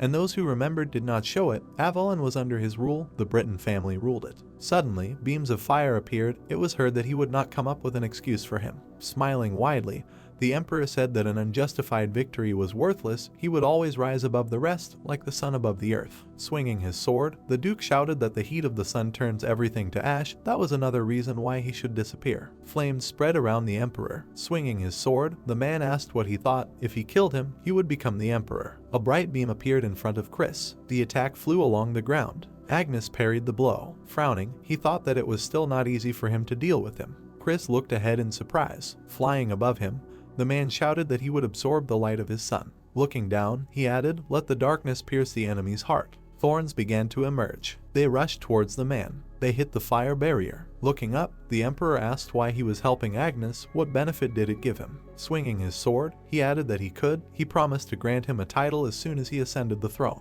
Dark beams flew around the man. Swinging his weapon, the Duke shouted that he did not seek to take the throne. Agnes slammed his sword into the barrier. Stretching his fist forward, the magician said to finish him off. A bright light emanated from the sword. The Duke was rapidly approaching the Emperor. Smiling widely, Chris shouted that he was never fit for this role anyway. The Emperor parried the blow. Looking at him, Agnes said that there were many other ways to rule a country. He used Babylon. Frowning, he added that he was going to make a puppet out of his son and control the empire, but now there was no need for that. The image of the main character appeared. It was heard that he did not think that he would know the joy of raising his own child. The man was surprised to hear that he should not say that his fatherly feelings had awakened in him. Smiling, the Emperor said that this did not suit the Black God. The Emperor swung his sword sharply. Shock waves appeared around. Chris looked to the side in surprise. A white light appeared around the man. The thought arose that the Black God was no more. Having disappeared from this world, he finally reached the true light. A white fog appeared, and he added that there was no point in living in the shadows. The man frowned. Looking straight ahead, the Duke thought that he was now Heimdall, the White God. Opening his eyes in surprise, Chris asked what kind of form and what kind of power he had received. Stretching his hand out to the side, he said that the power of a god that eclipses the sun, and he will prove it by defeating him. Swinging his sword, he added that he will show him the path to death. Smiling widely, the emperor shouted that he should stop talking nonsense. In their world there are no gods. They clash swords with each other. Chris looked forward in amazement. The man struck with his sword. The protagonist watched the battle. Suddenly, the glow died out. Looking in amazement, Paul asked if this was true, to which the protagonist replied that, well, the truth is cruel. Looking at him, the prince asked what was cruel. He did not realize the seriousness of the situation. Killing the emperor was a grave crime for which all members of his family would be executed. Looking away, Joshua said that he did not know what happened next, so it was too early to say that Duke Agnes killed His Majesty. Stretching his hand out to the side, the boy shouted that he had seen with his own eyes what had happened. It was Duke Agnes' fault that Avalon was in a deplorable state now. Having seen the truth, he still defended his father. Paul furiously shouted that how dare he claim to belong to their family when among his ancestors was the sworn enemy of the Britain family. It was his family that had destroyed the empire. Closing his eyes, the hero heard that he was a mongrel cur for whom there was no place anywhere. Suddenly the boy felt pain. Frowning, the protagonist asked that he didn't think he should be angry now. He only believed in what he wanted to believe. Grabbing his weapon, Harry said that he should stop. He wouldn't allow His Highness to be harmed. He had no right to attack the first prince, or he intended to betray the empire. Looking at the Duke, Joshua asked what he still didn't understand. The hero's eyes lit up and he added that he could destroy this country without blinking an eye, but he didn't. The boy gritted his teeth, hearing that because he wanted to give them a chance, to which the Duke asked again. Looking straight ahead, Joshua said that he saw it. 2 stone statues appeared. The man looked down. He was standing next to a corpse. The boy looked up happily. The woman hugged him. The emperor was sitting on the throne. The man was standing in front of the statue. Frowning, he looked down. Looking straight ahead, the protagonist said that the consequences of their ancestors' deeds last to this day, and he doubted that all the brutal crimes committed over such a long period of time. Looking at them, he added that it could be atoned for by death. Frowning, the Duke said what that meant. The man ran into the room and shouted that trouble was coming. Holding his side, he added that they had been betrayed and that he needed to leave immediately. The guy opened his eyes in surprise when he heard that the 4th prince had staged a coup d'etat. Caesar smiled broadly and said that they should kill everyone, let them get out of here alive. The guys around him started waving their swords. Suddenly, someone said that he was standing still and asked what the hell he was doing. Looking straight ahead, the guy asked that he really thought that by killing all the unwanted people he would become emperor. Walking towards him, Caesar said that he had only one way to survive. For this he would have to get rid of him and help Paul become emperor. Anthony frowned and shouted that he was too late. Even this idiotic trick would not make Paul accept him. He would lose his support completely. Swinging his sword, the prince replied that then he would eliminate his supporters. Babylon flew sharply through the window. Looking away, he clenched his teeth. The guy swung his sword sharply. A shock wave spread around. Turning around, he asked that he was safe, said that he heard that the Duchy of Agnes had fallen, glad to see that he was okay. The guy was surprised to hear that since he was here, it meant that idiot Joshua interfered again, asked what happened. John was defeated. Looking straight ahead, the man said that he was so tired of everyone getting in the way and ruining his plans. The boy opened his eyes in surprise and asked that he had a true aura. Caesar asked him what he had, holding his sword out in front of him. He thought he was a zero in the art of fighting like his brothers. Looking straight ahead, the boy said that the 6th stage of swordsmanship, the way of Asura, this technique of the West that Lord Heimdall had taught him for years, would be ridiculous to use against him. The boy looked in surprise and thought that Heimdall. Swinging his sword, the boy shouted for him to die. The boy deftly parried the blow. Babylon clenched his teeth tightly. The boy grabbed the sword tightly. He parried Caesar's blow. Looking down, the prince said that it was a good try, but he was no match for him. The boy stood before the spirit, and it was heard that he should give up. Babylon shouted furiously that he would repay his brother for the chance at a second life, even if he had to part with it. Flashes appeared around him. Looking at the blow, the boy thought that his attacks were too fast, he could not track them. Smiling, the prince said that he saw he did not receive his title of the Minor Star of Avalon for nothing, but times have changed. Having struck the boy, the spirit said that such ancient relics as him did not belong here. The boy screamed in fear. Standing in front of him, Caesar said that he should not be sad, it was his own fault for not obeying him. Lying on the floor, the boy heard that, to be honest, he was the weakest of all his comrades. Looking to the side, the boy said that but his sword aura. Stretching his hand to the side, the prince said that nobody's dressed as masters, and a finger will not touch them. Each of his fighters has the rank of Superman. Suddenly, behind them, they heard that he seriously thought that his friends and dirty tricks would hinder them. Walking straight ahead, the protagonist said that he had hoped that he would be smarter, but no, well, he had dug his own grave. A spear appeared in the protagonist's hand and he said that it was a pity he had overestimated him. Standing in front of him, Caesar said that he was getting in his way again, asked if he was tired of it yet. Joshua's eyes widened and he said that he was finished. Rushing forward, the prince shouted that these would be his last words. Blue beams appeared in front of the hero. A blow flew at the guy and he shouted. The man bowed his head and said that although he had not fully mastered the path of Asura, he had been defeated too easily, to which the other asked that this was his son, right?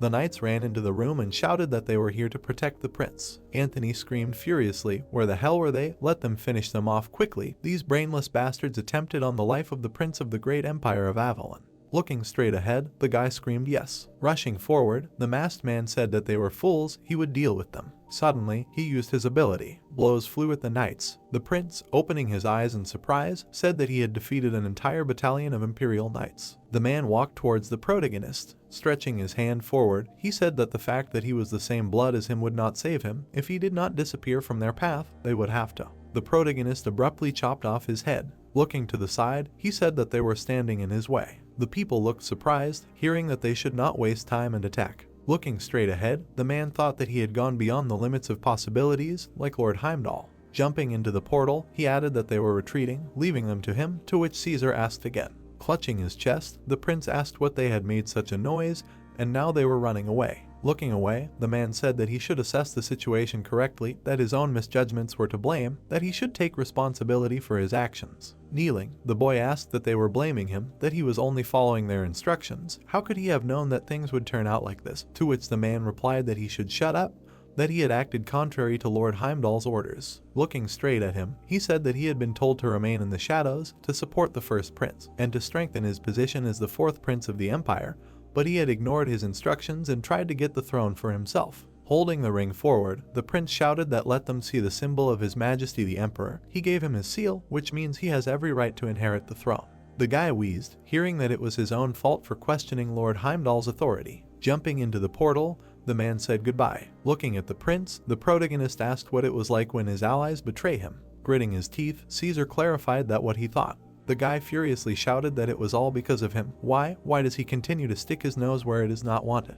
Looking down, he added that if he had appeared at least a year later, he would have had time to fulfill all his dreams. Looking at him, Joshua asked what dreams, he can dream too. Taking the object in his hands, the guy replied that everything he did was for the sake of making a dream come true. A glow appeared under him and he added that it didn't matter now because he would take them all with him. Frowning, the protagonist asked what Estello's magic circle of destruction wanted to blow up everything here. Did he think he would allow it? Grinning, the prince shouted that the great god of war sympathized with him. Amazingly, before he dragged them all to hell, he would tell him one secret. Looking to the side, the prince shouted that Emperor Chris, no, his father. A weapon was sticking out of the guy's body and he opened his mouth. He was lying in the middle of a magical barrier. Joshua turned his gaze to think that he was afraid that someone could follow them, and apparently, stealth was not the only skill in his arsenal. Someone's silhouette appeared in the distance. Thoughts flashed through his mind that if he was so deftly controlling subspace, a man was sitting on a branch. The hero continued his thought that he was 90% sure that this was the Dark Monarch.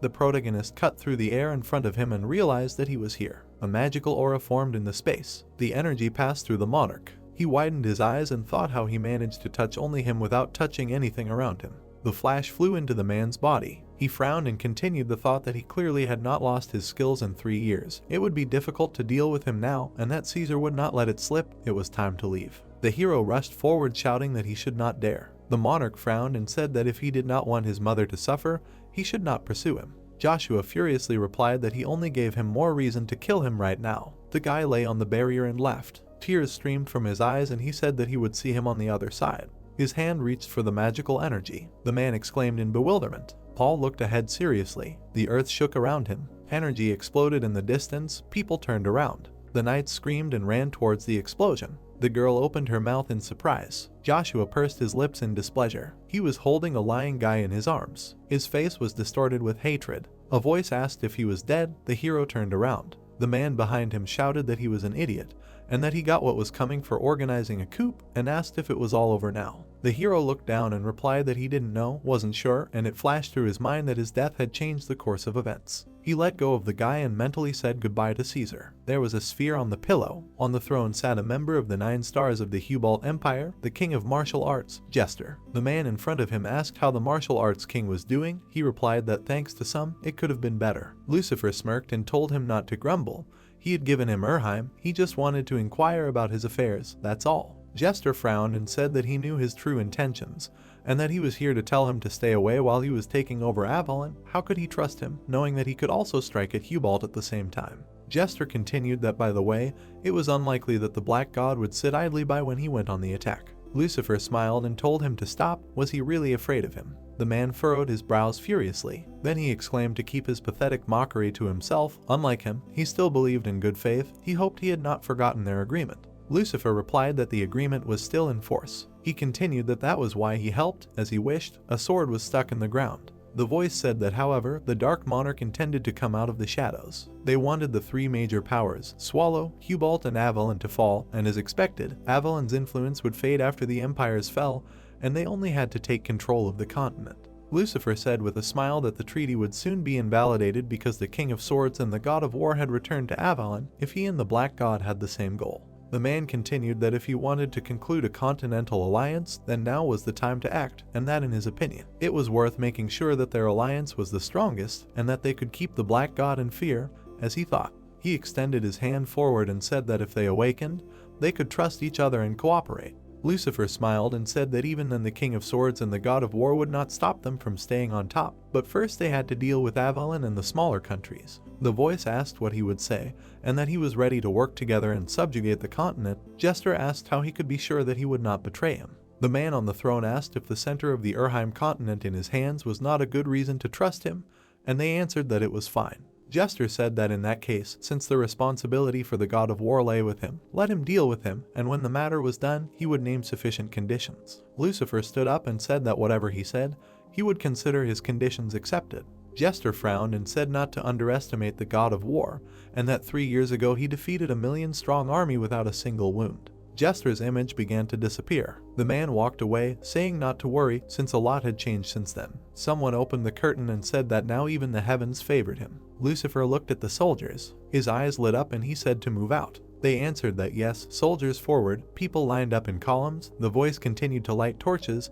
Give a signal to the Swallow Empire. Someone shouted that the goal was Einberg Castle on the border of the Avalon Empire, and to free the wyverns from their shackles, let them soar into the sky. The monsters' heads opened their mouths. The ground shook from the blow of his foot. Wyverns are the battle dragons of the Swallow Empire. They quickly soared into the sky. The voice shouted that people were racing into battle for the Swallow Empire on the battle wolves of the Swallow Empire. Someone shouted that they were attacking. Everyone was racing into battle. The iron fortress of Einberg Castle on the border of the Avalon Empire. A voice shouted that they were under attack. Everyone to their positions. The people on the fortress watched what was happening.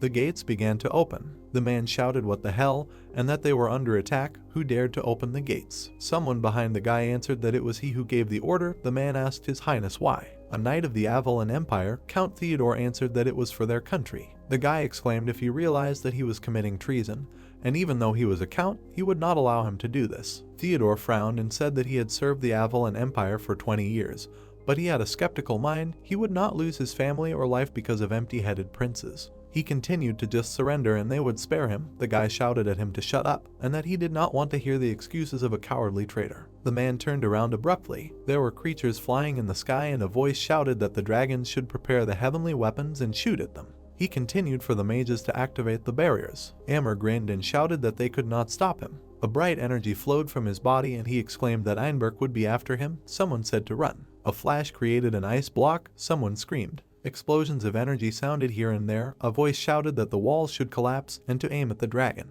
The soldiers pointed at the wyverns and that the wolves were approaching. To protect the castle gates, they called the commander and asked where he was, and that they were waiting for his instructions to help. The great palace of Kaltika, the Avalon Empire. The voices were shouting that they wanted to say that they had only sent 500 soldiers to defend the important border point, Einberg Castle. They shouldn't pretend that they had done more good. They had contributed the same number of fighters. They hadn't recovered from the Civil War yet. He thought he was the only one who was having a hard time now. The man was yelling angrily that everyone here was short of troops and funds. How many times did he have to repeat that their situation was unenviable? That is, they were claiming that solving their financial problems was more important to them than stopping the Swallow Empire.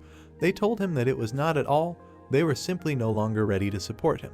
Paul frowned and asked them to stop, and that he was leaving the decision about strengthening the army nearby to them.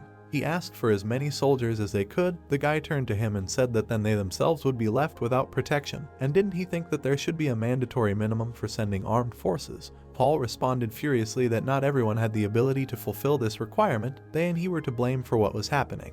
He continued that they should also be held accountable for their actions. The man frowned. Someone said that then the next question was who would lead their army. Paul replied that it was necessary to choose a reliable candidate. Adam said with a smile that in that case he recommended Marquis Demir. Someone angrily shouted that but Commander Ray was alive, why choose someone else, there was no need, and that handing over control of the army to a new person could backfire on them. Adam furiously replied that he was trying to sow discord between them. Commander-in-Chief Ray was seriously injured during the 4th Prince's coup attempt, and that he was only suggesting a more suitable candidate in the current situation.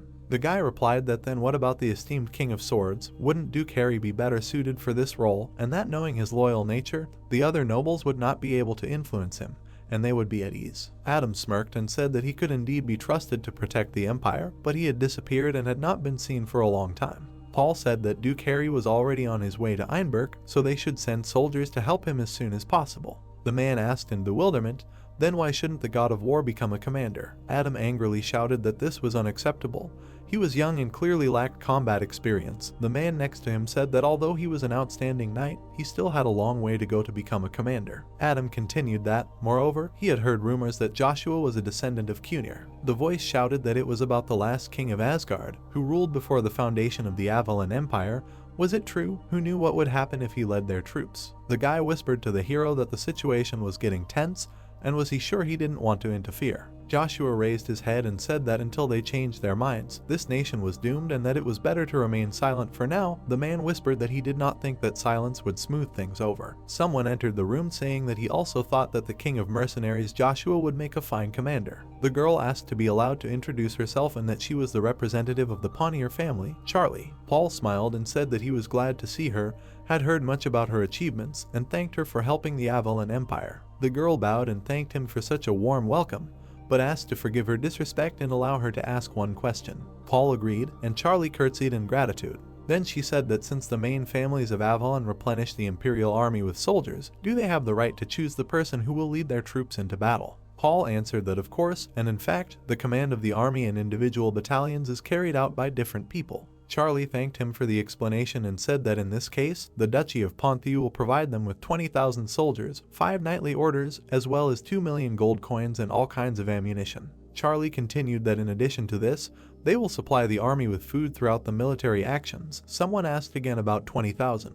The voice continued, where did the Pontier family get such resources? The man exclaimed that they did not participate in the faction war, probably that is why they have more resources. Charlie turned around and said that her dear friend would be the commander of their battalion. She continued that Joshua, the guy smiled. He said that since the decision was made, he was moving to Einberg, staying here, he was only wasting time. Someone shouted that for inappropriate behavior in the presence of princes. How rude? The man added that it was very arrogant to think that force decides everything in politics. Adam called Joshua, told him to wait and that he did not dare to command the soldiers of Pontier without the permission of His Highness.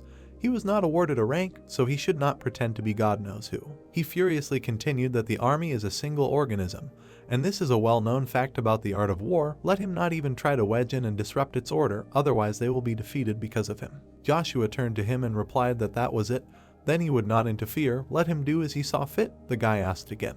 The protagonist continued that if they rejected his candidacy, that was his will, and said that they would see how they sing when they lost to the Swallow Empire. Adam frowned and asked why he first pointed the sword at His Highness and now ran away. The protagonist replied that so be it, and that he did not want to do anything for people like him. Joshua said that he was only trying to keep the promise he made to the princes. They sat silently on the throne. Paul apologized for their rudeness to Joshua. The protagonist's eyes widened. The prince continued that recent events had deprived them all of peace. The voice said that the authority of the imperial family had never fallen so low, and the trust between them was shaken. He continued that in such conditions it was difficult to follow the orders of the new commander if he had listened to his requests from the start. Paul frowned and continued that he had appointed a proven and experienced commander earlier. This discussion would not have happened, and that it was all his fault. He stood up and said that this is why he asked him, Joshua, to protect the border, and it was still relevant, even if he was a descendant of Cunir. Paul finished that they needed him, and asked him to help them this time too, to save their land. Charlie smiled, Adam looked down. The hero smiled and thought that he was wiser than he thought. It was amazing how he managed to keep his composure after everything that Emperor Chris had done. And was it true that he was doing all this for the sake of defeating Swallow and protecting his country? He continued the thought that whatever his true intentions were, he believed that he would keep his word. The hero walked away saying that alright, then it was time for him to go. The man exclaimed how many years, how many winters, they had been waiting for his return for 3 years. Josh shouted that he was glad to see him again. Joshua told the mercenary king that he was too, then frowned and said that he had heard that he had managed to gather 20,000 men. The voice exclaimed that there was only one knight battalion. Icarus smiled and said that because it was impossible to transfer so many soldiers through the teleportation gate at once, so they brought the number that was needed for the first time. She continued that the rest would arrive in 2 weeks, and that the total number would be 70,000, taking into account the mercenaries who were also joining them, but that it would take a long time. Ben widened his eyes and asked again that 70, but that was 3 times more than agreed upon. With such a large army they would definitely stop the Swallow Empire. The man frowned and said that but waiting 2 weeks could slow them down a lot. The voice continued that by the end of that time, all of Eastern Avalon could be in Swallow's hands. Then even if they managed to defeat Swallow, it would take years to recover from their attacks. Someone said not to worry, and that Theta would solve this problem, the man asked in his mind. Joshua answered with a smile that of course, he was sure he could transport all the fighters here in a day. The man asked with a smile that this was how they intended to use him. Well, fine, but they had to pay. The man told him to wait, and that he knew he had a large supply of transport spells, but even a mage from the 7th circle would have a hard time transporting an army of thousands at once. No. He frowned and continued that if he used up all his mana or something went wrong, and that there was a risk that the people's bodies would merge. The people turned into one body and screamed why they were connected. The voice said that he could also teleport them to the sky or another random place. People fell down. Joshua thought that to the sky, then not bad, it could come in handy. Theta extended her hand and said not to worry, and that he was no longer the same as before. The man asked what he meant. Theta smiled and said that he was no longer a 7th circle mage, but an exceptional 8th circle mage. He squeezed his hand with magic. The voice asked in shock, what 8th? The man with a smile said to say, the army is located on the territory of the Duchy of Ponthieu, then they will go there. Theta continued that and then, to the border, to be ready, they will find themselves in the middle of the battlefield. Someone shouted that there was a mass teleportation. A flash flashed in the middle of the street. Hyberg Castle in the border region of Avalon was quite badly damaged. Some kind of slime was visible on the walls of the castle, and orders were heard to release the prisoners. The soldiers were puzzled, because these same people could decide to take revenge on them. Amr said that he had already made a promise and did not want to expose himself as a liar. The soldiers accepted the order and began to free the prisoners. Chad was grateful that the character kept his promise. Amr said that in fact, he needed talents like them, and offered to work for him. Chad thought about this offer sadly. Suddenly, a subordinate knight ran in and reported that he had news from the reconnaissance detachment.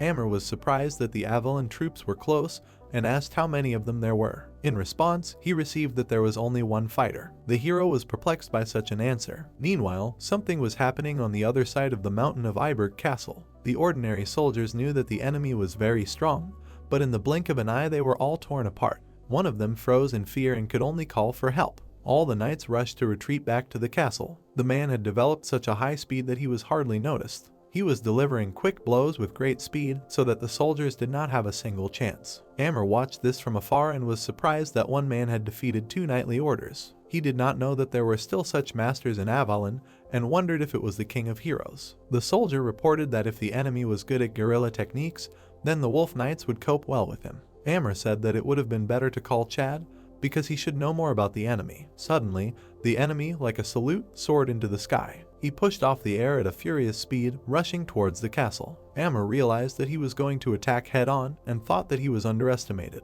They quickly locked swords, and even the stones around them crumbled. Amr knew that someone impressive would come because few could challenge an entire army. Harry wanted to say only one thing, for them to get out of Avalon. When the hero hit the enemy, a gigantic explosion occurred, which was visible from afar. Harry did not fully understand what happened. Amr, standing on the summoned ice dragon, declared that they would not leave this place. With crazy eyes, he declared that soon the entire continent would submit to the Swallow Empire. A powerful shockwave burst from the jaws of the ice dragon, but Harry still managed to dodge and only laughed. The hero quickly maneuvered in the air. He realized who was in front of him and threatened to cut his throat. The character, landing after the maneuver, quickly pushed off from the air. He began to jump through the air and headed towards the enemy. Amr wanted to say something while the hero was rushing towards him. He said goodbye to the character once and for all. The next moment, the ice dragon made a powerful attack, releasing a stream of ice from its mouth. Harry was able to dodge all the attacks. Amber was extremely indignant because the enemy dodged every blow,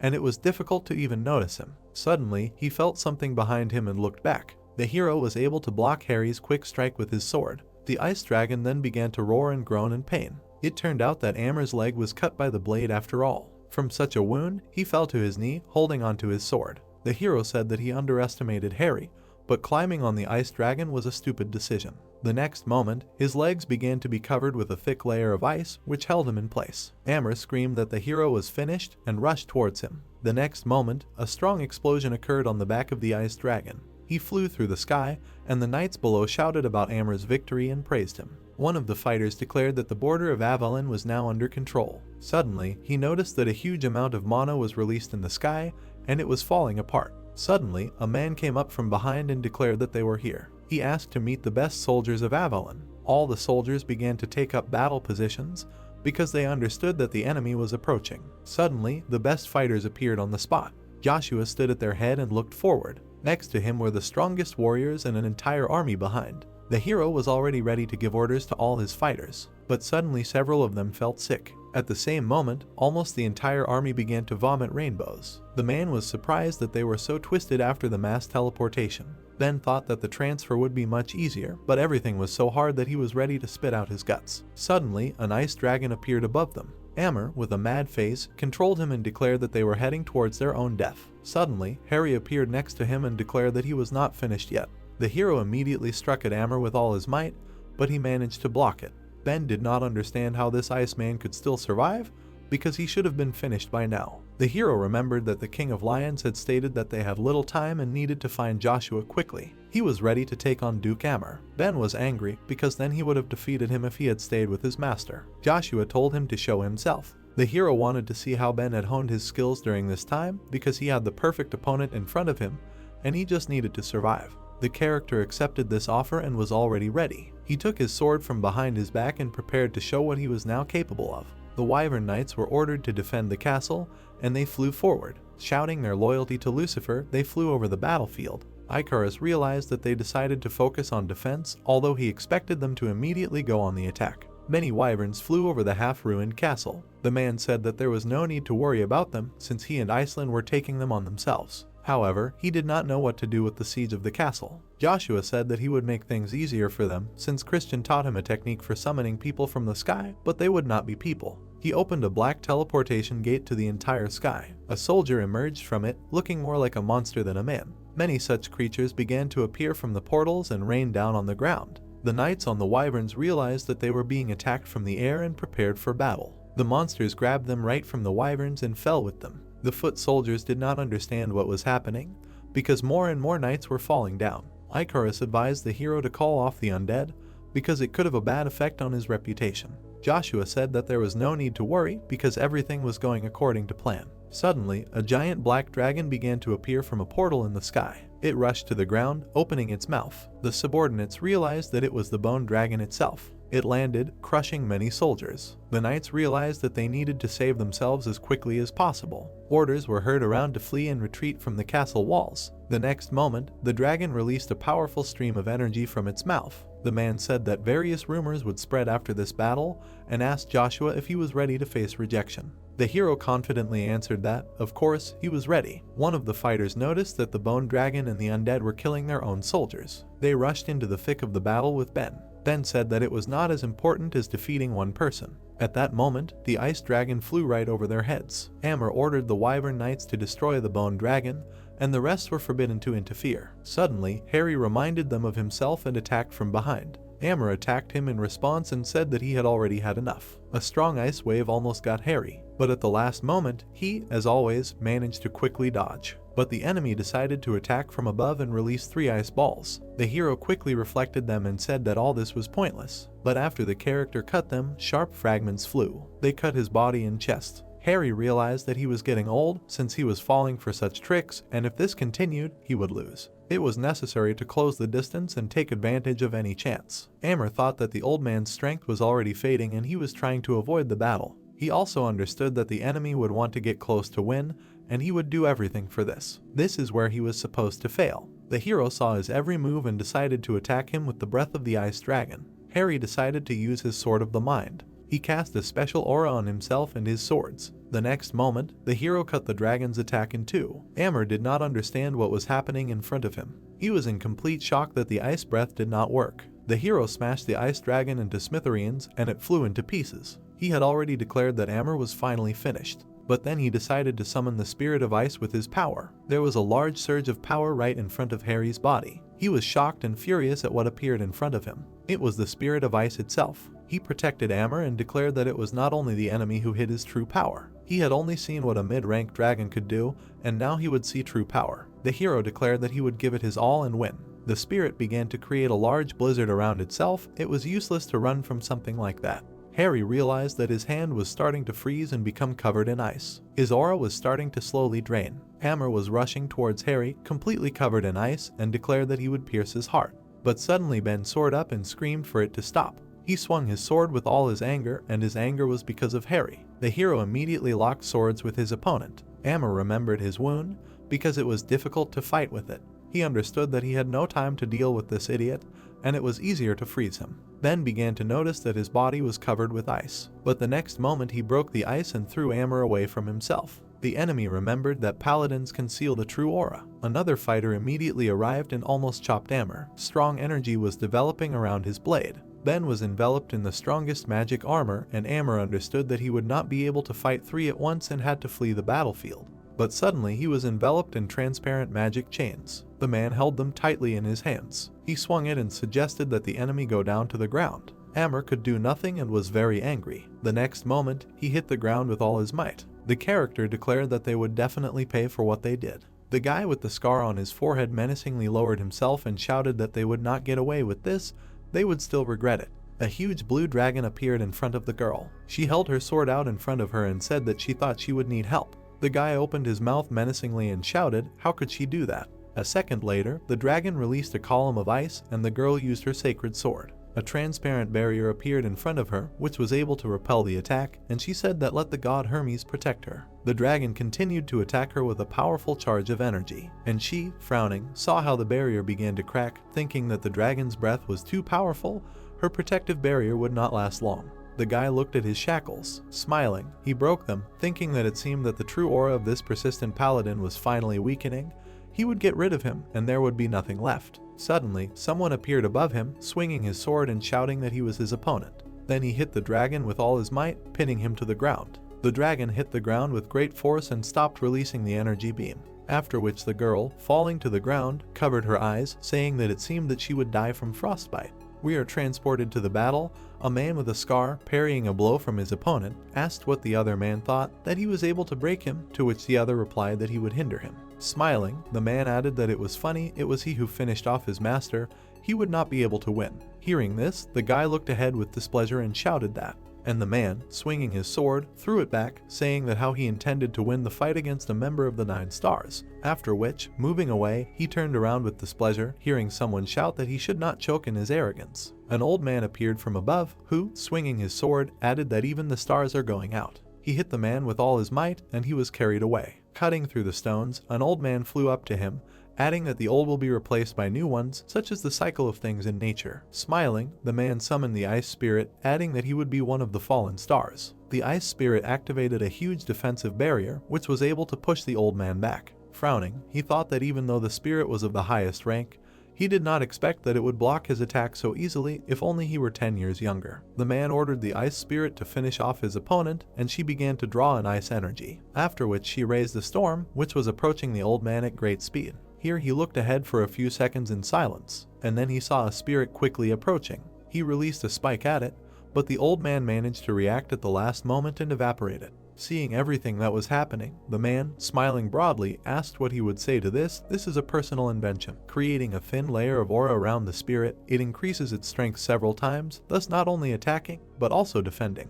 The old man swung his sword. At the last moment, the spirit jumped up and dodged the blow. The old man jumped after her, but she released several ice spikes in his direction. The man, watching what was happening, smiled and thought that, as he expected, she would not yield to the 9 stars. He would improve her even more, and it would be a stone's throw to unify the continent. Suddenly, a guy appeared behind him, who said that she would avenge the master. Seeing him, the man took a stance and asked why he was still here, then let him teach him a lesson. Suddenly, the guy, swinging his sword, used the aura blade. He slashed with all his might in front of him, releasing a wave of energy. Then he turned around in fear, hearing his opponent answer that he could resist as much as he wanted.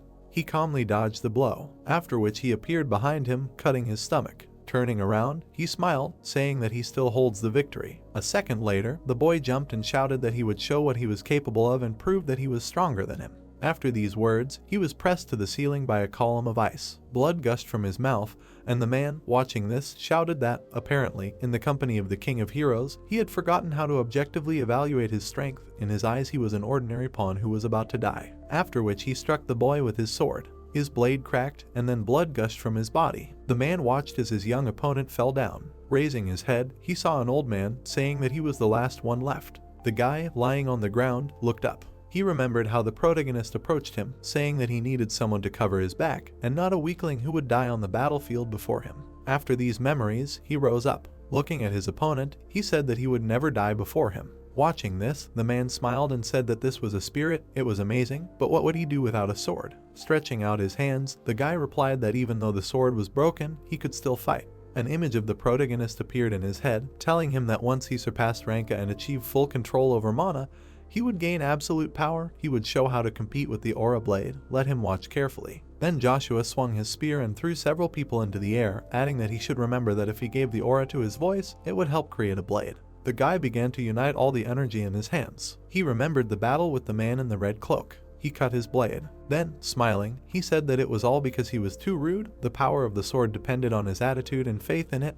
Let him remember this. The boy clenched his hands and a sword appeared in them, after which he thought, well, he will put all his faith in it. Standing in a stance, he continued to think that he will prove that he has the right to be near the Lord. The man, looking at him, said that he managed to create a sword of the mind. Although it would not hurt him to refine it, he was already bored with all this. Why not give up? The boy swung his sword, answering that the Lord has not yet seen what progress he has made. He will not give up victory to someone like him. The man jumped from the cliff, swung for a strike, and answered that for someone who is on the verge of death, he talks too much. The boy silently looked ahead, although in his head he remembered the words of his friends that the speed and complexity of the technique are not always equal to quality. The man, holding the sword in his hand, added that sometimes one blow is enough to defeat the enemy. Looking ahead, he continued to say that when he perfected that blow, he would become the most respected and feared warrior in the world. Until then, let him work. The guy swung his sword, increasing it several times. He remembered the words that no matter how much time passed, no matter how many blows he made, he should not give up and continue to sharpen it. The man, looking at his opponent in fear, thought that he was on his last legs. Did he really hide his true strength? The blow, of course, was unexpected, but he would hold him. Suddenly his eyes turned pale, and he thought that he could not move. He remembered the events that happened a few minutes ago, and thought that he had lost control of his body. Having put all his strength into the previous attack, he could not dodge. He looked at his spirit, thinking that he needed to call him to himself. Suddenly the old man hit her in the chest. The man, putting out his hand to parry the blow, thought that she was losing and he needed to gather all his remaining strength. His face turned pale, and trying to parry the blow, he shouted that this was not an attack, but childish babble. The guy's eyes filled with rage, and he continued to put all his energy into this blow with all his might. A huge column of aura destroyed everything in its path. The man opened his mouth wide, screamed, and tried to contain this energy. It continued to absorb his body. The guy, lowering his sword, said that he wondered how highly the masters would value his skills now. We are transported to a bloody sword. There was a time when robbery flourished, and there was no end to it. A knight, swinging, kills a small boy. He falls, screaming in pain. The knights begin to carry out barrels. Someone shouts to drag all the supplies here. Do not take prisoners, get rid of everyone. The young boy, looking ahead with fear, thought that this is how he would die. Suddenly hope appeared in his eyes. Someone asked if he wanted to live. A man in a dark cloak appeared in front of him. He lifted the knight into the air, saying that if so, he would grant him power. After which he smiled widely, and blood poured from the knight's eyes. A moment later, the knights in the air were torn apart, and the stranger, smiling, said that he should become his disciple and the whole world would go to their feet.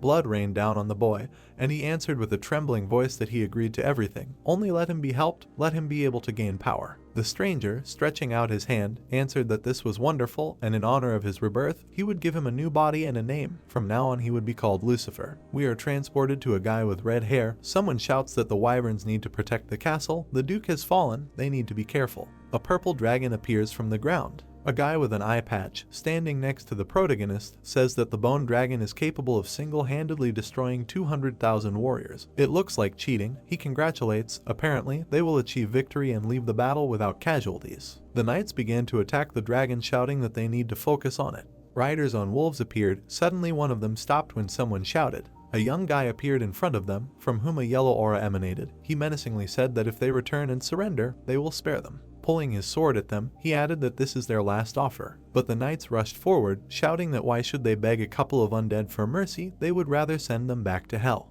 A moment later, the battle began. 2 fireballs were flying at the guy. With one swing of his sword, he destroyed this attack, reflecting it back at the knights. The magician, forming a fireball in his hand, shouted that they needed to continue attacking. Suddenly, the magic in his hands disappeared. Looking ahead in fear, he shouted that his mana flow had dried up. Turning around, they saw a man who said that it was because he had sealed their magic. The ruler of the Ice Valley, the king of the Liches, appeared before them. Looking ahead, he said that they were inferior beings. They did not need explanations. They would understand everything themselves. Waving his hand, he lifted them into the air, adding that they were not his equal. A second later, a strong explosion occurred, throwing the magicians aside. The knight stepped forward, saying that Joshua had broken the taboo by joining forces with demons. Looking ahead, he added what kind of contract he had signed to get such support. The Lich King, looking at him, asked how long the old man had been here. The knight glared at him and replied that he should say it was impossible to seize such enormous power, even if he gave his own life for it. What price did he pay for it? The small creature, glaring at him, replied that it seemed like a human. He had mixed something up. They were here of their own free will. Hearing this, the old man opened his mouth wide and shouted that they should not hope that he would believe it. Let him tell the truth, that Joshua had promised them he would double the payment. Let them go over to his side. The small creature rushed towards him, replying that he should stop talking. He could not be persuaded, to which the knight said that a low-ranking demon dared to look down on him. Let him attack. The demon, approaching menacingly, replied that he would show him a low rank. A second later, the small creature turned into a girl. She, looking menacingly ahead, said that maybe she had not restored all her strength, but she could definitely handle him. This was the demonic dragon of lust of the succubus kingdom. A moment later, she hit the old man's head on the ground with all her might. Looking menacingly ahead, she added that if he was so thirsty for the truth, just let him wait. He would soon understand what their master had planned. One of the warriors turned around in fear towards the huge dragon. A second later, he trampled him into the ground. The undead knights began to kill the riders one by one. Suddenly, one of the knights managed to knock down the undead. Suddenly, she began to rise, and he became afraid. After which, the headless knight destroyed his opponent with one swing of his sword. The knights, watching in fear as their forces thinned, said that the defeated undead were attacking again. They would soon have no fighters left. They needed to retreat. Let him tell the other knights. Suddenly, a red light appeared above them, and someone said that they were worthless. Whoever dared to leave the battlefield would have to deal with him personally. A red aura took over their minds, and one of the knights said that it was a suffocating desire to kill that was happening. Someone appeared behind them, saying that it was stupid to assume. Approaching, the guy with red hair added that some corpses would stop him. The games were over. The knights looked at the guy with fear, who emitted a strong aura. One of the undead, swinging her sword, was ready to destroy the knight. But suddenly a purple blade pierced her body. It rushed through all the undead, destroying them in one blow. The guy pulled out his sword, looking menacingly in front of him. A bright light emanated from him. Suddenly, a sword began to approach his throat, and the red-haired man thought that he would deal with it first. Suddenly, one of the commanders blocked his attack. The red-haired man, having made several blows, menacingly said that he could still keep up with him. The commander, menacingly lowering his head, answered with difficulty, after which he swung his sword, adding that it would cut off his head from his shoulders. The red-haired man, smiling widely, looked at the wound on his cheek and then replied that now everything was clear to him. Apparently, he clung to life so desperately that he decided to join the King of Heroes. He did not deserve the title of Wild King. The old man, menacingly looking in front of him, replied that he should shut up. It was all his fault. He would pay for it now. The boy smiled and replied that he was just a walking carrion and not fit to hold a candle to him. However, as before, he would tear apart the last bits of his soul. Suddenly, the Lich King appeared behind him, who told him not to get cocky. He could not break any of them. Extending his finger, he added that it would teach him humility. The boy was pressed to the ground by incredible force. Looking menacingly in front of him, he replied that who was he to lecture him? He at least understood who gave him this power. A succubus appeared, who jumped from above, asked what difference it made. She was sure he was not comparable to their master. Extending her leg with all her strength, she added that he should shut up and stand still. After which blood gushed out. The girl, looking in fear in front of her, said that her leg. Meanwhile, the boy looked menacingly ahead. He was able to pierce the Lich King, answering that it had been a long time since he demonstrated his true power. The girl grew her leg back, asking where he got such power from. The boy smiled widely and began to cover himself in blood, and then menacingly said that it was given to him by the Almighty himself. After which he remembered how his teacher extended his hand to him, saying that he would give him a new body. A pentagram appeared around the boy, and the teacher added that in honor of the archangel expelled from heaven, a minion of the devil, the ruler of the demonic kingdom. The boy's body began to be covered in bloody traces. He screamed loudly. The teacher added that in the middle world they call him Lucifer. Smiling, he continued to say that he grants him the right to bear his own name. From now on he is Lucifer. Hellish energy poured out from the boy in different directions, pushing everyone back. The girl, looking ahead in fear, asked that he had made a deal with Lucifer himself, but that was impossible. He must be. Smiling, the guy stepped forward in new armor, answering that he had risen from the dead and given him his power. Let all be consumed by animal fear. Then he took a step. Everyone immediately froze, unable to move. The dragon in the battle with him stopped. The guy, cutting everyone in his path, used numerous skills. He literally cut everyone standing in his way in a second. The guy with an eye patch, watching this, said that the bone dragon was destroyed. He was immune even to the magic of the seventh circle, and the dragon flew into fragments. The protagonist, watching this, menacingly said that his comrades should protect themselves. A second later, he rushed forward like lightning. Swinging his spear, he asked that this was the power of Lucifer. The boy smiled and pointed his weapon at him in response, saying that he had heard of him, the king of heroes. And the good one closed, causing a bright flash. And Joshua, smiling, replied that how could he have heard of the one and only traitor of both worlds, who did not care about his subordinates. The main thing for him was to achieve his goal. The boy, looking ahead, smiled. Then, waving his sword, replied that it was a lie. Menacingly looking ahead, he continued to say that the truth was that he did not betray these holy men, but not him. He remembered how he stood in front of the angel, saying that he was not cast out by Michael, the strongest archangel of heaven. He sadly looked down, watching his former comrade fall into the abyss, and Lucifer continued to say that he mercilessly cut off his wings for the fact that the blood of a demon flows in his veins, and threw him into the very depths of hell. He recalled the events when there was lava around him, after which he added that while he was drowning in sadness with his wings torn to shreds, none other than the Lord of the lower realm came to him. Turning around, he replied that it was a demonic god. The king of hell flew up to him, from whom strong demonic energy emanated. He extended his hand with a smile. Lucifer continued to say that he did not want to miss the opportunity, although he lost his power, having lost his wings. He decided to win his trust, offering the opportunity to regain his strength and play a big role in the coming war between angels and demons. He did not lie. After some time, he remembered how his wings grew back and his strength returned. Moreover, the demonic blood that flowed in him changed him dramatically during the time he was there. Horns appeared on his head. He became the only being with angel wings and demon horns. He looked menacingly in front of him, adding that he became a super being.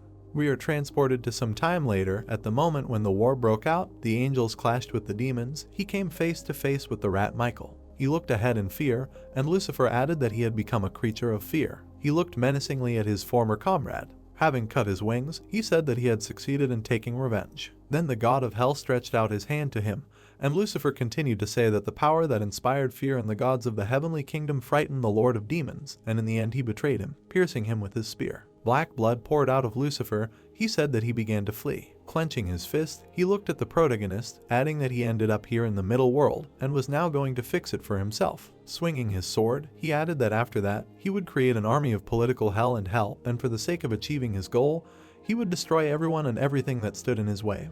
Let the king of heroes say goodbye to life. The protagonist saw a gray flash in his heart. The same thing happened to all his comrades. Lucifer, looking menacingly in front of him, thought that his powers had finally awakened. Having overcome the speed of sound, he would reach the speed of light. He accelerated several times, thinking that with her and his blades, no living soul would be able to defeat him. Suddenly, he looked ahead in fear, hearing the protagonist cast the spell Magical Possession of a Spear, 6th stage, double-trunked tree. The entire space was illuminated by a bright flash. The guy, looking ahead with fear, stretched out his hand, in which a magical seal appeared, and then told his girlfriend to erect a barrier to block the blow. A magical shield appeared above them, into which several fragments flew. The guy, clenching his teeth, thought that by crossing swords, they caused a blast wave of incredible power that exceeds all human limits. Joshua faced Lucifer in a duel. He menacingly looked ahead and asked how his body withstood such an attack, how he was able to escape from a blade whose blow is impossible to predict. The protagonist, smiling, answered that he simply got something mixed up. This is not Lucifer's power. The guy, menacingly making a dash forward, shouted that how should he know. after which he struck in front of him with all his might, forcing the protagonist to make a lot of effort so that he could reflect the blow. Joshua looked menacingly in front of him and thought that he was strong. One miss and he would lose his head. He couldn't let his guard down. It would be difficult to fight at a distance. He had to maintain control, not giving him a chance to retreat. After which he struck in front of him with all his might, thinking that he would make him loosen his grip and finish him off. The protagonist swung his spear, causing a bright flash. Lucifer, looking at him with displeasure, thought that he was not only blocking his sword, which was capable of cutting a bone dragon, but also holding him in a defensive position. Each touch of the spear felt like an explosion of dimension. What kind of power was this? After which he put the sword in front of himself, defending himself from the protagonist's spear. Joshua, pressing him to the ground, said that he made a huge mistake. He hated everything that was connected with Michael, even his faithful weapon, the sword. A second later, the protagonist was able to snatch his opponent's sword. Throwing it aside, he added that this was why he used the spear. Waving his weapon, Joshua continued to say that it did not matter because he did not make a deal with Lucifer. Looking menacingly ahead, he added that with another fallen angel, Azazel. Hearing this, the guy opened his mouth in fear, shouting that he really thought that he would believe his nonsense. These psychological tricks would not work on him. Then Joshua struck his opponent's stomach with all his might, causing a strong rift. Looking menacingly ahead, he exhaled, and for a few seconds, he looked in the direction of his strike. Without thinking twice, he pulled his spear forward, using the 6th stage. Suddenly, the demon rushed past him at great speed. The protagonist spat blood, looking ahead in fear, and the demon looked ahead sarcastically, menacingly, after which Joshua thought that his affairs were bad. He did not expect that he would reach the 2nd stage of awakening so quickly. Now he was stronger than him. We are transferred to some time ago. The guy's body began to crumble as soon as it came into contact with Joshua's aura, and then the protagonist controls his particles. How is he doing? His DNA began to deteriorate. If he deliberately skips the recovery process, destruction is inevitable. The guy looked ahead in fear, realizing the state of affairs. Lucifer was ready to do anything to survive. Was he really afraid of death? One way or another, instincts worked. He remembered the face of his teacher, shouting his real name, which he refused to accept. Opening his mouth wide, he shouted Azazel. All creatures signing a contract with a demon awaken only after fulfilling certain requirements. Lucifer in turn had to. His body suddenly began to recover. He shouted for Azazel to grant him power and not let him die. The requirement was to call upon his true contract. Frowning, horns began to appear on his head. He acknowledged Azazel. Then a second later, a sword appeared in his hands, and he rushed forward at great speed, piercing the protagonist. Unfortunately, Joshua did not know what happened to Azazel before he regressed. Gritting his teeth, he felt a strong pain in his chest. The girl ran forward, shouting for everyone to attack.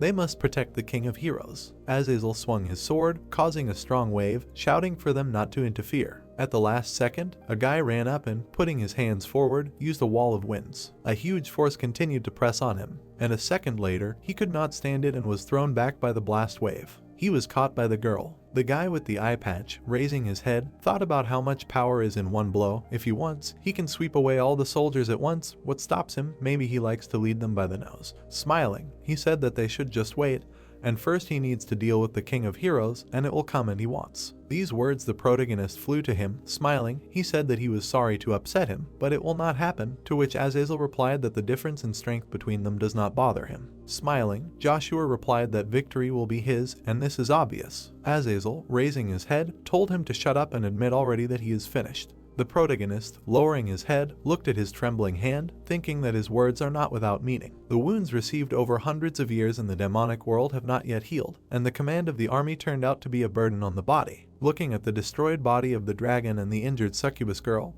he thought that he had almost no strength left. The only thing he could do was hold it. He clenched his spear in his hand, thinking that he should count on the one who so desired to become Lucifer. He must awaken Azazel. Standing in a stance, he looked menacingly in front of him, thinking that with the technique of creating earth and heaven, the spear should not be damaged. Lunging forward, he told him to check if he was bluffing. Azazel, swinging his sword, responded that he better not disappoint him. He struck in front of him at great speed, but the protagonist managed to react and dodge the attack. After which he, frowning, thought that he was moving at the same speed and he could still keep up with him. After which he made a quick lunge forward towards the bright point. Their weapons clashed, causing a powerful surge of energy. The protagonist gritted his teeth as his spear shattered, thinking that considering that creating the land of paradise didn't stop him from breaking his spear, he wouldn't last long. Azazel smiled wickedly, saying that he knew it, that he was only good at talking, that the title of the King of Heroes would soon be forgotten. Joshua turned his spear nine-tidic. He tried to lift it with all his might, and then he was able to block the attack. Azazel gritted his teeth in displeasure, feeling the protagonist touch his fate. And then, like lightning, he rushed down, swinging his sword, saying that the game was over. Joshua, Akateeth, tried to turn around as Azazel swung his sword. The protagonist slashed in front of him, trying to block the attack. He spun the spear in his hand. Azazel tried to break through his defense, striking with his sword with all his might. The protagonist caught him at that moment. He hit his opponent in the stomach. The demon, not giving up his position, lunged with his foot, told him to die. Joshua was thrown back a few meters, and then Azazel swung his sword, releasing energy waves. The protagonist, having made several dashes, was able to dodge them and approach his opponent. Their weapons collided again. Joshua twirled his spear with all his might. He tried to knock the weapon out of his opponent, but Azazel, smiling, replied that he was trying to steal his sword from him again. It would not work. Then suddenly Joshua swung his foot and hit the demon in the throat. He, lowering his eyes down, thought that his strength was not enough, why he was still vulnerable to his attacks. Looking at his opponent, Joshua gripped his spear and said that he should be curious about why he was losing. He thought he had become stronger. Smiling, he added that true strength was only gained through work and experience, and he lacked experience, and even new strength would not help him defeat him. The demon clenched his fist in displeasure, then told him to close his mouth, hit him with his spear a couple of times, and already imagined that he could win. He didn't care about experience. His crushing power was enough to kill him. Suddenly, his muscles increased in size, and he screamed for him to look. His body became several times larger. Swinging his sword, he screamed for Joshua to die along with this fucking world. Magma appeared on the protagonist's body, and he clenched his teeth. Azazel cut the air with all his might, causing an incredible wave of power. Frightened, looking ahead, he thought that he could not miss this moment. The demon clenched his teeth and thought that his strength was not enough. He needed more to put him down with one blow. Swinging again, he screamed that Azazel heard him. If he wanted to unite the continent, let him give him all the power of the heroes once and for all. The protagonist, seeing the weakness of his opponent, extended his spear forward and lunged. The demon, striking in front of himself, shouted that he was so impatient to let go. Joshua suddenly appeared behind him, swinging his arm to strike. He said that he was too fixated on gaining power. Bringing his spear closer to where it was, the protagonist shouted that it was time to wake up. Then he dug into his back with all his might. Azazel, opening his mouth, shouted in displeasure, after which they fell to the ground, causing a blinding flash, resolving everything in its path. Everyone present on the ground raised a barrier so as not to be caught. Someone asked that it was really all over. The guy with an eye patch looked ahead in fear. He saw a black silhouette with wings in the smoke. Azazel, kneeling, whispered that he greeted the Almighty, let him express his respect for the incomprehensible darkness of the demonic world. The protagonist looked at his subordinate in silence for a few seconds. Frowning menacingly, he said that he saw that he had lost his angelic appearance, and he was pleased to see him like this. We are transferred to the guy. He opens his eyes. Frightened, looking around the space in which he appeared, he asks where he is. After all, he fought with the King of Heroes, that he lost. Menacingly looking ahead, the guy answered that this voice, he finally spoke. Waving his hand, he added that where he is and what he did, let him answer. Azazel replied that they are inside their common consciousness. Azazel, looking at the guy's displeased expression, added that their paths will diverge here, to which he replied that he should let him go, and he will deal with the King of Heroes. Then suddenly he stood in a stupor when Azazel answered that it was impossible. The guy, displeasedly stretching out his hands, answered, "What does this mean? Why?" To which the demon said that the King of Heroes he was talking about is actually the Archangel Lucifer. Hearing this, the guy turned pale. Azazel continued to say that, if we speak in human language, he is his king and is ready to inherit his every order. The guy, displeasedly waving it off, answered that this is his problem. What does it have to do with him? Then suddenly his hand began to be covered with a black growth, and he shouted, "What is happening?" To which Azazel, looking at him, answered that it seems that he does not realize the seriousness of the situation. He will gradually disappear forever. The guy fearfully shouted for him to stop, and he can still defeat him. Frightened, looking around, he heard Azazel's voice about what he still does not understand. This is an immutable law, such is the order of things. Then, as the protagonist, looking ahead, he said that he saw that his subordinate had lost his angelic appearance. It was now pleasant to see him like this. Azazel, kneeling, replied that he heard. He managed to meet with the modem. Strange, it must be the Archduke. Closing his eyes, he added that to think that he was betrayed again, even though he was reborn in the middle world, the curse of the demon god is truly cruel. Rising from his knee, he added that, however, since then, he is on his side. Does Joshua ever go to the demonic realm? Looking at the protagonist, he added that like 3 years ago, when he decided to leave human society. The girl, looking ahead, frightened, asked what was going on, why the demon bowed his head, to which her friend replied that it seemed that they were familiar, but what exactly connects them? The white-haired girl looked ahead, puzzled. Then suddenly the protagonist answered his subordinate that he couldn't right now, to which Azazel replied that he could find out the reason. The protagonist furrowed his brows and replied that some parts of the demon god were here. Hearing this, Azazel asked in fear that he had an idea of where they were. The protagonist looked at his spear and thought that he had found out that one of them was taken over by his acquaintance, who said that her job was done and that he should do as he pleased. He continued to think that he would never have thought that Icarus and Cain would leave so easily, but the idea that his acquaintance was in the Agnes estate was not just a coincidence. An image of a man appeared in his mind. He continued to think that it seemed like he was somehow connected to all of this, and when they found him, they would get answers to their questions. Looking in front of him, he thought that he needed to better understand the situation first. Then, looking at Azazel, he said that he needed him to do something, to which Azazel replied that his wish was his command.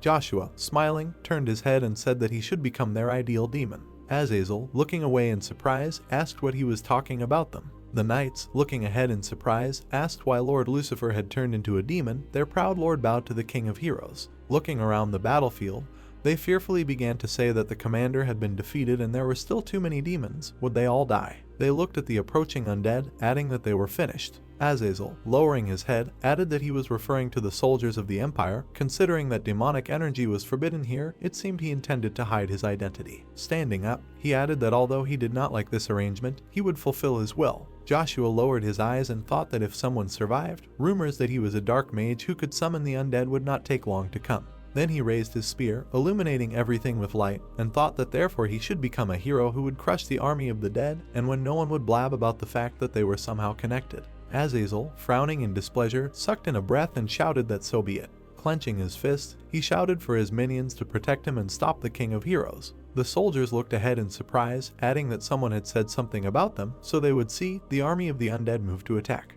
The dead rushed into battle. Someone added that he was carrying the master could not give them orders. The guy with the eye patch asked that weren't they under Joshua's control, to which the girl behind him replied that why did they listen to the demons. Her friend slapped her hand and said that's what he had in mind, to which the red-haired girl asked what she was talking about. The girl raised her hand, shouting for the knights to attack and protect the King of Heroes. The rest of Joshua's friends looked ahead in surprise, not understanding what was happening. The guy looked at his comrade, asking that she recruited all the undead. His friend replied that then why were they fighting on their side in the first place? Now they were their target. What was going on? Then they rushed forward, asking why. The guy, looking at his soldiers with displeasure, shouted that he was ordering them to attack. They grabbed their weapons and shouted forward to protect the King of Heroes. And a second later, the army rushed forward. Their weapons collided with the dead. The protagonist, raising his hand, shouted for them to destroy the demon, after which he thought that it was a good job, let his fighters go back. There was no bright light from his spear, after which the undead stood in place and someone shouted that they were being defeated. The knights, looking menacingly ahead, added that this was their chance, they needed to attack. Azazel, looking displeasedly ahead, added what they were doing. Clenching his fists, he shouted that they would continue to watch their emperor being killed. They were traitors. They surrounded him badly. He could not move. He knew that this would happen. That is why he decided to make them part of the army to live. The knights stood up in surprise and looked ahead, asking what they would turn them into. This was a lie. His Majesty would never do such a thing. The demon looked ahead with displeasure and continued to shout that since they had no will of their own, let them join the ranks of the immortals. He would make all the inhabitants of the continent become his invulnerable warriors and bring down the heavens. He clenched his fists, shouting that if only the King of Heroes had not interfered with him. Suddenly the protagonist appeared in front of him. He hit him on the head with all his might, and Azazel hit the ground. Looking ahead with displeasure, he thought that it could have been easier. The protagonist, lowering his spear, added that the soldiers of the Empire should raise their swords. The emperor they faithfully serve is actually a demon. He was going to use them to strengthen his undead army. He is on their side. Let them fight not against him, but against the true enemy. The soldiers looked ahead in surprise. Looking at what was happening, they began to whisper that all this time His Majesty was a demon. How is it on their side? After all, they invaded their country, and suddenly the King of Heroes is behind everything. Who should they believe? One of the soldiers, turning around, said that he did not think that he was lying or trying to deceive them. The battle between the countries was over. The girl raised her helmet, adding that now the demons are fighting against humanity. Several more knights came forward, saying that no matter what, he does not want to become a zombie, he wants to live a worthy life as a human. The protagonist's comrades, hiding behind the knights' masks, added that they needed to cleanse their land of demons and demonic energy. He would not allow the world in which his descendants would live to be tarnished. The soldiers, watching this, said that there was nothing to lose. If the King of Heroes lost, they would become undead anyway. They would not allow the demon to take over their empire. Then they rushed off to the cries that they needed to destroy the demons. The succubus, raising her hand, said that the task of provoking the enemy was completed. Watching this, the protagonist, smiling, thought that they were great and could now rest. We are transferred to a secret headquarters. Someone, looking at the black silhouette with a curtain, said that Emperor Lucifer was defeated, or rather, the demon who made a contract with the Emperor. Remembering the protagonist, he added that the demon was defeated by the protagonist and 200,000 soldiers. The man turned around with displeasure, so that now everything was clear to him about the Empire. The guy, looking menacingly ahead, imagined a girl in his head and replied that since Lucifer was recognized as an enemy of his empire, a representative of the Grace family now claims the throne. Apparently, it will not remain empty for long. The man, smiling, said that Joshua did them a great favor. Standing in front of the demon, he turned around, telling them to pass it on to the others, and to you posts, let them act according to the plan. Lowering his head, he added that he should bring Emperor Marcus to him now.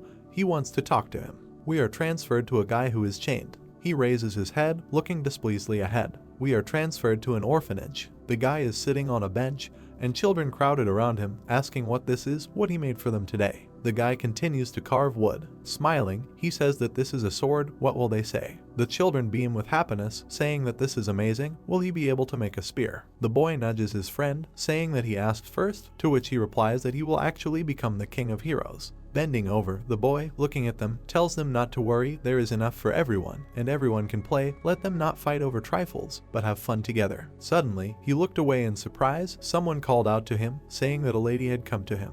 The leader of the United Forces, the Master of the Moon Door, appears in front of us. Taking off her hood, she asks that he recognizes her. They have not seen each other for a long time. They met 3 years ago at the Battle of the Masters. The boy, looking at her, replied that he does not remember. It seems that she confused him with someone else. After which the girl looks ahead in fear, saying that his leg, the boy, leaning on a crutch, turns away and says that they need to go back. Grabbing one of the guys by the hand, he adds that he doesn't know her. Apparently she wandered in by mistake, to which the girl, coming up, tells him to just listen to her. Stretching her arms out to the sides, she adds that Lucifer is dead.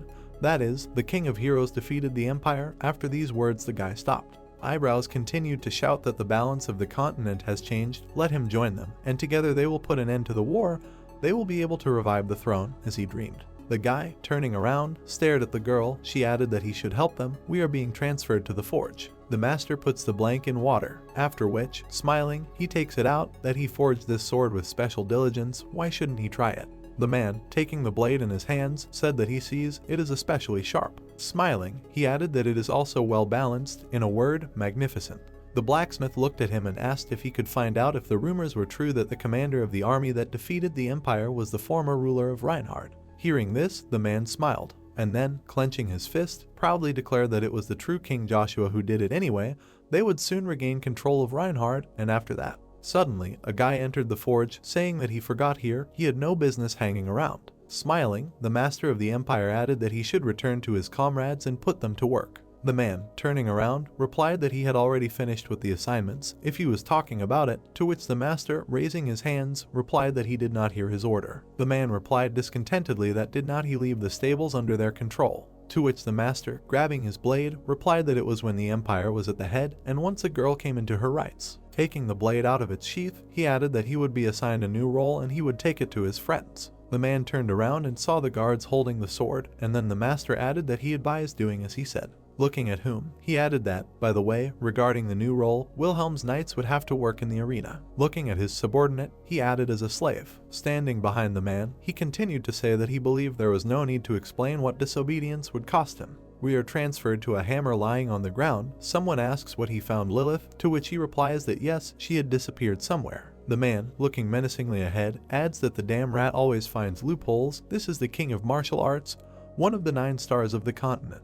Looking ahead, he continues to say that it doesn't matter, the cleaning is done, His Majesty will be here soon, there is news from the Imperial Palace. The hooded guy replies that according to His Majesty's schedule, he will arrive in half a day. There is nothing remarkable from the news, however. Coming closer, he continues to say that, according to the scout, the army of the City of Heroes set up camp near the castle. Hearing this, the man, frowning in displeasure, replied that how is this possible? The journey should have taken them 2 weeks. He wants to say that they defeated the army and did it all in 1 day. The guy, leaning over, imagined in his head a young man with a bandage. He will answer that perhaps the master of the magic tower and the 7 magicians helped them with their support. It is quite possible. Looking at his comrade, he continued to say that he does not think it is better to postpone the fight for now. Now they must figure out the next move of the King of Heroes. Standing up, the martial artist replied that it was impossible to postpone, and that they hadn't taken the castle just a week ago and to gain the status of a vassal state under the empire. Looking menacingly in front of him, he continued to speak. The most effective way would be to erase his living history. The wallpaper would help them with this, and this event would also raise the morale of their soldiers. Coming closer,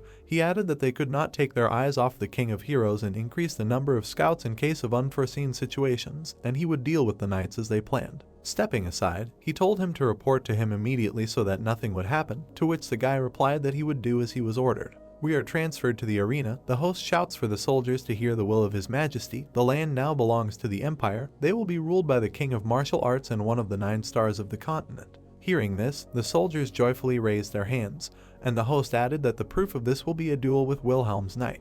The armor fell to the floor, and someone shouted discontentedly that why should they do this in such rusty gear. The soldier, looking discontentedly ahead, added that it was unfair, it was not a competition. Lowering his head, he continued to say that it was exoticism. Looking at the man, he said that they would all die. A guy came up to them. Looking at them, he said that their whining was honey to his ears, to which the soldier replied that why was he standing on the other side of the bars? He should be here with them. To which the guy, smiling, replied that they should have immediately shown submission. Bats who imagined themselves to be dragons and dreamed of power, and now where are they? Then suddenly someone came up to them, saying that they were right. The guy asked who he was and how he got here. Before he could answer, he was struck by lightning. The soldiers looked at the door in surprise. Then suddenly it opened slightly, and the man cried out in fear, "Your Highness." The protagonist entered the room, smiling. He apologized for being late. The knights immediately knelt down, said that they should ask him for forgiveness, to which the protagonist asked what they were talking about.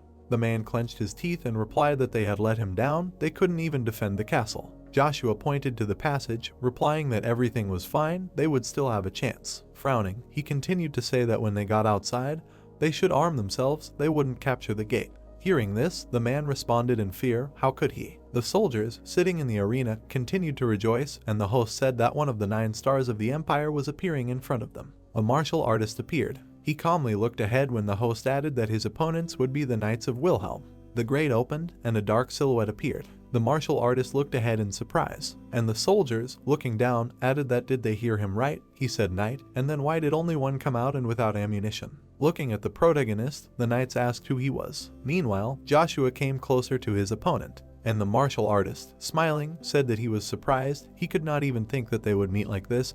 All the better, he would not have to look for him. The protagonist, raising his hand, replied that he came to repay him. He was grateful that he gathered all the warriors in one place, after which lightning split the heavens. He stretched out in front of him, added that he could destroy them all at once without lifting a finger, to which the martial artist replied that he should prepare for death. Putting a spear straight in front of him, Joshua asked the king of martial arts to prepare for death. Jester would immediately charge forward, declaring that he was talking too much for someone in enemy territory, and that it was a mistake for the king of heroes to come alone. The martial artist would then focus all of his energy into his fist. A moment later, he would strike directly at his opponent, releasing his power. Taking the blow, the boy would remark that he thought he was the worst criminal, which angered him greatly. Swinging his weapon away from his opponent, the spearman would explain that unlike Lucifer, who had an unenviable fate at first, he was a noble man. Once again preparing to strike, Jester would ask what difference it made. Releasing his energy in the form of an enraged beast, the martial artist would conclude that life was unfair to everyone.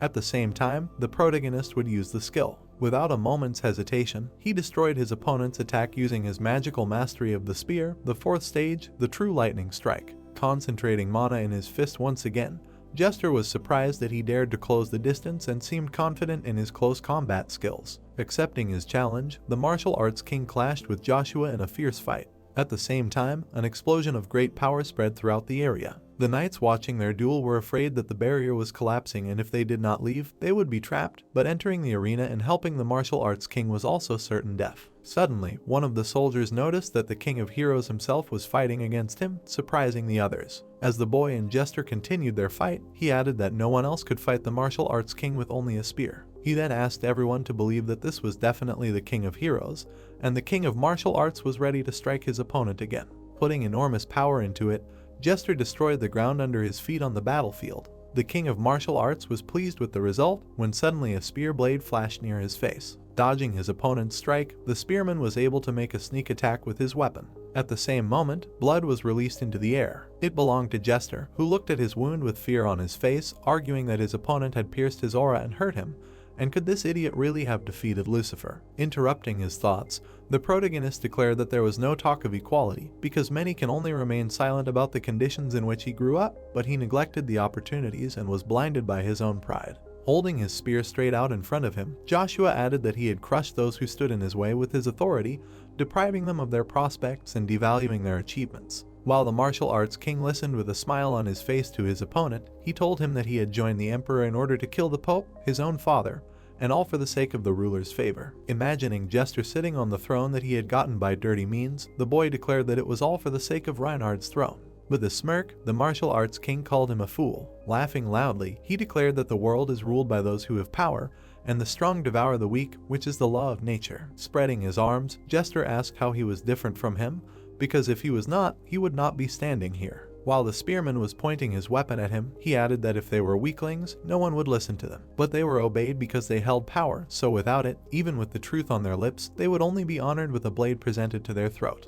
After listening to him, the protagonist declared that with such a mindset, he would never achieve the truth of strength. In response, the king of martial arts asked not to waste his time, and let everyone call him the king of heroes, but in the eyes of the emperor and his comrades, he was just a nuisance, so he did not envy his position. Then Joshua noted that status and titles did not matter on the battlefield, and asked if he felt the gaze of his subordinates. Then he asked if he saw doubt in their eyes, and Jester immediately looked away, noting that it was more likely distrust of him. At this time, his subordinates claimed that it was true, and he had defeated Swallow's army in one day and came there, assuming that he wanted to retake Urheim, and were not sure if they should know what he was planning. Imagining in their heads the stories of the rumors that the boy had sent Emperor Lucifer to the afterlife, the soldiers did not understand that it was true that the martial arts king would defeat him. After all, the last battle between the battleship, the Holy Knight, and the 2 stars of the continent had left half the city in ruins. The people understood that if they continued to sit here, they would be razed to the ground along with Urheim, and imagined the ruins left behind.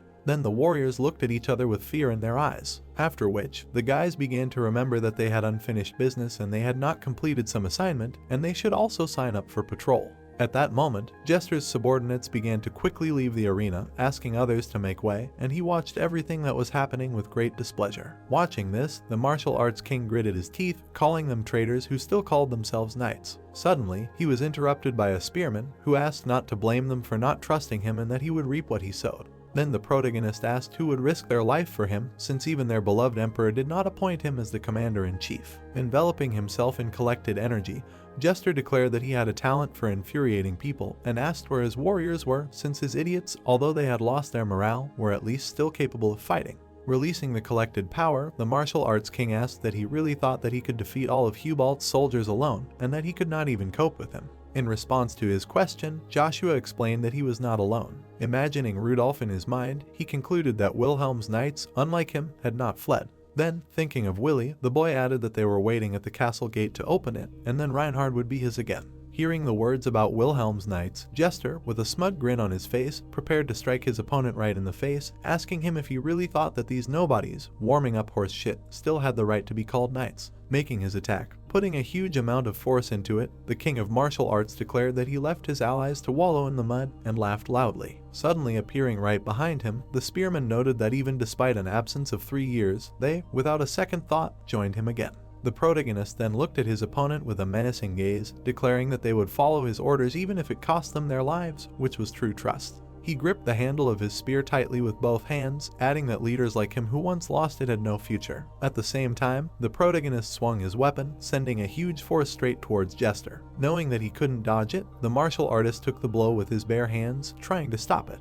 After a moment, it became clear to him that it was simply impossible to hold back this attack. Joshua's blow then struck his opponent, who screamed in pain. The magic put into this skill was so great that it emitted a bright blue glow beyond the arena. In the half-destroyed stands, the knights realized that the martial artist had just been defeated, and they were all finished. With great fear on his face, one of them declared that the King of Heroes would kill them. Suddenly, he interrupted him, telling him not to jump to conclusions. Trying to recover from the damage he had received, freeing himself from the rubble, Jester was about to beat the crap out of anyone who got in his way, and ordered that the head of these Wilhelm Knights be brought to him. Immediately after, the martial artist gathered his energy, declaring that he would deal with the King of Heroes for now. He then released all the power he had pent up, noting that his opponent's final blow was impressive even for him. Jester said at the time that he had hoped to keep it a secret until he had the chance to fight Lucifer and the Dark God, but there it was, his true aura. Joshua looked at the awakening of his true aura, smiling as he called it a cheap trick, while more spectators gathered in the stands. The soldiers rang the bell, sounding the alarm that they were under attack. Seeing Wilhelm's knights furiously rushing into battle, they ordered the intruder to be stopped and the main gate to be defended. Rudolph used his blade to skillfully cut through the enemy ranks. Leading Hubalt's squad, Willie declared that they were finished, asking how they dared to betray them and side with the King of Heroes. Then he asked to look at him and see what they had done, noting that they and all their friends would be executed and there would be no mercy. As he was about to step forward, Cain said that they had no time to listen to his lamentations and asked to cover him while he decided the matter, and Rudolph asked to let him do it. Releasing his energy outward, he declared that he had a personal score to settle with him. At that moment, Willie rushed to attack him, declaring that after 3 years of licking stables, he still had not learned where his place was. After the blow was delivered, fragments of stones and dust rose into the air on the wall. The master of the empire,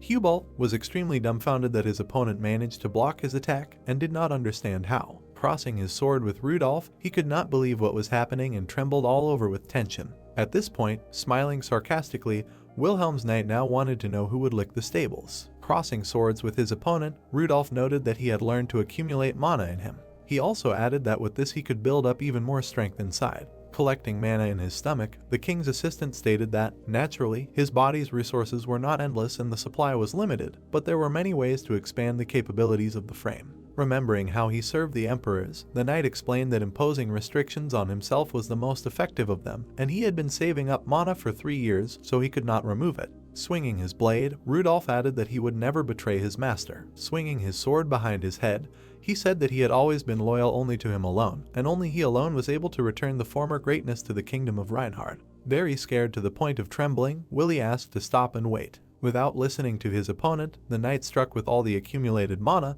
pronouncing the name of Lord Joshua Sanders. After his attack, everything around was destroyed due to the colossal amount of power. The Knights of Hubalt, watching this from the side, trembled with fear because they thought that the knight was only talking, and he destroyed the castle gates. Looking at the opponents standing right in front of them, people did not understand that they were both masters, and where such a big difference in strength came from. But now was not the time to stand with their mouths open, because they did not have enough fighters to fight back. Smiling after everything he saw, Cain noted that it seemed that his help was not needed there. Looking at his subordinate, he added that they should leave this matter to Icarus, and he was very surprised that it was the Lord. Suddenly, right behind their backs, a teleportation gate opened on the territory of the castle, and they began to attack. As the barrier slowly crumbled, the order was given for the archers to hold their position and not let the enemy pass. Suddenly, a hand broke through the barrier and a voice came from within for everyone to listen to the order of their leader, Joshua Sanders. It was Icarus, who was creating a portal and declaring that they needed to take back control of Reinhardt, giving the order to attack. Immediately after, the Knights of the Empire emerged from the portal she opened onto the battlefield, ready to fight for the King of Heroes, Joshua Sanders. Advancing towards the hole that appeared in the wall, the warriors were going to take Reinhardt for themselves. The story then shifts back to the arena where Joshua and Jester were fighting, the latter saying that he wanted to keep it a secret until he had the chance to fight Lucifer and the Dark God. Releasing his power outward, he declared that this was his true aura. The martial arts king concentrated a colossal amount of magic in himself and screamed loudly from the excess. The power was so great that the ground beneath him began to crack. Having completed his transformation, Jester put on armor created from mana. Claw-shaped gloves also appeared on his hands. Having completely created his new equipment, the martial arts king stood in a stance, preparing for battle. Seeing this, the boy immediately rushed towards him, pointing a spear forward, and asked what good it was that he put on this armor. After the strike, a huge stream of energy spread throughout the area, and Jester asked not to rush to conclusions. At the same time, the spearman was extremely surprised by what he saw in front of him. His weapon was unable to pierce the armor of the martial arts king, who smugly declared that there was nothing special in the armor itself, but the matter was in the material from which it was made. Taking hold of the spear handle, he added that they contained something from another world, after which the warrior struck his opponent with his knee, concluding that he could not damage them even using all his skills. Noticing this, the protagonist blocked with his hands at the last second. Suddenly, he realized that his opponent had broken his arm. Continuing to advance, performing kicks, Jester with a smile on his face asked if he was really confused and declared that this was only the beginning. With a deft movement of his leg, he sent his opponent flying at great speed. Then, abruptly approaching him straight, enveloping himself in mana, Jester said that, apparently, rumors of prowess. Swinging his fist to strike, he declared that he knew that you shouldn't believe everything people say about him.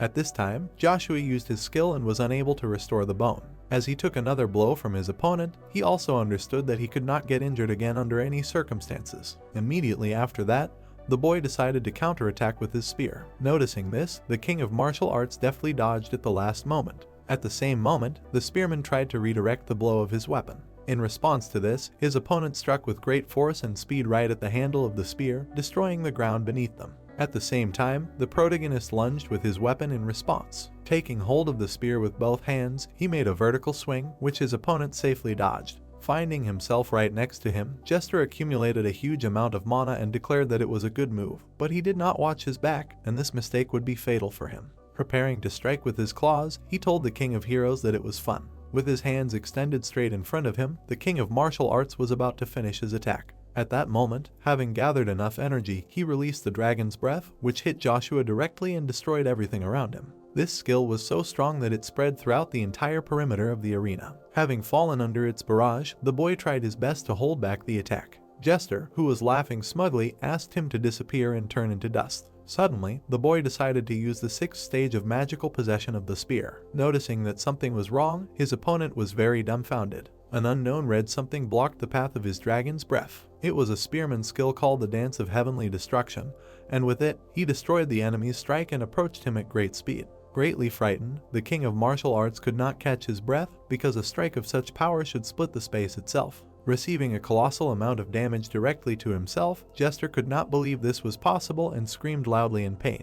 After finishing his conclusion, the protagonist kept his cool. Looking at his half-destroyed armor, the martial arts king noted that it was impressive, but this was the maximum he could hope for. Immediately after that, he swung his fist, adding that an insignificant knight like him would not be able to penetrate this armor. As Jester made his strike, he told him to give up. A huge amount of energy burst out from the lunge he made. Dodging it, Joshua, who found himself above his opponent's head, noted that he was tenacious, which greatly surprised him. Gathering a huge amount of energy in himself, the boy was going to grind his armor into dust using the 8th stage of magical possession of the spear. This ability was called Extreme Speed Lightning Strike, so the spearman instantly pierced through Jester with the first attack. Everything happened so quickly that the martial arts king did not even understand what was happening.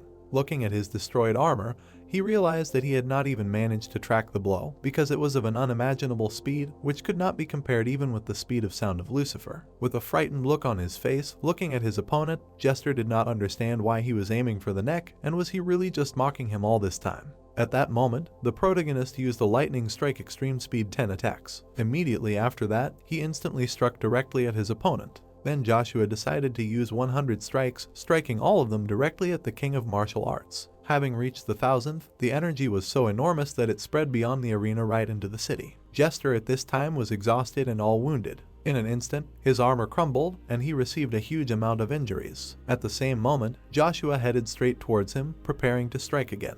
Looking at his opponent, Jester realized that this was his punishment. Then a memory of an unknown church in ruins appeared in his mind. As he entered, he saw a priest there and told him that he had crushed the holy knights, believing that they would announce the news themselves, and asked him to tell the people that the emperor was fulfilling the will of the true god Hermes. Coming closer, the king of martial arts added that he was carrying the word of God, and if he did so, he would spare his life. All this was addressed to his father, who was praying on his knees. Getting up from the ground, the priest asked his son what he wanted, and the son was surprised that the meaning of his words did not reach him. Smiling maliciously, Jester assumed that he would probably have to explain it with his fingers, and declared that he must renounce the rights of the Pope in favor of the emperor. Before he could finish, the priest ordered him to stop talking nonsense and explained that it was obvious to the naked eye that his loyalty to the emperor would not last long, and that he would soon turn away from him. The old man also added that it was clear as day that he would try to take over the continent at that very moment, and how much more blood would have to be spilled for his whims. Calling himself a father,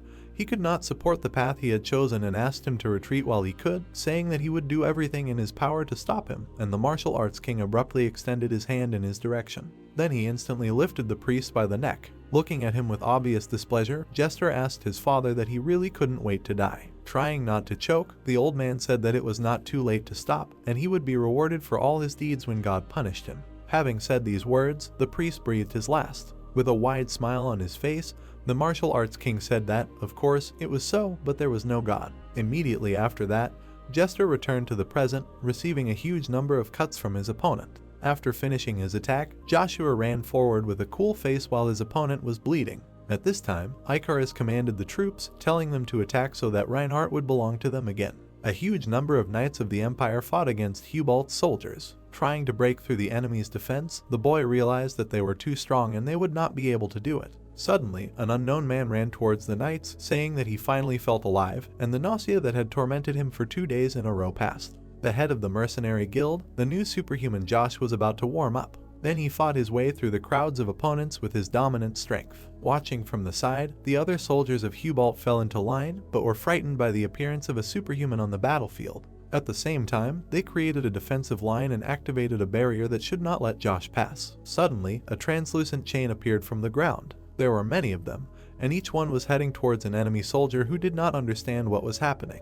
Immediately after that, the chains began to pull the knights to the ground. In an instant, the formation was broken, and the barrier fell. At that moment, the knights heard a voice telling them to surrender. Illuminating everything around with the bright light that he emitted around himself, the unknown one explained that sooner or later Urheim would be theirs and asked them to stop the slaughter because they did not need senseless victims. It was the paladin of the Holy Empire, Hubalt, the new Superman Christian, who announced that they did not want to kill their former allies, and if they retreated, he would guarantee their safety, swearing in the name of the Lord. Then he asked them to lay down their weapons, and the knights who heard this were extremely dumbfounded by his appearance. When the soldiers loosened their grip on their weapons, the chains on their hands crumbled. Immediately after that, the knights' swords fell to the ground next to them. Ted, who suddenly appeared behind Christian, said that it was similar to Joshua's aura, which was very impressive, and he was immediately presented in a new light as a Knight of Hermes. While Christian said that he did not think that it would require so much energy, and did not understand how the Master managed to maintain it. In response to his question, the new head of the Magic Tower said that he was a real monster, and his power was beyond human comprehension, and the Ice Mistress Iceland Jean Rebecca noted that now they only had to wait for him. Then a voice was heard ordering to open the gate, because the entrance to the castle was cleared. Hearing this, the knights who were on top of the wall immediately began to open the mechanism. Then words of congratulations on the promotion of Lord Icarus and greetings from Lady Charlie and the Mercenary Guild were heard throughout the area, and 2 girls entered through the open gate. Upon meeting them, Ted told them that their fighting spirit was as high as ever, but asked if she wanted to say anything to inspire them even more. And Lieutenant Joshua stated that they had only just opened the gates of the castle, it was too early to celebrate victory. Interfering in their conversation, the young lady of the Pontier family noted that she had to take care of the prisoners and asked Icarus if she was going to the central square. And she replied that they thought they should first take control of the throne, until Josh, who was standing next to him, noticed something. The ground beneath his feet shook slightly. Suspecting something was wrong, the head of the Mercenary Guild put his ear to it to listen. The blue-haired girl who noticed this asked Lord Josh if something was wrong, and he replied that it was incredible and a huge army of cavalry was approaching. After which he assumed that there were 50, 100, or rather at least 200,000 soldiers approaching. At this time, the battlefield was calm and everyone was doing their own thing. Suddenly, a knight who was on the wall shouted to Lord Icarus that the enemies were advancing, and this was Hubalt's army. At this time, a huge iron cannon was riding right on the ground. Among the army, there were also priests chained up. They were chained right to the huge cannon that was riding in front of them. After some time, the elite troops of the Hubalt Empire took up positions right in front of the newly condemned city. The ruler of the Hubalt Empire, Harvey, gave the order to open fire. Hearing this, a cavalryman galloped towards the prisoners, ordering them to fill the siege tanks with holy energy, and the first and second groups were to prepare. Obeying the order, the priests activated their magic, reciting a prayer that in the name of the god Hermes they would grant them holy power. Immediately after that, streams of golden mana rushed straight into the metal cannon. Raising its barrel up, Hubalt's army prepared to fire. After a while, the command to attack was received, and several shots were fired. Cain jumped towards one of the projectiles. Gritting his teeth, he was going to remember the blow he dealt to Amr. Realizing that he could cut this energy wave, the first knight Joshua made a cut. With his power, one of the projectiles was repelled, but the second one continued to rush straight towards the city. The guys were unable to stop it, and it broke through the wall with great force, scattering debris around the area. As Icarus watched, she reasoned that she knew the Hubalt Empire would come, but she didn't think they would bring so many soldiers, and if they continued to defend themselves, they would only increase their losses. At that moment, she began to give orders, telling the ice sorceress to reinforce the castle walls, and Lord Josh to gather the mercenaries and stop the tanks. Hearing her words, the two immediately obeyed the order and headed to carry it out. Gathering her energy, Iceland used the ice wall skill. Immediately after, ice walls were erected around the fortress, and the mercenary guildmaster led his subordinates to attack, telling them to take on this job. The adventurers, led by Josh, were approaching the Hubalt Empire army. Watching all this from the side, Creston, a former knight of Hubalt, was clearly dissatisfied with what was happening. He suddenly rushed towards the battlefield, declaring that he could not stand by and do nothing. Noticing this, Cain told him that he could not leave without orders and asked him to return.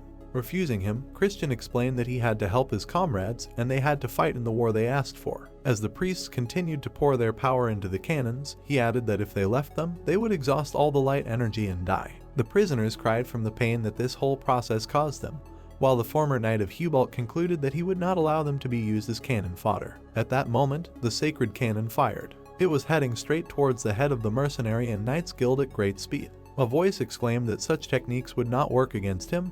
The man clenched his fist to strike. He raised his hand up and resisted the flash. His thoughts flashed that his aura could not withstand it. The fist resisted the bright energy. The man thought that he had to deflect the blow by any means. The force hit Josh's body and he continued the thought that if he failed, his comrades would suffer. Someone from above asked what was wrong with him. A voice shouted to the Lord of the Tower not to stand idle, to help. Teta grinned and said that was what he came for. The force from his hand rushed towards Josh. Someone exclaimed that their shockwave was pierced by a spell. The soldiers stood in columns and a voice shouted to raise the barrier in the name of Hermes. Sparks flew from bright flashes. Teta asked with a smile that they mixed holy energy with aura, a powerful combination. However, as soon as the strength of the priests or knights began to run out, it would dissipate. The man frowned and asked what the Lord of the Magic Tower forgot in Urheim, and that as long as he was here, their bombardments would have no effect. He turned to Duke Ketro and told him to lead the vanguard. The Duke agreed and said that then they would stop the mercenaries. He grabbed his sword and continued that he would take on the Tower Lord.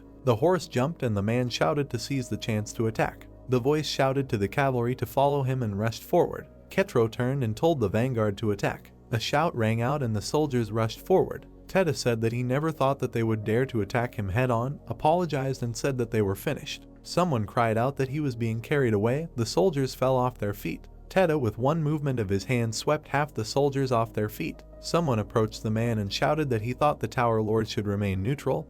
Why did he get involved in a continental conflict? He continued furiously that since he was here, he would defeat him and claim the title of one of the 9 stars for himself. Theta created a magical wave with a wave of his hand. He said with a smirk that everything was going as Icarus predicted. The king of martial arts did not report them, and they apparently had no idea why he was here. The voice continued that this meant that the trust between them was gone. The wave knocked the horse off its path. The man asked again about Icarus, the divine brain of Avalon, and that he believed that Avalon was taken over by the Swallow Empire a week ago. Someone exclaimed that it meant that they abandoned their country for Urheim. The man cut the air with a blow. A blow thundered over Josh's head and a voice shouted to continue advancing. He asked for a stop immediately. The people rushed into battle. Ketro shouted furiously that the first incarnation of the true aura, the second form, magic energy appeared on his face and he cast a fusion spell. He ran up to Josh and began to strike blow after blow. Josh's fist merged with Ketro's energy. The man swung and shouted that who would have thought that such things could be done with the help of true aura, amazing. There was a fierce battle and Ketro knocked the man down. Someone screamed. The guy angrily said that they had no chance against the cavalry on the plain, and that at this rate they would be killed. A moment later, he looked ahead and thought to cast aside his doubts. Someone screamed that the holy energy, it healed his wounds. A thought flashed through his mind to continue fighting. May the blessing of Hermes be with them. Icarus opened his mouth. Someone screamed that healing was only a small part. He was filled with enormous power, and not to stop, let them rise and go to battle. The energy enveloped the knights. The voice continued that if they were looking for hell, they were in the right place. The soldiers were rushing towards the enemy. The guy leaned over and shouted that they would fight to get out of hell. Another soldier attacked him, saying that the only way to do that was to die. A crack appeared on the sword and the guy shouted that the sword had cracked. His armor was covered in aura. In Icarus's mind, it occurred to him that the master had managed to create sacred armor using true aura, and even if it was not as strong as his own, it would not be enough for the entire army. He continued to think while looking at the battle that if they could avoid critical hits, they would have the opportunity to counterattack. Icarus thought that he could give such armor to a maximum of 10 people, and if he continued to heal the fighters with sacred energy, they might be able to reach the siege tank. The guy gritted his teeth in pain. The voice shouted to load the cannons and fire at the mercenaries. Ketro was furiously going into battle. The command to reload the cannons sounded.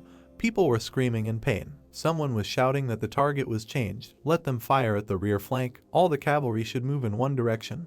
A man stood on the edge of the abyss and said that the lands covered with ice should rush straight to the sky. The signal to attack sounded.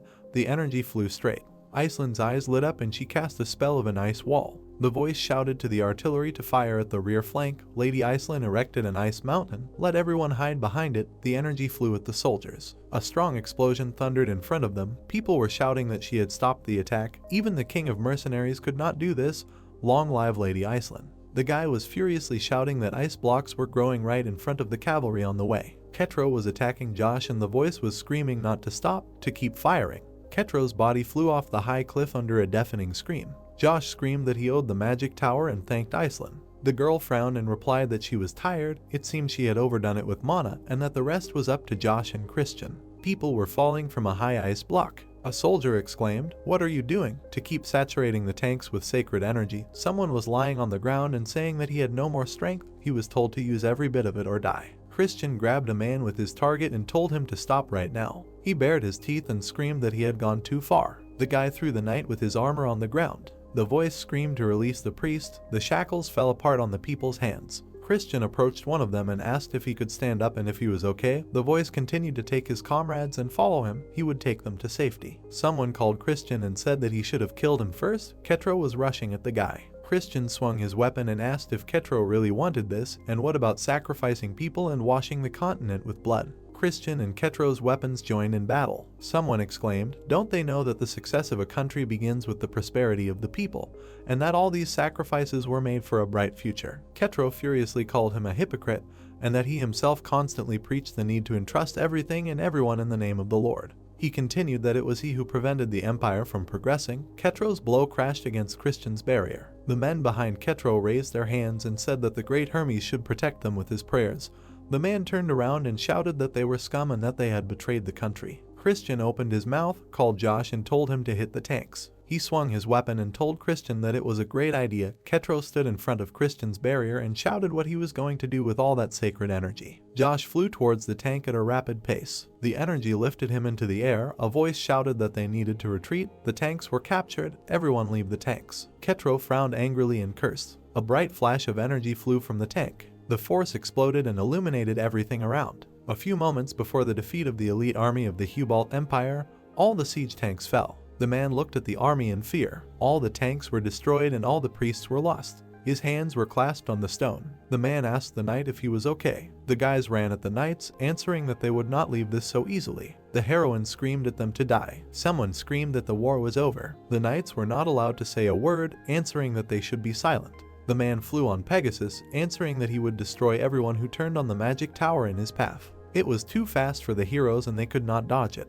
The knights decided to take care of themselves, putting up blocks for themselves. The heroes on the Pegasi asked the knights why they were doing all this. The man understood that they were the next target. The force passed through the entire territory. The magic was directed forward. The men noticed with fear how his sword aura was pierced. The guys continued to fly quickly. The heroes asked if that was all. The magic reflected the entire attack. The territory created an explosion. The guy laughed, happy that he was finally reached. The heroes looked ahead in surprise. One of the people asked not to go so fast. The knights grabbed the guy with chains. The villain understood that he could not be stopped so quickly. The force continued to move to the side. The hero fell to the ground. Everyone began to understand that there was no one left to resist the Superman and one of the 9 stars. The man was surprised that his best warriors were defeated by insignificant mercenaries and magicians. Icarus replied that this should not surprise anyone, since they had honed their skills for years, preparing for this day. The knights calmly suggested that everyone surrender. The man shouted that he would not let them get what they wanted.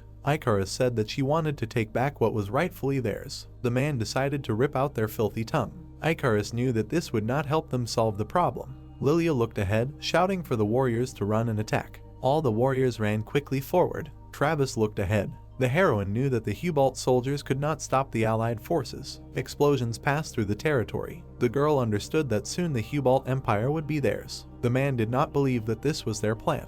Icarus knew that their power gradually weakened. The man began to ignore and make deals with the Swallow Empire, which betrayed Hubalt. That is why they brought troops to warn him. Sooner or later it would happen anyway, so one way or another, their strongest representative ordered to bring them to justice. The man thought about the strongest representative. The army shouted to protect His Majesty. Joshua smiled, saying that there was no need to defend, and if they accepted the terms, the subsequent bloodshed could be avoided. The hero said that he was alive, but he was no longer able to stand on his feet or control his aura. The man simply lay on the ground. The knights thought that the Hubalt Empire was doomed. Joshua asked everyone to surrender, and then he would allow everyone to return home, except for the Emperor and the martial arts king, who would become prisoners of war. The man clenched his teeth in anger. The hero said that this was how the Black God twisted his followers. Joshua silently looked ahead. The man replied that he would surrender, but he had to fulfill his part of the deal. The hero shouted for everyone to return, since the Emperor had declared his surrender. The man asked everyone to shout louder, beat the drums. The guy was happy that they had finally reclaimed their kingdom, but their throne was broken. The hero understood that it made no difference. The guy apologized if he misled everyone. Joshua asked everyone for forgiveness. The hero decided that he should restore what was destroyed. The guy began to call the primordial stone. Joshua asked to return everything to its former appearance. Everything began to be repaired. The heroes looked at this in surprise. The man understood that now everything would return to normal. Joshua sat on the throne with a smile on his face. The guys were glad that this time had finally come. Joshua smiled. The guys looked at their master with a smile on their faces. The hero began to rejoice that this was his chosen path. Joshua decided to fulfill his dream and unite the continent. The horses went forward. The carriage rushed to the side. The knights understood that now no one would dare to invade the territory. The heroes understood that they could rejoice. A smile appeared on his face. The knights began to talk among themselves. The girl sat in thought. The heroine asked the lady why she was going with her and not with the head of the tower. The girl smiled. The heroine understood that she wanted to be near Joshua and help him if needed. The heroes' hands quickly touched each other. Icarus and the girl looked at her with incomprehension. The heroine thought about how this would happen. Charlie sat between the heroes, answering that Joshua himself was an excellent magic user. The heroine asked how she herself would help the hero. Charlie understood that she had a lot of money. The hand took the hero's hand, answering that she was on good terms with the Avalon Empire. Iceland looked away angrily. The girl did not know what to do. Charlie understood that she would be much more useful. Icarus' hand removed Charlie's hand. The heroine said that all their opinions were heard. Icarus said that the girls could pass something on to her and she to the master. Charlie asked the boy in surprise where to put his modesty. Iceland shouted that it had become very dark, so everyone needed to return to their seats. Joshua sighed. The boy stood up and moved somewhere. The hero sat down in the opposite seat, answering that he did not need to be protected.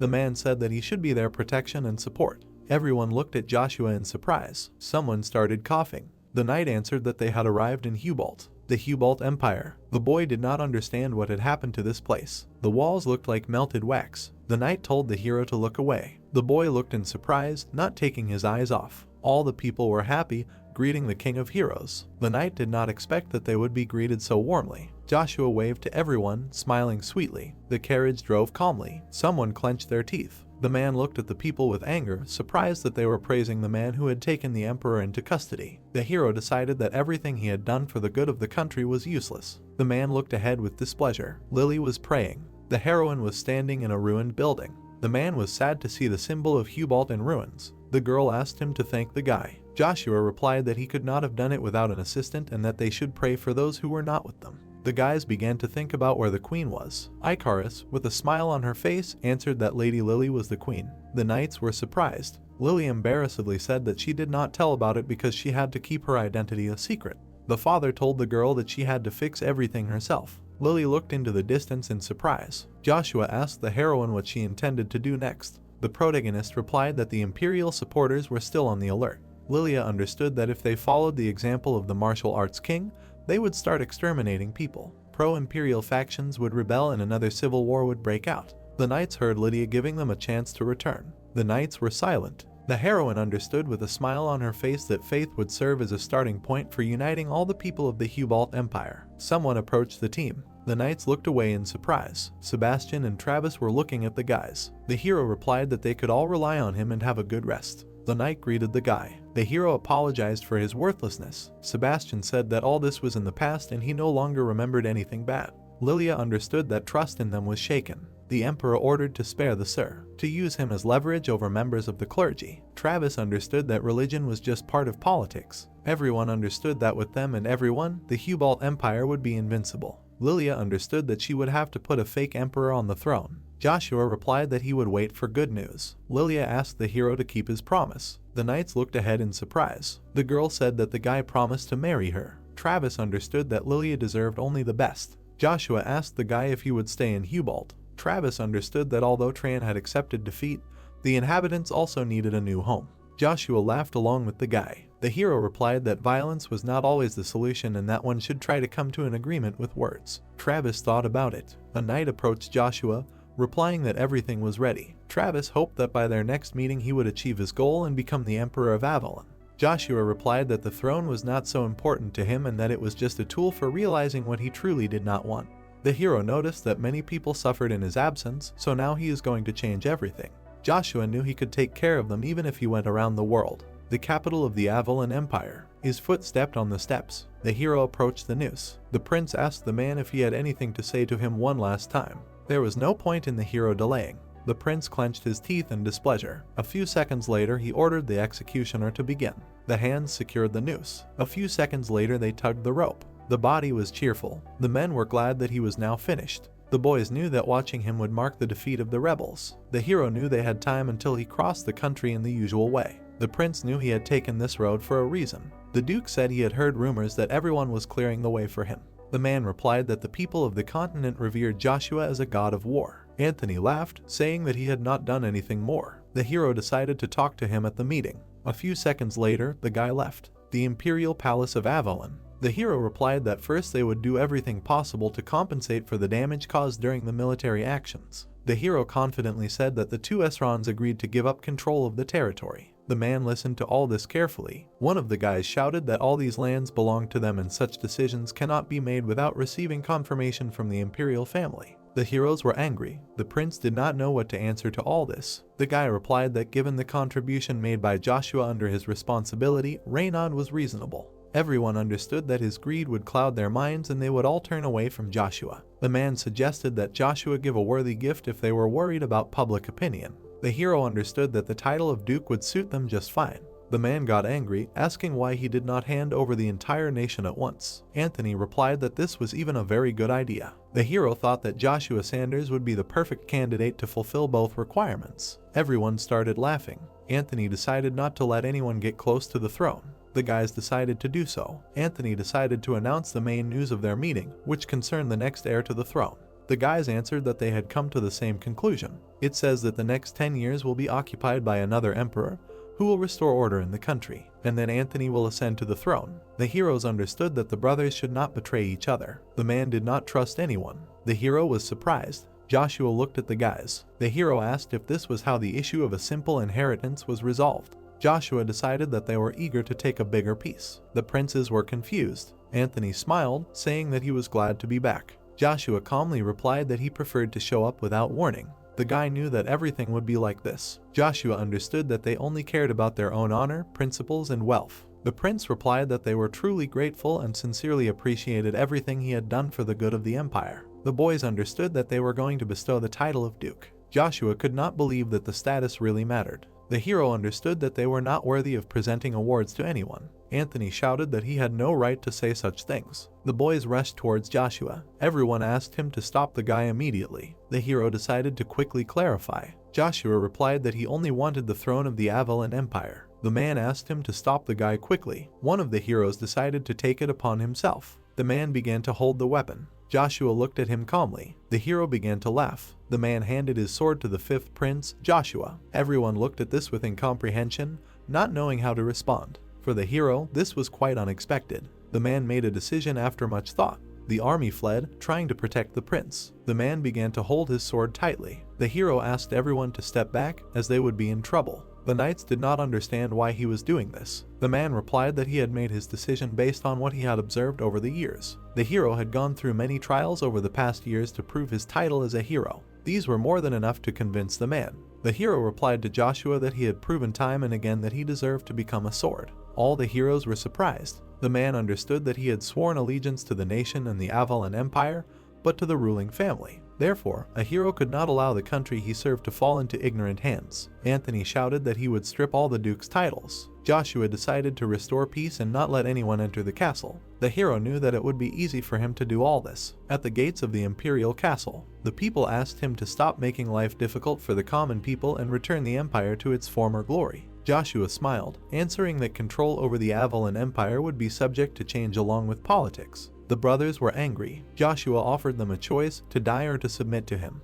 Anthony was silent. All the people asked the hero who he was to make them choose. Everyone understood that they would be captured and executed. One of the heroes answered that he would only provoke a civil war. The man asked for their agreement not to do anything to them. The prince was surprised that they wanted to join Joshua. The hero asked the guy if he agreed to this. Joshua thought about it. The main hero decided to kill them all. The guy looked away in surprise. The sword quickly killed the hero's body. The princes looked at this in fear. All the other people did not expect that this could happen. Everyone understood that Joshua was a man of his word. Joshua answered that it was not only the Acadia people who came out to protest. The hero replied that that was why he had come all this way and now the whole nation was on his side. They all supported the king of heroes who had restored peace to their land. The man waited for Joshua's order. The main hero understood that he had taken precautions. Joshua understood that he had only given them the future they had asked for. Anthony asked the boy what he had planned. The hero replied that in a week the people of Avalon would decide which of the three of them would rule. The prince gritted his teeth in displeasure. Joshua asked them what they intended to do. The prince agreed. The boy asked his brother if he supported him. Anthony gritted his teeth in displeasure. The hero agreed.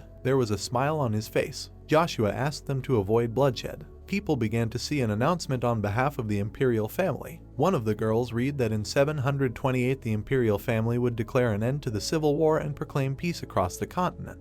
The boys were glad that Joshua had ended it. The people read that all citizens would be given the right to cast their vote for a new emperor. Therefore, over the next week, everyone would have the opportunity to choose between the three princes who would next take the throne of the Avalon Empire. The people did not understand where the third prince came from. The boys began to think that the third could be Joshua. The people hoped that this was true. Everyone rejoiced, answering that they would vote for Joshua. 3 people watched this. They were glad that Joshua could do this. The heroes began to rejoice that they would become the personal knights of the emperor himself. The boy laughed, happy that this would finally happen to him. The man shouted for everyone to make way. Joshua walked with the princes with a smile on his face. The hero laughed. The knights boldly answered that they were simply defending the hero's honor. The boy understood. Joshua decided to go on his own, answering that he did not need to be accompanied further. The knights smiled. The main entrance to the Diamond Flower Palace of the Avalon Empire. The knights decided to end this and leave. The hero bowed his head. The knight asked Joshua to allow him to say one more thing. The man replied that he would not spare his own life to carry out the order. Joshua smiled. The hero greatly appreciated the boy's support. Joshua calmly replied that he was sincerely grateful for all of this. The boys looked at him in surprise. The heroes began to shout that they were covered in goosebumps from the man's words. Joshua decided to go, and he needed to settle some matters. A few seconds later, the knights wished him luck. A candle, the fire burned brightly. Joshua stood in one of the rooms. The hero thought that everything was getting better. The princess replied that this was her destiny. Joshua did not know what he could do to make it easier for the girl. The heroine replied that she could now see through time and see the past, the future. The girl bowed her head sadly. Joshua did not understand what the problem was. The heroine said that she saw the pain that the boy had to endure. The boy was surprised that the girl could still see. Her eyes were sad. The girl told him not to worry about her and to mind his own business. Joshua replied that he was glad to meet her. The man replied that he was throwing a banquet, but if he had known about her health, he would not have brought it just like that. The hand gave the letter. A few seconds later, Joshua left. The maid regretted that he left like that because they could have discussed a lot.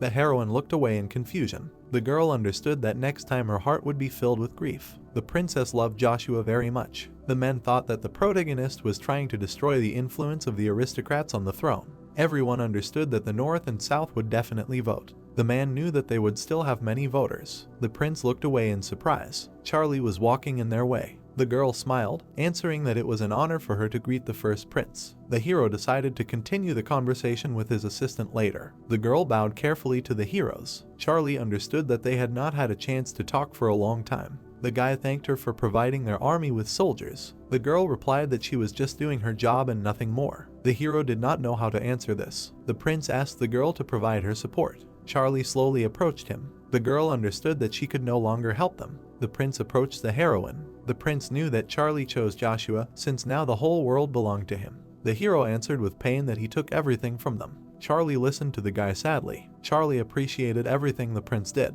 The heroine understood that even if everyone turned away from Joshua, she would still be on his side, so now the girl advises them to stop looking at him with such tenderness. The prince looked at her with displeasure. Charlie asked her to turn away. The palace of the fourth prince. The man was rummaging through the books. Anthony was trying to find a level 8 book. The hero looked up with displeasure. Someone called Anthony, answering that he had fallen very low. Hands touched the ground. Someone hit the guy, shouting that he did not dare call him in such a tone. The prince's entire body was squeezed by unimaginable pain. Demonic energy asked the guy if he had forgotten his voice. Suddenly a hand appeared, which said that Anthony had ruined his empire. The hero looked away in surprise. Anthony's father appeared in front of him, asking to call all the members of the noble families so that everyone would know that he had returned. That's how this video ends. If you have sat through to the end, please don't forget to press the subscribe button and leave feedback. See you in the next video.